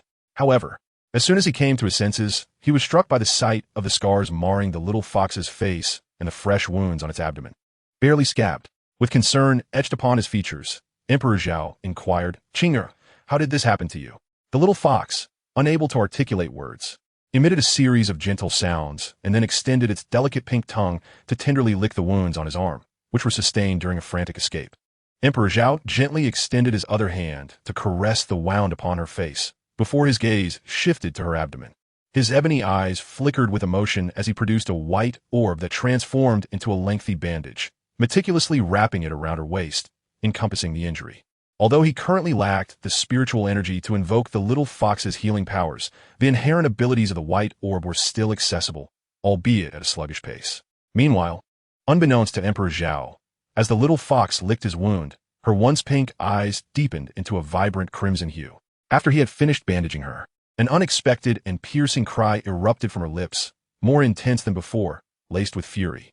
Roars echoed through the forest as over a dozen spirit beasts joined in, and 2 titan great apes raised their forelimbs to pound their chests. The thunderous sound reverberated through the air, as the furious roars of the spirit beasts resonated throughout the woodland. Emperor Zhao appeared somewhat bewildered, glancing back at the spirit beasts with a perplexed expression, and then shifting his gaze to the obedient little fox nestled in his embrace. "What is the matter?" my little fox merely called out, "and yet here you are in such a state." The Emperor Zhao, lacking an understanding of the language of beasts, could not comprehend the meaning behind the recent cry of the little fox. However, the spirit beasts were not so hindered. The essence of that cry translated to a singular command: eliminate the 3 human beings ahead. The rationale was simple. They had witnessed the Emperor, helpless and vulnerable, crawling before them, and moments ago, they had observed the multitude of wounds adorning his body. Either of these factors alone would suffice to incite their wrath, and the presence of both was more than enough. In stark contrast to Emperor Zhao's bewilderment, the 3 dragons felt the surge of the spirit beasts, and their tension mounted instantly. With a fierce roar, a titan great ape charged forward, followed closely by 5 or 6 spirit beasts, all rushing towards the trio. Upon witnessing this, Emperor Zhao comprehended the significance of the little fox's earlier cry. "Halt!" At the sound of his command, the little fox, though perplexed, acquiesced to Emperor Zhao's intent and raised her head once more. "Awoo!" Instantly, the spirit beasts that had been poised to charge came to an abrupt standstill, while those that had already surged forward also ceased their advance, gradually retreating to position themselves before the little fox once again. Emperor Zhao gazed in astonishment at his little fox, utterly surprised by her remarkable prowess, which seemed to surpass his own. After a moment's contemplation, he gently stroked her head and whispered softly in her ear, "They still hold value. We shall refrain from slaying them for now." To his astonishment, the little fox obediently nodded in agreement. Goodness, she truly is evolving into something extraordinary. Gently releasing the little fox, he positioned his hands on the ground, preparing to rise, when the little fox let out another low growl, signaling the approach of a titan great ape. The ground trembled beneath him, and before Emperor Zhao could fully comprehend the situation, the Titan great ape lifted him effortlessly with fingers thicker than his own arms. Drawing a deep breath to steady his racing heart, Emperor Zhao came to a profound realization regarding his companion Qing's esteemed status among this assembly of soul beasts, in the vernacular of his past life. She was the quintessential leader, the most formidable of them all. After calming himself once more, an understandable reaction to the day's harrowing events, he extended a hand to steady himself against the massive thigh of the Titan great ape. Lest he falter, with a sly grin, he turned his attention to Long Gong and his companions, feeling that the tide of the situation had decisively shifted into his favor. With a smile, he addressed them. My apologies, esteemed elder, but as I previously mentioned, I am but a humble individual, lacking the fortune to enter your esteemed domain. He did not intend to provoke them unduly. There was no animosity between the parties, and he could endure the earlier threats, recognizing them as a product of their eagerness for talent. Such matters could be slowly addressed in due time. However, one issue remained that could not be resolved through mere retaliation, the matter involving the emperor. The emperor had forcibly altered his name and sent emissaries to capture him not once, but twice. This was a far cry from the situation with Long Gong, who would merely seek to employ him for the benefit of his sect, with ample rewards to follow. To be seized by the emperor, however, would offer no such guarantees, only uncertainty regarding life and death. Yet, he found himself lacking the strength to seek vengeance. Approaching the palace was already a daunting task, especially with more pursuers likely on the horizon. The first attempt had been by a soul emperor, which he could handle. The second by a soul saint had nearly led to his capture. What, then, would the third attempt entail? A soul Douluo? Or perhaps several soul saints? Thus, he recognized the necessity of alliances. Indeed, he sought to cultivate a rapport with Long Gong and the Snake Lady, simultaneously laying the groundwork for future retribution against the emperor. Long Gong chuckled lightly, a genial expression adorning his features. Young man, you jest. If your talents are lacking, then what does that say about my granddaughter? He remained uncertain of Emperor Zhao's intentions, but given his earlier demeanor, Long Gong and his companions had prepared for battle, or perhaps a hasty retreat. After all, with 18 soul beasts, a confrontation could lead to mutual devastation, and even the outskirts of the Douluo Great Forest bore its own dangers. Chapter 117. The situation takes another turn.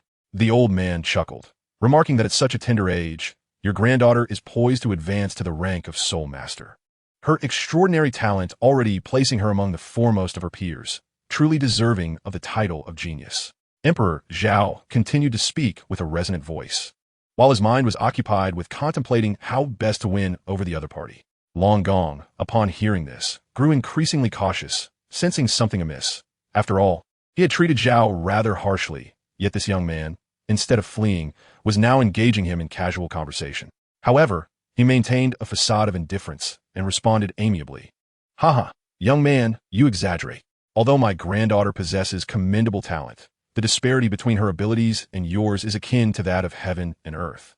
The two continued their idle chatter for a while. Emperor Zhao felt it was time to transition to more serious matters, as his spiritual and physical energies had somewhat recovered. He had also devised a strategy to entice the other party, and thus began to broach the main topic. Old man, I believe we have a certain affinity. As the saying goes, one does not become acquainted without some conflict. Shall we become friends? Long Gong hesitated to respond immediately, pondering for a moment before exchanging a glance with the Snake Lady, who subtly nodded in agreement. Just as he was about to speak, a deep, aged, and unfamiliar voice suddenly interrupted. Wait.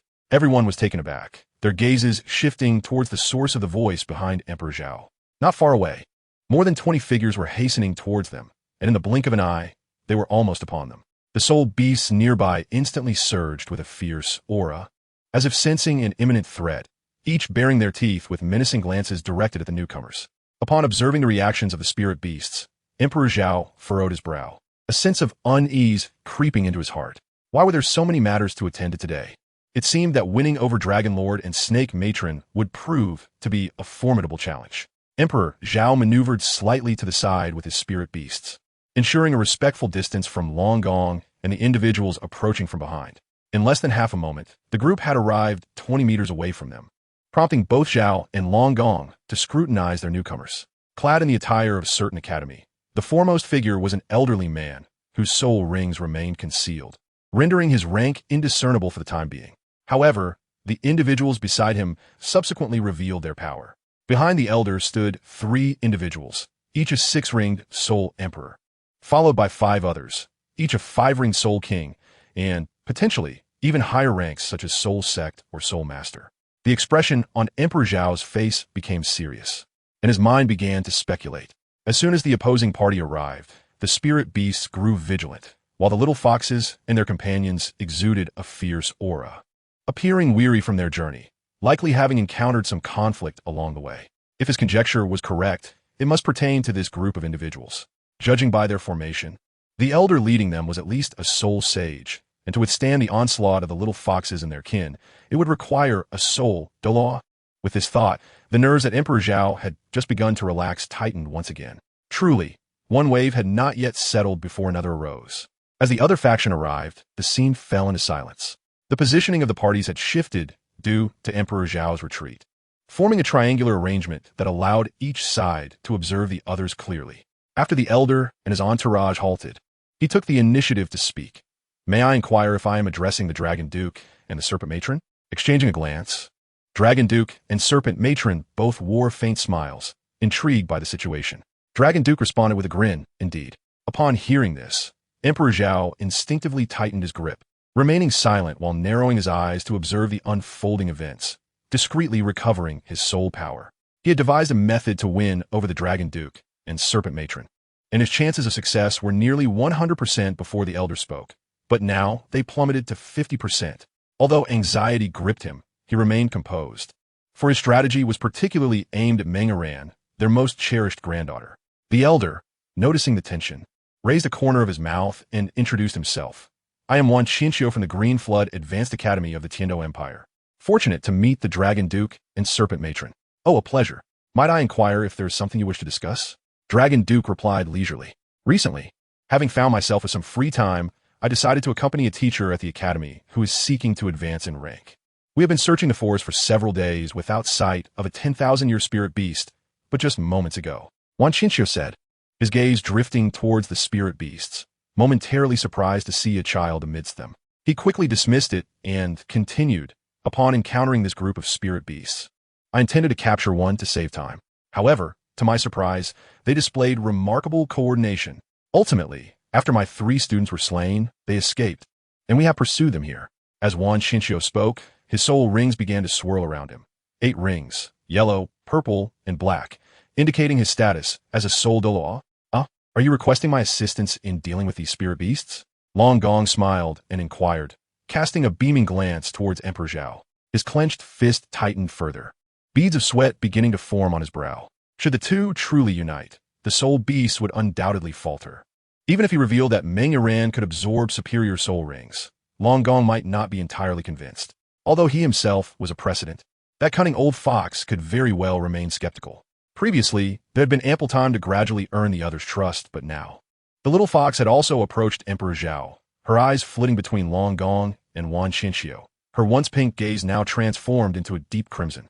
The gentle aura she exuded abruptly shifted, emanating a regal presence. Indeed, Wan Qinxiu's voice resonated. His singular utterance instantly thickened the atmosphere with tension. The air fell into an eerie silence. The soul beasts, influenced by the little fox demon, were instructed by Wan Qinxiu. Thus, they can coordinate. "We will hold off the soul beast horde while you two eliminate that little fox. Upon success, our Green Flood Academy shall bestow great rewards." As Wan Qinxiu concluded his statement, a profound stillness enveloped the surroundings, so quiet that even the rustling of leaves in the breeze was distinctly audible.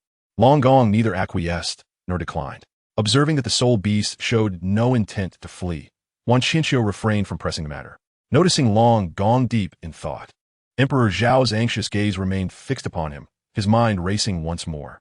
As he witnessed Long Gong's lips twitch, Emperor Zhao was taken aback and urgently called out, "Old man, what do you think of my previous suggestion?"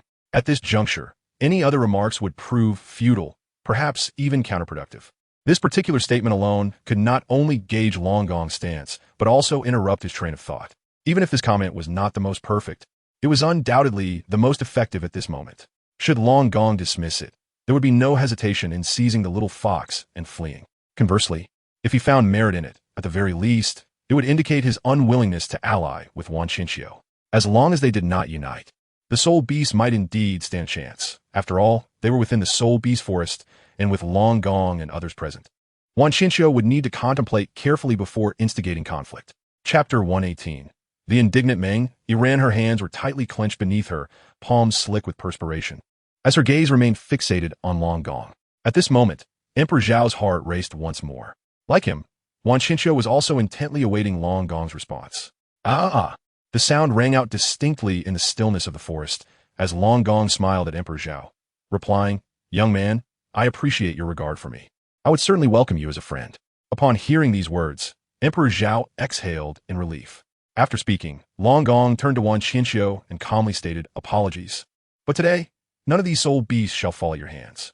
Long Gong had lived for several decades, weighing the transient advantages against the enduring camaraderie of a genius. Naturally, he was well aware of which path to choose. Although there had been minor frictions between the two parties previously, given that the other side had chosen to overlook them, he saw no reason to dwell on the past. Wan Qinxiu did not speak immediately. Instead, he cast his gaze back and forth between Long Gong and Emperor Zhao for a moment. After a prolonged silence, he finally spoke in a low tone. "If that is the case, then we shall meet again another time. We take our leave." With that, he shot a cold glance at the two men before turning and leaving with his entourage. Among the students, a boy with violet hair glanced back at Emperor Zhao as he turned, his eyes glinting momentarily before he hastened to follow Wan Qinxiu.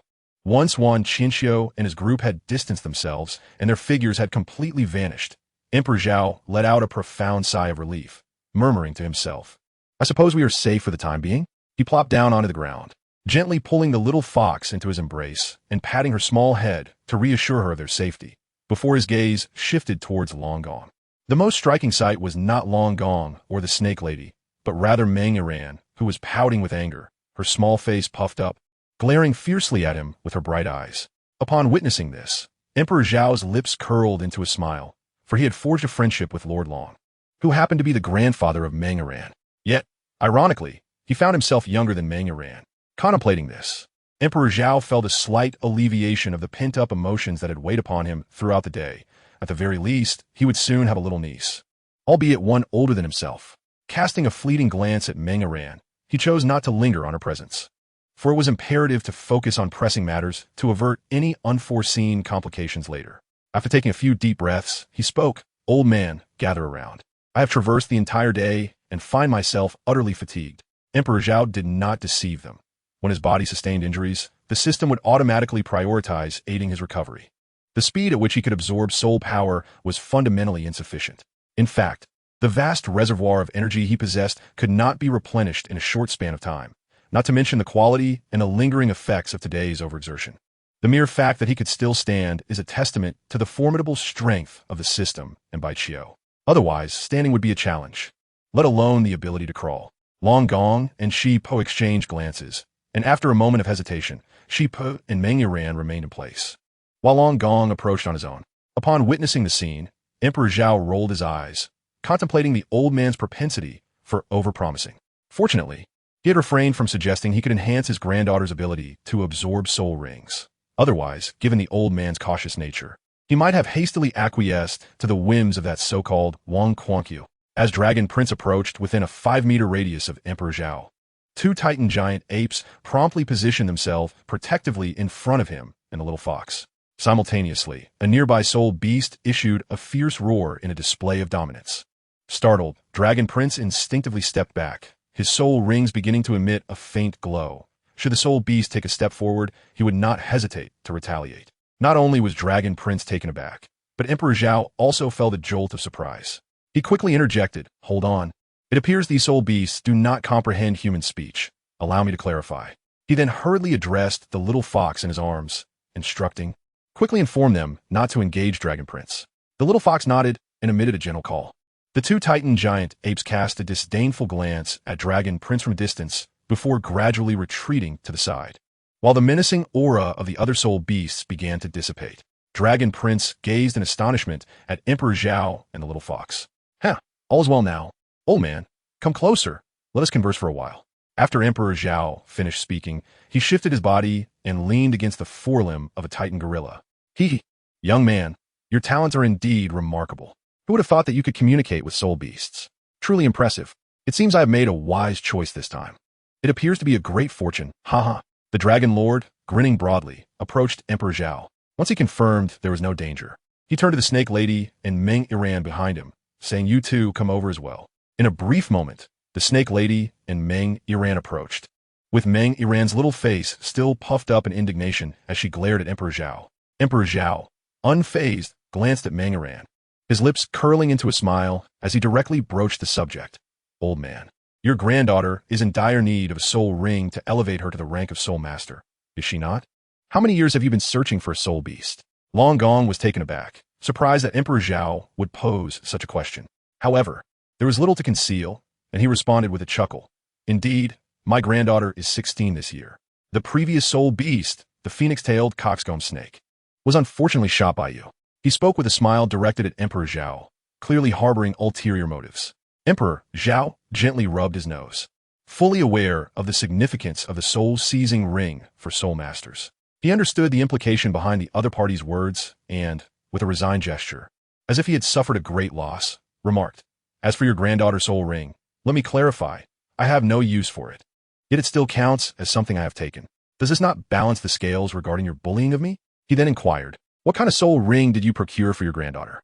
With a chuckle, Long Gong acknowledged the question and continued, "Earlier, I found a 1,200-year-old love worm snake for my granddaughter." Suddenly recalling something, he expressed a tinge of regret.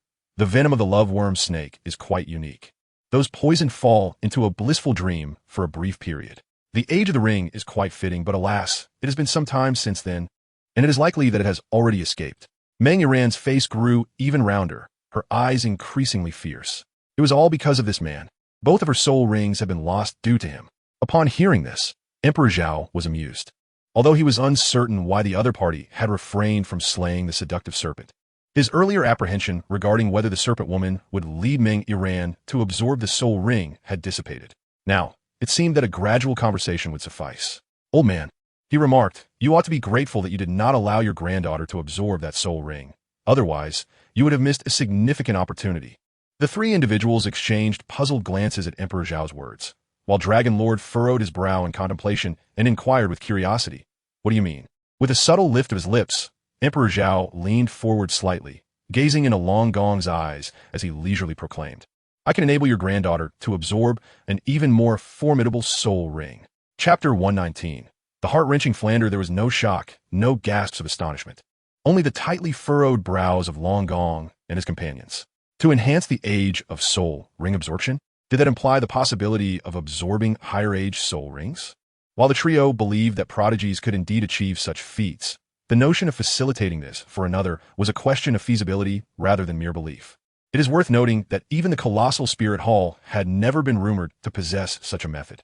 How could it possibly be known to a mere child of a decade? Chuckling after a brief moment of bewilderment, Long Gong gradually shook his head and replied, "Young man, it is not that I doubt your capabilities. Rather, it is a matter of limits inherent to each individual and their respective ranks in soul ring absorption. Although your first soul ring is a millennium old, that is a testament to your extraordinary talent. Yet, not everyone possesses such remarkable aptitude. Thus, I sincerely appreciate your good intentions." Emperor Zhao gently caressed the little fox nestled in his arms, gazing at Lord Long. He was not offended by the latter's words. After all, such matters were indeed difficult for them to fathom. "Old man, do not think I am deceiving you. Inquire with your wife and ask her about Tang San." Upon finishing his words, Emperor Zhao turned his gaze away, quietly caressing the little fox, which closed its eyes slightly in enjoyment. Observing the seriousness etched upon Emperor Zhao's face, Lord Long felt it unnecessary to continue jesting. His expression grew grave as he turned his attention to the snake matriarch. This matter was of utmost importance, concerning the future of his granddaughter, and he could not afford to be anything less than cautious. The snake matriarch, having heard Emperor Zhao's remarks and noticing Lord Long's gaze upon her, began to recall the child named Tang San, gradually forming a clearer impression. She then looked at Emperor Zhao in astonishment, a vague suspicion stirring within her mind. Yet, uncertain of her thoughts, she proceeded to explain to Lord Long. "Tang San is of similar age to Zhao Wuming, and his martial soul is blue silvergrass." Lord Long furrowed his brow, continuing to listen intently. Although his martial soul was blue silvergrass, Tang San had already attained the rank of Soul Master at level 30. At that time, there were 7 children, each possessing talents that were no less remarkable, and notably, they were all younger than Ilian. As the words settled, Both their gazes turned towards Emperor Zhao. Halting his actions, Emperor Zhao slightly lifted his head to meet Lord Long's gaze. A faint smile gracing his lips as he spoke. I have not aided others much, but I have indeed helped Tang San and Xiao Wu. Otherwise, they would be at most level 29 by now. He then added, his voice laced with a hint of temptation, what do you think? Consider it carefully. Lord Long and the snake matriarch did not rush to respond. Instead, they bowed their heads in contemplation. The atmosphere once again fell into silence. Emperor Zhao showed no urgency in prompting them. With a multitude of soul beasts and the presence of Lord Long and the snake matriarch, the environment was undeniably secure. Unless a tidal Douluo were to arrive. As the Emperor Zhao leaned back against the forelimb of the Titan giant ape, cradling the little fox with an air of leisure, the night deepened in the city of Nodding, within the confines of Shrek Academy. How is Principal Zhao? Tang San and others sat in silence on the sofa, their expressions weary. Dai Mu Bai, with a gaze full of concern, turned to Flinder, who was examining the injuries of Zhao Wujin by the bedside. Flinder furrowed his brow tightly and withdrew his hand from the bedside. What on earth happened to you all? How could Zhao Wujin, a soul saint of such immense power, end up like this? Tell me immediately. When Dai Mu Bai and the others returned, their eyes were red-rimmed and streaked with tears, with Ma Hongjun carrying the unconscious Zhao Wujin on his back. Upon witnessing their state, Flinder noted the absence of any explanation. They merely kept repeating, first save Principal Zhao. First save Principal Zhao. In the urgency of the moment, Flinder had hastily inquired and brought them into the room for examination and treatment. However, upon assessing the injuries, he discovered severe depletion of soul power, multiple critical wounds, and nearly a third of Zhao Wujin's bones fractured. Had they returned a few hours later, Zhao Wujin might have lost his life. Flinder quickly procured the finest medicines and summoned the healing soul masters from the academy. After several hours, they barely managed to stabilize his life. After a thorough examination, he finally exhaled a sigh of relief. Tell me, Flinder roared again, his anger palpable as he realized the gravity of the situation. Even a soul saint of the same level should not have sustained such injuries. Moreover, he noted that since their return, the Emperor Zhao had not been seen. Where's the Emperor? Where did he go? What did you all experience? Tell me. Silence reigned. An oppressive silence. The sounds of weeping echoed faintly once more. Flinder felt an increasing sense of unease, yet he could hardly bring himself to entertain the faintest of suspicions. His gaze shifted to Tang San. Little San, you are usually the most composed among us. Please, tell me what transpired. It's my fault, all my fault. It's all my fault. Tang San muttered vacantly, seemingly oblivious to Flinder's voice. Flinder's heart ached at the sight and turned his attention to Dai Mu Bai, who still appeared somewhat lucid. Mu Bai, tell me what happened. Dai Mu Bai seemed startled by Flinder's voice, his body trembling as his gaze gradually sharpened. A smile lingered on his lips, one that appeared to be a mixture of mockery and confusion. Principal, do you think we are worthless? How could you be worthless? At your young age, you are already great soul masters and soul emperors, hardly inferior to the super geniuses of the martial soul hall. You are anything but worthless. You are all prodigies. Flinder felt as though he might lose his mind, his heart filled with anguish and agitation. He placed his hands firmly on Dai Mu Bai's shoulders, striving to temper his voice, nearly grinding his teeth as he implored, Mu Bai, tell me, what on earth did you all experience? Dai Mu Bai's gaze drifted, seemingly lost in introspection. Genius? What kind of genius are we? We cannot even safeguard our friends. We require their sacrifices merely to escape. No, to flee like dogs. Sacrifice? Flinder momentarily froze, his grip on Dai Mu Bai's shoulder instinctively tightening. Poised to inquire further, Dai Mu Bai, as if impervious to pain, continued his murmurs. What has transpired? In the resplendent palace of the Heaven Do Empire. It was already deep into the night, yet the Emperor remained seated upon the dragon throne, a symbol of supreme authority. Beside him, a figure cloaked in black, head bowed, obscured by a veil of darkness, spoke in a low, gravelly voice that resonated distinctly within the hushed hall. Your Majesty, we have yet to capture him. The Emperor's brows furrowed in surprise, a flicker of irritation crossing his face. 3 soul saints failed to apprehend him? Could it be that the boy has ascended to the rank of soul Douluo in just a matter of days? Achieving such a feat of cultivation within mere days? Preposterous. The cloaked figure bowed again, stating, Your Majesty. They encountered a Titan giant ape in the Stardow forest and were subsequently accosted by the Dragon King and the Serpent Empress, who sought the boy. The Emperor paused his actions, murmuring softly, Oh, the Dragon King and the Serpent Empress?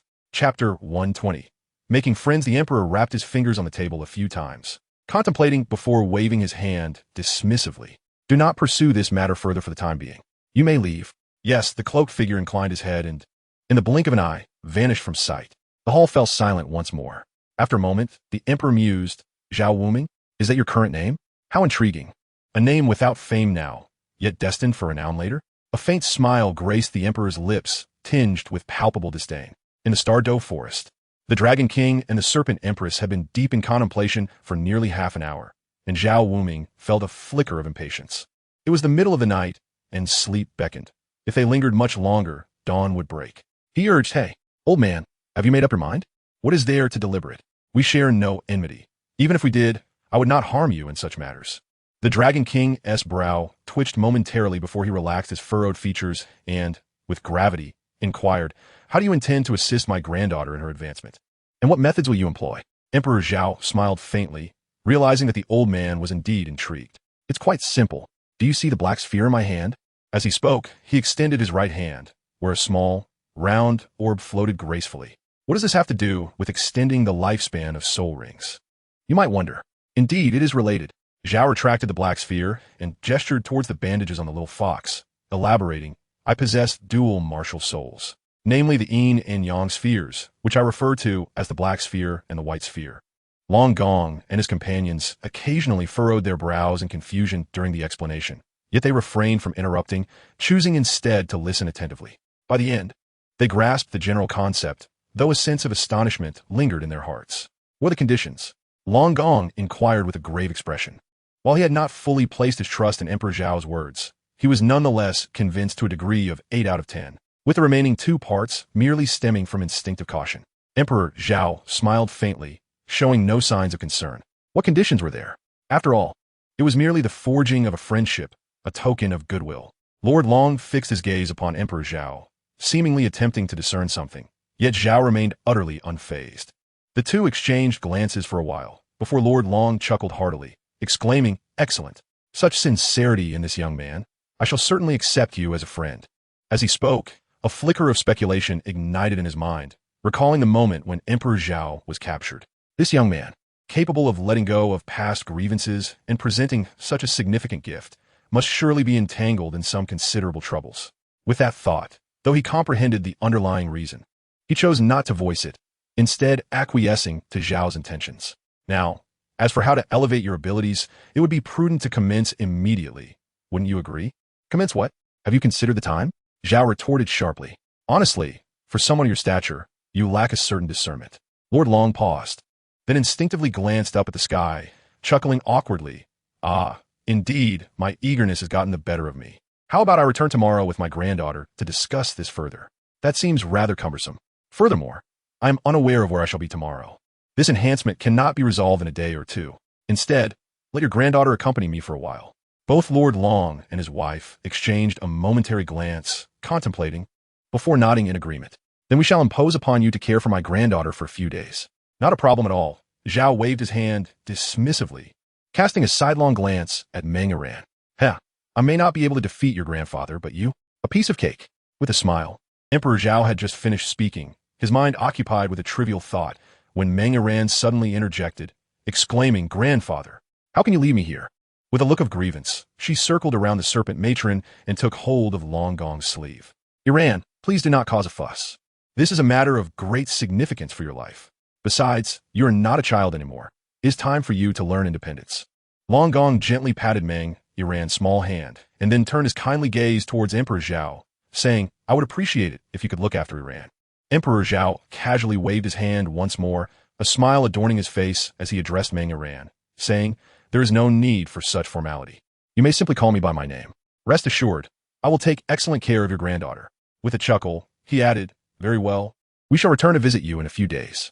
It is late now, so I shall not impose any further. As he slowly turned away, he remarked to the old woman, Let's depart, my dear. The two gradually made their exit.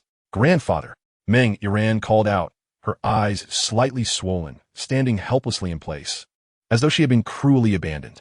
Long Gong's earlier statement carried an additional meaning. He could locate her at any moment.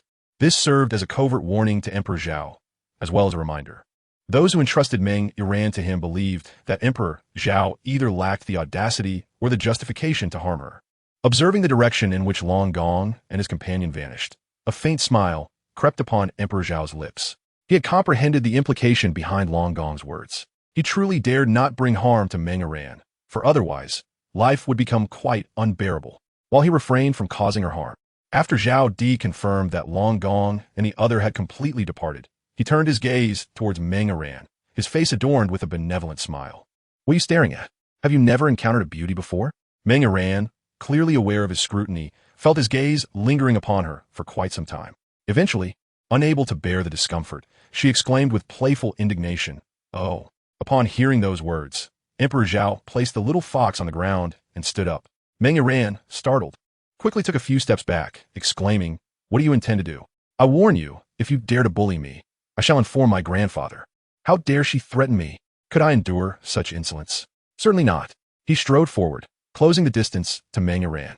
Although his soul power was diminished and he bore considerable injuries, his physical strength alone was already at the soul emperor level.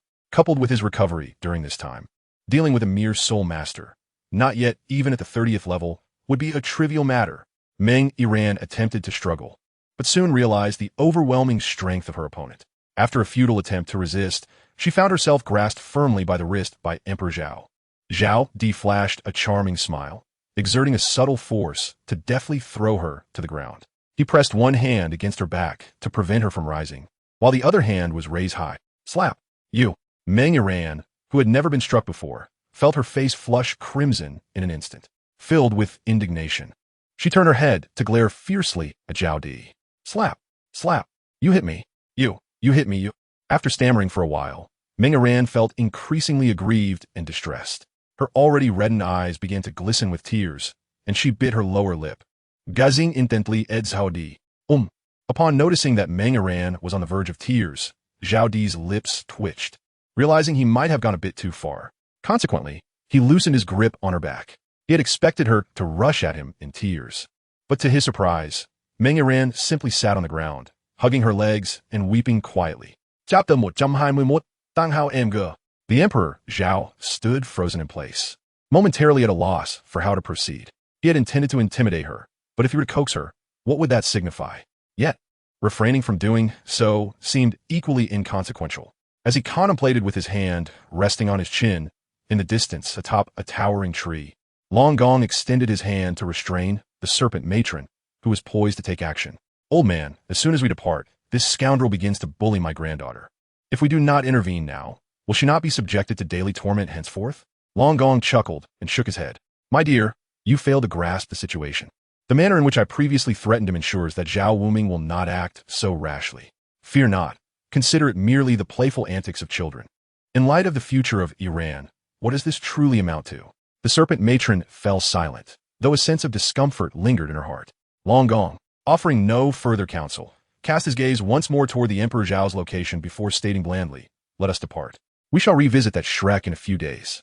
With that, he took the still fuming serpent matron by the hand and leapt down from the tree, their figures swiftly vanishing into the darkness of the night. As they departed, a shadow silently emerged beneath the tree where Long Gong and his companion had stood, as if conjured from thin air. Beneath, a tattered black robe. Hollow eyes surveyed the direction of their exit before momentarily retracting their gaze. Soon after, the eyes shifted toward the Emperor Zhao. In an instant, the figure vanished once more. Suddenly, the fierce roars of soul beasts startled the Emperor Zhao, prompting him to hastily lift his head to assess the situation. However, the first sight that greeted him was Meng Iran, lying unconscious on the ground. Beside her stood another figure. A chill ran down Zhao Di's spine as he beheld the figure clad in a black cloak, head bowed, rendering his face indistinguishable. The figure's imposing stature suggested a height of at least 6 feet 3 inches. How had he approached so stealthily? Despite his earlier contemplation, it was inconceivable that he had not sensed an intruder so near. To draw closer without detection required an exceptional level of skill, at the very least, one akin to a soul Douluo. However, it was uncommon for a soul Douluo to approach a throng of ancient soul beasts without provocation. If a soul Douluo would not advance, then presumably none of lesser capability would dare. As this realization dawned upon him, sweat began to bead on Zhao Di's palms. The only individuals capable of fulfilling both criteria were undoubtedly titled Douluos of the 90th rank. Rising slowly, he patted the small fox beside him, cautioning her to keep the soul beasts at bay, before regarding the figure with a wary gaze and coldly inquiring, "Who are you?" He dismissed the notion that this individual was dispatched by the emperor. While the Heaven Do Empire might possess more than one title Douluo, each one represented a cornerstone of the nation's might. Given his earlier display of talent at the Royal Academy, there was no necessity to mobilize a title Douluo on his behalf. Yet, it was not entirely improbable that the emperor had since recognized his potential. Or perhaps a wandering title Douluo was merely intrigued. However, such a possibility seemed exceedingly remote. "Young man, have you forgotten me after such a brief absence?" Emperor Zhao was taken aback. That voice. While he was momentarily stunned, the other party had already lifted the covering from his head, revealing a familiar face. "Uncle Tang?" At first, Zhao Emperor did not clearly see, uncertainly calling out, but after furrowing his brows and taking a closer look, he confirmed that it was indeed Tang Hao, the father of Tang San, standing before him. Tang Hao nodded lightly before swiftly appearing in front of Zhao Emperor. "Wow, Uncle Hao, you startled me. I thought something had gone awry again." Zhao Emperor exhaled in relief, sitting down once more and wiping the sweat from his forehead. "By the way, Uncle Hao, what brings you here so suddenly?" Tang Hao disregarded Zhao Emperor's question, instead inquiring, "How are your injuries?" "It's nothing serious. In a few days, it should all heal. By the way, Uncle Hao, how are San and the others?" Zhao Emperor smiled faintly. Although he was uncertain why Tang Hao had not appeared earlier, he sensed that the man preferred not to discuss it, so he refrained from probing further, only asking about Tang San's situation. Tang Hao pondered for a moment, his expression not particularly cheerful. "The children are mostly fine, but Zhao Wujia has sustained some severe injuries. Since you are all right, you should return home soon." As he spoke, he slowly turned his back to Zhao Emperor. "I came this time just to check on you. Since you're fine, I shall take my leave." Without waiting for Zhao Emperor's response, he leaped away, vanishing from sight. Zhao Emperor watched Tang Hao's departing figure, teasing, "Having strength makes all the difference. You can go wherever you please." Truly carefree. His gaze shifted to Meng Iran, who lay unconscious on the ground, then back to the direction Tang Hao had taken. He comes swiftly and leaves just as quickly. Rising, he embraced the little fox and approached Meng Iran, selecting a few larger, fluffier soul beasts to encircle the trio. As day turned to night, the second day arrived in the blink of an eye. Zhao Emperor stretched lazily and yawned, then stood to stretch his body. He glanced back at the still sleeping Meng Iran before sitting cross-legged in place to thoroughly assess his condition. His injuries had healed significantly, and by the afternoon, he would be completely recovered. The soul power within him should replenish by tomorrow. Moreover, Zhao Emperor discovered that after several battles yesterday, he subtly sensed a trend towards breaking through to level 47, filling his heart with joy. After spending a few minutes in contemplation, he exhaled a breath of mixed energy. Gradually rising, he approached the little fox. Sensing Zhao Emperor's presence, the little fox emitted a low growl, lifting its head slightly and extending its delicate pink tongue to lick Zhao Emperor's cheek. Emperor Zhao smiled faintly, gently tracing the scar that had set upon her face. A pang of sorrow stirring within him as his gaze shifted to the wound upon her abdomen. To his astonishment, he discovered that the injury had remarkably healed, new fur sprouting forth in its place. After the initial surprise, a frown creased his brow. He had scarcely any spiritual energy yesterday, and with Baichio's current foundational abilities, such a rapid healing was inconceivable. This implied that the little fox possessed an extraordinary natural healing capacity. However, this raised a perplexing question. With such formidable regenerative abilities, why had such a prominent scar remained on her visage? Even if she had previously been weak, she should have fully recovered by now. As Emperor Zhao pondered these thoughts, a faint sound interrupted his contemplation. Meng Iran, clutching her head, appeared dazed, her eyes reflecting a moment of bewilderment until they locked onto Emperor Zhao, rendering her momentarily speechless. Emperor Zhao raised an eyebrow, eager to discern her reaction upon awakening. Their gazes intertwined, and the atmosphere in the room seemed to descend into a profound silence. After a moment, Meng Iran appeared to recollect something, her eyes instantly shimmering with unshed tears, a veil of mist enveloping her gaze. She lifted her delicate hand, pointing at Emperor Zhao, her voice trembling with emotion as she stammered, filled with a sense of injustice. You. After several attempts to articulate her feelings, Meng Iran could not find the words to express herself. She withdrew her finger from pointing at Emperor Zhao, covering her mouth with her hand and sinking to the ground in tears, while her other hand clutched her collar tightly. Sobi, Sobi, Sobi. Upon witnessing this, Emperor Zhao's lips twitched slightly as he set down the small fox cradled in his arms and crouched before Meng Iran, gently patting her shoulder. Why are you crying? He inquired, utterly perplexed. Is it merely because of a few light taps? You wept yesterday. That was a full night ago. Why continue to cry so fervently? Startled by his words, Meng Iran abruptly lifted her gaze, her large, tear-filled eyes fixed upon him, brimming with a hint of grievance. Reminiscent of a girl who had been wronged, an image both captivating and heart-wrenching. Do you not recall what you did to me yesterday? She sobbed, her voice catching her throat. At that moment, the sun had risen high in the sky, its radiant beams illuminating her face, her finely chiseled features appearing as though they had been meticulously sculpted. The flush of indignation painted her cheeks a rosy hue, and coupled with her expression of sorrow, she evoked a profound sense of compassion. At 16, Meng Iran had blossomed into a graceful and enchanting young woman, a fact that Emperor Zhao could not deny. Her beauty was undeniable.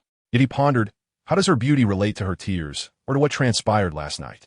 What did I do last night? Why? I simply slept.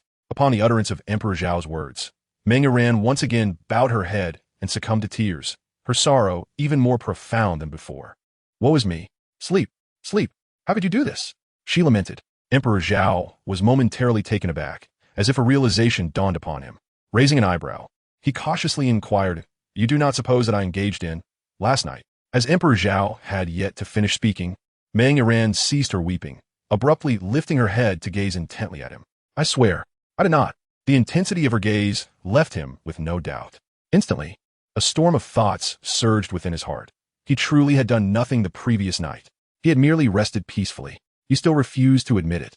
Are you not a man? Dare to act, but not to take responsibility. I did not. I did not even touch you last night. Besides, on what grounds do you assume I did anything? Emperor Zhao hastily clarified, realizing the necessity of elucidating the matter, for the consequences could be dire. Were he guilty, there would be no shame in admitting it. But the reality was that he had been entirely innocent. Not even a mere touch had transpired. You claim you did nothing. If that were true, then why did I suddenly faint yesterday? Moreover, as Meng Iran spoke, she tugged at her collar, producing a tearing sound, and pointed to her alabaster neck, stating, Why does my neck still ache? And, at this point, her cheeks flushed crimson as she lowered her head, her voice gradually fading. Oh dear! The heart of Emperor Zhao surged with tumultuous emotions. Meng Iran might have thought herself overly frivolous, for she did not hold back while tearing. Clad in her fitted attire, her exertion. Yet this was not the crux of the matter. What truly captured Emperor Zhao's attention was the sight of a bruise upon Meng Iran's pristine neck. Initially taken aback, he struggled to comprehend how such a mark could appear, especially with so many ancient soul beasts safeguarding the area, rendering it nearly impossible for anyone to approach undetected. However, after a moment's reflection, Emperor Zhao recalled that last night, Tang Hao had indeed struck Meng Iran, rendering her unconscious. As for the source of her pain, he himself had sustained considerable injuries and lacked stamina. Although he had not exerted much force, the distinction between exertion and control was significant. The energy he had expended, despite feeling minimal to him, would have been considerable for a mere 16-year-old soul master. Emperor Zhao found himself at a loss for words, unsure of how to explain the situation. Should he say that someone had come yesterday and knocked you unconscious just to meet me? Setting aside whether Meng Iran would believe it, if someone were to tell him, he certainly would not. In this desolate wilderness, when you had previously been captured, where were the rescuers then? How had he possibly explained this? It was utterly incommunicable. Under the gaze of Meng Iran's tear-filled eyes, Emperor Zhao unexpectedly felt a surge of anxiety. After a moment of contemplation, he hesitantly remarked, If I were to say that the reason you are in pain below is because I was a tad too vigorous yesterday, would you believe me? Oh, it was too vigorous, truly too vigorous. Meng Iran sobbed, realizing the painful truth. Upon waking, she had sensed something was amiss in her body, only to lift her gaze and behold Emperor Zhao's mischievous grin. Now, hearing him admit it outright, tears streamed down her lovely face, evoking profound sympathy. Watching Meng Iran bury her face in her hands once more, Zhao Emperor found himself bewildered, recalling her earlier words. He blinked in confusion at Meng Iran, feeling a genuine sense of panic. This was only making matters worse. How could he clarify this? After all, he was merely 12 years old. It was inconceivable. Meng Iran lifted her head once again, her tear-streaked visage fixed intently upon Emperor Zhao. With tears cascading down her cheeks, she implored, "What are we to do?" Sighing deeply, Emperor Zhao realized he had almost forgotten that they inhabited a different world, where the innocence of children could not be measured by the standards he once knew, particularly when it came to those of formidable strength. Ironically, he embodied both aspects, seemingly resigned to his fate as he stated, "Very well, I shall offer no explanations. You may dictate how we proceed." With that, he removed his outer garment and draped it over her shoulders. Choking back tears, Meng Yiran reached out to wipe her eyes. "What shall we do?" Emperor Zhao gazed at Meng Yiran, whose head was bowed and cheeks flushed. He could discern that her previously angry expression had transformed into one of shyness. With a resigned sigh, he uttered, "Then you shall accompany me from now on." "What do you say?" Meng Yiran's voice was barely audible, akin to that of a mosquito, yet she offered a slight nod. "Alas, what is this matter?" He lamented weakly, but the speaker was oblivious while the listener was acutely aware. Meng Yiran, whose sobs had begun to subside, found her eyes glistening once more. And with her large, watery gaze fixed upon Emperor Zhao, she asked, "Do you not want me anymore?" With a twitch at the corner of his mouth, Emperor Zhao quickly waved his hands, exclaiming, "No, no, no. How could I possibly refuse? It's just so very surprising." Meng Yiran, her tears drying, broke into a smile. Zhao Emperor reached out to gently wipe the tears from her face, feeling a sudden surge of emotion. In his previous life, he had remained single until death, and now, unexpectedly, he had found someone so early in this life. Indeed, life is replete with surprises and unforeseen events. Meng Yiran's garments were tattered, and after offering her his coat, Zhao Emperor lifted his gaze to the sun, noting it was already noon. He then turned to the little fox, saying, "Ching, go have a spirit beast fetch us some lunch. With free labor at hand, we ought to make use of it." The little fox had been quietly observing the interactions between Zhao Emperor and Meng Yiran, lying quietly at his feet, her gaze fixed on Meng Yiran, though her pink eyes were tinged with red. Upon hearing Zhao Emperor call her, her eyes regained their usual hue, and she nodded, letting out a spirited owl. "By the way, Yiran, how is it that you so readily submitted to that?" Zhao Emperor inquired, taking a bite of the meat in his hand. Meng Yiran, sitting close to him with her legs curled, lowered her head slightly, her cheeks flushed as she replied, "Grandmother told me that a woman can only have one man in her life, so you just accepted me?" Zhao Emperor's mouth twitched, a bitter smile forming. He had thought of Xiao Wu, of Qian Rinxue, of Zhu Zhuqing, yet never had he contemplated Meng Yiran. Meng Yiran shyly affirmed. Sighing, Zhao Emperor decided to let it be. At this point, any explanation would seem futile, so he took another bite of meat and said, "Let us keep our affair between us for now." "Huh? Why?" Meng Yiran's eyes began to glisten with tears once more. Did he think she was inadequate? Did he consider her too young? But I can still grow. For a moment, she lowered her head, feeling a wave of grievance wash over her as she glanced at her collarbone. "Please don't cry. Don't cry." Zhao Emperor hastily set down his meat, rubbing his hands on the grass in a flustered manner. He awkwardly patted Meng Yiran's shoulder and hurriedly explained, "It's not that I don't want you to tell others. Just think about it. I'm only 12, still so young.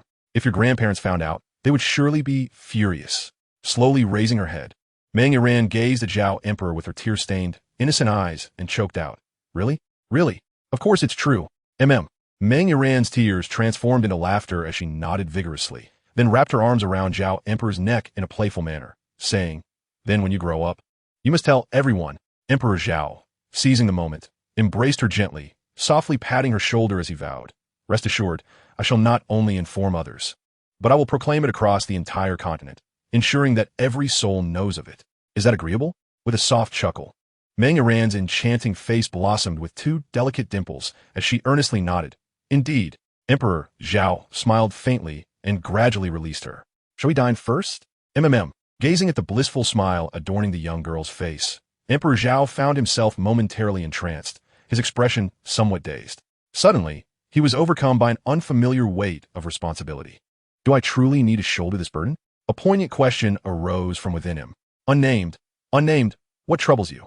Meng Yiran waved her small hand in front of Zhao, her expression tinged with urgency. Although his gaze upon her filled her heart with sweetness, the minutes that passed transformed her initial delight into concern. I'm Fine. Zhao's body quivered slightly as he returned to reality. Upon witnessing Meng Yiran's genuine worry for him, he glanced at her, then smiled in relief. "My name is not Zhao Unnamed.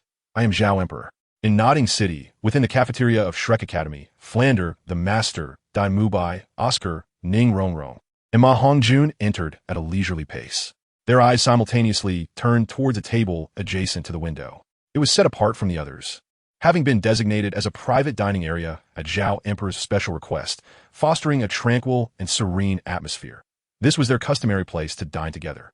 Now, Talp, Talp, Talp. Sensing someone's arrival, Tang San's face brightened with joy as he eagerly turned to look. Brother Zhao, you're back. Zhu Zhuqing and Xiao Wu also turned in unison, only to be met with the stark disappointment that matched their hopes. Hello, everyone. Tang San forced a smile as he greeted the approaching group, then wearily sat down once more. Xiao Wu managed a faint smile before slowly taking her seat, while Zhu Zhuqing, maintaining her aloof demeanor, let her smile fade as she silently resumed gazing out the window. Little San, the master called in a low voice. Since their brief meal together the day prior, Tang San, Xiao Wu, and Zhu Zhuqing had remained motionless in their seats, despite the master's numerous attempts to counsel them. No progress had been made, intensifying his own distress. Teacher, there is no need to say anything further, we understand. Just allow us this one day of indulgence, please. Tomorrow, we shall resume our training. Tang San's eyes glistened with unshed tears, his tone bordering on a plea. Xiao Wu cast a beseeching glance in his direction. Zhu Zhuqing continued to stare out the window, seemingly detached from it all. After a moment of silence, the master finally nodded. Very well. Hey, Tang San beamed. Thank you. Teacher. After finishing their conversation, Xiao Wu and the others once again turned their gaze towards the window, where something particularly captivating seemed to draw their attention. The direction of their gaze fell upon a towering tree, standing over 3 meters high. This was the very spot where Emperor Zhao would recline to bask in the sun after each meal. The master and his companions found their places and settled down. Silence enveloped them, a profound stillness. After a brief moment, Flanders spoke up. Mubai, go fetch Ma Hongjun and bring all the food over. All right, they replied listlessly. 5 minutes later, the table was laden with 5 meat dishes for vegetable dishes, 2 bowls of soup, and a large basin of steamed buns. Tang San stared at the bounty before him, momentarily lost in thought. Tears streamed down his cheeks as he abruptly raised his hand to begin eating. Grasping a piece of meat from a nearby plate, he took a hearty bite, his eyes scanning the table with urgency until he found what he sought. Rising slightly, he leaned toward a dish that was somewhat distant, scrambled eggs with scallions, a dish favored by Emperor Zhao, though it was devoid of scallions or eggs in this instance. He then picked up a small bowl and ladled some soup for himself. After finishing the meat in hand, he reached for another piece, while his other hand clutched a bun. After consuming the meat, he bit into the bun, with his free hand swiftly grabbing another piece of meat, followed by a sip of soup to prevent choking. The onlookers were transfixed by this scene. Zhu Zhuqing gazed at Tang San, her expression momentarily vacant, before a gentle smile graced her lips, prompting her to join in the meal. Observing the two, the others felt an uncanny familiarity, as if this scene mirrored those moments shared with Emperor Zhao during meals. Before long, afternoon had arrived at the front of Shrek Academy. Emperor Zhao returned with Meng Iran. The little fox was accompanied by a group of eternal soul beasts, so there was little cause for concern. He merely sought a suitable abode for them. After providing a few instructions to the little fox, fearing that Tang San and the others would worry excessively, he hastened back with Meng Iran. Is this Shrek Academy? Meng Iran inquired, holding Emperor Zhao's hand, her curious gaze sweeping the surroundings. Indeed, Emperor Zhao affirmed with a nod, leading Meng Iran inside while remarking, this will be our home for quite some time. As they proceeded towards the dormitory while introducing the academy to Meng Iran, the campus appeared as tranquil as ever, with scarcely anyone in sight. Soon, they arrived at the dormitory. Without hesitation, Emperor Zhao pushed open the door and entered, followed curiously by Meng Iran. Did you miss me? The sudden exclamation startled everyone, causing Ma Hongjun to tumble from his chair. The group turned in bewilderment towards the entrance. Noticing the silence, Emperor Zhao felt a wave of embarrassment. Shouldn't they be rushing to greet him with joy? Why this unexpected response? Clearing his throat to alleviate the awkwardness, he asked, why does it seem you're not pleased? What is amiss? Upon entering, he hadn't initially noticed, but a closer inspection revealed evident tear stains on the faces of Dai Mubai and the others, their expressions appearing vacant. Meng Iran observed this peculiar scene, poking Emperor Zhao and whispering in his ear, is this how they usually are? Glancing sideways at Dai Mubai and the others, she silently concluded, messy, disheveled, and lacking. Their clothing was the same as when they ventured into the Stardow forest, their hair in disarray, resembling a bird's nest. and they bore noticeable dark circles under their eyes, their gazes dulled. Emperor Zhao shook his head, sensing something amiss. He stepped forward and placed a reassuring hand on Dai Mubai's shoulder. Dai Mubai, what has transpired? Dai Mubai visibly trembled, his gaze briefly meeting that of Emperor Zhao's, before tears streamed down his face in a sudden rush of emotion. Emperor Zhao, you have returned. You have truly returned. Emperor Zhao appeared somewhat bewildered, as if he had come to a realization. He hesitantly inquired, "You do not believe I am dead, do you?" Dai Mubai's voice rang out loudly, startling Ma Hongjun and Oscar from their slumber. The two of them turned their gazes toward Emperor Zhao and, without uttering a word, rushed forward to embrace him fiercely. "Get away from me. Keep your distance." Emperor Zhao was utterly unprepared for their sudden advance, momentarily taken aback before a pungent odor assailed his senses. Meng Yiran, startled by their approach, hurriedly distanced herself with an expression of disdain. Observing the disheveled boys awkwardly embracing and touching Zhao, she pondered her thoughts. If he didn't clean himself up properly tonight, he certainly wouldn't be allowed to share a bed. After a brief moment of surprise, Dai Mubai regained his composure, striding over to Zhao and seizing one of the boys, stating, "Now that everyone is back, we can embrace later." Turning his gaze toward Zhao, he expressed his concern. "Zhao, you must hurry to the cafeteria and check on Xiao San. He is currently." He sighed, filled with sympathy and helplessness. "All right, I shall go at once," Zhao replied, turning to lead Meng Yiran out at a leisurely pace. There was no need to panic when Tang Hao had previously sought him out. He hadn't rushed him back, indicating that Tang San was presently safe. With that assurance, there was no cause for alarm. As for discomfort, what was there to fear for a grown man? Hence, he would endure the discomfort gradually. Dai Mubai and the others did not follow. Everyone had returned. Although the separation had not been lengthy, spanning only a day or two, they had not rested since their return from the Stardew Forest. With worry weighing on their hearts and minds, they felt utterly exhausted. Now that they were assured of Zhao's safety, profound fatigue washed over them, and they collapsed onto their beds without even bothering to bathe, succumbing to slumber as soon as they shut the door. While the three were deep in slumber, Zhao and Meng Yiran arrived at the cafeteria. Zhao, with utmost seriousness, declared, "You may forget the other places, but you must remember this one." Seeing Zhao's stern demeanor, Meng Yiran nodded earnestly, hesitating for a moment before asking, "Why? Is this even a question? Such an important matter does not require inquiry." Zhao reprimanded with gravity. Yes, I shall certainly remember next time." Meng Yiran obediently nodded, resembling a child who had misbehaved, fidgeting with her hands and lowering her gaze. "Remember, I shall only mention the reason once." Yes.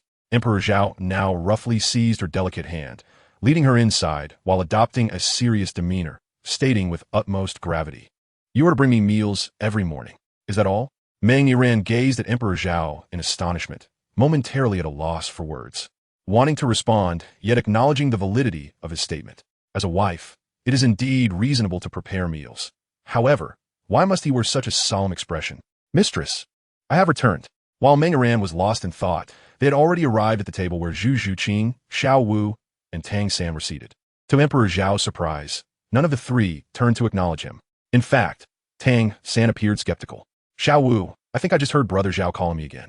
"It's all right, Brother Zhao might not be dead after all." Tang San seemed to have accepted the reality, offering a resigned smile. "It's fine. I already know Brother Zhao has passed, and I've come to terms with his demise. It's all right. Death is death. Although Brother Zhao is gone, I will live on in his stead, inheriting his will." Xiao Wu appeared to wholeheartedly agree, not only affirming but also supporting him. Indeed, although Brother Zhao has departed, his spirit endures. As long as his will lives on, Brother Zhao will never truly be gone. Even if he has passed, he will not be completely lost. Zhu Zhuqing, who had been in a daze, seemed to resonate with this sentiment, sorrowfully remarking, "Yes, Brother Zhao cannot be completely gone." At that moment, Emperor Zhao stood less than 3 meters away, gritting his teeth, his hands clenched tightly, the joints beginning to whiten from the exertion. The sound of cracking knuckles echoed ominously. "Breathe. Endure." The three heard the noise and slowly turned their heads, their eyes momentarily flickering before settling into calmness. Tang San, with a weary smile, said, "Xiao Wu, I see Brother Zhao again. It seems he truly cannot be completely gone. This is comforting. At least I can see him often." Xiao Wu nodded in agreement, suddenly noticing another figure beside Emperor Zhao. She chuckled, "Look, Brother Zhao is accompanied by a beautiful woman. He always said he wanted to find beauty, yet he and T found one while alive. Unexpectedly, he has found a beauty in death." Tang San nodded, a faint smile finally breaking through his haggard visage. It brings me solace to see that brother Zhao has found a beautiful companion in death. Emperor Zhao lowered his head, his teeth clenched tightly, the veins on his forehead bulging prominently. Yet, he continually reminded himself to remain calm, to remain composed, for they did not intend any malice. Meanwhile, Meng Yiran's delicate face flushed with indignation. How dare they speak of my future consort in such a manner? No, I must certainly make them weep bitterly for their insolence. Just as she was about to stride forward, she was abruptly pulled back by Emperor Zhao, who shook his head in disapproval. Chapter 125. Let's step outside and embrace slowly. Meng Yiran bit down on her silver teeth, casting one last fierce glare at them before turning her head away, refusing to look any longer. Under ordinary circumstances, a beautiful young lady sulking with her arms crossed would undoubtedly capture attention. Alas, at this moment, no one had the inclination to observe. Oh, Xiao Wu exclaimed, taken aback by the scene before her, finding it somewhat unbelievable. Typically, during moments of hallucination, such exuberance was absent. With astonishment, she remarked, Xiao San, look, they are moving this time. Emperor Zhao took a deep breath. Perhaps Zhao Gu sensed our longing for him and was aware that this day would mark our ultimate desolation. Thus, he came to visit us deliberately. Emperor Zhao inhaled deeply once more. Is it too much to hope for your support? He lamented. Do you aspire to inherit my legacy? What of my beloved maidens? Are they to be taken from me? In that moment, Xiao Wu seemed to glimpse a revelation, her sorrow dissipating as she gazed at Emperor Zhao with wide, curious eyes. Tang San remained silent, his smile gradually fading, disbelief flickering in his gaze. Observing his silence, Xiao Wu assumed he had once again succumbed to memories, and turned her attention to Zhu Zhuqing, exclaiming, Look, Zhuqing, this illusion feels so vivid. Could it be that brother Zhao is manifesting? The trio refrained from approaching, fearing the apparition might vanish, as it happened on previous occasions when their fingers had barely grazed Emperor Zhao's phantom, causing it to dissolve into starlight. Thus they stood back, aware of the illusion's nature, yet yearning to behold it a moment longer. Zhu Zhuqing, lost in thought, fixated on Emperor Zhao, her eyes clouding with emotion. Suddenly, she sprang to her feet, lunging towards the fading figure. Xiao Wu, alarmed, reached out to restrain her, but she moved too swiftly. San! Xiao Wu anxiously shook Tang San. Yet he remained still, his hands clenched, breath quickening, heart racing as he watched the unfolding scene, his eyes alight with fervor. Xiao Wu, noticing his reaction, began to grasp the gravity of the situation. Could an illusion truly breathe? Could an illusion embrace a maiden? No, it cannot. Then it must be. Xiao Wu's breath quickened, her gaze unwavering. In a heartbeat, the beauty fell into his embrace, a fragrant aroma enveloping them. With a gentle laugh, Emperor Zhao patted Zhu Zhuqing's back, soothingly saying, Be patient. I have matters to attend to first. Zhu Zhuqing, her head bowed, gradually released him, standing obediently to the side. At that moment, Meng Yiran turned abruptly, catching sight of Zhu Zhuqing as she dove into Emperor Zhao's arms. Her heart raced, fists clenched tightly, the tension palpable. Brother Zhao! Brother Zhao! Tang San and Xiao Wu leapt to their feet, tears of joy streaming down their faces. It's real. This is truly happening. Zhao Gu is alive. He has returned. The two, filled with excitement, rushed toward Zhao Di. Huh! Zhao Di let out a cold laugh, glancing at their foreheads. After pinpointing their locations, he raised his hand. Slap! Slap! The sound of two resounding slaps echoed, as Tang San and Xiao Wu covered their foreheads, their large, glistening eyes gazing at Zhao Di. Xiao Wu pouted, her expression full of grievance as she exclaimed, Zhao Ge! Slap! In response to Xiao Wu was another slap. Tears filled Tang San's eyes as he blinked in confusion. Zhao Ge! His call was met with yet another slap. Could he not wish for me more? Zhao Di gritted his teeth, forcing out these words, which held a similar sentiment to his clenched jaw. Having been struck, Tang San began to recollect what the three of them had just done before Zhao Ge, speaking ill of him in his presence. No, this matter must be swiftly brushed aside, otherwise. Similarly, Xiao Wu was reminded and recalled the incident as well. They exchanged a glance, shivering involuntarily. With reddened eyes, Xiao Wu pouted, Zhao Ge, I missed you so much. I want a hug. She spread her arms, reaching out to Zhao Di. Huh! Zhao Di let out another cold laugh, remaining silent as he raised his hand to grasp the two rabbit ears atop Xiao Wu's head, simultaneously stepping forward to seize Tang San by the collar. Let us go outside. This place is too cramped for a proper embrace. Tang San and Xiao Wu glanced at Zhao Di, who whose forehead was now visibly throbbing with veins, and for a moment their sadness returned. Alas, fortunately, I had prepared herbal medicine earlier. With that thought, he turned to Xiao Wu and reassured her, Xiao Wu, don't be afraid. I have medicine. He cast a sidelong glance at Tang San and then looked at Zhao Di with an expression of innocent pleading, his tiny fist clasped at his chest. Shu Ye, could you be a bit gentler later? After all, I'm a girl. It hurts. The Emperor Zhao remained silent, casting a glance at her that held profound implications. A chill coursed through Xiao Wu's heart as she realized the futility of her efforts, leading her to regret the excessive words she had just uttered. Instinctively, she glanced at Tang San, and suddenly her spirits lifted. Zhao, look, Xiao San spoke less earlier, and he's a boy. You see, Xiao Wu. Zhao Di cast a glance at him, and Tang San obediently closed his mouth. He contemplated for a moment, reasoning that girls are delicate, and perhaps he should refrain from causing her further distress. Thus, he replied softly, all right. Sighing deeply, Tang San recognized the inevitability of the situation. Understanding that there was nothing he could alter, he began to ponder whether his supplies would suffice. As Zhao Di led the two of them out, Zhu Zhuqing intended to follow, but was halted by Meng Yiran's hand. After sizing her up for a moment, Zhu Zhuqing noted that Meng Yiran was younger than herself, donned a fitted outfit like hers, had a slightly more appealing figure, and her long legs were particularly striking, inciting a sense of envy within. After observing for just a short while, Meng Yiran found herself increasingly unsettled. Please step aside, Zhu Zhuqing said coolly, casting a glance at Meng Yiran. Hearing this, Meng Yiran's stubbornness flared, and instead of retreating, she stepped forward, positioning herself defiantly in front of Zhu Zhuqing. With a glance at the latter's chest, she puffed herself up and retorted arrogantly, not letting you through. Zhu Zhuqing regarded her with indifference, recognizing her as someone brought back by Zhao Ge, and chose not to engage further. She attempted to sidestep, but Meng Yiran blocked her once more. After several attempts to bypass her, Zhu Zhuqing ceased her movements, her gaze turning frosty. Move aside. Undeterred, Meng Yiran stood firm, once again puffing out her chest, and replied with equal coldness, not letting you. The two, of similar height, locked eyes, and an undercurrent of tension ignited between them. Chapter 126. Frustrated Zhao Di. The atmosphere was eerily quiet, so still that one could hear the wind outside. After a moment of shared glances, Meng Yiran broke the silence, asking, what is your relationship with Zhao Di? He was her man, yet just moments ago, he had been embraced by this girl, younger than herself, and she had yet to experience such intimacy. The nonchalant manner in which this girl had thrown herself into his arms suggested a relationship far more intricate than it appeared. As Meng Yiran's thoughts spiraled into frustration, her voice involuntarily rose in intensity. Zhu Zhuqing regarded her calmly, her eyes chilling slightly as she replied, lover. Though still young, girls generally mature faster than boys, and having been born into nobility, she had encountered far more than her peers, rendering her more sophisticated. You.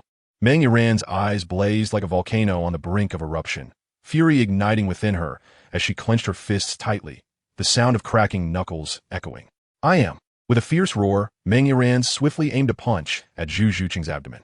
Her nature, already proud and brash, combined with a fiery temperament, had masked her earlier shyness and gentleness in Zhao Di's presence. But this was a different scenario. She was facing an adversary, and a rival at that. The two individuals, both at the same level of 30, exhibited nearly comparable prowess. However, Zhu Zhuqing was taken aback by her opponent's sudden offensive maneuver, resulting in an unanticipated blow.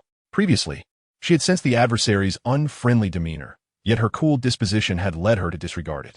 Now, with the onset of hostilities and the underlying rivalry, she retreated a couple of steps, her expression turning frigid, and her aura shifted. With a piercing gaze fixed on Meng Yiran, two golden soul rings spiraled into the air. Simultaneously, Meng Yiran's soul rings emerged, illuminating as she propelled herself towards Zhu Zhuqing. With a graceful leap, she evaded the assault, but the table behind her was not as fortunate, shattering with a resounding crack. After dodging, Zhu Zhuqing refrained from immediate retaliation, instead creating distance while coldly regarding Meng Yiran. She inquired, why is Zhao Ji's clothing on you? In response, Meng Yiran, unfazed, turned around with a triumphant smirk directed at Zhu Zhuqing. After a moment's contemplation and ensuring no one was watching, she unfastened the buttons of her blouse with both hands, briefly exposing herself before hurriedly rebuttoning. With a playful smile, she remarked, what do you think it is? Although she posed a question, her expression radiated uncontainable pride. Meng Yiran's actions were swift. Yet Zhu Zhuqing discerned the truth. nothing lay beneath. She wore Zhao Ji's attire and had not returned all night. A moment of shock rendered Zhu Zhuqing momentarily speechless. A flurry of thoughts surged through her mind, marking the first time she had contemplated such matters. Yet, inexplicably, as she pondered, her eyes began to glisten with unshed tears, a haze enveloping her gaze. In such circumstances, anyone might misconstrue the situation, and Zhu Zhuqing was no exception. However, a flicker of resolve soon ignited within her eyes. So what if this were the case? I shall forever belong to Zhao Ge. While Zhu Zhuqing contemplated, Meng Yiran charged once more.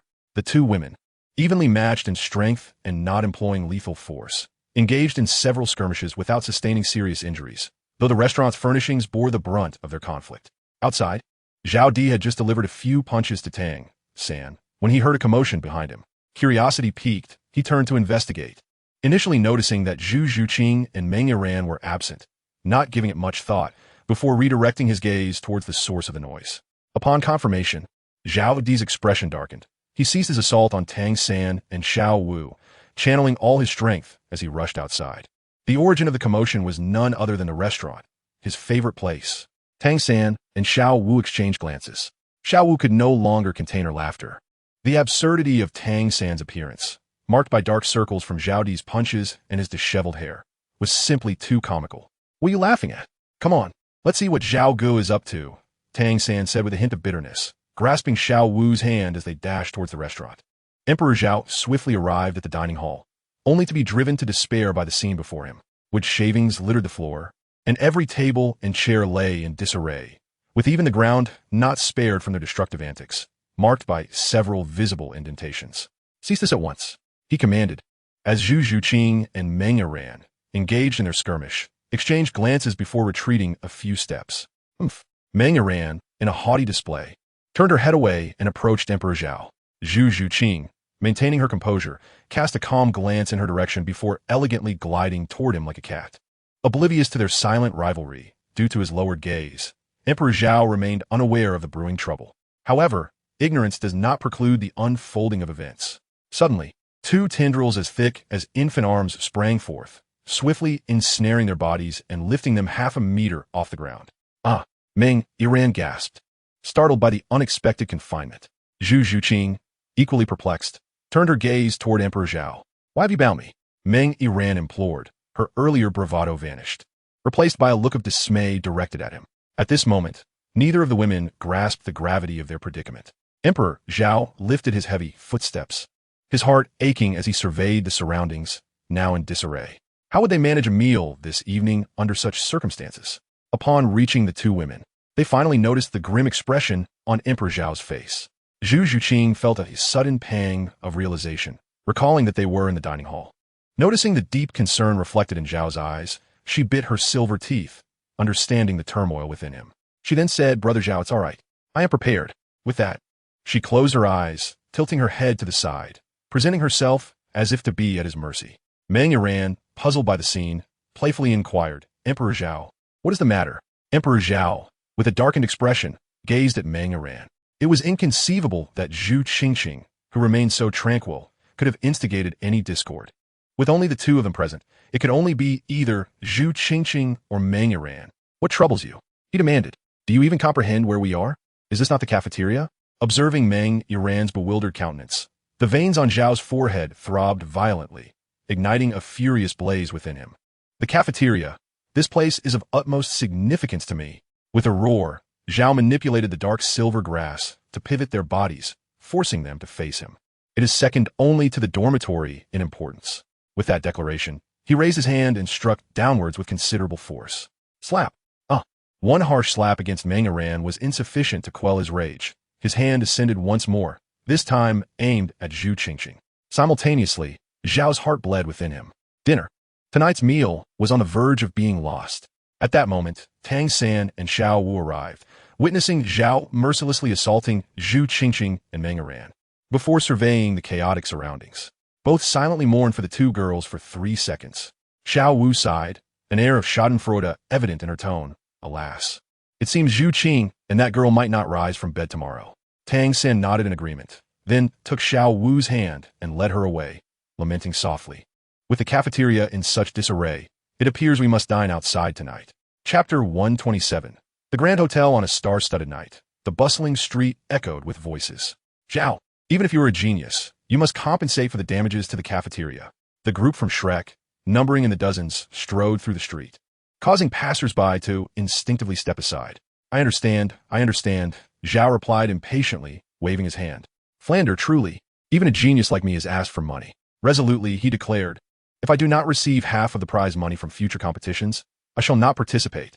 With a glare, he turned his gaze towards the limping Meng Iran, who was clinging to his arm. Honestly, what was the point of the violence? The financial loss is trivial, yet now we must venture out to dine. Wouldn't it be more pleasant to rest during this time? Meng Iran, head bowed in a display of contrition, murmured, I understand. I won't dare again. She then glanced towards Zhu Qingqing, who mirrored her limping gait.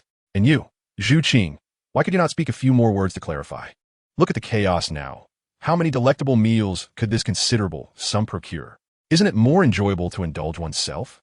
At that moment, Zhu Qingqing too lowered her head, her grip on his arm tightening unconsciously, nodding in guilt. Alas, what a predicament this is. Little San, I entrust the matter of finances to you. Emperor Zhao sighed, lamenting his financial constraints, ultimately deciding to let Tang Sen cover the expenses. Tang Sen cast a resentful glance at Emperor Zhao, silently nodding, his heart brimming with a sense of injustice. Previously, he had been struck. Now, he was expected to pay. How could one be so audaciously oppressed? His gaze drifted towards Xiao Wu, noting that among the four girls, only she and Ning Rongrong emerged unscathed. Ning Rongrong had steered clear of trouble, while Xiao Wu was merely fortunate, as Emperor Zhao had been swift enough to strike beforehand. Subsequently, Tang San deliberated with Flander on the compensation amount. This time, he had to negotiate meticulously, otherwise he risked losing half of his savings. The atmosphere was lively, and Emperor Zhao surveyed the group, a smile gracing his lips. His earlier intentions to reprimand Tang San and Xiao Wu had merely been a means to alleviate their sorrow. Otherwise, they might have fainted from overwhelming surprise given their state at that moment. He discerned Tang San's concern for him, hence employing this method to lighten their spirits. However, he was taken aback to see Meng Iran engaging in a scuffle with Zhu Zhuqing, an unforeseen turn of events. Observing the group's mood, it was evident that his approach had yielded positive results. Originally, Dai Mubai and the others had retired for the night. Under normal circumstances, they would not have risen. However, due to the destruction of the cafeteria, they needed to venture out for a meal. Coincidentally, upon their return, they decided to gather for a meal. After White Ball provided a brief healing session, although their energy was not fully restored, dining out was still feasible. As laughter and chatter filled the air, the group began to dwindle, with others dispersing to seek dining options individually or in pairs. When Flander finally halted at an opulent restaurant, only the Shrek 7 and Master, along with Emperor Zhao and Meng Iran, remained. Dean, let me know beforehand that we are all out of funds, Dai Mubai stated, eyeing the lavish establishment before him and gesturing dismissively. The luxurious appearance of the restaurant, coupled with Emperor Zhao's presence, suggested that this meal would be quite costly. Ma Hongjun and Oscar quickly chimed in, indeed. Surely our esteemed Dean is not planning to treat us? Oscar added, casting an expectant glance at Flander. No. Flander waved his hands in haste. He could not possibly treat them without cause. He swiftly moved beside the master, draping an arm over his shoulder with a mischievous grin, exclaiming, this time, it's the master treating us. The trio shot disdainful looks at Flander, mocking him for posing as if he were the one footing the bill despite having no money. The group playfully bantered before entering the restaurant. The master reserved a medium-sized private room, featuring a large round table adequate for 10 people. Zhao Di unceremoniously chose a spot to sit, with Zhu Zhuqing and Meng Iran flanking him on either side. Subsequently, the others took their seats in turn. Ning Rongrong settled next to Zhu Zhuqing, while Xiao Wu found her place beside Meng Iran, with Tang San adjacent to her. Tang San was accompanied by the master, followed by Flinder, Dai Mubai, Oscar, and Ma Hongjun. Notably, Ma Hongjun had his chair brought over by a waiter, as he had unfortunately been too slow to secure a seat for himself. Once everyone was settled, the master turned his gaze toward Zhao Di and leisurely inquired, Zhao Di, are you able to heal the internal injury sustained by Zhao Wujia? Prior to their departure, Zhao Di had visited Zhao Wujia, who, although no longer in immediate danger and awake, remained unable to move his body. The master's voice captured everyone's attention, and the room fell into a hushed silence, all eyes fixed upon Zhao Di. Zhao Wuji was injured because of them, which caused them considerable concern. As for Meng Iran, She was unaware of who Zhao Wuji was. However, after the incident at the restaurant, she has become more prudent, resolving to remain silent until she fully comprehends the situation. Otherwise, Emperor Zhao pondered for a moment and replied, "Restoration is indeed possible, but given my current capabilities, it may require some time." "How long?" Flandra exclaimed excitedly, for this was not only his mentor, but also his friend. "I cannot ascertain that just yet." The master furrowed his brow. "How can you be uncertain?" Emperor Zhao shrugged his shoulders, spread his hands in a gesture of helplessness, and remarked, "In just a few days, I will surpass level 47. There's nothing we can do." A profound silence enveloped the room for a moment. Suddenly, with a resounding clap, Flanders excitedly slammed his palm on the table, springing to his feet, his small eyes wide with astonishment. "Goodness, goodness," he exclaimed. Within mere seconds, aside from Meng Yiran and Zhu Zhuqing, the others completely disregarded decorum and erupted with exuberant exclamations. Just then, a hotel attendant knocked a few times before entering with the food. Approximately 10 attendants entered, each carrying a platter of dishes. Soon, the table was laden with an array of delicacies, and the attendants exited in succession. With a decisive click, the door was shut. At that moment, everyone continued to regard Emperor Zhao with peculiar expressions. "What are you staring at? Let's eat." Emperor Zhao, after speaking, paid no heed to them and proceeded to serve himself from the small bowl before him. The others exchanged helpless glances, acknowledging that while Emperor Zhao possessed many admirable qualities, he entirely disregarded everything when it came to meals. The master had intended to pose a question, but now it seemed impossible. With a sigh, he urged, "Let us eat swiftly. You have all been quite weary these past days. Once you finish, return to rest." At the dining table, everyone picked up their chopsticks and began to eat. Although Zhu Zhuqing was injured, she still thoughtfully stood up to serve herself some dishes, ultimately placing them into Emperor Zhao's bowl. Meng Yiran, feeling no embarrassment, had just taken a few bites when she noticed Zhu Zhuqing's actions. Momentarily taken aback, she inadvertently snapped her chopsticks in two with a sharp crack. Chapter 128, I think. You misunderstand? What was she doing? Was she trying to assert dominance right in front of me? Was she attempting to claim her territory? No, I am the woman of Emperor Zhao. As Zhu Zhuqing reached out once more to serve Emperor Zhao, Meng Yiran, suppressing her pain, suddenly stood up. As the others turned their confused gazes towards her, she did something that left everyone startled. Meng Yiran swiftly rose, not pausing for a moment, and lifted her hand to strike the bowl in Zhu Zhuqing's grasp. Clang! The bowl, surprisingly resilient, did not shatter. Instead, it rolled across the floor for a while. The room fell into a profound silence, and the sound of the bowl rolling was strikingly clear. In that instant, the air seemed to solidify. Everyone stared blankly at Meng Yiran, while Zhu Zhuqing maintained her initial posture of serving food, albeit glancing up at Meng Yiran. Time appeared to freeze at that moment. After striking the bowl, Meng Yiran instantly sensed something amiss. It was not fear that gripped her, but rather the peculiarity of the atmosphere rendered her motionless, her gaze fiercely locked onto Zhu Zhuqing. The onlookers were momentarily at a loss, their minds blank. Normally, a toppled bowl would elicit little more than a few remarks, yet now, a single bowl, especially one filled with food, had rendered them completely dumbfounded. Who would believe that a group of extraordinary individuals could be so disoriented over a mere bowl being overturned? Crack! After a prolonged silence, the crisp sound of snapped chopsticks pierced the air, reverberating with profound significance. This noise jolted the onlookers back to reality. They stiffly turned their heads towards Emperor Zhao, who was now holding broken chopsticks, with the bowl he had been biting in shattered into several pieces. "Quick! Stop Emperor Zhao!" Flander was the first to react, springing to his feet and shouting, while his body raced toward Emperor Zhao, his heart filled with urgency as he wished for additional legs to hasten his pace. "Hurry! Hurry! Otherwise, this young lady may be confined to her bed for at least a month. Quickly! Stop Zhao!" Upon hearing Flander's exclamation, Tang Sen also shouted, "Hurry! Block Zhao! Alt Saudi!" In an instant, several figures surged within the room. Flander swiftly approached Zhao Di, firmly restraining him just as he intended to rise. Tang San and the others hastily gathered around. "Zhao, please remain calm. That girl surely did not act with malice." Tang San attempted to assuage Zhao Di, urging him to regain his composure. Dai Mubai added with a nervous chuckle, "Indeed, Zhao Di, there is still plenty on the table.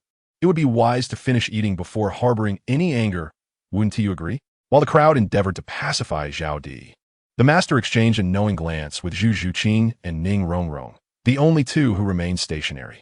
The two women understood and hurriedly rushed forward to pull Meng Yiran away. A constraining, oppressive voice emerged from Zhao Di. As the black and blue-silver grass swiftly obstructed the path of Zhu Zhuqing and the others, who had yet to make their escape, they halted, turning back to face the visibly enraged Zhao Di. Their expressions varied. Zhu Zhuqing and Ning Rongrong were filled with anxiety, while Meng Yiran gazed at Zhao Di with tear-filled eyes, perplexed and aggrieved. She could not comprehend what she had done to provoke such ire from Zhao Di. Was it merely for striking Zhu Zhuqing's hand?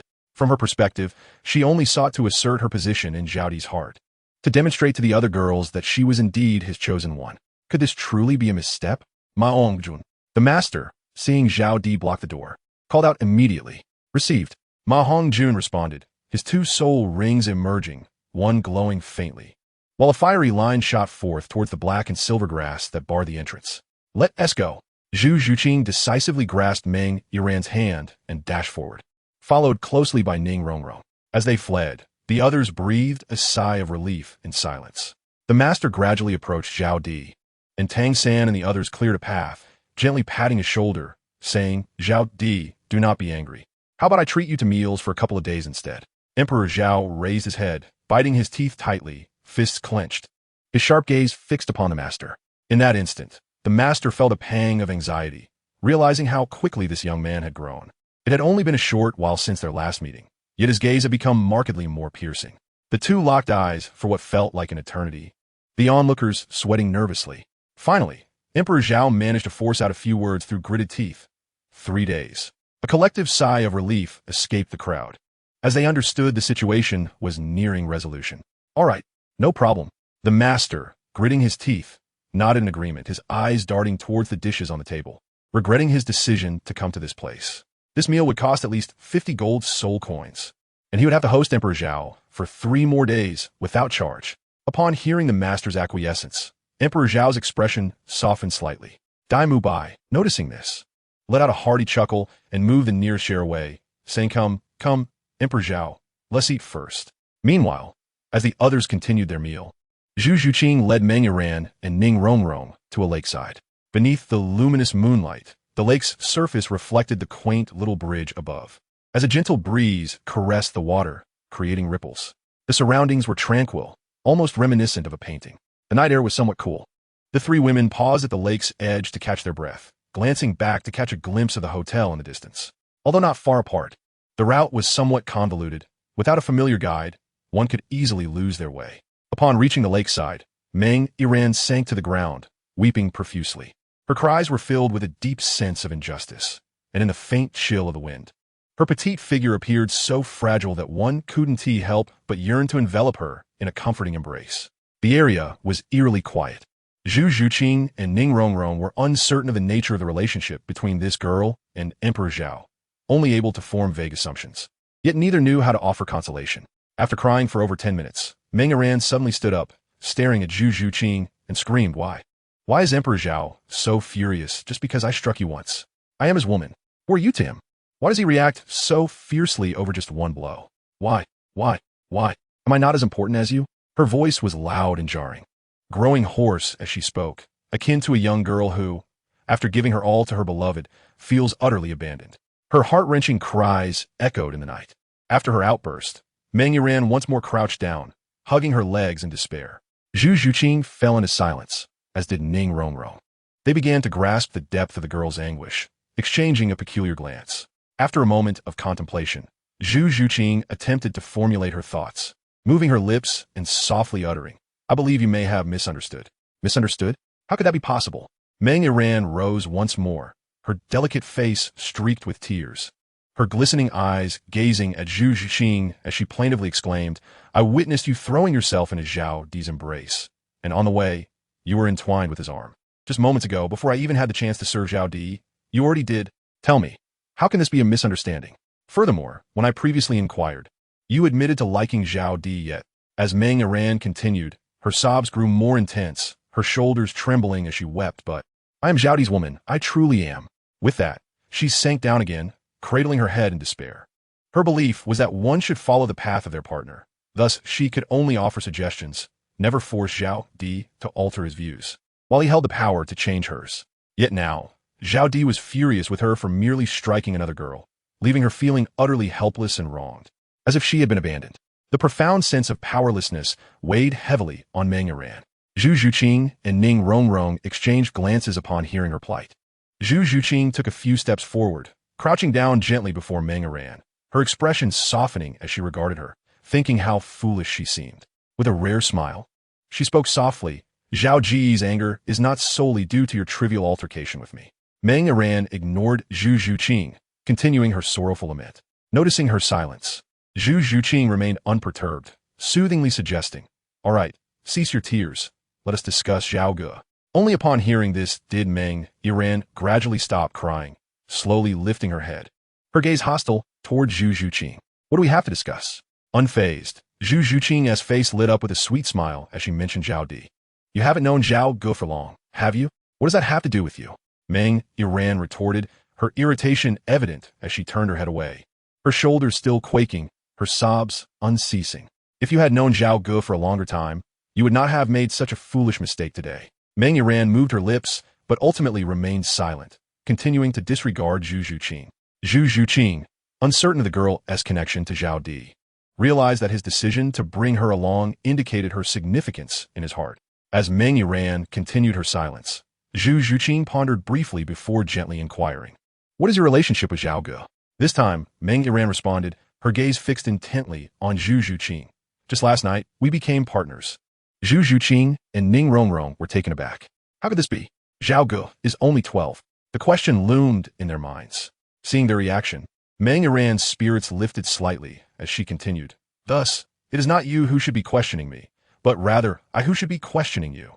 As she spoke, Meng Yiran cast a glance at Ning Rongrong not far away. "What is your relationship with Zhao Di? Why are you so close to him? And you, why do your eyes constantly drift towards Zhao Di while on the road?" Previously, during their departure from the academy, Meng Yiran had noticed that another girl in their group would occasionally steal glances at her man, which irked her greatly. Yet, she had held her tongue and refrained from confronting the girl directly. However, now, with only the three of them present, she resolved that tonight, those two girls must relinquish their claim on Zhao Di. Meng Yiran's gaze unconsciously grew resolute, and her sobs gradually ceased. Zhu Zhuqing and Ning Rongrong were roused by Meng Yiran's questioning tone. Zhu Zhuqing, possessing a gentle disposition, had no intention of retorting. Just as she was about to continue discussing Zhao Di, Ning Rongrong interjected, "Oof, why are you yelling? When we first met Zhao Ge, you were nowhere to be found. Zhuqing has known Zhao Ge since childhood. It's only last night that we became partners. What does that matter? Tonight we'll seek out Zhao Ge. By the way, I seem to recall you. Aren't you the granddaughter of that snake lady? We've met before, when Zhao Ge defeated you with a single move and snatched your soul ring. As for you becoming Zhao Ji's partner, let us not even consider whether a 12-year-old boy is capable of such a commitment. Perhaps you were drawn to Zhao Ge's talent and resorted to some soul skill to bind him. After all, being a four-ring soul master at the age of 12, especially with a Millennium First Soul Ring, is a talent that any force would covet." Ning Rongrong's character was the antithesis of Zhu Zhuqing's. She was inherently mischievous, and, after Zhao Di's repeated guidance, felt a twinge of displeasure at seeing the closeness between him and Meng Yiran. It was akin to a child who had their candy snatched, yearning to vent her frustration. Upon hearing Ning Rongrong's words, Zhu Zhuqing was momentarily taken aback, her gaze towards Meng Yiran turning icy. "Is my Zhao Ge being forced into this?" Meng Yiran's face flushed with indignation at Ning Rongrong's remarks, and she ceased her tears, rising to her feet and declaring loudly, "I did not. On the contrary, it was Zhao Di who coerced me." "Huh!" Before Zhu Zhuqing could respond, Ning Rongrong stepped forward, slightly pushing aside Zhu Zhuqing, who had been standing in front of her, taking her place to meet Meng Yiran's gaze with a cold smirk. "Zhao Ge forced you? Does our background pale in comparison to yours? The illustrious seven-treasure glazed tile school belongs to my family. In terms of looks, we are not inferior to you. And as for figure..." At this point, Ning Rongrong disdainfully swept her gaze over a certain part of Meng Yiran's body, then pulled Zhu Zhuqing closer, raising her chin slightly, and with an air of arrogance declared, "Can you even compare with Zhuqing?" Ning Rongrong was uncertain of her feelings towards Zhao Di, yet she was resolute in not allowing anyone to defame him, and yearned to be by his side each day. The longing, anxiety, and restlessness she had experienced over the past few days, compounded by the frustration simmering within her, erupted at that moment. I. Meng Yiran stammered for what felt like an eternity, Her petite face flushed crimson, resembling a ripe peach, ready to yield its juice with the slightest pressure. Her eyes brimmed anew with tears. What could she do? The two individuals before her were allies of Zhao Di, unassailable in argument or action. At this moment, Meng Yiran felt akin to a modern bride enduring the disdain of a mother-in-law. Her heart weighed down with unspoken grievances. Sobbing, she crouched down once more. Oof. Ning Rongrong proudly lifted her head, akin to a triumphant child, feeling an exhilarating sense of clarity. She then grasped Zhu Zhuqing's arm and said, "Let us go, Zhuqing. Leave her here. She is the one who angered Zhao Ge, not us. We shall be fine returning. Come along." Chapter 130. Meng Yiran's disbelief wait. After taking only a few steps, Ning Rongrong and Zhu Zhuqing slowly turned back. "What is it?" Ning Rongrong inquired nonchalantly. Meng Yiran wiped her tears, gradually ceasing her sobs as she stood.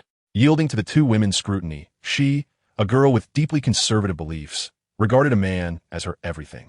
As long as she lived, she could not forsake him. Thus, she chose to endure the humiliation, to compromise, to relinquish her pride and dignity. I was wrong. I should not have struck Zhu Zhuqing. I shall not do so again. Please forgive me. I implore you to assist me. With that, Meng Yiran knelt down and bowed her head, refusing to rise. Perhaps Zhao Di never anticipated that in this strength-oriented Douluo continent, such a woman existed, fortuitously allowing him to benefit from her plight. Zhu Zhuqing was taken aback, and Ning Rongrong stood stunned. They exchanged an unconscious glance, both astonished that this girl would go to such lengths for Zhao Di. Although the worlds were different, kneeling here represented one of the highest forms of human dignity. Yet now, Zhu Zhuqing's icy demeanor softened, and Ning Rongrong felt a surge of complexity within her heart. "I beg you help me, so that Zhao Di will not be angry with me. If you can assist me, I am willing to call you sisters from now on." Upon hearing those words, Zhu Zhuqing and Ning Rongrong were taken aback. It is worth noting that Meng Yiran is significantly older than them, and her previous demeanor was notably haughty. However, at this moment, Meng Yiran had deeply contemplated the notion of lowering her status. In the span of a single day, she had angered Zhao Di twice, both instances stemming from conflicts with Zhu Zhuqing. This led her to believe that Zhu Zhuqing was the one Zhao Di cherished and favored the most, once again inciting Zhao Di's ire today. And now, embroiled in another conflict with the two, she found herself unable to part ways with him. Thus, she resorted to this method to ensure her future proximity to Zhao Di. She also aimed to secure a position where Zhu Zhuqing could advocate for her in front of Zhao Di, allowing him to spend more time with her and show her some care. At this juncture, she had seemingly cast aside all pretenses of pride and dignity, solely seeking to endear herself to both Zhao Di and Zhu Zhuqing. In that moment, her kneeling figure appeared exceedingly humble, her frail silhouette evoking a deep sense of compassion, a yearning to embrace her gently and offer comfort and warmth. Ning Rongrong and Zhu Zhuqing exchanged a complex glance. Zhu Zhuqing's gaze lingered on Meng Yiran, her heart still burdened by the thought of Meng Yiran's coercion of Zhao Di. After a moment's hesitation, she inquired, "Did you truly force Zhao Ge?" Meng Yiran did not lift her head, maintaining her posture, and in a voice that trembled, she replied, "I did not force Zhao Di. But I cannot live without him, truly. I implore you to forgive me. Please help me. I beg of you." Ning Rongrong felt a pang of emotion. Meng Yiran's humility left her somewhat bewildered. As the young mistress of the Seven Treasure Glazed Tile School, she had grown up in a sheltered environment, never having witnessed even the slightest hint of violence. However, seeing someone so similar to herself kneeling before her was a shocking revelation, evoking a sense of growth within her. Zhu Zhuqing's expression softened, and she gradually approached Meng Yiran, gently bending down to extend her hand to help her up. She spoke, "Regardless of whether you truly force Zhao Ge, the reality cannot be altered.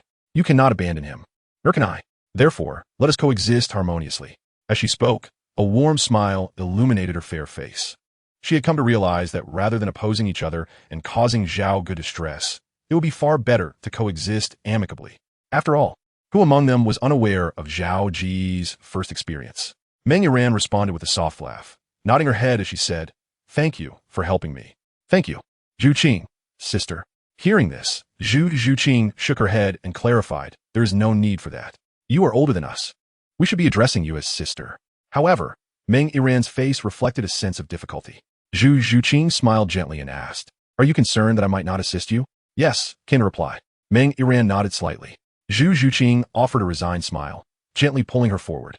As they passed by Ning Rongrong, another small hand grasped hers, and she softly explained, Zhao Ge is not angry with you because you hit me. Then why?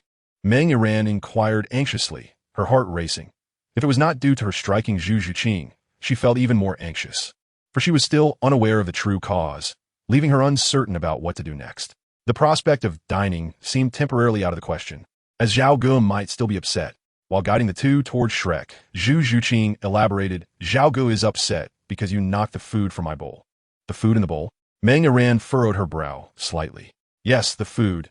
Zhu Zhuqing continued at a leisurely pace. Zhao Ge has 3 great loves: eating, sleeping, and playing. At this point, Zhu Zhuqing paused, exchanging a glance with Ning Rongrong, biting her lip in hesitation.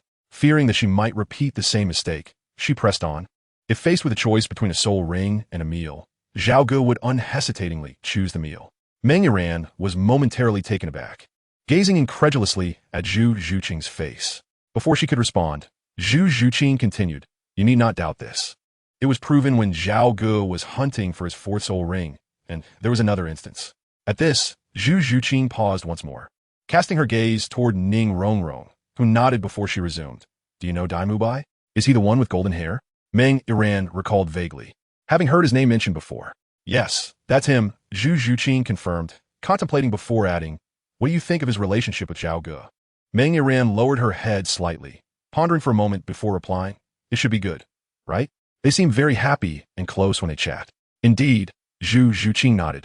Continuing, our group of 8 has always shared a strong bond, especially after the recent peril. However, she hesitated before revealing. Someone once offered a condition that would require Zhao Ge to kill Dai Mubai. Do you know what that condition was? At that time, Zhao Ge was not only tempted, but nearly acted on it. Ning Rongrong interjected. Zhu Zhuqing maintained a calm demeanor, gazing ahead, as if recounting a tale detached from her own life. Meng Yiran stared at Zhu Zhuqing, unsure and incredulous as she asked, it couldn't have been over food, could it? She found it hard to believe that someone would be willing to harm their friend over something so easily obtainable, and that this person was her own partner. Chapter 131. Trembling Meng Yiran within the hotel. As the guests were about to dine, Zhao Di requested several bags from the waiter, selecting some of the more intact and delectable dishes to pack away before continuing his meal. Once they finished eating, the group made their way towards Shrek Academy. Along the bustling streets, their conversation flowed animatedly, but amidst the lively chatter, the usually reticent master suddenly spoke up. Zhao Di, do you not think your reaction back at the hotel was somewhat excessive? Unlike Tang San and the others, who tended to worry excessively and preferred to go with the flow, the master had observed closely. He noted the bulging veins on Zhao Di's forehead, the dark cloud that shadowed his countenance, and an inadvertent glimmer of ferocity that emanated from him. Though quickly concealed, it was unmistakable in that moment. Zhao Di appeared as if he were on the brink of violence. Such a demeanor was decidedly abnormal. Upon hearing the master's words, the others couldn't help but reflect on the earlier scene, recalling Zhao Di's state. While he had always been fond of food and had experienced similar situations in the past, never before had his expression been so grim. Initially, they sensed Zhao Di was angry, but had not contemplated the extent of his fury or how it differed from previous instances. However, now that the master had articulated it, a profound silence enveloped them as they collectively turned their gazes toward Zhao Di. Holding 3 bags in his hand, Zhao Di bowed his head in contemplation. Indeed, he too had not anticipated such an intense surge of anger. It felt as though the flames of his frustration had been ignited in an instant, impossible to suppress. The group frowned, and after a moment of reflection, the master inquired, have you encountered any peculiar circumstances recently? Peculiar? Indeed, there have been several, Zhao Di replied. Such as? The master pressed. Emperor Zhao raised an eyebrow, as if lost in recollection, and slowly remarked. For instance, being pursued by the Titan ape, or being chased by 3 soul saints, or... At this point, he hesitated, his expression revealing a mixture of difficulty and uncertainty, and continued, or the need to break through to level 47. The master was momentarily taken aback, then fell into deep contemplation. Throughout the journey, silence enveloped them, none daring to break it. Before long, they arrived at the entrance of the academy, yet the group gradually came to a halt, casting glances ahead and then at Emperor Zhao. Before them stood 3 striking figures, illuminated by the evening glow, exuding an exquisite beauty. I'm fine now. You may enter first. Emperor Zhao gestured with a wave of his hand.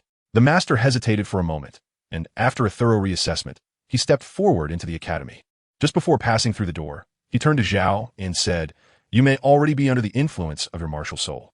I will ponder this tonight, and if I can devise a solution, I shall inform you tomorrow." Emperor Zhao nodded slightly.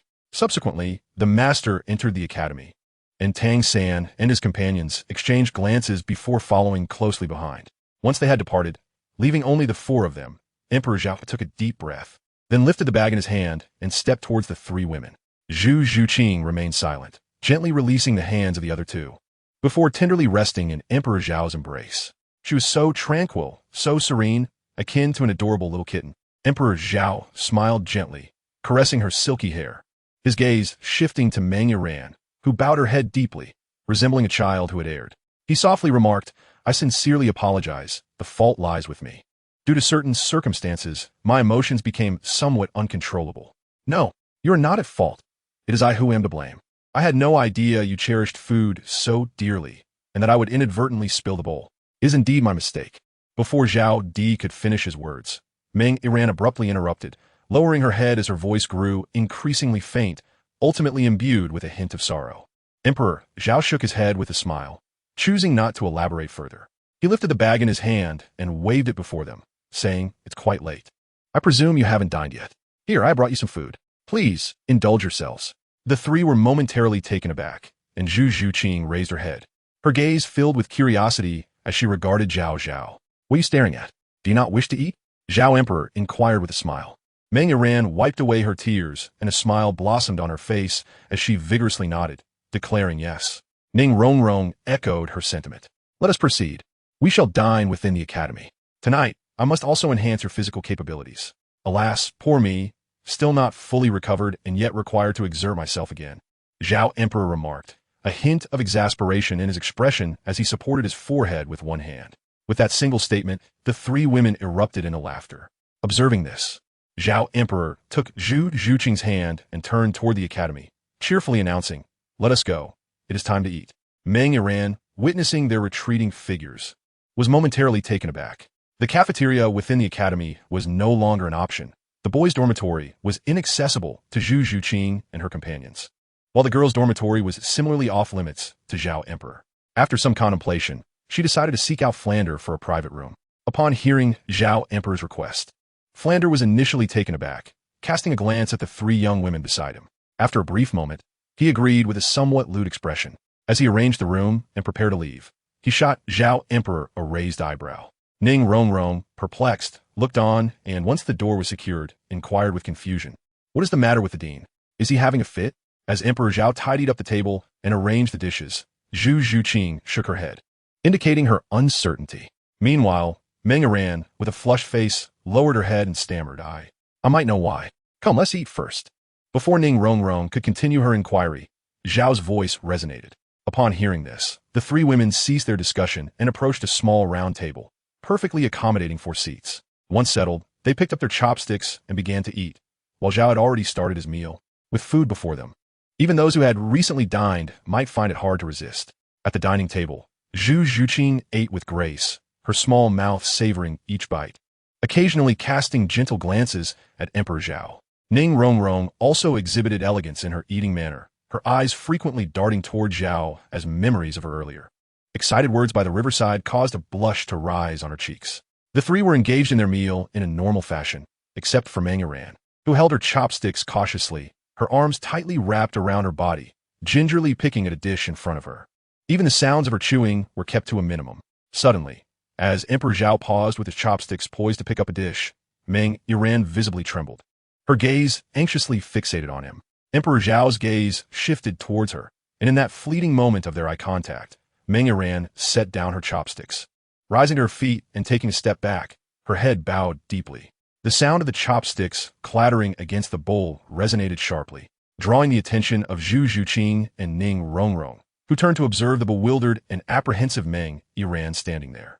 A silence enveloped them as the two exchanged a glance, then simultaneously turned their eyes towards Emperor Zhao. Zhao Di was momentarily taken aback, lingering in a state of perplexity, feeling an inexplicable pang of sympathy and regret within.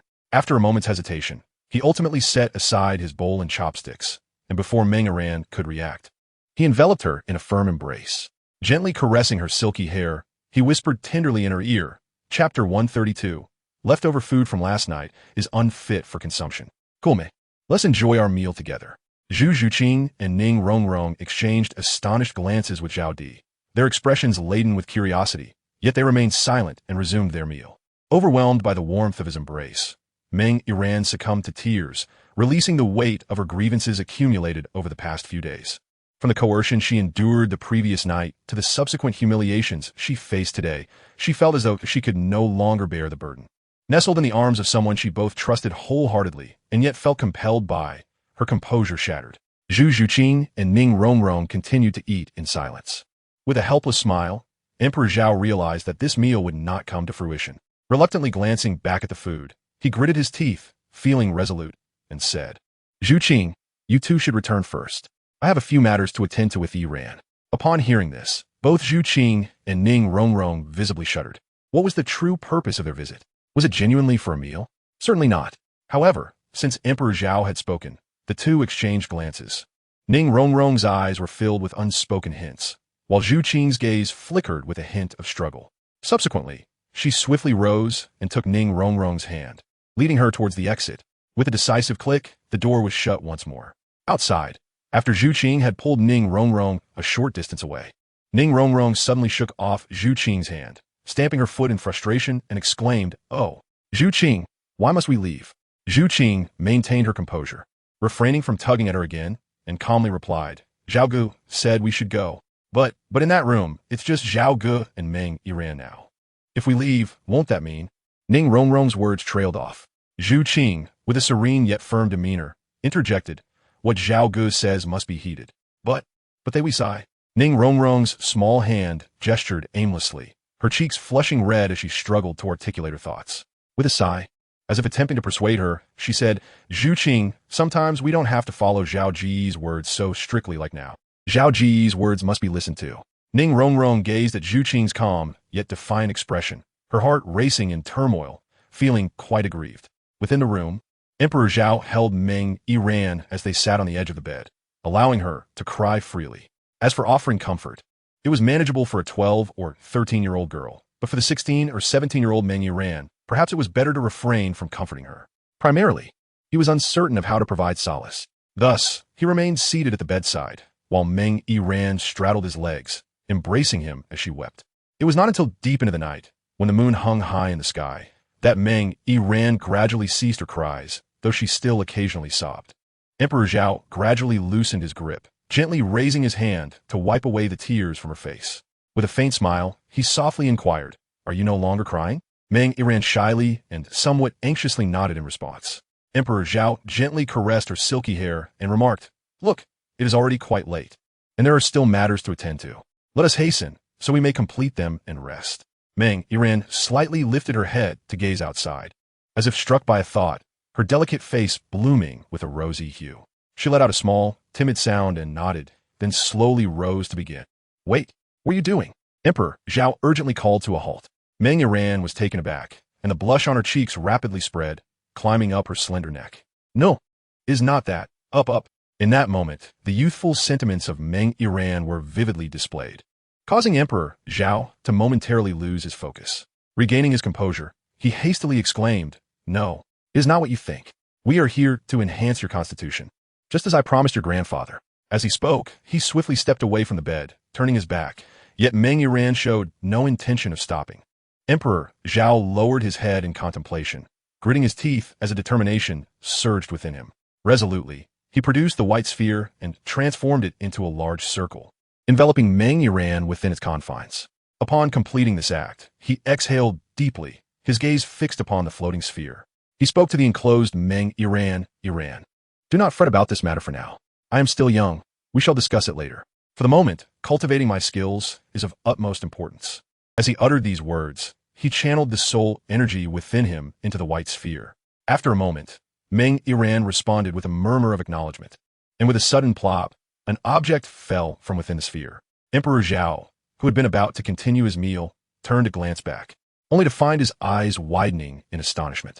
The object that had emerged was none other than a piece of clothing. Emperor Zhao hastily turned around, simultaneously lowering the visibility of the white ball, before returning to his seat to continue his meal. as the white ball gradually became more opaque. Meng Yiran gazed at Zhao's figure, noticing his complete indifference towards her. A sense of desolation flickered in her beautiful eyes. Why, despite having reached a mutual understanding, did he now seem so distant? Was he still harboring resentment? As these thoughts coursed through her mind, the white ball transformed into an entirely opaque sphere, resembling a solid entity. Meanwhile, outside the door, "Wait, what are you planning to do?" Emperor Zhao's voice did not lower. In fact, his astonishment caused it to rise. The room's soundproofing was inadequate, thus. Zhu Qing, quickly. Ning Rongrong was about to dash inside when Zhu Qing seized her arm. Ning Rongrong turned back, her voice laced with urgency. "Zhu Qing, if we don't go now, it will truly be too late." While speaking, she attempted to shake off Zhu Qing's grip. However, Zhu Qing's hold was as firm as iron claws, her eyes glistening with tears as she bore the pain within, saying, "Brother Zhao's words must be heeded." Moreover, she would never harm Brother Zhao. It's all right. By the end of her statement, Zhu Qing could no longer contain her tears. After her words, Ning Rongrong fell silent, but Zhu Qing turned to leave. This time, however, it was Ning Rongrong who held her back, speaking in a subdued tone. "Let us wait a moment longer." Half an hour later, within the room, beads of sweat cascaded down Emperor Zhao's forehead. His internal injuries were on the verge of complete recovery, a mere trifle. Yet his soul power remained unrefreshed. Coupled with the lack of restful days, his spirit was often taut. It could be said that his overall condition was not particularly good, only slightly better than Tang San and the others. Were it not for the constant restoration provided by the white sphere and the system, he would have long since succumbed. Nevertheless, he was determined to enhance Meng Yiran tonight, not only to fulfill his promise to Long Gong, but also to ensure Meng Yiran did not fall too far behind Zhu Qing and the others. After all, based on Meng Yiran's performance, it was clear she was one of his own. The sweat upon his brow increased, and his complexion grew increasingly pallid. Yet despite this, he continued to eat the meal laid out on the table. The food from the previous night could not be wasted, and if not consumed now, it would go to waste. As for my thoughts upon this publication, I must first express my gratitude to the editor for their unwavering support, with recommendations flowing consistently. Thank you. Secondly, it truly took me by surprise. Indeed, when I previously read about others suddenly launching their works without preparation, I thought them overly dramatic. However, now, if they were being dramatic, I find myself even more so. This message is rather hastily composed. Now that it is published, what can I say? There's so much to express. Let us first discuss the protagonist. I adore them to the point of obsession, and answers will follow regarding this. Feel free to pose any questions. I am certain most will find resolution. Then, there is the protagonist's martial soul. I have seen many suggest it resembles something from a particular anime. What was it called? I seem to have forgotten. However, I must seriously inform you all, I am not writing about that anime. I am crafting a narrative inspired by the Chinese Taiji diagram. The Chinese Taiji diagram. The Chinese Taiji diagram. It is not that other thing, which I have never even seen, the Tao-seeking jade. No. All right, let us now discuss subscriptions. To be honest, I am uncertain of the numbers. Could it be 500, 300, or even just 100? I truly do not know. I initially anticipated a release this Friday, yet I never expected this turn of events. One might say that the unpredictability of life is indeed remarkable. I am unaware of how many will choose to depart, but I genuinely need your support. Just a single dollar, merely a dime or two, would make a difference. I truly require your assistance. I find myself at a loss for words. The release came so suddenly, with no prior drafts prepared, and I have only managed to write 500 words for the next chapter. Very well. Those who wish to remain will stay, and those who do not, no amount of words will suffice. If any moment within this book brings you joy, happiness, or evokes emotion, I kindly ask for a modicum of support for this humble writer. I truly need it. Lastly, I extend my gratitude for your readership. Your support serves as my greatest motivation. Once more, those who wish to stay will remain, while those who wish to leave. I implore you, dear friends, please do not go. I am in genuine need of your backing, even if it is just for today, upon release. In conclusion, I thank all of you who appreciate this work and extend my heartfelt gratitude to those who offer their support. Bose, Chapter 133. Longing, await for me for a moment. Zhao Di rested his head on the table, sweat soaking through his shirt. After a struggle, he raised his hand to finish the last morsel of meat. After a brief pause, Zhao Di staggered to his feet, his eyelids half closed, feeling utterly drained, his gaze fixed on the white orb. Sensing the condition of his soul, energy, and Meng Yiran's progress, he summoned the orb back, revealing Meng Yiran's exquisite form as her toes lightly touched the ground. You should rest. I must take my leave. Zhao Di's eyes widened instinctively, and he hurriedly attempted to rush outside. I'm a good child, still young, and must not cause trouble. However, in his haste, he failed to watch where he was going. Upon seeing Zhao Di fall, Meng Yiran quickly rushed over barefoot to assist him, gently helping him up while expressing concern and shyness. Are you all right? You seem exhausted. Why not rest here tonight? No. A sudden slippery sensation in his hand startled Zhao Di, and he quickly replied, You rest first. I will return to sleep. I must go. With that, he broke free from Meng Yiran's grasp and stumbled toward the exit. Meng Yiran tried several times to hold him back, wishing him to stay, but his stubbornness prevailed. Outside the door, a startled resonated, causing Ning Rongrong and Zhu Zhuqing to shudder momentarily. Ning Rongrong slowly turned her gaze toward Zhu Zhuqing, her voice trembling as she inquired, Zhuqing, is it time to enter now? She was unaware of the reason behind her overwhelming desire to enter. Yet an inexplicable urge compelled her forward, as if there were a necessity to step inside. Zhu Zhuqing parted her lips, poised to speak, when the door swung open, and a figure stumbled out, swaying precariously, almost unable to stand. It was Zhao. Ning Rongrong let out a low shout, channeling her soul power as she rushed toward Zhao. And Zhu Zhuqing made no attempt to stop her, hastening her pace to follow. Upon hearing someone call his name, Zhao, who had just pushed open the door, scanned the surroundings with a dazed expression before his gaze landed on Zhu Zhuqing and Meng Yiran in the distance, a faint smile gracing his lips. He lifted his foot, intending to run toward them, but his body was gravely weakened. After just a few steps, he nearly stumbled multiple times. Zhuqing, Rongrong Zhao. Zhao, are you all right? What happened to you? Ning Rongrong cried, rushing to support the faltering Zhao. I'm fine, I just feel so tired I want to sleep, Zhao murmured. His words fragmented, before his head tilted and he collapsed into Ning Rongrong's embrace, succumbing to slumber. As Zhu Zhuqing arrived, she noticed Zhao's pallid complexion, disheveled clothing, and the beads of sweat that still trickled down his forehead. The two women felt a pang in their hearts, as if they were being gripped tightly. Their gazes turned in unison, filled with fury, toward the room, where Meng Yiran stood, flushed and bare, igniting their wrath further. How could this be? Inside the room, Meng Yiran, standing a short distance from the door, was momentarily bewildered by the sight of the two women weeping. Was Zhao not merely exhausted from sleep? Was their reaction truly warranted? As Meng Yiran stood in confusion, Ning Rongrong gently laid Zhao in Zhu Zhuqing's arms before stepping forward a few paces to confront Meng Yiran. Her eyes ablaze. How could you do this? Zhao is still just a child. Meng Yiran began to understand upon hearing those words. But before she could explain, Zhu Zhuqing, tears streaming down her face, interjected, Enough. Zhao is tired and wants to sleep. Let us go. With that, Zhu Zhuqing rose slowly, supporting Zhao as she turned to leave. Ning Rongrong glanced back tenderly at Zhao nestled in Zhu Zhuqing's arms, then shot a fierce glare at Meng Yiran before following Zhu Zhuqing out. Staring blankly at the retreating figures, Meng Yiran's eyes began to well with tears. Suddenly, she slammed the door shut, sank to the floor, and cradled her head in her arms, overwhelmed by sorrow and questioning herself. What have I done wrong? In the girls' dormitory, Zhu Zhuqing gently laid Zhao Di onto a bed, her eyes filled with concern as she gazed at him. After a moment, she sighed.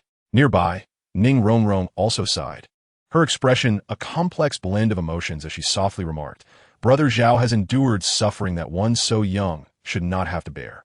Perhaps Zhao Di never anticipated that his simple desire to avoid premature intimacy would lead to such a significant misunderstanding and conflict among Zhu Zhuqing and the other two girls.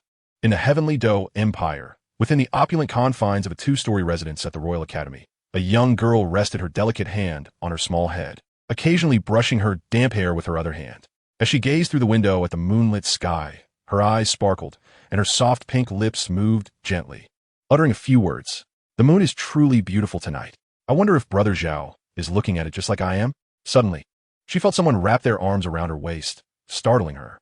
However, she quickly composed herself, turning to embrace the girl who had surprised her, laughing. Lingling, you finish your bath so quickly. Yi Lingling, clad in a loose bathrobe, smiled slightly and released her. Then, leaning together at the window, she teased, Yin, are you thinking about Brother Zhao again? Dugi Yin's face flushed as she lightly swatted Yi Lingling's arm, bashfully retorting, I am not.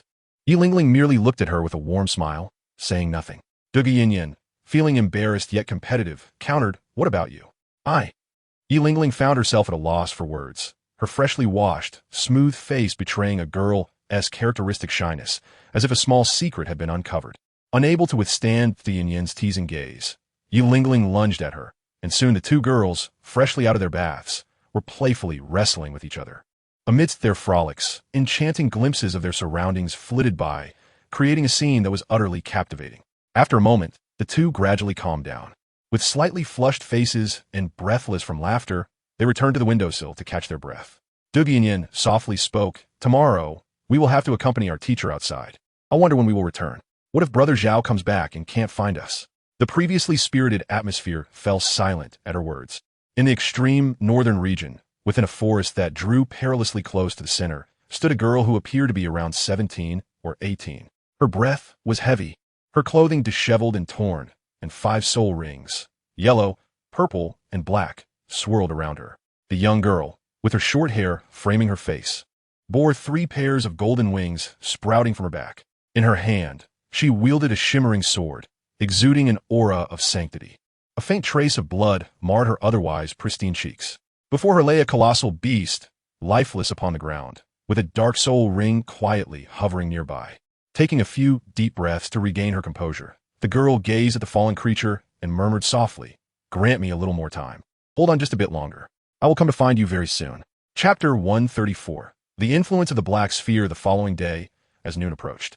Emperor Zhao awoke languidly, propping himself up with his hands.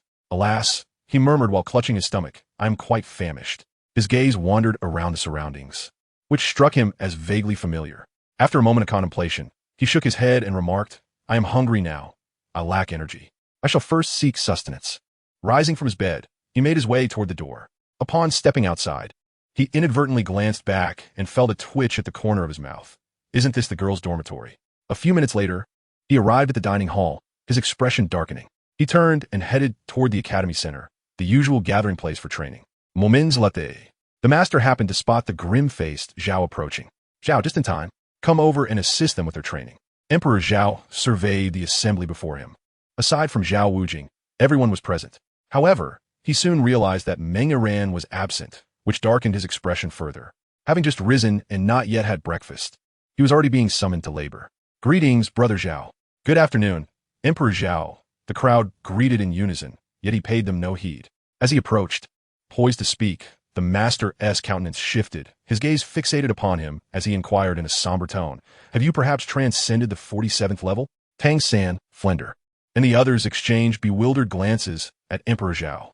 Yet, as he remained silent, they could not discern the truth, leaving them intrigued about how the master had perceived such a development. Emperor Zhao was taken aback for a moment, then proceeded to examine himself. Alas, he had truly achieved a breakthrough. Emperor Zhao was somewhat taken aback. He had not anticipated that a mere slumber would facilitate such a breakthrough. Though he felt no particular sensation within, his curiosity led him to glance toward the master. How could the master discern his advancement when he himself was unaware of it? In stark contrast to the collective astonishment and curiosity of those around him, the master's expression bore a grave intensity, his brow furrowed deeply. After a prolonged silence, he turned to Tang San and the others, speaking in a somber tone. "Come closer." Tang San and his companions exchanged glances before obediently approaching. Observe the eyes of Emperor Zhao. At the master's command, the group fixated on Zhao's eyes, rendering him somewhat awkward. "What are you all staring at, master? This has nothing to do with me." Before Zhao could finish, Tang San's exclamation pierced the air. "Zhao bro, your eyes." Not only Tang San, but the expressions of the others also shifted to one of increasing seriousness upon witnessing Emperor Zhao's eyes. Upon witnessing their expressions, Emperor Zhao raised an eyebrow and inquired, "What troubles you?" Before Tang San could respond, Xiao Wu exclaimed, "Oh my goodness, Xiao Go, what on earth did you do last night? You appear so much darker." Shaking his head, Emperor Zhao continued, "Darker, you say?" The master nodded gravely and replied, "Upon careful reflection last night, it seems your shadow martial soul has begun to exert its influence upon you. The stronger the power, the more pronounced the effect." Zhu Zhuqing, listening intently from the side, furrowed her brows and could not restrain herself from asking, "What will be the ultimate outcome?" Once this question was posed, a profound silence enveloped the room, with every individual fixated on the master, holding their breath in anticipation of his response. Emperor Zhao regarded the master with a newfound respect. In retrospect, It seemed he had long been influenced. His outburst from the previous night, his excessive fondness for food, and the encounters with the three soul emperors. While he had always relished food, he had never been so fervent about it before awakening his martial soul, who in their right mind would entertain thoughts of eliminating a friend for the sake of sustenance. Certainly not a sane individual. It was akin to the incident involving Dai Mubai at that moment. It was not merely a fleeting desire, but his soul power had begun to stir within him. His affection for food had transcended the bounds of normalcy. As for the three soul emperors, he was baffled by his own actions. Having never taken a life before, he had surprisingly struck out during that encounter. Such reflections tightened Emperor Zhao's heart. Perhaps the earlier signs were subtle, only now revealing the full extent of the Black Sphere's influence. As the attention of the gathered crowd shifted towards him, the master pondered for a moment before speaking. Considering the capabilities of Zhao Emperor's martial soul, I fear. There was a hint of reluctance in his voice, yet after a brief pause, he continued. I believe that Zhao Emperor may ultimately become a mindless fiend, consumed solely by the desire for slaughter. He fixed a grave gaze upon Zhao Emperor. The atmosphere fell into a heavy silence. The onlookers bowed their heads, unable to comprehend how such a splendid and formidable individual could be led astray by his own martial soul. Ning Rongrong wore a tense smile, her eyes fixed on a master as she inquired hopefully, Master, is there any solution to this predicament? With her question, the tension in the room seemed to ease slightly, and the crowd raised their gazes once more, filled with anticipation. At present, I have yet to discover anything that can suppress it, but the master paused, capturing the collective breath of the audience. He turned his solemn gaze to Zhao Emperor and stated, though no external remedy has been found, the increasing influence of the Yin sphere over Zhao Emperor is likely due to its growing strength. To subdue or eliminate this influence, it appears that only his Yang sphere holds the potential to achieve such a feat. Upon hearing this, Emperor Zhao relaxed his previously furrowed brow, lowering his head in contemplation as he remarked, so, I must bestow a soul ring upon the white sphere, thereby harmonizing both sides? The master nodded, albeit uncertainly, and replied, At present, it appears so. However, I cannot predict whether unforeseen circumstances will arise to affect your solar sphere. He continued, much like the shadow sphere, which initially served only to enhance your strength, yet secretly influenced you in ways unbeknownst to you. Upon hearing this, the crowd grew increasingly anxious, yet felt powerless in the face of the unfolding situation. Upon hearing this, Emperor Zhao shook his head and remarked, it should not be the case. In Douluo, there is no concept of yin and yang. There exists only light and darkness. Though the distinction is subtle, Master may not possess a profound understanding of this aspect. However, Emperor Zhao is aware that this is evidently a manifestation of the harmony between yin and yang. With a sense of understanding, he secretly exhaled, lifting his gaze to see that the others still wore anxious expressions. With a light-hearted smile, he reassured them, saying, there is no need for concern. Previously, I simply had not paid much attention. Now that I comprehend the situation, I can resolve it, so rest easy. Upon hearing this, the crowd did not feel relieved. Rather, their hearts grew heavier, believing that Emperor Zhao was merely offering them empty comfort. Tang San was no exception. Although he was familiar with the concept of yin and yang, he was uncertain in this otherworldly realm. He would not recommend testing it on others, but this involved those he cherished most dearly, making him hesitant to draw any conclusions hastily. All right, Emperor Zhao raised his voice slightly, offering further comfort. Do you still not trust me? Have I ever deceived you before? This time will be no different. Have faith in me. The crowd nodded, preferring not to add to Zhao's worries. Flender, recognizing the futility of excessive concern, exchanged a few words with Zhao before leading several individuals off for training. Master cast a glance at Zhao's side and said, Zhao, I have been pondering. This afternoon, you and Flender should venture into the Stardow Forest to try the method I just mentioned. It is also an opportune moment for Zhu Qing to advance. Chapter 135. Return to Holy Spirit Village. Having said this, Master prepared to turn and depart. Wait, Zhao mused, stroking his chin thoughtfully. Let us postpone that for another day. There is no rush. After all, nothing urgent will transpire for the time being. This afternoon, I shall take Tang San and Xiao Wu back to Holy Spirit Village for a visit. It has been a long while since I returned home, and if I do not go now, I may not have another opportunity. Emperor Zhao had been contemplating this matter for some time. As he was about to commence formal training, he realized that he would soon have little time to spare. Seizing this opportunity, he decided to return and check on things. At the same time, he aimed to enhance old Jack's vitality. Although it was not yet feasible for him to cultivate, prolonging his life was the least he could do. The master pondered for a moment, then nodded in agreement before turning to walk towards Tang San. Emperor Zhao smiled faintly and, after casting a glance over the crowd, suddenly recalled that Meng Iran was absent. He raised his voice and inquired, "Where's Iran?" The trainees, just commencing their practice, shook their heads, their movements unceasing. However, Emperor Zhao's keen gaze detected a flicker of displeasure in Zhu Zhiqing and Ning Rongrong's eyes from a distance of 3 meters. Indeed, Tang San and his companions were training just a few meters away, while Zhu Zhiqing and Ning Rongrong were positioned even closer to Emperor Zhao. With a few strides, he approached the two young women and asked, "Zhiqing, Rongrong, what is troubling you? Where has Iran gone?" I sense a hint of discontent towards her. Zhiqing, typically reticent, averted her gaze and remained silent. In contrast, Ning Rongrong's face swelled with indignation upon hearing Zhao's question. Her cheeks puffing up in a most endearing manner as she exclaimed, "Zhao Ge, why are you so concerned about her? Last night as she spoke, her cheeks reddened, resembling a charming little peach." The others, having just completed their warm-up, quickly gathered around, realizing that worrying about Emperor Zhao was futile. So they kept their thoughts to themselves. Xiao Wu, seemingly aware of the situation, flashed a mischievous smile at Zhao and remarked, "This morning, when I saw you, Zhao Ge, you looked utterly exhausted." Oscar, Dai Mubai, and Ma Hongjun exchanged knowing glances. Ma Hongjun, rubbing his chubby hands together with a gleeful expression, remarked in a rather lewd tone, "Zhao Ge didn't even return to the dormitory last night." Oscar joined in, his tone equally suggestive, "And now that Meng Iran hasn't arrived, doesn't that mean?" Flinder and the master approached, and upon hearing their banter, Flinder wore an expression of expected disapproval, while the master coughed a few times and advised, "Zhao, you are still young. It would be wise to refrain from such matters. Besides, you are unaware of how your body might react, so it is best to exercise restraint." Zhu Zhiqing maintained her lowered gaze, revealing no emotion, while Ning Rongrong resembled a puffer fish, her cheeks entirely inflated. Upon hearing this, Emperor Zhao rolled his eyes, remaining silent as he contemplatively gazed at Ning Rongrong's visage. After a brief moment, as the atmosphere approached a tranquil stillness, Emperor Zhao abruptly extended a hand with astonishing swiftness. The sound that followed was akin to a flatulence. The onlookers were momentarily taken aback as they beheld Emperor Zhao's hand pinching Ning Rongrong's cheek. The sudden silence surrounding them, coupled with the peculiar sound, prompted Zhu Zhiqing to lift her head towards the source of the commotion, and upon doing so, she too was rendered speechless. It was then that they observed Emperor Zhao's hand firmly grasping Ning Rongrong's face, the once round cheeks now flattened under his grip, explaining the peculiar sound that had ensued.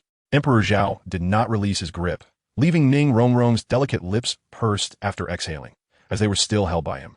She stared at Emperor Zhao in utter bewilderment, devoid of anger, her mind a blank canvas momentarily filled with the 3 great philosophies of life. A silence enveloped the scene for 3 seconds, followed by a burst of laughter that resonated through the air. "Ha ha ha! Ha ha ha!" Dai Mubai and several other young men clutched their bellies, laughing so hard they could barely stand, while one hand was raised in admiration, proclaiming, "Brother Zhao is impressive."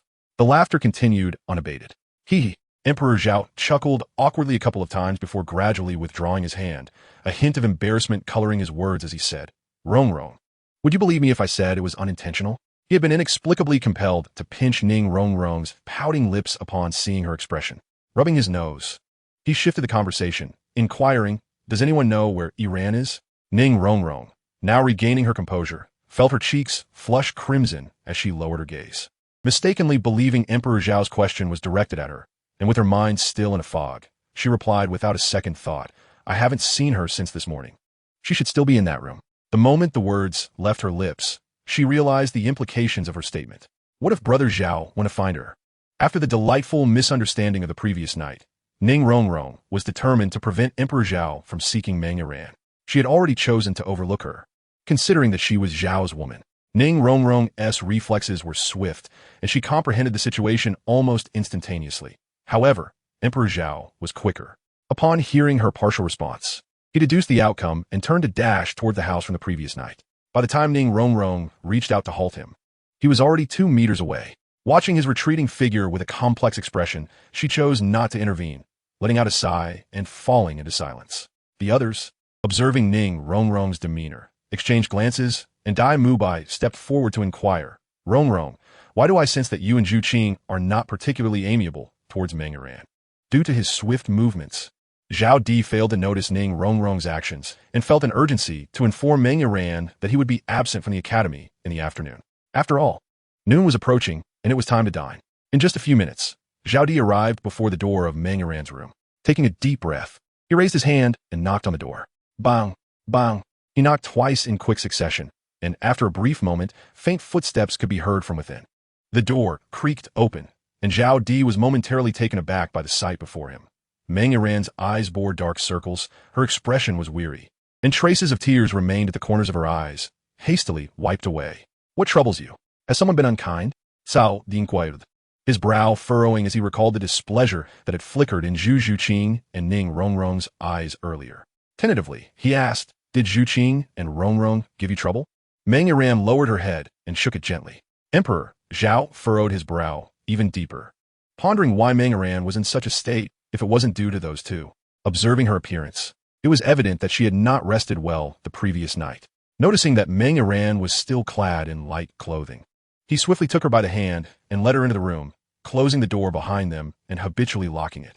With a rough but caring gesture, he pulled her to sit at the bedside and inquired with genuine concern, what is troubling you? Speak to me. How can I understand if you remain silent? After a brief explanation from Zhao Emperor, he took the still sobbing Meng Yiran by the hand and headed towards Tang San and the others. Inside the room, after several probing questions, Meng Yiran finally poured out her grievances from the past few days, tears streaming down her face. Upon hearing her woes, Zhao Emperor, left speechless, felt a twinge of pain in his heart. He had never anticipated that his moment of anger would affect Meng Yiran so profoundly. Nor did he realize that his absence from her side the previous night would lead her to believe he no longer cared for her. With little more to say, he hastily offered assurances, and realizing it was nearly noon, he suggested they eat first before discussing matters further. Upon reuniting with the others, the group made their way to a nearby restaurant, as it would take at least 3 or 4 more days for the Academy's cafeteria to be operational. While searching for the restaurant, Zhao Emperor held the downcast Meng Yiran's hand and attempted to engage Zhu Qing and Ning Rongrong in conversation, saying, you too. Zhu Qing and Rongrong, upon hearing Zhao Emperor call out to them, the two girls turned their gaze towards him. But a flicker of displeasure crossed their eyes as they momentarily glanced at Meng Yiran beside him. You may have misunderstood, he continued. Oh, they replied, their responses tinged with indifference, feeling that Zhao Emperor was defending Meng Yiran. I merely enhanced Yiran's physical condition last night. Nothing else transpired. Her fainting was due to excessive consumption of soul power and mental energy. Oh, they echoed again, seemingly unfazed. Since when did you all become so aloof? Zhao Emperor sighed, glancing at the still downcast Meng Yiran. The misunderstanding appeared to run deep. It seemed impossible to resolve it now, so he decided to address it gradually in the future. Flander and the others exchanged curious glances at the 4 of them, but chose not to intervene, respecting Zhao Emperor's personal matters. Observing their silence, Oscar took the initiative to lighten the atmosphere. During their casual conversation, Master treated everyone as usual, knowing Zhao Emperor would return to the village in the afternoon.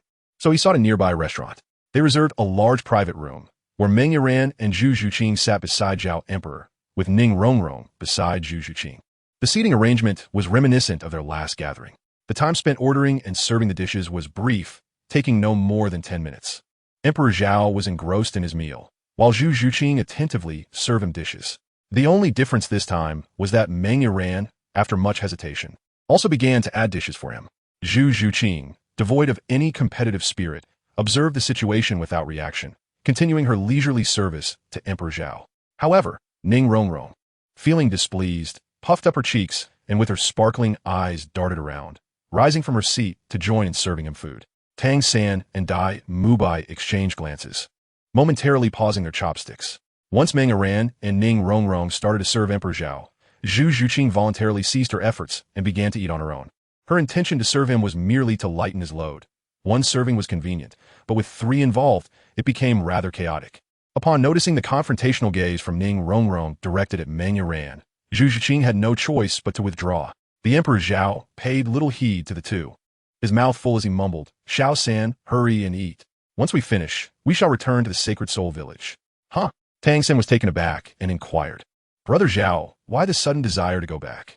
It has been ages since we last returned. Who knows if we will have the opportunity in the future? Did Master not mention this during training? With his mouth stuffed, he lifted his head, puzzled, and glanced at Master. Master gently shook his head and replied, I had assumed you two had already discussed this. If not, it is not too late to mention it now. After swallowing his food, Zhao Emperor continued to eat, mumbling indistinctly. After we return to the academy, you and Xiao Wu should check if there is anything that needs preparation, as we will be away for a few days. Upon hearing Zhao Emperor's intention to leave for a few days, Zhu Zhuqing felt a twinge of reluctance and could not help but ask, Brother Zhao, may I accompany you? Dai Mubai chimed in. Why don't we all go together? Oscar and Ma Hongjun also voiced their agreement. Yes, let us go as a group. Upon our return, we can train with peace of mind. Indeed, let this be a delightful time before we commence our training, they echoed. Master pondered for a moment before responding calmly. You may all go together. Training cannot proceed without three of you. It is better to wander with you than for the others to remain idle at the academy. Emperor Zhao nodded indifferently. Subsequently, apart from him, the others began to discuss what items to bring, how to play, and where to visit while enjoying their meal. The meal concluded in half an hour. While the others returned to the academy to prepare their belongings, Emperor Zhao opted not to go back. Instead, he requested some gold soul coins from Tang San and leisurely strolled through the streets. Meng Iran was also drawn into his plans. She had arrived at Shrek wearing a single outfit and, inexplicably, possessed no money at all. After assisting Meng Iran in acquiring a new outfit and purchasing a backpack, he then procured some local specialties and a selection of convenient snacks before making their way back to the academy to gather. At the academy's entrance, apart from Flanders and the master, Tang San and several students had assembled and secured 2 horse-drawn carriages. The carriages were not extravagant. Each was drawn by 2 horses and spacious enough to comfortably accommodate 5 individuals without feeling cramped. Shu Yi, Tang San exclaimed, spotting Emperor Zhao and Meng Iran leisurely returning from a distance. He turned to the others and said, let us board the carriages. Tang San and Dai Mubai each leaped into their respective carriages, steering them towards Emperor Zhao. As they approached, the carriages did not halt. With a push of their feet, they settled beside Tang San. Tang San took the lead, guiding the carriage towards Shenghan village. Once they exited the city, they slowed the carriages to appreciate the scenic spots along the way. The occupants of both carriages engaged in light conversation, making the journey enjoyable. After a winding trip, they reached Shenghan village as dusk began to fall. Isn't that the little Zhao from the village chief's house? It can't be, right? Has he changed so much in just a few years? I thought to myself, he resembles him. I heard from old Wang next door that the village chief's grandson went off to study. Now it seems he's been doing quite well outside. This is him. I'm familiar with that child, and I recognize the one beside him too. That's the son of our village's blacksmith. A somewhat plump woman with a round face and hair cascading to her waist interjected into the conversation, then called out loudly, Little Zhao, Little San, what brings you two back? As they entered the village, the women who were idly gathered at their doorsteps began to chatter, particularly upon recognizing the 2 familiar faces seated at the front of the carriages. Upon hearing their names called, Emperor Zhao and Tang San's expressions darkened simultaneously. After exchanging a glance laden with resignation, they let out a sigh. Meanwhile, Meng Iran cast a peculiar look in their direction. Emperor Zhao, steeling himself, rose to his feet with a smile adorning his face. Since the crowd had already called out to him, it would be unbecoming not to acknowledge them. He politely responded, Oh, where are all the esteemed aunties? Chapter 137. A cozy home, you little rascal. What manner of speech is that? After all these years, you still haven't changed a bit. I remember when I sent you off with so much food, one of the women chided him affectionately. And poor little Hua has been waiting for you. It's been quite a struggle for her. The aunt who had called him Little Zhao burst into laughter at his playful address. Indeed, Little Zhao. And what about our dear Chui? You two used to play together all the time when you were younger. Yes, you've changed so much over the years that we almost didn't recognize you. Several women chimed in eagerly before Zhao could utter a word. At that moment, Emperor Zhao felt a tingling sensation on his scalp. What did people fear the most when returning to their villages in their past lives? It was the incessant chatter of the elders, and the way the village's old folks would seize upon you to engage in conversation. This exchange could last an entire day, and the most frustrating part was that, although it was labeled as casual dialogue, you scarcely had the opportunity to utter a few words, while listening to their monotonous tales became quite tedious. The Emperor Zhao hurriedly interjected, fearing that if their conversation continued, he would find himself spending the night there. Ahem, dear aunt, I must take my leave. It has been many years since I last saw the old master at home. Perhaps we can converse further when time permits. For now, let us part ways. and may fate bring us together again. With that, he quickly patted Tang San on the back. Tang San understood the cue, gave the horse a gentle nudge, and soon they departed from that perilous vicinity. Phew! Thank goodness for the carriage. Walking would have been fraught with danger today. Zhao Emperor wiped the non-existent sweat from his brow, feeling quite relieved. Tang San remained silent, a smile playing on his lips as he skillfully maneuvered the carriage, swiftly arriving at the village chief's residence.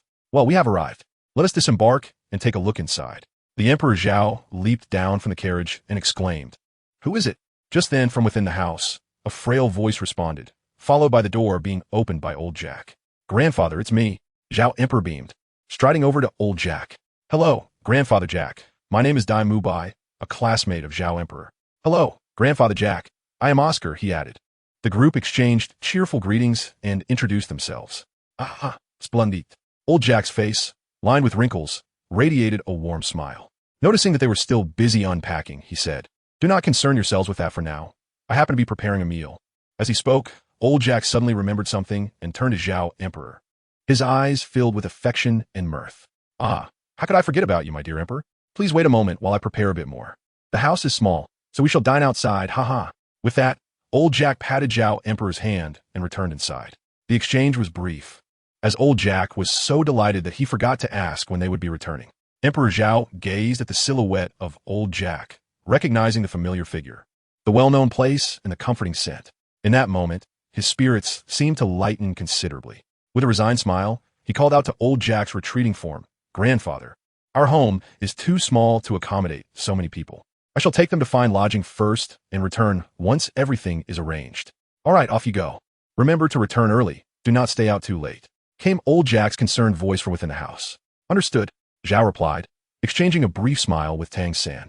"Let's head to that little hill." Tang San nodded, and the group once again boarded the carriage to set off. 10 minutes later, they arrived at the small hill where Zhao and Tang San had previously practiced. "Let's spend the night here," Zhao declared as he helped Ming ran down from the carriage. Indeed, Tang San agreed, displaying gentlemanly courtesy as he assisted Xiao Wu alight from the vehicle. He then collaborated with Dai Mubai and the others to set up a shelter for the horses, finding a nearby tree to tie them securely. Meanwhile, the rest of the group split into two teams, one to tidy up the surroundings and the other to gather firewood. Once those collecting firewood returned, they began constructing tents.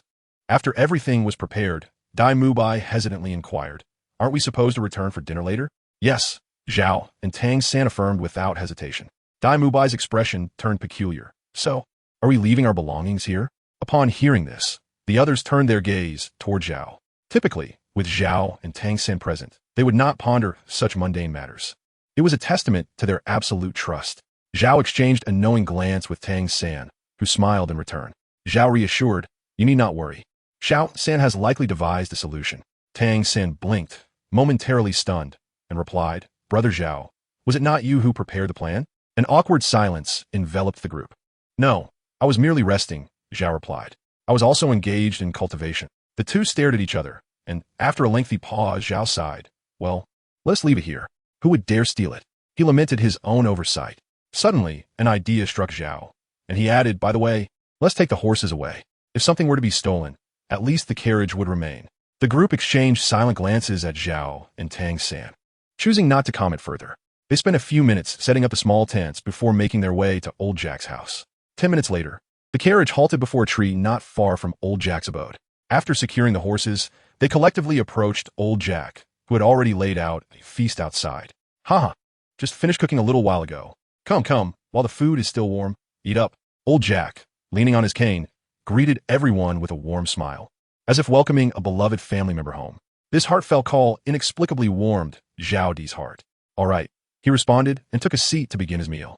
While his heart was indeed warmed, he knew that dining could not be postponed. Chuckling, old Jack noticed Zhao Di's unchanged fondness for food and laughed heartily. He then addressed the somewhat unfamiliar Dai Mubai and the others, saying, "Children, don't just stand there. Quickly take a seat and eat before it gets cold." The group bowed, slightly in gratitude, before finding a table to sit down. Zhu Zhuqing, Ning Rongrong, and Ming Aran naturally chose to sit at Zhao Di's table. Upon seeing this, old Jack's dim eyes brightened, and he slowly took a seat across from Zhao Di. "My boy, how have you fared these past years?" "Very well," came the reply. "The big city has so many delicacies such as..." Emperor Zhao, rarely inclined to converse at the dining table, found himself unable to cease speaking once he began. He animatedly recounted to old Jack the extraordinary sights he had witnessed and the delectable dishes he had savored, sharing every delightful morsel while indulging in a meal. Meanwhile, old Jack intermittently took bites of his food, occasionally interjecting a comment, his smile unwavering throughout the exchange. Indeed, indeed. By the way, my dear Emperor, what is your current rank? Are you a great soul master or a soul elder?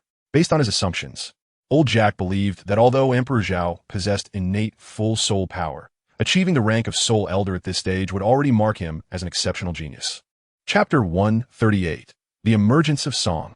Casting a glance at the 3 remaining dishes on the table, he patted his round belly, satisfied with his meal and leaving the leftovers for old Jack, Ning Rongrong, and Zhu Zhuqing. A soul elder? How could that be? Emperor Zhao replied, nonchalantly, dismissing the notion. The conversation at the adjacent table abruptly ceased, and the corners of their mouths twitched in disbelief. Old Jack's expression momentarily dimmed upon hearing this, but quickly transformed back into a smile as he reassured, it's perfectly fine if you haven't reached soul elder yet. At such a young age, being a great soul master is already quite remarkable. No need to rush, take your time. Old Jack instinctively assumed that Emperor Zhao had only just attained the rank of great soul master. After all, how could a 12-year-old be a soul master? Yet, it was evident that what he deemed impossible had already become a reality. A great soul master? I am no longer a great soul master. I barely qualify as a soul master now, Emperor Zhao admitted. Emperor Zhao slightly raised his chin, speaking as if he were humble, yet his demeanor exuded pride. The soul sect? Huh. Old Jack shook his head with a chuckle, dismissing it lightly. Very well, my lad. With your innate talent and full soul power, you will inevitably reach the soul sect. Old Jack smiled with satisfaction, feeling that Zhao had such lofty aspirations and was destined for greatness. Zhu Zhuqing moved her lips slightly, continuing to eat her meal, while Meng Yiran seemed on the verge of speaking, but, fearing her words might anger Zhao, chose silence instead. However, Ning Rongrong, after old Jack finished speaking, instinctively stood up for Zhao, exclaiming, Grandpa Jack, Zhao is indeed a soul sect member, and, at level 47, no less. His first soul ring is even a millennium old. She proudly lifted her small head, as if declaring this achievement as her own. Indeed, Grandpa Jack. While we are merely soul emperors, he has already reached the soul sect. I wonder how you trained him to be so formidable. Perhaps you could train me too, when you have the time. Oscar subtly flattered him. The others merely smiled in silence. Old Jack, however, did not hear Oscar's comment, as he was entranced, staring blankly at Zhao across the table. Zhao then repeated his earlier gesture. Coming back to reality, old Jack asked incredulously, my boy, are you truly a four-ring soul sect master?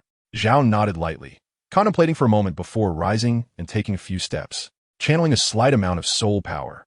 For soul rings, purple, yellow, purple, began to spiral upward from his feet. I am currently a level 47 healing soul master. Zhao was about to clarify that he was an all-rounder, but his gaze silenced him. He then turned his attention to old Jack, who was now utterly astonished. It was not that Zhao wished to conceal his true strength from old Jack. Rather, he worried that the elderly man, being an ordinary person, might not withstand a shock. Had old Jack not broached the subject, Zhao would not have volunteered this information. Had Ning Rongrong not revealed that his first soul ring was a millennium old, he would have masked the details of his soul rings as standard fare. Just a four-ring soul sect, nothing particularly remarkable. With a clatter, old Jack's chopsticks fell from his grasp, leaving him staring blankly at Zhao, lost in thought. The group continued to joke and laugh late into the night. My boy, how many days will you be staying this time? Old Jack asked, his eyes filled with pride and anticipation. 3 or 4 days, perhaps. I made time for this visit. But moving forward, training will be quite demanding, and I will have little opportunity to return, Zhao replied with a smile. Haha, splendid. Since you have a few days. It is already quite late. You should all go and rest. Old Jack slowly rose to his feet, beginning to tidy up the dishes. Zhu Zhuqing, displaying her understanding nature, lent a helping hand. After casting a furtive glance at Zhao Di, Meng Yiran hesitated for a moment before also standing to assist. While Ning Rongrong wore a look of discomfort, it was not that she was unwilling, but rather that she lacked the experience. Throughout her life, when had she ever engaged in such labor? Yet, among the girls, only she and Xiao Wu remained. Stealing a glance, she noticed Xiao Wu was also starting to clean up, so she gritted her teeth and stood up to learn the task. They were all contributing. She couldn't be the only one to shy away. What would Zhao Ge think of her? Grandpa Jack, Please go inside and rest. We will handle things here. Tang San said with a smile as he stood up. Old Jack looked at everyone and chuckled heartily. Once he entered the house, the group began to work together, washing dishes, clearing the table, and finally cleaning up. They swiftly completed their tasks. Soon, they boarded the carriage and headed toward the small hill they had visited earlier. After 10 minutes, they reached their destination, and after a while, the campfire and everything else was prepared. The group showed no immediate inclination to sleep, instead lying on the grass and gazing at the stars. The round moon hung in the vast, deep blue sky, with twinkling stars that seemed to dance, resembling a captivating painting. In their dreamy state, the stars appeared almost within reach, yet upon closer inspection, the distances proved unfathomable. The moon is so beautiful tonight, Zhu Zhuqing said softly as she lay beside Zhao Di, gazing up at the moon. Indeed, it is lovely, Zhao Di replied, exhaling contentedly as he shifted his position, resting his hands behind his head. Oh, this is so comfortable. After eating, lying here watching the stars, what a delightful life. Dai Mubai, with a strand of blue silver grass in his mouth, stretched his body, resting his head on his arm with a look of enjoyment.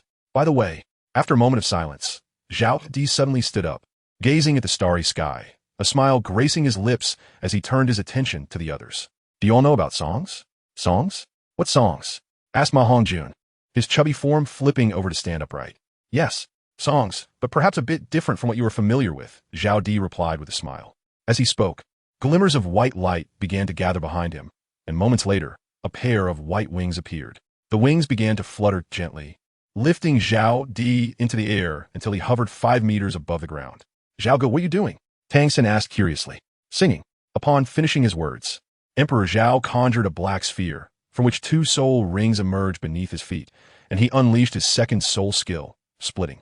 In an instant, the black sphere fragmented into numerous forms, transforming into various musical instruments, such as a piano and a violin. In the world of Douluo continent, music existed, albeit differing somewhat from the songs of his previous life, with only a modest degree of similarity. As he gazed at the vast starry sky, memories of the misunderstandings between Meng Yiran, Zhu Zhuqing, and Ning Rongrong flooded his mind. Ultimately, it stemmed from his failure to clarify matters.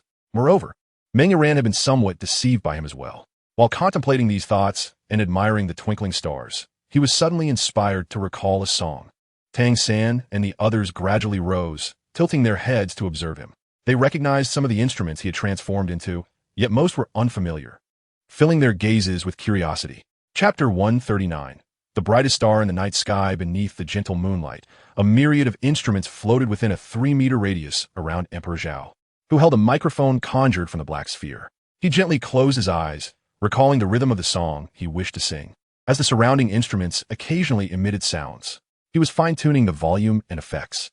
In his past life, after the passing of his parents, he became enamored with music, spending at least 20 hours a week with headphones on, lost in melodies. Back then, he was naturally tone-deaf.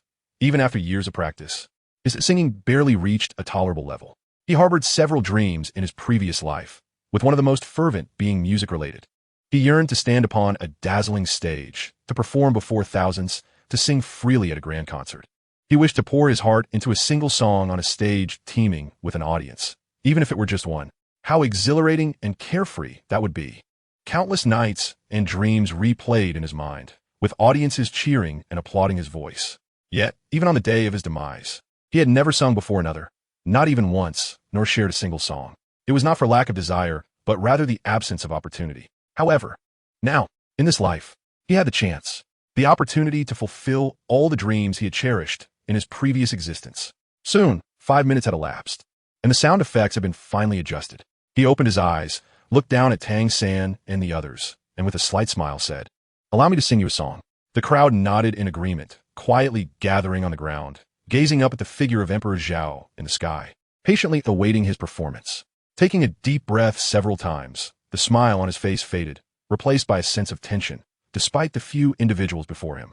He had long tested the vocal range of this life, finding it quite satisfactory. After undergoing the system's refinement and enhancing his abilities, his physical form had improved significantly, and his vocal cords were no exception. His white wings gently fluttered, a milky vapor drifting toward Tang San and the others. The dark orb possessed an inherent aggressiveness when activated, even when minimized. However, it could still inflict some harm on those of lower cultivation. So he opted to use the white orb for healing, perfectly balancing the two. With a soft thud, the instruments around him began to play, the prelude swiftly concluding within mere seconds. The microphone was gradually brought to his lips, his mouth moving softly. Star of the night sky. Can you hear the one who gazes up? The loneliness and sighs from the depths of the heart. A slightly husky, magnetic voice resonated from Emperor Zhao. Though it fell short compared to professional singers from his past life, the scene around him made it profoundly stirring. The melody, amplified through the microphone, echoed melodiously through the air. The crowd closed their eyes, listening intently, their bodies swaying gently to the rhythm of the music. Beneath the starry sky, accompanied by a gentle breeze and moonlight, the song reached its crescendo. I pray for a heart that is transparent and eyes that can weep. Grant me the courage to believe, oh, to embrace you beyond the lies. As he slightly opened his eyes and noticed the audience was quietly absorbed in the moment, a sweet smile crept onto his lips, radiant with joy. He then closed his eyes once more, continuing to sing. Meng Yiran, upon seeing Emperor Zhao shut his eyes, opened her own, gazing at him with rapt attention. Tears unknowingly streamed from the corners of her eyes, as if her heart had been touched by something profound. Star of the night sky. Whenever I cannot find the meaning of existence, whenever I am lost in the darkness. Oh, star of the night sky, please illuminate my path forward.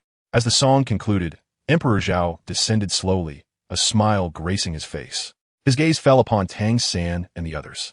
While most wore smiles and had just opened their eyes, Zhu Zhuqing, Ning Rongrong, and Meng Yiran were in tears, as he retracted his martial spirit and soul rings.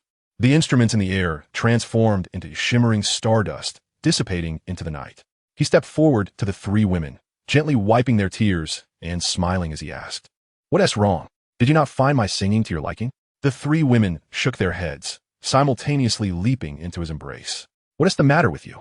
He caressed Zhu Zhuqing's hair, inquiring softly once more. The three remained silent, nestled in his arms, enveloped in a tranquil stillness. The Emperor Zhao sighed helplessly yet smiled.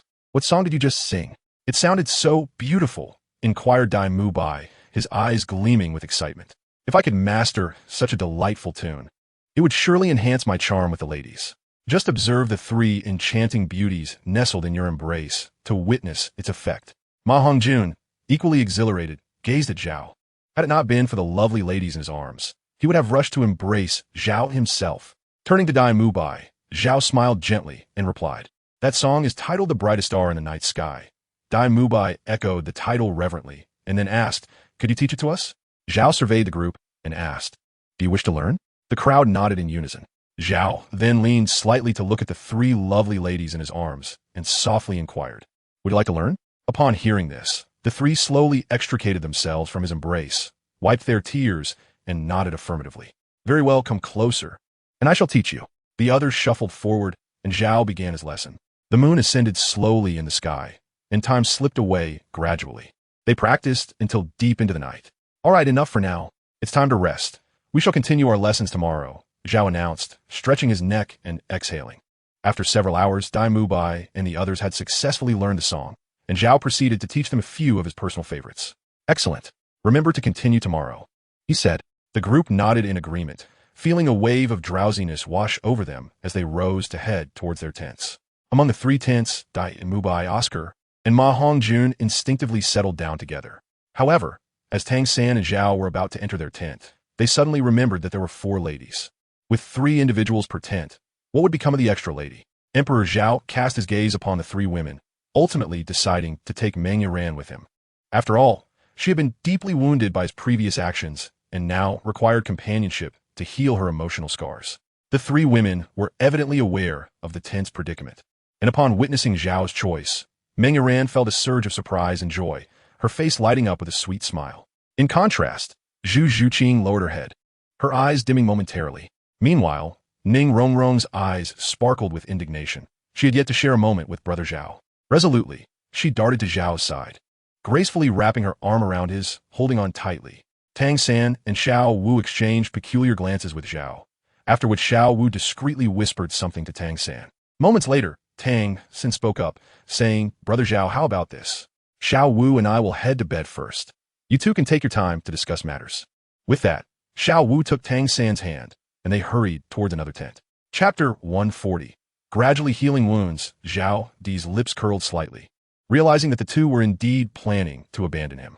With a sigh, he glanced at the three women before him, and for the first time, he felt that his pursuit of beauty might have been misguided. After pondering for a few minutes under the hopeful gazes of the three women, Zhao Di felt a slight headache and ultimately resigned himself to the situation, saying, "Let us all sleep together."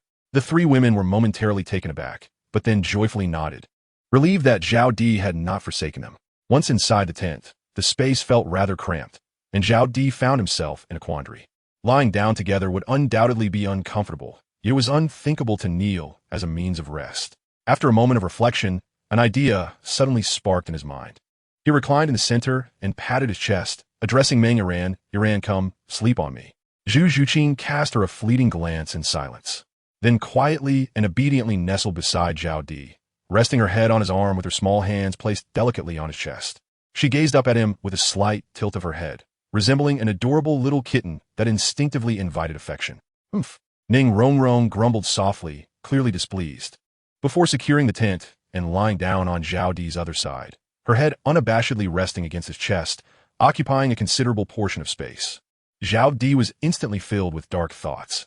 Ning Rongrong's jealousy was undeniably intense. He chuckled softly and gently remarked, "All right, Rongrong, be a little kinder and refrain from treating Iran like this." "Humph." Ning Rongrong huffed, reluctantly retracting her small head. Meng Yiran glanced around at Zhu Zhuqing and Ning Rongrong. Her cheeks flushed and cautiously nestled against Zhao Di. With a sigh, Zhao Di exhaled. His current state was peculiar, with Zhu Zhuqing resting her head on his arm, his right hand securely embracing Meng Yiran to prevent her from falling, while Ning Rongrong clung to his right arm. It was quite an unusual sight. The tent fell into silence, and suddenly Zhao Di asked softly, "How was my singing just now?" The three nodded in agreement, expressing their approval. "In truth, the reason I chose to sing this particular song carries a deeper meaning. I aspire to be the guiding star that illuminates your path during times of confusion, leading you out of uncertainty." Meng Yiran pressed her ear against his chest, quietly listening to his breathing and heartbeat.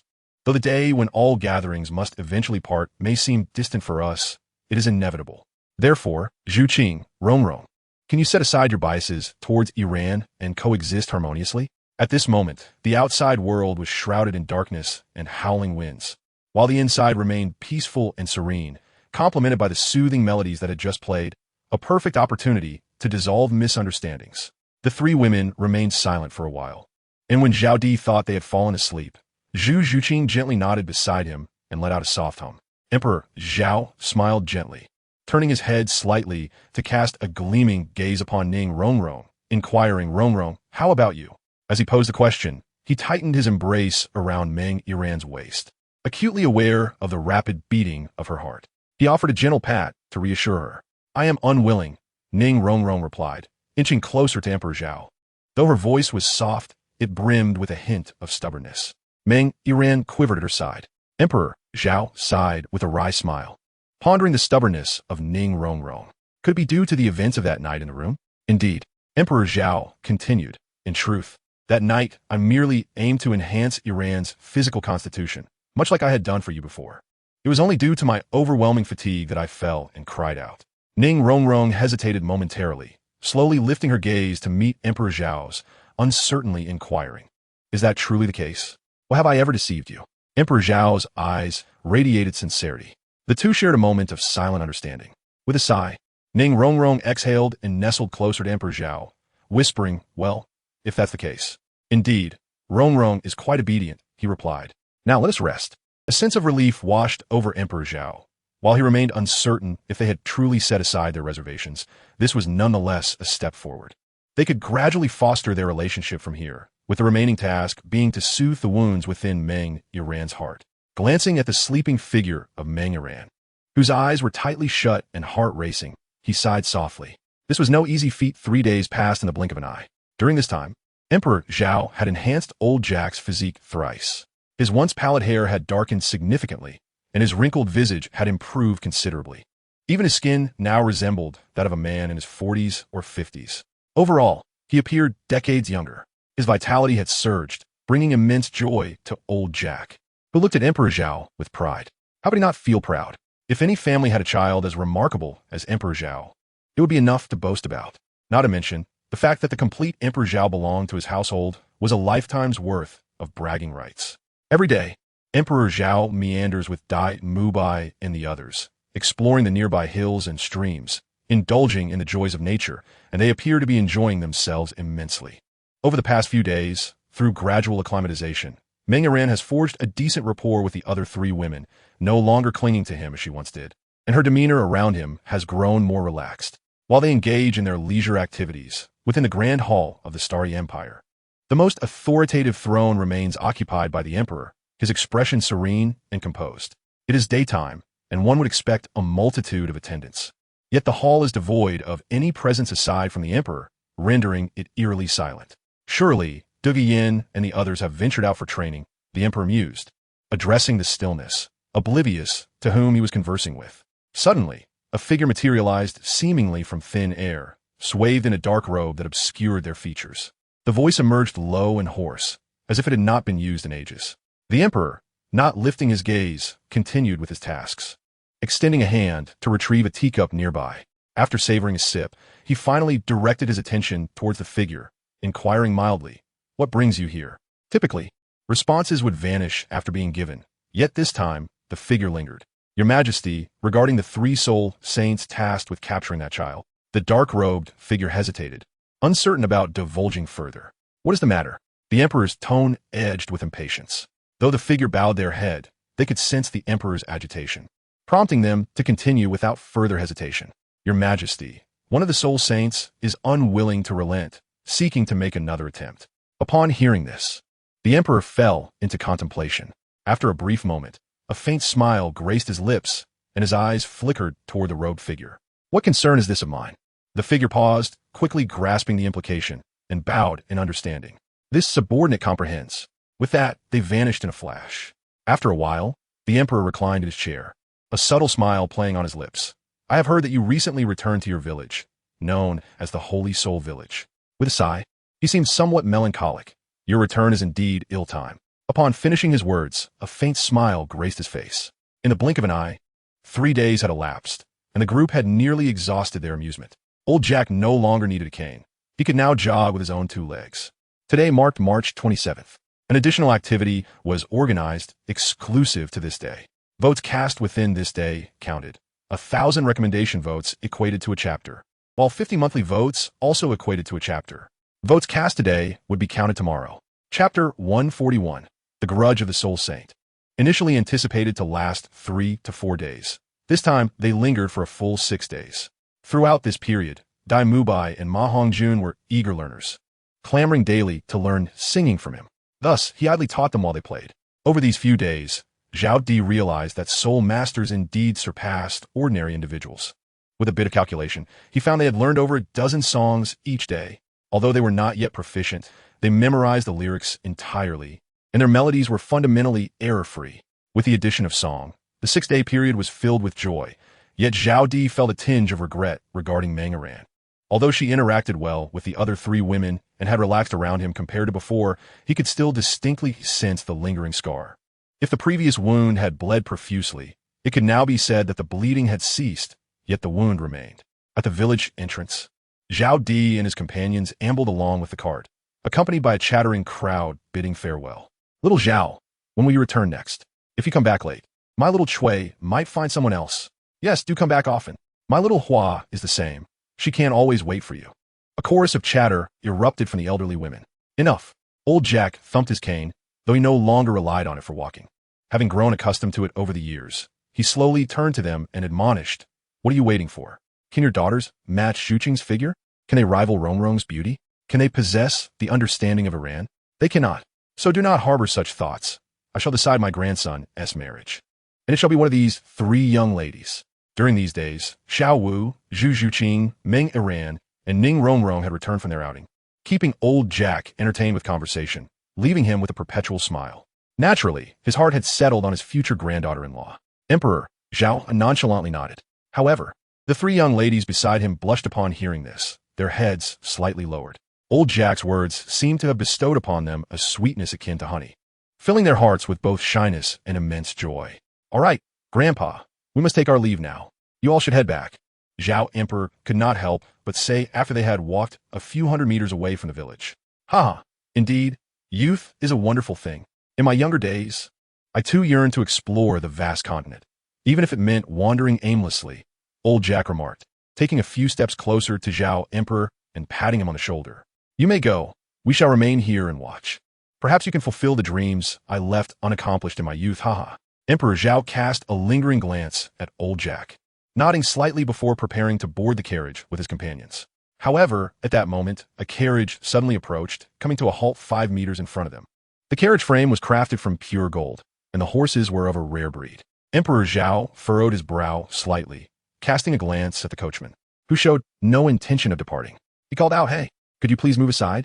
Can't you see we need to leave?" A sinister, aged laughter emanated from the carriage opposite. Dai Mubai and Oscar, who had just boarded, stepped down again, their brows knitted in concern. A sense of caution stirred within Zhao. That voice, it seemed eerily familiar. Young man, it appears you are living quite well, accompanied by 3 charming young ladies. Panic surged through him. Grandfather, you must hurry and board the carriage. As the voice spoke again, Zhao suddenly recalled. It was one of the soul saints who had previously attempted to capture him in the Stardow forest. Tang San and the others quickly grasped the gravity of the situation. Although they could not immediately identify the speaker, it was evident that the newcomer harbored ill intentions. Ordinary individuals like old Jack could not withstand even a single strike from Soul Master. Hearing Zhao's urgent words, Tang San rushed to assist the villagers onto the carriage. What is happening? Why the haste? A woman inquired, remaining stationary, seemingly oblivious to Zhao's warnings. Enough. Just go. Zhao shouted anxiously. He was unaware of how many adversaries were approaching. If it were just one, it might be manageable, but if all 3 had arrived, not only would the villagers be in peril, but he himself might also fall victim today. Gradually, the other women, seeing Zhao's grave expression, began to board the carriage or turn to flee, yet a couple remained, including the one who had just spoken. Oh dear, Zhao, why are you so flustered? Do you really think he could harm us? She retorted, casting a dismissive glance at the opposing carriage, her demeanor nonchalant. She could hardly believe that a mere teenager could incite any deadly misfortune. After speaking, she resumed chatting with another woman, occasionally casting complaints toward Zhao. Old Jack had already boarded the carriage after Zhao's initial shout, and most of those he cared about had followed suit. However, space was limited, with still 5 or 6 individuals remaining. Tang San urged them to flee towards the village. Aunt Bai, you must leave now, he implored urgently. In a mere 20 seconds, the group had readied themselves, the carriage having moved a considerable distance, leaving behind only the villagers running towards the settlement and a few bewildered women. Xiao Sanzai, why are you in such a rush to drive us away? Do you think you've grown wings? This time, no one responded, for an elder had leisurely descended from the carriage. Ah, young man, with the dragon and snake absent this time, I wonder how you intend to escape, he said, his gaze settling on the 2 women who still lingered. These must be your village folk, correct? I have heard you maintain quite the rapport with them. At this moment, Tang San and his companions instantly recognized each other, their expressions turning exceedingly grave. Their fists clenched tightly, and they covertly gathered their soul power while gradually drawing closer to Emperor Zhao. Emperor Zhao refrained from speaking hastily, his gaze cautiously sweeping the surroundings. Hee young one, there is no need to look around. This time, I shall handle it myself. The old man in the black robe appeared unfazed by the impending confrontation, his demeanor somewhat relaxed. After several inspections, Emperor Zhao finally confirmed his suspicions and felt a slight relief in his heart. A spirit saint was still within his capabilities. Casting a hurried glance at the 2 women, he addressed the elder with a hint of disdain. Are you here to capture me again? The elder shook his head, seemingly engaging in light banter with an old friend.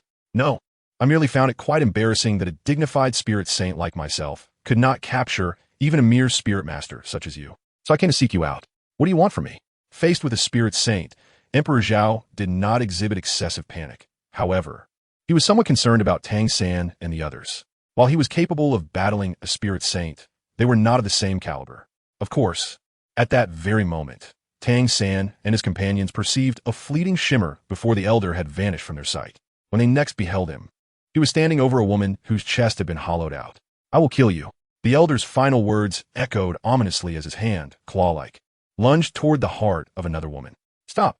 Emperor Zhao had finally reacted, but his speed was no match for the elders. As he witnessed the impending attack, he dashed forward in haste. Chapter 142, Slaughter, The power of black silvergrass, aha. Young man, you may not know my name, but I am known as the bloodthirsty demon. I do not kill you now simply because I want you to witness your loved ones perish one by one. I may not be able to slay the unmoving king or the dragon king and snake matron, but I can certainly eliminate those close to you. I shall start from your birthplace, then move on to your companions, and finally, force you to watch as your beloved dies before your very eyes. While the elder spoke, he had already pierced the woman's chest. Her eyes were filled with unyielding despair, and in the moment of her collapse, they widened in shock, fixated on Emperor Zhao as he rushed toward her. Alongside her bitterness, there was a tinge of resentment. Why did you provoke him? Why did you return after provoking him? Why is he killing me? Why? With her heart destroyed, she succumbed to death within mere seconds, yet her eyes remained stubbornly open, refusing to close in eternal slumber. Lady Bai, by the time Emperor Zhao reached her side, she exhibited no signs of life. Lady Bai, he shook her multiple times, slowly lowering her lifeless body. Hi, young man, how does it feel? Is it painful? The elder cackled, reveling in the sight before him. That feeling is simply exquisite. He stood 5 meters away, his gaze fixated on Emperor Zhao as though he were mere prey, a delightful toy to be played with. Emperor Zhao remained silent, with his soul rings spiraling upwards from the soles of his feet, 4 rings in hues of purple and yellow. The soul power within him surged rapidly. His expression was calm, yet his fists were clenched tightly, and the veins on his forehead throbbed slightly, all of which did not escape the notice of those around him. Tang San and his companions, witnessing death for the first time, felt their faces pale momentarily, yet they suppressed their discomfort and hastened to Zhao Di's side, revealing their soul rings in preparation for a desperate battle. Unbeknownst to them, the darkness within Zhao Di's eyes seemed to expand even further. Emperor Zhao gritted his teeth, forcing out a few words through clenched jaws. Old man, today, you shall meet your demise. As soon as the words left his lips, his figure surged forward in an instant, leaving behind a faint afterimage. The soul rings gradually illuminated. First, second, and third. Foolish boy, do you truly believe you can kill me? If I hadn't underestimated the immovable king last time, you wouldn't have escaped for so long. This time, I shall not kill you just yet. Instead, you will witness your loved ones perish one by one in my hands. As the elder spoke, he had already darted several dozen meters away. Upon witnessing this, Emperor Zhao's heart jolted. Not due to the speed, but because the direction he was heading was precisely that of old Jack and the other's escape route. First soul skill, mimicry. Second soul skill, split. The 2 skills were unleashed simultaneously. Soul skill, entangle. In an instant, a multitude of thick, ebony blue vines surged toward the elder, resembling arms thicker than those of an adult, and in the blink of an eye, they reached his rear. However, at that moment, the elder activated his soul skill, and simultaneously, the first, third, and 5th soul rings glimmered, unleashing a powerful wave that tore through the black silver vines, causing the elder's speed to surge. Damn it! Emperor Zhao cursed in frustration. No longer conserving soul energy, the dark sphere instantly transformed into a sniper rifle, and with the old man in his sights, he condensed a quarter of his soul power into a bullet. Boom! After firing the shot, Emperor Zhao's figure followed closely behind. The elder, sensing a strong sense of crisis, instinctively dodged, but alas, the gun's characteristics, great power coupled with remarkable speed, were undeniable. Thud! The bullet pierced through his left arm, vanishing without a trace. Even with his quick reflexes, he could only evade a fatal blow. The bullet still struck him. A flicker of malevolence flashed through the elder's eyes as his speed increased yet again. Today, if I do not slaughter your village, I shall not be known as the bloodthirsty demon. The 2 figures raced toward the villagers, one pursuing the other. In the blink of an eye, the foremost figure had already reached the rear of the villagers. Upon witnessing the scene, Emperor Zhao could only feel a rising anxiety, utterly powerless in the face of the unfolding tragedy. The soul bone skill, riding the wind, had already been unleashed, and his wings had sprouted from his back. Yet there remained a certain distance between them. 3 meters may seem negligible, but it was ample space for the old man to execute his grim designs upon the 2 individuals. Suddenly, a woman, startled by the appearance of a stranger beside her, was captivated by the radiant soul rings adorning him. It was her first encounter with such a multitude of soul rings, and she could not suppress a gasp of astonishment. Alas, it would be the final sound she would ever utter. With a swift motion, the old man seized her neck, snapping it in an instant, and with another flick of his hand, another woman met her demise. Stop, old man! Just as the assailant was poised to claim a 3rd victim, Emperor Zhao surged forward. a 1-meter black akin hammer tightly gripped in his hand, fervently channeling his soul power toward the old man. The air filled with the sound of rending space. Boy, are you feeling rather furious now? Ah, do not fret. Your turn will come soon enough. For now, savor this sensation. As he spoke, the old man activated his fourth soul ring, disregarding Zhao's attack. He swiftly pivoted and accelerated away, continuing his onslaught on the surrounding populace. Trying to escape?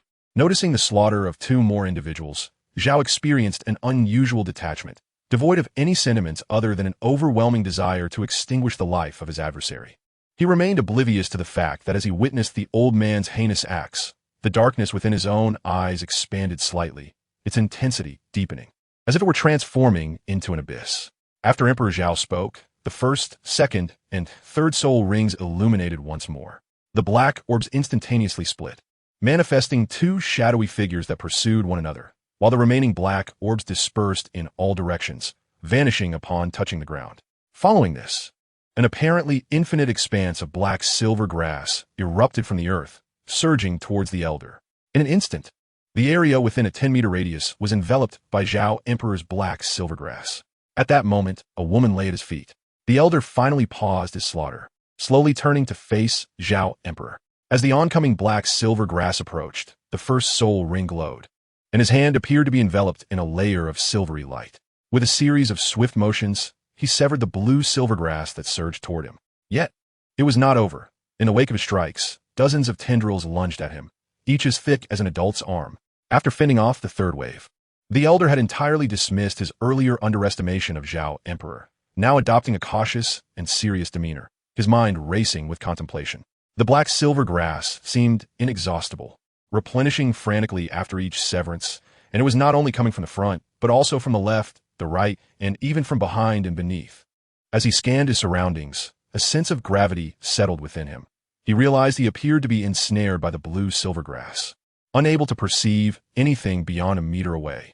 Emperor Zhao stood outside the encirclement, having already begun to manipulate the black-silver grass to gradually envelop his adversary.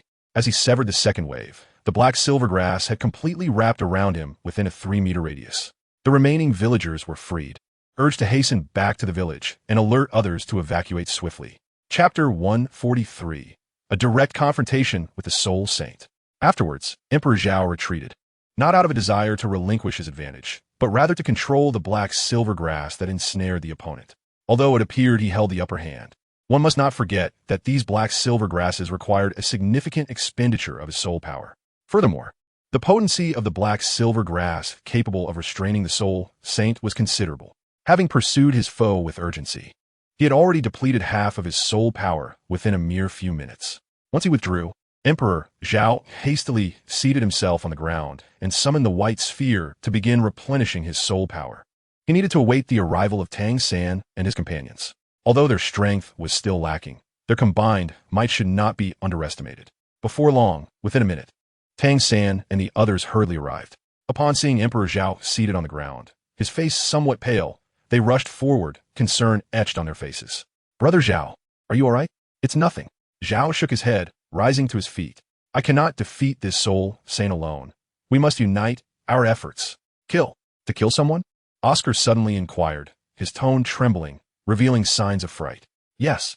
Zhao regarded Oscar and then scanned the group, feeling a tinge of helplessness as he recognized their hesitation. With his soul power barely sustaining him, he began to offer them a brief counsel. "Did you see the villagers just now? They are dead just like that, so innocent." The second victim was Aunt Bai, who had a 10-year-old child and an elderly mother over 70. Yet now, she has been slain. Who will avenge her? Who will care for her unfortunate child and aged mother? Others too have families, and they have all perished. Today, if we do not slay him, he will slay us, and we will meet the same fate as they. The Emperor Zhao spoke rapidly, then glanced at them with a calmness that bordered on the eerie. "Brother Zhao, I will help you eliminate him." Xiao Wu, seemingly stirred, clenched her small fists tightly. Memories of her mother, who had been innocently slain, flooded her mind. "Brother Zhao, I will assist you too," Tang San proclaimed resolutely, recalling the abandonment by his father, which resonated deeply within him. As he lifted his gaze towards Emperor Zhao, he was momentarily stunned by the abyssal darkness of his eyes. Detached and cold, they felt like an endless chasm. Stammering, he said, "Brother Zhao, I will also help." Before he could finish, Dai Mubai affirmed his determination. Me too. Brother Zhao, count me in. The others echoed their support, not looking in Emperor Zhao's eyes, but instead directing their attention towards the impenetrable thicket formed by the black silvergrass. Good. Emperor Zhao nodded and stepped forward to instruct them. Prepare yourselves. I will soon dismantle the encirclement created by the black silvergrass and restrain him. Once I do, unleash your soul skills at the right moment. Do you understand? Yes, we understand, they replied, nodding as their soul rings illuminated in unison. Tang Xin set aside his inner doubts and anxieties, readying himself. 3, 2, 1.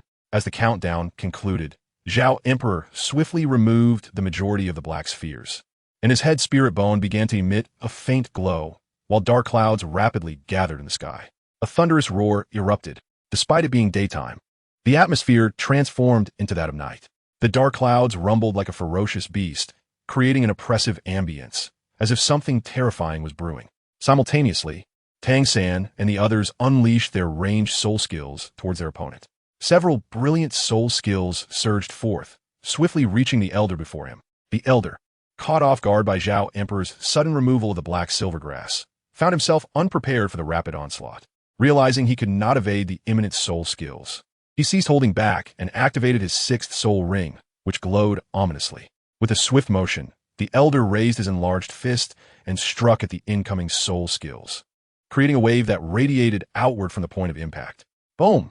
Just as the elder dealt with that attack, a deafening crack of thunder split the sky, as a bolt of lightning as thick as a human arm descended upon him. This storm and lightning were manifestations of Zhao Emperor's head spirit skill, thunder control. Seizing the opportune moment as the lightning struck, Zhao Emperor lunged towards the elder, wielding a 7-inch sword forged from the transformed black sphere. Panic began to seep into the elder's heart. He had already expended soul power within the black silvergrass, faced multiple soul skills, and now a colossal bolt of lightning was descending from above. Although it might not be lethal, the presence of such divine wrath instilled a natural fear within any mortal. As he attempted to dodge, Zhao Emperor had already reached him. Feeling quite arrogant, are we? As he spoke, the long sword in his hand swiftly pierced the opponent's abdomen before he could react. Try to dodge this. With a grunt, the elder hastily evaded the thunderous blow, but could not escape the sword of Emperor Zhao. Facing the imposing figure of Emperor Zhao, his heart filled with malice. With a furious roar, the elder's swollen palm struck towards Emperor Zhao's chest with blinding speed. You brat! Klapava Tudi! As Emperor Zhao's wings flapped swiftly behind him, his opponent's hand brushed against the fabric of his chest, instantly reducing it to mere fragments. The old man hurriedly retreated, narrowly evading the impending danger. Steadying himself, the black orb transformed once more, giving rise to two shadowy figures that surged towards the elder from either side, with Emperor Zhao closely following, his right hand adorned with the gloves crafted from the orb's essence. The elder, witnessing Zhao's advance, disregarded the injury to his abdomen and raised his fist to meet the challenge head-on. No matter how formidable his opponent appeared, he was merely a soul sovereign. How could the potency of his soul energy possibly surpass his own? He remained oblivious to the fact that everything he had encountered thus far was a manifestation of soul energy, instinctively believing it to be an impressive soul technique. After all, had the previous black silvergrass been generated through soul energy, even his own might not have been sufficient to sustain it.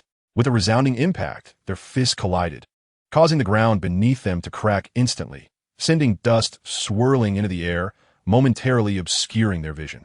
At the moment of their clash, the shadowy figures conjured from the black orb, under Zhao's distracted control, flanked the elder, their hands transforming into daggers aimed at his ribcage.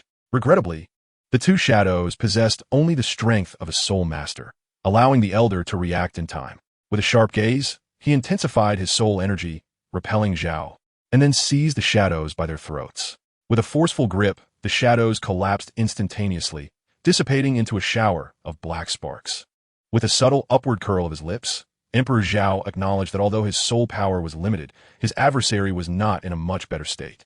Out of the corner of his eye, he noticed Tang San and his companions had also arrived. As the opponent extinguished the shadow, Emperor Zhao surged forward once more. The adversary, with arms outstretched and his chest completely unguarded, presented the perfect opportunity for a lethal strike. Chapter 144. A new state. The old man, witnessing the unfolding scene, was engulfed by regret, lamenting his decision to come alone. He feared that even if he survived, he would emerge gravely wounded. without granting him ample time to respond. Emperor Zhao struck with lightning speed. Gritting his teeth, the old man steeled himself and raised his palm to strike at Zhao's chest in retaliation. The Emperor Zhao's complexion appeared somewhat pallid, yet his heart remained undisturbed. He gazed impassively at his opponent's strike, exhibiting no intention of retreat. The dagger in his hand continued its relentless thrust toward the adversary. It was evident that he was intent on a mutual destruction. No, although the confrontation between the Emperor Zhao and the elder was perilous, it lasted only a few fleeting seconds. By the time Tang, San, and his companions arrived, they beheld this moment. Alas, it was too late. With a soft thud, the dagger plunged into the center of the elder's chest. He staggered back 3 steps, his body swaying faintly, and after a brief struggle, he knelt on one knee, one hand clutching his abdomen while the other pressed against his chest, his expression betraying a hint of confusion. How could this be? How could I, a sole master, nearly be slain by someone of such lesser rank? In an instant, Emperor Zhao was propelled backward. Tang San reacted with remarkable swiftness, rushing forward to catch him. Oscar, go and eliminate him. Emperor Zhao was perplexed as to why he had summoned Oscar. His initial intention was to send Tang San, an adult, in his stead. Yet, the words that escaped his lips had taken an unexpected turn. Hurry, what is the matter? Are you so cowardly as to hesitate to take a life? Though his voice was not raised, the severity was palpable, even laced with a hint of derision. At that moment, however, the crowd was too engrossed to ponder deeply. Oscar, with his head bowed in contemplation, suddenly lifted it with a pallid countenance that bore the resolve of one prepared to risk everything. Nodding, he grasped the black dagger extended by Emperor Zhao and began to approach the elder step by deliberate step. In this moment, silence enveloped the scene, all eyes fixated upon him. Oscar felt as if his feet were shackled by boulders, each stride laden with an overwhelming weight, as if he were perpetually on the verge of collapsing under the strain. Beads of sweat cascaded down his forehead, each drop a testament to his mounting anxiety. Zhao! Tang San turned to Emperor Zhao, yearning to propose that he take the task upon himself. Yet upon encountering the depths of his nearly entirely obsidian eyes, he refrained from speaking further. Zhao Gu's current state was unsettling. Gradually rising to his feet, he casually pushed aside Tang San, who had been supporting him. This took Tang San by surprise, and he instinctively placed a hand on his chest, directing a subdued gaze towards Oscar as he inquired, "What do you wish to convey?" Tang San recognized that the words were intended for him, yet his lips merely moved without uttering a sound, as he contemplated waiting until that soul sage had met his demise before speaking. Having reached this resolution, Tang San shook his head and replied, "It's nothing." Oscar continued to advance with heavy steps, traversing a mere 10 meters, yet taking nearly 2 minutes to do so. Just then, an unexpected turn of events unfolded. The previously motionless elder suddenly sprang to life, swatting Oscar aside with a powerful strike before hastening toward Zhao Gu. Oscar was sent flying over 5 meters, a spray of blood escaping his lips. Paying no heed to his injuries, he attempted to rise, but could only shout, "Be careful." Despite Oscar's swift reaction, the adversary's speed surpassed his own. It was not until the figure loomed before them that Oscar's warning reached their ears. "I will take one down with me," the elder proclaimed, wounded grievously in both abdomen and chest, realizing that his wounds could not be staunched. Driven by an intense unwillingness to succumb, he devised a desperate plan. While he spoke, the elder summoned the last vestiges of his strength to reach for Meng Yiran, who stood a mere meter away from Zhao Gu. During the earlier skirmish, she had maintained a distance from the others, aware that her power, though formidable, would only manifest fully in concert with her comrades, lest she inadvertently hinder them. Ironically, that very distance now became the harbinger of her impending doom. The elder charged with unparalleled speed, evading Zhao Gu's 2 attempts to thwart him. As he surged past, a tempest of rage surged within Meng Yiran. This old fool seeks his own demise. That wretched emperor courts death. The figure of Emperor Zhao moved with an ethereal grace. Yet even at such speed, he could not prevent his opponent, for at that moment, the adversary had already arrived before Meng Yiran. In an instant, time seemed to come to a standstill. Emperor Zhao beheld it, distinctly perceiving the imploring gaze of Meng Yiran directed towards him. Yet, at this moment, he found himself powerless. No, a roar of anger felt utterly futile. However, in that fleeting instant, an extraordinary occurrence transpired. Ning Rongrong and Zhu Zhuqing suddenly materialized before her. The Emperor Zhao once again perceived the deep attachment in Zhu Zhuqing's eyes, as well as the tenderness reflected in Ning Rongrong's gaze. Both women shared an emotion that Zhao Emperor wished fervently to remain unaware of. It was an unwillingness to part, a sentiment that could only be described as love. In a sudden turn of events, the elderly figure, followed closely by Zhao Emperor, found themselves just a fraction of a second apart. Zhu Zhuqing and her companions, like kites severed from their strings, were hurled backward with great force, crashing violently onto the ground 10 meters away. They rolled several times before coming to a still, uncertain whether they lived or perished. Meanwhile, the old man met his demise instantly, a single punch from Zhao Emperor piercing through his chest. Zhao Emperor swiftly retracted his arm and rushed toward the fallen women. However, upon reaching them and witnessing their motionless forms, blood pooling at their lips, he halted, standing there in a daze. Brother Zhao, quickly save Zhu Qing and the others. Tang San and the others rushed over, yet for reasons unknown, Zhao Emperor remained rooted in place, his urgency palpable in his voice. Xiao Wu stepped forward, attempting to lift them and assess their injuries. How do we save them? Zhao Emperor murmured softly, his words barely escaping his lips. Brother Zhao, use your white orb to save them. Xiao Wu, anxiously moving between the three women to examine their wounds, looked up at him upon hearing his words, her urgency evident. Yet, upon gazing at him, Xiao was momentarily taken aback. Brother Zhao? The others nearby noticed her unusual demeanor and turned in confusion, their eyes widening in collective shock. A faint dark aura encircled Zhao Emperor. His eyes completely transformed into an abyssal black, and even his once pristine skin, enviously white, now bore a slight darkness. White orb. Zhao Emperor seemed perplexed, but nonetheless retrieved the orb from his possession. Ah, I know how to save them now. With the white orb in hand, he appeared to comprehend its use, and he began to approach Zhu Zhuqing, his movements stiff and awkward, reminiscent of a heavy zombie from a film. Emperor Zhao was perplexed by his own state, feeling a certain haziness in his consciousness. As he approached Zhu Zhuqing to commence her treatment, a voice unexpectedly resonated within his mind. Ding! Congratulations, host, you have activated the demon state. Effects: soul power doubles, soul ring lifespan doubles, and the foundational abilities of dual martial souls increased tenfold. Side effects of the demon state: consciousness falls into chaos, leading to bloodlust. Chapter 145, Endless Darkness. Ding. Do you wish to enter the demon state early? Countdown, 30 minutes. Unbeknownst to Zhao, the voice in his mind went unheard. He now felt an overwhelming surge of agitation and violence, a ferocity so intense that thoughts of murder flickered in his mind. If not for the pressing need to save Zhu Zhuqing and the others, he could scarcely predict what he might do. As time ticked away, Zhao's consciousness grew increasingly murky, and the dark aura surrounding him thickened. Zhao Gu. Tang San observed Zhao with concern, mirrored by the anxiety of his companions. Xiao Wu, trembling, clutched Tang San's arm tightly.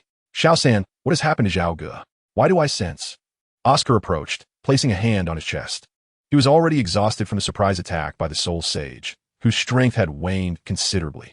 Although Oscar had endured a hit, it was clear that his adversary had no intention of ending his life. While the attack's force was not to be trifled with, it was now mitigated by Zhao's healing, providing some comfort to Tang San and the others. Yet, Zhao's current condition reignited their worries. Tang San remained silent, his expression grave as he scrutinized Zhao, harboring a few suspicions in his heart. What could this dark martial soul of Zhao be, that it wields such a profound influence over individuals? He had already begun to speculate on this possibility in his heart, recalling the words of the master from earlier. If Emperor Zhao were indeed to be utterly affected, he would transform into a monstrous being devoid of any understanding of mercy or restraint. Contemplating this, cold sweat beaded on Tang San's forehead, and the others shared in his trepidation. Witnessing Emperor Zhao in such a state stirred their own apprehensions. Even Xiao Wu, gripped by disbelief, dared to voice her questions. As time ticked away, the tense atmosphere enveloped them, and in what felt like an instant, 10 minutes had passed. The Emperor Zhao's dual spirit abilities have been enhanced tenfold. Although he cannot resurrect the dead, he can, to some extent, salvage the dire situation faced by Zhu Zhuqing and her companions, who are on the brink of demise. In the span of these 10 minutes, the three women have improved significantly, at least temporarily preserving their lives. Dai Mubai, with a slightly pale complexion, cautiously moved to avoid alarming Emperor Zhao and approached Tang San, whispering, "What shall we do, Xiao San?" Tang San shook his head slightly. "I do not know." He truly found himself at a loss. The current state of Emperor Zhao rendered them hesitant to act recklessly. Could they abandon Zhu Zhuqing and flee? Such a notion was evidently out of the question. Were they to remain idle and await their fate? Dai Mubai's tone was filled with resignation and a hint of sarcasm. He had contemplated meeting his end within the jaws of a soul beast or beneath the prowess of an enemy's soul skill. Yet, he had never imagined that he would face death at the hands of a trusted companion. The state of Emperor Zhao has been thoroughly assessed by everyone over the past 10 minutes. Observing the increasingly dense dark aura surrounding him, it is evident that he is under the control of the black orb. The implications of this are clearly understood by all. The Emperor Zhao possessed an unparalleled strength far beyond their own. If he truly wished to eliminate them, escape would be utterly futile. A profound silence enveloped the group as beads of sweat trickled down, forming small puddles beneath their feet. 10 minutes elapsed, and suddenly, their bodies tensed, eyes narrowing in alarm. After administering the final treatment and confirming that there was no imminent threat to life, Emperor Zhao ceased his efforts, not for lack of desire to continue, but, "Brother Zhao?" As they beheld him, standing with his back turned, Xiao Wu attempted to approach. However, both Dai Mubai and Tang San swiftly intervened, exchanging glances with Xiao Wu and gently shaking their heads. Xiao Wu halted, her heart heavy with sorrow and helplessness. Why had it come to this? They merely sought a moment of respite. After a brief pause, she returned to stand behind Tang San. Tang San exchanged a glance with Dai Mubai, hesitating for a moment before softly inquiring, "Brother Zhao, what has become of Zhu Qing and the others?" The emperor, bearing the weight of their burdens, gave a slight tremor in response, his voice low and hoarse, a sound that was profoundly unsettling. They won't die, they simply..." With that, Emperor Zhao vanished in an instant. Tang San and his companions felt a sudden blur before their eyes, their minds instantly sharpening as they scanned their surroundings in search of Zhao. Tang San felt a constriction in his throat, and his feet slowly lifted off the ground. Disbelief etched across his face as he gazed ahead. "But you all shall die." With an impassive expression, Emperor Zhao grasped Tang San by the neck, lifting him effortlessly. In that moment of eye contact, Tang San was momentarily lost in a haze. What kind of gaze was that? Cold? Ruthless? No. Within those eyes lay every dark word that Tang San could conceive. Realization struck him. The Zhao he once knew was no longer the same. Yet instinctively, he clutched the arm that constricted around him, feeling the pressure increase to the point where his complexion shifted from red to an alarming shade of purple. "Emperor Zhao! Brother Zhao!" The crowd hurriedly shouted, with Dai Mubai and Xiao Wu positioned closest to Tang San, rushing forward to push Xiao Di away. Yet, before they could close the distance, they were struck down by two shadowy figures conjured by the black sphere. Xiao Wu and Dai Mubai fell to the ground a meter away, and upon rising, each coughed up a mouthful of blood. Before anyone else could act, shadowy figures suddenly appeared before them, seizing them by the throat and lifting them off the ground. In an instant, apart from the lifeless body of the elder and the unconscious Zhu Zhiqing and her companions, everyone else was under the control of Zhao Di's shadows. Tang San gripped Zhao Di's arm, as unyielding as steel, desperately attempting to loosen the hold. Gazing into the abyss-like darkness of Zhao Di's eyes, Tang San refused to believe that his brother Zhao had vanished just like that. Drawing upon the remnants of his soul power and strength, he murmured intermittently, "Zhao. Brother Zhao, it's me. I'm Xiao San." The eyes of Emperor Zhao flickered slightly, yet he made no discernible movement, his gaze remaining calm and frigid, while his grip steadily tightened. Noticing the subtle shift in his expression, Tang San felt a surge of joy. Brother Zhao could still hear my words. "Zhao! Brother Zhao, do you still remember from our childhood when you went fishing?" Emperor Zhao's body trembled slightly, and the grip in his hand relaxed somewhat. Observing this, Tang San seized the opportunity and urgently continued. "In our childhood, you ventured to steal fish from the Wang family in Arm Village for my sake." As Tang San recounted this memory, the strength in Emperor Zhao's hand diminished progressively, while the shadowy figures around the throats of the crowd gradually faded until they ultimately vanished. Meanwhile, in Emperor Zhao's mind, where is this place? Gazing at the surrounding abyss of darkness, it seemed devoid of direction, as if suspended in space. Yet curiously, one could traverse this realm as if upon solid ground. Emperor Zhao wandered aimlessly, lost in his thoughts for an indeterminate span of time, when suddenly, the image of Zhu Zhiqing's 3 daughters, on the brink of death, lying on the ground, flashed before him. "Release me." Chapter 146, Desolation. Upon this abrupt recollection, a cascade of memories surged forth like a tumultuous tsunami, and within a mere moment, he recalled all that had transpired. The Emperor Zhao hastily dashed around, exerting his utmost speed. However, he found himself unable to escape this dark abyss, even developing the disconcerting illusion that he was running in place. Eventually, he collapsed in exhaustion. Ha ha ha! The Emperor Zhao laughed, a maniacal cackle that filled the air, his eyes bloodshot, tears streaming down the corners of his eyes. Gazing into the surrounding darkness, which seemed infinite and without end, he felt an ominous presence lurking in the distance, as if a fierce and grotesque creature were about to emerge.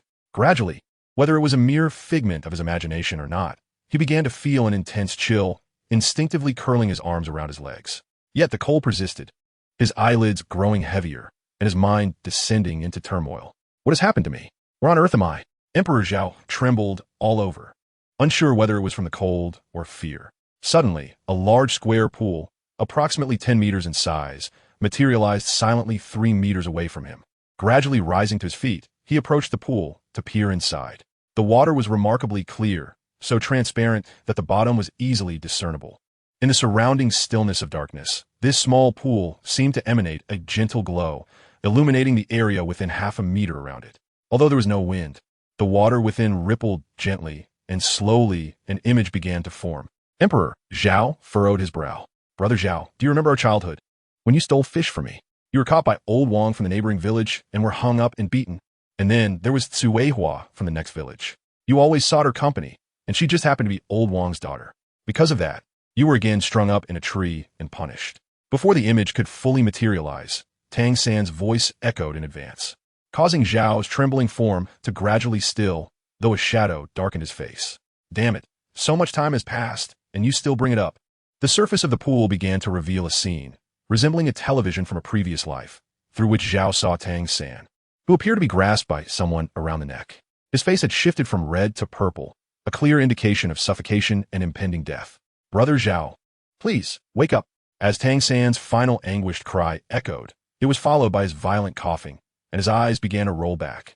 With those last words from Tang San, the perspective of the pool seemed to soar rapidly, revealing the dire situation.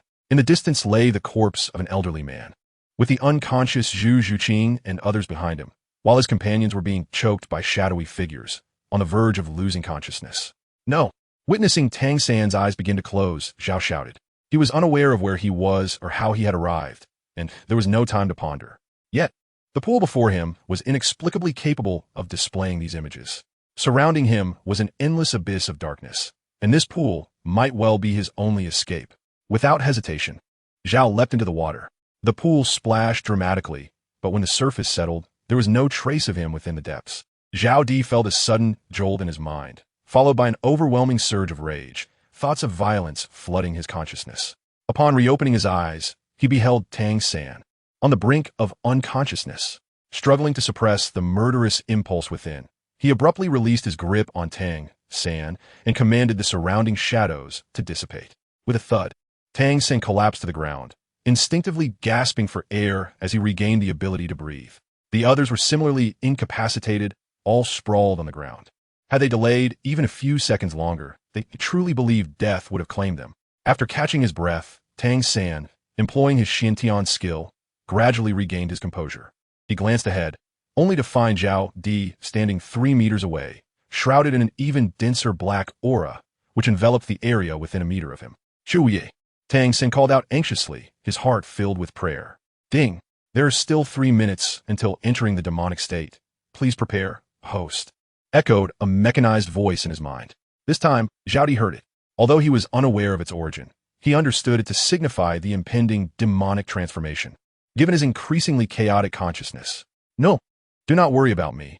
I will return for you, Zhao Di exclaimed, cradling his head in his hands. After uttering those fragmented words, his gaze darted around until he determined a direction and sprinted off with all his might.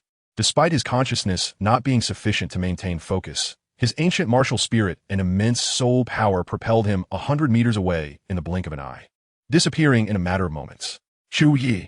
Tang San slowly rose, staring blankly in the direction of his departure, murmuring to himself. Xiao San! Xiao San! Dai Mubai and the others approached slowly. Tang San, regaining his senses, surveyed the surroundings and noted that everyone else lay either unconscious or severely injured, with even the strongest among them having little soul power remaining. The ground was pockmarked and stained with visible splashes of blood, a sense of desolation washing over Tang-san. "Xiao-san, what shall we do now?" Dai Mubai asked with a bitter smile, observing their dire circumstances. They were utterly exhausted, and he doubted he could walk far, let alone the others like Zhu Zhuqing. Tang-san looked at his companions, contemplated for a moment, then turned to Ma Hongjun and said, "Fatty, you must return to Shenghun village at the fastest speed possible and have Grandpa Jack bring people here. The rest of us will hold our ground." The crowd nodded in agreement without hesitation, and Ma Hongjun promptly turned to sprint towards Holy Soul Village. Among them, he was the one who had expended the least energy and sustained the lightest injuries. Thus, he was the only one capable of returning at the swiftest pace. The others remained behind, ready to defend against any potential dangers. Once Ma Hongjun departed, they immediately settled down to recuperate, preparing for unforeseen circumstances. Meanwhile, on the other side, Emperor Zhao was blindly racing forward.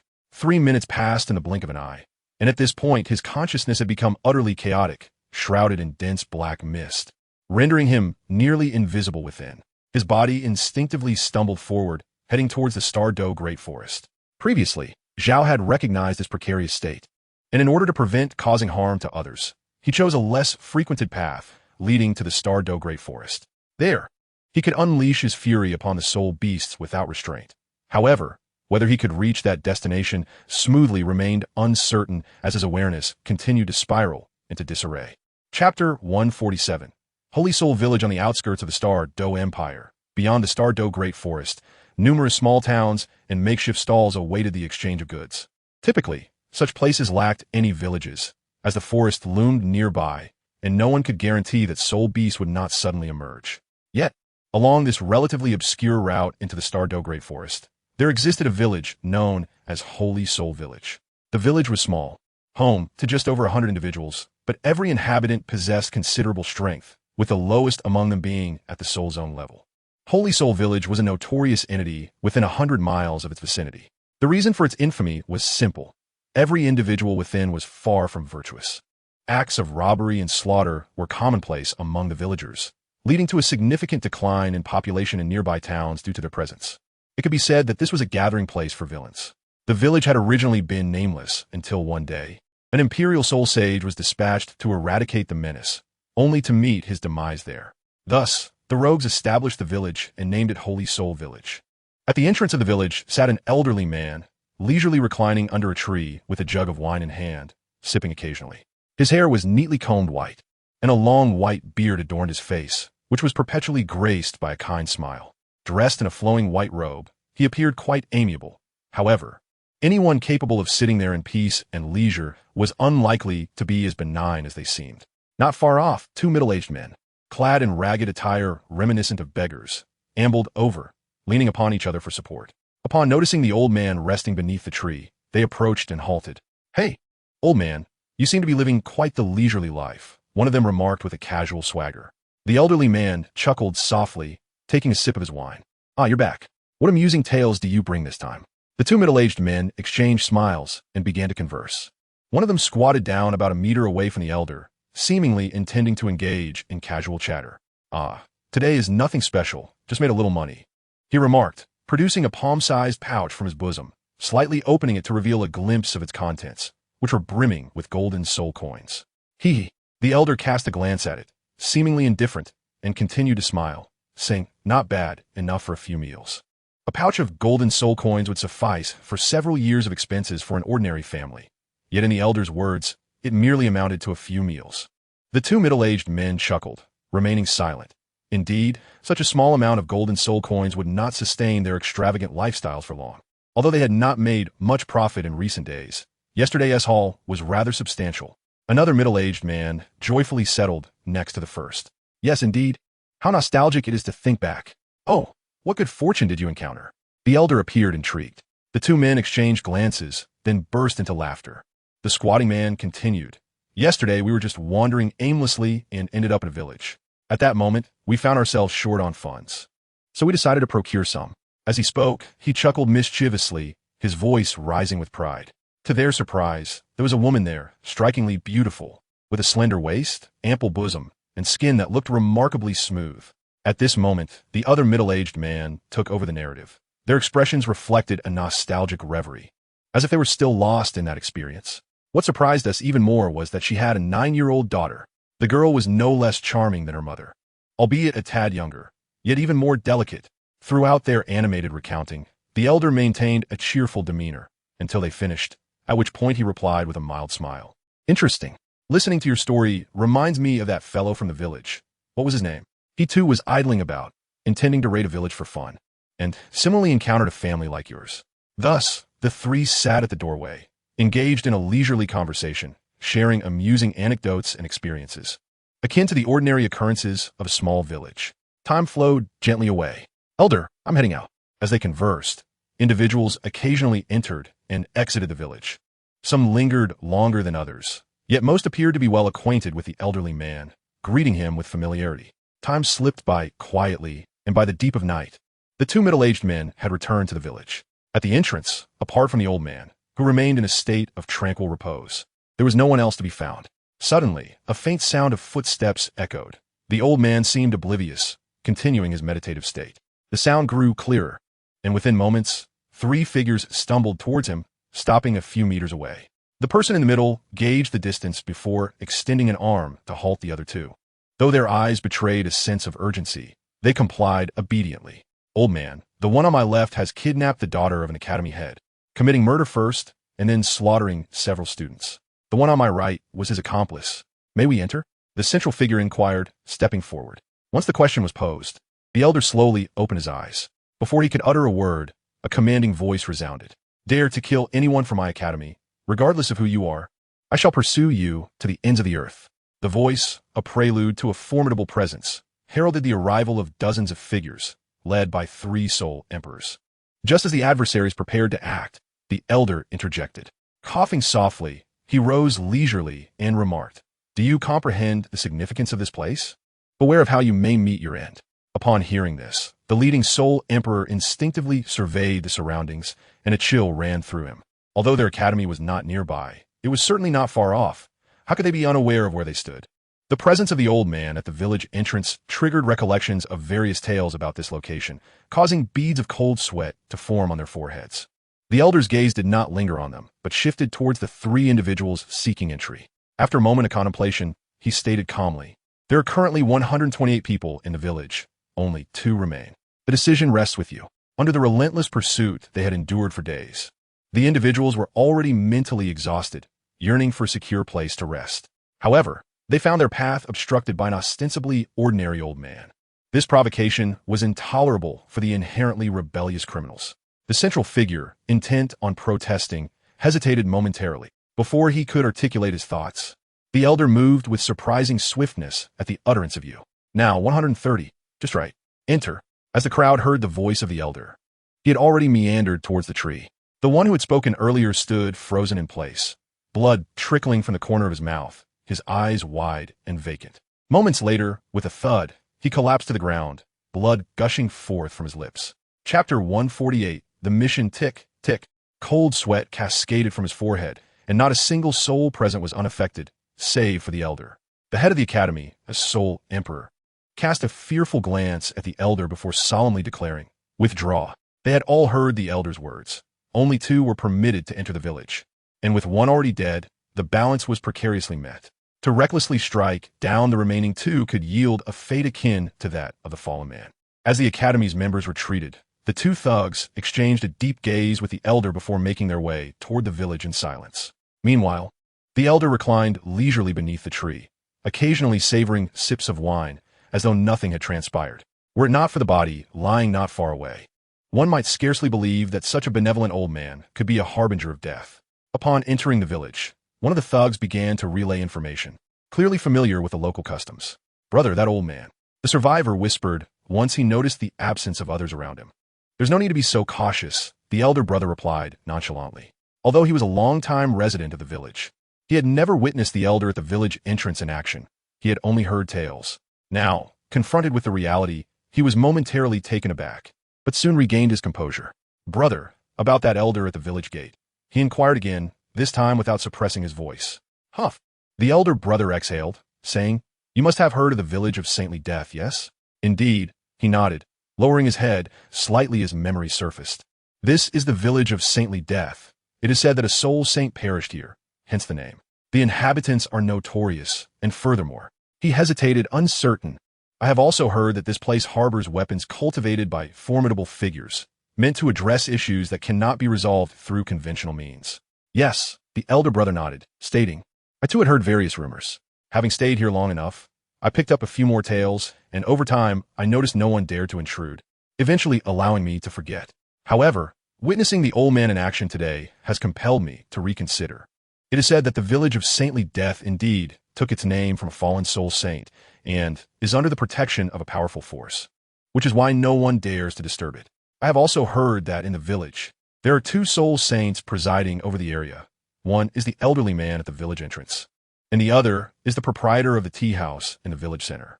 The old man by the entrance is responsible for keeping track of the population, marking off those who have ventured outside and have yet to return. As the elder recounted tales from his years spent in the village of the saintly dead, his companion listened in silence. In the dead of night, in an unknown location, Emperor Zhao staggered forward, seemingly unaware, akin to a drunken reveler. Strangely, the dark aura surrounding him had noticeably diminished. A few sparse trees swayed gently in the breeze, and the night air held a slight chill. Zhao was clad only in a thin coat and a single layer of trousers, his attire disheveled, his hands stained with blood, and his clothing marred by numerous crimson splatters, with dried blood marring his face.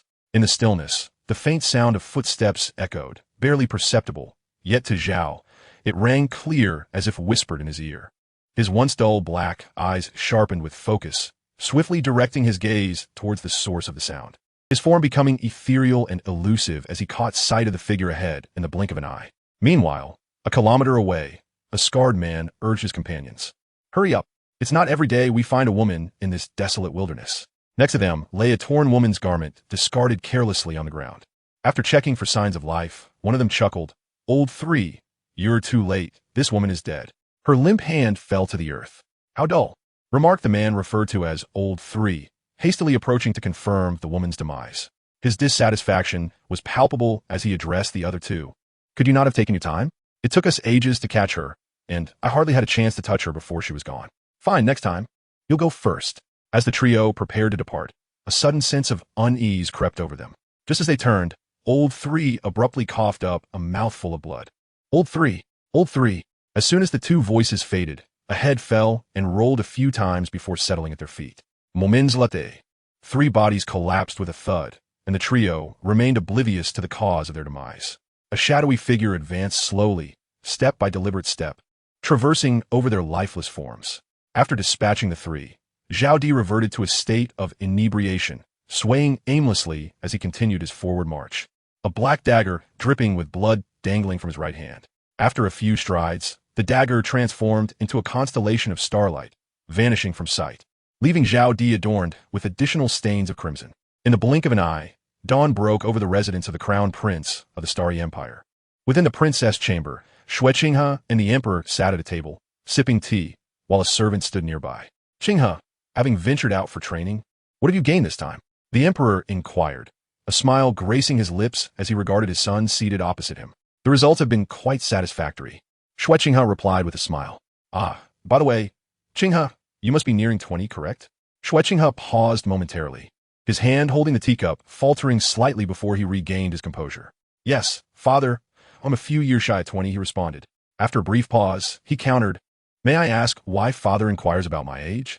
Haha, the emperor chuckled, observing his son, whose appearance and talent were both exceptional. Indeed, the more he looked, the more satisfied he became. If he were to trust a few individuals, his son would undoubtedly be among them. After sharing a few laughs, the emperor remarked, It's nothing, really. You're not a child anymore and should start taking on some responsibilities to prepare for inheriting my position. Father, jesting with your constitution. Sitting for decades is no concern at all, Xue Qinghe humbly replied, a hint of unease flickering in his eyes. Haha, rest assured. It won't take much of your time. It's quite simple, merely a performance for those in attendance. The emperor smiled knowingly at him. Xue Qinghe scoffed internally, recognizing the emperor as a cunning old fox. Inheriting the throne was no simple feat. It first required considerable personal strength, followed by various accomplishments. Without these, the factions supporting the empire would not easily lend their approval. The emperor had long begun assigning him tasks of moderate weight, merely to eliminate minor dark forces or apprehend low-level fugitives. Naturally, low-level did not imply trivial, as those factions were not easily deceived. As Xue Qinghe drifted into thought, the Emperor's voice broke through. What's the matter, Qinghe? Are you reluctant to go? This time it will be swift. It's merely a village comprised of clowns. The only challenge lies in dealing with 2 soul saints within, while the rest are mere trifles. Hearing this, Xue Qinghe fell silent. Previously, he would have nodded in agreement. But now he hesitated, feeling averse to the idea. He yearned solely for swift cultivation and to seek out the young boy who had saved him. Chapter 149, Slaughter and Village Annihilation. Qinghe, have you reached a decision? After a brief pause, the Emperor asked. Under duress, Xue Qinghe reluctantly nodded in agreement. She was currently embodying the identity of a prince, one who aspired to vie for the throne, and thus could hardly refuse the opportunity to achieve merit. To do so would be illogical and might arouse suspicion. As for father, I shall set forth after lunch, ensuring that this task is executed with utmost finesse, she exclaimed, eliciting a pleased smile from the Emperor. In the blink of an eye, 2 days elapsed. At the entrance of Shengwang village, an elderly man reclined leisurely, occasionally sipping from a small cup of liquor, exuding an air of nonchalance. Suddenly, his brow furrowed, and he gazed into the distance. Within moments, his expression grew increasingly grave. Rising slowly, he called out in a deep voice, "Who goes there? Search!" Just as the old man finished his command, a dark figure swiftly approached. Initially, it was still several dozen meters away, yet in an instant, it stood before him. Darkness, this was the old man's first impression of a newcomer. The next moment, he was knocked back several meters. Thud, thud, thud. The assailant offered him no respite, relentlessly pursuing him with a barrage of punches, each strike more powerful than the last. Were he not a soul sage, he would have surely perished beneath such chaotic blows. Fortunately, his speed of reaction was sufficient. As the opponent closed in, he activated his martial soul and soul rings, or he would have surely suffered a severe setback. "Who are you?" the old man managed to utter amidst the flurry of attacks. At this moment, speaking was a luxury he could scarcely afford, let alone observe his adversary closely. A mere glance revealed a dark crimson hue and a pervasive scent of blood, mingled with a faint trace of white, though without careful scrutiny, the details remained obscured. Thud, thud, thud. The response came in the form of an even more ferocious assault. Realizing that his opponent would not respond, the old man's anxiety began to mount. The foe's speed matched his own, and the force of his strikes was not inferior to that of a soul sage-level soul master. Not being an offensive-type soul master, he felt the sharp pain in his palms and arms after only a brief exchange of blows. The aggressor appeared relentless. If this continued, his demise was inevitable. In that fleeting moment, as these thoughts raced through his mind, the old man's sixth soul ring illuminated. Suddenly, he vanished in an eerie flash, reappearing 5 meters away. He dared not linger, employing several more swift movements until he reached the safety of the village, where he turned back to glance. What he beheld left him utterly astounded. A boy, seemingly 13 or 14 years of age, clad in tattered garments, his face marred by dried blood, emanating an aura of faint darkness. This is not the essence. The essence lies in the youth's skin and eyes. His pitch-black skin and abyss-like orbs held no trace of other hues. What intrigued the elder was the presence of a sphere perched upon each of the youth's shoulders. The left bore a white orb, while the right held a black one, each no larger than the palm of a hand. This individual was none other than the unconscious Zhao. A child? How could this be? The elder never anticipated that the one daring enough to ambush him in the dead of night was merely a teenager. No sooner had he uttered this thought than he hastily retreated once more, for Zhao lunged forward again. Devoid of any words, his current state dictated that upon sighting a living being, he was to kill. An enemy attack. After narrowly evading the first strike, the elder unleashed a thunderous roar. However, having dodged the initial blow, he could not escape the second, which sent him hurtling several meters away.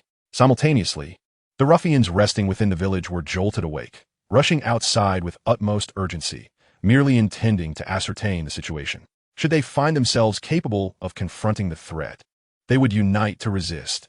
Yet, if the intruder proved formidable, necessitating sacrifice to withstand, they would flee without hesitation. In a fleeting moment, the ruffians had exited their dwellings, following the sounds that beckoned them to the scene, stealthily concealing themselves to observe. Suddenly, a white-haired middle-aged man widened his eyes in disbelief as he gazed at his chest, where an arm had pierced through from behind, clutching his still-beating heart. He was the first to enter this place, Yet before he could discern the circumstances at hand, his chest had been breached. The last sight that met his eyes was that of the elderly man, perpetually stationed at the village gate, casting a wary glance over his shoulder. With a gentle yet decisive exertion, Emperor Zhao crushed the heart of his opponent, retracting his arm before the lifeless body even touched the ground.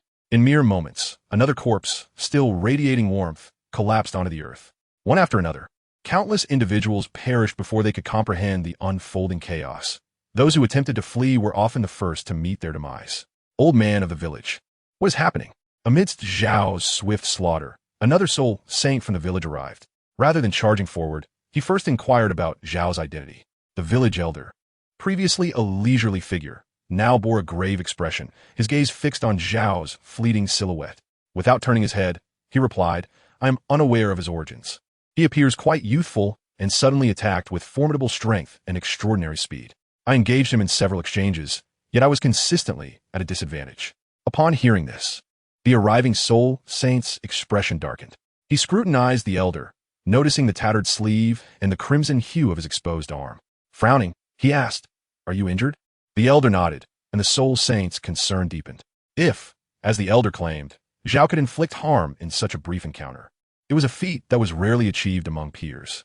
Observing the frenzied movements of Zhao, the soul saint noted that, despite his remarkable speed, he was still visible, especially from a spectator's vantage point. His eyes narrowed, and he contemplated the elder's words, realizing that Zhao's prowess likely surpassed both of them. Neither soul saint intervened to halt Zhao's carnage. They recognized that Zhao was stronger than any individual among them. In their assessment, it was more prudent to allow the assailant to exhaust his soul energy by eliminating those who would contribute little to their own survival. As long as the two of them remained, another sacred fallen village would soon emerge. In a swift passage of 2 minutes, the village, once bustling with life, was now devoid of over 100 souls, save for the 2 soul saints. The air was thick with the metallic scent of blood, and the once dry stains on Zhao's form were once again soaked in crimson, the sanguine hue enveloping his ebony skin. Without a moment's hesitation, after dispatching the final assailant, Zhao directed his focus toward the remaining 2 soul saints. Emperor Zhao seemed to be acutely aware of his current expenditure of energy, as the white orb upon his shoulder emitted a faint, gentle glow. Chapter 150, Engaging the Soul Saint, a Fateful Encounter. The 2 soul saints exchanged glances before the latter stepped forward to confront Emperor Zhao directly, while the village elder retreated a few paces, seeking an opportune moment. Boom! The 2 combatants clashed, their fists colliding with a visible shockwave that kicked up dust from the ground, swirling around them. Each party withdrew upon contact, but Emperor Zhao, undeterred, raised his fist, slightly smaller than his opponent's, and aimed for the soul saint's head. The soul saint's expression hardened. After a brief moment of contemplation, he raised his own fist to meet the incoming strike. Boom! Their fists collided once more, a fleeting touch before separation. Emperor Zhao pressed the attack while the soul saint took a defensive stance, exchanging dozens of blows within mere breaths. As the battle raged on, the soul energy within Emperor Zhao gradually diminished, and with the intensifying conflict, the depletion accelerated.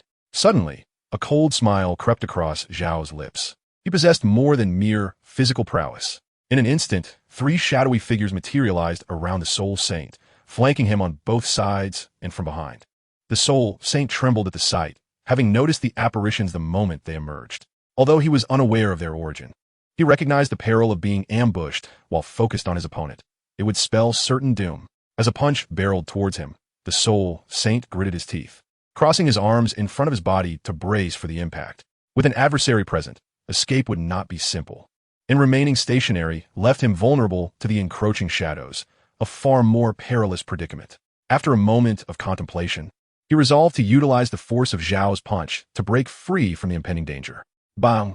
Just as the soul saint prepared himself, Emperor Zhao's fist came crashing down, sending the soul saint hurtling backward. In mid-flight, the soul saint swiftly adjusted his posture and unleashed a soul technique to counter the shadow that sought to ambush him from behind. Had his opponent been anyone else, or had Emperor Zhao been in a normal state, he might have found a moment to catch his breath. Alas, that was not the case. "Be careful," the village elder exclaimed, alarmed that the soul saint dared to turn his back on Emperor Zhao, but his warning came too late. As the soul saint was propelled away, Zhao closed the distance with alarming speed, his dark eyes regarding him with an unsettling calm before he raised his fist to strike. Sensing the difficulty of the situation, Zhao donned gloves transformed by the black orb. What? The soul saint gasped, and before he could fully comprehend the danger, he was met with a brutal punch from Zhao, leaving his mind ringing in disarray. The village elder, witnessing this turn of events, realized he could no longer afford to wait. If he did, his companion, in his current state, would surely meet an untimely demise. Upon this thought, the village elder's soul rings glimmered beneath his feet, and his figure flickered several times before appearing behind Emperor Zhao. On a moving carriage, an elderly man with black hair and a wrinkled visage was at the reins, while inside sat two individuals, a robust man and a delicately featured youth imbued with an air of scholarly refinement. The atmosphere within the carriage was notably tranquil. The youth was meditating with closed eyes, while the burly man occasionally drew back the curtains to observe the outside world, exuding a sense of caution. How far are we from the village of the holy dead? The serenity was disrupted by the youth's gentle inquiry. Your Highness, we shall arrive in half an hour. The burly man responded, his voice unexpectedly soft, as if to avoid disturbing the youth. The youth, Snow Qinghe, furrowed his brows slightly and opened his eyes, chastising him with a stern tone. How many times must I remind you to address me as Prince Qinghe? Yes, my subordinate shall remember, came the reply, imbued with a hint of resignation as Snow Qinghe sighed softly, revealing a touch of helplessness. The burly man's respect was evident, yet it was equally clear that he aimed to show deference. If this happens again, I shall find someone else to take your place. A flicker of anxiety crossed the burly man's face as he hastily vowed, I shall never err again. Very well, Snow Qinghe replied with a slight nod, then resumed his meditation, allowing the carriage to once again fall into silence. After a moment, the burly man hesitated before speaking. Your Highness, we have been traveling for 2 days and nights continuously. Perhaps we should delay until tomorrow. Do not speak further, Snow Qinghe interjected, his eyes remaining closed. Understanding the man's intent, it is precisely because it is simple that we must expedite our task. With that, he fell silent, seemingly unwilling to elaborate. The burly man opened his mouth, but ultimately refrained from further comment. Half an hour is neither long nor short. After this period, the elderly driver spoke softly, Your Highness, we are nearing the village of the holy dead. Upon hearing this, Snow Qinghe leaned out of the carriage. The distance was not great, perhaps less than 100 meters, and he could see the village clearly. However, his brows furrowed slightly at the sight. Your Majesty, there is something eerie about this village, the driver remarked, his tone wavering as he gazed at the settlement. Indeed, the scent of blood is rather potent, Snow Qinghe acknowledged, then alighted from the carriage. Let us proceed swiftly. We must endeavor to return to the palace by tomorrow evening. Yes, Your Highness, both the burly man and the driver replied, nodding in agreement, as the trio set forth towards the village. As they ventured deeper, their brows knitted with concern. The intensity of this stench suggests at least 100 lives have perished here, the driver remarked, frowning deeply. Though he had witnessed much in his time, he had seldom encountered the aftermath of such a massacre. Yet now, they were approaching the very site of their mission, instilling a sense of caution within the three of them. Let's go. The three individuals stood in silence for a moment, and then Snow Qinghe spoke in a low voice. The other two nodded cautiously, though they did not dwell on their apprehensions, for, as they resumed their journey towards the village, the coachman and the burly man revealed their soul rings and martial spirits as a precaution. 8 rings, yellow, yellow, purple, purple, black, black, black, black, rose slowly from the coachman's feet, indicating that he was a powerful soul Douluo. 7 rings, yellow, yellow, purple, purple, black, black, black, ascended from the burly man, clearly marking him as a formidable soul sage. Before they had even entered the village, faint sounds of a skirmish reached their ears. Had someone preempted them? Snow Qinghe muttered, and upon entering the village, his frown deepened. Although they were merely at the periphery, several bloodied corpses were already visible, clearly lifeless for not long. After a swift survey of the surroundings, Snow Qinghe was fairly certain that a robbery had taken place. He lifted his gaze toward the direction from which the sounds of fighting emanated and expressed his dissatisfaction. Let us go and see who is responsible. In the heart of the village, 2 soul sages were already battered and bruised, their bodies bearing little in scathed flesh. Zhao 10 condition mirror de ir closely. The exhaustion from their earlier endeavors had been mitigated by the recovery facilitated by the White Sphere, but after slaughtering 100 individuals and engaging with the 2 soul sages, his internal soul power was nearly depleted, and his body was in a state of fatigue. In the arena, the 2 soul sages began to waver, their courage faltering as they recognized the immense difficulty of reaching such a level of cultivation. They were reluctant to meet their demise, yet did not dare to flee recklessly, knowing that such an attempt would only hasten their end. Just as Zhao Di was catching his breath, the village elder resorted to treachery, intending to sacrifice his companions to buy himself time. However, unbeknownst to him, one of the soul sages had already detected his scheme and turned the tables on him. Gazing down at the hand that had pierced his chest, the village elder was momentarily stunned, his awareness fading into a haze. Moments later, he collapsed to the ground with a thud, stirring up a cloud of dust. After dispatching this soul sage, Zhao Di turned his obsidian eyes towards the fleeing soul sage at the village entrance, a cold smirk curling his lips. Just as he prepared to give chase, 3 figures suddenly appeared. The last soul sage, bewildered and at a loss, was swiftly slain by the burly man's soul technique. He was confused, unable to comprehend why 2 groups had emerged today, with the final group appearing just as he sought to escape. His final words were left unspoken as he fell lifelessly. Chapter 151. Get Lost. The burly man glanced at the soul sage with indifference before tossing his corpse aside with a wave of his hand.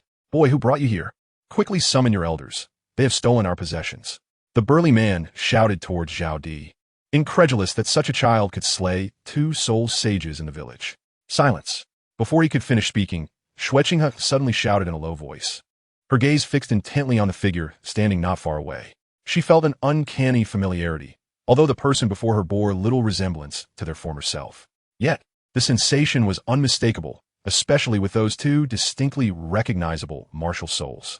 Upon hearing the reprimand from His Highness, the burly man trembled and lowered his head. Meanwhile, Xueqinghe, or Qianrenxue, appeared to tremble slightly, her eyes locked onto Emperor Zhao, observing the 2 spheres upon his shoulders and the familiar yet dark silhouette. She murmured, "It is him, it is truly him." As she spoke softly, Qianrenxue raised her trembling hand to swiftly untie her hair, and in an instant, her flowing locks were liberated. "Your Highness, the Saintess!" The coachman and the burly man exclaimed in alarm, attempting to caution her, but Qianrenxue paid them no heed. Continuing with her intentions, clad in male attire, she feared that Emperor Zhao might not recognize her, so she endeavored to restore her appearance to that of their first encounter. Golden angelic wings unfurled from her back, gently flapping, as tears streamed from her eyes. Qianrenxue slowly advanced, a smile gracing her features, her heart bursting with excitement. "Is it really you? Is it truly you?" "Your Highness! Your Highness!" Although the 2 were perplexed by Qianrenxue's sudden release of her martial soul, they quickly called out as they saw her approach the child. Though small, the child was surely under the watch of formidable protectors. Otherwise, it was inconceivable that such a young one could slay so many. Emperor Zhao remained motionless, the white sphere glowing faintly to indicate it was active, his dark eyes fixed on the trio since their arrival. Unlike before, when he would strike at the first sight of anyone, the dwindling soul power within him prevented such action. Though now in a semi-conscious state, driven solely by instinct, his instincts warned him of the imminent danger posed by the newcomers, urging him to retreat. Yet, the insatiable thirst for blood rooted him in place, as if a predator waiting for the opportune moment to pounce. In an instant, upon noticing the weakest among them approaching, the latent urge for slaughter within Emperor Zhao surged forth, and he channeled his energy, charging forth with his black tang knife. Qianrenxue seemed oblivious to the change in Emperor Zhao, or perhaps she was aware, but was momentarily overwhelmed by joy. She could not believe that the boy who once fiercely protected her would wish her harm, and with an exhilarated heart, she stepped closer to him, happiness flooding her as she witnessed him rushing toward her. "Your Highness, be careful. Your Highness, be careful."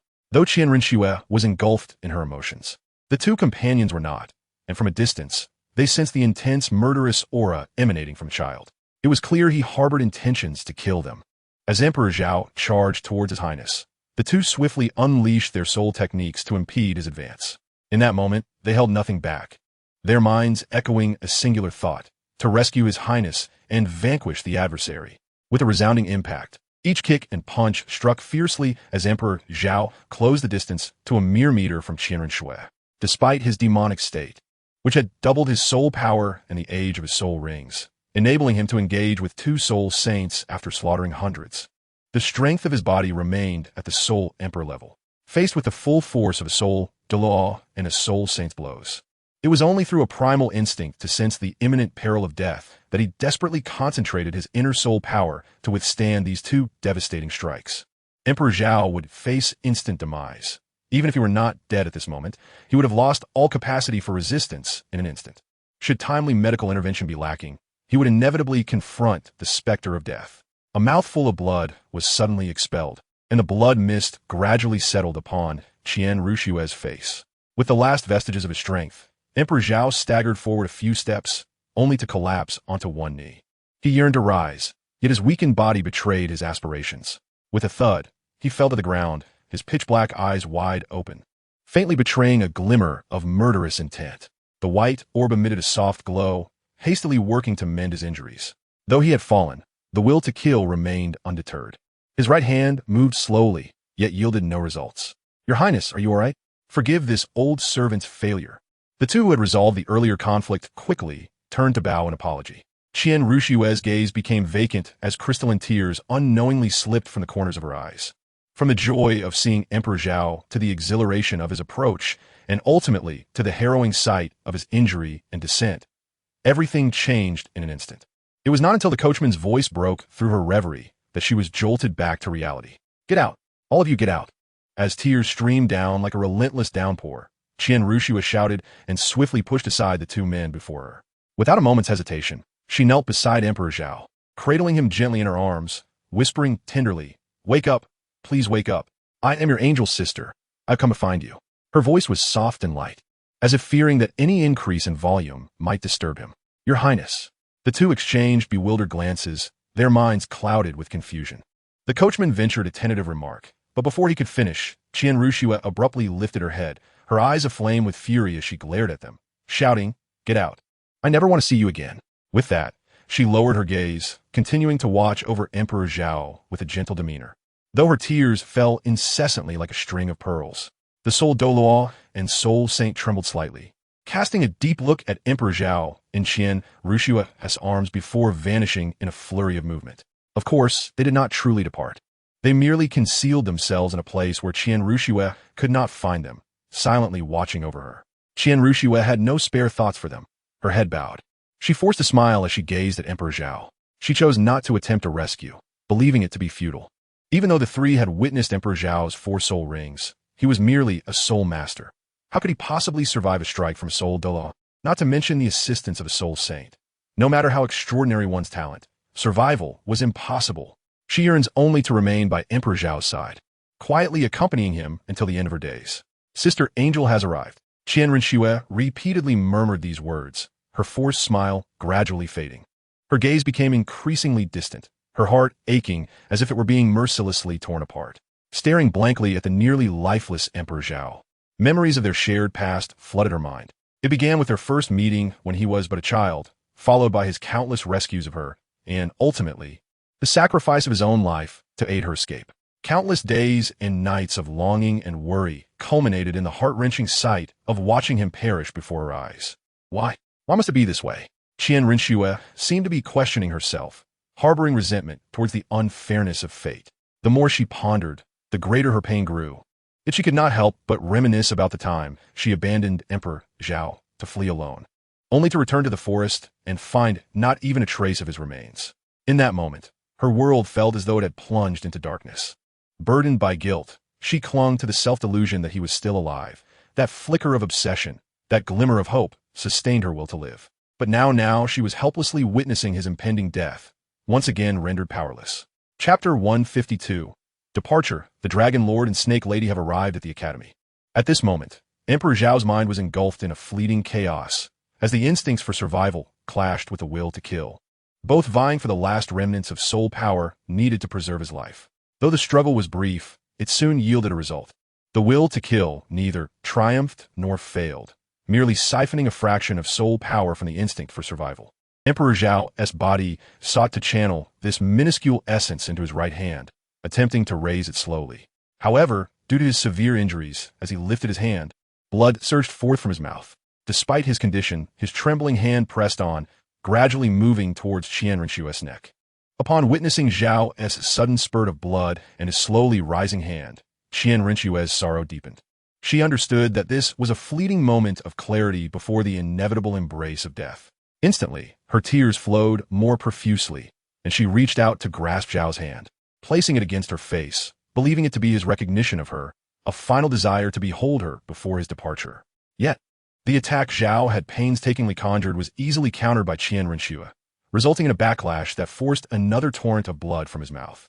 His internal soul power was now utterly depleted, leaving only a faint white sphere that provided a meager sustenance for his survival. Ding! Due to insufficient soul power to maintain the demonic state, he was on the verge of reverting as the system's voice echoed. Zhao's darkened skin began to fade, returning to its original hue, while his pitch-black eyes gradually normalized. Consciousness returned following the withdrawal from the demonic state, and upon regaining awareness, Zhao's first sensation was pain. Excruciating pain enveloped him. Every inch of his body throbbed mercilessly. What have I done? Emperor Zhao let out a resounding shout in his heart, only to be immediately engulfed by an overwhelming sense of fatigue. He then beheld Qianren Shui, who was weeping uncontrollably in his embrace. Countless questions swirled within him as he opened his mouth to speak. Heaven, heaven! Yet before he could finish, his eyes rolled back, his head tilted, and he succumbed to unconsciousness. Instinct for survival swiftly took precedence. In pursuit of better healing for his body, Emperor Zhao entered a state of suspended animation. Emperor Zhao! Emperor Zhao! Qianren Shui was momentarily taken aback, but soon could no longer contain herself, burying her face in despairing tears. Within the village, they were the only two, surrounded by a heavy atmosphere laden with the scent of blood, as Zhao Emperor departed her once more. In that instant, for Qianren Shui, the years of waiting and persistence, all her hopes were crumbling into dust, gradually dissipating with the death of Emperor Zhao. As time passed, the following morning, two visitors unexpectedly arrived at Shrek Academy. In Flinder's office, he was receiving them. It turned out to be the Dragon Lord and the Serpent Matriarch. I beg your pardon for my rudeness, Flinder said. Recently, several unfortunate events have unfolded at the Academy, making it impossible for me to properly host you both. His complexion appeared somewhat haggard, and after pouring a cup of tea for each of them, he took a seat. The Dragon Lord and Serpent Matriarch exchanged glances, their brows furrowing in concern. Since their arrival at the Academy, the atmosphere had felt amiss, stirring unease within them, particularly because their cherished granddaughter was still here. The Dragon Lord inquired, "What has transpired?" Flinder, understanding their apprehension, forced a faint smile and replied, "There are many matters at hand, far too complex, and I have not yet grasped them all. I cannot articulate it all at once. Perhaps we should wait a moment. I've already notified Tang San and the others, and they will arrive shortly." Just then, a knock echoed through the office, and Flinder turned to the Dragon Lord and Serpent Matriarch, offering another smile as he said, "Come in." Tang San and his companions entered in succession, and the one spacious room felt somewhat congested with their presence.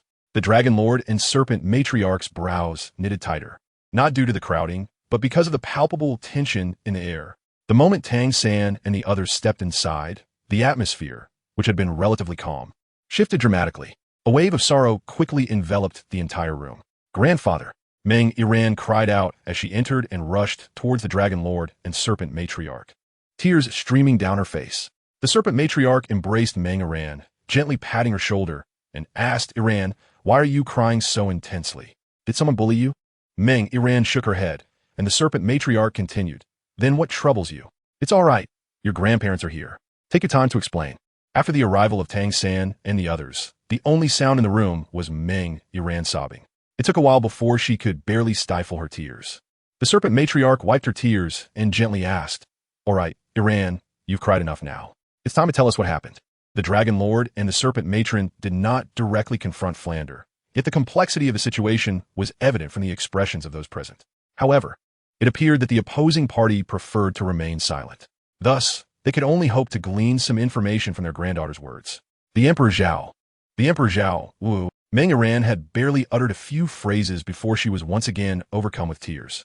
The Dragon Lord and the Serpent Matron exchanged glances, their brows furrowing deeper. Realizing that they could not extract any information from Meng Iran, they felt a pressing need to uncover the truth regarding their granddaughter's plight. If they could not learn from her, then they must seek answers from Flander. "Flander, what transpired that has so severely affected my granddaughter? I must know," the Dragon Lord stated, his face darkened with concern. Upon hearing this, a look of anguish crossed Flander's face. He had painstakingly built the academy from the ground up, nurturing each cohort of students with unwavering dedication. He had invested everything into the institution, sacrificing all but his very life, his youth, his dreams, and his aspirations. Yet within a mere month, a cascade of unfortunate events had unfolded, causing him profound distress. The burden he had kept bottled up inside was already unbearable, and now he was compelled to articulate these harrowing truths, as though a dagger were being thrust into his heart. At this moment, Tang San and the other children shared in his sorrow, and as the principal, coupled with the formidable presence of the Dragon Lord and Serpent Matron, he could not afford to retreat any longer. With a bitter smile, he rose, prepared to speak, when suddenly a figure appeared at the entrance, crossing over to the center past Tang San and the others. Seeing this newcomer, Flanders seemed to exhale a breath of relief, a semblance of ease gracing his features. "You have arrived," he said. The master nodded, his previously stoic demeanor now softened with a hint of sadness as he regarded Flanders, then turned his gaze to the Dragon Lord and his wife. "Allow me to address this matter. My understanding is no less than Flanders. Indeed, it may be more." The Dragon Lord and Serpent Matron nodded in agreement. The specifics were of utmost importance, and they simply desired to comprehend the events that had transpired. With a heavy sigh, the master began, "Let us set aside previous matters and focus on what has caused Iran to be in such a state." Initially, the Emperor Zhao had intended to return to Holy Soul Village to visit old Jack when, unexpectedly, a soul sage appeared. The Dragon Lord and Serpent Matron listened with growing alarm, their eyes widening in disbelief as they regarded the group of mere adolescents before them. They could scarcely fathom that these children had survived an encounter with a soul sage and, astonishingly, had even turned the tide against their assailant. Upon concluding the tale relayed by Tang San and the others, the Dragon Lord and Serpent Matron fell into a contemplative silence before inquiring, "Do you know who this adversary was?" The master shook his head. "No, we do not know. Since Emperor Zhao returned from his outing, he has evidently offended someone, resulting in his name being forcibly altered, and he has been assailed repeatedly. To our knowledge, this marks the third such attack." After speaking, Long Gong fell into deep contemplation, leaving only Meng Yiran's sobs echoing in the room. After a while, Long Gong broke the silence, inquiring about the current state of Emperor Zhao. The master shook his head once more, stating that he was unaware. At that moment, Tang San and the others were utterly exhausted and unable to intervene, and it seemed that Emperor Zhao's strength had significantly increased in such a chaotic state. Had he not regained some semblance of clarity at the last moment, Tang San and the others might not have returned at all. Long Gong and Snake Lady furrowed their brows. Although Emperor Zhao was formidable in his chaotic state, numerous experts lurked outside, and his soul power would inevitably deplete. The moment his soul power was exhausted would mark his most vulnerable point, where even an ordinary person could easily vanquish him. Long Gong pondered deeply before finally speaking. "Since your esteemed academy is currently preoccupied, we shall not impose further. My dear wife, Iran, let's take our leave."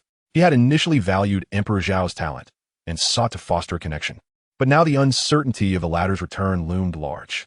Moreover, as long as the turmoil persisted, those around him remained in a perilous situation. How could Long Gong allow his cherished granddaughter to be endangered? Nonetheless, recognizing the exceptional talent among the children before him, he chose his words with care, intending to allow Meng Yiran to maintain her ties with them once matters were resolved. The master and Flanders maintained calm expressions, showing no surprise at Long Gong's statements, while Tang San and the others remained silent, heads bowed. Only Zhu Zhuqing and Ning Rongrong exchanged glances, their expressions shifting slightly, though they ultimately refrained from voicing their thoughts. "I refuse." While the others remained unresponsive, Meng Yiran reacted vehemently. Upon hearing Long Gong's words, she broke free from Snake Lady's embrace, her tear-stained eyes fixed on him as she declared loudly, "I do not wish to return. I want to stay here and wait for Emperor Zhao." With that, she dashed towards Zhu Zhuqing and Ning Rongrong, who opened her arms to envelop the rushing Meng Yiran, the two girls clinging to each other in tears. Long Gong and Snake Lady exchanged puzzled glances, both bewildered by the change. Had she not previously shown indifference, even disdain, towards Emperor Zhao? Yet now, she was resolute in her refusal to leave. "Iran, dear, if you're reluctant to part from these friends, you may return after some time." Despite their confusion, the atmosphere was clearly unsuitable for such inquiries, prompting Long Gong to appeal gently. "I refuse. I do not want to go back." Meng Yiran did not even glance back, burying her face in Ning Rongrong's shoulder as she wept. Long Gong frowned, preparing to speak again, when the previously silent Zhu Zhuqing softly interjected, "Senior, please allow Iran to remain here. Otherwise, I fear her return would not be as pleasant, perhaps even more distressing." "Indeed, Senior, let Iran stay, with everyone here." Nothing will go awry. Ning Rongrong wiped away her tears, her voice choked with emotion. Previously, when the two of them had shielded Meng Yiran from a Soul Sage's strike, they had already begun to relinquish their prejudices against her. The two girls had come to a profound understanding. Regardless of the misunderstandings that had arisen before, they were no longer of any consequence. They had shared moments of life and death, and all three harbored affection for the same boy. In light of that, what purpose did the lingering biases born from their sequence of encounters serve? Indeed, Senior, let Iran remain here. Senior, there is absolutely no issue with Iran staying. As the two girls spoke, Dai Mubai and the others joined in the persuasion. Eventually, Tang San lifted his head slightly, a faint smile gracing his face as he said, Senior Long, permit Iran to stay. It can be said that Zhao Ji's departure was influenced by Iran, Rongrong, and Zhu Qing. If we allow Iran to return now, I fear her feelings of guilt will be far more complex than mere remorse. Long Gong pondered deeply, somewhat swayed by their words. Yet he was primarily astonished that these young individuals were advocating for Meng Yiran. After a moment, he raised his gaze to Master and Flender. Understanding that Long Gong looked to him for reassurance, Master spoke solemnly, let Iran remain here. There are several Soul Emperors and Soul Sages in the Academy. Temporarily safeguarding these children should not pose a problem. Upon hearing Master's assurance, Long Gong turned his attention to Flender. Master's words echoed his own thoughts. Very well, my dear wife, let us depart. Long Gong nodded to the snake lady behind him and walked toward the door, with Tang San and the others parting to create a path. As he walked, Long Gong remarked, 3 days. In these 3 days, you shall assist in protecting my granddaughter. We will return to address some matters, and after 3 days, we shall come back to await Zhao Di. With that, Long Gong and the snake lady had already moved far away. Inside the office, the group exchanged glances before continuing to lower their heads in silence. You may return to rest for now. Training will commence again in a few days, Flender said wearily as he sank back into his chair. Understood. All right. Tang San and the others responded before sequentially exiting the room. Once they had left, Master took a seat in the spot previously occupied by Long Gong. Lawson thought about the true nature of Zhao Di's situation and how it should be resolved. Xiao Gong. Flender, who had been rubbing his forehead, suddenly spoke up. What is it? Master replied, his head still bent in contemplation. A flicker of hesitation crossed Flender's face, but he ultimately voiced his concern. Our current situation is quite dire. The children's spirits are low, which is one aspect. Additionally, I fear that the force behind the attack on Zhao Di may send someone else. Master's body jolted, a cold sweat breaking out on his forehead. How could I have overlooked this? Though Zhao Di is not currently at the academy, who can say whether they might resort to extreme measures, such as silencing witnesses? This cannot be taken lightly. After all, while such occurrences may not be frequent in the world of Soul Masters, they are certainly not uncommon. In a moment of realization, Flender continued. The first time, they sent 3 Soul Emperors. The second time, 3 Soul Saints. And, on the third occasion, they launched a surprise attack when the children had let their guard down. We cannot predict when they will strike again, but the strength of their forces is evident in their previous deployments. The Master nodded in agreement, acknowledging that it was no small feat for an adversary to dispatch 3 Soul Emperors at once, and the ability to send 3 Soul Saints further underscored their formidable power.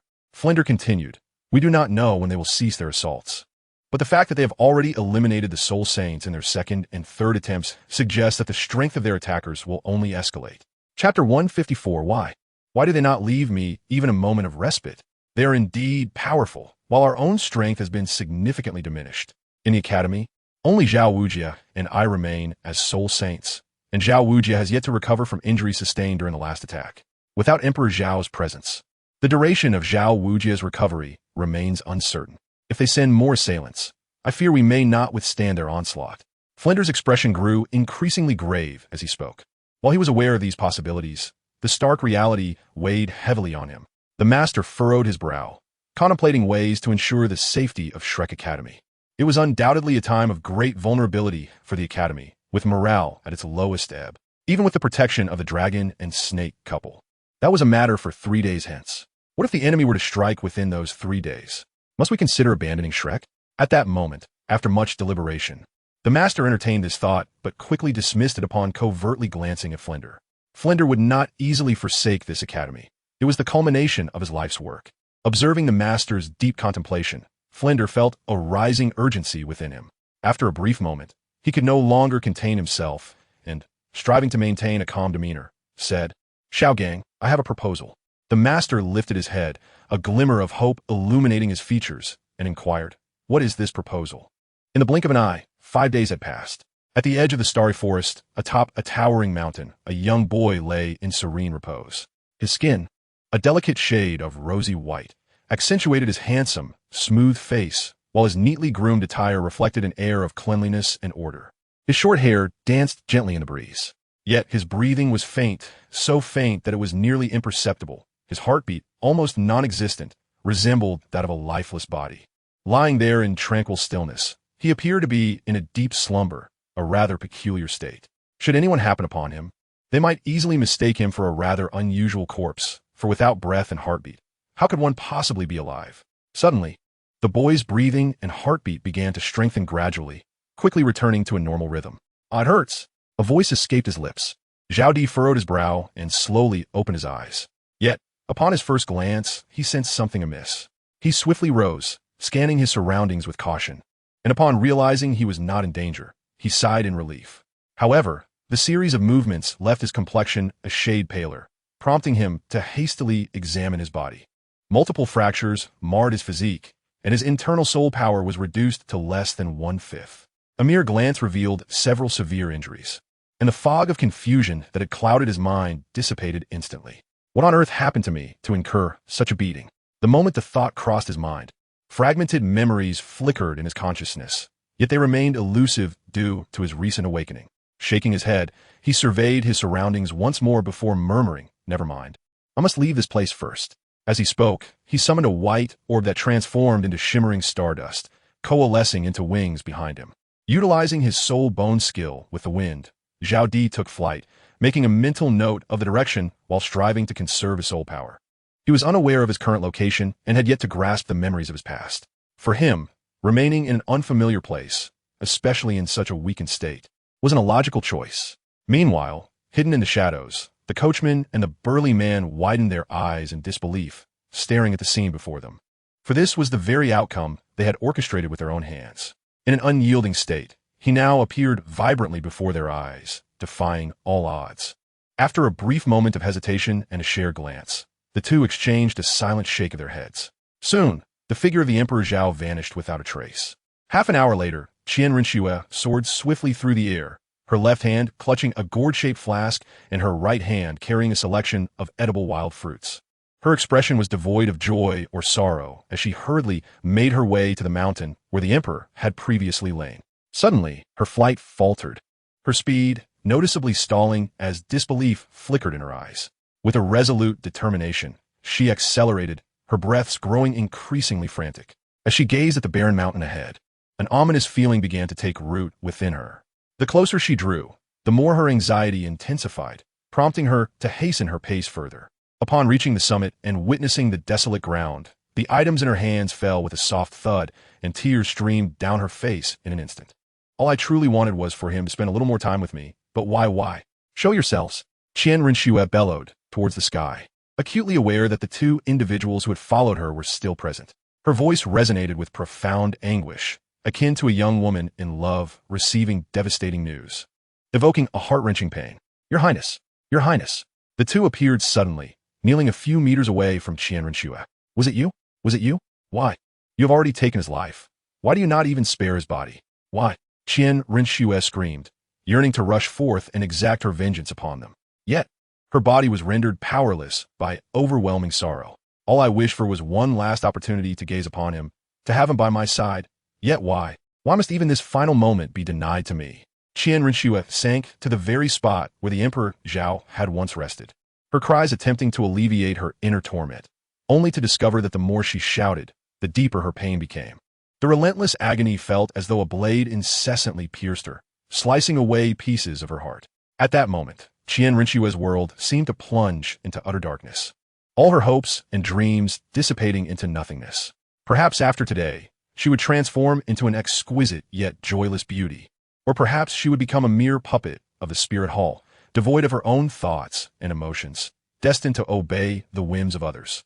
The coachman and the burly man observed Qian Rinxue's despair, their brows furrowing in concern, silently lamenting their failure to stop the Emperor Zhao earlier. The coachman, sensing her impending breakdown, urgently spoke, Your Highness, the child is not dead. Not dead? Not dead? Ah, ah. Qian Ringshu, momentarily distracted, suddenly rose with wild abandon, spreading her arms and erupting into laughter. Her meticulously arranged hair fell loose, fluttering in the mountain breeze.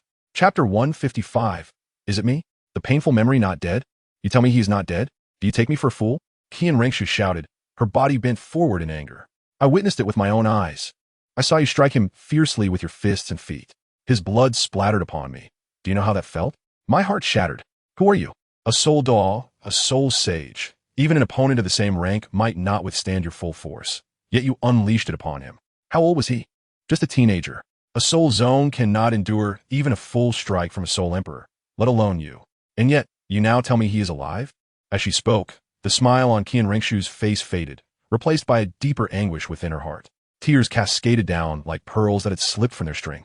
The coachman and the burly man bowed their heads, their bodies trembling slightly, cold sweat trickling down their cheeks. Your Highness, although we cannot fathom why that child remained unharmed after my strike, we vow with our lives. The coachman, fearing that Qian Ringshu might truly lose her sanity without a proper explanation, continued with trepidation. Just half an hour ago, we witnessed that child suddenly rise from that position. He pointed to where Qian Ringshu had been standing, then continued. After a moment of daze, he sprouted a pair of wings and flew away. Wings? A flicker of sanity returned to the seemingly deranged Qian Ringshu upon hearing this. The emperor had never revealed such a thing to them, nor had she ever mentioned it. Yet they now knew of his wings. With this thought, Qian Ringshu's eyes sparkled as she quickly raised her gaze towards the coachman. Her voice filled with excitement. He flew in that direction. The coachman slightly turned, extending his arm to point. He flew that way. Why did you not stop him? Qian Ringshu reprimanded sharply. Then, disregarding them, she unfurled her wings and soared after the emperor. Emperor Zhao has just awakened, and his soul power is undoubtedly diminished, leaving his body frail and weakened. It is imperative to locate him swiftly, otherwise he may face peril. The two, witnessing Qian Rishue's significant recovery, released a sigh of relief, exchanging a wry smile as they remarked, "Who are we to dare?" With that, they swiftly moved towards Qian Rishue. Meanwhile, not long after Emperor Zhao departed from the mountain, memories began to intermittently resurface in his mind, becoming increasingly vivid. These recollections were not advantageous for him at this moment, as their emergence caused him to falter during flight on numerous occasions. His erratic flying and stumbling gait had already led him astray from his original path. Bang! Emperor Zhao once again descended from the heavens, and fortunately, he had not ascended too high. Otherwise, the fall could have proven fatal. How could this happen? How could this happen? At this moment, his mental state was profoundly distressed, muttering these words in a low voice. Previously engulfed in a state of madness, he had indiscriminately killed anyone he encountered, rendering those memories nothing but tormenting shadows. No, it was not my intent to kill. I could not contain myself. I truly could not restrain my impulses. I am so sorry, so very sorry. At this juncture, fragments of his past atrocities began to flood his mind, unfolding like a relentless documentary. If there were only one or two, perhaps 3 or 4, even a dozen or so, Emperor Zhao could bear it. Yet now, the recollections assaulted him with the grim revelation that he had personally extinguished the lives of hundreds, from children scarcely in their teens to the elderly in their twilight years. The faces of the slain now haunted him like vengeful phantoms, their cries echoing incessantly in his thoughts. There were those who pleaded for mercy, who resisted, and those who bravely sacrificed themselves for their children. Yet, in the end, none of those he encountered, none who felt his presence, escaped the edge of his blade. I beg you, spare my child. I am willing to die in his stead. No, mother, child, flee, flee quickly. Another scene of a mother desperately trying to save her child flashed before him. Not only did the mother plead, but Zhao himself also implored, wishing he had shown mercy to that mere child of tender years. But alas, the memories in his mind were unequivocally clear. He had not only taken that child's life, but had done so before the eyes of the mother, in her final moments. No, this is not what I wanted. This is not what I intended. With his hands clasped tightly around his head, his eyes brimmed with bloodshot despair, his garments soiled with earth, and his hair in disarray, he was a picture of utter turmoil. Bang, bang, bang. Emperor Zhao now felt an inexplicable turmoil within his heart, a sensation he could neither comprehend nor alleviate. It was a profound discomfort, one that compelled him to strike the ground with force in a futile attempt to find relief. The result, however, was merely a sizable crater left in the earth beneath him. As more memories surged forth, his vision began to darken, and the skin on his body gradually took on a shadowy hue. His breath became increasingly erratic, and a faint yet unmistakable aura of menace emanated from his eyes. A notification chimed. Detection indicates the host is on the verge of entering a demonic state. Caution is advised. The current condition is unsuitable for such a transition. Would you like to intervene? 59 seconds. 58 seconds. 57 seconds. Emperor Zhao was oblivious to the voices resonating in his mind. Or perhaps he had become so overwhelmed that he could no longer discern his thoughts. At present, he found himself ensnared in a tempest of resentment, hatred, and bloody memories. He yearned to extricate himself from this torment, yet he felt utterly powerless, forced to witness his own descent into darkness. Emperor Zhao is but a man, albeit an exceptionally remarkable one. Yet, he suddenly finds himself burdened with the weight of hundreds of lives, each extinguished by his own hand, some even taken with his bare hands. Truly, he is overwhelmed. As the saying goes, to kill one is a crime, to kill 100 is a king, and to slay 10,000 is a hero. However, under such circumstances, one must endure the immense psychological pressure that follows such acts of violence. If one can withstand and suppress these burdens, they may be regarded as a paragon among men, a dragon or phoenix among humanity. Yet, should one falter under this weight, even descending into madness would be a preferable outcome. The process of killing one by one allows for a gradual adaptation. But Emperor Zhao is now confronted with relentless memories flooding his mind, memories that were once veiled in ignorance. With this sudden resurgence, it is as if the speed of his recollections is directly proportional to the pace at which he has taken lives. Just how swiftly can one's memories resurface? Emperor Zhao, after initially perceiving fleeting images, soon found his memories surging forth like a relentless tide. Within mere minutes, he recalled everything. It was as though he had witnessed himself slaying hundreds in the span of moments. The cries of those individuals, their faces etched with a desperate longing for life, flooded his mind one after another.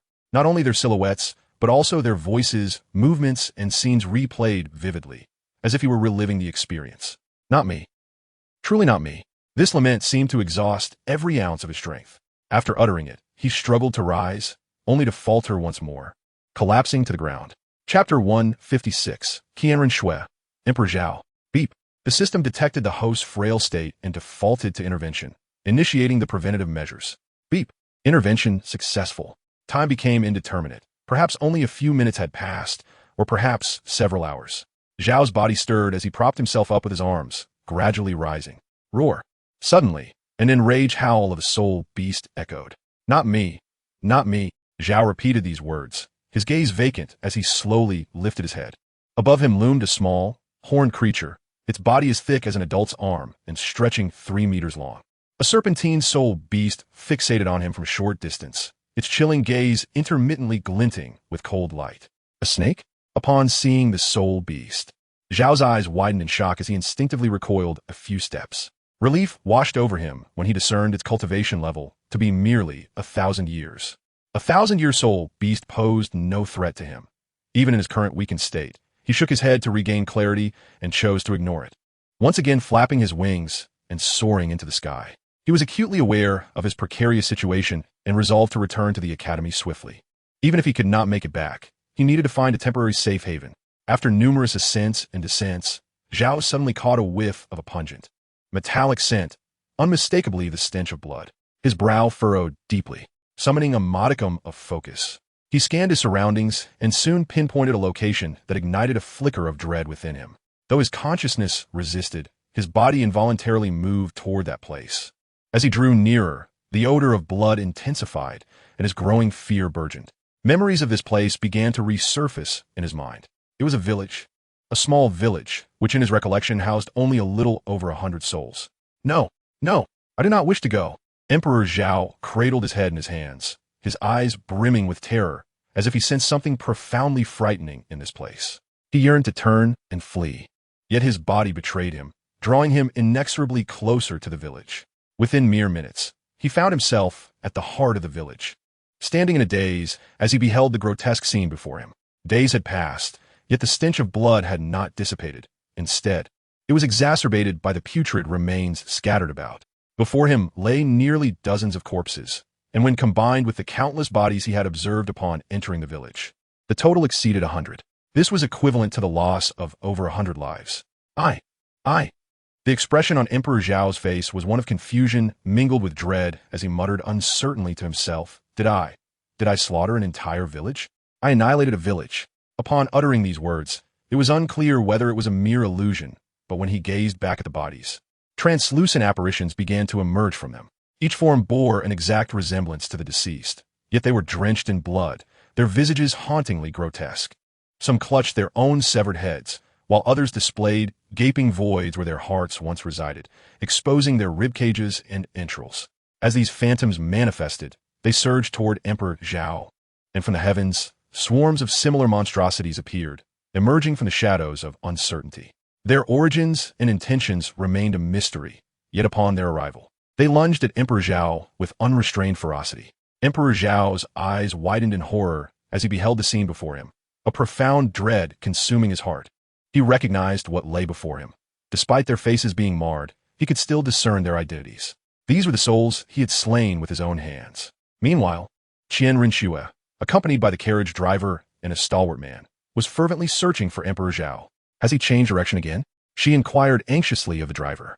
With the driver's keen instincts, they had detected Emperor Zhao's multiple alterations in course, and each time this occurred, Qian Rinxue's anxiety deepened. For at every location where a clue was found, there existed a pit, large or small, and in some instances, traces of blood were present. Initially, Qian Rinxue might have overlooked one or two instances, but after several occurrences, it became evident that these were all remnants left by Emperor Zhao. The presence of blood heightened her urgency, yet with her current abilities, it was challenging to unearth clues while maintaining their rapid pursuit. Thus, she relied on the driver's assistance. Your Highness, this time he seems to be heading towards Sacred Desolation Village, the driver remarked after crouching down to scrutinize the surroundings. No sooner had he spoken than the three figures vanished in an instant. After several confirmations along the way, they arrived at Sacred Desolation Village, where they found Emperor Zhao standing with his head bowed. Qian Rinxue stared in a daze for a moment. Then a radiant smile blossomed upon her face, sweet and filled with joy. Years of arduous waiting and relentless training. What had it all been for if not for the boy standing before her? As she gazed at him so close, tears streamed down her cheeks, mingling with her beaming smile as she took a step forward, arms outstretched, ready to embrace him. It was as if they were long-lost lovers, filled with delight and dreams of a beautiful future together. Emperor Zhao stood with his back turned to Qian Rinxue, yearning to surprise him with an embrace. Whispering sweetly into his ear, your angelic sister has traversed countless mountains and rivers over the years to find you. 1 step, 2 steps, 3 steps. Ignoring the surrounding environment, Qian Rinxue's heart raced with excitement as she drew nearer, only to find herself a mere step away when, No, don't. Stay back. Suddenly, Emperor Zhao lifted his gaze to the heavens, panic-stricken, scanning his surroundings with frantic hands flailing aimlessly. I do not wish to harm you. Do not approach. Please, do not come any closer, he shouted, retreating unsteadily in a frenzy. Monsters, they're all monsters, enveloping him, even the sky itself, stumbling and running. A profound sense of fear and guilt overwhelmed Emperor Zhao in that moment. What is wrong? As he hastily surveyed the area, Qian Rinxue caught sight of the terror in his eyes, her heart seemingly torn anew, causing her immense pain. She stepped forward, attempting to comfort him gently, grasping his arm. Yet, in Emperor Zhao's eyes, she appeared as a blood-soaked, grotesque creature. No, stay away. He violently shook her off and stumbled backward in a desperate flight. With a thud, he fell, but he dared not linger, for countless vengeful spirits sought his life behind him. He scrambled to his feet, fleeing awkwardly while continuously shouting in terror for them to stay away. Zhao Emperor! Qian Rinxue watched his retreating figure, reaching out in a futile attempt to chase after him. But she halted, her tear-streaked face frozen in disbelief as he vanished from her sight. After his silhouette disappeared, she collapsed, cradling her knees, weeping bitterly. I wonder, did you cry? And what do you think of these few images? How do they feel? Are they restful? Or do they feel good? If not, perhaps there should be fewer of these, and we should hasten the pace. Chapter 157. The Wounded Zhao Emperor. In recent days, transitioning from immense joy to profound sorrow, today repeated the cycle, leaving her utterly exhausted. She sensed something was amiss with Emperor Zhao, realizing that pursuing him now would yield no fruitful outcome. After crying for a while, Qian Rinxue stood up, wiped her tears, and spoke softly. Old Qi, please protect him from the shadows until he is fully recovered. Old Qi. The coachman slightly bowed in acknowledgement and was about to depart when Qian Rinxue seemed to recall something, adding, by the way, do not disclose the events of these past few days to anyone, especially regarding that young boy. Remember, to anyone, she emphasized her last two sentences. The coachman and the burly man exchanged solemn glances, then bowed slightly, affirming, understood. Good, Qian Rinxue nodded in satisfaction. Now go ensure his safety, and you shall reap the rewards in due time. The charioteer nodded in acknowledgement before swiftly pursuing Emperor Zhao, who fled in a state of panic, leaving behind numerous footprints. Thus, the charioteer felt no concern about failing to catch up. Qian Rinxue watched the two figures vanish into the distance, her gaze lingering for a while, a sweet smile blossoming on her lips. Although they had not had the chance to meet properly, at least she knew he was safe. Compared to the aimless fantasies that had plagued her for years, was this not a significant improvement? After a moment, she slowly turned and said, let us depart. This outing was merely to resolve an issue in a small village, yet it dragged on for so long that returning any later would make explanation impossible. The burly man displayed a hint of hesitation. However, upon hearing Qian Rinxue's intention to return, his resolve solidified. He inquired, Your Highness, I inadvertently overheard you referring to that child as Zhao Di. May I ask, is that child indeed Zhao Di? Qian Rinxue halted, slowly pivoting to face him, her gaze sharp and her tone slightly frigid as she asked, What, do you have a problem with that? The man quickly lowered his head, beads of cold sweat forming on his forehead as he hastily clarified, No, Your Highness, I have no objections. I merely find the name somewhat familiar, as if I have heard it before. Qian Rinxue was taken aback. Heard it before? How could that be? She queried, her brows slightly furrowing. In response, Your Highness, it seems there was indeed a child named Zhao Di at the Royal Academy, blessed with extraordinary talent, surpassing even the other children there. Though merely 8 or 9 years old, he had already reached the realm of a 3-ring soul master, with his first soul ring being a millennium-old one. Furthermore, the Zhao Di you are acquainted with also possesses a 1,000-year first soul ring. If I am not mistaken, this Zhao Di is merely in his teens, and the Zhao Di from the academy should also be in his teens, having left the academy a few years ago due to the emperor's coercion. The two share similar ages, identical soul rings, and the same name, and their timelines appear to align without conflict. Thus, I suspect, as he spoke, Qian Rinxue's frown deepened. She interjected, So you suspect they are the same person? Indeed, the man affirmed with near certainty. Qian Rinxue lowered her head in contemplation. How could such coincidences exist? Age, soul rings, and names all match perfectly. Yet, if they were the same individual, how could she remain unaware? After a moment, she exhaled deeply, lifted her foot, and began to walk forward, saying, I understand now. Let us return for the time being. I will investigate this matter further. In the blink of an eye, 8 days have passed. As evening fell, the training session for the Shrek team came to an end. The arduous nature of their drills had not alleviated the somber atmosphere. Rather, as time progressed, the weight of their hearts grew ever heavier. Their sorrow, no longer evident upon their faces, intensified within, for they all understood that the longer Zhao Emperor remained absent, the greater the likelihood that he would never return. Yet, none among them harbored thoughts of surrender. Master, Flander, Dragon King, Snake Lady, Lu Erlong, and Tang San, as before, gathered at the academy's entrance after their training. Staring vacantly ahead, Lu Erlong, having been retrieved by Flander, felt a mix of joy and sorrow upon learning the reason for his summons. He experienced a sense of shared suffering, reminiscent of his own departure from Shaogang. With hope in their hearts, they gazed into the distance, yearning for the familiar silhouette of their companion to gradually emerge. Yet, as darkness enveloped the sky, that figure remained elusive. It appeared that their hopes for the day had once again been dashed, leaving them with a profound sense of loss and melancholy. Well, it is about time we return to rest. Tomorrow's training awaits, Master said, slowly rising and sighing. All right, just a moment. Tang San and the others responded, yet their gazes remained fixed. Alas, this scene echoed the sentiments of 8 or 9 days prior. Master shook his head in resignation, preparing to speak when Flanders suddenly trembled, his body quaking slightly, lips moving as if to utter something. Noticing Flanders' unusual demeanor, Master furrowed his brow and inquired, Flander? I believe I have seen Zhao Emperor, Flander exclaimed, his excitement palpable, eyes wide with astonishment. Master was taken aback, and before he could respond, the voices of Tang San and the others erupted in excitement. Brother Zhao, it's Brother Zhao. I see him. It's Zhao Emperor.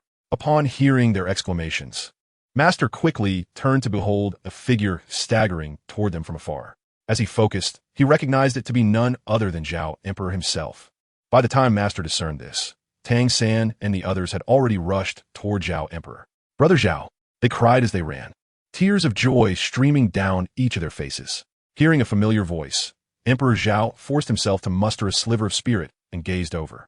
Upon seeing the familiar figure, he secretly exhaled a sigh of relief, only to collapse helplessly to the ground, succumbing to unconsciousness. He was truly exhausted. In the past few days, he had scarcely managed to close his eyes. The faces of those he had slain would invade his mind the moment he shut them. His psyche taut like a tightly wound string, on the verge of snapping with the slightest pressure. Had it not been for sporadic food supplies, he might have already succumbed to utter fatigue and death. Now, upon witnessing the familiar surroundings and beloved individuals, his spirit relaxed, leading him into unconsciousness. "Brother Zhao," Tang San exclaimed, hastening his pace, as did the others, who soon gathered around Emperor Zhao. Upon closer inspection, their hearts ached immensely. After days of arduous trekking, stumbling frequently, Emperor Zhao's clothes were tattered beyond repair, his face marred by bruises and gaping scars. Torn strips of fabric, encrusted with dirt and blood, clung to his wounds, evoking profound discomfort in onlookers. Faced with the sight of their wounded comrade, they were momentarily at a loss for how to proceed. "Brother Zhao," Tang San called softly, attempting to lift him. Yet, as he moved, Emperor Zhao instinctively emitted a faint groan in his stupor, sending a tremor through Tang San's heart. Today, he truly lacked the strength. Fatigue enveloped him, overwhelming him with weariness. "I'll finish this chapter, and tomorrow I'll revise it properly. I will also add an extra update. If you see this, I apologize. Truly, I apologize." Chapter 158. I have killed. So many. While everyone stood in shock, Master and the others arrived shortly thereafter. "Master, Brother Zhao is covered in wounds. I dare not move him, fearing it might worsen his condition. What should we do?" Tang San inquired anxiously. After a moment of contemplation, the Master gravely responded, "Flander, go summon a healing soul master. Zhao Wujia's condition has stabilized. We must prioritize treating Emperor Zhao." "Understood." As soon as the Master finished speaking, Flander nodded and swiftly summoned his martial spirit, taking flight toward the academy. Within 3 minutes, he returned with 2 elderly gentlemen, their hair as white as snow. On the way, Flander had briefly explained the situation, and without hesitation, the 2 advanced to Emperor Zhao, releasing their martial spirits and soul rings to commence treatment. The others held their breath, their focus unwavering. After more than 10 minutes, the 2 elders wiped the sweat from their brows and gradually rose, their faces reflecting profound shock. One elder remarked, "It is truly inconceivable that Emperor Zhao has endured such injuries and yet still clings to life. What astonishes me most is that he returned on his own." The other elder, though silent, wore an expression of agreement. He then stated, "Well, for now, we have preserved his life. Let us carry Emperor Zhao inside." In the blink of an eye, 5 days had elapsed. In the Shrek treatment room, Emperor Zhao lay supine on the bed. "No, it is not me. It was not my will." At this moment, his eyes were tightly shut, his brows furrowed in distress, his head swaying uncertainly, and he was uttering words unconsciously. In his mind, he perceived himself from a spectator's perspective, witnessing the scene before him, which shifted repeatedly, each time depicting his own acts of murder. Eventually, he found himself one night standing before a small village, where an elderly man clad in white robes and sporting a long white beard was cautiously staring at him. "No!" He let out a low growl, yearning to intervene, but all of it was merely a recollection, slipping through his fingers as he helplessly watched himself slaughter the villagers one by one. Finally, he beheld Qian Renxue, her face streaked with tears as she embraced him, her current appearance causing Zhao Di's heart to ache. "I don't want to kill anymore." With a sudden exclamation, Zhao Di's eyes widened, and he abruptly sat up in bed, beads of cold sweat cascading from his forehead to his chin. He gasped for air, steadying himself. "Shuye!" With a resounding crash, the door burst open, and Tang San and the others rushed to Zhao Di's bedside, their anxiety stemming from the fear of an unforeseen calamity befalling him. They had been training nearby, and, upon hearing his terrified cries, rushed in without hesitation. "Zhao Di, how do you feel?" Dai Mubai inquired with concern. Others echoed his questions, and after a brief moment, Zhao Di managed to regain some composure. He turned to face them, ultimately locking his gaze on Tang San. With open arms, Tang San understood and stepped forward to embrace Zhao Di, gently patting his back in a soothing manner. Zhao, go, it's all right. You're in the academy now. You are safe. Xiao-san. Woo-woo. Zhao Di wept, truly wept, his eyes scanning the group before he began to cry unabashedly. They stood frozen, having never witnessed Zhao Di in tears, nor could they have imagined he was capable of such vulnerability. In their memories, Zhao Di was a jovial soul, always wearing a faint smile, enjoying food, joking with them, and occasionally teasing them playfully. Yet this very person was now crying, disregarding all semblance of composure, lamenting like any ordinary individual. When Zhao Di's gaze swept over them, they collectively froze, their hearts gripped by an overwhelming fear as they saw profound terror reflected in his eyes, his entire being seemingly lost. They even noticed his body trembling. Zhao! The master moved his lips, seemingly on the verge of uttering something. Yet even as he regained his composure, it was evident that the Emperor Zhao had been profoundly shaken, still struggling to recover, making it an inappropriate moment for inquiry. The crowd exchanged glances, subsequently bowing their heads in collective silence. In the room, the only sound that lingered was the weeping of Emperor Zhao. Whoa! Zhao was venting his anguish, overwhelmed by the unbearable weight of his experiences. The assault by the Soul Sage had already been harrowing, and the subsequent mindless carnage left him spiritually drained. For several days, he had endured a hellish existence, utterly exhausted, utterly weary. Xiao-san! Xiao-san! Suddenly, Zhao ceased his weeping and grasped Tang San's shoulders with a fierce grip. Despite the pain, Tang San remained unfazed, offering what he believed to be the warmest smile in an attempt to soothe Zhao's turmoil. Zhao, what troubles you? We are all here, speak, and we shall face it together, Tang San inquired tenderly, suppressing his own heartache. I. Zhao's eyes widened, bloodshot and fixated on Tang San. His voice tinged with madness as he confessed, I have killed so many, countless lives. As he spoke, his gaze darted away. 1, 2, 3, 100, 200, 300. Suddenly, Zhao whipped his head back, shouting, not just 300. So many more. All in my own hands. My own hands. I can still see in my mind the brain matter bursting forth. I crushed that head with my bare hands. But they were just children, mere children. He was still a child. And that was not all. There was so much more. Zhao was now akin to a madman, a lunatic shouting in anguish. The onlookers stood frozen, Tang San's vision blurred by tears, while Dai Mubai and the others were already rendered speechless by grief. Long Gong and Sheep exchanged a glance, deeply sighing in understanding. The master and his companions finally comprehended the depths of Zhao's despair. But what followed was an overwhelming sense of compassion. It was a struggle even for ordinary adults to bear the immense pressure after having taken the lives of more than a dozen individuals. Yet here stood Zhao, a mere 12-year-old boy who, though unwilling, had been thrust into the act of slaughtering so many. It was unfathomable. Even Flinder, upon reflection, questioned whether he himself could endure the burden of such countless lives, fearing he might also descend into madness. The master and Flinder exchanged a knowing look, the former nodding silently in acknowledgement. After a moment of internal conflict, Flinder steeled himself and, with a swift movement, approached Zhao from behind. My sincerest apologies, Zhao. Please, take some time to rest. With a swift motion, he struck down towards the Emperor Zhao's neck. Yet, the Emperor continued to speak, his eyes fluttering before he succumbed to unconsciousness, his body weakly leaning backward. Flander extended his hands to gently catch him, then slowly laid him down. The onlookers witnessed Flander's actions, yet none intervened. They understood that, for the Emperor Zhao in that moment, this decision was the most prudent. As Zhao fell into a faint, Zhu Zhuqing and the two others could no longer contain themselves, their eyes reddening as they covered their mouths and rushed outside, where they soon broke down in tears. Chapter 159.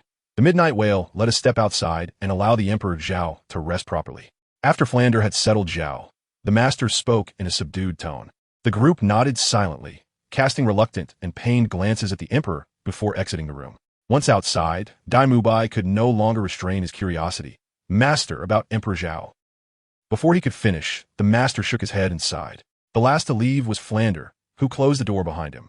Crossing over to the others with his hands clasped behind his back, gazing toward the horizon, his expression grim as he said, if what the Emperor Zhao just revealed is indeed true, Flander could not continue, and neither did Long Gong and Shipo intend to interject, as it was a matter of internal affairs. The silence from the master and Flander only heightened the anxiety among Dai Mubai and the others. Tang San hung his head low, his clenched fists trembling tightly. He understood that if what the emperor had said was true, he was aware of the dire consequences that would ensue, yet he felt utterly helpless. At this moment, Tang San's complexion appeared pale, and, as the others inquired, he wordlessly made his way towards the neighboring village. Xiao San. Ma Hongjun reached out, but the master stopped him with a shake of his head, his tone filled with resignation. Let him go. Xiao San needs a moment of solitude. He then turned his gaze to Xiao Wu and said, Xiao Wu, go keep him company. Xiao Wu nodded and hurried after Tang San. As the two departed, the group once again fell into an unbearable silence. I shall inform you of Emperor Zhao's current condition. Lu Erlong suddenly spoke, her voice piercing through the stillness, as she could no longer tolerate the atmosphere. After glancing at the master and Flander, and seeing that they did not object, she turned and said, Follow me.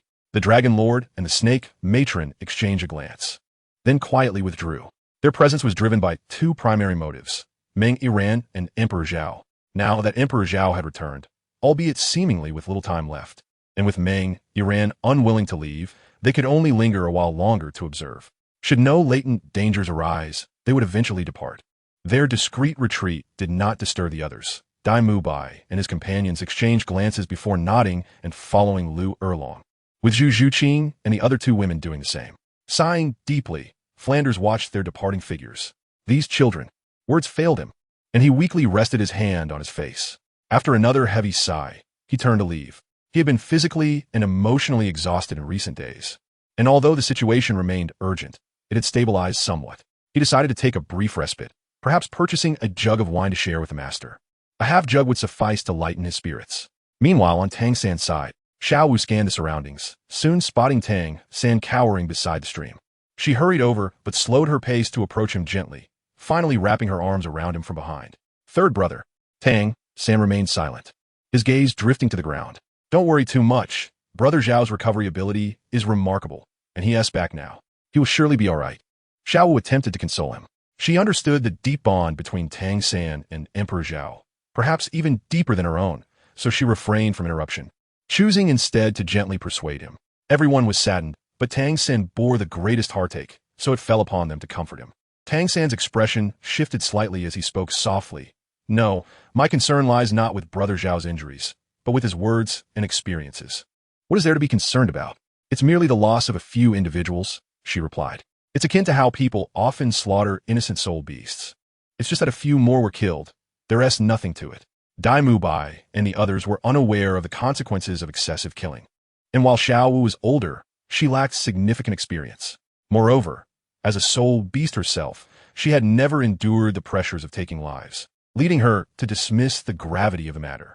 It is not as simple as you think. Tang San gently shook his head, directly refuting Xiao Wu's words.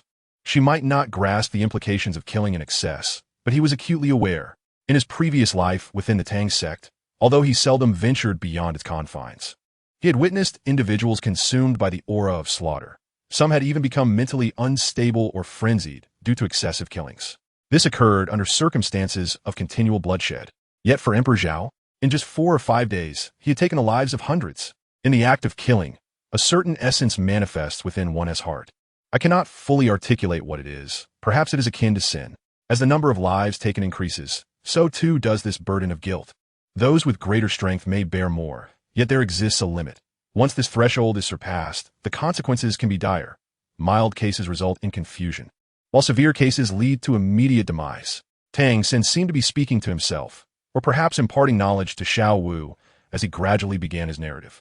Meanwhile, Lu Erlong led Dai Mubai and the others to a high hill. The view here was expansive, the azure sky, the fluffy white clouds, and the lush green grass below created a serene atmosphere, with villagers laboring diligently in the distance.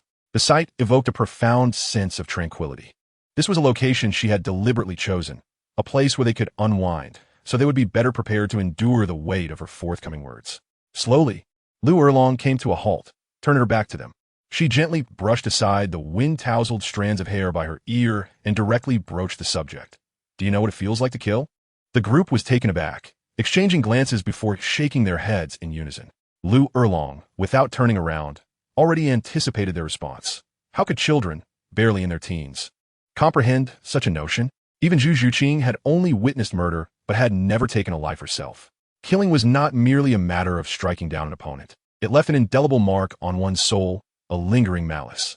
Liu Erlong briefly explained the psychological ramifications of taking a life, deliberately omitting any mention of Emperor Zhao. Yet, as the others absorbed her words, their heads hung low, their expressions darkened. Though unspoken, they had come to understand the reasons behind Emperor Zhao's descent into madness. Once Liu Erlong finished, a heavy silence enveloped the atmosphere. A gust of wind swept by as she brushed her hair back, her gaze fixed ahead, her eyes betraying a flicker of concern for Emperor Zhao.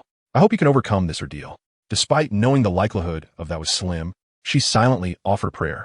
3 days swiftly passed, and it was deep into the night. No, don't come closer. I didn't kill anyone. I never meant to harm you. In the medical room, Emperor Zhao's wide eyes were filled with terror as he trembled, cowering in a corner. His legs kicked frantically, instinctively trying to retreat, but there was nowhere left to go. Inside the room, Master, Flander, Tang San, and the others, excluding the dragon and snake, had gathered, their hearts heavy with concern as they watched Zhao cower in fear. This was the 3rd night. Each night, Zhao would awaken in a panic, screaming as if driven mad. Flander, Master called softly. Flander nodded, and, in a flash, appeared before Zhao. Before he could react, Flander struck down with his palm. A resounding thud echoed through the room. Emperor Zhao collapsed onto the ground, and Flander extended a hand to catch him, using his other hand to wipe away the tears at the corners of his eyes. He understood that the night was far from over, 3 or 4 times each night, and with each strike his heart ached for an eternity. Such a small child, who should rightfully be savoring the joys of life, was now. Chapter 160. The price of survival in the blink of an eye. Several days had elapsed. It was noon in the medical room. Ding! The host's consciousness is on the verge of vanishing. The system activates the automatic protective function. Ding! Insufficient energy detected. Searching for energy. Ding! Energy not detected. Warning! Warning! Warning! The host consciousness is about to disappear. Please find energy immediately. Ding! The host is currently unable to move. The system will initiate self-destruct function. 3, 2, 1. Initiating. At this moment, Emperor Zhao lay sprawled on the bed, his head swaying unsteadily, mumbling incoherently. Suddenly, for soul rings of a purplish-black hue emanated from his body, and the final 10,000-year soul ring began to tremble violently. Crack! The sound of shattering glass echoed, and instantly, the 4th soul ring erupted in a blinding black radiance, despite being marred by numerous cracks. In a moment, a soft sound resonated as the soul ring transformed into starlight, dispersing into the air, and was drawn into Emperor Zhao's body, with the majority entering his mind. Ding! The host has escaped imminent peril. No! Awoken from a harrowing nightmare. Emperor Zhao's eyes widened in terror as he abruptly sprang from his bed, his gaze darting anxiously around the room. After a moment, he took several deep breaths, gradually regaining a semblance of composure. A cursory examination of his body revealed that, despite the passage of several days, he had made little progress in his recovery. Suppressing the rising tide of panic within him, he retrieved a white orb to commence his healing. With a resounding crash, the door was violently flung open, causing Emperor Zhao to flinch and instinctively retreat to the corner of the room. Upon recognizing the familiar faces of Tang San and his companions, he let out a sigh of relief. "Little San," he called out, extending his arms towards Tang San as he rushed forward. "Brother Zhao." Tang San responded in kind, embracing him warmly for a brief moment, followed closely by Master and the others. Master observed the scene intently, as if sensing something amiss, and tentatively called out, "Emperor Zhao?" Upon hearing this, Emperor Zhao slightly lifted his head, his expression still somewhat bewildered, yet he responded, "What is it, Master?" The Master was momentarily taken aback, and so were Flander and Liu Erlong. How could such a transformation occur in such a short span of time?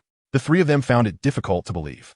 In contrast, Dai Mubai and the others were not as surprised, though they were filled with joy.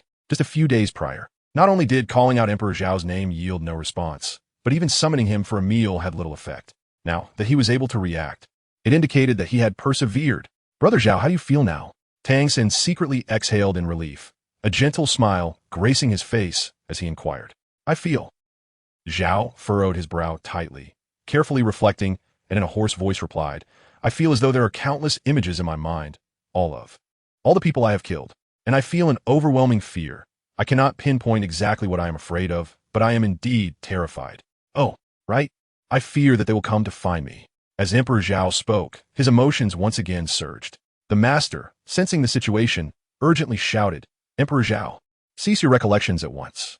Tang San promptly patted Zhao's back gently, assuring him Brother Zhao do not dwell on it. The others, at a loss, attempted to console him. But their efforts proved futile. Zhao's agitation intensified, and within mere minutes, he had regressed to a state of utter irrationality reminiscent of a few days prior. Master Flander turned away, unable to bear the sight any longer. Meanwhile, Flander clenched his teeth, his fists tightly balled up. He had only just begun to recover, yet a single utterance had plunged him back into despair. The hearts of the onlookers felt as though they had soared to great heights only to plummet sharply back to earth, struggling to contain his own sorrow. As he took a step forward, Lu Erlong could no longer stand idly by. He reached out to grasp Flander's arm, shaking his head as he said, "Let me handle this." With that, he dashed towards the frenzied Emperor Zhao. "Do you have any idea how I have endured these past few days?" As Emperor Zhao's voice trailed off, his eyes rolled back, and he promptly lost consciousness. Brother Zhao, Tang San, having released him during the Emperor's moment of madness, stepped forward to catch him as he fell, gently laying him upon the bed. "Master," Tang San turned to look at the Grandmaster, a sense of uncertainty brewing within him. "We should step outside to discuss this," the Grandmaster declared, leading the way out of the room, followed closely by the others. After casting one last glance at Emperor Zhao, Tang San joined them. Once outside, the Grandmaster waited until everyone had gathered before speaking. "I'm not entirely certain about Emperor Zhao's condition, but based on what just transpired, it seems he may have overcome a significant hurdle."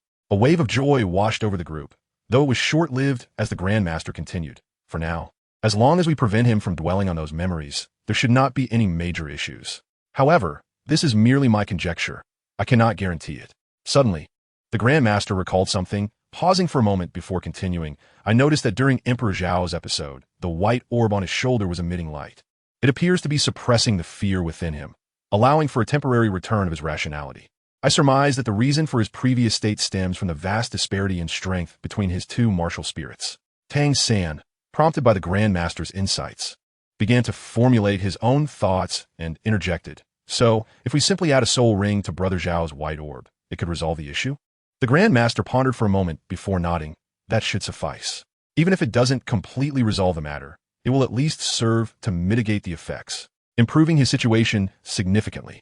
Then we shall venture to the Star Doe Forest to hunt for soul rings once Emperor Zhao's condition stabilizes," Flander suggested gravely.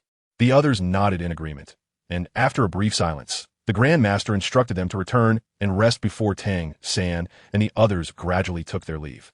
In the days that followed, due to Emperor Zhao's frequent nocturnal episodes of madness, the group had been deprived of restful sleep, adversely affecting their training during the day. To alleviate their fatigue, the Grandmaster had halted their training several days prior. As the sun approached its zenith the next day, the group found themselves gathered in Emperor Zhao's chamber, each member adorned with a smile. The reason was simple. Last night, Emperor Zhao had not awakened in a frenzy as was customary, a sign that assured them of his positive progression. "Ah, he stirs." With a light grunt, Emperor Zhao roused, prompting Oscar to exclaim loudly. The previously scattered group hurriedly assembled around him. Emperor Zhao's brow remained tightly furrowed, and suddenly he sat up sharply, beads of sweat cascading down his cheeks. The room was enveloped in silence, punctuated solely by the sound of his labored breaths. It took him several minutes to regain his composure, and as his gaze began to wander around the familiar faces, he let out a heavy sigh of relief. His voice hoarse as he spoke, "I apologize for causing you all worry these past few days." As he spoke, the white orb in his hand emitted a gentle glow. Only then did Master Tang San and the others exhale deeply, their faces breaking into smiles as they reassured him, "It's all right. It's all right." They understood that Emperor Zhao had returned to a state of normalcy, at least for the time being, and, as long as he remained stable, they had a chance to resolve the situation completely. Chapter 161. Hidden dangers in the blink of an eye. 3 days had passed, and as noon approached, 2 carriages were stationed outside Shrek Academy, with Master and Tang San gathering there. "Well then, you should set off promptly and return as soon as possible," Master instructed in his deep voice. "Understood." Tang San nodded, casting a glance at the trembling Emperor Zhao, who was hiding anxiously behind him, his eyes darting around in fear. He turned and ushered him into the carriage. Dai Mubai and Oscar followed suit, entering the rear carriage. Seeing this, Lu Erlong's heart ached further for Emperor Zhao, feeling a wave of pity wash over her. With a sigh, she said, "Then we shall take our leave." "Be cautious," Flander advised, casting a glance at the 3 individuals beside him, whom they had hired. 2 were soul emperors, and 1 was a costly soul saint. Please take extra care on the road. The three nodded in agreement before boarding the rear carriage, with one of them taking the reins. Lu Erlong then took the lead in driving the carriage away. As they watched the two carriages gradually fade into the distance, Flander sighed. I hope they return safely this time. Initially, Flander was supposed to accompany them, but Lu Erlong insisted on going instead. The reasoning was simple. The academy could not be left unattended, and Zhao Wujing required proper care. As a woman, she felt it was inconvenient and feared Master would struggle alone with the responsibility. With her firm resolve, Lu Erlong successfully obtained this mission. They were aware that they might encounter attacks again, so over the past 3 days, they had observed Emperor Zhao's condition while seeking out capable allies. After confirming that his condition had stabilized, they enlisted the help of 2 soul emperors and a soul saint. Master remained silent for a long time, the two of them gazing at the departing carriages until they disappeared from view, before turning back toward the academy. Inside the carriage, Emperor Zhao's body trembled with the jolting motion, huddled close to Tang San and clutching his arm tightly, occasionally peering up in a startled panic to survey their surroundings. This sight tugged at the hearts of those within the carriage. Who would have imagined that Emperor Zhao would be reduced to such a state? Yet, the truth unfolds before our eyes. With a heart heavy with concern, Tang San called out to Lu Erlong, who was driving the carriage outside. Teacher Lu, could you please hasten your pace? Lu Erlong nodded in acknowledgement, and the carriage suddenly surged forward, doubling its speed. It was not that they were indifferent to the situation of Emperor Zhao. Rather, they understood that only by quickly providing him with a white orb and additional soul rings could they hope to alleviate his condition. After speaking, Tang San forced a faint smile and turned to Emperor Zhao, gently saying, Brother Zhao, why don't you rest for a while? We shall arrive shortly. Emperor Zhao, still shaken, nodded in agreement. With his consent, Tang San unhesitatingly raised his hand and struck down. Now, for Emperor Zhao to find rest, he required external assistance. With a dull thud, silence once again enveloped the carriage. Teacher Lu, please hurry. Tang San spoke heavily after Emperor Zhao had succumbed to unconsciousness. The carriage sped along, reaching the forest as dusk approached. Let us rest for today, and tomorrow we shall hunt for soul rings, said Lu Erlong after ensuring the carriage was in order and locating a suitable spot. Indeed, Tang San and the others nodded in agreement. The dangers of the forest escalated manifold at night, and for the sake of everyone's safety, they had no choice but to take such precautions. Supporting the still unconscious Emperor Zhao down from the carriage, they set up a tent, and by the time everything was ready, night had fallen. After a simple meal, some remnants remained, and then they returned to the tent to rouse Emperor Zhao. Inside the tent were Lu Erlong, Tang San, and Zhu Zhuqing.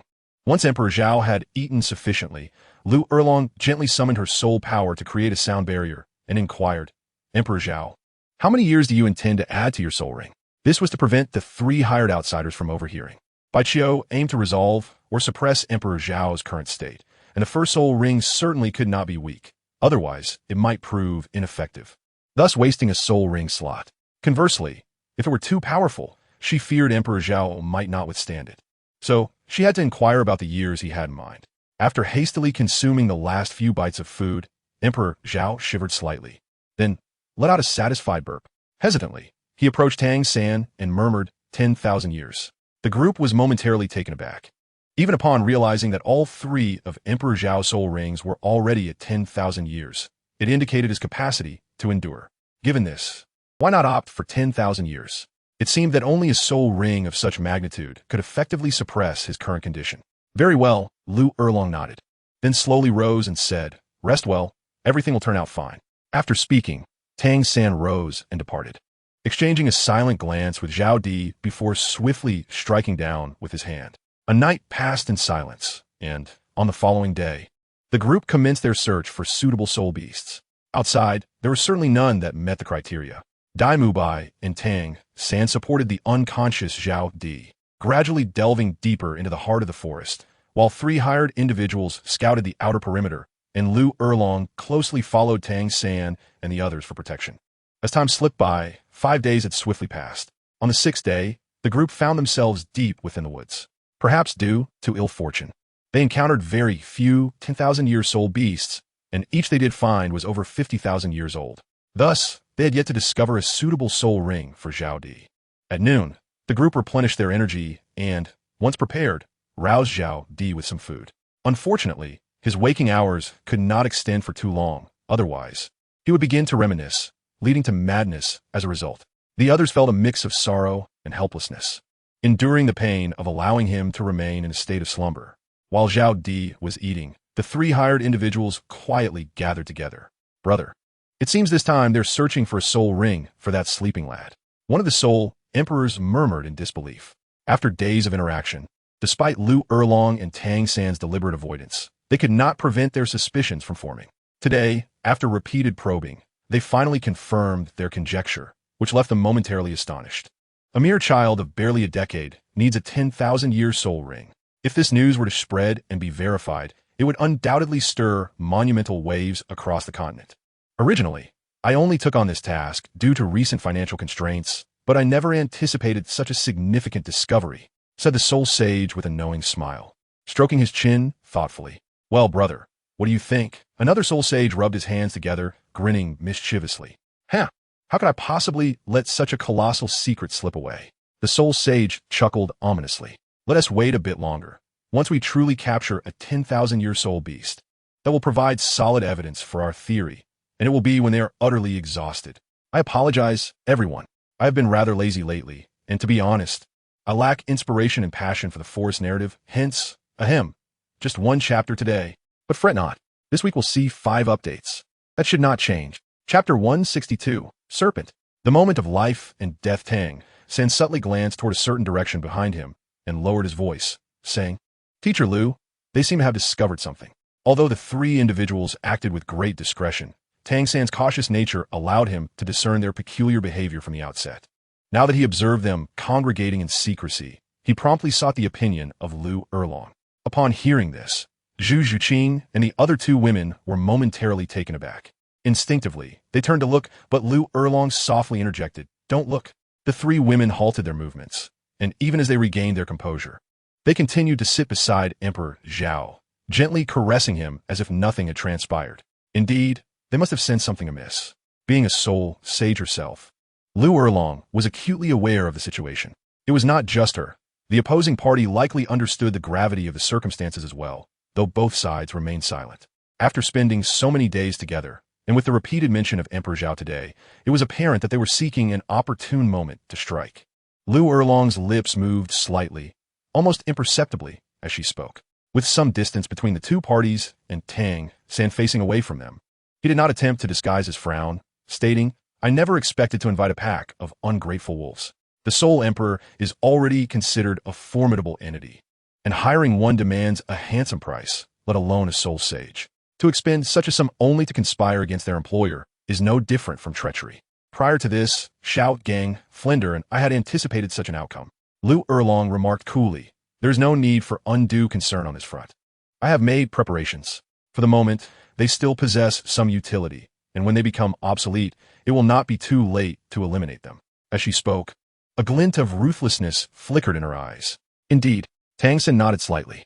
3 days passed in the blink of an eye, and as dusk approached, after nearly 10 days of searching, the group finally identified a soul beast, a serpentine creature over 20 meters long and as thick as a barrel, estimated to be over 20,000 years old.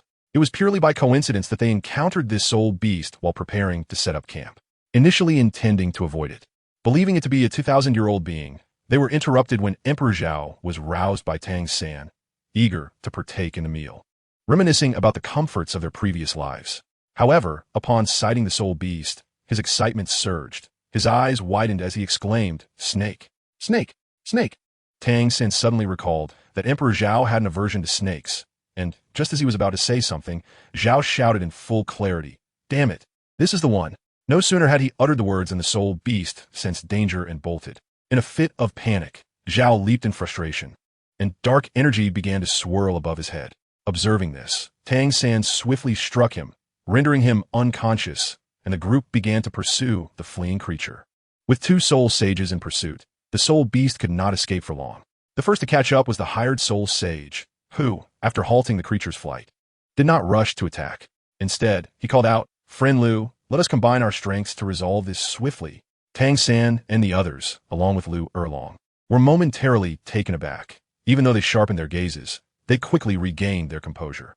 Without the slightest hesitation, Lu Erlong accelerated, declaring, Very well. In the eyes of the two soul saints, a fleeting chill passed. The soul saint felt a surge of joy. He was essentially gambling this time. After observing for several days, he understood that everyone was exceedingly concerned about Emperor Zhao and particularly invested in this soul ring. He wagered that Lu Erlong had not detected their scheme, or if she did, it was only partially. He also gambled that her urgency for the soul ring would leave her with little focus on guarding against soul beasts. All his bets rested on the fact that she was a woman. After all, in his perception, women are prone to emotional decision-making, especially one so invested in that child. Within mere moments, Lu Erlong had arrived not far from him, a distance she could bridge in an instant. Although he was uncertain of her intentions, Lu Erlong remained vigilant, knowing that a 20,000-year soul beast posed little threat to them. While the soul saint pondered, Lu Erlong was also deep in thought, casting a few discreet glances his way before stating, "Hurry up and finish this. I will pay you the remaining half of your reward once we return." With that, she was the first to pounce on the soul beast. "Good, good, good," the soul saint replied, his voice dripping with malice as a glint of treachery flickered in his eyes. He followed suit, and, as he did, the seventh, fifth, and second soul rings on his body began to emit a faint glow, propelling him swiftly behind Lu Erlong. Sometimes, battles erupt with startling suddenness. The soul saint's left hand formed a claw, enveloped in a fierce purple radiance, while Lu Erlong appeared oblivious, her hand still reaching towards the soul beast. Boom! Boom! Roar! Lu Erlong's fist struck the soul beast with tremendous force, eliciting a mournful cry as it writhed in an attempt to escape. Thud! A powerful grip landed squarely on Lu Erlong's back, and the soul saint's expression brightened. He had indeed bet correctly. The opponent was unguarded at this moment. Haha! Did you expect this? The soul saint laughed unabashedly, raising his hand to deliver a final blow. Yet, Lu Erlong suddenly spun around. A cold smirk appeared on her face, momentarily bewildering the soul saint. How could she still smile after enduring my full-force attack? Seizing the opportunity while he was momentarily stunned, Lu Erlong swiftly turned, unhesitatingly activating her martial soul's true form as her soul rings illuminated one after another. With a roar like that of a dragon, she repelled her foe, denying him any chance to recover, enduring the pain in her back as she unleashed a series of soul techniques. In the blink of an eye, they ascended to several dozen meters in the air, and in a moment, a figure plunged down towards the fleeing soul beast. Boom! A resounding crash echoed as Lu Erlong landed beside Tang San and the others. "Teacher Lu, are you all right?" Tang San rushed forward to support her, concern etched on his face, having witnessed her withstand a brutal hit and spit blood. Mifine, you all go see how the soul beast is faring. As for that soul saint, do not worry. Even if he is not dead, he will be unable to move now. Lu Erlong shook his head to indicate that he was fine, gently extricating himself from Tang San's grasp before speaking. After confirming that Lu Erlong was not significantly harmed, Tang San supported Zhao Di as they made their way toward the spirit beasts. Meanwhile, Dai Mubai and the others remained in place, their gazes shifting toward the two remaining soul saints after Tang San had departed. After consuming a sausage given by Oscar, Lu Erlong turned his attention to them, his aura sharp and formidable, with a palpable killing intent enveloping the foes as he stepped forward, advancing toward them with deliberate strides. The expressions of the two soul emperors turned grim. They had not anticipated the battle would conclude so swiftly, nor could they fathom that their elder brother would be the one to lose. Cold sweat dripped from their chins as they cast furtive glances around, acutely aware of the dire consequences of remaining idle. Death, undoubtedly. Yet, they were unwilling to meet such an end. Threatening the hostages was clearly ineffective, for with the opposing soul saints present, they had no chance whatsoever. 2 more chapters remain unwritten, and I sense a tinge of distrust from everyone. To assure you, I shall release this chapter to ease the tension. Admittedly, this draft has not been polished and may lack refinement, so please bear with it until I complete the entire work and present it in its final form. Chapter 163, Brother Zhao. Let us return home, seeking subscriptions, seeking monthly votes, seeking all support. Just as Lu Erlong took a few steps, Zhao Di, awakened by Tang San, happened to witness this scene. Perhaps the recent panic and fear had left him feeling extraordinarily suppressed, and upon grasping the situation, he could not help but desire to vent his frustrations. After all, the only thing left was to absorb the spirit rings. Why rush? I tell you, stand still and do not move. Be wary, or I shall end your lives. Tang San was taken aback, momentarily turning to look at Zhao Di beside him. Emperor Zhao remains as vibrant as ever, Not only Tang San, but also Lu Erlong and Dai Mubai were momentarily taken aback by the sudden sound emanating from him. The two soul saints, initially stunned, quickly realized this was an opportunity, a chance to survive. Like phantoms, they darted away, instantly covering a distance of 5 meters in the blink of an eye. This is bad. Lu Erlong felt a rush of anxiety. Even as she regained her focus, she immediately pursued them. However, the distance to Emperor Zhao was already quite short, and even if she managed to catch up, it would be too late. A sense of urgency gripped her heart, yet she felt utterly helpless. Emperor Zhao, Brother Zhao, cried Dai Mubai and Zhu Zhuqing, their voices tinged with desperation, yet they could do nothing to alter the course of events. Brother Zhao, flee swiftly. Tang San, realizing the gravity of the situation, surged forward to position himself in front of Emperor Zhao, intending to shield him from the impending assault. It is crucial to note that he was merely a soul master, while his opponents were two soul emperors. What a vast chasm lay between them. To willingly absorb an attack from both was akin to courting death. Yet, did Tang San lack awareness of this? He understood fully, yet he still chose to act. In that moment, time and space seemed to stand still. Emperor Zhao appeared to regain his composure, locking eyes with Tang San, and in a state of bewilderment. He asked, "My mistake. Why do you always cover for me?" Tang San smiled faintly and replied, "Because we are brothers." Brothers?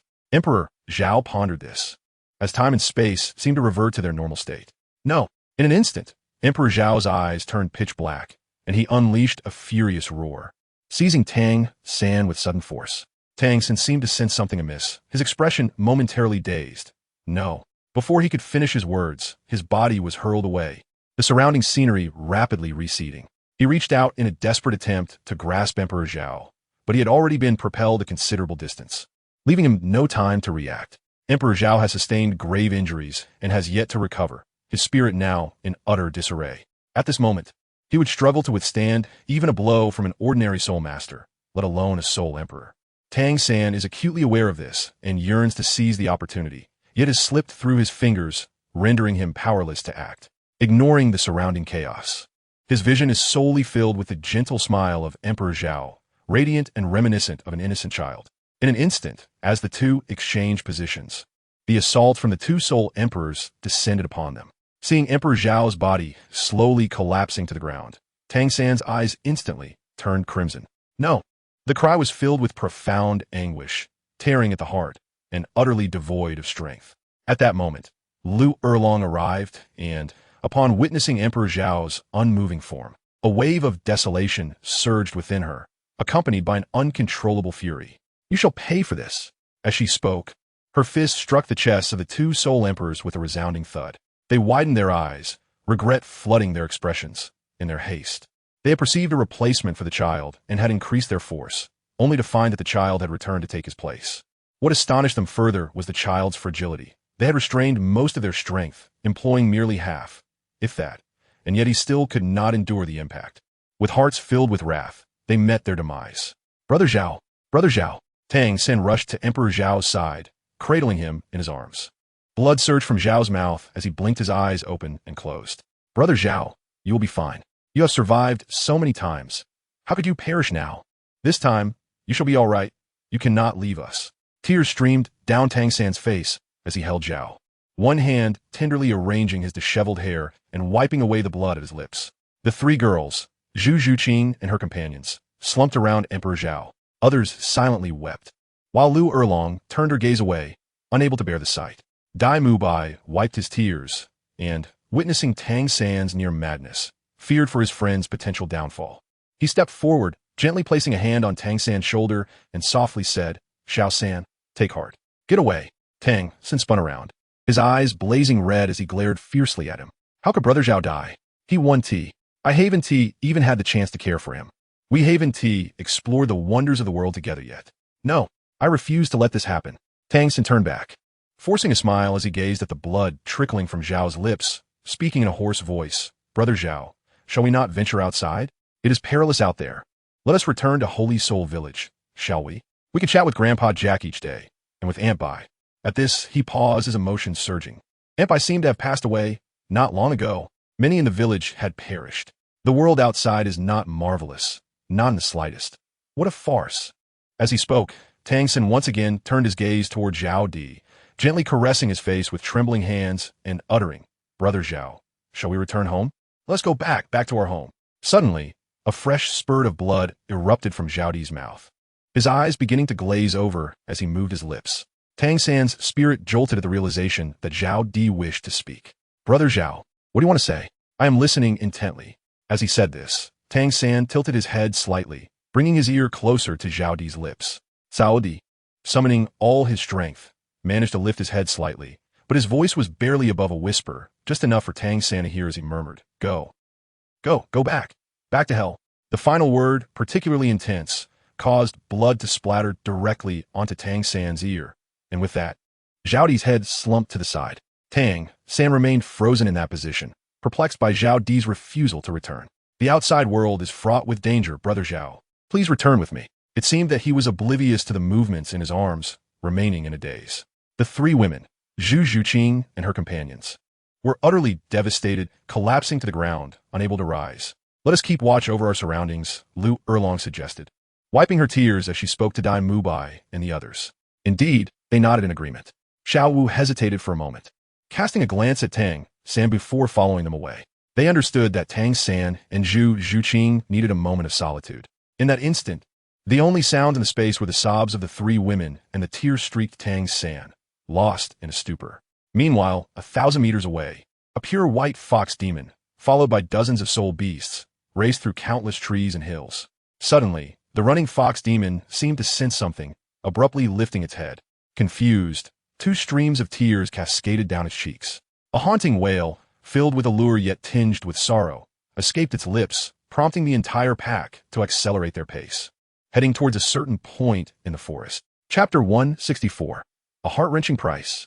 Subscription and monthly votes requested. Ding. The system has detected that the host is on the brink of death. Due to significant losses from the last rescue attempt, reactivation will incur exponential costs. Ding. Would the host like to use the system again? In a state of unconsciousness or near death, Zhao Di was evidently unaware, let alone able to respond. Meanwhile, seconds ticked by, and the system fell silent. As time progressed, Zhu Zhuqing and her companions ceased their cries, not because they no longer wished to weep, but rather from sheer exhaustion. Their voices were hoarse, their eyes swollen and red. As time progressed, the breath of Emperor Zhao gradually weakened, fading further until it seemed on the verge of ceasing entirely. "Brother Zhao, let's go home." Tang San, breaking free from his stupor, slowly rose, cradling the increasingly breathless Emperor Zhao. He murmured softly, repeating, "Brother Zhao, we're going home. Brother Zhao, we're going home." Yet, at the very moment he lifted Emperor Zhao, an extraordinary phenomenon emerged. Ding. The system detected the host's life at risk, rendering it unable to respond. Thus, the self-preservation mode activated. As the voice of the system echoed in Zhao's mind, his remaining soul rings stirred and were drawn forth. 3 purple-black soul rings beginning to glow steadily. Tang Sin was momentarily taken aback. In his understanding, the deceased could not manipulate soul rings. If the dead could not do so, then only one possibility remained. "Brother Zhao, only the living can wield soul rings." Tang Sin exclaimed in astonishment, fearful that his embrace might exacerbate Zhao's injuries. He gently set him down, observing the rings that swirled and glimmered brighter upon Zhao's form. Tears of excitement streamed down Tang San's face as his body trembled. With wide, crazed eyes, he whispered fervently, "I knew Brother Zhao would not die. How could he possibly die? How could it be?" He threw back his head, laughing heartily. Meanwhile, Zhu Zhuqing and the others had succumbed to slumber, overwhelmed by the psychological strain and exhaustion of the past few days. However, Tang San's laughter quickly ceased, his expression freezing in horror. Slowly, a look of panic spread across his face. No, how could this be? No. With tears welling in his eyes, he gazed at Zhao, witnessing the 3 soul rings glowing ever more brilliantly. Suddenly, the 3rd soul ring began to crack, a sharp sound echoing as it fractured into countless fissures. No, how could this happen? How could this be? Tang San was bewildered, having never witnessed such a phenomenon. He knew that, under normal circumstances, an additional soul ring could never be destroyed, yet now, as he spoke, the 3rd soul ring shattered with a gentle crack, transforming into a cascade of starlight. Following closely was the 2nd soul ring, which too succumbed to cracks before disintegrating into twinkling particles. "No, do not go. Do not leave." Tang Sin extended his hand, yearning to grasp the fleeting starry light, yet it slipped through his fingers like a lubricated loach, eluding his grasp. Helplessness engulfed him, and tears of despair fell one after another, as his outstretched hand hovered aimlessly. His gaze, lost and dazed, remained fixed on the celestial glow, leaving him at a loss for what to do. Truly, he felt utterly helpless and powerless, witnessing the demise of the person he cared for most. A profound sorrow enveloping him. Just moments ago, he had mistakenly believed that Emperor Zhao had returned from the dead, a fleeting joy igniting within him. Yet now, he stood helplessly as he watched the other soul rings fade away, his fingers brushing against the increasingly cold body, engulfed in a deep sorrow. Even with his formidable mental strength, he found himself unable to maintain composure, his mind spiraling into chaos, teetering on the brink of collapse. The overwhelming fatigue and depletion had seized upon his instinct for survival. Tang San's state could no longer be stabilized by Emperor Zhao's awakening. Rather, it might hasten his own disintegration. The prospect of improvement seemed distant, as if sleep were the only escape. Yet at that moment, Tang San's body instinctively seized the precise opportunity. A wave of intense drowsiness washed over him, and though his remaining consciousness fought to linger, he longed to stay by Emperor Zhao's side a little longer, fearing that upon awakening, he would find him absent. However, he was utterly powerless to prevent it. In an instant, he felt all strength drain from his body, tilting as he fell, casting one last reluctant glance at Emperor Zhao. Yet in that fleeting moment, a faint smile graced his lips. The final vision that remained with Tang San was of the two soul rings, sacrificed in exchange for the starry light, merging with Emperor Zhao's essence. Tang San, Little San, the vigilant Lu Erlong and others, hearing Tang San's cry, rushed over. By the time they arrived, Emperor Zhao had completed the absorption of the celestial glow, and Tang San had succumbed to unconsciousness. Xiao Wu hurried to Tang San's side, kneeling down to embrace him with tear-filled eyes, urgently checking for signs of breath. Upon confirming he was merely unconscious, she sighed in relief.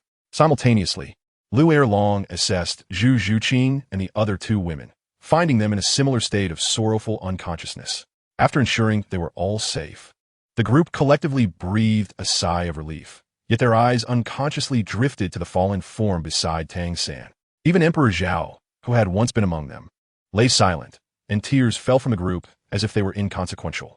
Lu Erlong surveyed the gathered youths, his heart heavy with a deep sigh, tears cascading down his cheeks. How young these children were, barely in their teens. Yet they had already faced the relentless cruelty of the Soul Master world multiple times. Such harsh truths were not what they should be enduring or comprehending at this tender age. Yet, their experiences transcended mere trials. They had profoundly felt the agony of losing friends, the treachery of human hearts, and so much more. After a prolonged silence, Lu Erlong wiped his tears and spoke softly, "Let us find a fitting resting place for Emperor Zhao, and then we must return." Their purpose for appearing this time was to seek the soul ring for Emperor Zhao, but now, the soul ring has been found, yet the man is gone. In other words, Emperor Zhao is no more. After a moment of silence, the crowd gradually nodded, preparing to set off when suddenly, a powerful tremor resonated from the ground in the distance, reminiscent of an army on the march.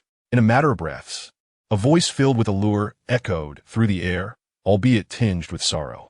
Although the voice was still at some distance, the group was momentarily taken aback. Once they regained their senses, they collectively halted and retreated towards Lu Erlong. The atmosphere of grief dissipated, replaced by an unprecedented gravity, more intense than when they faced the Soul Sage.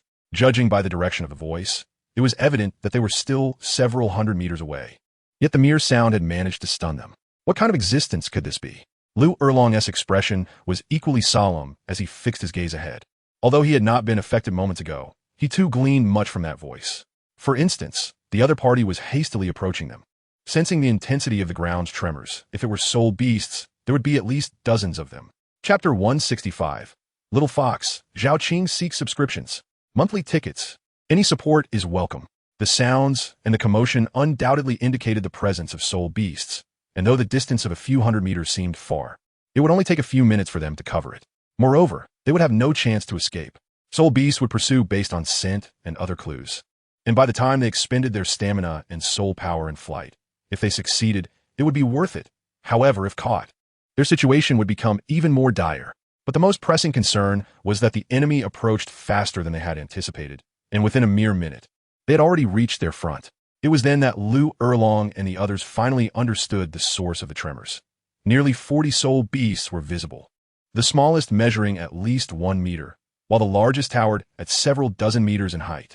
Each one was a 10,000-year soul beast, and to their astonishment, 2 of them were ancient Titan great apes, the overlords of the forest.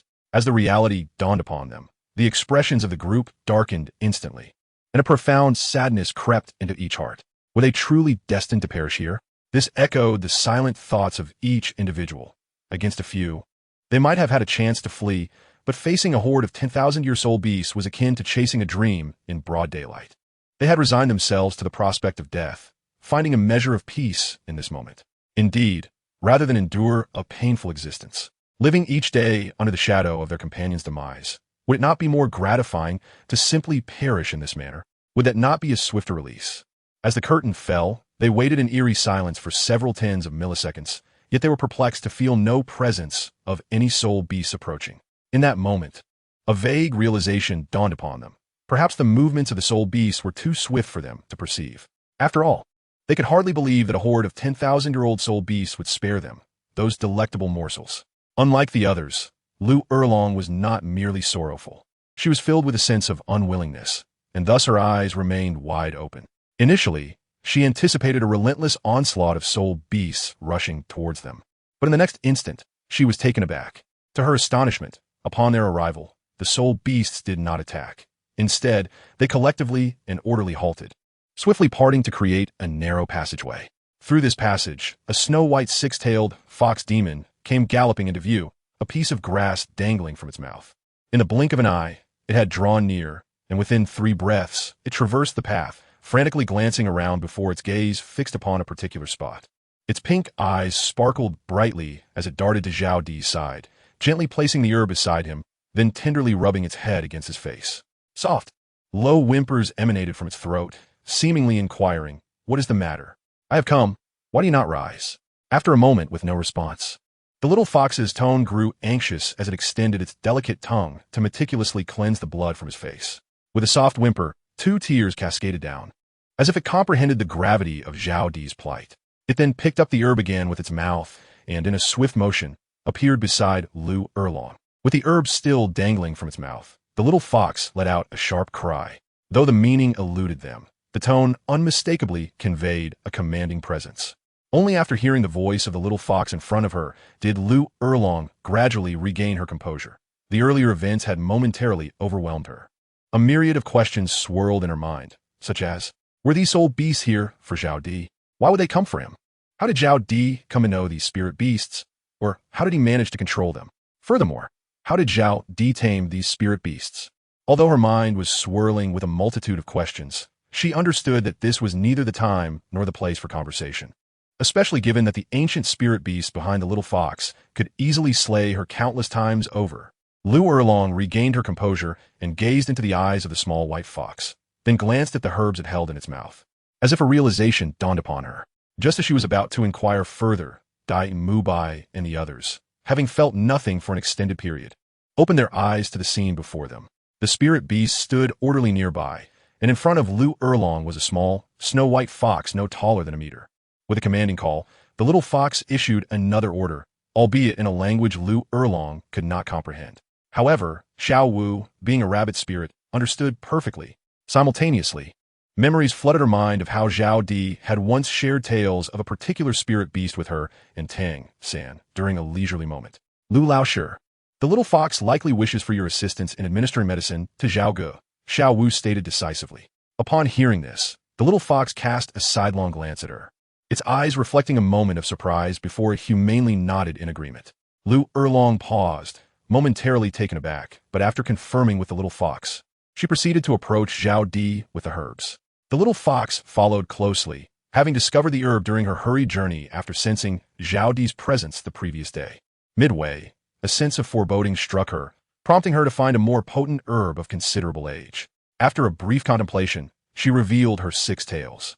Only with their aid could she summon her utmost strength to swiftly gather the herbs and rush over here. Lu Erlong reached Zhao Di's side, crouching down slowly. With a slight exertion of her hand, she transformed the herbs into a fine powder, gathering it in her palm. She glanced at the little fox, then at Zhao Di, whose condition she had assessed, her lips moving but ultimately refraining from speaking. She had intended to inform the fox that Zhao Di was deceased. Yet uncertain of the fox's motives for seeking him, she chose silence. Gently, she attempted to lift Zhao Di, but upon making contact, she was taken aback. He was still breathing. As a spirit sage, she possessed a degree of perceptiveness. Previously, the distance and her subconscious belief in Zhao Di's death had clouded her senses, but now, the moment she touched him, realization struck. Initially filled with joy, she was soon overwhelmed by shock that he had survived against all odds. The little fox, noticing Lu Erlong's hesitation in moving after lifting Zhao Di, could not help but vocalize a reminder. This sound startled Lu Erlong, who quickly suppressed her elation and diligently proceeded to administer the medicine to Zhao Di. Before long, after ensuring everything was in order, Lu Erlong gently placed Zhao Di down and sprang to her feet, turning to Dai Mubai and the others, exclaiming, "Zhao Di is alive." The little fox, upon hearing this, cast a profoundly human glance at her, and then, with a graceful and noble gait, approached Emperor Zhao. She gently extended her delicate pink tongue to tenderly lick his cheek. Meanwhile, Dai Mubai and the others were momentarily taken aback, before being swept away by a wave of ecstatic joy. With tears glistening in her eyes, Xiao Wu moved to Tang San's side, softly caressing his restless face, even in slumber, and whispered, "Xiao San, can you hear me? Emperor Zhao is all right, just a bit stuck. Let's read the final chapter tomorrow. Get some rest. We shall surely see it then. This is still a rough draft, so bear with it. I will refine it once the last chapter is complete." Chapter 166. Awakening. 5 days had swiftly passed. During this time, everyone came to understand that the little fox and the group of soul beasts harbored no malice. In fact, the little fox was deeply concerned for Emperor Zhao. Much like them, day and night, she vigilantly stayed by his side, leaving only for brief moments. Originally, Lu Erlong intended to take Zhao back for treatment. But how could the little fox allow him to depart so easily after finally reuniting with him? Thus, she commanded the group of soul beasts to ensure that Zhao was not taken away. The little fox was aware of Zhao's recuperative abilities, which motivated her to intervene. Compounded by her uncertainty regarding the identities and intentions of the individuals before her, the others, hindered from taking action, were aware that they might not prevail against the opposing force.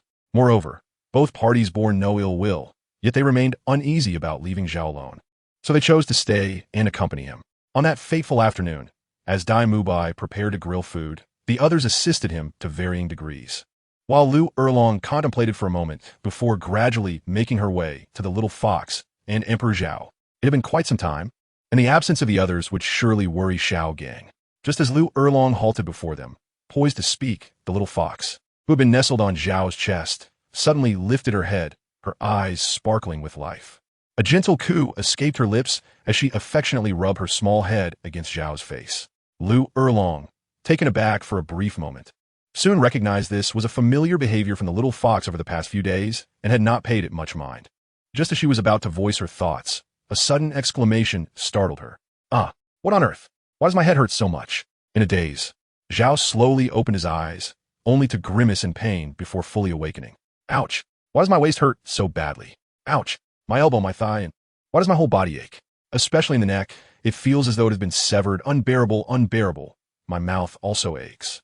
Upon uttering these words, Emperor Zhao immediately summoned the meager soul energy within him, calling forth the white orb to float beside him and diligently administer healing. Over the course of 5 days, although the system and the white orb had been covertly mending him, the efforts were largely unconscious and lacked a targeted approach, resulting in only marginal improvement. Meanwhile, as Emperor Zhao was engaged in these endeavors, he sensed a presence upon him and glanced down to find a small fox perched upon his chest. The little fox, upon noticing Zhao Emperor's awakening, excitedly waved its 6 tails, which occupied half of its body. Just as its delicate tongue was poised to continue cleaning him, Zhao Emperor sternly commanded, "Get down, it hurts." The little fox, responding with remarkable human-like understanding, nodded vigorously before exerting a slight force with its legs and leaping to the ground. However, this movement caused Zhao Emperor to wince in discomfort. Alas, the pain is unbearable. Subsequently, Zhao Emperor lay quietly, and upon seeing the little fox nearby, he felt a sense of reassurance regarding his predicament. Instead, he began to ponder how he had ended up here and why he bore such grave injuries. "I recall. I was just about to return to Sacred Soul Village with the others to visit old Jack, wasn't I?" He mused inwardly, striving to recall, his memories seemingly frozen at this point. Zhao, Emperor? A voice resonated. Zhao Di was momentarily taken aback. In this desolate wilderness, surrounded by a multitude of little fox spirit beasts, could there be anyone else apart from himself? Instinctively, he turned his head. A sharp pain, uncontrollably. A tear slipped down his cheek. The sensation of his entire body feeling as though it had shattered was beyond mere description. It was akin to ascending to the heavens. Upon recognizing who it was, Zhao Di hastily turned back, only to grimace once more. Lu! He barely managed to utter a syllable before halting. As pain gripped his mouth fiercely, after a moment as contemplation, he retrieved the black orb. But to his astonishment, he found himself unable to split it. Frowning slightly in secret, he did not dwell on it. Having just regained consciousness, his mind was still somewhat muddled, leading him to merely speculate that it was due to insufficient soul power. After realizing he could not split the orb, Zhao Di did not press the matter. The white orb was beside him, healing, while he began to manipulate the black orb, which commenced its transformation. Lu, Master. The three characters were gradually formed by the black orb. Lu Erlong gazed at the character from Master slowly dissipating from Zhao Di's chest, momentarily in a daze. This martial spirit could be utilized in such a manner, but soon realization dawned upon him, and a wave of immense joy surged within him. Without hesitation, he turned and shouted, Zhao Di has awakened. Dai Mu Bai, who was roasting something, and Xiao Wu, who was lost in thought while holding Tang San, both trembled at the sound. Yet in a mere heartbeat, everyone reacted. Several young men disregarded what they were holding and rushed toward Zhao Di, tears of excitement streaming down their faces. It had been a long and arduous wait. How many days had they eaten well or slept soundly? Every moment had been filled with concern for Zhao Di and Tang San. But now, the one who had been most grievously injured had awakened. Xiao Wu quickly set Tang San down before sprinting toward Zhao Di. Emperor Zhao was startled by Lu Erlong's powerful voice, and soon thereafter, an ominous premonition enveloped him. With great effort, he slightly turned his head and caught sight of Dai Mu Bai and his companions striving valiantly towards him. The corners of Emperor Zhao's mouth twitched. His injuries were not worth elaborating upon. Surviving was already a significant achievement. However, witnessing the fervent expressions of Dai Mu Bai and the others, the likelihood of their hasty approach was alarmingly high. This thought sent a jolt of fear through him. Should they truly come rushing over, even if he were to survive, he would undoubtedly face dire consequences. In an instant, his survival instincts kicked in. Enduring the pain, Emperor Zhao summoned all his strength and shouted at the top of his lungs, "Stop!" Upon hearing this, Dai Mu Bai and the others momentarily regained their composure, hastily halting their advance and gradually encircling Emperor Zhao. "How are you feeling now, Zhao? Brother Zhao, does it hurt?" In response to the barrage of concerned inquiries, Emperor Zhao remained silent, instead manipulating the dark orb to form two characters in the air. No problem. Upon seeing these words, a collective sigh of relief washed over them. Although Emperor Zhao bore severe injuries, it appeared that his consciousness was fully restored. This indicated that they could indeed return home once he recuperated, for that had been their primary objective in coming here. As soon as he finished forming the characters, Emperor Zhao noticed Tang San was absent. He once again utilized the dark orb to express his query. "Tang San, where has he gone?" Upon reading this, the group exchanged glances and lowered their heads in silence. After a brief moment, Lu Erlong stepped forward and said, "Little San, like you, has succumbed to unconsciousness, but he should be fine. Focus on your recovery, and then we shall return to the academy." Upon hearing these words, Emperor Zhao felt a wave of melancholy wash over him. Although Lu Erlong had relaxed her tone while speaking, he could sense that Tang San had likely not yet regained consciousness. Otherwise, why would he not come see him? Judging by the expressions of Dai Mu Bai and the others, it seemed Tang San had been in a state of unconsciousness for quite some time. The more he pondered these thoughts, the darker his mood became. He refrained from saying much, merely responding with a message through the black orb before closing his eyes. Choosing not to reflect on how he had arrived here or the nature of his injuries, and instead focusing solely on recovering. Dear readers, please don't leave.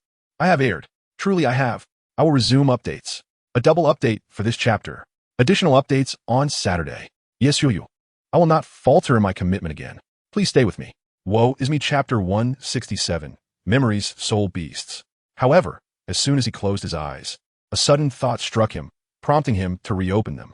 Noticing the gazes of those around him still fixed upon him, he took stock of the meager soul power remaining within him. After a moment of contemplation, he succinctly crafted a message to convey through the black orb. Her name is Zhao. She is my cherished teacher, Lu. Please return and report my safety. Once these words were transmitted, Emperor Zhao disregarded their reactions and immediately closed his eyes again to concentrate on his recovery. Lu Erlong was momentarily taken aback, her gaze flitting first to Emperor Zhao and, upon seeing him with his eyes shut, to the small fox nestled beside him. The little fox merely cast a nonchalant glance in her direction before ignoring her entirely. Lu Erlong then shifted her attention to Dai Mubai and the others, pondering deeply. In recent days, the little fox had not exhibited any hostile behaviors towards them. In fact, it had even sent a few soul bees to assist them in foraging for food. Coupled with Emperor Zhao's introduction and the evident urgency in her desire to return, her heart wavered. Yet, she remained somewhat apprehensive. Seeing Lu Erlong in a state of indecision, Zhao Wu moved closer and softly suggested, "Teacher Lu, this little fox is someone Zhao Gu mentioned to both me and Xiao San before. I was uncertain then, but now that Zhao Gu has confirmed it, there is no need for concern. In fact, Master and the Dean may already be anxious, so you should prioritize returning to report your safety." Lu Erlong nodded at this, as she was not typically a hesitant individual, and this moment of doubt was merely a passing concern. "You all stay here. I will report my safety and return." "All right." Xiao Wu and Dai Mu by exchanged nods. Lu Erlong cast a final glance at the group before swiftly turning away, vanishing in a few fleeting motions. Once she departed, Dai Mu Bai and the others exchanged glances before returning to their respective posts. In the royal residential area of the Star Do Empire, the emperor reclined in a leisurely outfit on a rocking chair beneath a grand tree, enjoying the shade. To his right stood a small wooden table adorned with a teapot and 2 delicate teacups, while 3 palace maids stood by, poised for duty. Not far away, an artificial lake glimmered, bordered by 3 trees arranged in a triangular formation. In the center of the lake, a patch of land less than 10 meters in size was cultivated with vibrant flowers and grasses. A gentle breeze wafted through, carrying the subtle fragrance of blossoms. The emperor rocked gently in his chair, gradually raising his hand to sip from a teacup. "Ah, delightful tea," he remarked. No sooner had he spoken than a figure emerged beside him, the shadowy guardian clad in a black robe, tasked with conveying certain confidential messages. "Is there something amiss?" the emperor inquired coolly as he set down his empty teacup. The palace maid promptly stepped forward to refill it before retreating to her original position. Meanwhile, the black-robed figure bowed slightly, clasping his hands together, and spoke in a gravelly voice, "Your Majesty. The 2 soul saints who went to capture the child departed for Soto 3 days ago and should be arriving soon." "Very well, if there are no further matters. You may leave," the emperor replied. "Indeed," said the figure, preparing to take his leave when the emperor suddenly recalled something. "By the way, how has Dugi Yin and the others fared in their training? He harbored considerable concern for you Tianheng and the other prodigies nurtured by the Royal Academy." The black-robed figure responded with a respectful bow. "They have just arrived in Soto City today." The emperor paused, momentarily taken aback by the news, then fell into contemplation. "So, they have reached Soto City as well?" After a brief moment, he chuckled softly and instructed, "It is quite a coincidence. Inform those 2 soul saints to refrain from acting against the child for the time being." As the days swiftly passed, noon arrived in the starry forest, where Emperor Zhao and his companions resided. During lunch, everyone resumed their respective activities, while Emperor Zhao lay there, still. He had not slept a wink the previous night. A time spent reflecting on all that had transpired, the harrowing events in St. Soul Village, the massacre, and ultimately, the incident that led to his unconscious state. Concurrently, the system's notifications replayed vividly in his mind. After a prolonged period of contemplation, Emperor Zhao felt a profound shock at the realization of the lives he had taken, accompanied by an overwhelming sense of guilt. He remained lost in thought from midnight until morning, finally exhaling a deep breath filled with mixed emotions. It was not that he had found peace. The weight of those countless lives weighed heavily upon him. Initially, he had intended to pay his respects to each individual once his wounds healed, but upon reflection, he realized that none of them had intact remains. Given the passage of days, it was a miracle if even a trace of blood could still be found. Thus, the notion of offering a proper tribute was rendered futile. Other methods he contemplated were ultimately dismissed. After all, if there were no bodies to honor, what purpose would it serve? With a silent sigh, he resolved to pray each night henceforth. Though he understood that this could not absolve him of his sins, it was the only recourse available to him. Emerging from the memories of his violent actions, Emperor Zhao dedicated an hour to scrutinizing the system's information before organizing his thoughts. It was only after finishing his meal that he fully sorted through nearly all the memories and information within his vicinity. A bitter smile crept upon his face. It was not merely a grimace, but a source of frustration. Due to 2 injuries sustained, he had tragically lost 3 of the 4 soul rings he had painstakingly acquired.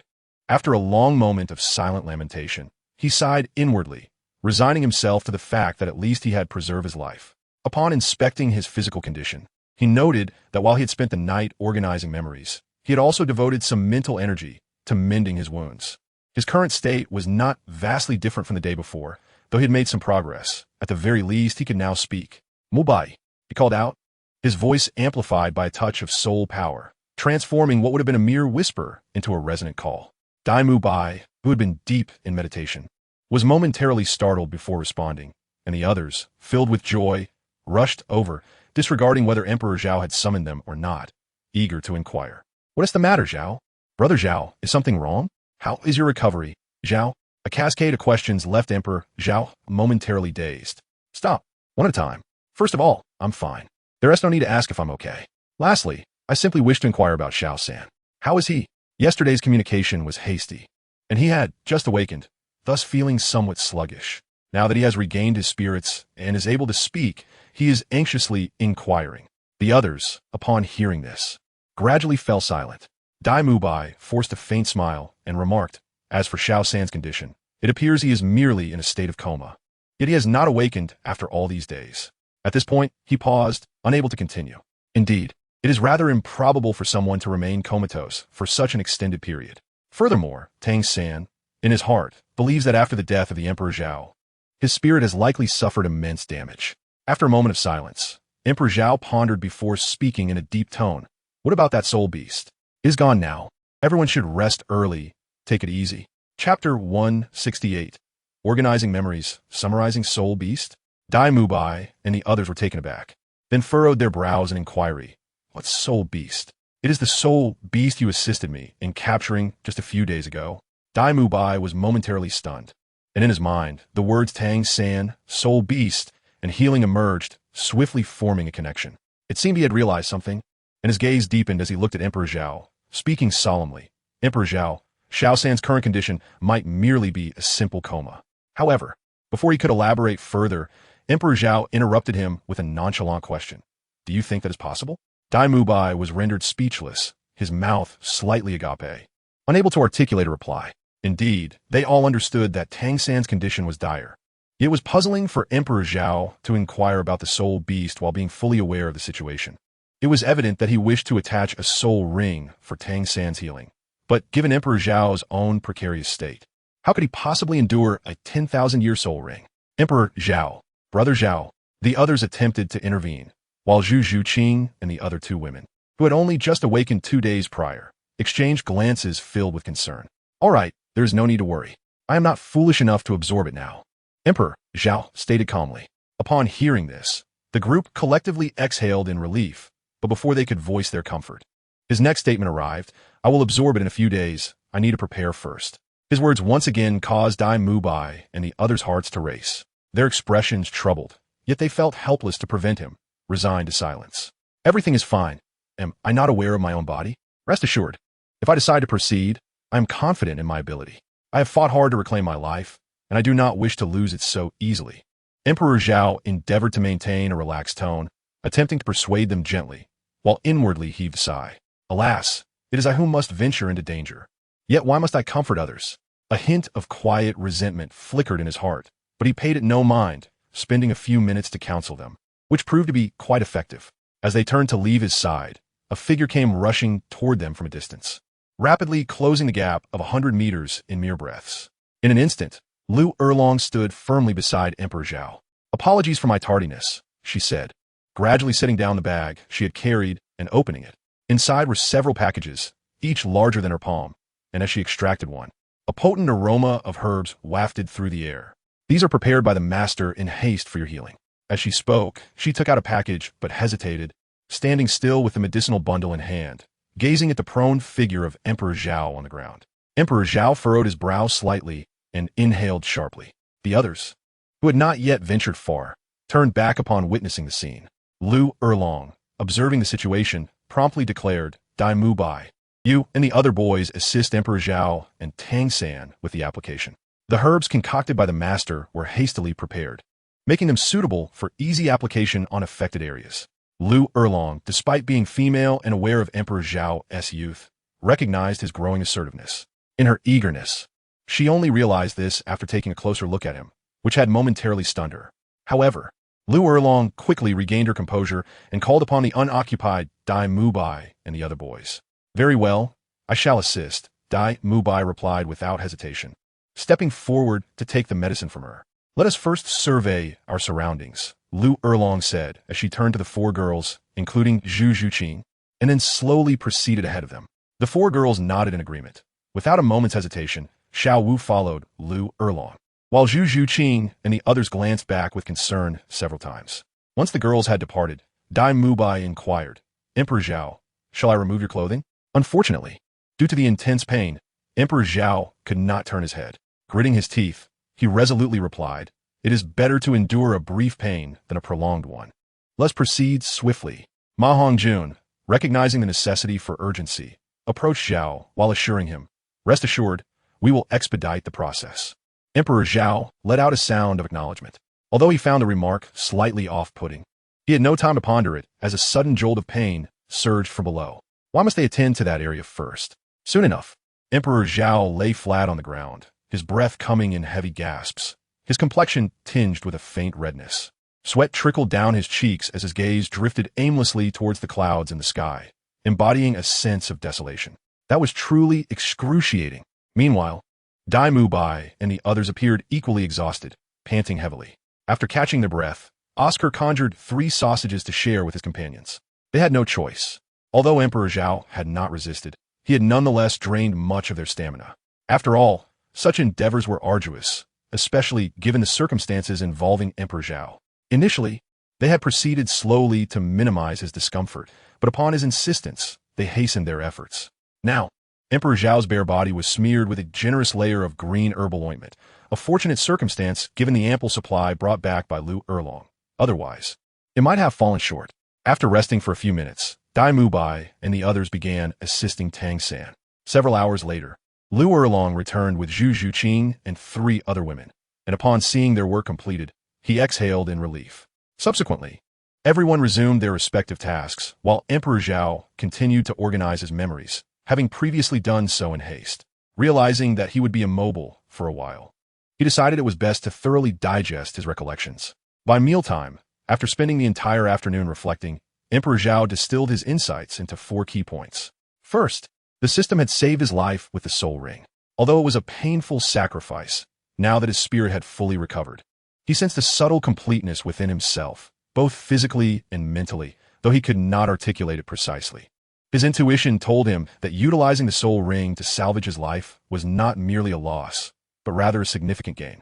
Second, regarding his cultivation, although the soul ring was gone, his level remained intact. In fact, after enduring life-and-death experiences and the depletion of his soul power, his original level of 47 had now ascended to 48. He had a premonition that with just a bit of effort, he could break through to 49 within half a month. The third point, which surprised Emperor Zhao the most, was that the soul power within him had not diminished significantly due to the loss of the soul ring. Only about 1/10 was affected. Realizing this filled him with joy. What did his soul ring rely on for transformation? It depended on soul power. Although there was a reduction, he remembered that the addition of soul rings would significantly amplify his reserves. If he were to attach 3 more soul rings, his soul power storage would undoubtedly exceed his previous levels. Chapter 169. The lingering influence. Lastly, the transformation into a demonic state, induced by the dark orb, is precisely what has led to his current predicament. Truth be told, although this metamorphosis has altered him significantly, Emperor Zhao does not harbor any resentment. In fact, he feels a flicker of delight. Previously, his combat prowess was commendable, allowing him to contend with a soul saint, yet it was limited, with his chances of victory barely tipping the scales, perhaps even less than 50%. Of course, intellect plays a crucial role. Combat is not solely reliant on brute strength, as evidenced by the soul saint's mindless assault on them in the Holy Soul Village. However, should he encounter a more cautious soul saint, his odds of success would plummet dramatically. If the adversary harbored murderous intent, even retreat would require careful deliberation. Why the need for contemplation? It is due to the absence of a hidden card and a lack of confidence. Even though he could employ his martial soul to sprout wings and soar to evade danger, what if he were relentlessly pursued? In such a scenario, that tactic would prove futile. Yet now, the emergence of the demonic state precisely compensates for Emperor Zhao's previous disadvantage of lacking a trump card. Upon activation, his soul power doubles, the age of his soul rings is likewise doubled, and the fundamental abilities of his martial soul are enhanced tenfold. What does this imply? Based on his previous four-ring strength, if he can catch his opponent off guard, he could potentially annihilate a soul saint in an instant. Moreover, this ability cannot be employed recklessly. However, upon its activation, his power undergoes a dramatic transformation, truly an unparalleled ace up his sleeve. After a prolonged moment of exhalation, Emperor Zhao released a breath of mixed emotions.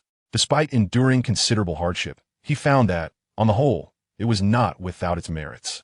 Just as he finished organizing his thoughts, Dai Mubai approached, bearing a roasted leg of meat, as he usually did to feed Emperor Zhao. This time, however, he was not alone. Others had joined him as well. Upon witnessing this, Emperor Zhao was momentarily taken aback, assuming there was a matter at hand. Thus he inquired, "What is the matter?" Dai Mubai remained silent, merely crouching down as usual, tearing off a piece of the roasted meat to offer him. Unperturbed, Emperor Zhao prioritized his meal, believing that even if the heavens were to collapse, he would remain unflustered, for a tall companion would bear the weight. Nevertheless, he resolved to enjoy his meal before any calamity could befall him. As Emperor Zhao indulged in his food, the crowd gradually encircled him once more. Earlier, during their idle chatter, Dai Mubai had informed her of Emperor Zhao's intention to absorb a soul ring in a few days. Upon hearing this, Lu Erlong immediately sought further clarification and, once enlightened, promptly rose to approach Emperor Zhao, resolute in her heart that such an action must not be permitted. "Emperor Zhao, we are all quite concerned about Tang San's situation, but it is evident that your body is currently incapable of withstanding the impact of a 10,000-year soul ring." Lu Erlong stated directly after assuming a seated position, her expression grave as she fixed her gaze upon him, conveying an unwavering determination to oppose his decision. Upon hearing this, Emperor Zhao paused momentarily, then hastened his chewing. After swallowing the morsel, he smiled and remarked, "Teacher Lu, there's no need to worry about me. I appreciate your kindness. I am well aware of my own health, so you need not fret." However, before he could finish his sentence, Lu Erlong forcefully interrupted him. "I have examined your condition, and I can assure you that even with months to recover, you may not fully regain your strength. I can see that you are a prodigy, surpassing all others in brilliance. Yet that does not justify risking your life." Lu Erlong was acutely aware of Zhao Di's past and his astonishingly rapid recovery rate. However, this situation was entirely different. She had personally conducted multiple examinations of his body and concluded that no matter how one might overestimate, it was impossible for him to recuperate in such a brief span. Moreover, how could a severely injured soul master withstand the impact of a soul ring? Let alone a 10,000-year soul ring. The force of impact would multiply exponentially. The smile on Emperor Zhao's face gradually faded. Lu Erlong's words rang true. His endeavor to absorb the 10,000-year soul ring indeed carried an element of gamble, and his confidence stemmed from the remaining soul ring he possessed. According to prior information, the system would safeguard one's life at the cost of a soul ring, and his body had undergone countless refinements. While it might not rival that of a soul sage, it was certainly comparable to a soul emperor, even surpassing many of them in strength. With the resilience of his physique, he surmised that even in the event of failure, one soul ring ought to suffice for salvation. "Lu Laoshi, you are more aware of Tang San's situation than I am. If he fails to receive timely assistance, his condition will scarcely differ from my previous one. Moreover, given my willingness to proceed, I must possess some assurance." Aware that Lu Erlong was also concerned for his well-being, Emperor Zhao patiently continued to reason with her. Lu Erlong fixed her gaze intently into Emperor Zhao's eyes, articulating each word with precision. No. Her resolute statement drained the last vestiges of patience from Emperor Zhao. Although his spirit had returned to normal, the repercussions of his demonic state had not entirely dissipated. With a slightly frigid tone, he replied, "Lu Laoshi, my explanation is a sign of respect for you. While I may heed your counsel in other matters, regarding the absorption of the soul ring, your words are futile." Lu Erlong's expression became stern, not only due to the tone of Emperor Zhao's voice, but also because she noticed the darkening around his eyes. It seemed that he had yet to fully recover from that state. Steeling herself to speak again, Emperor Zhao abruptly interjected. He appeared to acknowledge his own disquiet, and as the darkness in his eyes receded somewhat, he continued, "I apologize Lu Laoshi, I have not completely emerged from the demonic state. The demonic state? Is that the condition you previously succumbed to? Lu Erlong inquired, her brow furrowed. Indeed, Emperor Zhao affirmed. My urgency to absorb the soul ring is not solely for Xiao San. It is also to resolve this predicament. This state affects not only my mentality, but also the speed of my recovery from injuries. Therefore, no. Lu Erlong firmly interjected once more, continuing, your injuries can mend gradually, but should you fail to absorb the soul ring in your current condition, survival is utterly improbable. Upon hearing this, Emperor Zhao's expression turned utterly frigid, darkness swiftly engulfing half of his eyes. It seemed that all that had been said was futile. Lu Erlong remained silent, continuing to gaze into his eyes. Ah, splendide. A peculiar smile crept across Emperor Zhao's face, and then his demeanor shifted abruptly. Qing'er, confine Lu Erlong.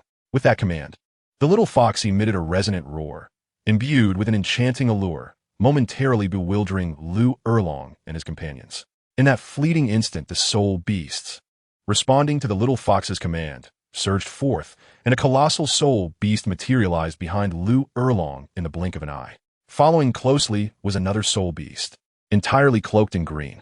With a fierce roar, the green beast summoned an array of vines from the ground, swiftly forming a cage exceeding 3 meters in height. It was at that moment Lu Erlong was jolted awake by the thunderous sound. Barely regaining her senses, she was met with the soul beast's paw slamming toward the cage. She endeavored to resist, yet the ground erupted with vines as thick as an adult's arm, ensnaring her limbs, leaving her helplessly witness to her being struck and thrust into the cage. Emperor Zhao, Teacher Lu. A chorus of astonished cries erupted as Dai Mubai and the others finally reacted after Lu Erlong had been imprisoned. Chapter 170. Preparations for the additional white sphere soul ring. As the cage was on the verge of being breached, vines once more erupted from the ground, while other nearby soul beasts joined in, swiftly encircling her in layers, leaving only a few gaps the size of an arm for observation. With a violent effort, Lu Erlong tore through the vines, ensnaring her, seizing the surrounding vines with both hands, channeling her soul power in a desperate attempt to break free, yet to no avail. Emperor Zhao, upon realizing her efforts were futile, she lifted her head, roaring in fury as she peered through the gaps at him. Brother Zhao, Emperor Zhao. Dai Mubai and the others hastily turned back. Emperor Zhao lay motionless on the ground, momentarily stunned by his own stillness. Yet, he soon realized that this was the only course of action available to him. Otherwise, with Lu Erlong present, the absorption of the soul ring would be utterly impossible. Teacher Lu, I apologize for the inconvenience. I promise to make amends later, but for now, please rest well inside, Zhao Emperor declared, gazing towards the heavens. Dai Mubai and the others exchanged bewildered glances, frozen in place. Sensing their confusion, Zhao Emperor called out. Mubai. Dai Mubai, taken aback, responded affirmatively. Do you trust me? Without hesitation, the group nodded in agreement. Perhaps Lu Erlong did not fully comprehend Zhao Emperor's character, but their shared experiences of life and death had forged an unbreakable bond, instilling a profound sense of trust in one another. Then that is reassuring, Zhao Emperor continued.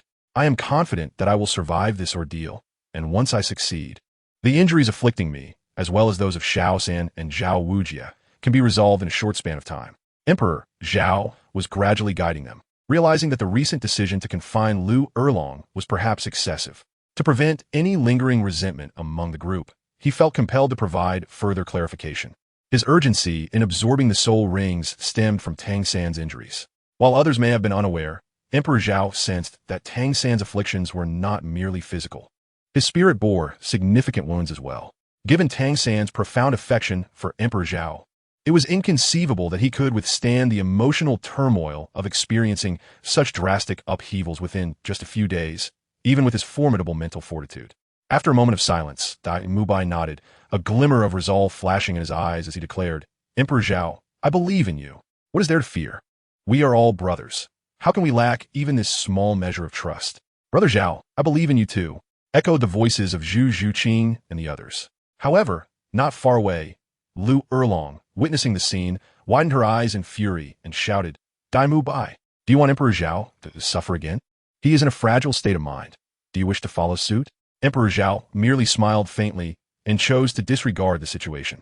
However, the slight smile tugged at his wound, causing him pain even while speaking. Gradually, he became accustomed to the discomfort, closing his eyes to focus on healing. Dai Mubai took a deep breath, then turned and walked step by step toward the prison cage, stopping a meter away.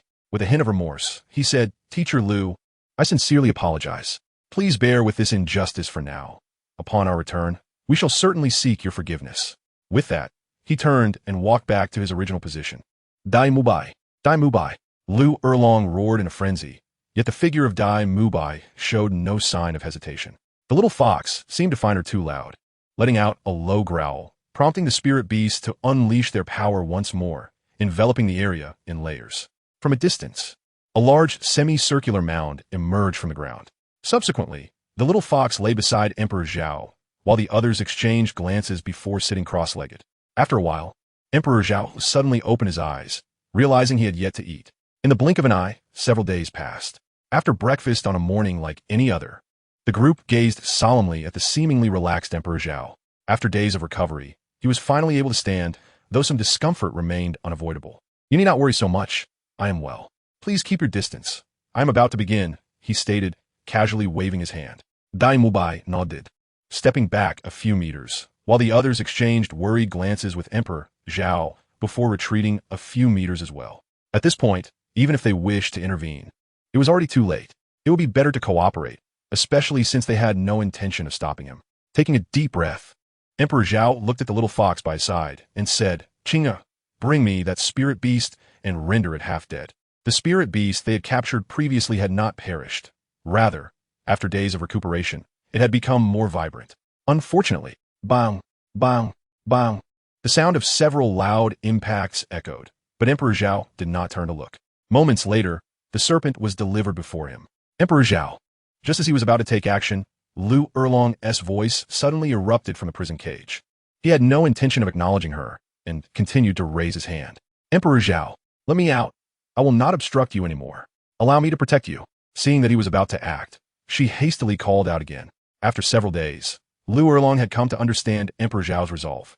Although she remained reluctant, she ultimately acquiesced. She feared that should Emperor Zhao's absorption fail, she would need to hold on to him and return to the academy as swiftly as possible for treatment, thus perhaps saving him once more. The others exchanged glances, shifting between the prison cage and Emperor Zhao. Upon hearing her words, Emperor Zhao paused his movements, sighed, and said to the little fox, "Chinga, release her." The little fox nodded softly and then emitted a low whimper. The surrounding spirit beasts, ever at the ready, responded in kind, swiftly retreating underground, their prison-like formation vanishing from sight. If not for the numerous pits in the ground, who would have imagined that a cage could suddenly emerge from the forest? With a determined breath, Zhao Di disregarded everything else and accelerated, transforming the dark sphere into a 7-inch long sword. Gripping the blade firmly, he aimed for the spirit beast's head and thrust it with force. A gasp escaped his lips as the serpentine creature let out a final mournful cry before succumbing to death.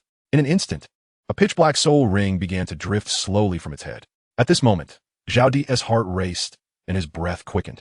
Truth be told, the injuries he bore could heal gradually, but this additional soul ring was entirely for Tang San. As he gazed at the ring before him, childhood memories began to resurface. From the moment he could walk and speak, he realized he might lack a golden finger of fate, and thus, he wandered aimlessly. As he grew older, he often visited Tang San's home under the pretense of exploring the village. Initially, Tang San was indifferent, appearing amiable on the surface, but harboring some reservations. Yet, as time passed, Zhao Di, whether intentionally or by chance, crafted various situations that gradually led Tang San to lower his guard, believing him to be merely an innocent child. Through repeated displays of feigned foolishness to solidify his guise as a child, Zhao Di eventually became somewhat lost in the role himself. Not only did he manage to dispel Tang San's defenses, but he also let go of his own reservations while still nursing the ambition to ally with a powerful figure. Thus, their friendship deepened over time. Chapter 171. An ominous omen. The encounters and interactions with Tang San marked Zhao Di's journey from cunning manipulation to sincere openness, evolving from mere acquaintances to inseparable companions, having weathered numerous trials together. Taking a deep breath, Zhao Di raised his hand, channeling his internal soul power toward the soul ring. This time, he was uncertain of his fate. He had examined Tang San's condition. His spirit was gravely damaged, and conventional healing methods were nearly ineffective. Allowing Tang San to recover on his own had a mere 50% chance of success, and the longer they delayed, the more perilous the situation became. Should he fail, Tang Xin would be left in a state of utter helplessness.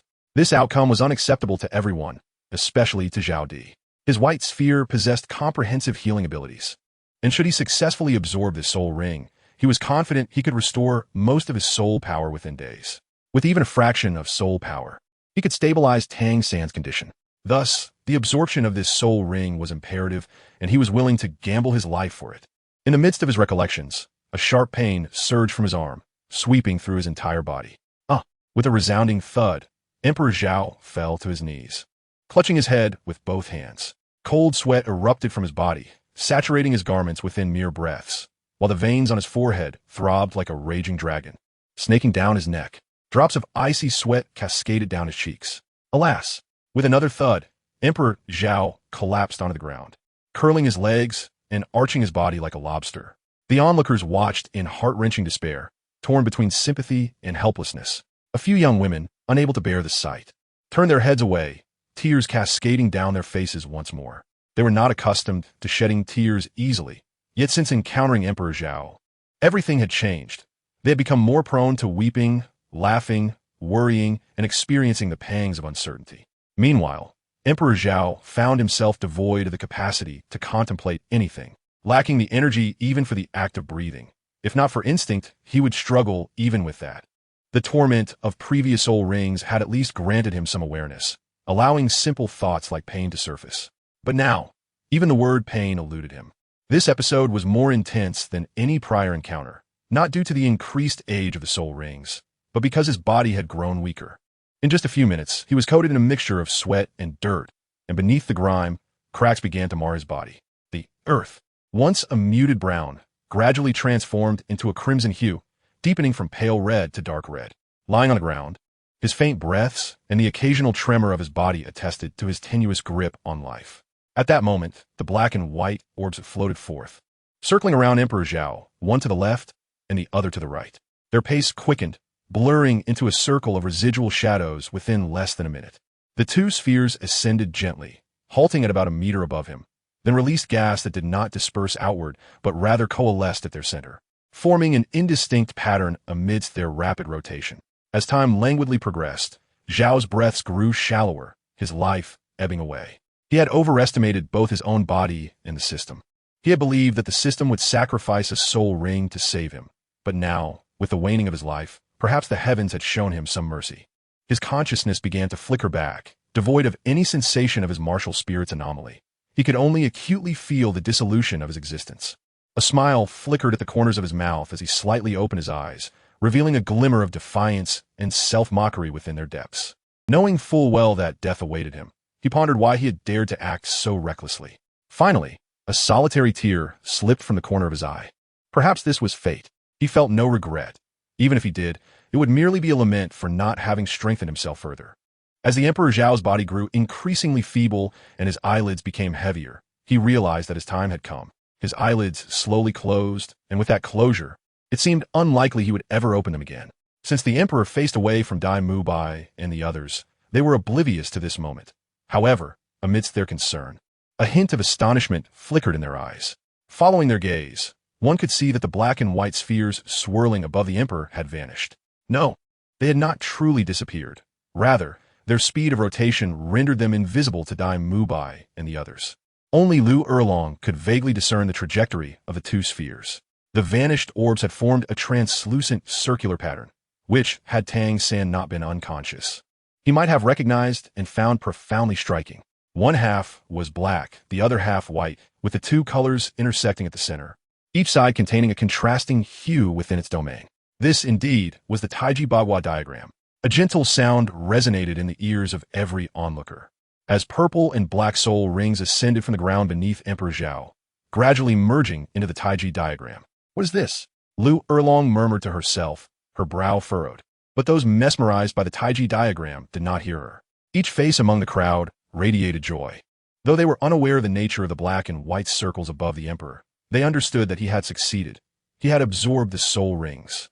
Excitement flushed their faces, and Ning Rongrong longed to rush forward and embrace the Emperor Zhao. Yet Lu Erlong's hand halted her, prompting a puzzled glance from Ning Rongrong. Wait a moment. It seems it is not yet over. Lu Erlong remarked, her tone tinged with gravity. No sooner had Lu Erlong uttered these words than the scene shifted dramatically. The Taiji diagram above Emperor Zhao appeared to become more solid after integrating two soul rings. Suddenly, it emitted a radiant light that enveloped the Emperor. Zhao! Zhao, Emperor! The joyous expressions of the onlookers instantly vanished, but just as they lifted their feet to approach, they were intercepted by Lu Erlong. You will only bring unknown dangers if you go now. However, Dai Mubai abruptly turned around, his eyes tinged with a hint of red, fixating on Lu Erlong for a moment before slowly lowering his head and retreating behind her. The others exchanged worried glances at Emperor Zhao and also stepped back. They understood that advancing now would serve no purpose and could even endanger the Emperor, so, despite their reluctance, they had no choice but to withdraw. Lu Erlong fixed her gaze intently upon the Emperor, afraid to blink, fearing that in the blink of an eye, he might vanish. She too was perplexed by the unfolding situation, yet her instincts urged her that advancing would not only jeopardize Zhao, but everyone else as well. The scene fell into a profound silence. The crowd held their breath, and the little fox beside them assumed a battle-ready stance. Her pink eyes now transformed into a deep crimson, with all six tails swaying behind her. She knew that although she could do nothing for the moment, remaining vigilant was prudent. Chapter 172, Taiji Diagram, Chaotic Space. Within the intertwining black and white light, Emperor Zhao's body trembled slightly, yet it was but a fleeting moment before he became utterly still, akin to a lifeless form. Even his breath and body heat seemed to vanish entirely. The Taiji diagram appeared to possess a function of isolation, leaving the onlookers nearby completely oblivious. This place is. Zhao Emperor hazily opened his eyes, but was soon taken aback.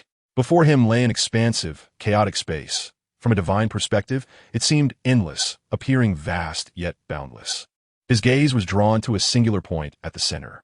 This point was perfectly round, yet seemed formless, its color indecipherable. At first glance, it appeared white, but in the next moment, it shifted to black.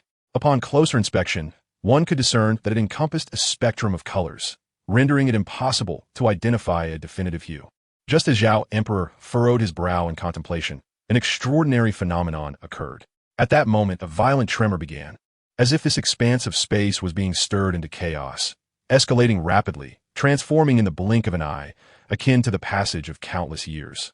A radiant glow of an indeterminate hue enveloped the center, while the point gradually split into two, emitting a sound as it did so.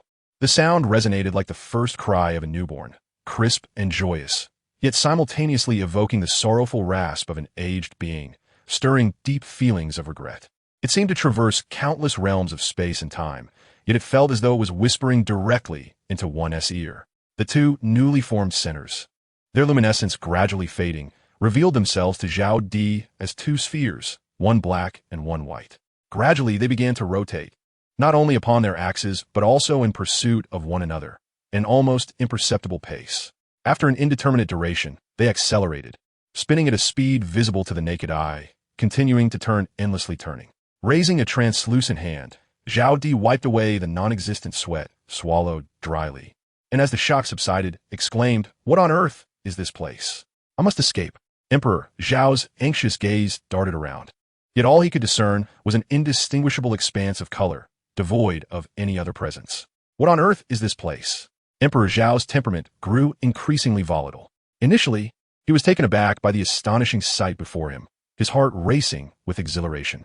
Was there any explanation for such a spectacle beyond the enhancement of his power bestowed by a mysterious force? Certainly not. Those two spheres, separated by an unfathomable distance, were so far apart that even light years could not adequately describe it. Yet, despite that great expanse, he could perceive two orbs, one black and one white, each significantly larger than his own head. Apart from their size, they appeared almost identical, coupled with the peculiar environment and his own conjectures. It was clear this was a moment of extraordinary potential. At first, after the initial shock wore off, he felt no trepidation. Rather, he harbored a hopeful anticipation in his heart. His nearly luminous eyes remained fixed on the two spheres. However, as time passed, how long, he could not tell, impatience began to creep into his heart, yet nothing further transpired. Not only did he not witness any other phenomena that could augment his strength, but even the surrounding environment remained intact. What the hell?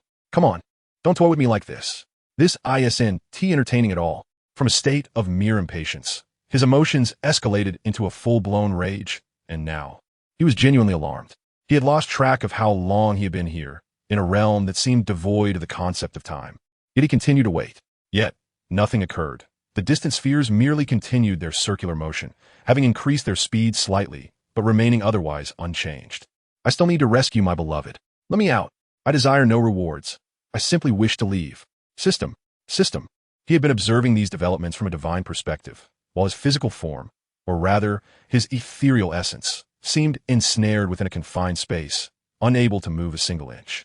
Desperately shouting for the system, his voice echoed loudly in the silence of this void, yet after calling for what felt like an eternity, there was no response. Not even a faint acknowledgement. How could this be? How could this be? He had contemplated the possibility of his demise, yet he never imagined being trapped in this place. This realm bore no sense of time, no sense of space. Even distance felt insubstantial. In such circumstances, apart from the two spheres within his line of sight, nothing else existed. System. Zhao, undeterred, bellowed once more, but still there was no reply. After what felt like an eternity, a profound despair enveloped his heart. Escape? He longed for it, yet he had no idea where to flee. This place lacked any orientation, no up, down, east, or west. How could he escape? Moreover, his ethereal form was confined within this minuscule area, utterly immobilized. With vacant eyes, he continued to gaze at those two spheres for now. They were all that remained to behold. Emperor Zhao fell into a tranquil silence, staring blankly at the two orbs before him. He had attempted various methods, yet now, he found himself unable to summon even the slightest trace of his soul power, let alone his martial spirit. In essence, he was rendered utterly powerless. This state persisted for an extended duration, an interminable stretch of time. It felt as though the essence of these objects became increasingly obscure, as if countless years had passed, and yet, in another sense, it felt like mere moments had slipped by. Gazing at the two orbs, he muttered softly, "Damn it, these two wretched spheres." Emperor Zhao vowed, swearing upon his most cherished dish, that if there were to be a next life, he would never again place his trust in the system. Emperor Zhao initially intended to endure, yet he found that the more he restrained himself, the more his anger intensified. What systems, what golden fingers, merely traps designed to ensnare. If they're to ensnare, so be it. However, it is utterly infuriating that this occurs not just once or twice. Given the current situation, it seems he cannot escape this predicament. Thus, it would be better to dispense with this system altogether. Emperor Zhao appeared as tranquil as still water. Yet within him, tumultuous waves surged, acutely aware that escape might prove elusive. Here, devoid of peril, he found himself with nothing but time to lament the system.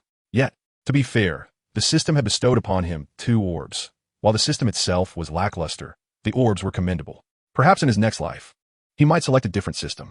In light of his current predicament, Emperor Zhao resorted to this method to alleviate his inner turmoil, unaware that the decision to change systems was not within his purview. Meanwhile, in the outside world, Lu Erlong and others gazed at his frail form with deep concern. As the patterns formed by the two orbs and the radiant light enveloping Emperor Zhao intensified, they eventually began to fade. Just as Dai Mubai posed a question, the patterns were on the verge of vanishing. Lu Erlong withheld her response until the brilliance and designs had completely dissipated, at which point she offered a slight nod. Seeing her acknowledgement, the crowd's expressions brightened, and they hurried to Emperor Zhao's side. However, they refrained from acting hastily, wary of any unforeseen circumstances. To be cautious, Dai Mubai tentatively inquired, "Emperor Zhao, have you succeeded?" Several seconds elapsed without any reply, causing the joy on their faces to falter. "Emperor Zhao," Dai Mubai called again, but a minute passed with still no response. The joy dissipated, and a somber silence enveloped them, as a wave of melancholy quietly crept into their hearts. "Emperor Zhao," Dai Mubai called out once more, his voice trembling, his body slightly quaking with anxiety. In silence, Lu Erlong bowed her head, stepping past the others to crouch beside Emperor Zhao. Without uttering a word, she reached out to check for his breath. After a moment, she exhaled in relief and turned to the group, saying, "He still has a pulse." Upon hearing this, Dai Mubai and the others immediately relaxed, instinctively wiping the sweat from their foreheads. After Lu Erlong finished speaking, she turned back to continue examining Emperor Zhao. She gently pried open his right eye, but was soon taken aback. It was a void, an endless abyss of black, as if the entirety of his right eye had succumbed to darkness, devoid of any hue. Only a heart-wrenching blackness, flickering with faint glimmers of dark light. Well, let me first stabilize my thoughts with this chapter. 5 chapters seem uncertain. Perhaps I will try for 4. Alas, the first evolution has failed. In chapter 173, The Rules of the System, Lu Erlong furrowed her brows tightly. The darkness instinctively reminded her of the earlier intertwining black and white pattern, leading her to speculate about the color of the other eye. After releasing his right eye, she gently pried open his left eye. Indeed, as she had surmised, it was white, entirely so, unlike the right eye. Not only was the color different, but the sensations they evoked were entirely dissimilar. The right eye emanated an aura of slaughter, coldness, and a loss of self, while the left eye imparted a sense of tranquility, devoid of desires or wants. Lu Erlong's expression grew solemn as she slowly set down Emperor Zhao and gradually rose, stating, "He should merely be in a coma. There is no need for concern at this moment, but what does that imply?" Zhu Zhuqing was the first to inquire. Lu Erlong pondered for a moment before shaking her head in resignation, saying his eyes, "Alas, you should see for yourselves." Meanwhile, within the depths of Zhao Emperor's mind, his eyes remained tightly shut, engulfed in despair. Based on his perception of time, it felt as though several years had already elapsed. Yet he found himself trapped here. Not only was escape an unattainable dream, but even the mere act of movement felt like an extravagant wish. Sigh. Perhaps in the next life, I might be granted a more favorable system. At the very least, an artificial intelligence would suffice. Otherwise, even communication would become a challenge. Currently, Emperor Zhao finds himself merely capable of verbal expressions. He had previously contemplated various methods to pass the time, such as sleeping, in the hope that upon awakening, he might find himself free. However, since closing his eyes, he has felt no hint of drowsiness, let alone the prospect of slumber, realizing that even sleep eludes him. Emperor Zhao can only continue to lament the system. To his astonishment, just as his complaints dissipate into the air, a resonant sound reverberates throughout the space. Ding! This sound. Upon hearing the voice, Emperor Zhao was immediately overwhelmed with excitement. How could he not be familiar with it? How could he fail to recognize it? This was the voice of his own system. "Ah, dear system, how I adore you. I always knew you would not abandon me." As Emperor Zhao expressed his fervent emotions in a flurry of incoherent words, the system remained unaffected, its calm voice continuing unabated. "Congratulations, host, for acquiring the first soul ring of the Yang Martial Soul. Ding! Would you like to claim the reward for the first soul ring of the Yang Martial Soul immediately?" Ding! As the host has activated the Yin Martial Soul's demonic state and appended the soul ring to the Yang Martial Soul, the system will automatically initiate the Yang Martial Soul state. Ding! In accordance with regulatory provisions, upon the host achieving yin-yang balance, an additional small reward will be granted. Would you like to claim it immediately? As the voice resonated, Emperor Zhao's excitement intensified. Yet, let there be no misunderstanding. The thrill stemmed not merely from the system's voice, but from the fact that, concurrently, the surrounding space was gradually fracturing. Consequently, his body transitioned from an initial state of immobility to the ability to move slightly. By the time the system finished speaking, he could move freely. Simultaneously, 2 orbs in his line of sight erupted with an intensely blinding radiance. At that moment, Emperor Zhao was certain not even a 10,000-watt bulb could shine as brightly. Emperor Zhao instinctively tilted his body slightly, raising an arm to shield his eyes. Despite his utmost effort to evade, he felt himself enveloped by a blinding radiance. Suddenly, with a start, Emperor Zhao sat upright, his eyes wide with panic as he scanned his surroundings. Unbeknownst to him, at the moment he opened his eyes, 2 beams of light, one black and one white, flashed by before vanishing from sight. Where am I? Just as he pondered this, he spotted Dai Mubai and the others not far away. Brother Zhao, Emperor Zhao. Upon hearing their voices, the group trembled, quickly turning to see the somewhat dazed Emperor Zhao, their expressions brightening with joy. Exhaling a breath laden with mixed emotions, Emperor Zhao visibly relaxed, relieved to have finally emerged from that cursed place. "Emperor Zhao, how do you feel now?" Dai Mubai inquired as they gathered around him. Emperor Zhao was momentarily taken aback. He had indeed neglected to conduct a thorough examination. Upon turning his attention inward, he felt a remarkable sense of relief even before a proper assessment. After a cursory glance, he formed a general understanding and remarked, "I feel significantly better. Nearly half of my bones have healed, and my internal organs are also recovering well. My spiritual energy has returned to about a quarter of its previous capacity." The onlookers gazed at Emperor Zhao in astonishment, utterly unprepared for the extent of his recovery, which had been catalyzed merely by the addition of a soul ring. Truth be told, Even Zhao had not anticipated such a remarkable improvement. Initially, he had believed that surviving this ordeal would be a stroke of luck, with his injuries destined for a slow recuperation. Yet, to his surprise, not only had he absorbed the soul ring, but his injuries had also healed significantly. As the crowd stood in stunned silence, Zhao slowly rose to his feet and made his way past them to where Tang San stood not far off. Dai Mu Bai and the others, regaining their composure, exchanged glances but refrained from speaking, silently following him to Tang San's side. Lu Erlong parted her lips hesitantly and said, Emperor Zhao, having just absorbed the soul ring, although your injuries have improved considerably, it would be wise to rest before treating Tang San. Otherwise, I fear Emperor Zhao shook his head gently, firmly declining, no, I am fine. Let's first stabilize Xiao San's condition. He was aware that after a few days of recuperation, his own healing would yield better results. Yet he harbored other intentions, a potential means to expedite the recovery of everyone's injuries within the shortest time frame. As he spoke, Emperor Zhao settled into a cross-legged position, subtly channeling the limited soul power within him. A white orb gradually floated before him. A black soul ring spiraled upwards from beneath his feet, eventually descending gently onto the white orb. In an instant, the orb radiated a brilliant light, expanding rapidly as it enveloped Tang San. Within a few breaths, the light from the orb vanished, revealing Tang San peacefully lying within the translucent sphere, milky white vapors occasionally wafting from its surface. The onlookers exchanged silent glances, then, mimicking Emperor Zhao, they too settled into cross-legged positions. Time passed swiftly, and half an hour later, Emperor Zhao slowly opened his eyes. In that brief span, his complexion had turned as pale as parchment, beads of sweat cascading down his face. After taking a deep breath, he retracted the white orb and swiftly moved forward to catch Tang San, handing him over to Dai Mu Bai. Dai Mu Bai, perplexed, received Tang San and was about to inquire further when Emperor Zhao explained directly, I have temporarily stabilized Xiao San's condition. It will not worsen in the short term. You should take him back to continue his treatment. Lu Erlong furrowed her brow and asked, Aren't you coming back with us?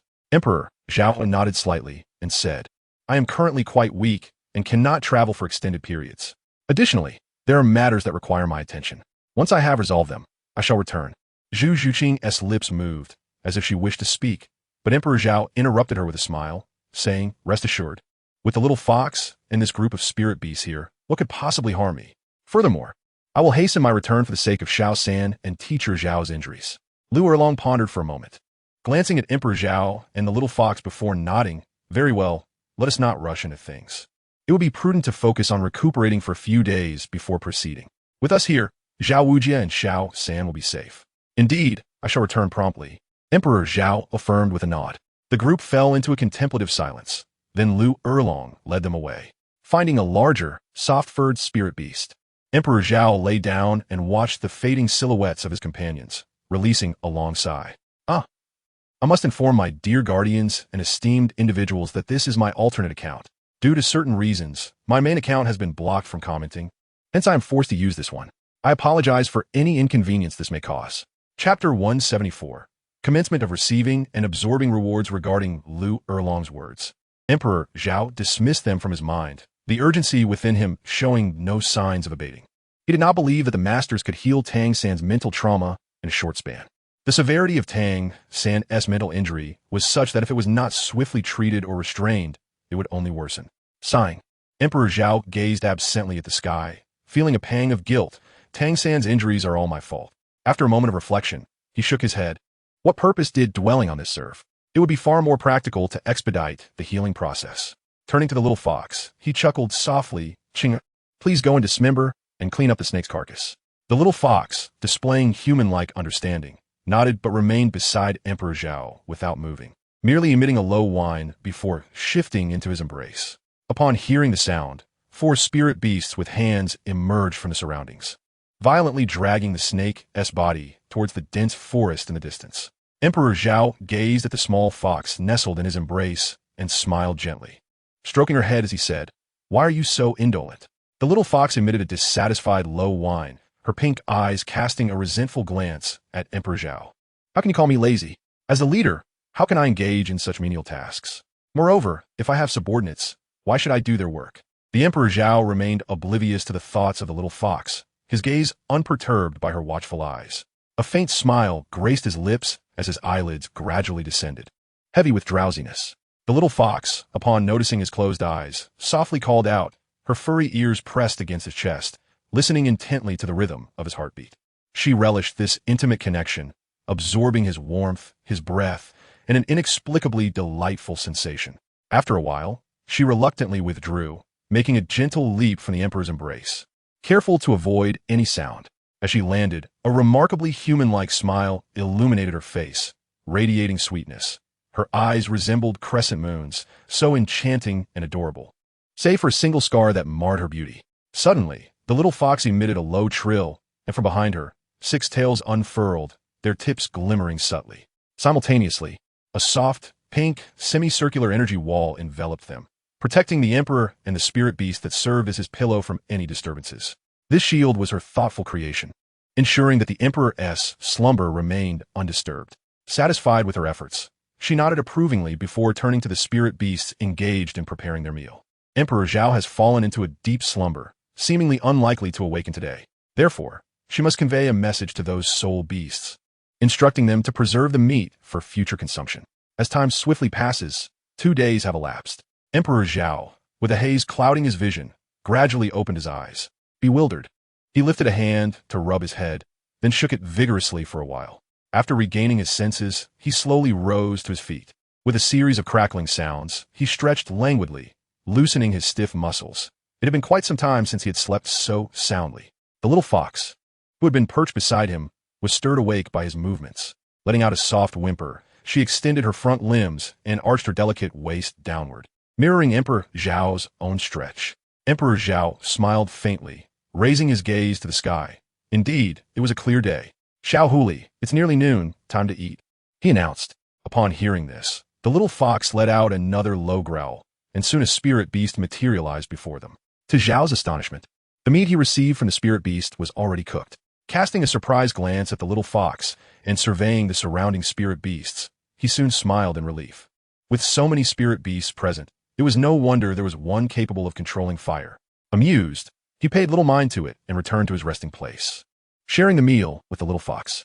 In truth, Zhao felt a twinge of envy towards those spirit beasts, or humans, who could manipulate fire. He longed for such an ability, if only to avoid the need for kindling in the wild. As for why he could not use his martial spirit to conjure fire, it was akin to questioning why diamonds could not be transformed into gold. A martial spirit could only alter its form temporarily, and what it produced was merely a manifestation of condensed spirit energy. Zhao's spirit energy, perhaps due to the influence of the system, existed in an attribute-less state. For instance, if his martial spirit transformed into a firearm, to imbue it with offensive capability and fire bullets, pure spirit energy would be required for its formation. This desire to expand his spirit energy reserves was thus a pressing concern for him. After a few minutes, the man and the fox finished their meal. Following a hearty belch, Zhao turned to the little fox and said, "Please keep your distance for a moment. I have something to attend to." The little fox, puzzled but compliant, nodded lazily, rising to pat the spirit beast that Zhao had long used as a bed. With a low growl, the 2 spirit beasts, along with those nearby, maintained a distance of over 20 meters from Zhao. Emperor Zhao, upon witnessing the scene, nodded in satisfaction.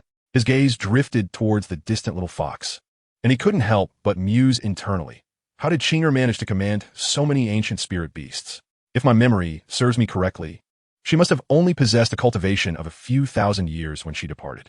With this thought, Emperor Zhao's eyes sharpened, and he scrutinized the little fox's cultivation closely.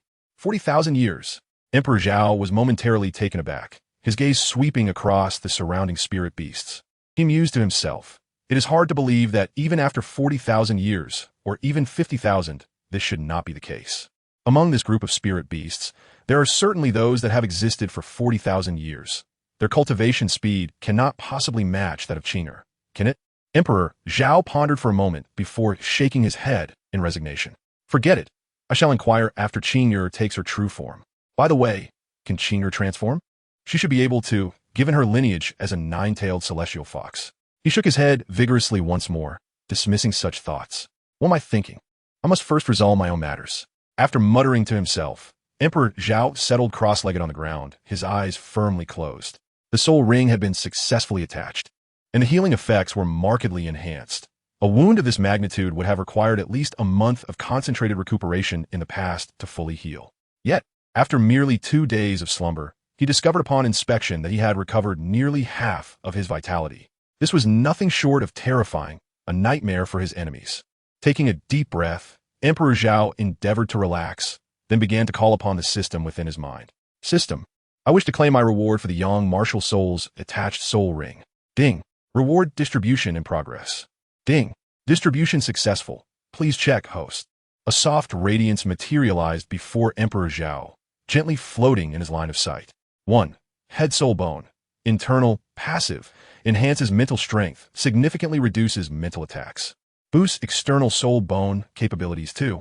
Doubling of soul power. 3. Doubling of physical strength. After reviewing the rewards from the attached soul ring, Emperor Zhao inhaled deeply once more and, without hesitation, reached out to touch the glowing orb before him, which was roughly the size of a soccer ball. He understood that this was the soul bone. The moment he made contact, a blinding light erupted, and after several breaths, the luminosity dissipated, revealing a head bone of an unknown creature in his hand. The bone, no larger than a palm, bore the typical hue of human bone, exuding an ancient aura with no other remarkable features. Regarding updates, I approach this matter with utmost seriousness. The schedule will be as follows: 1 to 5 chapters, with 2 to 3 updates, and a minimum of 4 chapters on the 6th day. The 7th day will be a rest day, which means today is a rest day. Concerning the overdue chapters, I estimate roughly 10 in total. If there are fewer, please inform me, so I may take note. I assure you they will be delivered before the conclusion of the story. Thus, it is settled. Chapter 175, The Deceptive System. How does one absorb this soul bone? Emperor Zhao found himself perplexed. For external soul bones, he merely needed to wear them. But how was he to handle this internal soul bone? Was he expected to open his skull? Although he had watched the continent, he had not paid much attention to these details, as they were not the focus of his interest. In truth, he had not even finished watching it. He had barely seen half. He had only glanced at the conclusion. Thus, he was utterly ignorant of how to absorb this internal soul bone. Just as Emperor Zhao furrowed his brow in contemplation, the system's voice echoed once again. Ding! In light of the host's current weak strength, to ensure successful absorption of the soul ring, the system will assist the host in the process. Ding! Would you like to absorb it immediately? Emperor Zhao was filled with exhilaration, realizing in that moment that the system indeed held affection for him. To honor this love, he resolutely chose to absorb it. Ding! Absorption in progress. As this was a system operation, please prepare your energy, host. Ding! Commencing absorption. Zhao Di was momentarily taken aback, struggling to comprehend the concept of energy. What energy? Suddenly, a sharp pain surged through his head, causing him to roll on the ground. In that moment, he grasped the significance of the energy the system had mentioned. Enduring the agony, Zhao Di managed to lift his head and, summoning all his strength, shouted to the little fox, "Ching'er, quickly fetch me several ancient soul beasts." The little fox looked at Zhao Di anxiously, her small paws gently tapping the ground. Upon hearing his request, she hesitated. She desired to personally capture a few soul beasts, for in her eyes, the intelligence of the surrounding creatures was questionable. She feared they might be sluggish or incompetent in accomplishing the task, yet she was also concerned for Zhao Di's well-being. Her indecision did not linger for long. Despite her ignorance of the reasons behind Zhao Di's condition, she understood that each passing second of delay would only prolong his suffering, which pained her heart. In an instant, she made a decision. With a loud cry, she summoned the nearby soul beasts, who immediately responded as if receiving an order. Following her roar, the little fox's form began to shimmer and blur. In a brief moment, an identical fox separated from her body, sharing the same fur, eyes, and height. However, the newly formed fox possessed only one tail, while the original little fox darted deep into the forest, vanishing in the blink of an eye.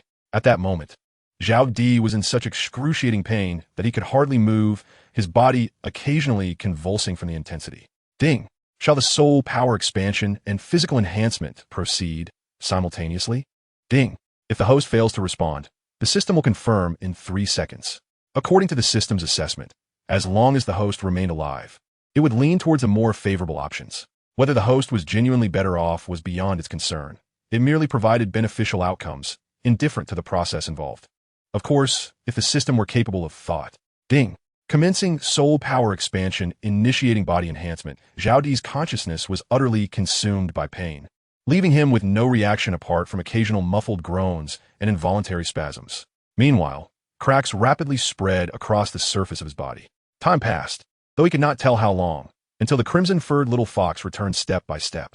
A strong scent of blood began to permeate the air, and behind her trailed several iron chains formed from pink soul power, each as thick as a human arm, dragging no less than 6 soul beasts along with her. A diminutive and adorable fox demon trailed behind its 6 colossal beings, presenting a most peculiar sight. The 6 soul beasts bore grievous injuries. Even the least wounded among them had a gaping wound, yet their mental fortitude remained relatively intact. Strangely, the ordinarily defiant soul beasts showed no inclination to resist, leaving one to wonder what method the little fox had employed. The little fox approached the Emperor Zhao a few meters away and called out with concern, seemingly inquiring what course of action to take next. However, at that moment, the Emperor was rendered speechless, leaving the fox without an answer. 1 minute passed, then 2, and as time wore on, the little fox grew increasingly anxious, observing the convulsions of Emperor Zhao on the ground. Ding! A nearby soul beast on the brink of death was detected, capable of providing energy. Given the host's current disorientation, potential short-term repercussions were anticipated. Would the host like to absorb the energy to counteract this? Ding! Absorption in progress. This time, the system was particularly decisive, offering no queries.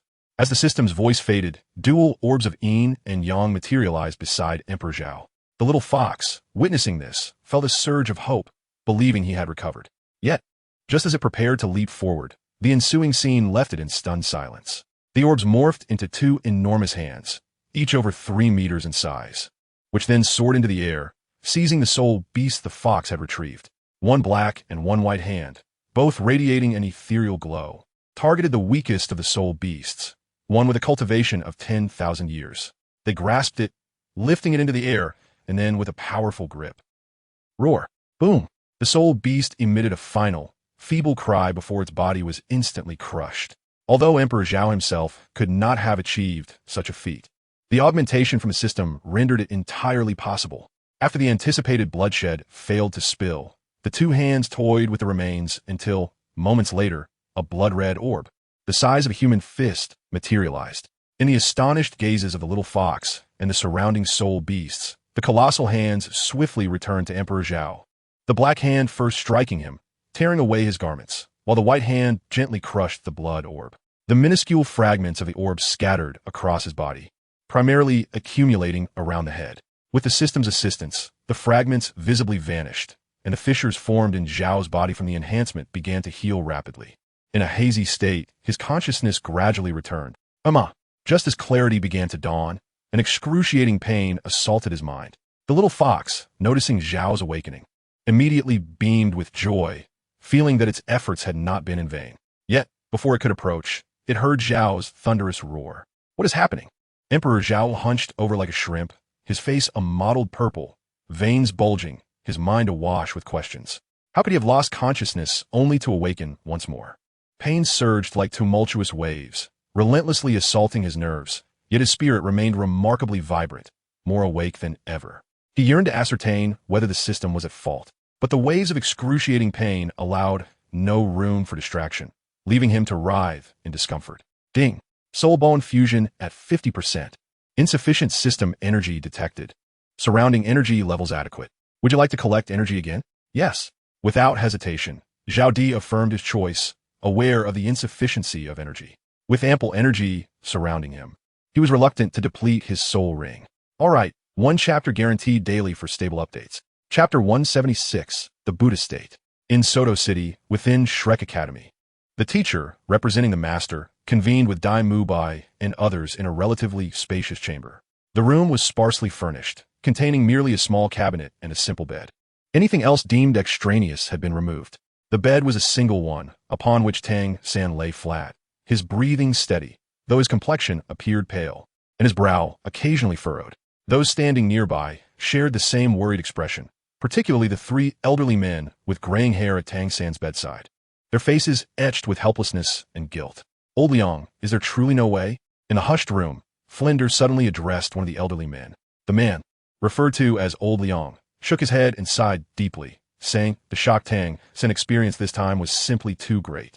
Had it not been for Zhao Di stabilizing the situation upon their return, Tang San's mental state would likely be far worse now. There were a few healing-type soul masters within the academy, yet none specialized in mental healing. This was not merely a shortcoming. Generally, soul masters dedicated to mental prowess were scarce, let alone those skilled in mental healing.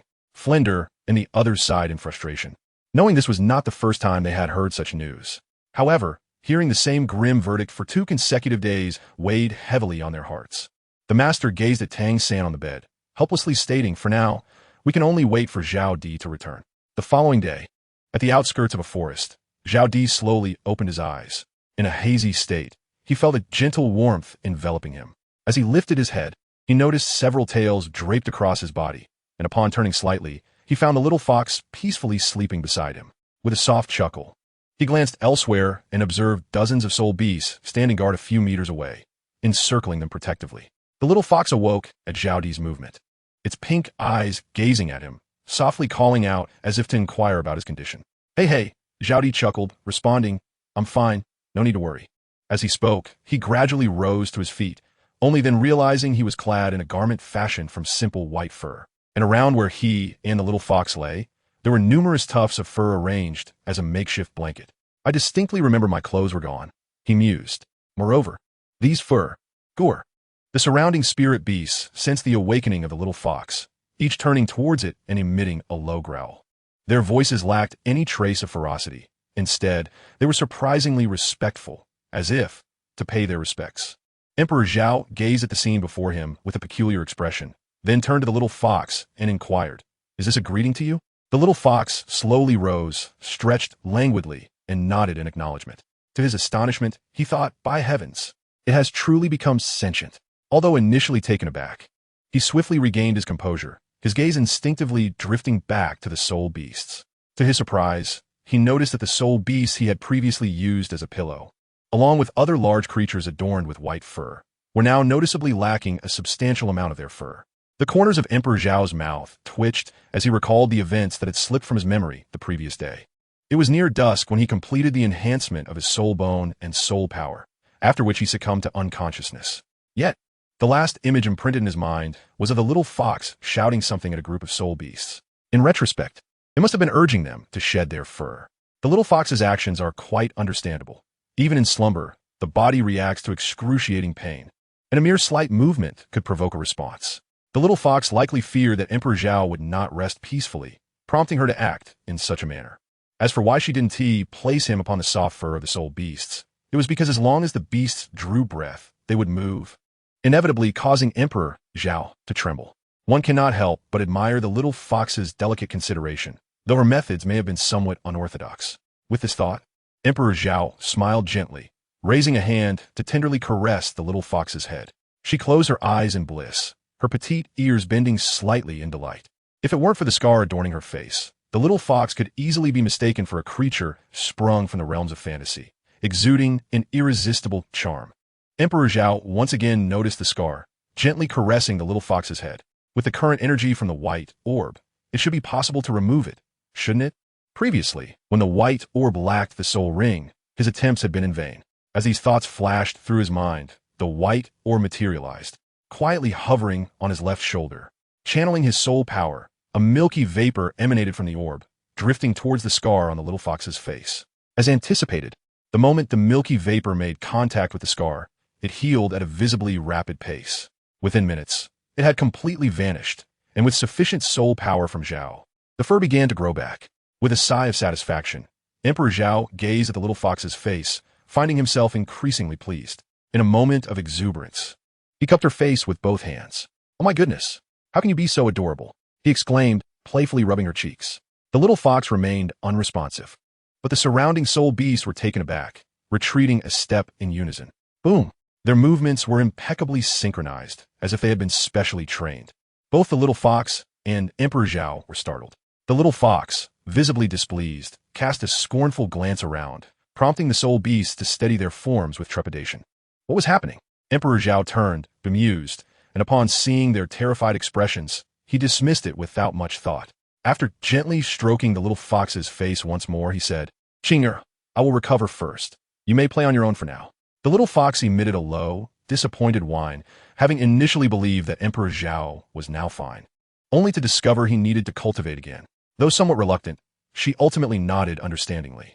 Emperor Zhao offered her a faint smile before settling himself cross-legged on the ground. In truth, even if he did not consciously engage in recovery, the system and the white sphere would rectify all his injuries within a fortnight. Yet, Emperor Zhao felt this process was somewhat sluggish. This was one aspect, the other was his need to acclimatize to his current strength. But most importantly, he wished to thoroughly examine the new soul bone and the state produced by his two martial souls. Once seated, he silently intoned, "Examine soul bone." Subsequently, specific information about the soul bone materialized in his mind. The functions were limited to a few, identical to those he had previously encountered. Next, he recalled the demon state he had experienced, which had significantly impacted him. Demon state, soul power enhancement. This time, Emperor Zhao meticulously reviewed the information, followed by the newly revealed Buddha state, which piqued his curiosity. Buddha state, with compassion, I, the Buddha, take it upon myself to liberate all beings. Upon entering this state, soul power is doubled. The lifespan of soul rings is also doubled. The foundational abilities of the dual martial souls are amplified tenfold, and one enters a sage-like state, achieving true desirelessness, a tranquil heart, and an absence of competition. During his contemplation, there were certain peculiarities that required multiple reflections for Emperor Zhao to comprehend fully. Altogether, he spent a considerable amount of time absorbing the information regarding the two states and the soul bone. Chapter 177. Farewell, Little Fox, to the Academy. As the afternoon approached, Emperor Zhao gradually opened his eyes and exhaled a breath of mixed air, gently raising his hand to clench his fist, murmuring, "Demon state." A fleeting impulse glimmered in his eyes as he uttered these words. The enhancements of the Buddha state mirrored those of the demon state, yet their natures were starkly opposed. Additionally, one aspect struck Emperor Zhao as both astonishing and alluring. Upon entering the Buddha state, he would retain his rationality, or at least a degree of it. This detail, though vaguely described by the system, captivated him. A desire to experiment stirred within him, but he ultimately subdued it. While the Buddha state was purportedly devoid of danger according to the system, it was evident that this was not the appropriate moment for experimentation. After gaining a general understanding of his current physique, Emperor Zhao cast a sidelong glance at the little fox beside him, who had prepared steaming meat before her. A few minutes later, having finished their meal, the pair reclined lazily on the ground adorned with soft white fur. After a pause, Emperor Zhao finally broke the silence, rising with effort and stating, "I will restore myself first." Without further regard for the little fox, he settled back into a cross-legged position to commence his recovery. His primary focus was to replenish the soul power within him. Only with sufficient soul power could he freely wield the might of his martial souls. Time swiftly passed, and before long, it was already noon on the following day. After their midday meal, the man and fox again lounged languidly on the ground. With eyes closed, basking in the warmth of the sun's rays, the comfort was beyond measure. After a while, Emperor Zhao suddenly sat up, cradling the little fox in his embrace. After a moment's hesitation, he spoke softly, "Qingya, it is time for me to depart." His soul power had already recovered more than half, and his body was nearly restored. While he was concerned about Tang San, the injuries that had previously plagued him mentally were on the verge of resurfacing. The little fox let out a low growl, its large, watery eyes filled with despondency. Gradually, it nestled closer into Zhao Di's embrace, lying quietly there, its tail resting motionless behind it. "Rest assured, we shall meet again soon," Zhao Di spoke as he slowly rose to his feet. He gently kissed the little fox on its forehead and smiled, saying, "This matter is rather urgent. Next time, I promise to spend quality time with you." Without waiting for the little fox to respond, he turned and departed, vanishing in a few swift movements. Yet, in passing, he discreetly took a piece of meat, tonight's meal. He feared that if he lingered, the little fox would try to stop him, or he might dawdle himself. Hence he acted decisively. The high-pitched call of the fox echoed through the air. Roars erupted from the surrounding soul beasts, as if to bid farewell to Zhao Di. The little fox gazed intently in the direction he had vanished, and after a long moment, a smile crept onto her lips. Although he always spoke of the next time, at least he had not lied about their reunion. The mere prospect of seeing him again filled her with joy. After a while, the little fox regained her composure, gave a triumphant cry, and, accompanied by the soul beasts, surged deep into the forest.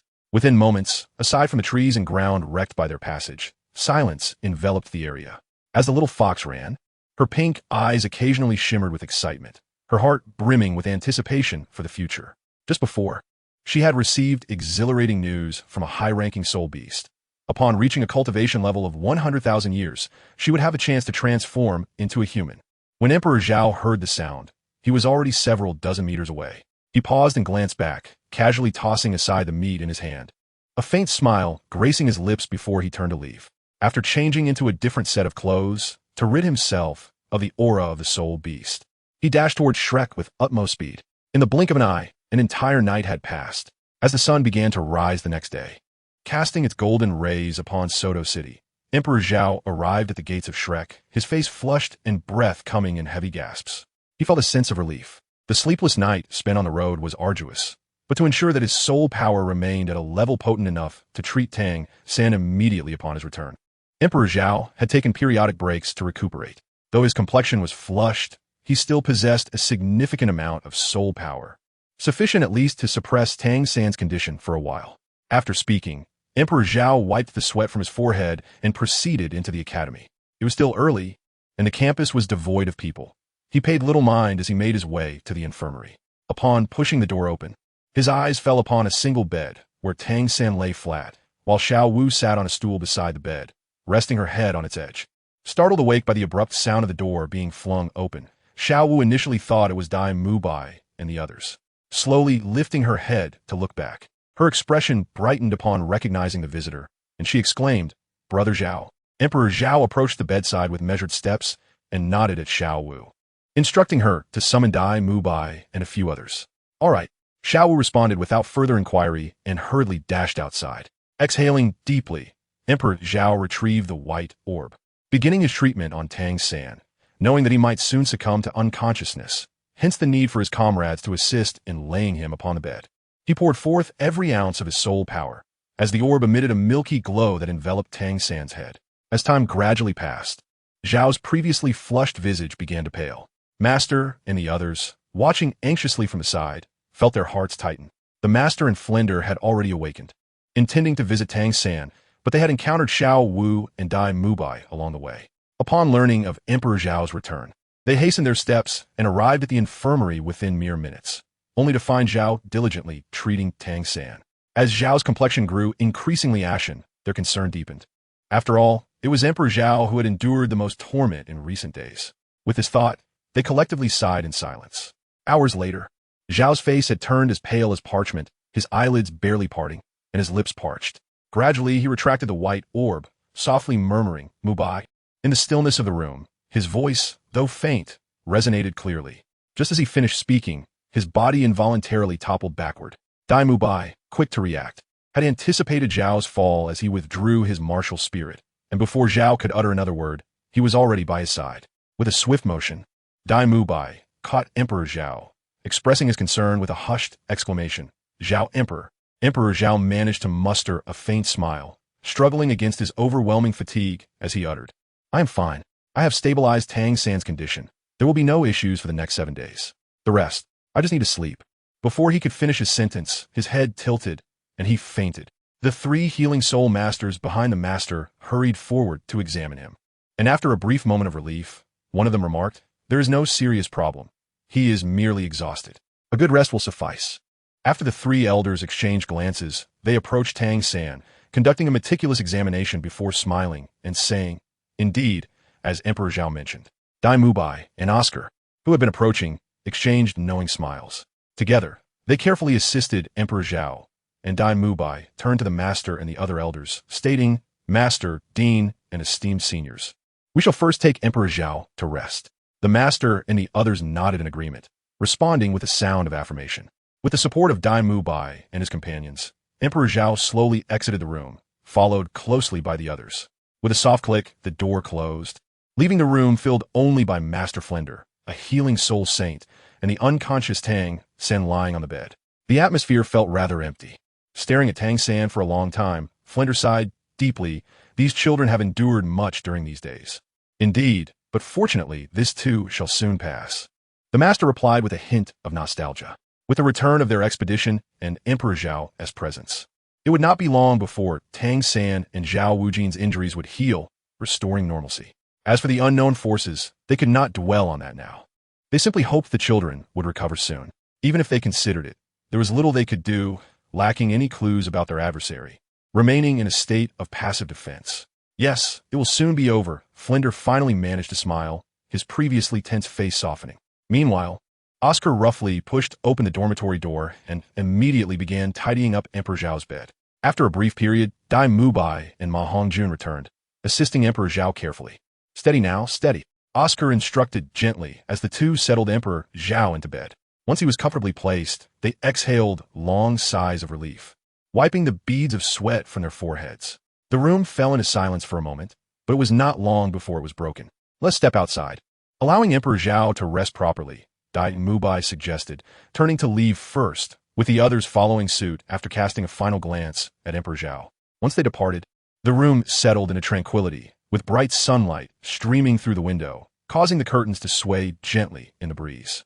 Emperor Zhao lay quietly upon his bed, enveloped in a deep slumber, when an unusual expression suddenly crossed his pristine face. His brow occasionally furrowed lightly, and his skin gradually darkened, only to shift back to a fair hue. Though the colors were not intense, they seemed to oscillate between the two shades. "This is my spiritual realm?" Zhao murmured, slightly lifting his head and casting a puzzled glance around. At first, he did not fully grasp the change. The spiritual world appeared different from his previous visits. Once a mere monochrome expanse, now it was adorned with vibrant shades, the black and white more vivid, subtly infused with a sense of vitality. The boundless black and white space stretched infinitely, and he found himself standing at the intersection of these colors, beside a magnificent pool, above which floated a resplendent orb of golden light. My mental prowess is considerable, Zhao reflected, observing the pool before him. He began to stroll leisurely along its edge, his gaze wandering curiously. After a moment of contemplation, he wondered, how does one exit this place? Time passed, and 3 days slipped away. On a morning marked by gentle haze, Zhao stirred, slowly propping himself up with his arm, just in time to see Dai Mubai and the others awakening. Mubai. The trio of Dai Mubai, Ma Hongjun, and Oscar paused, their faces lighting up with joy as they turned to Zhao, exclaiming, "You're awake. Zhao, Zhao, are you hungry? The cafeteria has opened. Let's go eat." Dai Mubai said as he approached Zhao, concerned for his recovery and eager to assist him in rising. Emperor Zhao waved his hand with a light chuckle, stating, "I am fine. I have nearly recovered." As he spoke, he leaped from the bed and moved his limbs to loosen up, within the realm of his spirit. Upon discovering a method to exit, he was not anxious. After all, recovery could occur anywhere, and this place was still and serene. Thus he chose to sit cross-legged and regain his strength, driven primarily by curiosity regarding the transformations within his spiritual world. Over the span of 3 days, as he gradually regained his vitality, the spiritual realm flourished with an increasing vibrance. Though the changes were subtle, he was acutely aware of them. Moreover, he discerned that above the pool, there were faint hints of other colors. After scrutinizing for some time, he identified 3 distinct hues: ash white, purple, and gold. A sudden realization struck him, and he abruptly raised his head to gaze at those colors, recognizing them as corresponding to the abilities of his soul bone. With a mix of speculation and growing anticipation for what they might evolve into, he took another cursory glance before awakening. After moving about briefly and confirming that his soul power was fully restored and his body significantly rejuvenated, he turned his gaze towards the 3 companions and smiled. "I am nearly well. Let us first check on Tang-san." Dai Mubai and the others exchanged astonished glances, filled with surprise that he did not prioritize a meal first. In a fleeting moment, they came to their senses and nodded in agreement, deciding it was still early, and visiting Tang-san before dining would not be too late. Thus, the 4 of them proceeded together towards the infirmary, arriving a few minutes later. Upon opening the door, they found Master, Flanders, and the others present. "Ah, everyone is here quite early," Zhao exclaimed with a smile. "Shuye, Emperor Zhao." Upon hearing his voice, Zhu Zhuqing and the other 2 women visibly trembled and quickly turned to rush towards him, tears of joy cascading silently down their cheeks. During these 3 days, they had watched Zhao lie motionless in bed. Who could fathom the torment they endured? Yet now, all past sorrows and heartaches would fade, for he stood before them, whole and unharmed. "Why are you crying? Am I not here in good health?" Embracing the 3 women, Zhao awkwardly raised a hand to wipe away their tears, gently caressing their jade-like faces repeatedly, unable to suppress a silent lament. "Alas, why must my fate be so arduous? Just as my wounds heal, I am thrust back into labor." After a moment, the three gradually ceased their weeping. All right, I shall first check on Tang-san and provide him with some treatment. The three women, understanding his intentions, slowly withdrew from his embrace. Zhao, you have just awakened today. Perhaps it would be better to treat Tang-san tomorrow, Flanders interjected, concerned about any unforeseen complications arising again. Zhao Di, dismissing the matter with a wave of his hand, approached Tang-san, who lay upon the bed, while smilingly assuring, "No need to worry, Director. I have nearly recovered. This is merely to reinforce Zhao-san's condition. There is nothing to fret about. Dearest audience, it has been a while since we last met. Little pup is longing for you all. Have you missed me? There remains one more chapter. I will take the lead, so no need to panic. The final chapter will be released a little later for. I have yet to commence writing it." Chapter 179, Celebration as he spoke. A white sphere materialized in his hand, radiating a soft, milky light. Flandra intended to say more, but was halted by the master's intervention. Turning to him, in confusion, he observed the master gently shake his head, saying, "Zhao Di knows his limits. You need not worry." Flandra bowed his head in contemplation for a moment before nodding in agreement. Subsequently, both their gazes shifted toward Zhao Di, mirrored by the others, whose eyes remained fixed upon him, anxious that he might once again suffer an adverse reaction from overexertion. Emperor Zhao paid no heed and continued with his affairs. As he had previously mentioned, he wished to observe Tang-san's condition. Although he held unwavering confidence in his white orb, he understood that fate does not cater to one's confidence. After several minutes of meticulous examination of Tang-san's entire being, Emperor Zhao finally retracted the white orb, exhaling a sigh of relief and chuckling softly as he turned to say, "All right, little San currently exhibits no issues. Let us proceed to dine." Time passed, and days turned into weeks, swiftly culminating in a month's time. Approaching midday, within the training grounds of Shrek Academy, the monstrous students gathered for their regimen. Very well. The boys have 100 push-ups remaining, while the girls must complete 38 laps. Once these morning exercises are concluded, our session shall end. You would do well to hasten, lest your mealtime be further curtailed. Flanders stood at the forefront, a slight smile gracing his lips as he observed Tang-san and the others diligently training. While beside him stood the master, his hands clasped behind him, wearing an expression devoid of emotion. Ah, how can there be so many? Upon hearing Flanders' words, Oscar and Meng Iran first expressed their grievances, and the others joined in with fatigued exclamations. Yet, Flander and the master, in unison, chose to ignore their lamentations. Amidst the whispers of discontent, Dai Mubai and Tang-san exchanged knowing glances, sharing a smile before shaking their heads in resignation and resuming their training. Oscar and the others, having voiced their complaints, fell silent and continued their regimen. After all, while grievances may be aired, training must not be neglected. Not far from their training area, perched upon a tree, Emperor Zhao was roused by their clamorous voices. Blinking groggily, he rubbed his eyes and muttered softly, "What on earth is all this noise?" Just as he intended to stretch the moment he moved. Boom! Oh dear! Upon hearing the sound, Tang-san and his companions momentarily stiffened, only to continue their training as if nothing had happened. The master and Flandra exchanged glances, their expressions revealing a mixture of exasperation and amusement. Flandra remarked, "How is it that Zhao Emperor has fallen from the tree yet again? How many times must this happen before he realizes he was napping up there at noon?" The master sighed deeply, shaking his head in silent resignation. After a brief glance at Zhao Emperor, they turned their attention away, their concern for his well-being having faded into the background. Meanwhile, Zhao Emperor, having fully awakened from the impact, gingerly rose to his feet, feeling a mix of disbelief and resignation toward his own clumsiness. He let out a deep sigh and directed his gaze towards Tang-san and the others, who were diligently immersed in their training. A smile gradually crept onto his face, causing him to momentarily forget the incident of his fall. Observing the carefree and joyful expressions of his companions, Zhao Emperor's thoughts began to drift. In the span of a month, he had completely recovered his physical condition, reaching level 50 in his cultivation. In his quest to expedite the healing of Tang, San, and Zhao Wujia, he had ventured alone into the Stardow forest multiple times to hunt for soul rings. Despite the significant toll on his strength at that time, he was still capable of contending with soul beasts aged 30,000 years without assistance, especially with the support of his soul beasts, including the little fox, and his ongoing recovery and enhancement during this period. Over the month, he had successfully acquired 5 soul rings. Drawing from his experiences with the Black Sphere, he chose to attach both of his martial souls rather than just one. Now, the Black Sphere boasted 3 soul rings, while the White Sphere possessed 4.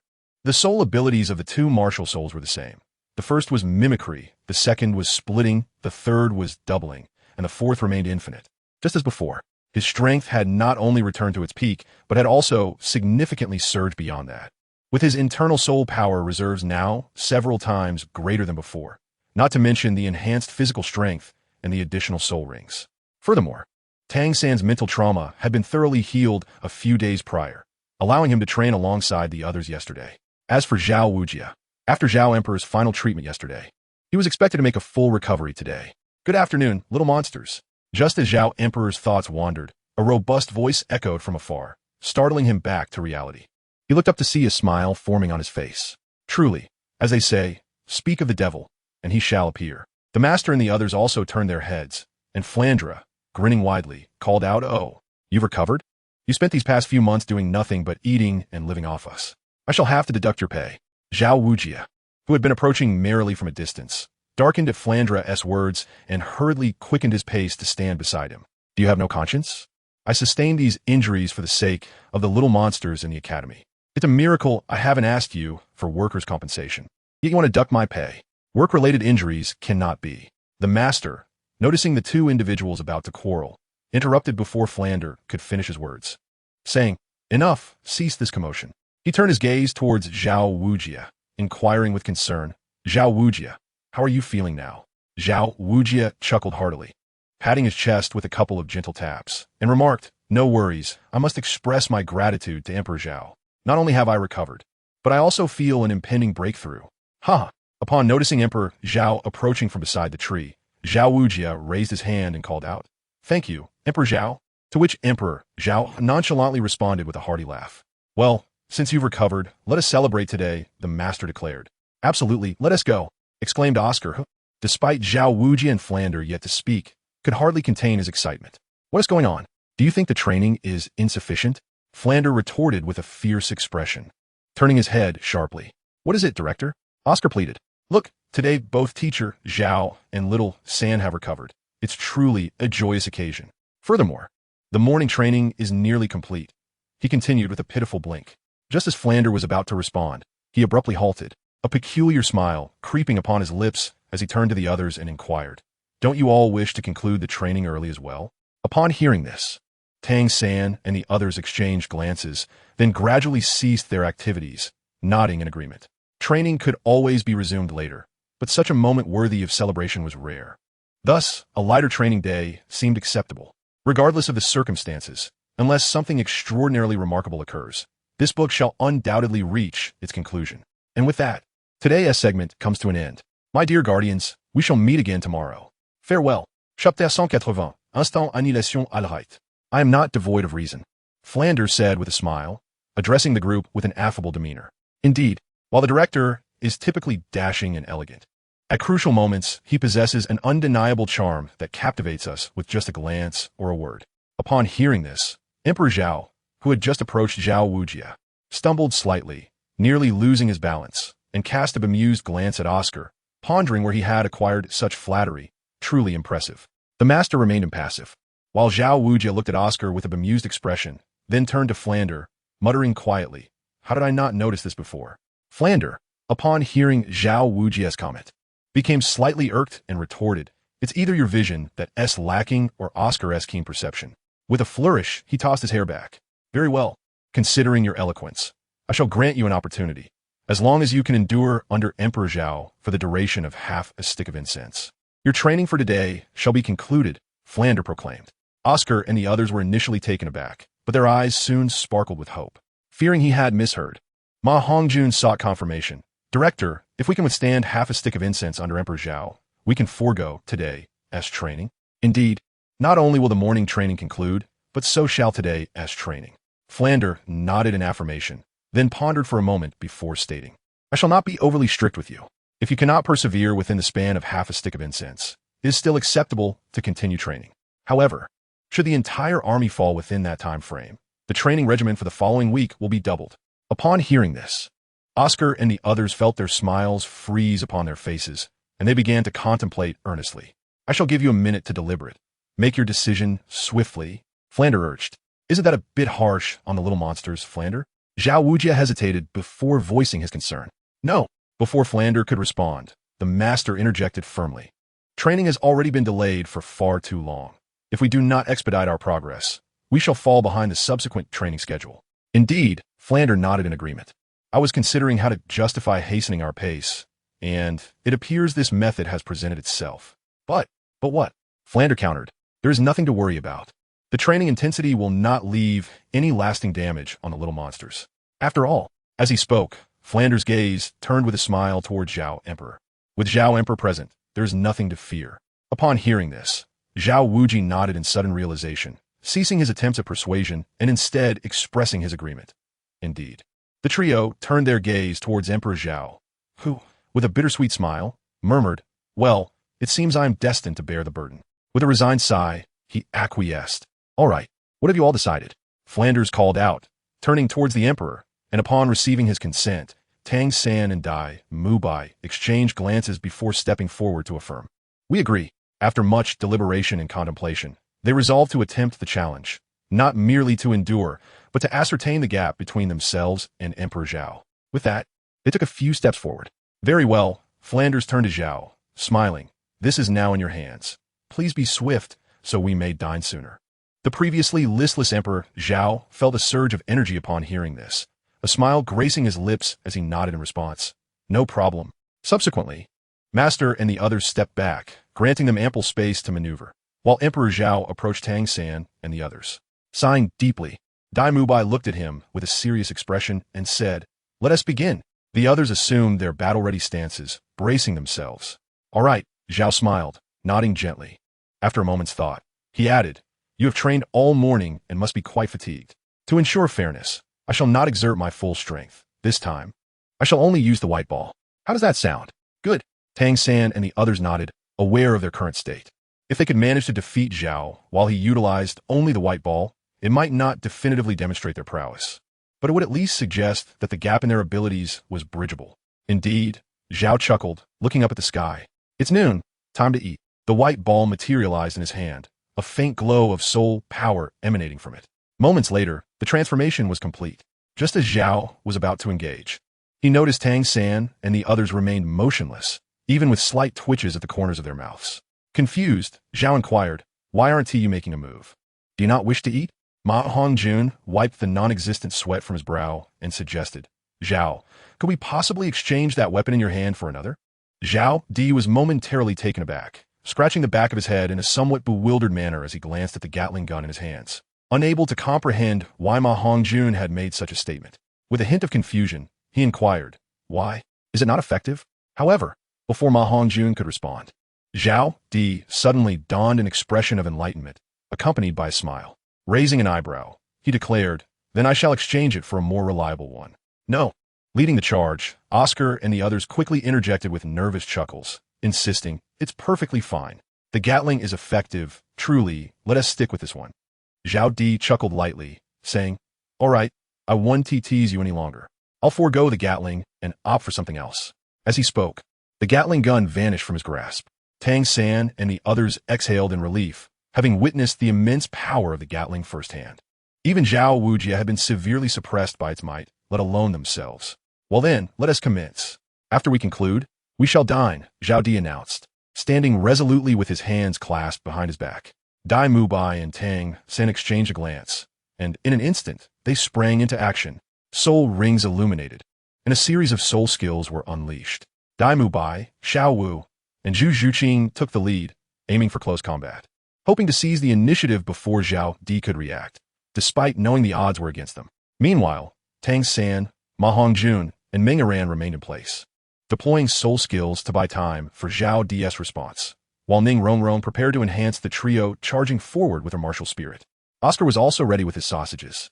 In a matter of seconds, the group had not only established their positions, but had also organized their battle formation, demonstrating an impressive level of synergy among them. The Emperor Zhao silently observed them, feeling a mixture of admiration for their speed and synergy. Victory was within reach. As Xiao Wu watched her fist approach Emperor Zhao, mere inches away, an overwhelming joy surged within her. After all, she and Tang San had endured considerable suffering at Zhao's hands. Yet, it appeared that success was imminent. How could she not feel elated? Today had indeed been exhausting. While writing, she felt little, and by the time she completed the second chapter, it was already 11 o'clock, leaving her no time to revise. She would return to it tomorrow. Chapter 181. The remaining two old men, however, just as Zhao Wu's attack was a mere inch away from landing, her airborne form suddenly froze in midair. Not only her, but also Zhu Zhuqing, who was charging from behind, and Dai Mubai, who was flanking from the side, along with Tang San and the others, all halted their soul techniques. Their bodies rigid and immobile. Zhao Wu glanced to her side, and then behind her, finally turning to Emperor Zhao with a look of slight grievance, saying, "Brother Zhao, what is it, Zhao Wu?" replied Zhao with a cheerful smile as he surveyed them. "It hurts a bit." Zhao Wu fluttered her large eyes at him. Dai Mubai stared at the two pure white figures that had suddenly appeared beside him, their forms and outlines closely resembling Emperor Zhao, clearly shadows created by him from the white sphere. These two shadows constrained him, while three surrounded Zhao Wu. One gripped her ankle, another held onto the fabric of her waist, and the last restrained her arm, which was poised to strike Zhao. The others faced similar white figures, with the sole distinction being that the shadows in front of Tang San had transformed their hands into dagger shapes, pressing against their chests. The scene grew tense for a moment. In the distance, Master and the others gazed in astonishment at the unfolding spectacle before realizing what was happening. Zhao Wujing burst into laughter, exclaiming, "Emperor Zhao's soul technique is truly remarkable. It can conclude a battle in such a short time, much faster than I had anticipated. Indeed, I thought we would have to wait a while. I didn't expect it to end just as we steadied ourselves." Flandrin nodded in agreement. Meanwhile, Dai Mubai, feeling a sense of reluctance, struggled against his restraints for a moment before bitterly conceding, "Emperor Zhao, we have lost." Upon uttering these words, a sense of desolation washed over the faces of the others. They knew defeat was inevitable, but they had not anticipated losing so swiftly, nor did they possess any means of resistance. Emperor Zhao chuckled softly and waved his hand gently, causing the ethereal figures beside the crowd to vanish. Little Dance was also carefully placed back on the ground. With a smile gracing his face, he announced, "All right, it's time for a meal." He then turned and walked towards the dining hall, while Tang San and the others exchanged glances before silently returning to their original training area. Their effortless defeat at the hands of Emperor Zhao was entirely within his expectations. At this moment, he could be considered the strongest individual within the academy. Although his cultivation level was merely that of a soul master, his soul power had been compressed and enhanced multiple times, enabling his physical form to now contend with the soul Douluo for a brief duration. Were it not for the matters concerning Zhao Wujia and Tang San, as well as the need for some time to adapt to the surge of power after absorbing the soul ring, he could easily attach a fifth soul ring with his current level. Do not question the source of his prowess. It suffices to say he is simply exceptional. In a few days, he would proceed to attach the fourth soul ring of the black orb. Just as Emperor Zhao concluded his reflections, Flinder suddenly intervened to halt the actions of Tang San and the others, stating, "All right, considering your teacher Zhao's presence today, let's call it a day for practice. Cool, mate. Let us celebrate with a meal." Upon hearing this, Oscar cast aside the earlier events, and his face lit up with joy as he exclaimed, "Great, let's go eat." With that, he dashed towards Emperor Zhao. "Oh, Flinder, when did you become so benevolent, allowing the little monster to respite?" Zhao Wujia remarked teasingly. Flinder, hearing this, turned back and shot him a fierce glare, retorting, "I have always been this kind. It is merely your poor vision that has led you to realize it only now." Zhao Wuji curled his lips, while Flanders chuckled with satisfaction and continued, "You all go ahead. I shall fetch some items for our celebration." The Academy's funds had been nearly depleted due to prior expenditures, and coupled with the necessities for everyone's recovery and training, it could be said that the Academy's coffers were empty. However, a celebration must possess a certain ceremonial essence, albeit the financial strain. These modest celebratory items were still within reach. "Be quick in returning," Master said lightly, as he and Zhao Wuji made their way towards the Zhao Emperor. "All right," Flanders replied, his body already a meter away. Upon exiting the school gates, Flanders strode directly into the city, soon arriving at the bustling district. Suddenly, he halted his steps, slightly lowering his head to feign nonchalance as he cast a fleeting glance towards a certain direction, before resuming his shopping while his mind wandered contemplatively. After about 10 minutes, having completed his purchases, Flanders exited the shop, observing the vibrant street thrumming with life. He glanced towards the densely packed crowd, a spark flashing in his eyes before he headed back to the academy. Meanwhile, among the throng, two elderly men gradually gathered as Flanders departed. One of them spoke softly. "Has he noticed us?" The other, fixated on Flanders' retreating figure, pondered briefly before responding, "Humph. Even if he has noticed, does that child truly think he can evade Flanders?" The first elder, upon hearing this, nodded thoughtfully. After a few breaths, as Flanders' silhouette began to fade from sight, the second elder coldly declared, "Let us proceed. We must continue our pursuit." These two elders were among the trio dispatched by the emperor to the Douluo forest, now reduced to two following the shocking news that one of their companions had been slain by those children. Their hearts were initially filled with disbelief, swiftly followed by indignation. Regardless of whether those children were indeed responsible, they were certainly entangled in the matter. With such thoughts, they arrived in Soto City, only to receive the emperor's directive to refrain from harming that child. Though their hearts burned with rage, they felt powerless. Yet, nearly a month of pent-up emotions had intensified. Ultimately, after days of inquiries and investigations, they had gained a clear understanding of the situation surrounding Shrek Academy. The emperor's order was not to touch the children, but he had made no mention of others. Thus, they resolved to begin with the Academy's instructors, systematically eliminating them one by one until only those few children remained. This was their current mindset, and they were in the midst of executing it. Come fort. You two who have followed me for so long, do you not sense something amiss? On a somewhat secluded path away from the academy, Flander halted, speaking with an elevated tone without turning back. The two elderly men exchanged glances, then shared a dismissive smile, choosing not to continue concealing themselves and taking a few steps to position themselves about 10 meters behind Flander. Meanwhile, within the academy's dining hall, Zhao Emperor Tang San and several soul masters from the healing department were gathered around a makeshift large table. With Ma Hongjun and Oscar present, the atmosphere at the table was lively, and everyone wore cheerful expressions. "Why has the dean taken so long? It's nearly been 2 hours," Oscar suddenly remarked. His words momentarily dampened the lively ambience, causing Master to furrow his brow. After a moment of contemplation, he suggested, "Zhao Emperor, Lil San, why don't you go take a look?" All eyes turned towards the two, and upon hearing the suggestion, Zhao Emperor lazily stifled a yawn and replied, "All right." He responded with a casual tone, then slowly rose to his feet and made his way outside. Tang San pushed back his chair and followed suit. Just as they stepped out of the dining hall, they spotted Flander approaching with a subtle smile on his face. "Dean, why are you so slow? If you took any longer, we would have to go look for you," Zhao Emperor remarked with narrowed eyes upon seeing him. "What would you need to find me for? Am I such a large person that I could possibly get lost?" Flander replied, continuing his stride until he reached them. He playfully patted Zhao Emperor on the shoulder and smiled. "Come on, let us go inside. I brought everything back." As he spoke, he raised the hand holding the items and waved it in front of Zhao Emperor. Upon seeing that Flander was unharmed, Emperor Zhao and Tang San exchanged nods, and the three of them entered the dining hall together. "Flander, why are you so slow?" Zhao Wujia casually inquired upon their return. After Zhao Di and Tang San returned to their original positions, Flander placed the items he had purchased onto the table, letting out a sigh as he said, "Ah, enough of that. Do you all remember the 3 soul saints who attacked you in the Douluo forest?" "Soul saints?" The crowd was momentarily taken aback, and the master echoed, "Soul saints? Indeed, how could we forget?" Zhao Wujia exclaimed, slamming his hand on the table in anger. "If it weren't for them, I would have spent months bedridden."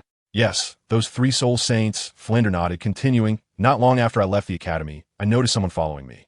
I sensed that their cultivation was on par with mine, so I didn't pay much attention. However, when I called them out on my way back, I was surprised to find that it was actually the remaining 2 of those 3 soul saints." Flander spoke with a faint smile, seemingly unfazed. Yet Zhao Di and the others exchanged serious glances. The master spoke solemnly. "And how did you return?"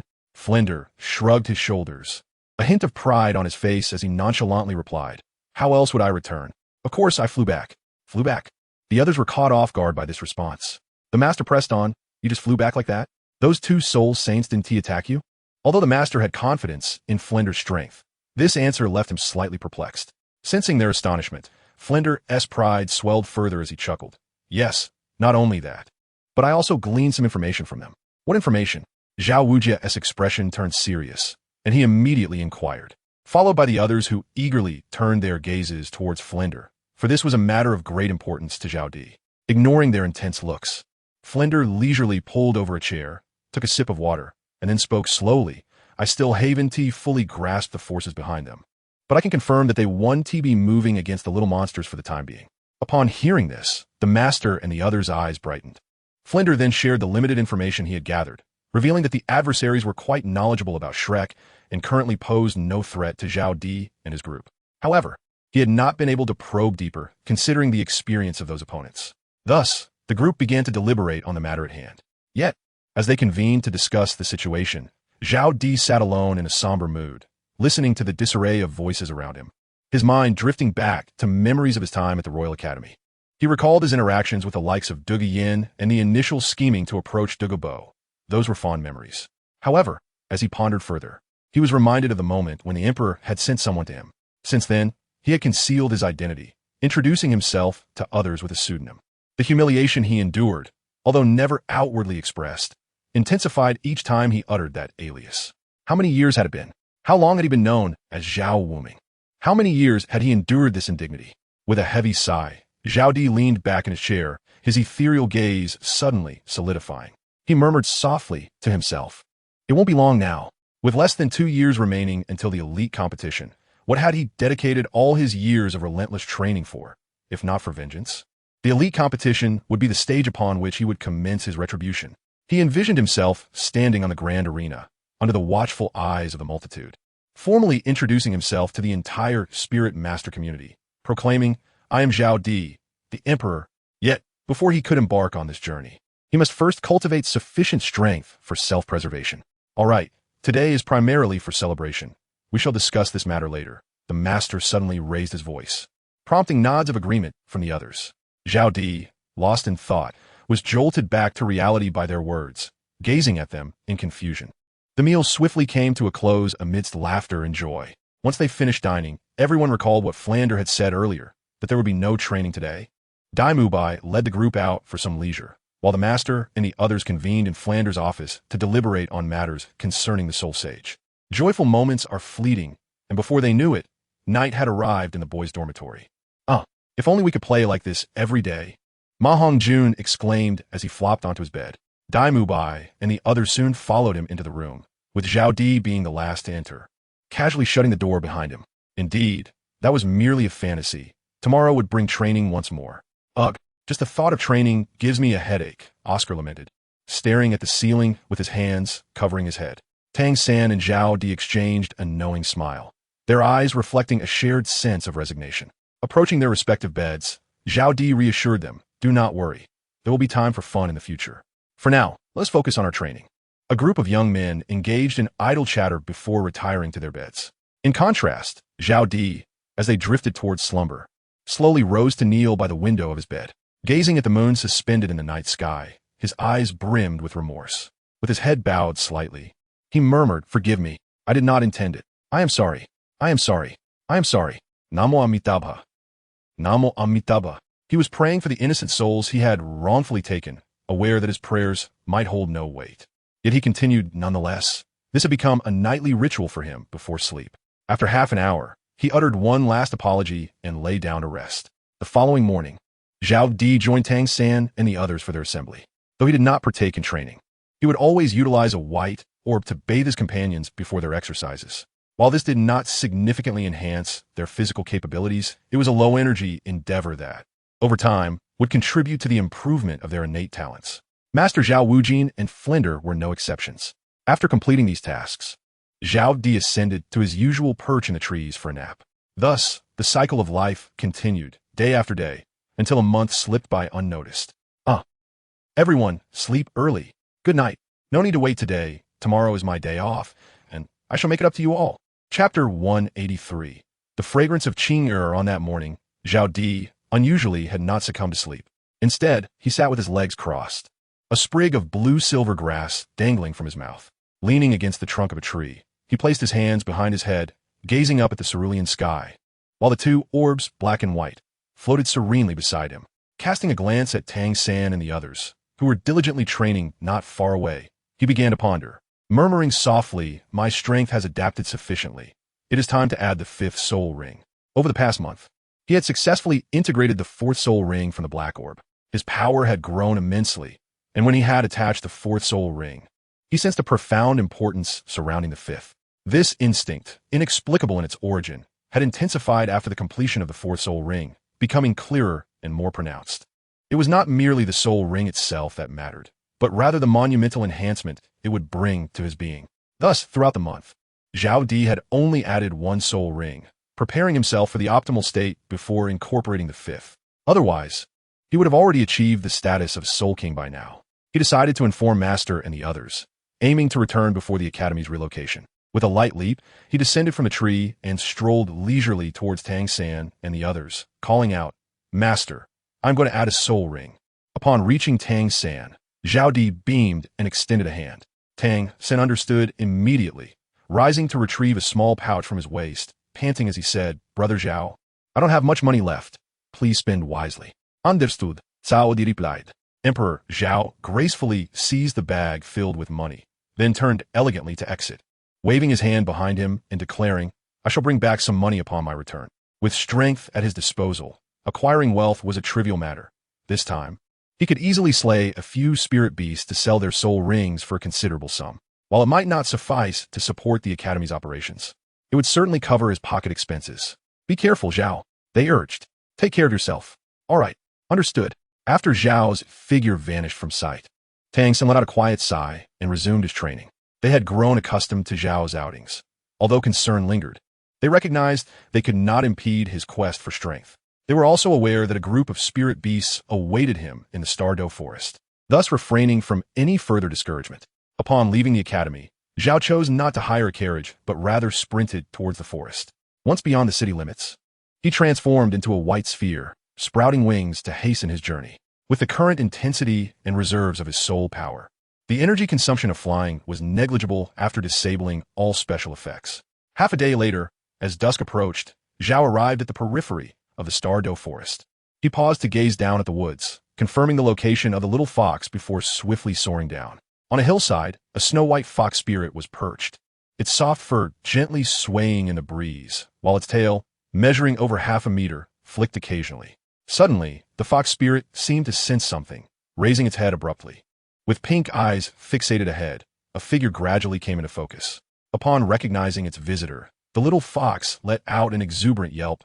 Then, with a slight bend of its limbs and a powerful thrust, it leapt high into the air, darting towards Zhao with remarkable speed. Upon witnessing this, Emperor Zhao's lips curled into a subtle smile. He ceased his forward flight, choosing instead to hover in midair with his arms outstretched for a brief moment. Suddenly, a soft form leapt into his embrace, laughter ringing out cheerfully. Gazing down at the little fox nestled in his arms, he inquired, "Chinger, have you missed me during these past 2 weeks?" The petite fox emitted a gentle murmur, her small head affectionately rubbing against him, and a delicate fragrance wafted into his nostrils. Ah, how intoxicatingly delightful. It was curious. This little fox seemed to emanate a captivating aroma, not of food, but rather an alluring scent that stirred the very essence of romantic longing. Indeed, it was the essence of love itself. Initially, Emperor Zhao had thought it to be a mere illusion, but after conducting a few experiments with the little fox, he discovered that it was not just a desire for romance. It evoked deeper, more primal instincts. In simpler terms, it was utterly enticing. As he gazed at the charming creature in his arms, a smile graced Emperor Zhao's face, filled with a mix of exasperation and affection. Despite possessing such formidable power, she persistently sought solace in his embrace. While this evoked a sense of helplessness, it was overshadowed by a greater sentiment of adoration and concern. Yet above all, there was an undeniable sense of pride. Gently placing the little fox on the ground, he glanced skyward, observing the encroaching dusk. Turning his attention back to her, he found her wide, glistening eyes fixated upon him. With a warm smile, he proposed, "Let us not venture out today. Will you allow me to stay here with you?" Upon hearing this, the little fox pounced, playfully knocking him to the ground, her delicate tongue playfully licking him. As she indulged in this playful act, the enticing fragrance surrounding her intensified subtly. Sighing inwardly, Emperor Zhao reflected on the implications of this scent. While pleasing, it could prove lethal to adversaries. Initially, he dismissed this realization, considering it merely a pleasant aroma. However, upon further contemplation, a cold sweat trickled down his spine. Though he had never witnessed the little fox in battle, her most notable trait was her enchanting allure. With her exceptional beauty and graceful movements, she could enthrall any onlooker. Coupled with her captivating scent, she became an irresistible force, a perfect enhancement to her natural allure. Moreover, he soon discerned that the enchanting fragrance she emitted was merely a suppressed version of its true potency when she was near him. This revelation sent a shiver through him, If such a mild effect could provoke feelings of romance, what might occur if unleashed to its fullest extent during combat? Contemplating these thoughts, Emperor Zhao sighed once more, acknowledging the formidable nature of divine beasts. Truly, they were unparalleled. This was merely a six-tailed fox. What might a genuine nine-tailed celestial fox unleash upon the world? After frolicking with the little fox for the better part of half an hour, darkness enveloped the sky. Rising slowly, Emperor Zhao tenderly stroked her head and declared, "It is time for dinner. The night has fallen." The little black fox nodded, followed by a soft murmur. In a fleeting moment, a colossal serpent swiftly approached, heedless of the surrounding trees, crashing through them with reckless abandon. Within mere breaths, it halted just before Zhao Di and the little fox, pausing several meters away. Whether by chance or design, the serpent cast a chilling glance at Zhao Di before swiftly lowering its head and letting out a low growl. Startled, Zhao Di instinctively took a step back. His fear of serpents had been long-standing, and the sudden appearance of such a massive creature prompted this reflexive retreat.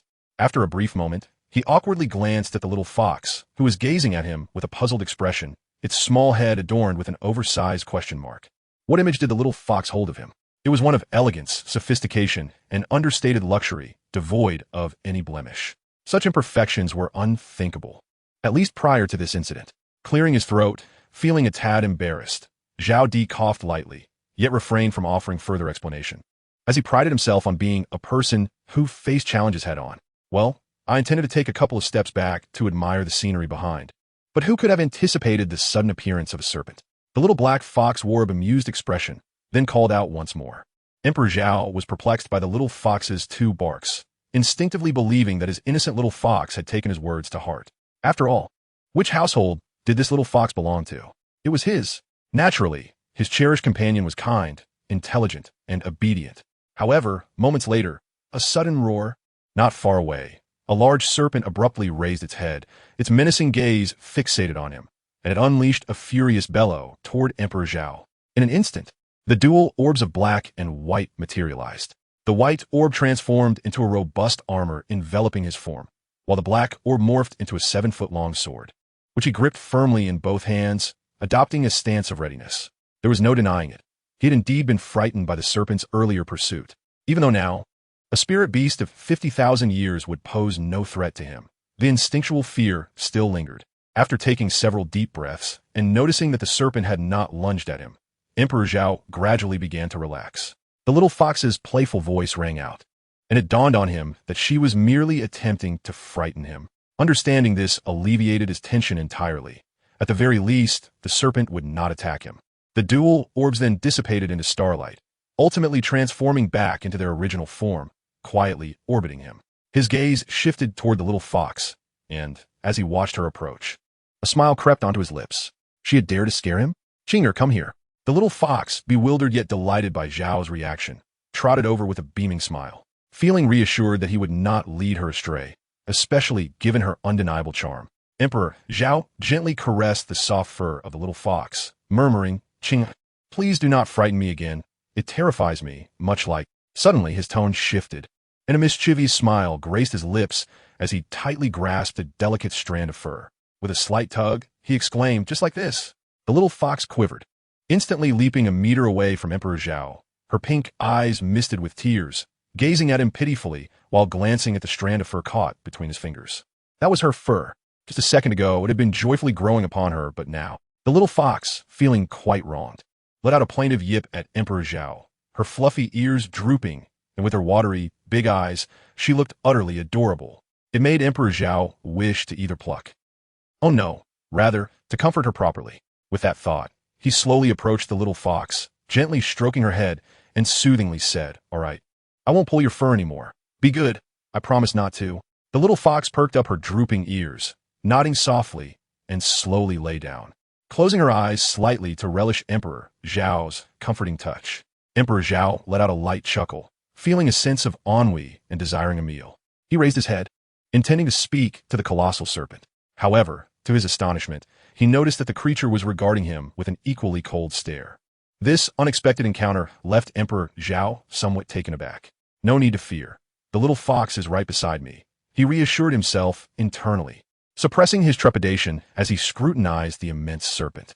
Its gaze, its aura, and its imposing form. Why did they all seem so familiar?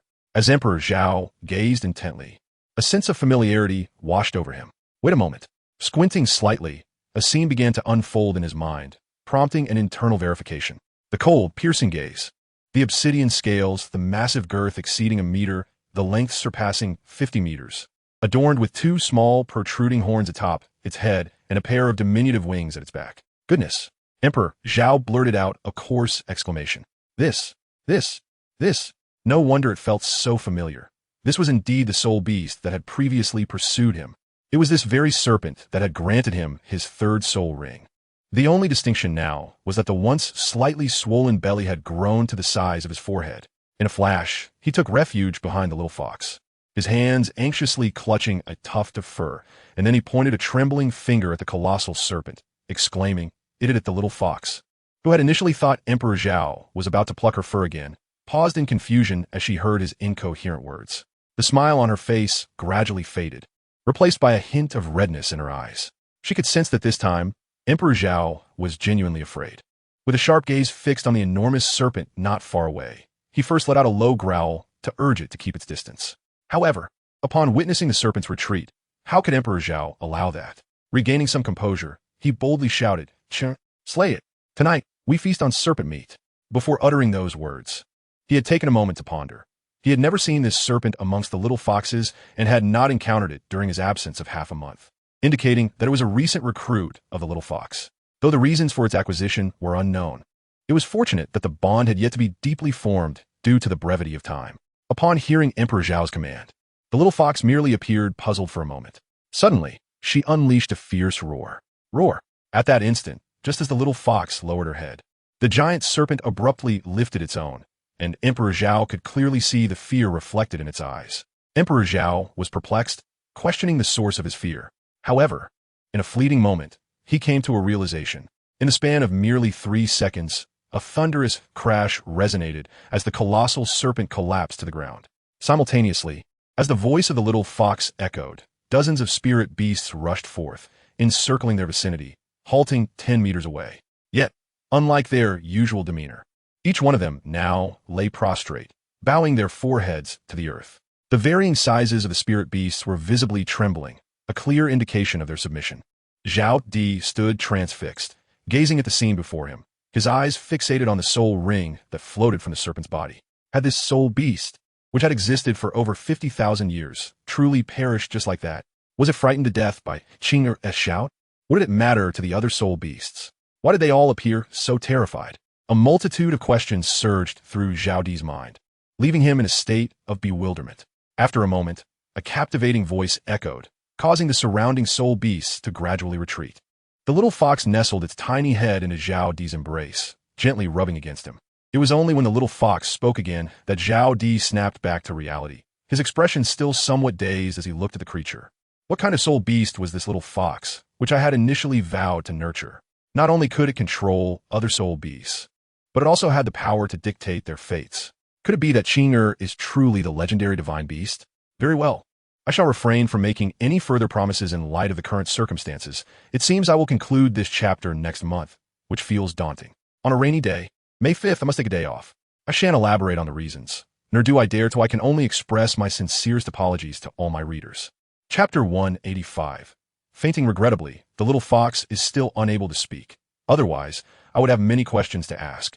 Shaking his head to dispel the futile thoughts in his mind, Zhao Di turned his attention to the massive serpent, where a pitch-black soul ring lay.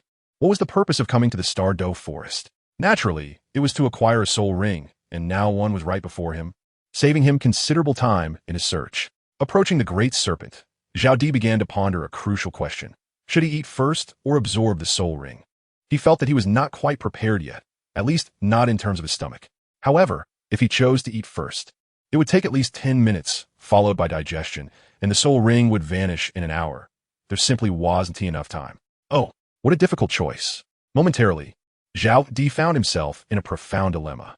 After a few minutes, he steeled his resolve, gritted his teeth, and declared, though eating is important, for the sake of better meals in the future, I shall absorb the soul ring first.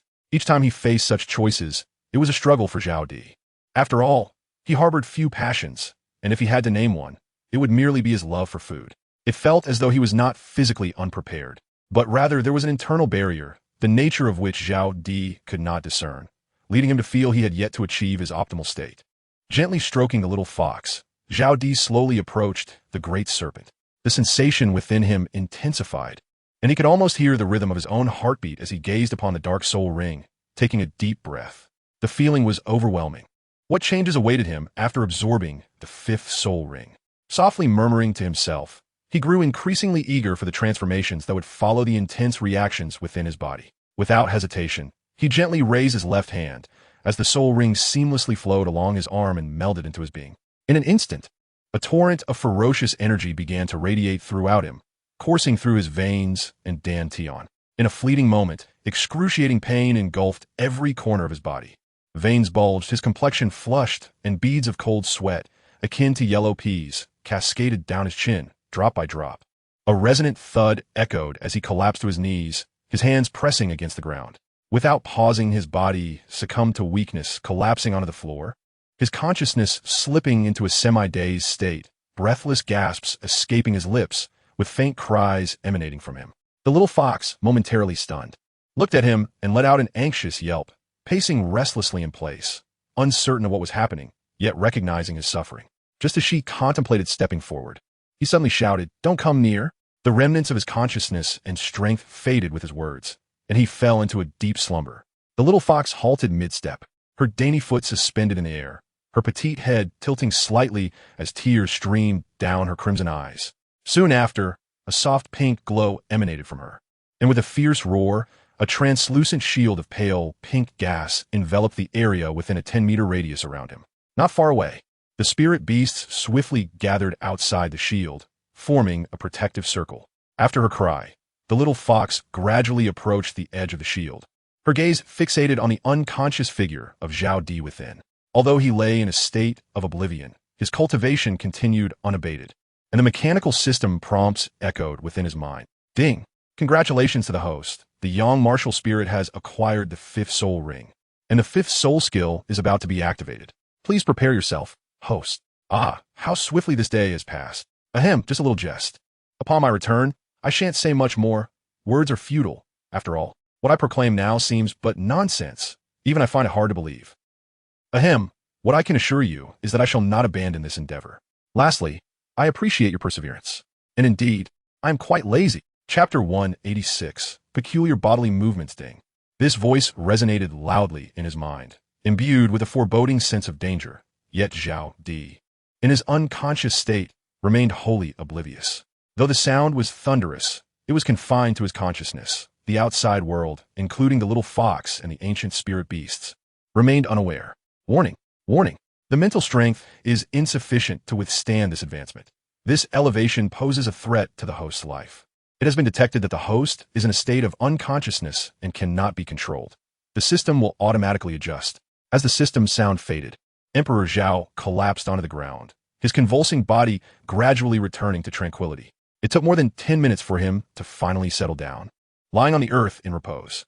Not far away, the little fox, noticing Emperor Zhao's stillness, quickly lifted its head, realizing his breathing had steadied, indicating a deep slumber. It slowly rose and approached him. Tilting its small head, it observed for a moment before curling up closely next to Emperor Zhao. Time blurred into the following midday. In a haze, Emperor Zhao awakened, slowly propping himself up. His gaze fell upon his beloved little fox nestled by his left hand, which, startled by his movement, also stirred awake. With a gentle chirp, the little fox stood up. Emperor Zhao smiled gently, raising his hand to caress the little fox's head, his lips parting slightly as he prepared to respond to her. However, at that moment, his movement faltered. The little fox gazed at him in bewilderment, her expression tinged with confusion. After a few breaths, Emperor Zhao regained his composure, slowly rising to his feet and retracting his hand that was poised to stroke the little fox. Concurrently, a white orb materialized. As the orb appeared, it emanated a soft, milky glow, splitting off a smaller orb that flew toward Emperor Zhao's body. The little fox tilted her head, perplexed by the unfolding events. The radiant light enveloped Emperor Zhao, leaving only his head visible. With a smile, he gazed at the little fox and softly declared, "Chinger, do not worry. I am well, not just well, but extraordinarily so. No, it is more than that. I feel unprecedentedly splendid. like a fish in the sea, a tiger returning to the mountains, an eagle soaring in the sky, as if immersed in a hot spring, akin to observing Emperor Zhao's incessant chatter. The little fox sensed something amiss, particularly in his smile. Although it appeared cheerful, there was an unsettling quality to it. She uttered a questioning sound, still uncertain about what fell off, aside from his excessive loquacity. Meanwhile, as Emperor Zhao spoke, the glow surrounding him dissipated, replaced by a refined monk's robe, reminiscent of the attire worn by a temple's head monk presiding over a group of young acolytes. King Ye, remain quiet for a moment, and take the time to familiarize yourself with your current state, Emperor Zhao instructed. After speaking, he intended to sit down swiftly, as usual. Yet while his mind was resolute, his body executed the action with a deliberate grace, settling into a cross-legged position. His hands instinctively came together, and he uttered softly, "Ba." As soon as Emperor Zhao finished speaking, he suddenly realized, his body involuntarily shuddering. The words of exclamation had yet to fully escape his heart when he immediately uttered another. A grave misdeed. A grave misdeed. Emperor Zhao found himself in a state of bewilderment, unable to restrain the tumult of thoughts swirling in his mind. I am at fault. I am at fault. I am at fault. The little fox, having listened to his lamentations for a considerable time, discerned that something was indeed amiss with him. Thus, it inquired once more. After a lengthy period of self-reproach, Emperor Zhao gradually regained his composure and, with a resigned demeanor, lowered his head slightly, confessing, "I am guilty." Upon uttering these words, a faint smile graced his lips as he gazed at the little fox. Though a hint of bitterness lingered within, "It is of no consequence. Allow me a moment of tranquility." He then disregarded everything else and closed his eyes to introspect. After a thorough examination of his being, Emperor Zhao's expression became peculiar. There were no abnormalities within him, nor did he detect any toxins. Rather, he discovered that his spiritual energy had surged exponentially, and his physical strength had more than doubled. Even the reservoir of mental energy that resided within his mind had expanded considerably. If it had once been a mere stream, it now resembled a mighty river, even shimmering with an ethereal glow. Despite the absence of physical or mental maladies, he pondered why he had transformed into this state. The actions he had just performed were entirely uncharacteristic of him, especially the attire he now donned and the gestures he had made. Yet they had come to him with such ease and naturalness. Not only were his physical responses peculiar, but these strange movements and words flowed from him as if he had executed them countless times before, devoid of any awkwardness. His brow furrowed lightly. While he had yet to experience any adverse effects, indeed, some benefits, such as a clearer mind and diminished desires, this inexplicable transformation caused him considerable unease. If it were not a matter of body or spirit, then could it be? After conducting another meticulous examination of his body and finding no anomalies, Emperor Zhao's consciousness turned to investigate the system. With both body and spirit in order, the only remaining possibility was that the system was at play. Chapter 187. The obstruction within. Ding. Ding. Ding. As his consciousness made contact with the system, a series of sharp, echoing chimes resonated in his mind, reverberating as if in a vast expanse. For a moment, Emperor Zhao felt dazed by the cacophony. "Disable notifications," he commanded, finally regaining his focus after some time. He concentrated on the system messages, which flooded into his consciousness, revealing information he had missed during his unconsciousness. Minutes later, Emperor Zhao took a deep breath and began to scrutinize the messages one by one. Ding! Due to the host's weakened physical condition, complete integration cannot be achieved. For the sake of the host's safety, the system will impose certain restrictions. Ding! To ensure the enhancement of the host's abilities, the system will adjust the host's body to facilitate this process. Yes, no. Ding! In light of the host's unconsciousness, the system will once again take control of the host's body. Ding! Adjustment has been completed. Taking a deep breath, Emperor Zhao appeared remarkably calm.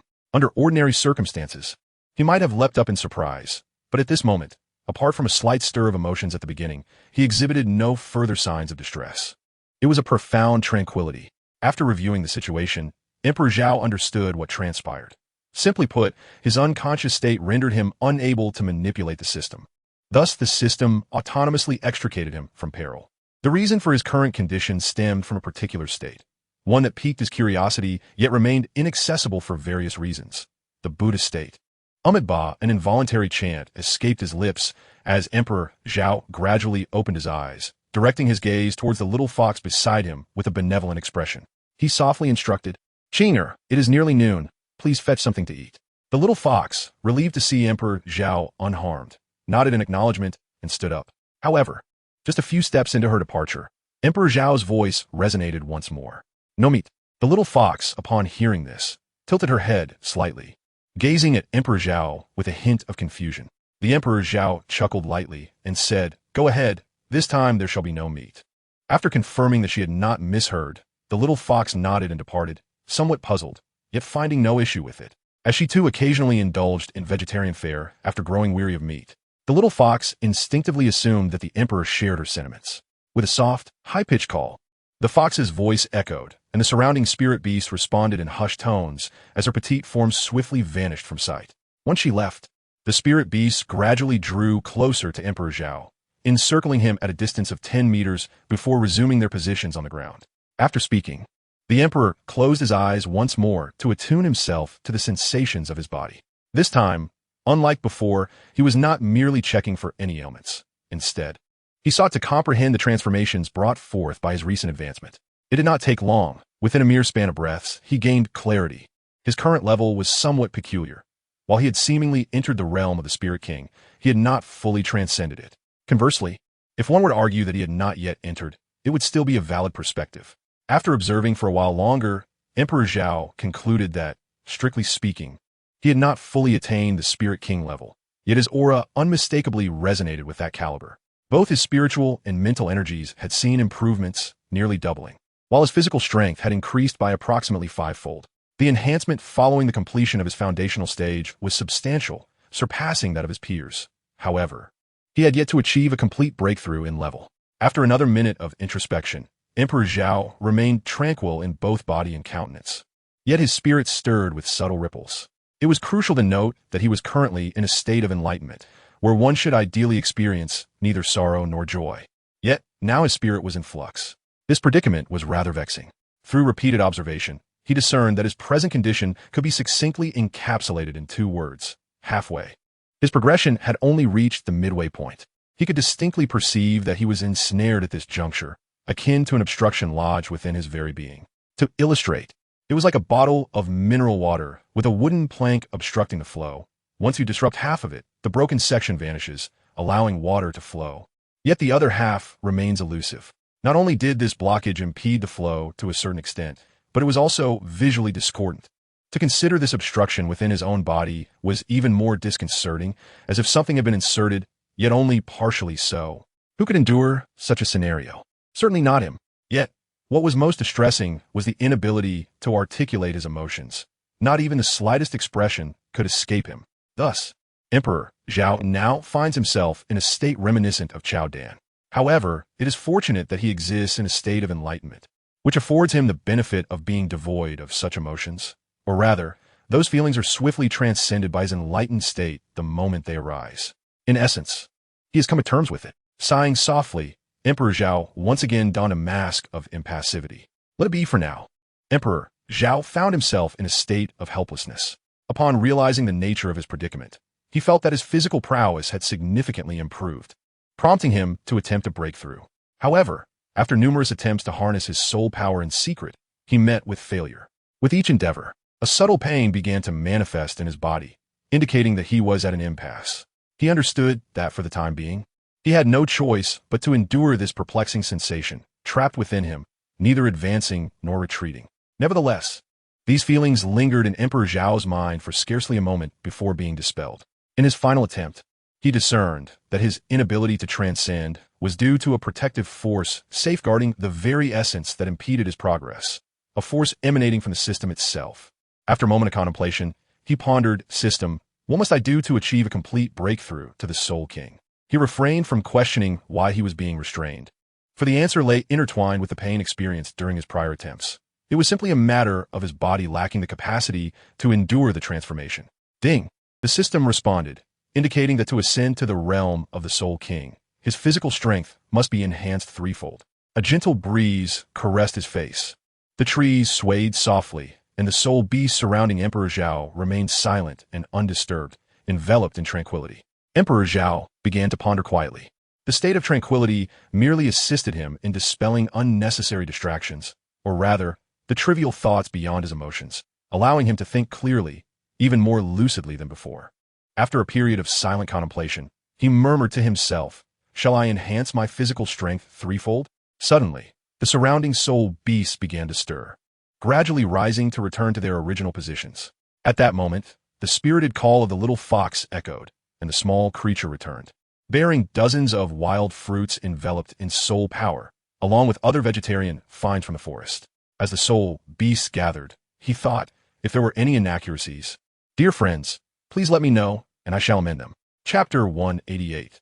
The final chapter now, with clarity in his heart, Emperor Zhao, upon seeing the little fox's return, set aside his thoughts, slowly rising to stand beside the creature and casually picking up a wild fruit. After inspecting it and wiping it with his sleeve, he took a gentle bite. Although the tranquil state had refined many aspects of his being, for some reason, it had little effect on his appetite. Suddenly, the little fox raised its head and let out a spirited call, after which it placed the gathered items in front of them. Upon hearing the little fox's voice, the surrounding soul beasts responded with a low, reverberating roar, not overly loud, and soon half of them gradually stood and departed to forage for food, while the remaining beasts resumed their positions, displaying a heightened wariness.